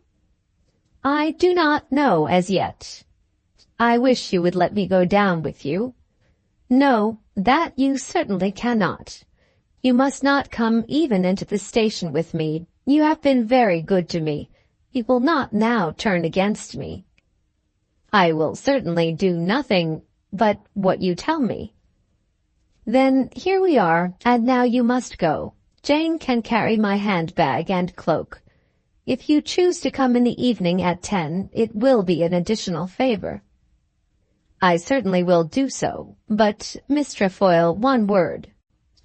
They were now standing under cover of the portico in front of the railway station, into which he was not to be allowed to enter. "What I fear is this, that in your first anger you may be tempted to do something which may be injurious to your prospects in life." "I have no prospects in life, Mr. Green." "Ah, that is just it. There are for most of us moments of unhappiness in which we are tempted by our misery to think that we are relieved at any rate from the burden of caution, because nothing that can occur to us can make us worse than we are. Nothing can make me worse than I am. But in a few months or weeks," continued Mounser Green, bringing up in his benevolence all the wisdom of his experience, "we have got a new footing amidst our troubles, and then we may find how terrible is the injury which our own indiscretion has brought on us. I do not want to ask any questions, but it might be so much better that you should abandon your intention and go back with me." She seemed to be almost undecided for a moment as she thought over his words, but she remembered her pledge to herself that Lord Rufford should find that she had not done with him yet. "I must go," she said in a hoarse voice. "If you must." "I must go. I have no way out of it. Goodbye, Mr. Green. I cannot tell you how much obliged to you I am." Then he turned back, and she went into the station and took 2 first-class tickets for Rufford. At that moment Lord Rufford was turning himself comfortably in his bed. How would he have sprung up, and how would he have fled, had he known the evil that was coming upon him? This happened on a Thursday, a day on which, as Arabella knew, the URU did not go out, the very Thursday on which John Morton was buried and the will was read at Bragton. She was fully determined to speak her mind to the man and to be checked by no feminine squeamishness. She would speak her mind to him if she could force her way into his presence, and in doing this she would be debarred by no etiquette. It might be that she would fail, that he would lack the courage to see her, and would run away, even before all his servants, when he should hear who was standing in his hall. But if he did so, she would try again, even though she should have to ride out into the hunting field after him. Face to face, she would tell him that he was a liar and a slanderer and no gentleman, though she should have to run round the world to catch him. When she reached Rufford, she went to the town and ordered breakfast and a carriage. As soon as she had eaten the meal, she desired the driver in a clear voice to take her to Rufford Hall. Was her maid to go with her? No. She would be back soon, and her maid would wait there till she had returned. Volume 3, Chapter 13. In the Park.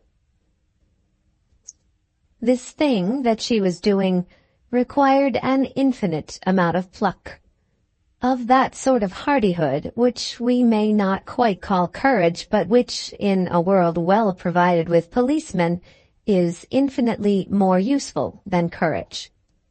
Lord Rufford himself was endowed with all the ordinary bravery of an Englishman, but he could have flown as soon as run into a lion's den, as Arabella was doing.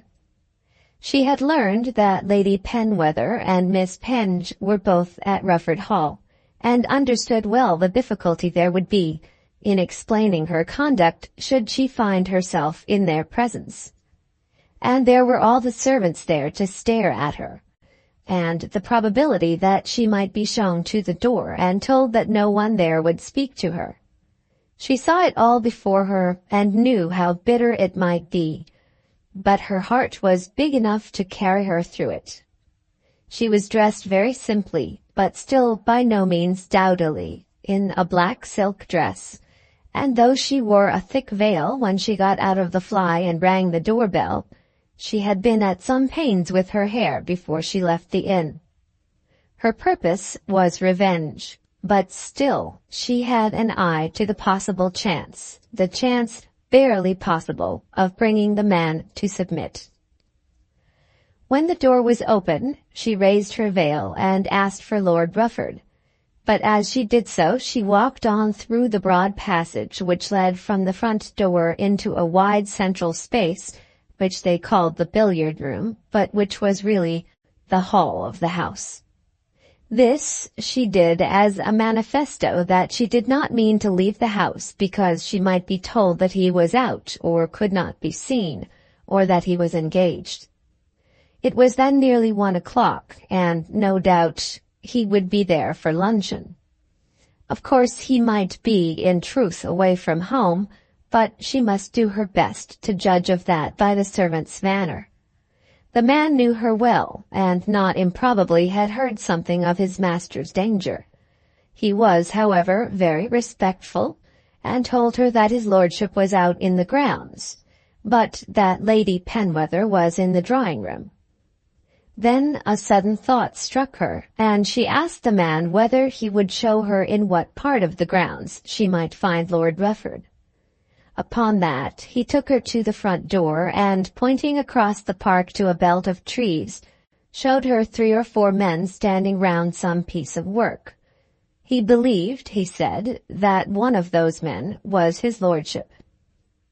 She bowed her thanks and was descending the steps on her way to join the group when, whom should she see but Lady Penwether coming into the house with her garden hat and gloves.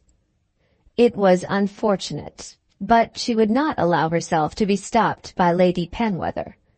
She bowed stiffly and would have passed on without a word, but that was impossible. "Miss Trefoil," said Lady Penwether with astonishment. "Your brother is just across the park. I think I see him and will go to him." "I had better send and tell him that you are here," said her ladyship. "I need not trouble you so far. I can be my own messenger. Perhaps you will allow the fly to be sent round to the yard for half an hour." As she said this, she was still passing down the steps. But Lady Penwether knew that it behooved her to prevent this if it might be possible. Of late she had had little or no conversation with her brother about Miss Trefoil, but she had heard much from her husband. She would be justified, she thought, in saying or in doing almost anything which would save him from such an encounter. "I really think," she said, that he had better be told that you are here, and as she spoke she strove to put herself in the visitor's way. You had better come in, Miss Trefoil, and he shall be informed at once. By no means, Lady Penwether, I would not for worlds give him or you so much trouble. I see him, and I will go to him. Then Lady Penwether absolutely put out her hand to detain her, but Arabella shook it off angrily, and looked into the other woman's face with fierce eyes. "Allow me," she said, "to conduct myself at this moment as I may think best. I shall do so, at any rate." Then she stalked on, and Lady Penwether saw that any contest was hopeless. Had she sent the servant on with all his speed so as to gain 3 or 4 moments, her brother could hardly have fled through the trees in face of the enemy.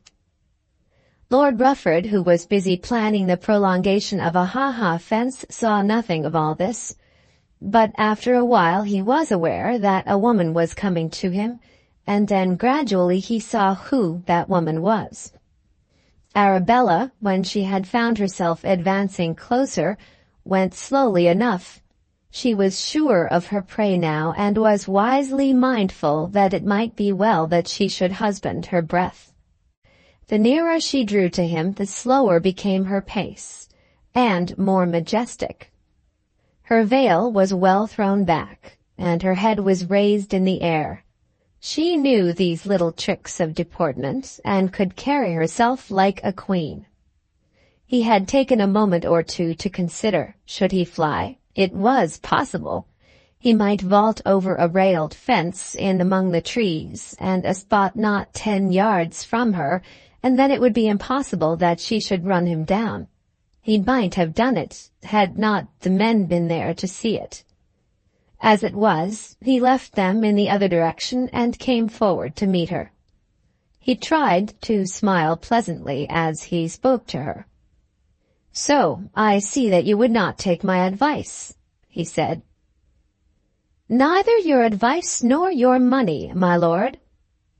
"Ah, I was so sorry about that, but indeed the fault was not mine."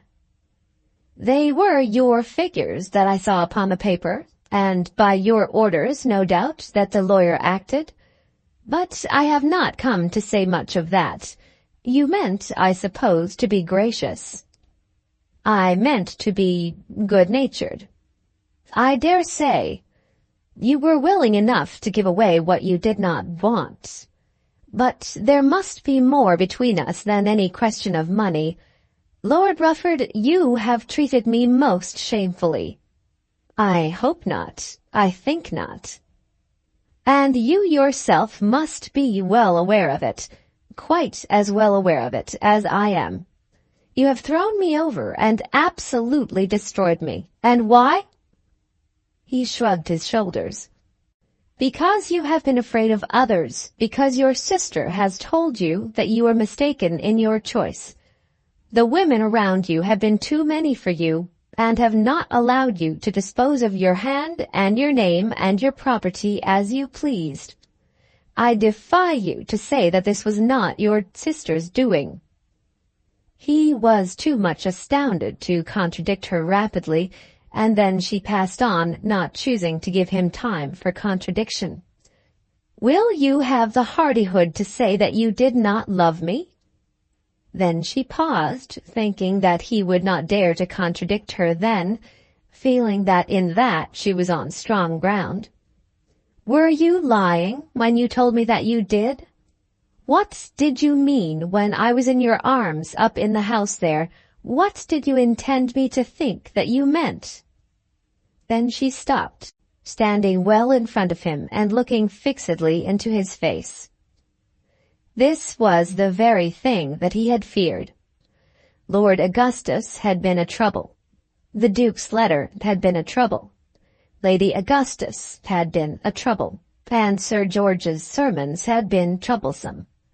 But what were they all when compared to this?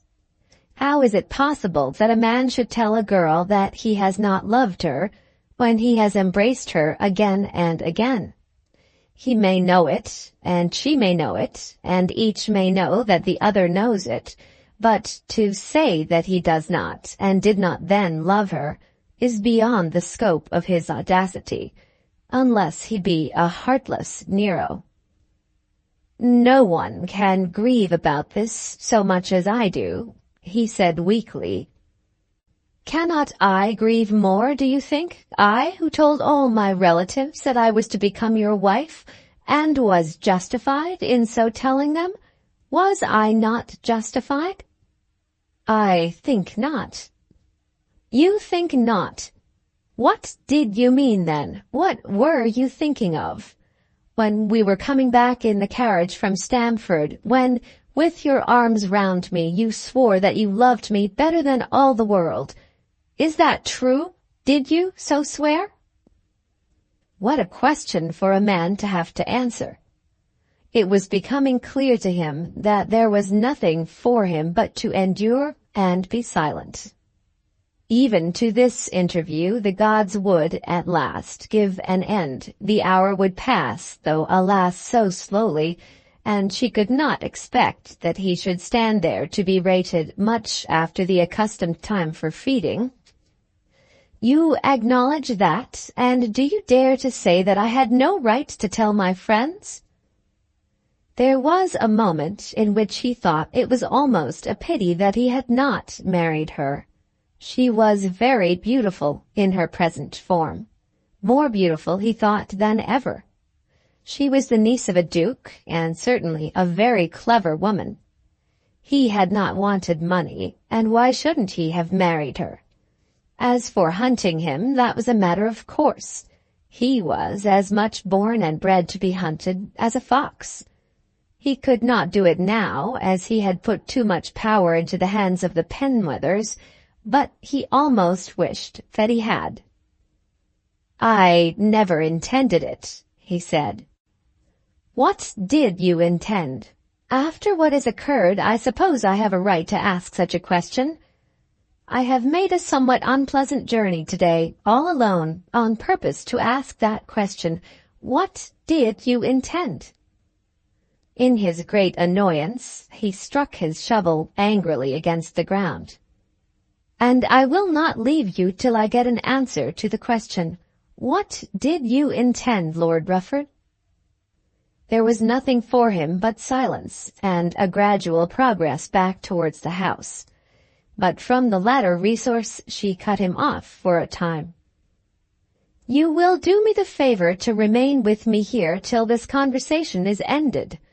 You cannot refuse me so slight a request as that, seeing the trouble to which you have put me. I never saw a man so forgetful of words. You cannot speak.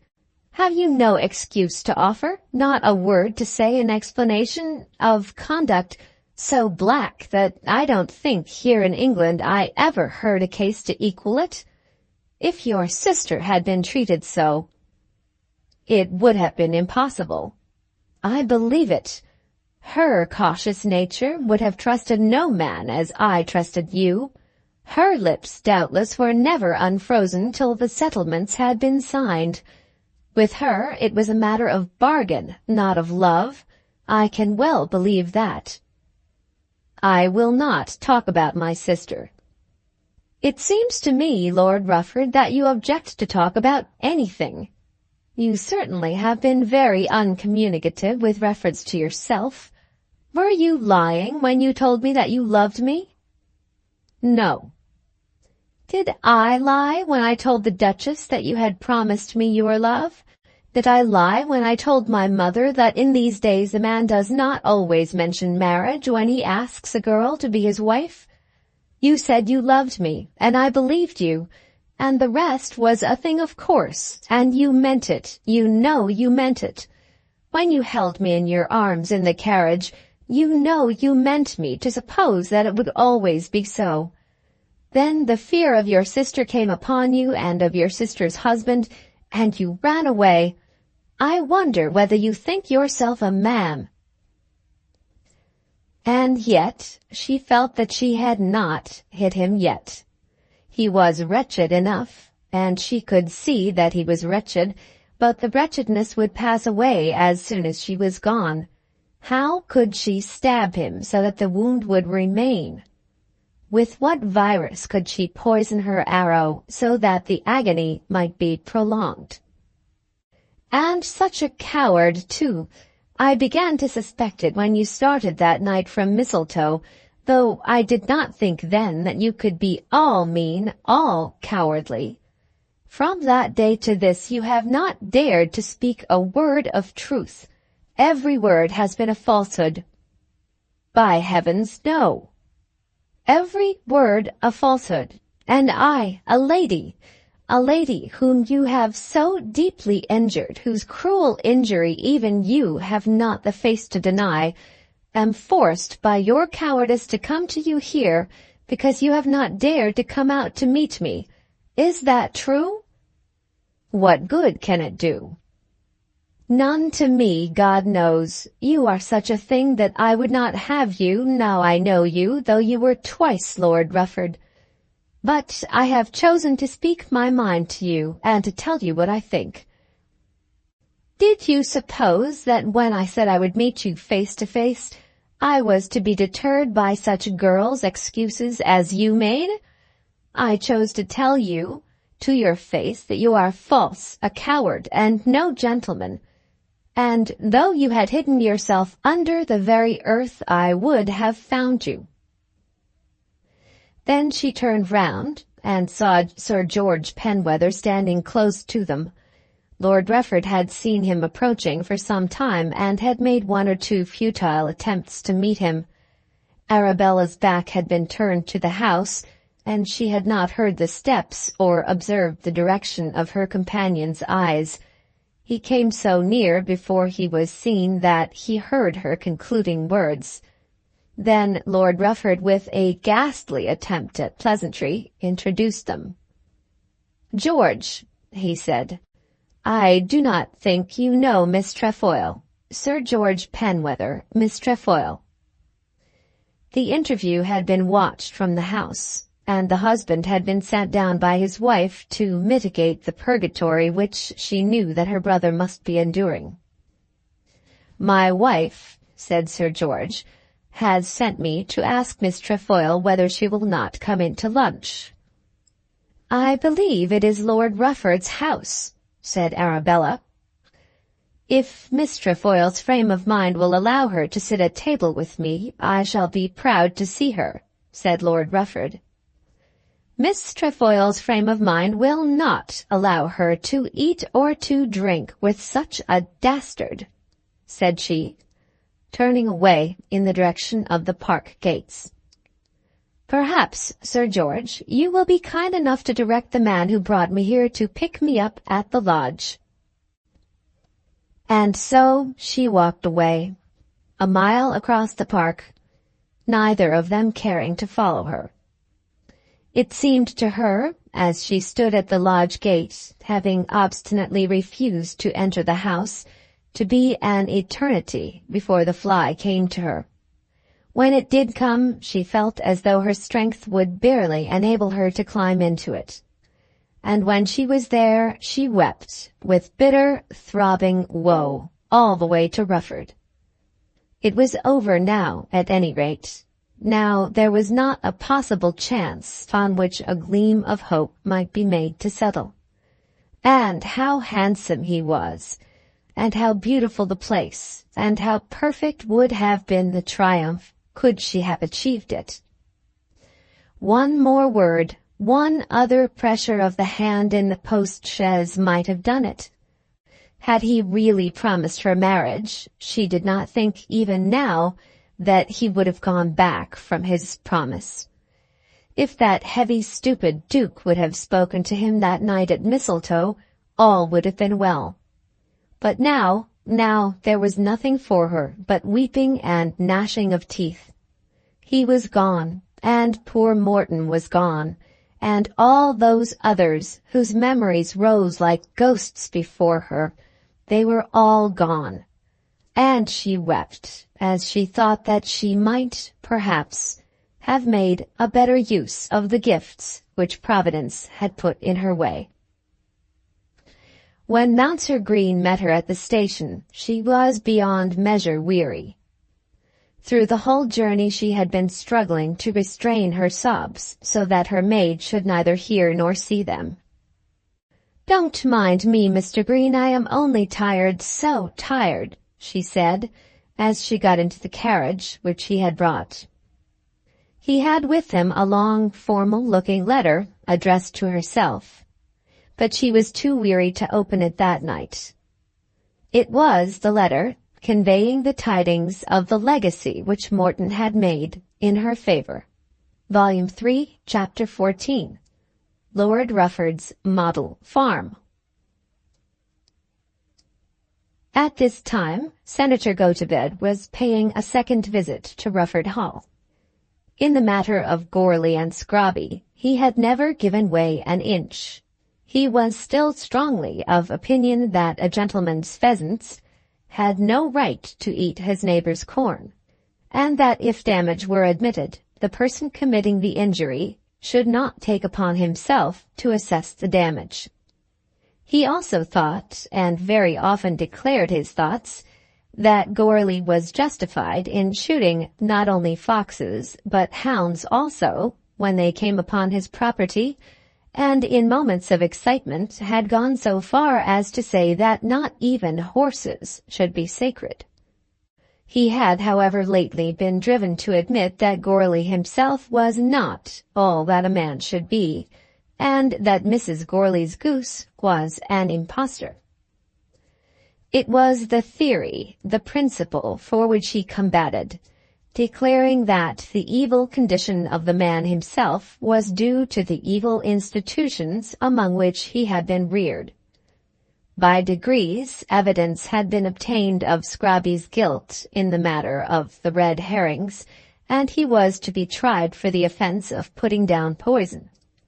Goarly was to be the principal witness against his brother conspirator.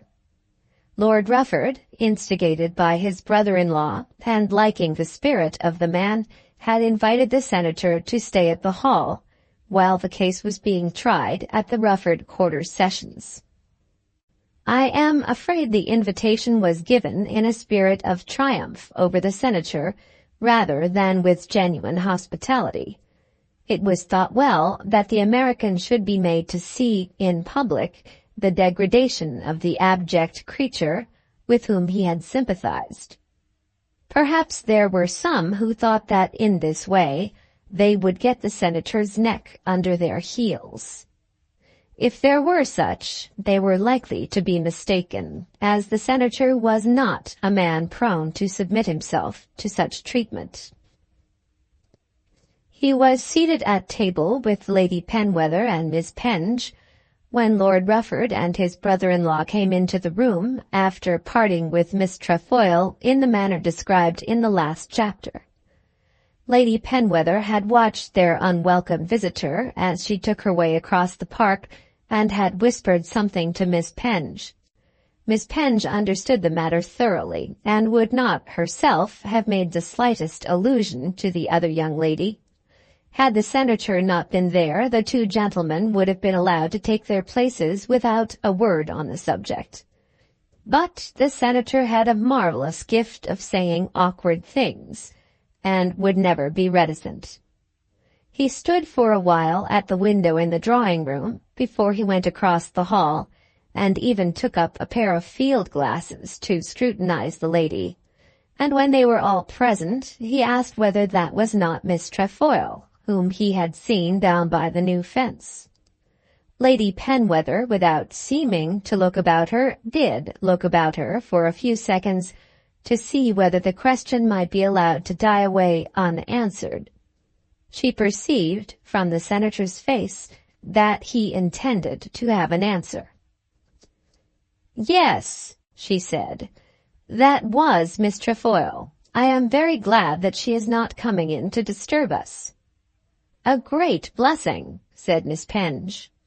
"Where is she staying?" asked the senator. "I think she drove over from Rufford," said the elder lady. "Poor young lady! She was engaged to marry my friend Mr. Morton. She must have felt his death very bitterly.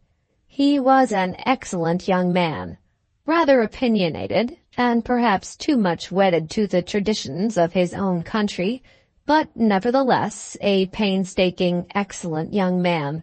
I had hoped to welcome her as Mrs. Morton in America. He was to have gone to Patagonia, said Lord Rufford, endeavouring to come to himself after the sufferings of the morning. We should have seen him back in Washington, sir. Whenever you have anything good in diplomacy, you generally send him to us. Poor young lady. Was she talking about him? Not particularly, said his lordship. She must have remembered that when she was last here he was of the party, and it was but a few weeks ago, only a little before Christmas. He struck me as being cold in his manner as an affianced lover. Was not that your idea, Lady Penwether? I don't think I observed him especially. I have reason to believe that he was much attached to her. She could be sprightly enough, but at times there seemed to come a cold melancholy upon her too. It is, I fancy, so with most of your English ladies. Miss Trefoil always gave me the idea of being a good type of the English aristocracy. Lady Penwether and Miss Penge drew themselves up very stiffly. You admired her, I think, my lord. Very much indeed, said Lord Rufford, filling his mouth with pigeon pie as he spoke and not lifting his eyes from his plate. Will she be back to dinner? Oh dear, no, said Lady Penwether. There was something in her tone which at last startled the senator into perceiving that Miss Trefoil was not popular at Rufford Hall. She only came for a morning call, said Lord Rufford. Poor young woman.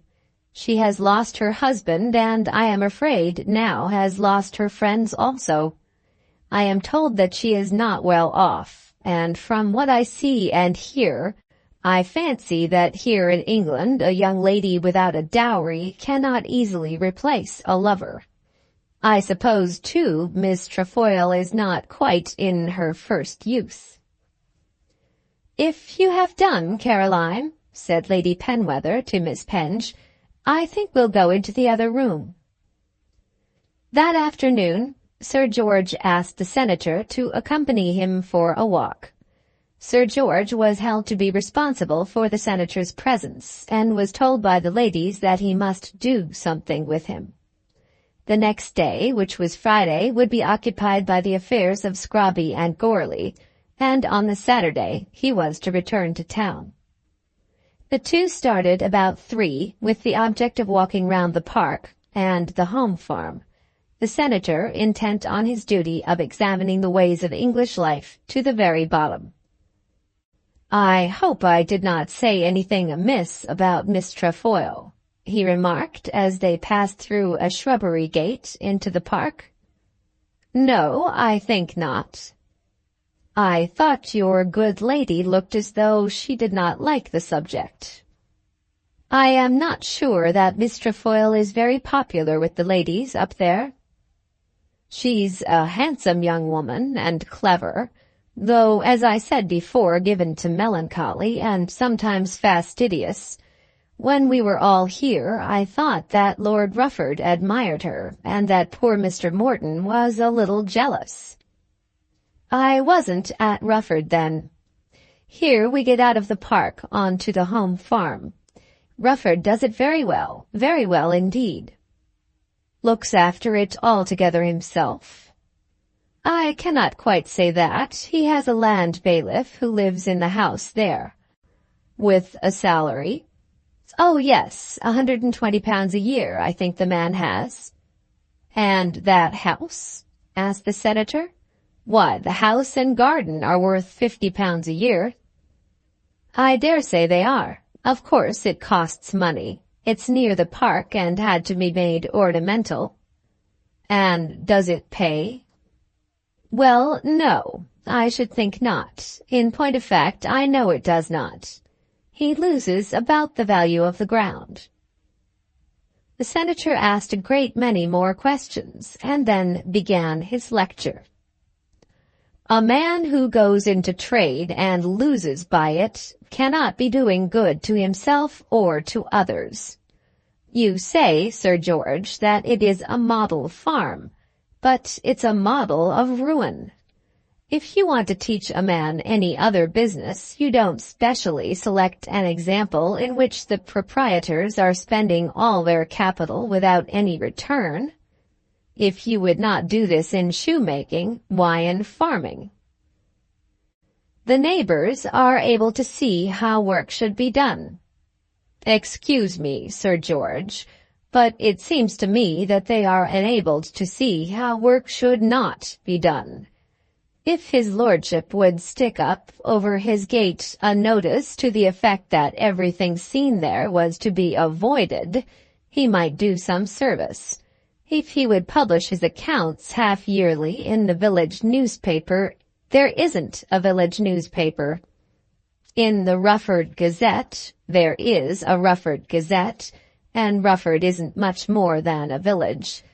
If he would publish his accounts half-yearly in the Rufford Gazette, honestly showing how much he had lost by his system, how much capital had been misapplied, and how much labor wasted, he might serve as an example, like the pictures of the idle apprentice. I don't see that he can do any other good, unless it be to the estimable gentleman who is allowed to occupy the pretty house. I don't think you'd see anything like that model farm in our country, sir. Your views, Mr. Gotobed, are utilitarian rather than picturesque. Oh, if you say that it is done for the picturesque, that is another thing. Lord Rufford is a wealthy lord and can afford to be picturesque. A green sward I should have thought handsomer as well as less expensive than a ploughed field, but that is a matter of taste. Only why call a pretty toy a model farm? You might mislead the British rustics. They had by this time passed through a couple of fields which formed part of the model farm, and had come to a stile leading into a large meadow. This, I take it, said the senator, looking about him, is beyond the limits of my lord's plaything. This is Shrewsbury, said Sir George, and there is John Runce, the occupier, on his pony. He, at any rate, is a model farmer. As he spoke, Mr. Runce slowly trotted up to them, touching his hat, and Mr. Gotobed recognized the man who had declined to sit next to him at the hunting breakfast. Runce also thought that he knew the gentleman. "Do you hunt tomorrow, Mr. Runce?" asked Sir George. "Well, Sir George, no, I think not. I believe I must go to Rufford and hear that fellow Scrobby get it hot and heavy." "We seem all to be going that way. You think he'll be convicted, sir?" "If there's a juryman left in the country worth his salt, he'll be convicted," said Mr. Runce, almost enraged at the doubt. "But that other fellow, he's to get off. That's what kills me, Sir George." "You're alluding to Mr. Gourlay, sir," said the senator. "That's about it, certainly," said Runce, still looking very suspiciously at his companion. "I almost think he is the bigger rogue of the two," said the senator. "Well," said Runce, "well, I don't know as he ain't. 6 of one, half dozen of the other. That's about it." But he was evidently pacified by the opinion. "Gourlay is certainly a rascal all round," continued the senator. Runce looked at him to make sure whether he was the man who had uttered such fearful blasphemies at the breakfast table. "I think we had a little discussion about this before, Mr. Runce." "I'm very glad to see you have changed your principles, sir." "Not a bit of it. I am too old to change my principles, Mr. Runce, and much as I admire this country, I don't think it's the place in which I should be induced to do so." Runce looked at him again with a scowl on his face and with a falling mouth. "Mr. Gourley is certainly a blackguard." "Well, I rather think he is. But a blackguard may have a good cause. Put it in your own case, Mr. Runce. If his lordship's pheasants ate up your wheat, they're welcome, the more the merrier, but they don't. Pheasants know when they're well off. Or if a crowd of horsemen rode over your fences, don't you think, 'My fences, they'd be welcome in my wife's bedroom if the fox took that way? My fences, it's what I has fences for, to be ridden over.' You didn't exactly hear what I have to say, Mr. Runce. And I don't want, no offence, sir, if you be a friend of my lord's, but if his lordship was to say himself that Gourley was right, I wouldn't listen to him. A good cause. And he going about dead o' night with his pockets full of poison. Hounds and foxes all one, or little childer either, for the matter of that, if they happened on the herrings." "I have not said his cause was good, Mr. Runce." "I'll wish you good evening, Sir George," said the farmer, reining his pony round. "Good evening to you, sir." And Mr. Runce trotted, or rather ambled, off, unable to endure another word. "An honest man, I dare say," said the senator. "Certainly, and not a bad specimen of a British farmer." "Not a bad specimen of a Briton generally, but still perhaps a little unreasonable." After that, Sir George said as little as he could, till he had brought the senator back to the hall. "I think it's all over now," said Lady Penwether to Miss Penge, when the gentlemen had left them alone in the afternoon. "I'm sure I hope so, for his sake. What a woman to come here by herself that way!" "I don't think he ever cared for her in the least." "I can't say that I have troubled myself much about that," replied Miss Penge. "For the sake of the family generally, and the property, and all that, I should be very, very sorry to think that he was going to make her Lady Rufford. I dare say he has amused himself with her." "There was very little of that, as far as I can learn, very little encouragement indeed." "What we saw here was the worst of it. He was hardly with her at all at Mistletoe." "I hope it will make him more cautious, that's all," said Miss Penge. Miss Penge was now a great heiress, having had her lawsuit respecting certain shares in a Welsh coal mine settled since we last saw her.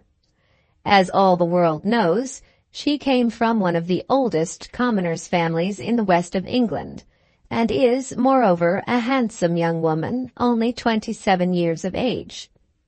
Lady Penwether thinks that she is the very woman to be mistress of Rufford, and I do not know that Miss Penge herself is averse to the idea.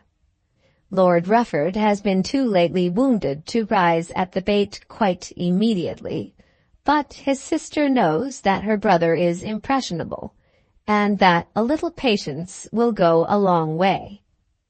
They have, however, all agreed at the hall that Arabella's name shall not again be mentioned.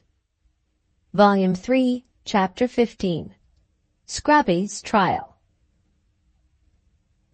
Rufford was a good deal moved as to the trial of Mr. Scrobby. Mr. Scrobby was a man who, not long since, had held his head up in Rufford, and had the reputation of a well-to-do tradesman. Enemies had perhaps doubted his probity, but he had gone on and prospered, and 2 or 3 years before the events which are now chronicled had retired on a competence. He had then taken a house with a few acres of land, lying between Rufford and Rufford Hall, the property of Lord Rufford, and had commenced genteel life. Many in the neighborhood had been astonished that such a man should have been accepted as a tenant in such a house, and it was generally understood that Lord Rufford himself had been very angry with his agent. Mr. Scrobby did not prosper greatly in his new career. He became a guardian of the poor and quarreled with all the board. He tried to become a municipal councillor in the borough, but failed. Then he quarreled with his landlord, insisted on making changes in the grounds which were not authorized by the terms of his holding, would not pay his rent, and was at last ejected, having caused some considerable amount of trouble. Then he occupied a portion of his leisure with spreading calumnies as to his lordship, and was generally understood to have made up his mind to be disagreeable. As Lord Rufford was a sportsman rather than anything else, Scrobby studied how he might best give annoyance in that direction, and some time before the Gourley affair had succeeded in creating considerable disturbance. When a man will do this pertinaciously, and when his selected enemy is wealthy and of high standing, he will generally succeed in getting a party round him. In Rufford there were not a few who thought that Lord Rufford's pheasants and foxes were a nuisance, though probably these persons had never suffered in any way themselves. It was a grand thing to fight a lord, and so Scrobby had a party.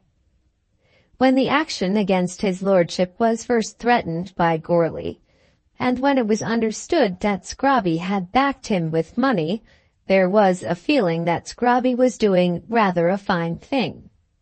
He had not indeed used his money openly, as the senator had afterwards done, but that was not Scrobby's way. If Gourley had been ill-used, any help was legitimate, and the party, as a party, was proud of their man. But when it came to pass that poison had been laid down wholesale, as the hunting men said, in Dillsborough Wood, in the close vicinity of Gourley's house, then the party hesitated. Such strategy as that was disgusting. But was there reason to think that Scrobby had been concerned in the matter? Scrobby still had an income and ate roast meat or boiled every day for his dinner. Was it likely that such a man should deal in herrings and strychnine? Nickem had been at work for the last 3 months, backed up by funds which had latterly been provided by the Lord's agent, and had in truth run the matter down. Nickem had found out all about it, and in his pride had resigned his stool in Mr. Masters' office. But the Scrobby party in Rufford could not bring itself to believe that Nickem was correct. That Gourley's hand had actually placed the herrings no man, either at Rufford or Dillsborough, had doubted. Such was now Nickem's story. But of what avail would be the evidence of such a man as Gourley against such a man as Scrobby? It would be utterly worthless, unless corroborated, and the Scrobby party was not yet aware how clever Nickem had been. Thus, all Rufford was interested in the case. Lord Rufford, Sir George Penwether, his lordship's agent, and Mr. Gotobed had been summoned as witnesses, the expenditure of money by the senator having by this time become notorious. And on the morning of the trial, they all went into the town in his lordship's drag. The senator, as the guest, was on the box seat with his lordship, and as they passed old Runce, trotting into Rufford on his nag, Mr. Gotobed began to tell the story of yesterday's meeting, complaining of the absurdity of the old farmer's anger. "Penwether told me about it," said the lord. "I suppose your tenant is a little crazy." "By no means. I thought he was right in what he said, if I understood Penwether." "He couldn't have been right. He turned from me in disgust simply because I tried to explain to him that a rogue has as much right to be defended by the law as an honest man. Runce looks upon these men as vermin which ought to be hunted down. But they are not vermin, they are men, and till they have been found guilty, they are innocent men. If a man had murdered your child, would he be innocent in your eyes till he was convicted? I hope so, but I should be very anxious to bring home the crime against him. And should he be found guilty, even then he should not be made subject to other punishment than that the law awards. Mr. Runce is angry with me because I do not think that Gourley should be crushed under the heels of all his neighbors. Take care, my lord, didn't we come round that corner rather sharp? Then Lord Rufford emphatically declared that such men as Scrobby and Gourley should be crushed, and the senator, with an inward sigh, declared that between landlord and tenant, between peer and farmer, between legislator and rustic, there was, in capacity for logical inference, no difference whatever. The British heart might be all right, but the British head was hopelessly wooden. It would be his duty to say so in his lecture, and perhaps some good might be done to so gracious but so stolid a people, if only they could be got to listen. Scrobby had got down a barrister from London, and therefore the case was allowed to drag itself out through the whole day. Lord Rufford, as a magistrate, went on to the bench himself, though he explained that he only took his seat there as spectator. Sir George and Mr. Gotobed were also allowed to sit in the high place, though the senator complained even of this. Gourley and Scrobby were not allowed to be there, and Lord Rufford, in his opinion, should also have been debarred from such a privilege. A long time was occupied before even a jury could be sworn, the barrister earning his money by browbeating the provincial bench and putting various obstacles in the way of the trial. As he was used to practice at the assizes, of course he was able to domineer. This juror would not do, nor that. The chairman was all wrong in his law. The officers of the court knew nothing about it. At first there was quite a triumph for the Scrobbyites, and even Nickem himself was frightened. But at last the real case was allowed to begin, and Gourley was soon in the witness box. Gourley did not seem to enjoy the day, and was, with difficulty, got to tell his own story, even on his own side. But the story, when it was told, was simple enough. He had met Scrobby accidentally in Rufford, and they two had, together, discussed the affairs of the young lord. They came to an agreement that the young lord was a tyrant and ought to be put down, and Scrobby showed how it was to be done. Scrobby instigated the action about the pheasants and undertook to pay the expenses if Gourley would act in the other little matter. But when he found that the senator's money was forthcoming, he had been anything but as good as his word. Gourley swore that, in hard cash, he had never seen more than 4 shillings of Scrobby's money. As to the poison, Gourley declared that he knew nothing about it, but he certainly had received a parcel of herrings from Scrobby's own hands, and in obedience to Scrobby's directions, had laid them down in Dillsborough Wood the very morning on which the hounds had come there.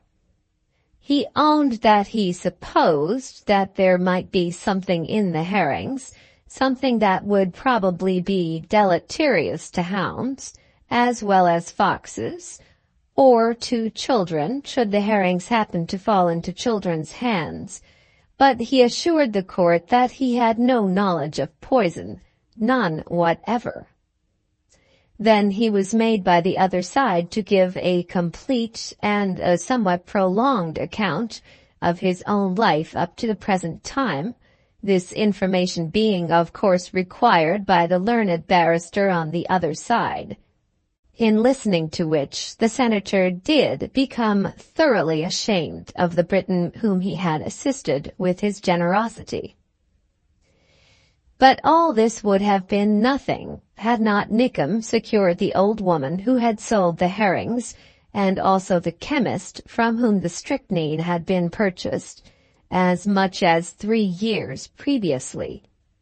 This latter feat was Nickem's great triumph, the feeling of the glory of which induced him to throw up his employment in Mr. Masters' office, and thus brought him and his family to absolute ruin within a few months, in spite of the liberal answers which were made by Lord Rufford to many of his numerous appeals. Away in Norrington the poison had been purchased as much as 3 years ago, and yet Nickem had had the luck to find it out. When the Scrobbyites heard that Scrobby had gone all the way to Norrington to buy strychnine to kill rats, they were Scrobbyites no longer. "I hope they'll hangin', I do hope they'll hangin'," said Mr. Runce quite out loud from his crowded seat just behind the attorney's bench. The barrister, of course, struggled hard to earn his money. Though he could not save his client, he might annoy the other side. He insisted, therefore, on bringing the whole affair of the pheasants before the court, and examined the senator at great length. He asked the senator whether he had not found himself compelled to sympathize with the wrongs he had witnessed. The senator declared that he had witnessed no wrongs. Why, then, had he interfered? Because he had thought that there might be wrong, and because he wished to see what power a poor man in this country would have against a rich one. He was induced still to think that Gourlay had been ill-treated about the pheasants, but he could not take upon himself to say that he had witnessed any wrong done. But he was quite sure that the system on which such things were managed in England was at variance with that even justice which prevailed in his own country. Yes, by his own country he did mean Mickewa. He could tell that learned gentleman, in spite of his sneers and in spite of his evident ignorance of geography, that nowhere on the earth's surface was justice more purely administered than in the great western state of Mickewa. It was felt by everybody that the senator had the best of it. Mr. Scrobby was sent into durance for 12 months with hard labor, and Gourlay was conveyed away in the custody of the police lest he should be torn to pieces by the rough lovers of hunting who were congregated outside. When this sentence had reached Mr. Runce's ears and had been twice explained to him, first by one neighbor and then by another, his face assumed the very look which it had worn when he carried away his victuals from the senator's side at Rufford Hall, and when he had turned his pony round on his own land on the previous evening. The man had killed a fox, and might have killed a dozen hounds, and was to be locked up for only 12 months. He indignantly asked his neighbor what had come of Van Diemen's Land, and what was the use of Botany Bay. On their way back to Rufford Hall, Lord Rufford would have been triumphant had not the senator checked him. "It's a bad state of things altogether," he said. "Of course, the promiscuous use of strychnine is objectionable." "Rather," said his lordship. "But is it odd that an utterly uneducated man, one whom his country has left to grow up in the ignorance of a brute, should have recourse to any measure, however objectionable, when the law will absolutely give him no redress against the trespass made by a couple of 100 horsemen?" Lord Rufford gave it up, feeling the senator to be a man with whom he could not argue. Volume 3, Chapter 16. At Last. When once Mrs. Morton had taken her departure for London on the day after her grandson's death, nothing further was heard of her at Bragton. She locked up everything and took all the keys away, as though still hoping against hope that the will might turn out to be other than she expected. But when the lawyer came down to read the document, he brought the keys back with him, and no further tidings reached Dillsborough respecting the old woman. She still drew her income, as she had done for half a century, but never even came to look at the stone which Reginald put up on the walls of Bragton Church to perpetuate the memory of his cousin. What moans she made in silent obscurity, and devoted the remainder of her years to putting together money for members of her own family who took no notice of her.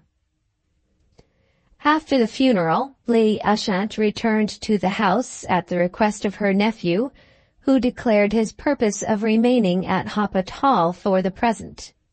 She expostulated with him and received from him an assurance that he would take up his residence as squire at Bragton as soon as he married a wife, should he ever do so.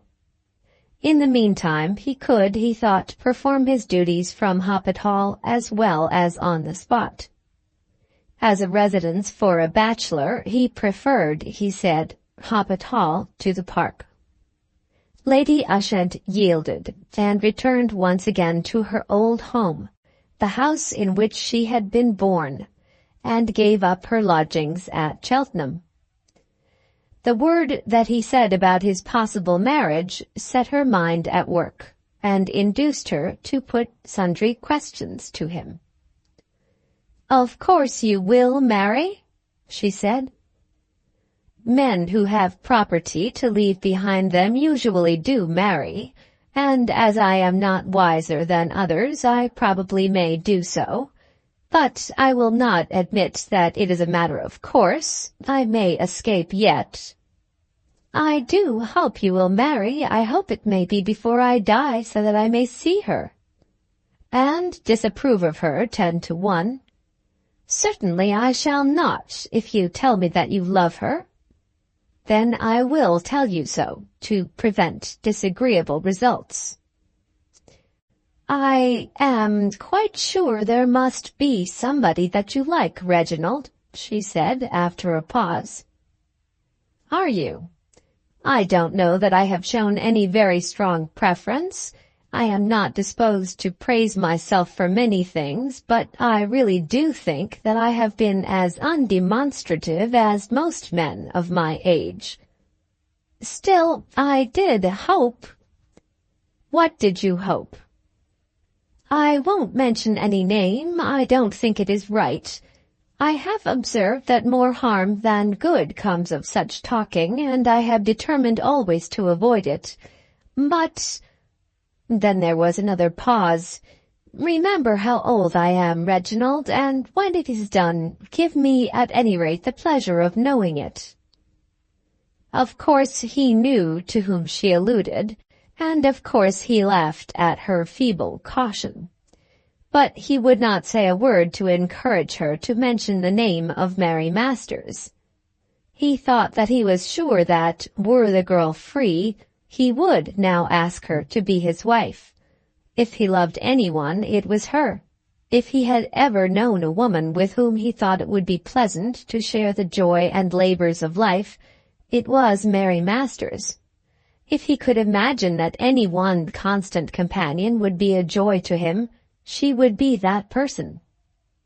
But he had been distinctly informed that she was in love with someone, and not for worlds would he ask for that which had been given to another. And not for worlds would he hazard the chance of a refusal.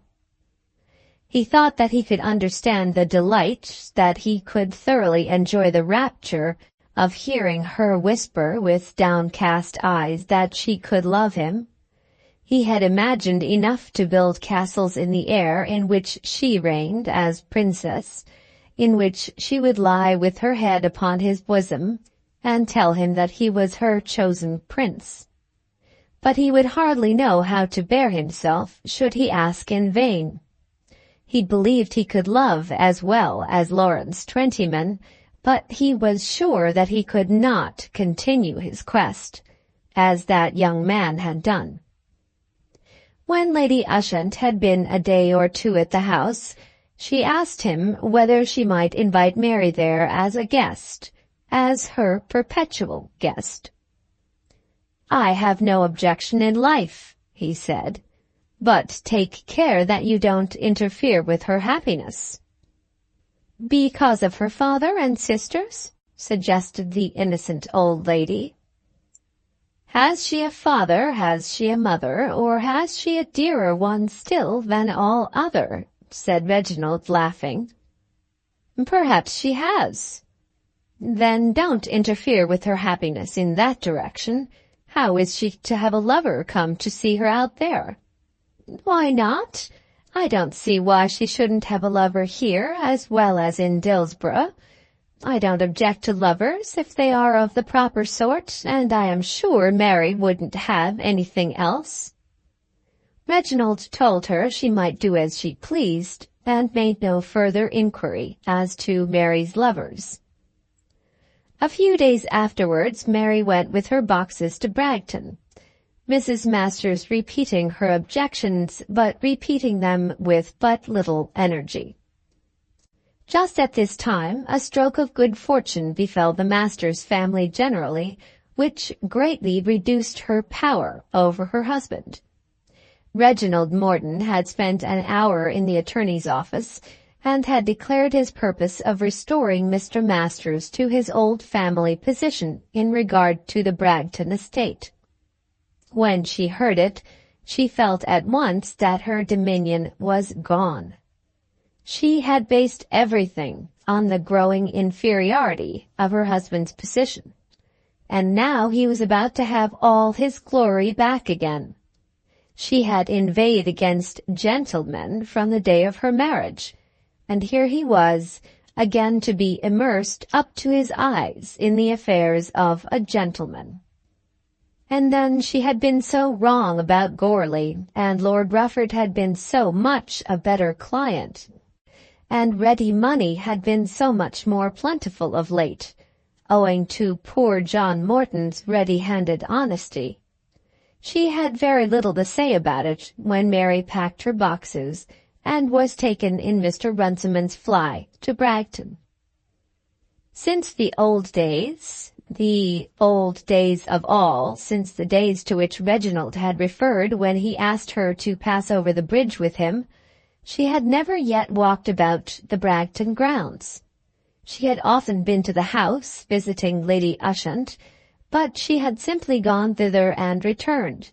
And indeed, when the house had been empty, the walk from Dillsborough to the bridge and back had been sufficient exercise for herself and her sisters. But now she could go whither she listed, and bring her memory to all the old spots.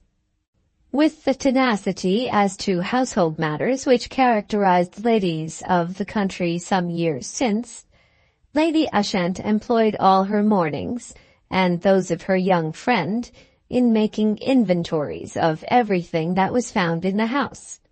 But her afternoons were her own, and she wandered about with a freedom she had never known before. At this time Reginald Morton was up in London, and had been away nearly a week. He had gone, intending to be absent for some undefined time, so that Lady Ushant and Mrs. Hopkins were free from all interruption. It was as yet only the middle of March, and the lion had not altogether disappeared. But still Mary could get out. She did not care much for the wind, and she roamed about among the leafless shrubberies, thinking probably not of many things, meaning always to think of the past, but unable to keep her mind from the future which would so soon be the present. How long would it be before the coming of that stately dame? Was he in quest of her now? Had he perhaps postponed his demand upon her till fortune made him rich? Of course, she had no right to be so sorry that he had inherited the property, which had been his almost of right. But yet, had it been otherwise, might she not have had some chance? But oh, if he had said a word to her, only a word more than he had spoken already, a word that might have sounded like encouragement to others beside herself, and then have been obliged to draw back because of the duty which he owed to the property, how much worse would that have been? She did own to herself that the Squire of Bragton should not look for his wife in the house of a Dillsborough attorney. As she thought of this, a tear ran down her cheek and trickled down onto the wooden rail of the little bridge. "There's no one to give you an excuse now, and you must come and walk round with me," said a voice close to her ear. "Oh, Mr. Morton, how you have startled me!" "Is there anything the matter, Mary?" said he, looking up into her face. "Only you have startled me so. Has that brought tears into your eyes?" "Well, I suppose so," she said, trying to smile. "You were so very quiet, and I thought you were in London." "So I was, this morning, and now I am here. But something else has made you unhappy." "No, nothing." "I wish we could be friends, Mary. I wish I could know your secret. You have a secret." "No," she said boldly. "Is there nothing?" "What should there be, Mr. Morton?" "Tell me why you were crying." "I was not crying. Just a tear is not crying. Sometimes one does get melancholy. One can't cry when there is anyone to look, and so one does it alone. I'd have been laughing if I knew that you were coming." "Come round by the kennels. You can get over the wall, can't you?"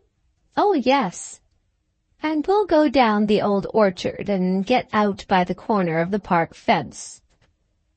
Then he walked, and she followed him, hardly keeping close by his side, and thinking as she went how foolish she had been not to have avoided the perils and fresh troubles of such a walk. When he was helping her over the wall, he held her hands for a moment, and she was aware of unusual pressure. It was the pressure of love, or of that pretense of love which young men, and perhaps old men, sometimes permit themselves to affect. In an ordinary way, Mary would have thought as little of it as another girl. She might feel dislike to the man, but the affair would be too light for resentment. With this man it was different.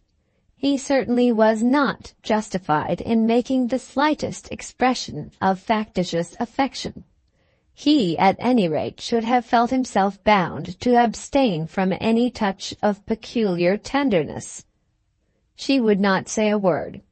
She would not even look at him with angry eyes.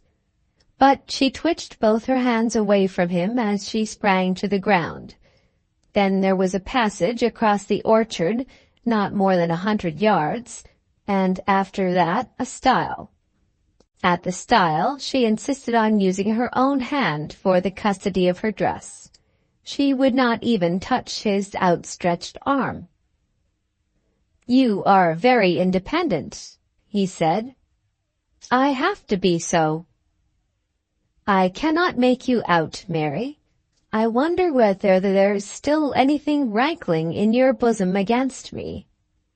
"Oh dear, no. What should rankle with me?" "What indeed, unless you resent my regard?"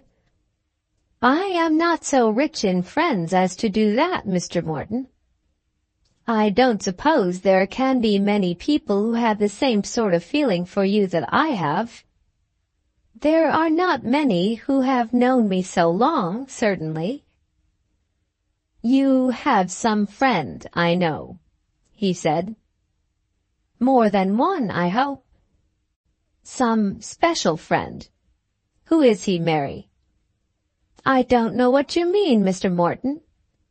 She then thought that he was still alluding to Lawrence Twentyman. Tell me, Mary. What am I to tell you? Your father says that there is someone. Papa. Yes, your father. Then she remembered it all. How she had been driven into a half-confession to her father. She could not say there was nobody. She certainly could not say who that someone was. She could not be silent, for by silence she would be confessing a passion for some other man, a passion which certainly had no existence. I don't know why Papa should talk about me, she said, and I certainly don't know why you should repeat what he said. But there is someone? She clenched her fist and hit out at the air with her parasol and knit her brows as she looked up at him with a glance of fire in her eye, which he had never seen there before. Believe me, Mary, he said, if ever a girl had a sincere friend, you have one in me. I would not tease you by impertinence in such a matter. I will be as faithful to you as the sun. Do you love anyone? Yes, she said, turning round at him with ferocity and shouting out her answer as he pressed on. Who is he, Mary? What right have you to ask me? What right can anyone have? Even your aunt would not press me as you are doing. My aunt could not have the same interest. Who is he, Mary? I will not tell you. He paused a few moments and walked on a step or two before he spoke again. I would it were I, he said. What? She ejaculated. I would it were I, he repeated. One glance of her eye stole itself round into his face, and then her face was turned quickly to the ground. Her parasol, which had been raised, drooped listless from her hand. All unconsciously she hastened her steps and became aware that the tears were streaming from her eyes. For a moment or two it seemed to her that all was still hopeless. If he had no more to say than that, certainly she had not a word. He had made her no tender of his love. He had not told her that in very truth she was his chosen one. After all, she was not sure that she understood the meaning of those words, I would it were I. But the tears were coming so quick that she could see nothing of the things round her, and she did not dare even to put her hand up to her eyes. If he wanted her love, if it was possible that he really wished for it, why did he not ask for it? She felt his footsteps close to hers, and she was tempted to walk on quicker even than before. Then there came the fingers of a hand round her waist, stealing gradually on, till she felt the pressure of his body on her shoulders. She put her hand up weakly to push back the intruding fingers, only to leave it tight in his grasp. Then was the first moment in which she realized the truth. After all, he did love her. Surely he would not hold her there unless he meant her to know that he loved her. Mary, he said. To speak was impossible, but she turned round and looked at him with imploring eyes. Mary, say that you will be my wife. Volume 3, Chapter 17. My own husband. Yes, it had come at last.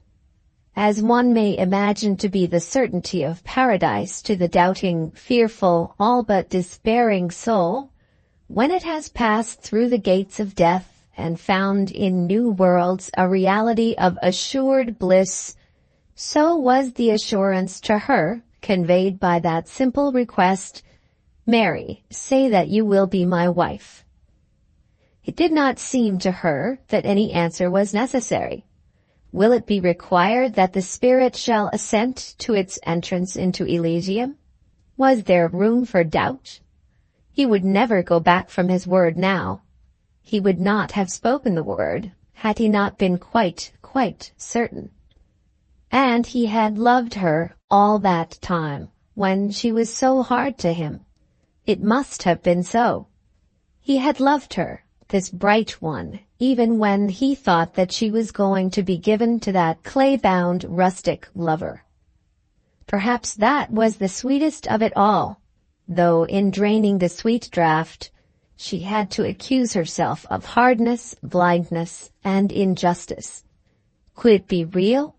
Was it true that she had her foot firmly placed in paradise? He was there, close to her, with his arm still round her, and her fingers grasped within his. The word wife was still in her ears, surely the sweetest word in all the language. What protestation of love could have been so eloquent as that question, "Will you be my wife?" No true man, she thought, ever ought to ask the question in any other form. But her eyes were still full of tears, and as she went, she knew not where she was going. She had forgotten all her surroundings, being only aware that he was with her and that no other eyes were on them. Then there was another stile, and on reaching this he withdrew his arm and stood facing her with his back leaning against it. "Why do you weep?" he said. "And, Mary, why do you not answer my question?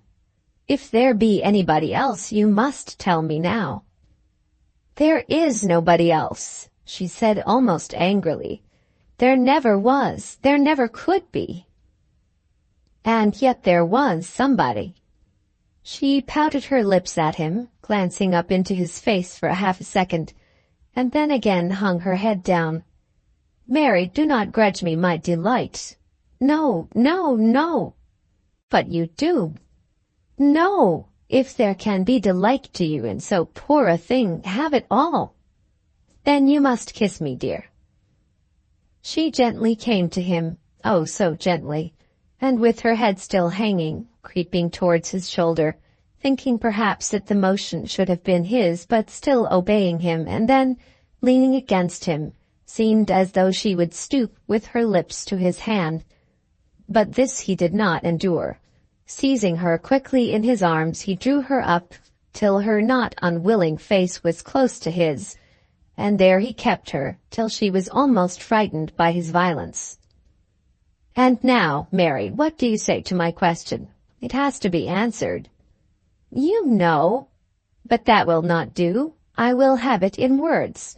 I will not be shorn of my delight." That it should be a delight to him was the very essence of her heaven. "Tell me what to say," she answered. "How may I say it best?" "Reginald Morton," he began. "Reginald?" She repeated it after him, but went no farther in naming him. "Because I love you better than all the world." "I do." "Ah, but say it." "Because I love you, oh, so much better than all the world besides." "Therefore, my own, my husband, therefore my own. Then she paused. "Say the word." "My own husband. I will be your true wife. I will be your own true loving wife." Then he kissed her again. "That," he said, "is our little marriage ceremony under God's sky, and no other can be more binding. As soon as you, in the plenitude of your maiden power, will fix a day for the other one, and when we can get that over, then we will begin our little journey together." "But Reginald—" "Well, dear?" "You haven't said anything." "Haven't I? I thought I had said it all." "But you haven't said it for yourself." "You say what you want, and I'll repeat it quite as well as you did." "I can't do that. Say it yourself." "I will be your true husband for the rest of the journey, by which I mean it to be understood that I take you into partnership on equal terms, but that I am to be allowed to manage the business just as I please. Yes, that you shall, she said, quite in earnest. Only as you are practical and I am vague, I don't doubt that everything will fall into your hands before 5 years are over, and that I shall have to be told whether I can afford to buy a new book, and when I am to ask all the gentry to dinner. Now you are laughing at me because I shall know so little about anything. Come, dear, let us get over the stile, and go on for another field, or we shall never get round the park. Then she jumped over after him, just touching his hand. I was not laughing at you. I don't in the least doubt that in a very little time you will know everything about everything. I am so much afraid. You needn't be. I know you well enough for that. But suppose I had taken such a one as that young woman who was here with my poor cousin. Oh, heavens! Perhaps you ought to have done so. I thank the Lord that hath delivered me. You ought to have chosen some lady of high standing, said Mary, thinking with ineffable joy of the stately dame who was not to come to Bragton. Do you know what I was thinking only the other day about it, that you had gone up to London to look for some proper sort of person? And how did you mean to receive her? I shouldn't have received her at all. I should have gone away. You can't do it now. Can't I? What were you thanking the Lord for so heartily? For you. Were you? That is the sweetest thing you have said yet. My own, my darling, my dearest. If only I can so live that you may be able to thank the Lord for me in years to come. I will not trouble the reader with all that was said at every stile. No doubt very much of what has been told was repeated again and again, so that the walk round the park was abnormally long. At last, however, they reached the house, and as they entered the hall, Mary whispered to him, "Who is to tell your aunt?" she said. "Come along," he replied, striding upstairs to his aunt's bedroom, where he knew she would be at this time. He opened the door without any notice, and, having waited till Mary had joined him, led her forcibly into the middle of the room. "Here she is," he said, "my wife elect. Oh, Reginald! We have managed it all, and there needn't be any more said about it, except to settle the day. Mary has been looking about the house and learning her duty already. She'll be able to have every bedstead and every chair by heart, which is an advantage ladies seldom possess." Then Mary rushed forward and was received into the old woman's arms.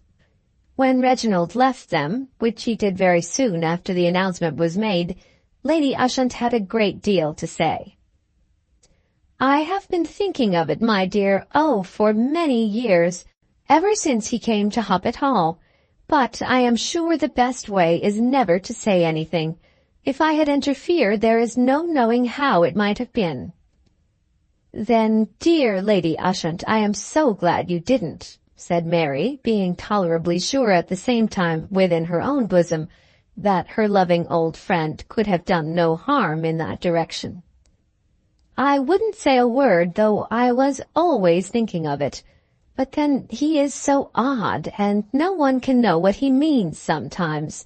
That's what made me think when Mr. Twentyman was so very pressing. That couldn't have been possible. Poor young man, but I always told him it was impossible. I wonder whether you cared about Reginald all that time." In answer to this, Mary only hid her face in the old woman's lap. "Dear me, I suppose you did all along. But I am sure it was better not to say anything. And now, what will your papa and mamma say?" "They'll hardly believe it at first. I hope they'll be glad." "Glad? Why, what do you suppose they would want me to do?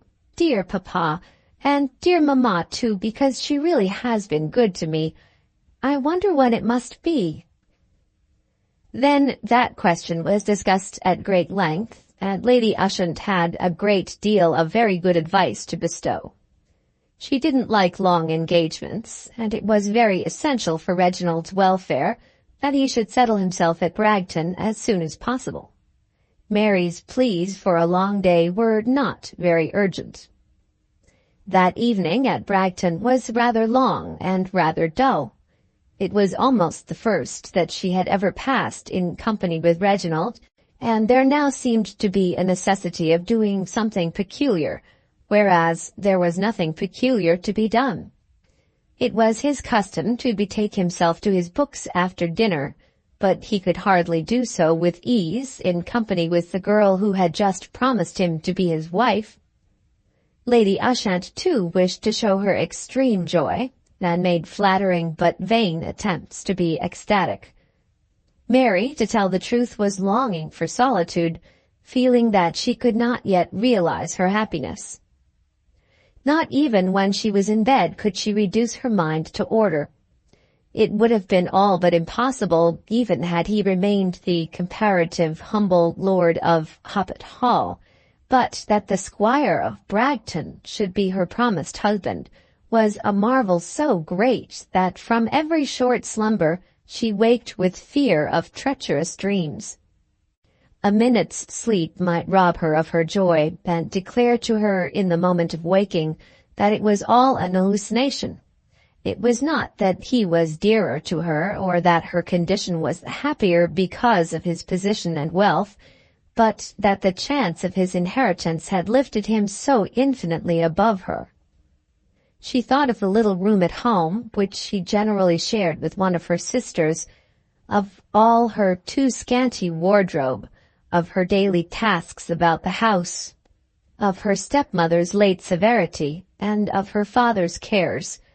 Surely he would not hinder her from being good to them. Surely he would let the young girls come to her from time to time. What an added happiness it would be if he would allow her to pass on to them some sparks of the prosperity which he was bestowing on her. And then her thoughts travelled on to poor Larry. Would he not be more contented now when he would be certain that no further frantic efforts could avail him anything? Poor Larry! Would Reginald permit her to regard him as a friend? And would he submit to friendly treatment? She could look forward and see him happy with his wife, the best loved of their neighbors, for who was there in the world better than Larry? But she did not know how the two men who had both been her lovers would allow themselves to be brought together. But oh, what peril had there been! It was but the other day she had striven so hard to give the lie to her love, and to become Larry's wife. She shuddered beneath the bedclothes as she thought of the danger she had run. One word would have changed all her paradise into a perpetual vale of tears and waste of desolation. When she woke in the morning from her long sleep, an effort was wanting to tell her that it was all true. Oh, if it had slipped from her then! If she had waked after such a dream to find herself loving in despair, with a sore bosom and angry heart. She met him downstairs early in the study, having her first request to make to him. Might she go in at once after breakfast and tell them all? "I suppose I ought to go to your father," he said. "Let me go first," she pleaded, hanging on his arm. "I would not have them think that I was not mindful of them from the very beginning." So she was driven into Dillsborough in the pony carriage, which had been provided for old Mrs. Morton's use, and told her own story. "Papa," she said, going to the office door, "come into the house, come at once." And then, within her father's arms, while her stepmother listened, she told them of her triumph. "Mr. Reginald Morton wants me to be his wife, and he is coming here to ask you." "The Lord in heaven be good to us," said Mrs. Masters, holding up both her hands. "Is it true, child?" "The squire." "It is true, papa, and what, my love?" "When he comes to you, you must say that I will be." There was not much danger on that score. Was it he that you told me of? Said the attorney. To this she only nodded her assent. It was Reginald Morton all the time? Well, why shouldn't it be he? Oh, no, my dear, you are a most fortunate girl, most fortunate. But somehow I never thought of it, that a child of mine should come to live at Bragton and have it, one may say, partly as her own. It is odd, after all that has come and gone. God bless you, my dear, and make you happy. You are a very fortunate child. Mrs. Masters was quite overpowered. She had thrown herself onto the old family sofa and was fanning herself with her handkerchief. She had been wrong throughout and was now completely humiliated by the family success, and yet she was delighted, though she did not dare to be triumphant. She had so often asked both father and daughter what good gentleman would do to either of them, and now the girl was engaged to marry the richest gentleman in the neighborhood. In any expression of joy, she would be driven to confess how wrong she had always been. How often had she asked what would come of Ushanting? This it was that had come of Ushanting. The girl had been made fit to be the companion of such a one as Reginald Morton, and had now fallen into the position which was suited to her. "Of course we shall see nothing of you now," she said in a whimpering voice. It was not a gracious speech, but it was almost justified by disappointments. "Mamma, you know that I shall never separate myself from you and the girls." "Poor Larry," said the woman, sobbing. "Of course it is all for the best, but I don't know what he'll do now." "You must tell him, Papa," said Mary, "and give him my love, and bid him be a man." Volume 3, Chapter 18. Bid him be a man. The little phaeton remained in Dillsborough to take Mary back to Bragton.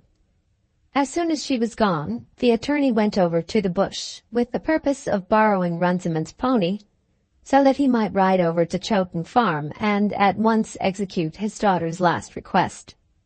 In the yard of the inn he saw Runciman himself, and was quite unable to keep his good news to himself. "My girl has just been with me," he said, "and what do you think she tells me?" "That she is going to take poor Larry after all. She might do worse, Mr. Masters." "Poor Larry, I am sorry for him. I have always liked Larry Twentyman, but that is all over now." "She's not going to have that tweedledum young parson, surely?" "Reginald Morton has made her a set offer." "The squire?" Mr. Masters nodded his head 3 times. "You don't say so. Well, Mr. Masters, I don't begrudge it you. He might do worse. She has taken her pigs well to market at last." "He is to come to me at 4 this afternoon."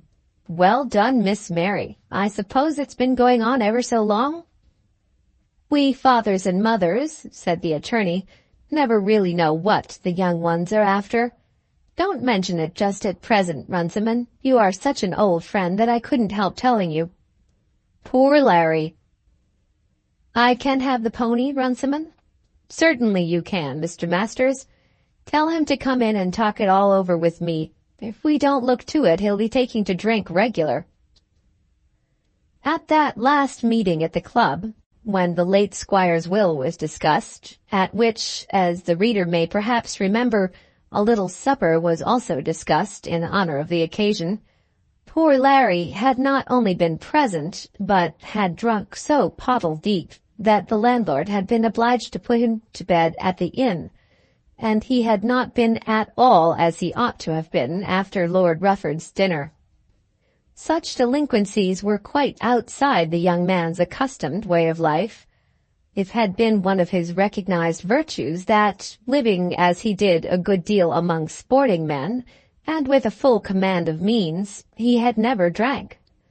But now he had twice sinned before the eyes of all Dillsborough, and Runciman thought that he knew how it would be with the young man in his own house who got drunk in public to drown his sorrow.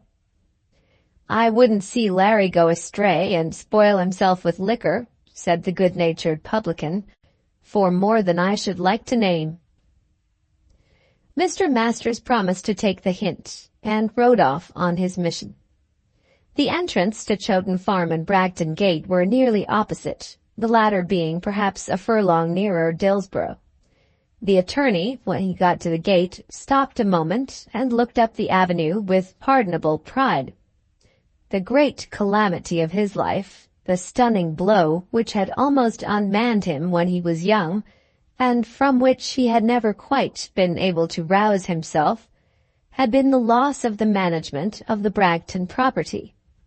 His grandfather and his father had been powerful at Bragton, and he had been brought up in the hope of walking in their paths.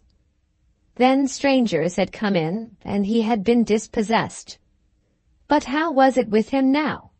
It had almost made a young man of him again when Reginald Morton, stepping into his office, asked him as a favor to resume his old task. But what was that in comparison with this later triumph? His own child was to be made queen of the place.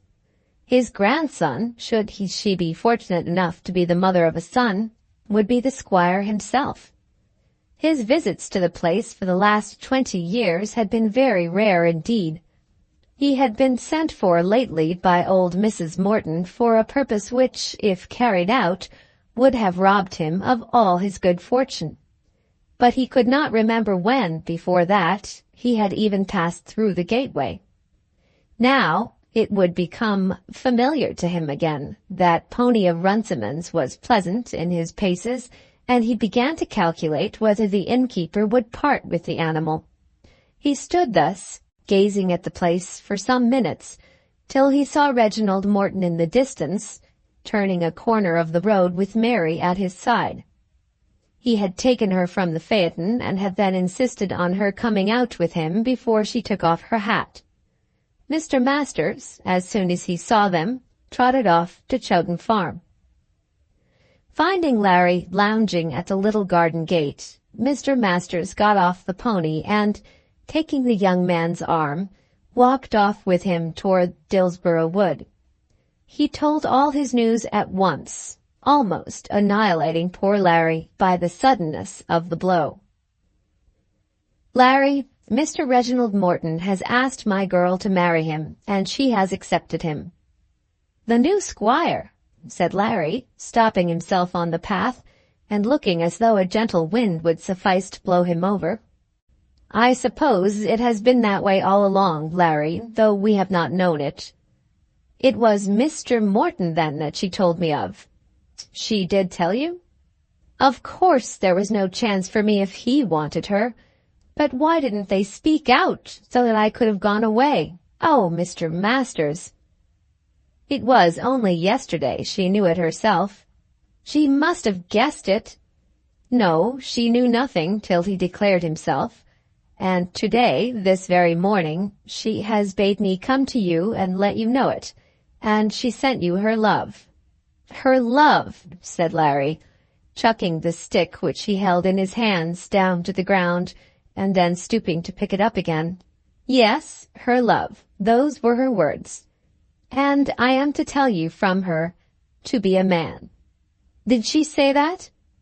"Yes. I was to come out to you at once and bring you that as a message from her." "Be a man! I could have been a man right enough if she would have made me one, as good a man as Reginald Morton, though he is squire of Bragton. But of course I couldn't have given her a house like that, nor a carriage, nor made her one of the county people. If it was to go on in that way, what could I hope for?" "Don't be unjust to her, Larry." "Unjust to her! If giving her every blessed thing I had in the world at a moment's notice was unjust, I was ready to be unjust any day of the week or any hour of the day. What I mean is that her heart was fixed that way before Reginald Morton was squire of Bragton. What shall I say in answer to her message? You will wish her happiness, will you not?" "Wish her happiness? Oh, heavens!"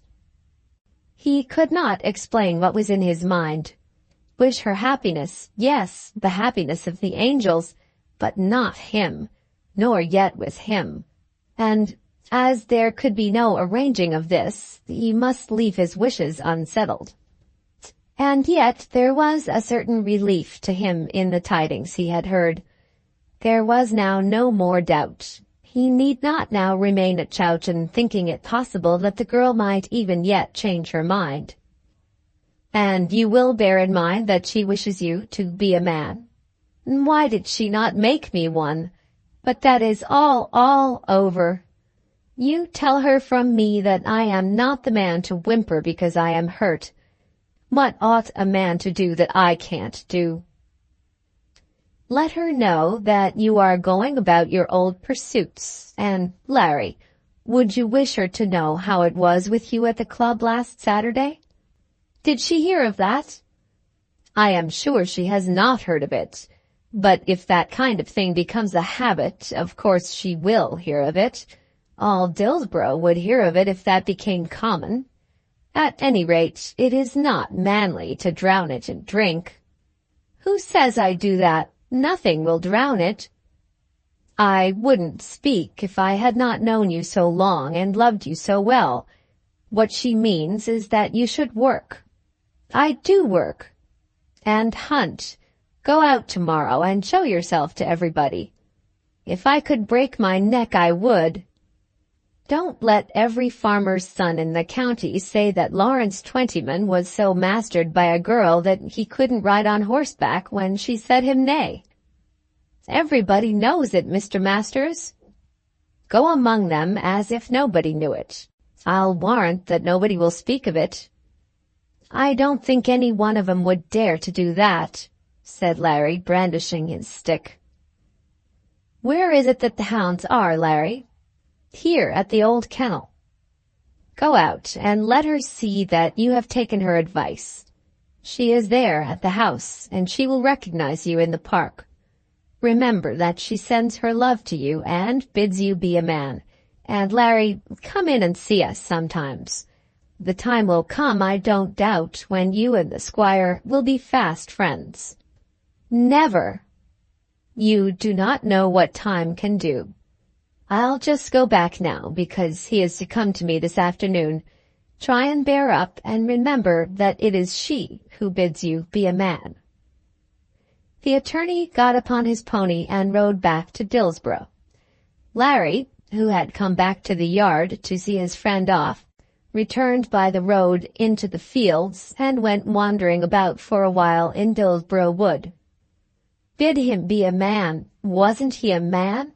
Was it disgraceful to him as a man to be broken-hearted because a woman would not love him? If he were provoked, he would fight, perhaps better than ever, because he would be reckless. Would he not be ready to fight Reginald Morton with any weapon which could be thought of for the possession of Mary Masters? If she were in danger, would he not go down into the deep or through fire to save her? Were not his old instincts of honesty and truth as strong in him as ever? Did manliness require that his heart should be invulnerable? If so, he doubted whether he could ever be a man. But what if she meant that manliness required him to hide the wound? Then there did come upon him a feeling of shame as he remembered how often he had spoken of his love to those who were little better than strangers to him, and thought that perhaps such loquacity was opposed to the manliness which she recommended, and his conscience smote him as it brought to his recollection the condition of his mind as he woke in Runciman's bed at the Bush on last Sunday morning. That, at any rate, had not been manly.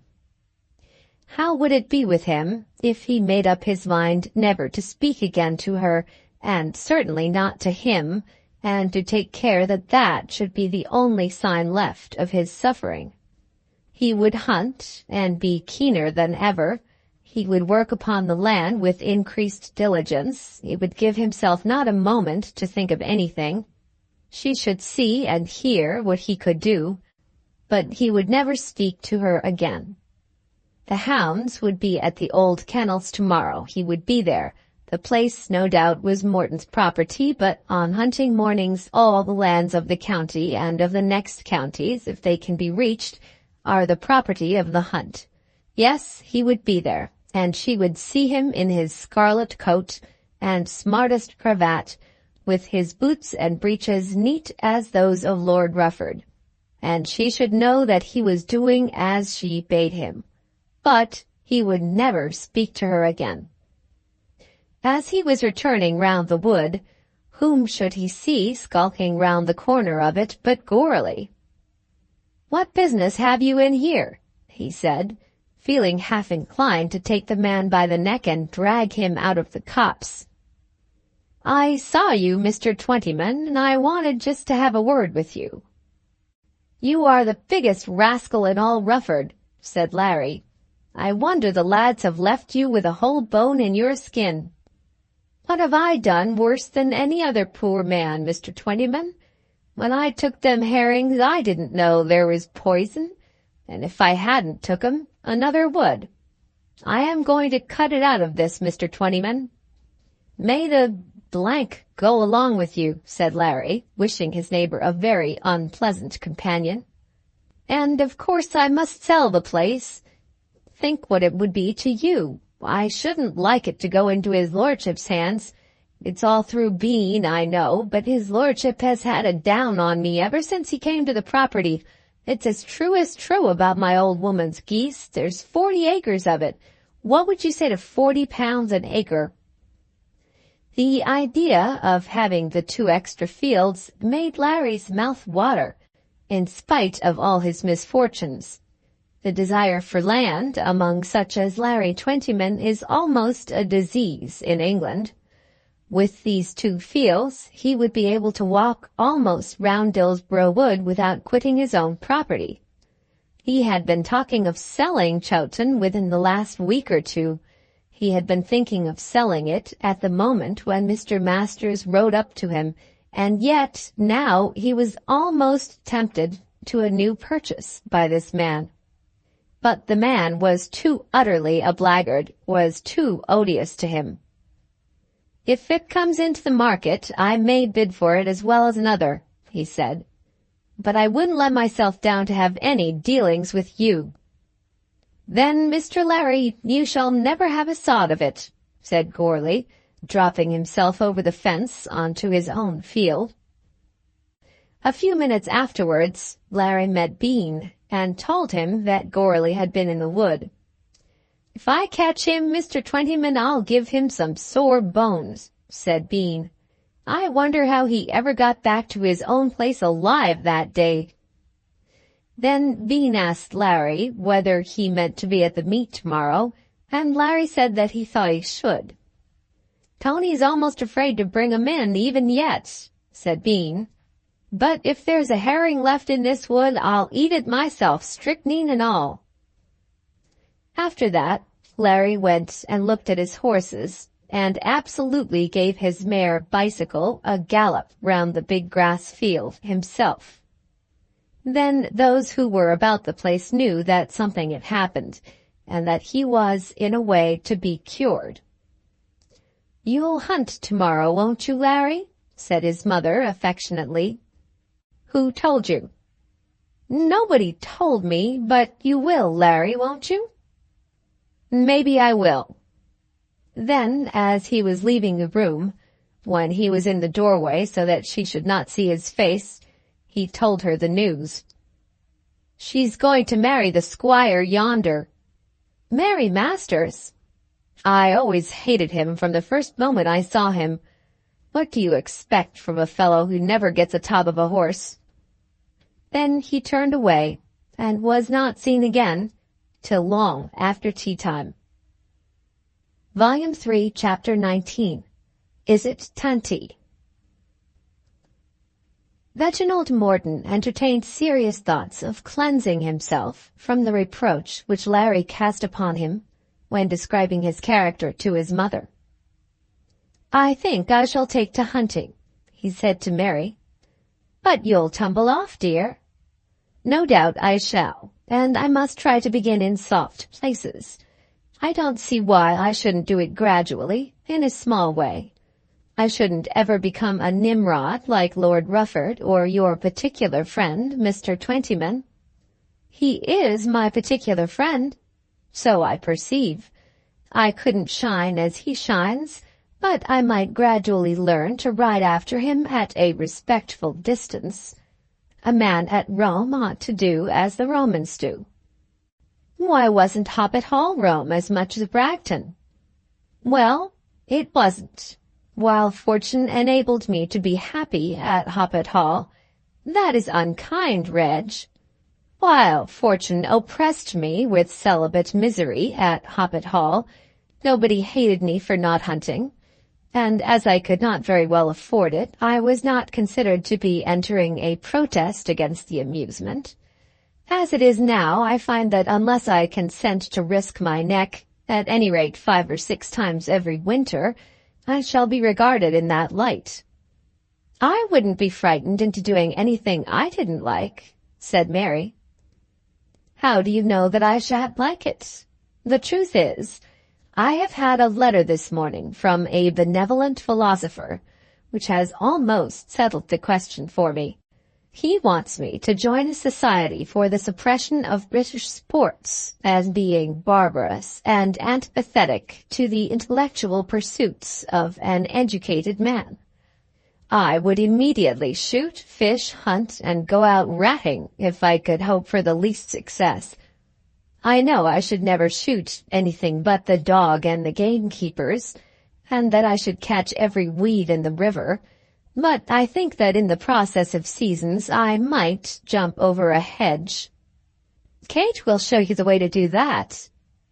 With Kate and Mr. Twentyman to help me, and a judicious system of liberal tips to Tony Tuppett, I could make my way about on a quiet old nag, and live respected by my neighbors. The fact is, I hate with my whole heart the trash of the philanimalist. What is I didn't quite catch the thing you hate? The thing is a small knot of self-anxious people who think that they possess among them all the bowels of the world. Possess all the what, Reginald? I said bowels, using an ordinary but very ill-expressed metaphor. The ladies and gentlemen to whom I allude, not looking very clearly into the system of pains and pleasures in accordance with which we have to live, put their splay feet down, now upon this ordinary operation and now upon that, and call upon the world to curse the cruelty of those who will not agree with them. A lady whose tippet is made from the skins of 20 animals who have been wired in the snow and then left to die of starvation. Oh, Reginald! That is the way of it. I am not now saying whether it is right or wrong. The lady with the tippet will justify the wires and the starvation because, as she says, she uses the fur. An honest blanket would keep her just as warm. But the fox, who suffers perhaps 10 minutes of agony, should he not succeed as he usually does in getting away, is hunted only for amusement. It is true that the one fox gives amusement for hours to perhaps some 100, but it is only for amusement. What riles me most is that these would-be philosophers do not or will not see that recreation is as necessary to the world as clothes or food, and the providing of the one is as legitimate a business as the purveying of the other. People must eat and wear clothes, and practically they must be amused. They ignore the great doctrine of Tanti. I never heard of it. You shall, dear, some day. It is the doctrine by which you should regulate everything you do and every word you utter. Now do you and Kate put on your hats, and we'll walk to the bridge. This preaching of a sermon took place after breakfast at Bragton on the morning of Saturday, and the last order had reference to a scheme they had on foot to see the meet at the old kennels. On the previous afternoon, Reginald Morton had come into Dillsborough, and had very quietly settled everything with the attorney. Having made up his mind to do the thing, he was very quick in the doing of it. He hated the idea of secrecy in such an affair, and when Mrs. Masters asked him whether he had any objection to have the marriage talked about, expressed his willingness that she should employ the town crier to make it public, if she thought it expedient. "Oh, Mr. Morton, how very funny you are," said the lady. "Quite in earnest, Mrs. Masters," he replied. Then he kissed the two girls, who were to be his sisters, and finished the visit by carrying off the younger to spend a day or two with her sister at Bragton. "I know," he said, whispering to Mary as he left the front door, "that I ought not to go out hunting so soon after my poor cousin's death, but as he was a cousin once removed, I believe I may walk as far as the bridge without giving offence." When they were there, they saw all the arrivals, just as they were seen on the same spot a few months earlier by a very different party. Mary and Kate stood on the bridge together, while he remained a little behind, leaning on the stile. She, poor girl, had felt some shame in showing herself, knowing that some who were present would have heard of her engagement, and that others would be told of it as soon as she was seen. "Are you ashamed of what you are going to do?" he asked. "Ashamed? I don't suppose that there is a girl in England so proud as I am at this minute."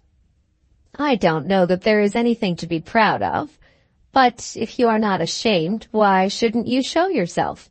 Marriage is an honorable state." She could only pinch his arm and do as he bade her. Glomax in his tandem and Lord Rufford in his drag were rather late.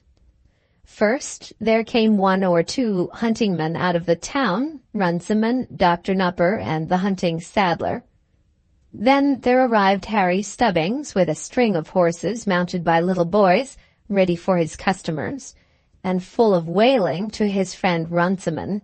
Here was nearly the end of March, and the money he had seen since Christmas was little more, as he declared, than what he could put into his eye and see none the worse.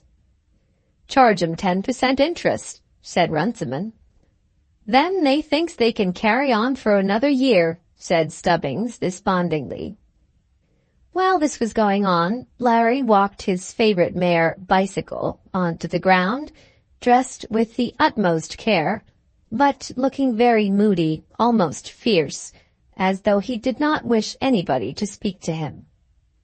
Tony Tuppett, who had known him since a boy, nodded at him affectionately and said how glad he was to see him, but even this was displeasing to Larry. He did not see the girls on the bridge, but took up his place near them. He was thinking so much of his own unhappiness, and of what he believed others would say of him, that he saw almost nothing.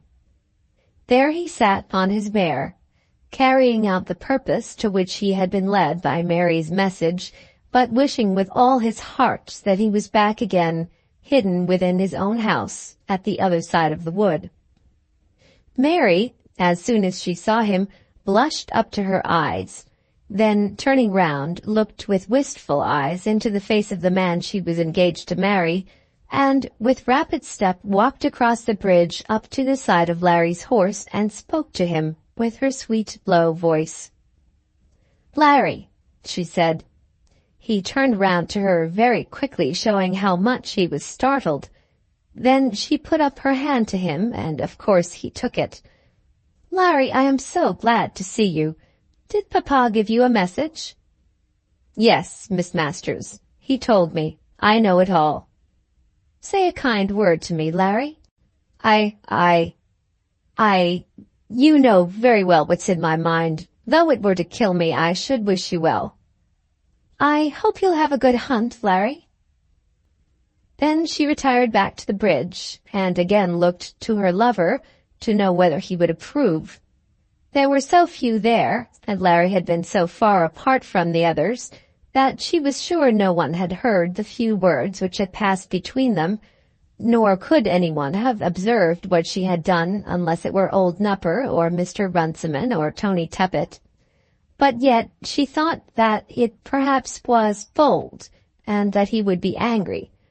But he came up to her and, placing himself between her and Kate, whispered into her ear, "Bravely done, my girl. After a little, I will try to be as brave, but I could never do it as well." Larry, in the meantime, had moved his mare away, and, before the master had arrived, was walking slowly up his own road to Chowton Farm. The captain was soon there, and Lord Rufford with his friends, and Harry Stubbings' String and Tony were set into motion. But before they stirred, there was a consultation to which Bean, the gamekeeper, was called, as to the safety of Dillsborough Wood. Dillsborough Wood had not been drawn yet since Scrobby's poison had taken effect on the old fox, and there were some few who affected to think that there still might be danger. Among these was the master himself, who asked Fred Botsey with a sneer whether he thought that such hounds as those were to be picked up at every corner. But Bean again offered to eat any herring that might be there, poison included, and Lord Rufford laughed at the danger. "It's no use my having foxes, Glomax, if you won't draw the cover." This the Lord said with a touch of anger, and the Lord's anger, if really roused, might be injurious. It was therefore decided that the hounds should again be put through the Bragton shrubberies, just for the compliment to the new squire, and that then they should go off to Dillsborough Wood as rapidly as might be. Larry walked his beast all the way up home very slowly, and, getting off her, put her into the stable and went into the house. "Is anything wrong?" asked the mother. "Everything is wrong." Then he stood with his back to the kitchen fire for nearly half an hour without speaking a word. He was trying to force himself to follow out her idea of manliness, and telling himself that it was impossible. The first tone of her voice, the first glance at her face, had driven him home. Why had she called him Larry again and again so tenderly in that short moment, and looked at him with those loving eyes? Then he declared to himself, without uttering a word, that she did not understand anything about it. She did not comprehend the fashion of his love, when she thought, as she did think, that a soft word would be compensation. He looked round to see if his mother or the servant were there, and when he found that the coast was clear, he dashed his hands to his eyes and knocked away the tears. He threw up both his arms and groaned, and then he remembered her message, "Bid him be a man." At that moment he heard the sound of horses, and, going near the window so as to be hidden from curious eyes as they passed, he saw the first whip trot on, with the hounds after him, and Tony Tuppett among them. Then there was a long string of horsemen all moving up to the wood, and a carriage or two, and after them the stragglers of the field. He let them all go by, and then he repeated the words again, "Bid him be a man." He took up his hat, jammed it on his head, and went out into the yard. As he crossed to the stables, Runciman came up alone. "Why, Larry, you'll be late," he said. "Go on, Mr. Runciman, I'll follow." "I'll wait till you're mounted. You'll be better for somebody with you. You've got the mare, have you? You'll show some of them your heels, if they get away from here. Is she as fast as she was last year, do you think?" "'Pon my word, I don't know," said Larry as he dragged himself into the saddle. "Shake yourself, old fellow, and don't carry on like that. What is she, after all, but a girl?" The poor fellow looked at his intending comforter, but couldn't speak a word. "A man shouldn't let himself be put upon by circumstances so as to be only half himself. Hang it, man, cheer up, and don't let 'em see you going about like that. It ain't what a fellow of your kidney ought to be. If they haven't found I'm a nigger, and by the holy, he's away. Come along, Larry, and forget the petticoats for half an hour."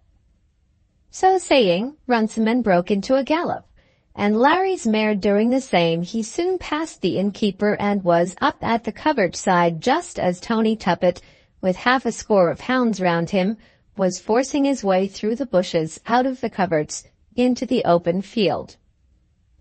"There ain't no poison this time, Mr. Twentyman," said the huntsman, as, setting his eye on the gap in the further fence, he made his way across the field. The fox headed away for a couple of miles toward Impington, as was the custom with the Dillsborough foxes, and then, turning to the left, was soon over the county borders into Ufford. The pace, from the first starting, was very good. Larry, under such provocation as that, of course would ride, and he did ride. Up as far as the country brook, many were well up.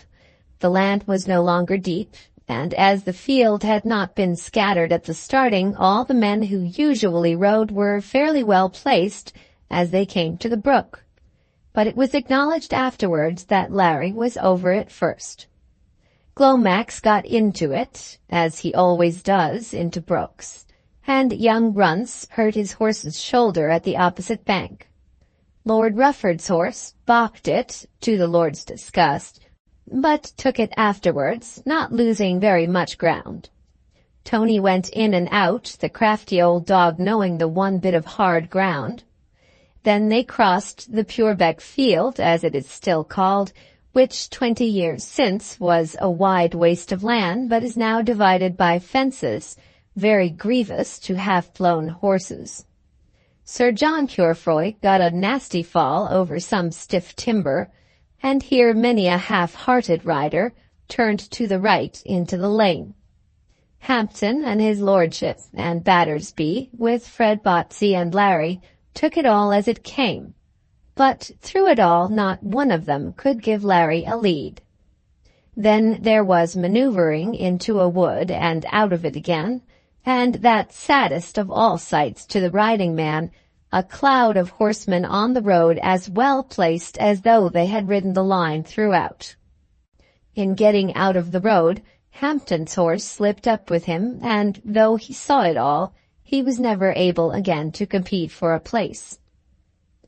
The fox went through the Hampton wick coverts without hanging a moment, just throwing the hounds for 2 minutes off their scent at the gravel pits. The check was very useful to Tony, who had got his second horse and came up sputtering, begging the field for G's sake to be, in short, to be anywhere but where they were. Then they were off again down the hill to the left, through the Mappy Springs and along the top of Ilston Copse, every yard of which is grass, till the number began to be select. At last, in a turnip field 3 yards from the fence, they turned him over, and Tony, as he jumped off his horse among the hounds, acknowledged to himself that Larry might have had his hand first upon the animal had he cared to do so. "Twentyman, I'll give you 200 for your mare," said Lord Rufford. "Ah, my lord, there are 2 things that would about kill me." "What are they, Larry?" asked Harry Stubbings. "To offend his lordship, or to part with the mare." "You shall do neither," said Lord Rufford. "But upon my word, I think she's the fastest thing in this county." All of which did not cure poor Larry, but it helped to enable him to be a man. The fox had been killed close to Norrington, and the run was remembered with intense gratification for many a long day after. "It's that kind of thing that makes hunting beat everything else," said Lord Rufford as he went home. That day's sport certainly had been tanty, and Glomax and the 2 counties boasted of it for the next 3 years. Chapter 20 of Volume 3. Benedict. Lady Penwether declared to her husband that she had never seen her brother so much cowed as he had been by Miss Trefoil's visit to Rufford.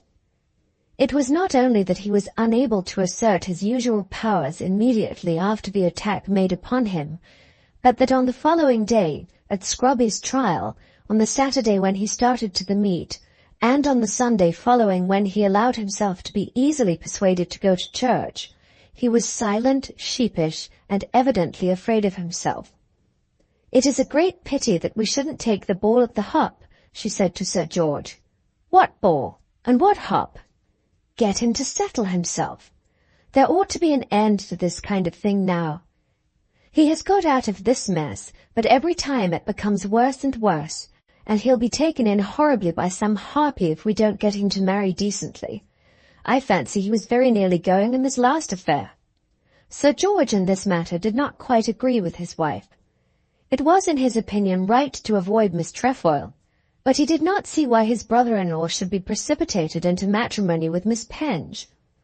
According to his ideas in such matters, a man should be left alone. Therefore, as was customary with him when he opposed his wife, he held his tongue. "You have been called in 3 or 4 times when he has been just on the edge of the cliff. I don't know that that is any reason why he should be pushed over. There's not a word to be said against Caroline. She has a fine fortune of her own, and some of the best blood in the kingdom.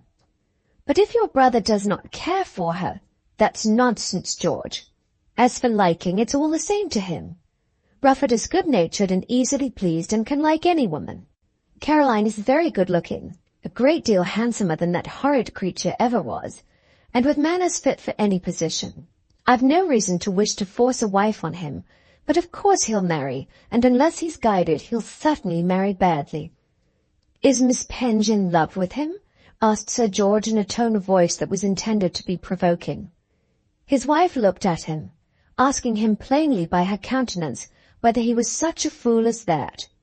Was it likely that any untitled young lady of 28 should be wanting in the capacity of being in love with a young lord, handsome and possessed of 40,000 a year without encumbrances? Sir George, though he did not approve, was not eager enough in his disapproval to lay any serious embargo on his wife's proceedings. Their first steps were taken in the direction of the hero's personal comfort. He was flattered and petted, as his sister knew how to flatter and pet him, and Miss Penge in a quiet way assisted Lady Penwether in the operation. For a day or two he had not much to say for himself, but every word he did say was an oracle. His horses were spoken of as demigods, and his projected fishing operations for June and July became matters of most intense interest. Evil things were said of Arabella Trefoil, but in all the evil things said, no hint was given that Lord Rufford had behaved badly or had been in danger. Lady Penwether, not quite knowing the state of his mind, thought that there might still be some lurking affection for the young lady. "Did you ever see anybody look so vulgar and hideous as she did when she marched across the park?" asked Lady Penwether. "Thank goodness I did not see her," said Miss Penge. "I never saw her look so handsome as when she came up to me," said Lord Rufford. "But such a thing to do!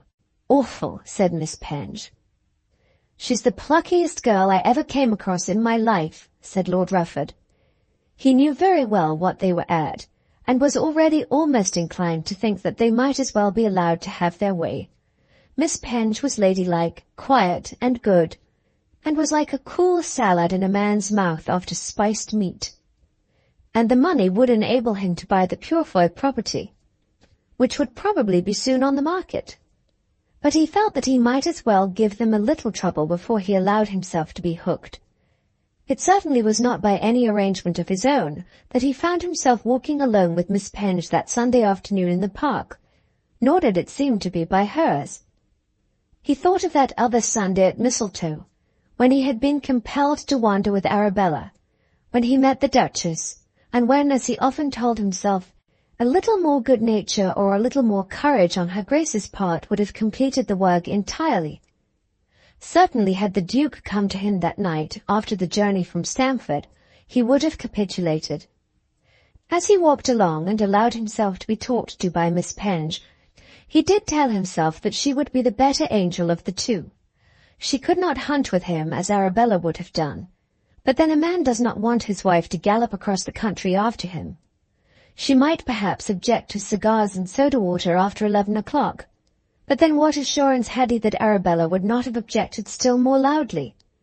She had sworn that she would never be opposed to his little pleasures, but he knew what such oaths were worth. Marriage altogether was a bore, but having a name and a large fortune, it was incumbent on him to transmit them to an immediate descendant. And perhaps it was a worse bore to grow old without having specially bound any other human being to his interests. "How well I recollect that spot," said Miss Penge. "It was there that Major Caneback took the fence." "That was not where he fell." "Oh no, I did not see that. It would have haunted me forever had I done so. But it was there that I thought he must kill himself. That was a terrible time, Lord Rufford." "Terrible to poor Caneback, certainly." "Yes, and to all of us. Do you remember that fearful ball? We were all so unhappy, because you suffered so much. It was bad. And that woman who persecuted you, we all knew that you felt it. I felt that poor man's death. Yes, and you felt the other nuisance too. I remember that you told me that you would cling on to my legs. Eleanor said so, and when it was explained to me what clinging on to your legs meant, I remember saying that I wished to be understood as being one to help. I love your sister so well that anything which would break her heart would make me unhappy. You did not care for my own welfare in the matter?" "What ought I to say, Lord Rufford, in answer to that? Of course I did care, but I knew that it was impossible that you should really set your affections on such a person as Miss Trefoil. I told Eleanor that it would come to nothing. I was sure of it." "Why should it have come to nothing, as you call it?" "Because you are a gentleman, and because she is not a lady. I don't know that we women can quite understand how it is that you men amuse yourselves with such persons. I didn't amuse myself. I never thought you did very much. There was something, I suppose, in her riding, something in her audacity, something perhaps in her vivacity. But through it all I did not think that you were enjoying yourself. You may be sure of this, Lord Rufford, that when a woman is not specially liked by any other woman, she ought not to be specially liked by any man. I have never heard that Miss Trefoil had a female friend." From day to day there were little meetings and conversations of this kind, till Lord Rufford found himself accustomed to Miss Penge's solicitude for his welfare. In all that passed between them, the lady affected a status that was altogether removed from that of making or receiving love. There had come to be a peculiar friendship, because of Eleanor. A week of this kind of thing had not gone by before Miss Penge found herself able to talk of and absolutely to describe this peculiar feeling, and could almost say how pleasant was such friendship, divested of the burden of all amatory possibilities. But through it all Lord Rufford knew that he would have to marry Miss Penge. It was not long before he yielded in pure weariness. Who has not felt, as he stood by a stream into which he knew that it was his fate to plunge, the folly of delaying the shock? In his present condition he had no ease. His sister threatened him with a return of Arabella. Miss Penge required from him sensational conversation. His brother-in-law was laughing at him in his sleeve.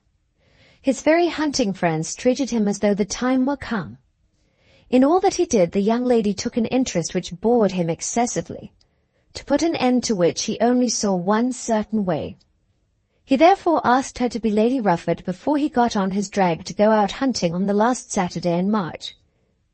"Rufford," she said, looking up into his face with her lustrous eyes, and speaking with a sweet, low, silvery voice, "are you sure of yourself?" "Oh, yes." "Quite sure of yourself?" "Never so sure in my life." "Then, dearest, dearest Rufford, I will not scruple to say that I also am sure." And so the thing was settled very much to his comfort. He could hardly have done better had he sought through all England for a bride. She will be true to him, and never give him cause for a moment's jealousy. She will like his title, his house, and his property. She will never spend a shilling more than she ought to do. She will look very sharply after him, but will not altogether debar him from his accustomed pleasures. She will grace his table, nurse his children, and never for a moment give him cause to be ashamed of her. He will think that he loves her, and after a lapse of 10 or 15 years will probably really be fond of her. From the moment that she is Lady Rufford, she will love him, as she loves everything that is her own. In spite of all his antecedents, no one doubted his faith in this engagement. No one wished to hurry him very much. When the proposition had been made and accepted, and when the hero of it had gone off on his drag, Miss Penge communicated the tidings to her friend. "I think he has behaved very wisely," said Lady Penwether. "Well, feeling as I do, of course, I think he has. I hope he thinks the same of me. I had many doubts about it, but I do believe that I can make him a good wife." Lady Penwether thought that her friend was hardly sufficiently thankful, and strove to tell her so in her own gentle, friendly way. But Miss Penge held her head up and was very stout and would not acknowledge any cause for gratitude. Lady Penwether, when she saw how it was to be, gave way a little. Close friendship with her future sister-in-law would be very necessary to her comfort, and Miss Penge, since the lawsuit was settled, had never been given to yielding. "My dear Rufford," said the sister affectionately, "I congratulate you with all my heart, I do indeed. I am quite sure that you could not have done better." "I don't know that I could. She is a gem of inestimable price and most warmly attached to you. And if this property is to be bought, of course the money will be a great thing. Money is always comfortable. Of course it is. And then there is nothing to be desired. If I had named the girl that I would have wished you to love, it would have been Caroline Penge." She need hardly have said this, as she had in fact been naming the girl for the last 3 or 4 months. The news was soon spread about the country and the fashionable world, and everybody was pleased, except the Trefoil family. Chapter 21 of Volume 3. Arabella's Success. When Arabella Trefoil got back to Portugal Street after her visit to Rufford, she was ill. The effort she had made, the unaccustomed labour, and the necessity of holding herself aloft before the man who had rejected her, were together more than her strength could bear, and she was taken up to bed in a fainting condition. It was not till the next morning that she was able even to open the letter which contained the news of John Morton's legacy. When she had read the letter and realized the contents, she took to weeping in a fashion very unlike her usual habits. She was still in bed, and there she remained for 2 or 3 days, during which she had time to think of her past life, and to think also a little of the future. Old Mrs. Green came to her once or twice a day, but she was necessarily left to the nursing of her own maid. Every evening Mounser Green called and sent up tender inquiries, but in all this there was very little to comfort her. There she lay with the letter in her hand, thinking that the only man who had endeavoured to be of service to her was he whom she had treated with unexampled perfidy. Other men had petted her, had amused themselves with her, and then thrown her over, had lied to her and laughed at her, till she had been taught to think that a man was a heartless, cruel, slippery animal, made indeed to be caught occasionally, but in the catching of which infinite skill was wanted, and in which infinite skill might be thrown away. But this man had been true to her to the last in spite of her treachery.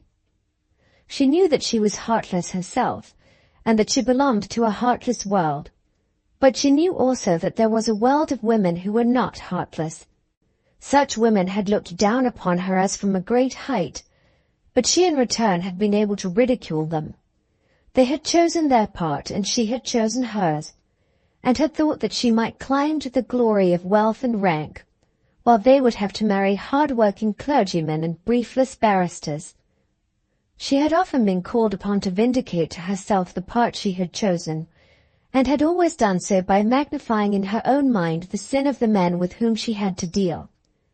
At this moment she thought that Lord Rufford had treated her villainously, whereas her conduct to him had been only that which the necessity of the case required. To Lord Rufford she had simply behaved after the manner of her class, heartless of course, but only in the way in which the custom of the trade justified. Each had tried to circumvent the other, and she as the weaker had gone to the wall. But John Morton had believed in her and loved her. Oh, how she wished that she had deserted her class and clung to him, even though she would now have been his widow. The legacy was a burden to her. Even she had conscience enough to be sorry for a day or two that he had named her in his will. And what would she do with herself for the future? Her quarrel with her mother had been very serious, each swearing that under no circumstances would she again consent to live with the other. The daughter of course knew that the mother would receive her again should she ask to be received, but in such case she must go back with shortened pinions and blunted beak. Her sojourn with Mrs. Green was to last for 1 month, and at the end of that time she must seek for a home. If she put John Morton's legacy out to interest, she would now be mistress of a small income, but she understood money well enough to know to what obduracy of poverty she would thus be subjected. As she looked the matter closer in the face, the horrors became more startling and more manifest. Who would have her in their houses? Where should she find society? Where the possibility of lovers? What would be her life and what her prospects? Must she give up forever the game for which she had lived, and own that she had been conquered in the fight and beaten even to death? Then she thought over the long list of her past lovers, trying to see whether there might be one of the least desirable at whom she might again cast her javelins, but there was not one. The tender messages from Mounser Green came to her day by day. Mounser Green, as the nephew of her hostess, had been very kind to her, but hitherto he had never appeared to her in the light of a possible lover. He was a clerk in the Foreign Office, waiting for his aunt's money, a man whom she had met in society, and whom she knew to be well thought of by those above him in wealth and rank, but she had never regarded him as prey, or as a man whom any girl would want to marry. He was one of those of the other sex who would most probably look out for prey, who, if he married at all, would marry an heiress. She in her time had been on good terms with many such a one, had counted them among her intimate friends, had made use of them and been useful to them, but she had never dreamed of marrying any one of them. They were there in society for altogether a different purpose. She had not hesitated to talk to Mounser Green about Lord Rufford, and though she had pretended to make a secret of the place to which she was going when he had taken her to the railway, she had not at all objected to his understanding her purpose. Up to that moment there had certainly been no thought on her part of transferring what she was wont to call her affections to Mounser Green as a suitor. But as she lay in bed thinking of her future life, tidings were brought to her by Mrs. Green that Mounser had accepted the mission to Patagonia. Could it be that her destiny intended her to go out to Patagonia as the wife, if not of one minister, then of another? There would be a career, a way of living, if not exactly that which she would have chosen. Of Patagonia as a place of residence she had already formed ideas. In some of those moments in which she had foreseen that Lord Rufford would be lost to her, she had told herself that it would be better to reign in hell than serve in heaven. Among Patagonian women she would probably be the first. Among English ladies it did not seem that at present she had prospect of a high place. It would be long before Lord Rufford would be forgotten, and she had not space enough before her for forgettings which would require time for their accomplishment. Mounser Green had declared with energy that Lord Rufford had behaved very badly. There are men who feel it to be their mission to come in for the relief of ladies who have been badly treated. If Mounser Green wished to be one of them on her behalf, and to take her out with him to his very far-away employment, might not this be the best possible solution of her present difficulties? On the evening of the 3rd day after her return she was able to come downstairs, and the line of thought which has been suggested for her induced her to undertake some trouble with the white and pink robe or dressing-gown in which she had appeared. "Well, my dear, you are smart," the old lady said. "Odious in woollen, 'twould a saint provoke," were the last words which poor Narcissa spoke, said Arabella, who had long since provided herself with this quotation for such occasions. "I hope I am not exactly dying, Mrs. Green, but I don't see why I should not object to be frightful, as well as the young lady who was. I suppose it's all done for Mounser's benefit?" "Partly for you, partly for Mounser, and a good deal for myself." "What a very odd name. Why did they call him Mounser?" "I used to think it was because he was in the Foreign Office, a kind of chaff as being half a Frenchman. My mother's maiden name was Munser, and it isn't French at all. I don't see why it should not be as good a Christian name as Willoughby or Howard. Quite as good, and much more distinctive. There can't be another Munser Green in the world. And very few other young men like him. At my time of life I find it very hard his going away. And what will he do in such a place as that, all alone and without a wife? Why don't you make him take a wife? There isn't time now. He'll have to start in May. Plenty of time. Trousseaux are now got up by steam, and girls are kept ready to marry at the shortest notice. If I were you, I should certainly advise him to take out some healthy young woman, capable of bearing the inclemencies of the Patagonian climate. As for that, the climate is delicious, said Mrs. Green, who certainly was not led by her guest's manner to suspect the nature of her guest's more recent intentions. Munser Green on this afternoon came to Portugal Street before he himself went out to dinner, choosing the hour at which his aunt was wont to adorn herself. "And so you are to be the hero of Patagonia?" said Arabella as she put out her hand to congratulate him on his appointment. "I don't know about heroism, but it seems that I am to go there," said Munser with much melancholy in his voice. "I should have thought you were the last man to leave London willingly." "Well, yes, I should have said so myself, and I do flatter myself I shall be missed. But what had I before me here? This may lead to something." "Indeed you will be missed, Mr. Green." "It's very kind of you to say so." "Patagonia! It is such a long way off." Then she began to consider whether he had ever heard of her engagement with the last minister-elect to that country. That he should know all about Lord Rufford was a matter of course, but what chance could there be for her if he also knew that other affair? "We were intimately acquainted with Mr. Morton in Washington, and were surprised that he should have accepted it. Poor Morton, he was a friend of mine. We used to call him the Paragon because he never made mistakes.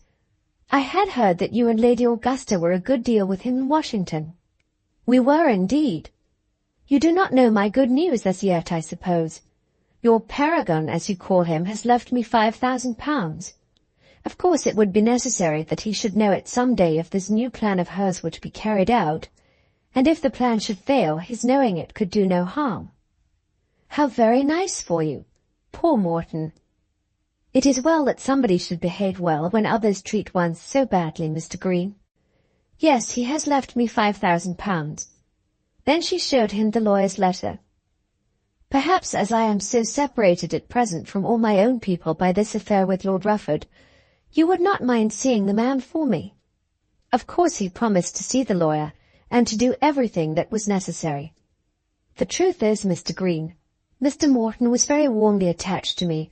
I was a foolish girl and could not return it. I thought of it long, and was then obliged to tell him that I could not entertain just that sort of feeling for him. You cannot think now how bitter is my regret, that I should have allowed myself to trust a man so false and treacherous as Lord Rufford, and that I should have perhaps added a pang to the deathbed of one so good as Mr. Morton." And so she told her little story, not caring very much whether it were believed or not, but finding it to be absolutely essential that some story should be told. During the next day or two Munser Green thought a great deal about it. That the story was not exactly true he knew very well. But it is not to be expected that a girl before her marriage should be exactly true about her old loves. That she had been engaged to Lord Rufford and had been cruelly jilted by him he did believe. That she had at one time been engaged to the Paragon he was almost sure. The fact that the Paragon had left her money was a strong argument that she had not behaved badly to him. But there was much that was quite certain.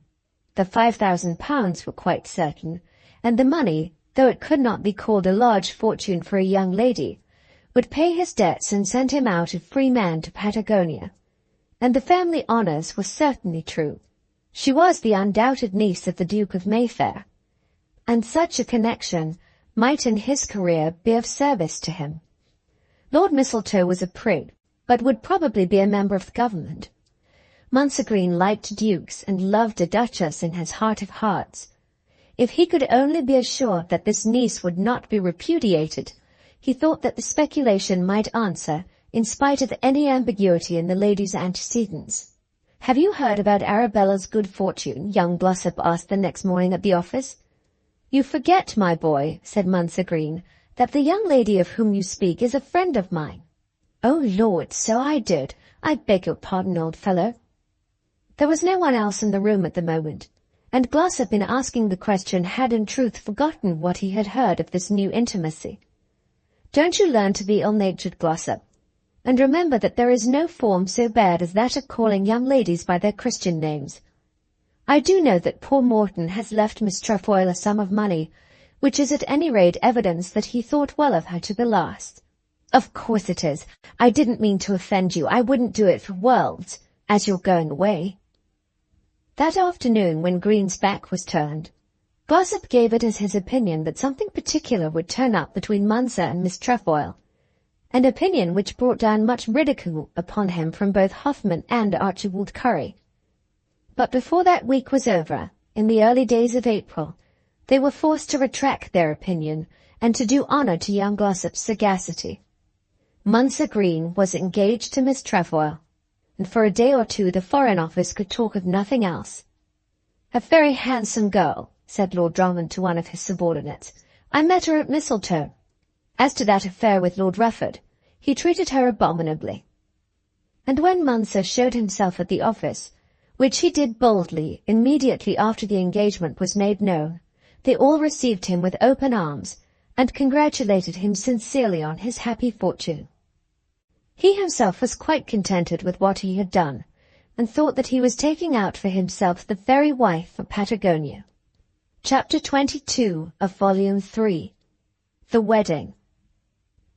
No sooner did the new two lovers, Mounser Green and Arabella Trefoil, understand each other than they set their wits to work to make the best of their natural advantages. The latter communicated the fact in a very dry manner to her father and mother. Nothing was to be got from them, and it was only just necessary that they should know what she intended to do with herself. "My dear Mamma, I am to be married some time early in May to Mr. Mounser Green of the Foreign Office. I don't think you know him, but I dare say you have heard of him. He goes to Patagonia immediately after the wedding, and I shall go with him. Your affectionate daughter, Arabella Trefoil." That was all she said, and the letter to her father was word for word the same. But how to make use of those friends who were more happily circumstanced was matter for frequent counsel between her and Mr. Green. In these days I do not think that she concealed very much from him. To tell him all the little details of her adventures with Lord Rufford would have been neither useful nor pleasant, but as to the chief facts, reticence would have been foolish. To the statement that Lord Rufford had absolutely proposed to her she clung fast, and really did believe it herself. That she had been engaged to John Morton she did not deny, but she threw the blame of that matter on her mother, and explained to him that she had broken off the engagement down at Bragton because she could not bring herself to regard the man with sufficient personal favour. Mounser was satisfied, but was very strong in urging her to seek, yet once again, the favour of her magnificent uncle and her magnificent aunt. "What good can they do us?" said Arabella, who was almost afraid to make the appeal. "It would be everything for you to be married from Mistletoe," he said. "People would know then that you were not blamed about Lord Rufford, and it might serve me very much in my profession. These things do help very much. It would cost us nothing, and the proper kind of notice would then get into the newspapers. If you will write direct to the Duchess, I will get at the Duke through Lord Drummond. They know where we are going, and that we are not likely to want anything else for a long time." "I don't think the Duchess would have Mamma if it were ever so." "Then we must drop your mother for the time, that's all. When my aunt hears that you are to be married from the Duke's, she will be quite willing that you should remain with her till you go down to Mistletoe." Arabella, who perhaps knew a little more than her lover, could not bring herself to believe that the appeal would be successful, but she made it. It was a very difficult letter to write, as she could not but allude to the rapid transference of her affections. "I will not conceal from you," she said, "that I have suffered very much from Lord Rufford's heartless conduct. My misery has been aggravated by the feeling that you and my uncle will hardly believe him to be so false, and will attribute part of the blame to me. I had to undergo an agonizing revulsion of feeling, during which Mr. Green's behavior to me was at first so considerate and then so kind, that it has gone far to cure the wound from which I have been suffering. He is so well known in reference to foreign affairs that I think my uncle cannot but have heard of him. My cousin Mistletoe is certainly acquainted with him, and I think that you cannot but approve of the match. You know what is the position of my father and my mother, and how little able they are to give us any assistance. If you would be kind enough to let us be married from Mistletoe, you will confer on both of us a very, very great favor. There was more of it, but that was the first of the prayer, and most of the words given above came from the dictation of Mansa himself. She had pleaded against making the direct request, but he had assured her that in the world, as at present arranged, the very best way to get a thing is to ask for it. You make yourself at any rate understood, he said, and you may be sure that people who receive petitions do not feel the hardihood of them so much as they who make them. Arabella, comforting herself by declaring that the Duchess at any rate could not eat her, wrote the letter and sent it. The Duchess at first was most serious in her intention to refuse. She was indeed made very angry by the request. Though it had been agreed at Mistletoe that Lord Rufford had behaved badly, the Duchess was thoroughly well aware that Arabella's conduct had been abominable. Lord Rufford probably had made an offer, but it had been extracted from him by the vilest of manoeuvres. The girl had been personally insolent to herself, and this rapid change, this third engagement within a few weeks, was disgusting to her as a woman. But unluckily for herself, she would not answer the letter till she had consulted her husband. As it happened, the Duke was in town, and while he was there Lord Drummond got hold of him. Lord Drummond had spoken very highly of Mounser Green, and the Duke, who was never dead to the feeling that as the head of the family he should always do what he could for the junior branches, had almost made a promise. "I never take such things upon myself," he said, "but if the Duchess has no objection, we will have them down to Mistletoe." "Of course, if you wish it," said the Duchess, with more acerbity in her tone than the Duke had often heard there. "Wish it? What do you mean by wishing it? It will be a great bore. Terrible. But she is the only one there is, and then we shall have done with it." "Done with it? They will be back from Patagonia before you can turn yourself, and then of course we must have them here." "Drummond tells me that Mr. Green is one of the most useful men they have at the Foreign Office. Just the man that one ought to give a lift to." Of course the Duke had his way. The Duchess could not bring herself to write the letter, but the Duke wrote to his dear niece saying that they would be very glad to see her, and that if she would name the day proposed for the wedding, one should be fixed for her visit to Mistletoe. "You had better tell your mother and your father," Mounser said to her. "What's the use? The Duchess hates my mother, and my father never goes near the place." "Nevertheless, tell them. People care a great deal for appearances." She did as she was bid, and the result was that Lord Augustus and his wife, on the occasion of their daughter's marriage, met each other at Mistletoe, for the first time for the last dozen years. Before the day came round, Arabella was quite astonished to find how popular and fashionable her wedding was likely to be, and how the world at large approved of what she was doing. The newspapers had paragraphs about alliances and noble families, and all the relatives sent tribute. There was a gold candlestick from the Duke, a gilt dish from the Duchess, which came, however, without a word of personal congratulation, and a gorgeous set of scent bottles from Cousin Mistletoe.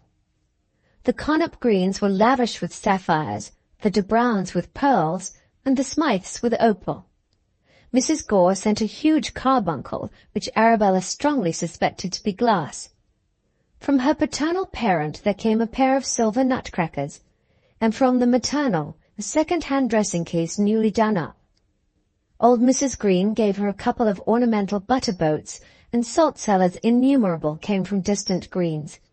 But there was a diamond ring, with a single stone, from a friend without a name, which she believed to be worth all the rest in money value. Should she send it back to Lord Rufford, or make a gulp and swallow it? How invincible must be the good nature of the man when he could send her such a present after such a rating as she had given him in the park at Rufford. "Do as you like," Mounser Green said when she consulted him. She very much wished to keep it. But what am I to say, and to whom? Write a note to the jeweller saying that you have got it. She did write to the jeweller saying that she had got the ring from a friend, and the ring with the other tribute went to Patagonia. He had certainly behaved very badly to her, but she was quite sure that he would never tell the story of the ring to anyone. Perhaps she thought that as she had spared him in the great matter of £8,000, she was entitled to take this smaller contribution. It was late in April when she went down to Mistletoe, the marriage having been fixed for the 3rd of May. After that they were to spend a fortnight in Paris and leave England for Patagonia at the end of the month. The only thing which Arabella dreaded was the meeting with the Duchess. When that was once over, she thought that she could bear with equanimity all that could come after. The week before her marriage could not be a pleasant week, but then she had been accustomed to endure evil hours. Her uncle would be blandly good-natured. Mistletoe, should he be there, would make civil speeches to compensate for his indifference when called upon to attack Lord Rufford. Other guests would tender to her the caressing observance always shown to a bride. But as she got out of the ducal carriage at the front door, her heart was uneasy at the coming meeting. The Duchess herself almost went to bed when the time came, so much did she dread the same thing. She was quite alone, having felt that she could not bring herself to give the affectionate embrace which the presence of others would require. She stood in the middle of the room, and then came forward 3 steps to meet the bride. "Arabella," she said, "I am very glad that everything has been settled so comfortably for you." "That is so kind of you, aunt," said Arabella, who was watching the Duchess closely, ready to jump into her aunt's arms if required to do so, or to stand quite aloof. Then the Duchess signified her pleasure that her cheek should be touched, and it was touched. "Mrs. Pepper will show you your room. It is the same you had when you were here before. Perhaps you know that Mr. Green comes down to Stamford on the 1st, and that he will dine here on that day and on Sunday." "That will be very nice. He had told me how it was arranged. It seems that he knows one of the clergymen in Stamford, and will stay at his house. Perhaps you would like to go upstairs now?" That was all there was, and that had not been very bad. During the entire week, the Duchess hardly spoke to her another word, and certainly did not speak to her a word in private. Arabella now could go where she pleased without any danger of meeting her aunt on her walks. When Sunday came, nobody asked her to go to church. She did go twice, Mounser Green accompanying her to the morning service, but there was no restraint. The Duchess only thought of her as a disagreeable, ill-conducted incubus, who luckily was about to be taken away to Patagonia. It had been settled on all sides that the marriage was to be very quiet. The bride was of course consulted about her bridesmaids, as to whom there was a little difficulty. But a distant trefoil was found willing to act, in payment for the unaccustomed invitation to Mistletoe, and one Connop Green young lady, with one De Brown young lady, and one Smythe young lady came on the same terms. Arabella herself was surprised at the ease with which it was all done. On the Saturday Lady Augustus came, and on the Sunday Lord Augustus. The parents of course kissed their child, but there was very little said in the way either of congratulation or farewell. Lord Augustus did have some conversation with Mounser Green, but it all turned on the probability of their being whist in Patagonia. On the Monday morning they were married, and then Arabella was taken off by the happy bridegroom. When the ceremony was over, it was expected that Lady Augustus should take herself away as quickly as possible, not perhaps on that very afternoon, but at any rate on the next morning. As soon as the carriage was gone, she went to her own room and wept bitterly. It was all done now. Everything was over. Though she had quarrelled daily with her daughter for the last 12 years, to such an extent lately that no decently civil word ever passed between them, still there had been something to interest her. There had been something to fear and something to hope. The girl had always had some prospect before her, more or less brilliant. Her life had had its occupation, and future triumph was possible. Now it was all over. The link by which she had been bound to the world was broken. The Connop Greens and the Smythes would no longer have her, unless it might be on short and special occasions as a great favour. She knew that she was an old woman without money, without blood, and without attraction, whom nobody would ever again desire to see. She had her things packed up and herself taken off to London, almost without a word of farewell to the Duchess, telling herself as she went that the world had produced no other people so heartless as the family of the Trefoils. "I wonder what you will think of Patagonia," said Mounser Green as he took his bride away. "I don't suppose I shall think much. As far as I can see, one place is always like another. But then you will have duties. Not very heavy, I hope." Then he preached her a sermon, expressing a hope as he went on that as she was leaving the pleasures of life behind her, she would learn to like the work of life. "I have found the pleasures very hard," she said. He spoke to her of the companion he hoped to find, of the possible children who might be dependent on their mother, of the position which she would hold, and of the manner in which she should fill it. She, as she listened to him, was almost stunned by the change in the world around her. She need never again seem to be gay in order that men might be attracted. She made her promises and made them with an intention of keeping them. But it may, we fear, be doubted whether he was justified in expecting that he could get a wife fit for his purpose out of the school in which Arabella Trefoil had been educated. The two, however, will pass out of our sight, and we can only hope that he may not be disappointed. Chapter 23, Volume 3. The Senator's Lecture, Number 1.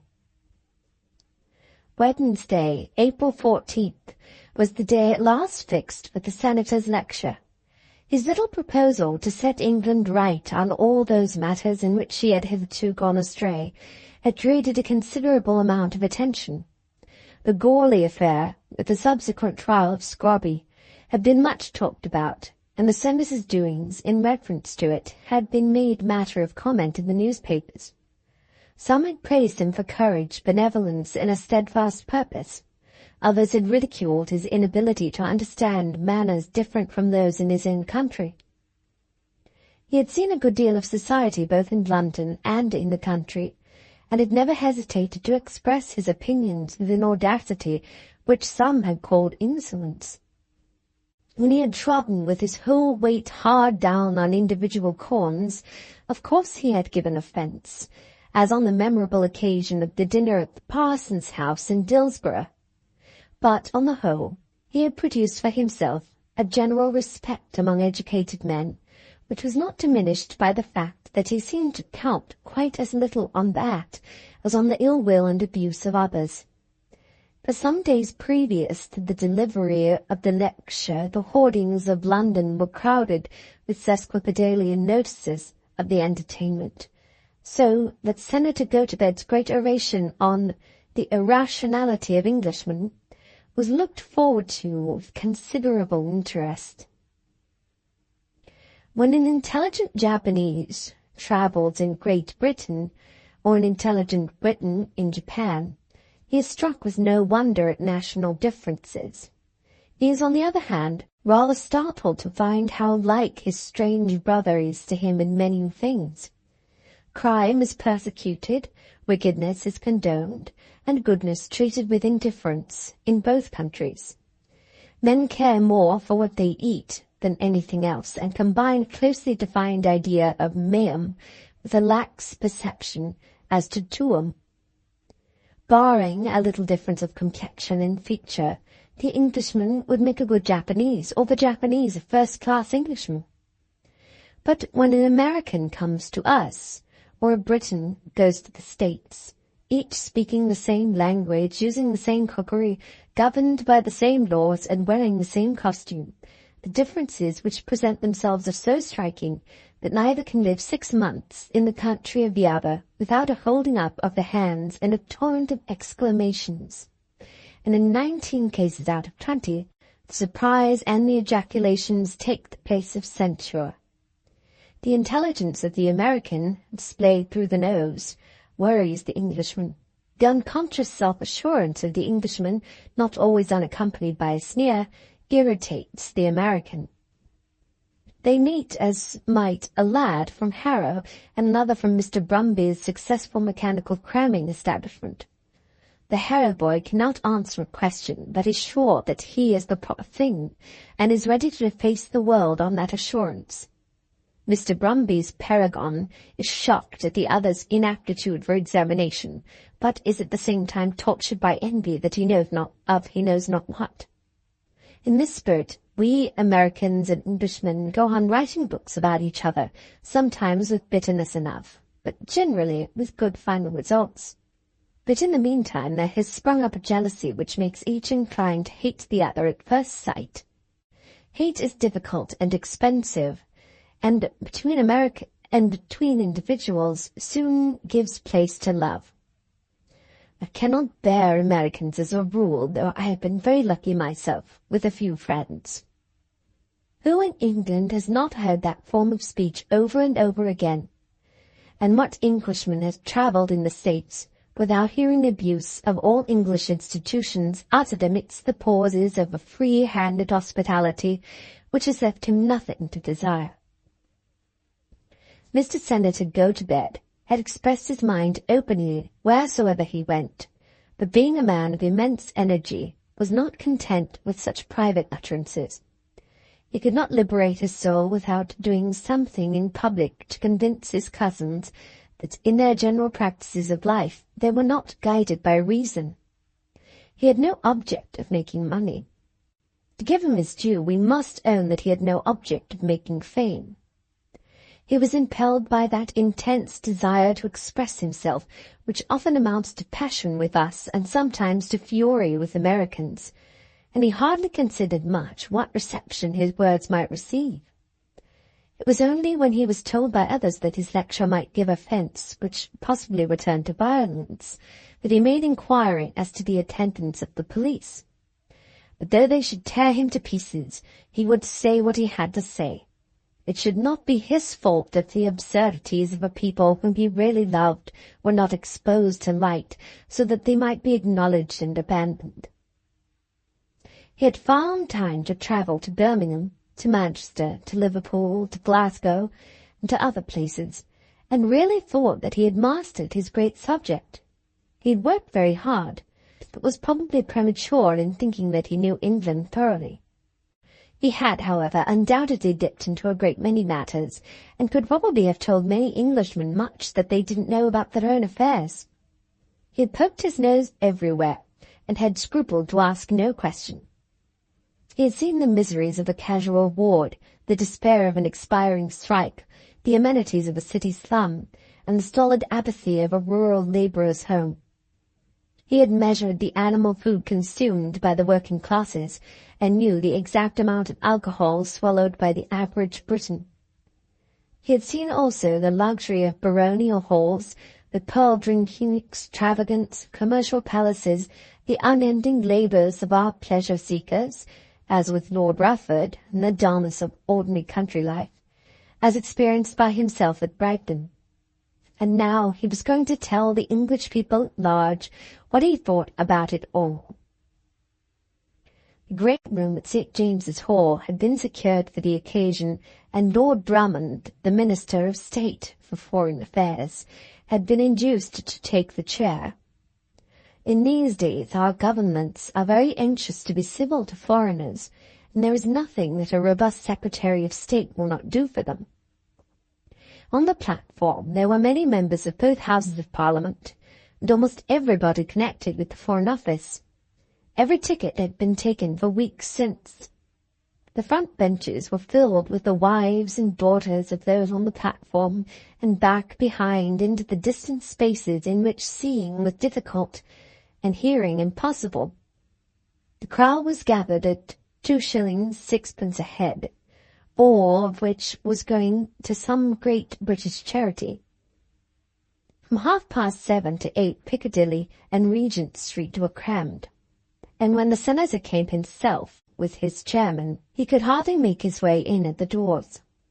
A great treat was expected, but there were among the officers of police some who thought that a portion of the audience would not bear quietly the hard things that would be said, and that there was an uncanny gathering of roughs about the street who were not prepared to be on their best behaviour when they should be told that old England was being abused.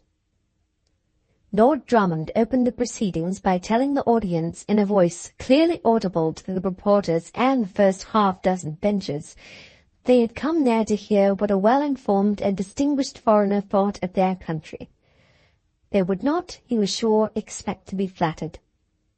Then flattering nothing was more useless or ignoble. This gentleman, coming from a new country in which tradition was of no avail, and on which the customs of former centuries had had no opportunities to engraft themselves, had seen many things here which, in his eyes, could not justify themselves by reason. Lord Drummond was a little too prolix for a chairman, and at last concluded by expressing his conviction that his countrymen would listen to the distinguished senator with that courtesy which was due to a foreigner, and due also to the great and brotherly nation from which he had come. Then the senator rose, and the clapping of hands and kicking of heels was most satisfactory. There was, at any rate, no prejudice at the onset. "English ladies and gentlemen," he said, "I am in the unenviable position of having to say hard things to you for about an hour and a half together, if I do not drive you from your seats before my lecture is done. And this is the more the pity, because I could talk to you for 3 hours about your country and not say an unpleasant word. His lordship has told you that flattery is not my purpose. Neither is praise, which would not be flattery. Why should I collect 3,000 or 4,000 people here to tell them of virtues, the consciousness of which is the inheritance of each of them? You are brave and generous, and you are lovely to look at, with sweet polished manners. But you know all that quite well enough without my telling you. But it strikes me that you do not know how little prone you are to admit the light of reason into either your public or private life, and how generally you allow yourselves to be guided by traditions, prejudices, and customs which should be obsolete. If you will consent to listen to what one foreigner thinks, though he himself be a man of no account, you may perchance gather from his words something of the opinion of bystanders in general, and so be able, perhaps a little, to rectify your gait and your costume and the tones of your voice, as we are all apt to do when we come from our private homes out among the eye of the public." This was received very well. The senator spoke with a clear, sonorous voice, no doubt with a twang, but so audibly as to satisfy the room in general. "I shall not," he said, "dwell much on your form of government. Were I to praise a republic, I might seem to belittle your throne and the lady who sits on it, an offence which would not be endured for a moment by English ears. I will take the monarchy as it is, simply remarking that its recondite forms are very hard to be understood by foreigners, and that they seem to me to be for the most part equally dark to natives. I have hardly as yet met 2 Englishmen who were agreed as to the political power of the sovereign, and most of those of whom I have inquired have assured me that the matter is one as to which they have not found it worth their while to make inquiry." Here a voice from the end of the hall made some protestation, but the nature of the protest did not reach the platform. "But," continued the senator, now rising into energy, "though I will not meddle with your form of government, I may, I hope, be allowed to allude to the political agents by which it is conducted. You are proud of your parliament." "We are," said a voice.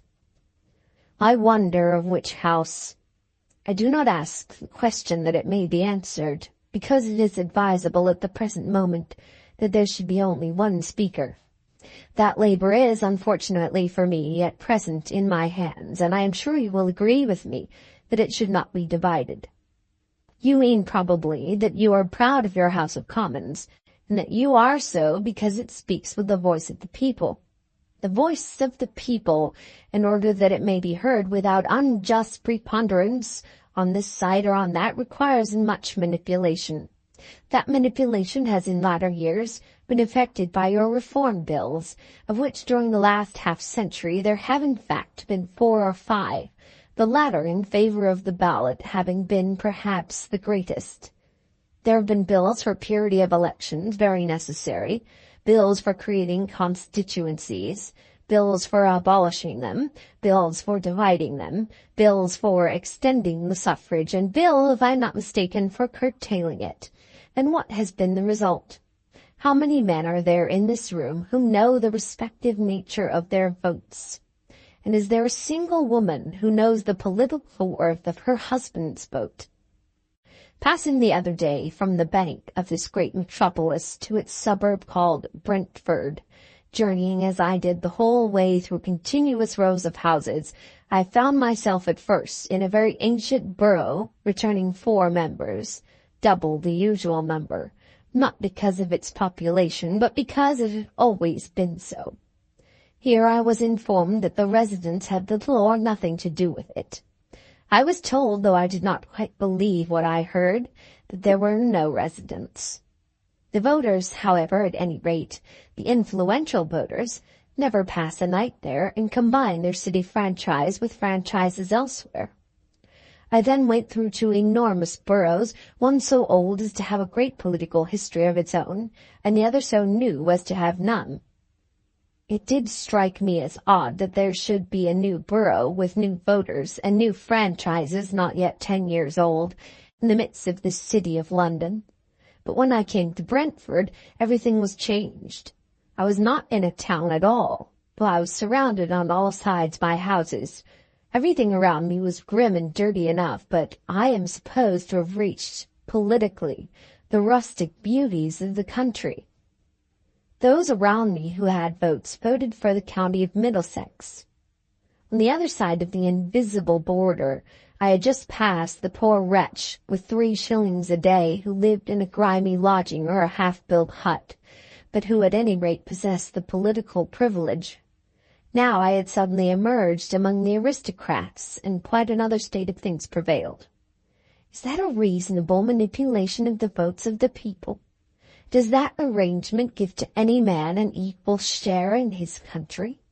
And yet I fancy the thing is so little thought of, that few among you are aware that in this way the largest classes of British labour is excluded from the franchise in a country which boasts of equal representation. The chief object of your first Reform Bill was that of realizing the very fact of representation. Up to that time, your members of the House of Commons were, in truth, deputies of the Lords or of other rich men. Lord A or Mr. B or perhaps Lady C sent whom she pleased to Parliament to represent this or that town or occasionally this or that county. That absurdity is supposed to be past, and on evils that have been cured no one should dwell. But how is it now? I have a list in my memory, for I would not care to make out so black a catalogue in legible letters, of 40 members who have been returned to the present House of Commons by the single voices of influential persons. What will not 40 voices do, even in your Parliament? And if I can count 40, how many more must there be of which I have not heard? Then there was a voice calling upon the senator to name those men, and other voices denying the fact. I will name no one, said the senator. How could I tell what noble friend I might put on the stool of repentance by doing so? And he looked round on the gentlemen on the platform behind him. But I defy any member of Parliament here present to get up and say that it is not so. Then he paused a moment. And if it be so, is that rational? Is that in accordance with the theory of representation as to which you have all been so ardent, and which you profess to be so dear to you? Is the country not overridden by the aristocracy when Lord Lambswool not only possesses his own hereditary seat in the House of Lords, but also has a seat for his eldest son in the House of Commons? Then a voice from the back called out, What the deuce is all that to you? Chapter 24 of Volume 3. The Senator's Lecture Number 2. "If I see a man hungry in the street," said the Senator, instigated by the question asked him at the end of the last chapter, "and give him a bit of bread, I don't do it for my own sake, but for his." Up to this time the Britishers around him on the platform and those in the benches near to him had received what he had said with a good grace. The allusion to Lord Lambswool had not been pleasant to them, but it had not been worse than they had expected. But now they were displeased. They did not like being told that they were taking a bit of bread from him in their own political destitution. They did not like that he, an individual, should presume that he had bread to offer to them as a nation. And yet, had they argued it out in their own minds, they would have seen that the Senator's metaphor was appropriate. His purpose of being there was to give advice, and theirs in coming to listen to it. But it was unfortunate. "When I ventured to come before you here, I made all this my business," continued the Senator. Then he paused and glanced round the hall with a defiant look. "And now about your House of Lords," he went on. "I have not much to say about the House of Lords, because if I understand rightly the feeling of this country, it is already condemned." "No such thing. Who told you that? You know nothing about it." These and other words of curt denial came from the distant corners, and a slight murmur of disapprobation was heard even from the seats on the platform. Then Lord Drummond got up and begged that there might be silence. Mr. Gotobed had come there to tell them his views, and as they had come there expressly to listen to him, they could not without impropriety interrupt him. "That such will be the feeling of the country before long," continued the Senator. "I think no one can doubt who has learned how to look to the signs of the times in such matters. Is it possible that the theory of a hereditary legislature can be defended with reason? For a legislature you want the best and wisest of your people." "You don't get them in America," said a voice which was beginning to be recognized. "We try, at any rate," said the Senator. "Now, is it possible that an accident of birth should give you excellence and wisdom? What is the result? Not a tenth of your hereditary legislatures assemble in the beautiful hall that you have built for them, and of that tenth the greater half consists of councillors of state, who have been placed there in order that the business of the country may not be brought to a standstill. Your hereditary chamber is a fiction supplemented by the element of election, the election resting generally in the very bosom of the House of Commons." On this subject, although he had promised to be short, he said much more, which was received for the most part in silence. But when he ended by telling them that they could have no right to call themselves a free people till every legislator in the country was elected by the votes of the people, another murmur was heard through the hall. "I told you," said he, waxing more and more energetic, as he felt the opposition which he was bound to overcome, "that what I had to say to you would not be pleasant. If you cannot endure to hear me, let us break up and go away. In that case I must tell my friends at home that the tender ears of a British audience cannot bear rough words from American lips. And yet, if you think of it, we have borne rough words from you and have borne them with good humor." Again he paused, but as none rose from their seats, he went on. "Proceeding from hereditary legislature, I come to hereditary property. It is natural that a man should wish to give his children after his death the property which he has enjoyed during their life. But let me ask any man here, who has not been born an eldest son himself, whether it is natural that he should wish to give it all to one son. Would any man think of doing so by the light of his own reason, out of his own head, as we say? Would any man be so unjust to those who are equal in his love, were he not constrained by law, and by custom more iron-handed even than the law?"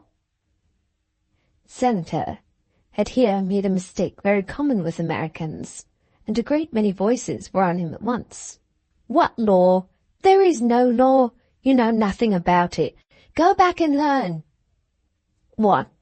cried the Senator, coming forward to the extreme verge of the platform and putting down his foot as though there was strength enough in his leg to crush them all. Will anyone have the hardihood to tell me that property in this country is not affected by primogeniture? Go back and learn the law. I know the law perhaps better than most of you. Do you mean to assert that my Lord Lanswell can leave his land to whom he pleases? I tell you that he has no more than a life interest in it, and that his son will only have the same. Then an eager Briton on the platform got up and whispered to the senator for a few minutes, during which the murmuring was continued. My friend reminds me, said the senator, that the matter is one of custom rather than law, and I am obliged to him. But the custom, which is damnable and cruel, is backed by law, which is equally so. If I have land, I can not only give it all to my eldest son, but I can assure the right of primogeniture to his son, though he be not yet born. No one, I think, will deny that there must be special law to enable me to commit an injustice so unnatural as that. Hence it comes that you still suffer under an aristocracy almost as dominant, and in its essence as irrational, as that which created feudalism. The gentlemen collected on the platform looked at each other and smiled, perhaps failing to catch the exact meaning of the senator's words. A lord here has a power as a lord, which he cannot himself fathom, and of which he daily makes an unconscious but most deleterious use. He is brought up to think it natural that he should be a tyrant. The proclivities of his order are generous, and as a rule he gives more than he takes. But he is as injurious to the one process as in the other. Your ordinary Briton in his dealing with a lord expects payment in some shape for every repetition of the absurd title, and payment is made. The titled aristocrat pays dearer for his horse, dearer for his coat, dearer for his servant than other people. But in return he exacts much which no other person can get.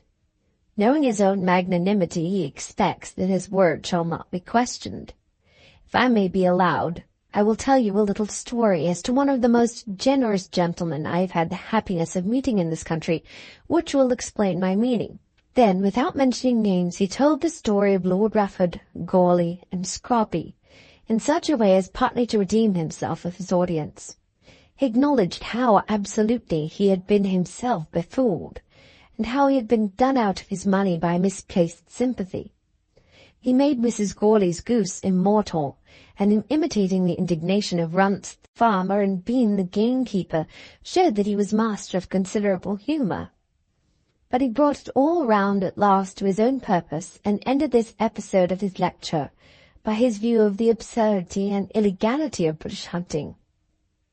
I can talk about it to you, he said, and you will know whether I am speaking the truth.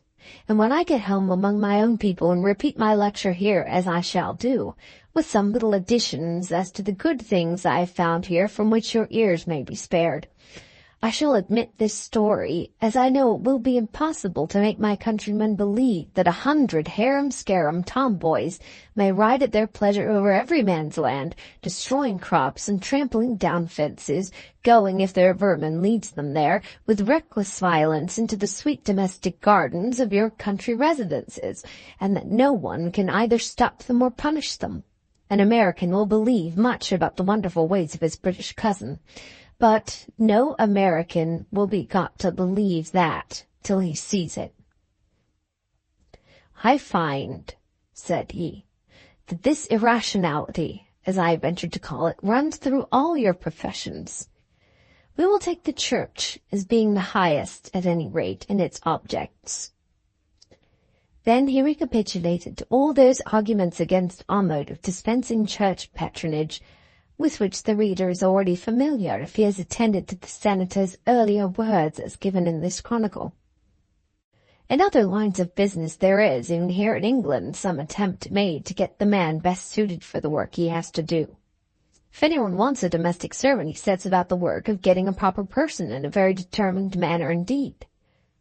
But for the care, or as you call it, the cure of his soul, he has to put up with the man who has bought the right to minister to his wants, or with him whose father wants a means of living for his younger son, the elder being destined to swallow all the family property, or with him who has become sick of drinking his wine in an Oxford college, or with him again who has pleaded his cause successfully with a bishop's daughter.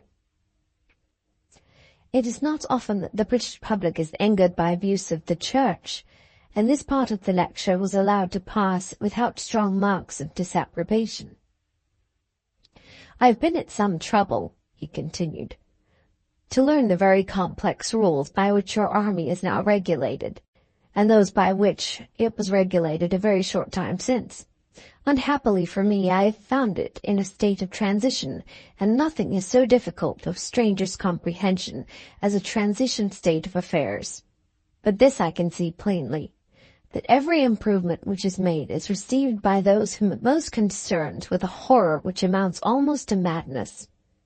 So lovely to the ancient British well-born feudal instinct is a state of unreason that the very absence of any principle endears to it institutions which no one can attempt to support by argument.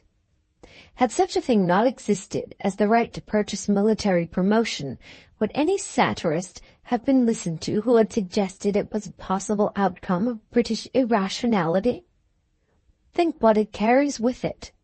The man who has proved himself fit to serve his country by serving it in 20 foughten fields, who has bled for his country and perhaps preserved his country, shall rot in obscurity because he has no money to buy promotion, whereas the young dandy who has done no more than glitter along the pavements with his sword and spurs shall have the command of men because he has so many $1,000 in his pocket." "Buncombe," shouted the inimical voice. "But is it buncombe?" asked the intrepid senator. "Will anyone who knows what he is talking about say that I am describing a state of things which did not exist yesterday? I will acknowledge that this has been rectified, though I see symptoms of relapse. A fault that has been mended is a fault no longer. But what I speak of now is the disruption of all concord in your army caused by the reform which has forced itself upon you. All loyalty has gone, all that love of his profession which should be the breath of a soldier's nostrils. A fine body of fighting heroes is heartbroken, broken-hearted, not because injury has been done to them, or to any of them, but because the system has become peculiarly British by reason of its special absurdity, and therefore peculiarly dear." "Buncombe," again said the voice, and the word was now repeated by a dozen voices. "Let anyone show me that it is buncombe. If I say what is untrue, do with me what you please. If I am ignorant, set me right and laugh at me. But if what I say is true, then your interruption is surely a sign of imbecility. I say that the change was forced upon you by the feeling of the people, and that its very expediency has demoralized the army, because the army was irrational. And how is it with the navy? What am I to believe when I hear so many conflicting statements among yourselves?" During this last appeal, however, the noise at the back of the hall had become so violent that the senator was hardly able to make his voice heard by those immediately around him. He himself did not quail for a moment, going on with his gestures and setting down his foot as though he was still confident in his purpose of overcoming all opposition. He had not much above half done yet. There were the lawyers before him, and the civil service, and the railways, and the commerce of the country, and the labouring classes. But Lord Drummond and the others near him were becoming terrified, thinking that something worse might occur unless an end were put to the proceedings. Then a superintendent of police came in and whispered to his lordship. A crowd was collecting itself in Piccadilly and St. James's Street, and perhaps the senator had better be withdrawn. The officer did not think he could safely answer for the consequences if this were carried on for a quarter of an hour longer. Then Lord Drummond, having meditated for a moment, touched the senator's arm and suggested a withdrawal into a side room for a minute. "Mr. Gotobed," he said, A little feeling has been excited, and we had better put an end to this for the present. Put an end to it? I'm afraid we must. The police are becoming alarmed. Oh, of course. You know best.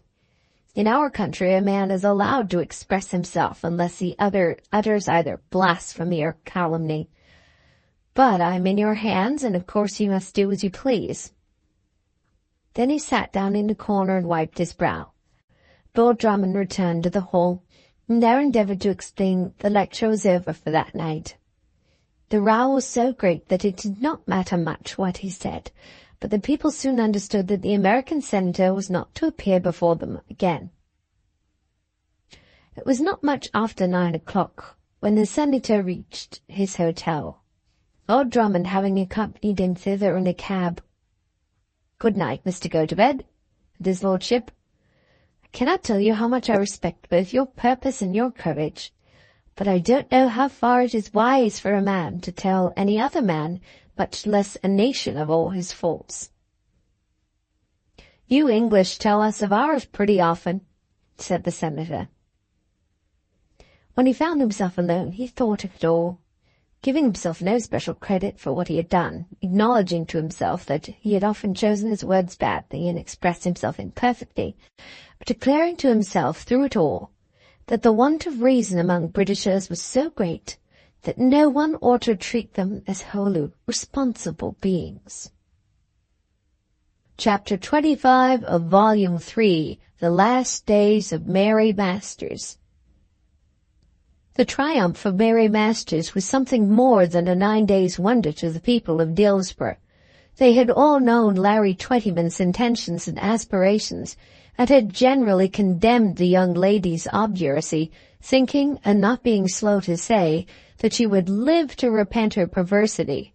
Runciman, who had a thoroughly warm-hearted friendship for both the attorney and Larry, had sometimes been very severe on Mary. "She wants a touch of hardship," he would say, "to bring her to. If Larry would just give her a cold shoulder for 6 months, she'd be ready to jump into his arms." And Dr. Nupper had been heard to remark that she might go farther and fare worse. "If it were my girl, I'd let her know all about it," Ribbs the butcher had said in the bosom of his own family. When it was found that Mr. Surtees, the curate, was not to be the fortunate man, the matter was more inexplicable than ever. Had it then been declared that the owner of Hoppet Hall had proposed to her, all these tongues would have been silenced, and the refusal even of Larry Twentyman would have been justified. But what was to be said and what was to be thought when it was known that she was to be the mistress of Bragton? For a day or two the prosperity of the attorney was hardly to be endured by his neighbours. When it was first known that the stewardship of the property was to go back into his hands, his rise in the world was for a time slightly prejudicial to his popularity, but this greater stroke of luck, this latter promotion which would place him so much higher in Dillsborough than even his father or his grandfather had ever been, was a great trial of friendship. Mrs. Masters felt it all very keenly. All possibility for reproach against either her husband or her stepdaughter was of course at an end. Even she did not pretend to say that Mary ought to refuse the squire. Nor, as far as Mary was concerned, could she have further recourse to the evils of Ushanting and the peril of social intercourse with ladies and gentlemen. It was manifest that Mary was to be a lady with a big house and many servants, and, no doubt, a carriage and horses. But still Mrs. Masters was not quite silenced. She had daughters of her own, and would solace herself by declaring to them, to her husband, and to her specially intimate friends, that of course they would see no more of Mary. It wasn't for them to expect to be asked to Bragton, and as for herself, she would much rather not. She knew her own place and what she was born to, and wasn't going to let her own children spoil themselves and ruin their chances by dining at 7 o'clock and being waited upon by servants at every turn. Thank God her girls could make their own beds, and she hoped they might continue to do so at any rate till they had houses of their own. And there seemed to Dillsborough to be some justification for all this, in the fact that Mary was now living at Bragton, and that she did not apparently intend to return to her father's house. At this time Reginald Morton himself was still at Hoppet Hall, and had declared that he would remain there till after his marriage. Lady Ushant was living at the big house, which was henceforth to be her home. Mary was her visitor, and was to be married from Bragton, as though Bragton were her residence rather than the squire's. The plan had originated with Reginald, and when it had been hinted to him that Mary would in this way seem to slight her father's home, he had proposed that all the Masters should come and stay at Bragton previous to the ceremony. Mrs. Masters yielded as to Mary's residence, saying with mock humility that of course she had no room fit to give a marriage feast to the squire of Bragton, but she was steadfast in saying to her husband, who made the proposition to her, that she would stay at home. Of course she would be present at the wedding, but she would not trouble the like of Lady Ushant by any prolonged visiting. The wedding was to take place about the beginning of May, and all these things were being considered early in April. At this time one of the girls was always at Bragton, and Mary had done her best, but hitherto in vain, to induce her stepmother to come to her. When she heard that there was a doubt as to the accomplishment of the plan for the coming of the whole family, she drove herself to Dillsborough in the old phaeton, and then pleaded her cause for herself. "Mamma," she said, "won't you come with the girls and papa on the 29th? "I think not, my dear. The girls can go if they like it, but it will be more fitting for papa and me to come to the church on the morning." "Why more fitting, mamma?" "Well, my dear, it will." "Dear mamma, why? Why?" "Of course, my dear, I am very glad that you are going to get such a lift." "My lift is marrying the man I love." "That, of course, is all right. I have nothing on earth to say against it. But I will say that through it all you have behaved as a young woman should. I don't think you meant to throw yourself at him." "Mamma!" "But as it is turned up, you have to go one way and me another." "No." "But it must be so. The squire of Bragton is the squire, and his wife must act accordingly. Of course you'll be visiting at Rufford and Hampton Wick and all the places. I know very well who I am and what I came from. I'm not a bit ashamed of myself, but I'm not going to stick myself up with my betters." "Then, mamma, I shall come and be married from here." "It's too late for that now, my dear." "No, it is not." And then a couple of tears began to roll down from her eyes. "I won't be married without your coming in to see me the night before, and being with me in the morning when I dress. Haven't I been a good child to you, mamma?" And the stepmother began to cry also. "Haven't I, mamma?" "Yes, my dear," whimpered the poor woman. "And won't you be my mamma to the last, won't you?" And she threw her arms around her stepmother's neck and kissed her. "I won't go one way and you another. He doesn't wish it. It is quite different from that. I don't care a straw for Hampton Wick and Rufford, but I will never be separated from you and the girls and papa. Say you will come, mamma. I will not let you go till you say you will come." Of course she had her own way, and Mrs. Masters had to feel with a sore heart that she also must go out Ushanting. She knew that in spite of her domestic powers she would be stricken dumb in the drawing-room at Bragton, and was unhappy. Mary had another scheme in which she was less fortunate. She took it into her head that Larry Twentyman might possibly be induced to come to her wedding. She had heard how he had ridden and gained honour for himself on the day that the hounds killed their fox at Norrington, and thought that perhaps her own message to him had induced him so far to return to his old habits. And now she longed to ask him for her sake to be happy once again. If any girl ever loved the man she was going to marry with all her heart, this girl loved Reginald Morton. He had been to her, when her love was hopeless, so completely the master of her heart that she could not realize the possibility of affection for another. But yet she was pervaded by a tenderness of feeling in regard to Larry, which was love also, though love altogether of another kind. She thought of him daily. His future well-being was one of the cares of her life. That her husband might be able to call him a friend was among her prayers. Had anybody spoken ill of him in her presence, she would have resented it hotly. Had she been told that another girl had consented to be his wife, she would have thought that girl to be happy in her destiny. When she heard that he was leading a wretched, moping, aimless life for her sake, her heart was sad within her. It was necessary to the completion of her happiness that Larry should recover his tone of mind and be her friend. "Reg," she said, leaning on his arm out in the park, "I want you to do me a favor." "Watch and chain?" "Don't be an idiot. You know I've got a watch and chain." "Some girls like to have the wooden bridge pulled down and the stone one built. If anyone touched a morsel of that sacred timber, he should be banished from Bragton forever. I want you to ask Mr. Twentyman to come to our wedding." "Who's to do it? Who's to bell the cat?" "You." "I would sooner fight a Saracen or ride such a horse as kill that poor Major.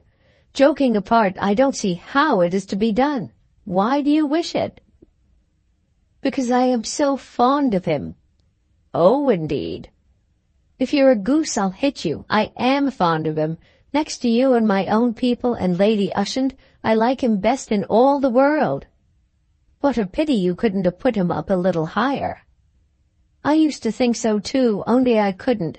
If anybody loved you as he did me, offered you everything he had in the world, thought that you were the best in the world, would have given his life for you, would you not be grateful?" "I don't know that I need wish to ask such a person to my wedding." "Yes, you would, if in that way you could build a bridge to bring him back to happiness. And Reg, though you used to despise him—" "I never despised him." "A little, I think, before you knew him, but he is not despicable." "Not at all, my dear. He is honest and good and has a real heart of his own." "I am afraid he has parted with that." "You know what I mean, and if you won't be serious, I shall think there is no seriousness in you. I want you to tell me how it can be done." Then he was serious, and tried to explain to her that he could not very well do what she wanted. "He is your friend, you know, rather than mine, but if you like to write to him, you can do so." This seemed to her to be very difficult, and, as she thought more of it, almost impossible. A written letter remains, and may be taken as evidence of so much more than it means. But a word sometimes may be spoken, which, if it be well spoken, if assurance of its truth be given by the tone and by the eye of the speaker, shall do so much more than any letter, and shall yet only remain with the hearer as the remembrance of the scent of a flower remains. Nevertheless, she did at last write the letter, and brought it to her husband. "Is it necessary that I should see it?" he asked. "Not absolutely necessary." "Then send it without." "But I should like you to see what I have said. You know about things, and if it is too much or too little you can tell me." Then he read her letter, which ran as follows. "Dear Mr. Twentyman, perhaps you have heard that we are to be married on Thursday, May 6th. I do so wish that you would come. It would make me so much happier on that day. We shall be very quiet, and if you would come to the house at 11, you could go across the park with them all to the church. I am to be taken in a carriage because of my finery. Then there will be a little breakfast. Papa and Mamma and Dolly and Kate would be so glad, and so would Mr. Morton. But none of them will be half so glad as your old, affectionate friend, Mary Masters." "If that don't fetch him," said Reginald, "he is a poorer creature than I take him to be." "But I may send it?" "Certainly you may send it." And so the letter was sent across to Chowton Farm. But the letter did not fetch him, nor am I prepared to agree with Mr. Morton that he was a poor creature for not being fetched. There are things which the heart of a man should bear without whimpering, but which it cannot bear in public with that appearance of stoical indifference which the manliness of a man is supposed to require. Were he to go, should he be jovial before the wedding party, or should he be sober and saturnine? Should he appear to have forgotten his love, or should he go about lovelorn among the wedding guests? It was impossible, at any rate impossible as yet, that he should fall into that state of almost brotherly regard which it was so natural that she should desire.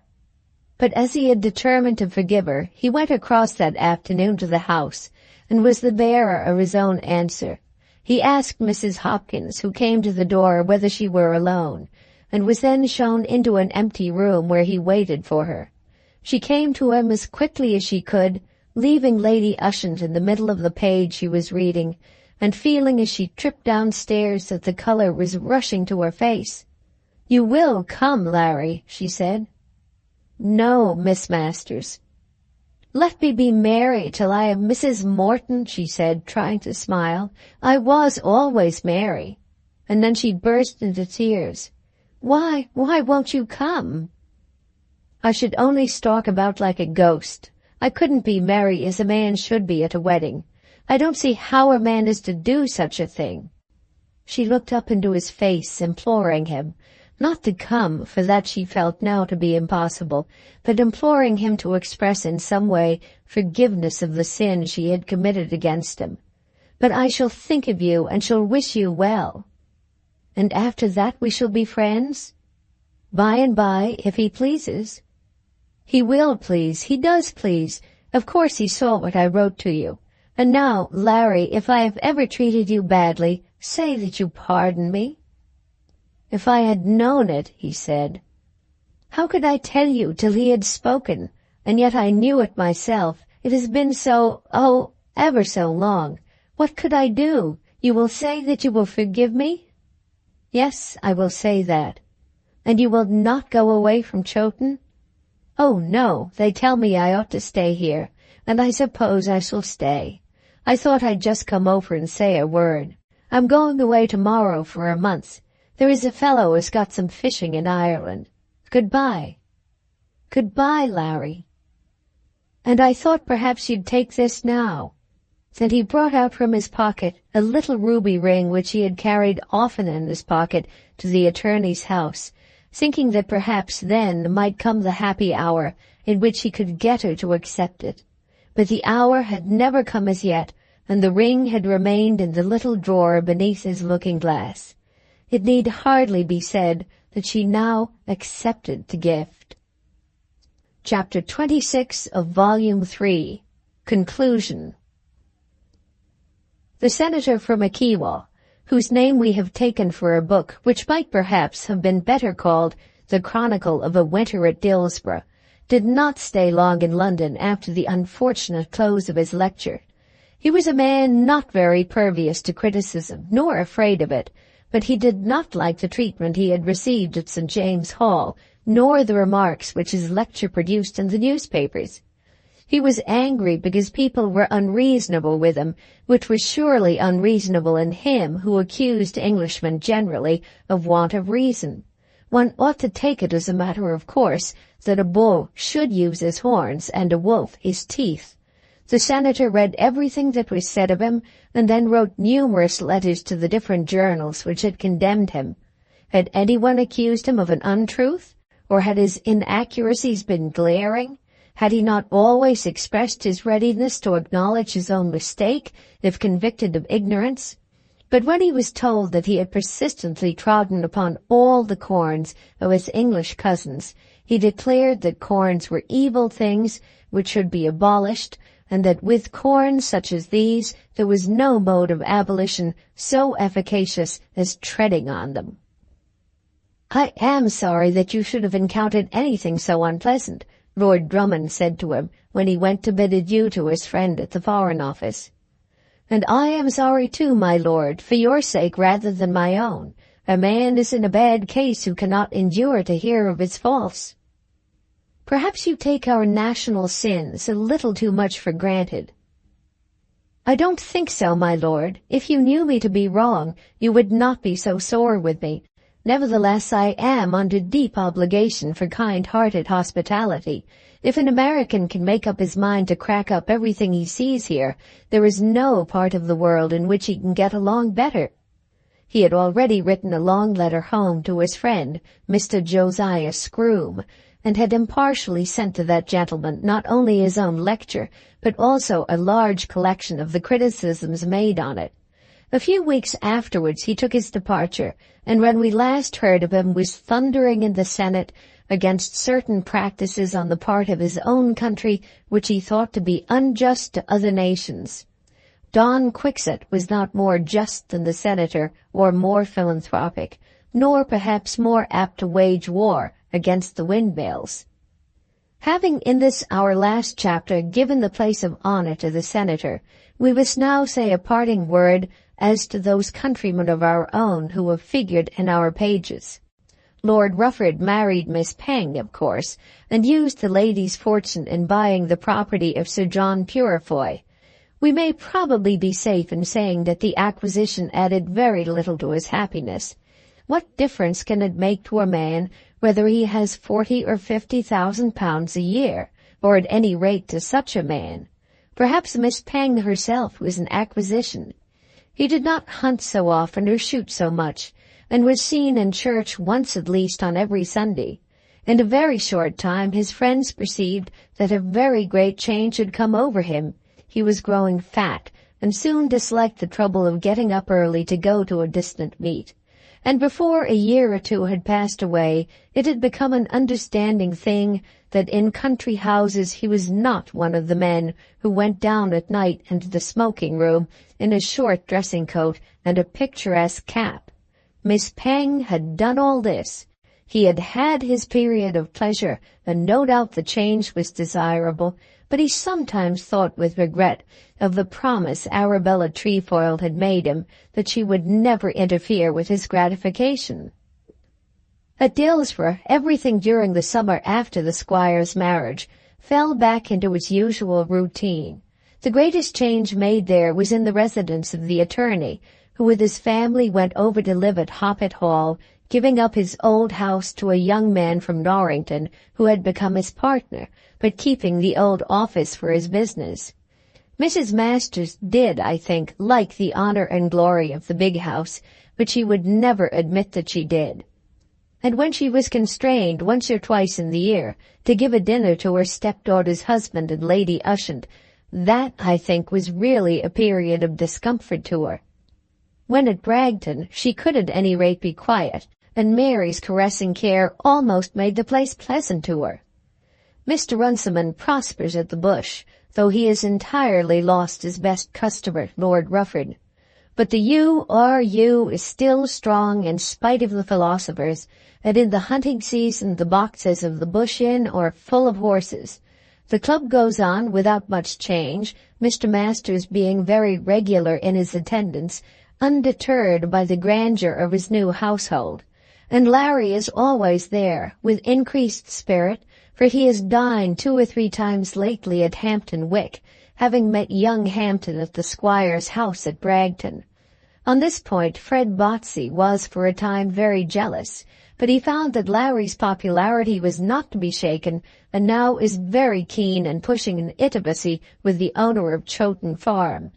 Perhaps the most stirring event in the neighborhood has been the retirement of Captain Glomax from the post of master.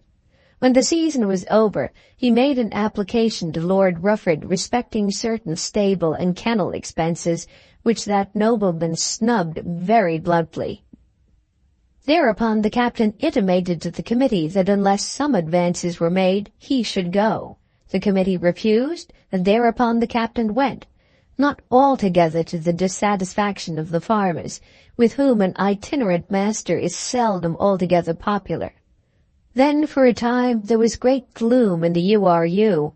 What hunting man or woman does not know the gloom which comes over a hunting county when one master goes before another is ready to step into his shoes? There had been a hope, a still growing hope, that Lord Rufford would come forward at any such pinch, but since Miss Peng had come to the front, that hope had altogether vanished. There was a word said at Rufford on the subject, but Miss Pang, or Lady Rufford as she was then, at once put her foot on the project and extinguished it. Then, when despair was imminent, old Mr. Hampton gave way, and young Mr. Hampton came forward, acknowledged on all sides as the man for the place. A master always does appear at last, though for a time it appears that the kingdom must come to an end, because no one will consent to sit on the throne. Perhaps the most loudly triumphant man in Dillsborough was Mr. Mainwaring, the parson, when he heard of the discomfiture of Senator Gotobed. He could hardly restrain his joy, and confided first to Dr. Nupper and then to Mr. Runciman his opinion that of all the blackguards that had ever put their foot in Dillsborough, that vile Yankee was the worst. Mr. Gotobed was no more a Yankee than was the parson himself, but of any distinction among the citizens of the United States, Mr. Mainwaring knew very little. A word or two more must be said of our dear friend Larry Twentyman, for in finishing this little story we must own that he has in truth been our hero. He went away on his fishing expedition, and when he came back the girl of his heart had become Mrs. Morton. Hunting had long been over then, but the great hunting difficulty was in course of solution, and Larry took his part in the matter. When there was a suggestion as to a committee of 3, than which nothing for hunting purposes could be much worse, there was a question whether he should not be one of them. This nearly killed both the Botseys. The evil thing was prevented by the timely pressure put on old Mr. Hampton, but the excitement did our friend Larry much good. Bicycle and the other mare were at once summered with the greatest care, and it is generally understood that young Hampton means to depend upon Larry very much in regard to the Rufford side of the country. Larry has bought Goarly's 2 fields, Goarly having altogether vanished from those parts, and is supposed to have Dillsborough Wood altogether in his charge. He is frequently to be seen at Hoppet Hall, calling there every Saturday to take down the attorney to the Dillsborough Club, as was his habit of old. But it would perhaps be premature to say that there are very valid grounds for the hopes which Mrs. Masters already entertains in reference to Kate. Kate is still too young and childish to justify any prediction in that quarter. What further need be said as to Reginald and his happy bride? Very little, except that in the course of her bridal tour she did gradually find words to give him a true and accurate account of all her own feelings, from the time at which he first asked her to walk with him across the bridge over the Dill and look at the old place.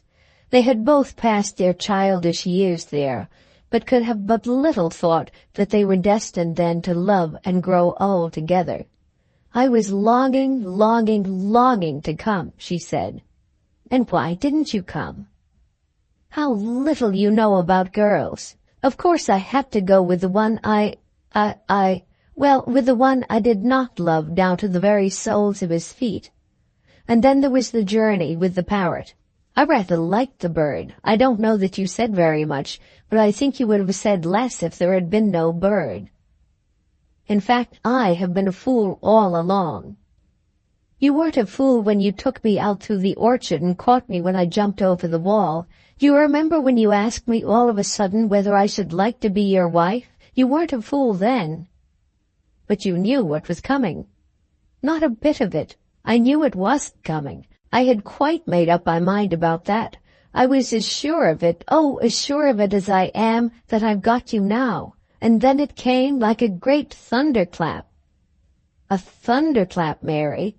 "Well, yes, I wasn't quite sure at first. You might have been laughing at me, mightn't you?" "Just the kind of joke for me." "How was I to understand it all in a moment? And you made me repeat all those words. I believed it then, or I shouldn't have said them. I knew that must be serious." And so she deified him, and sat at his feet looking up into his eyes, and fooled him for a while into the most perfect happiness that a man ever knows in this world. But she was not altogether happy herself till she had got Larry to come to her at the house at Bragton, and swear to her that he would be her friend.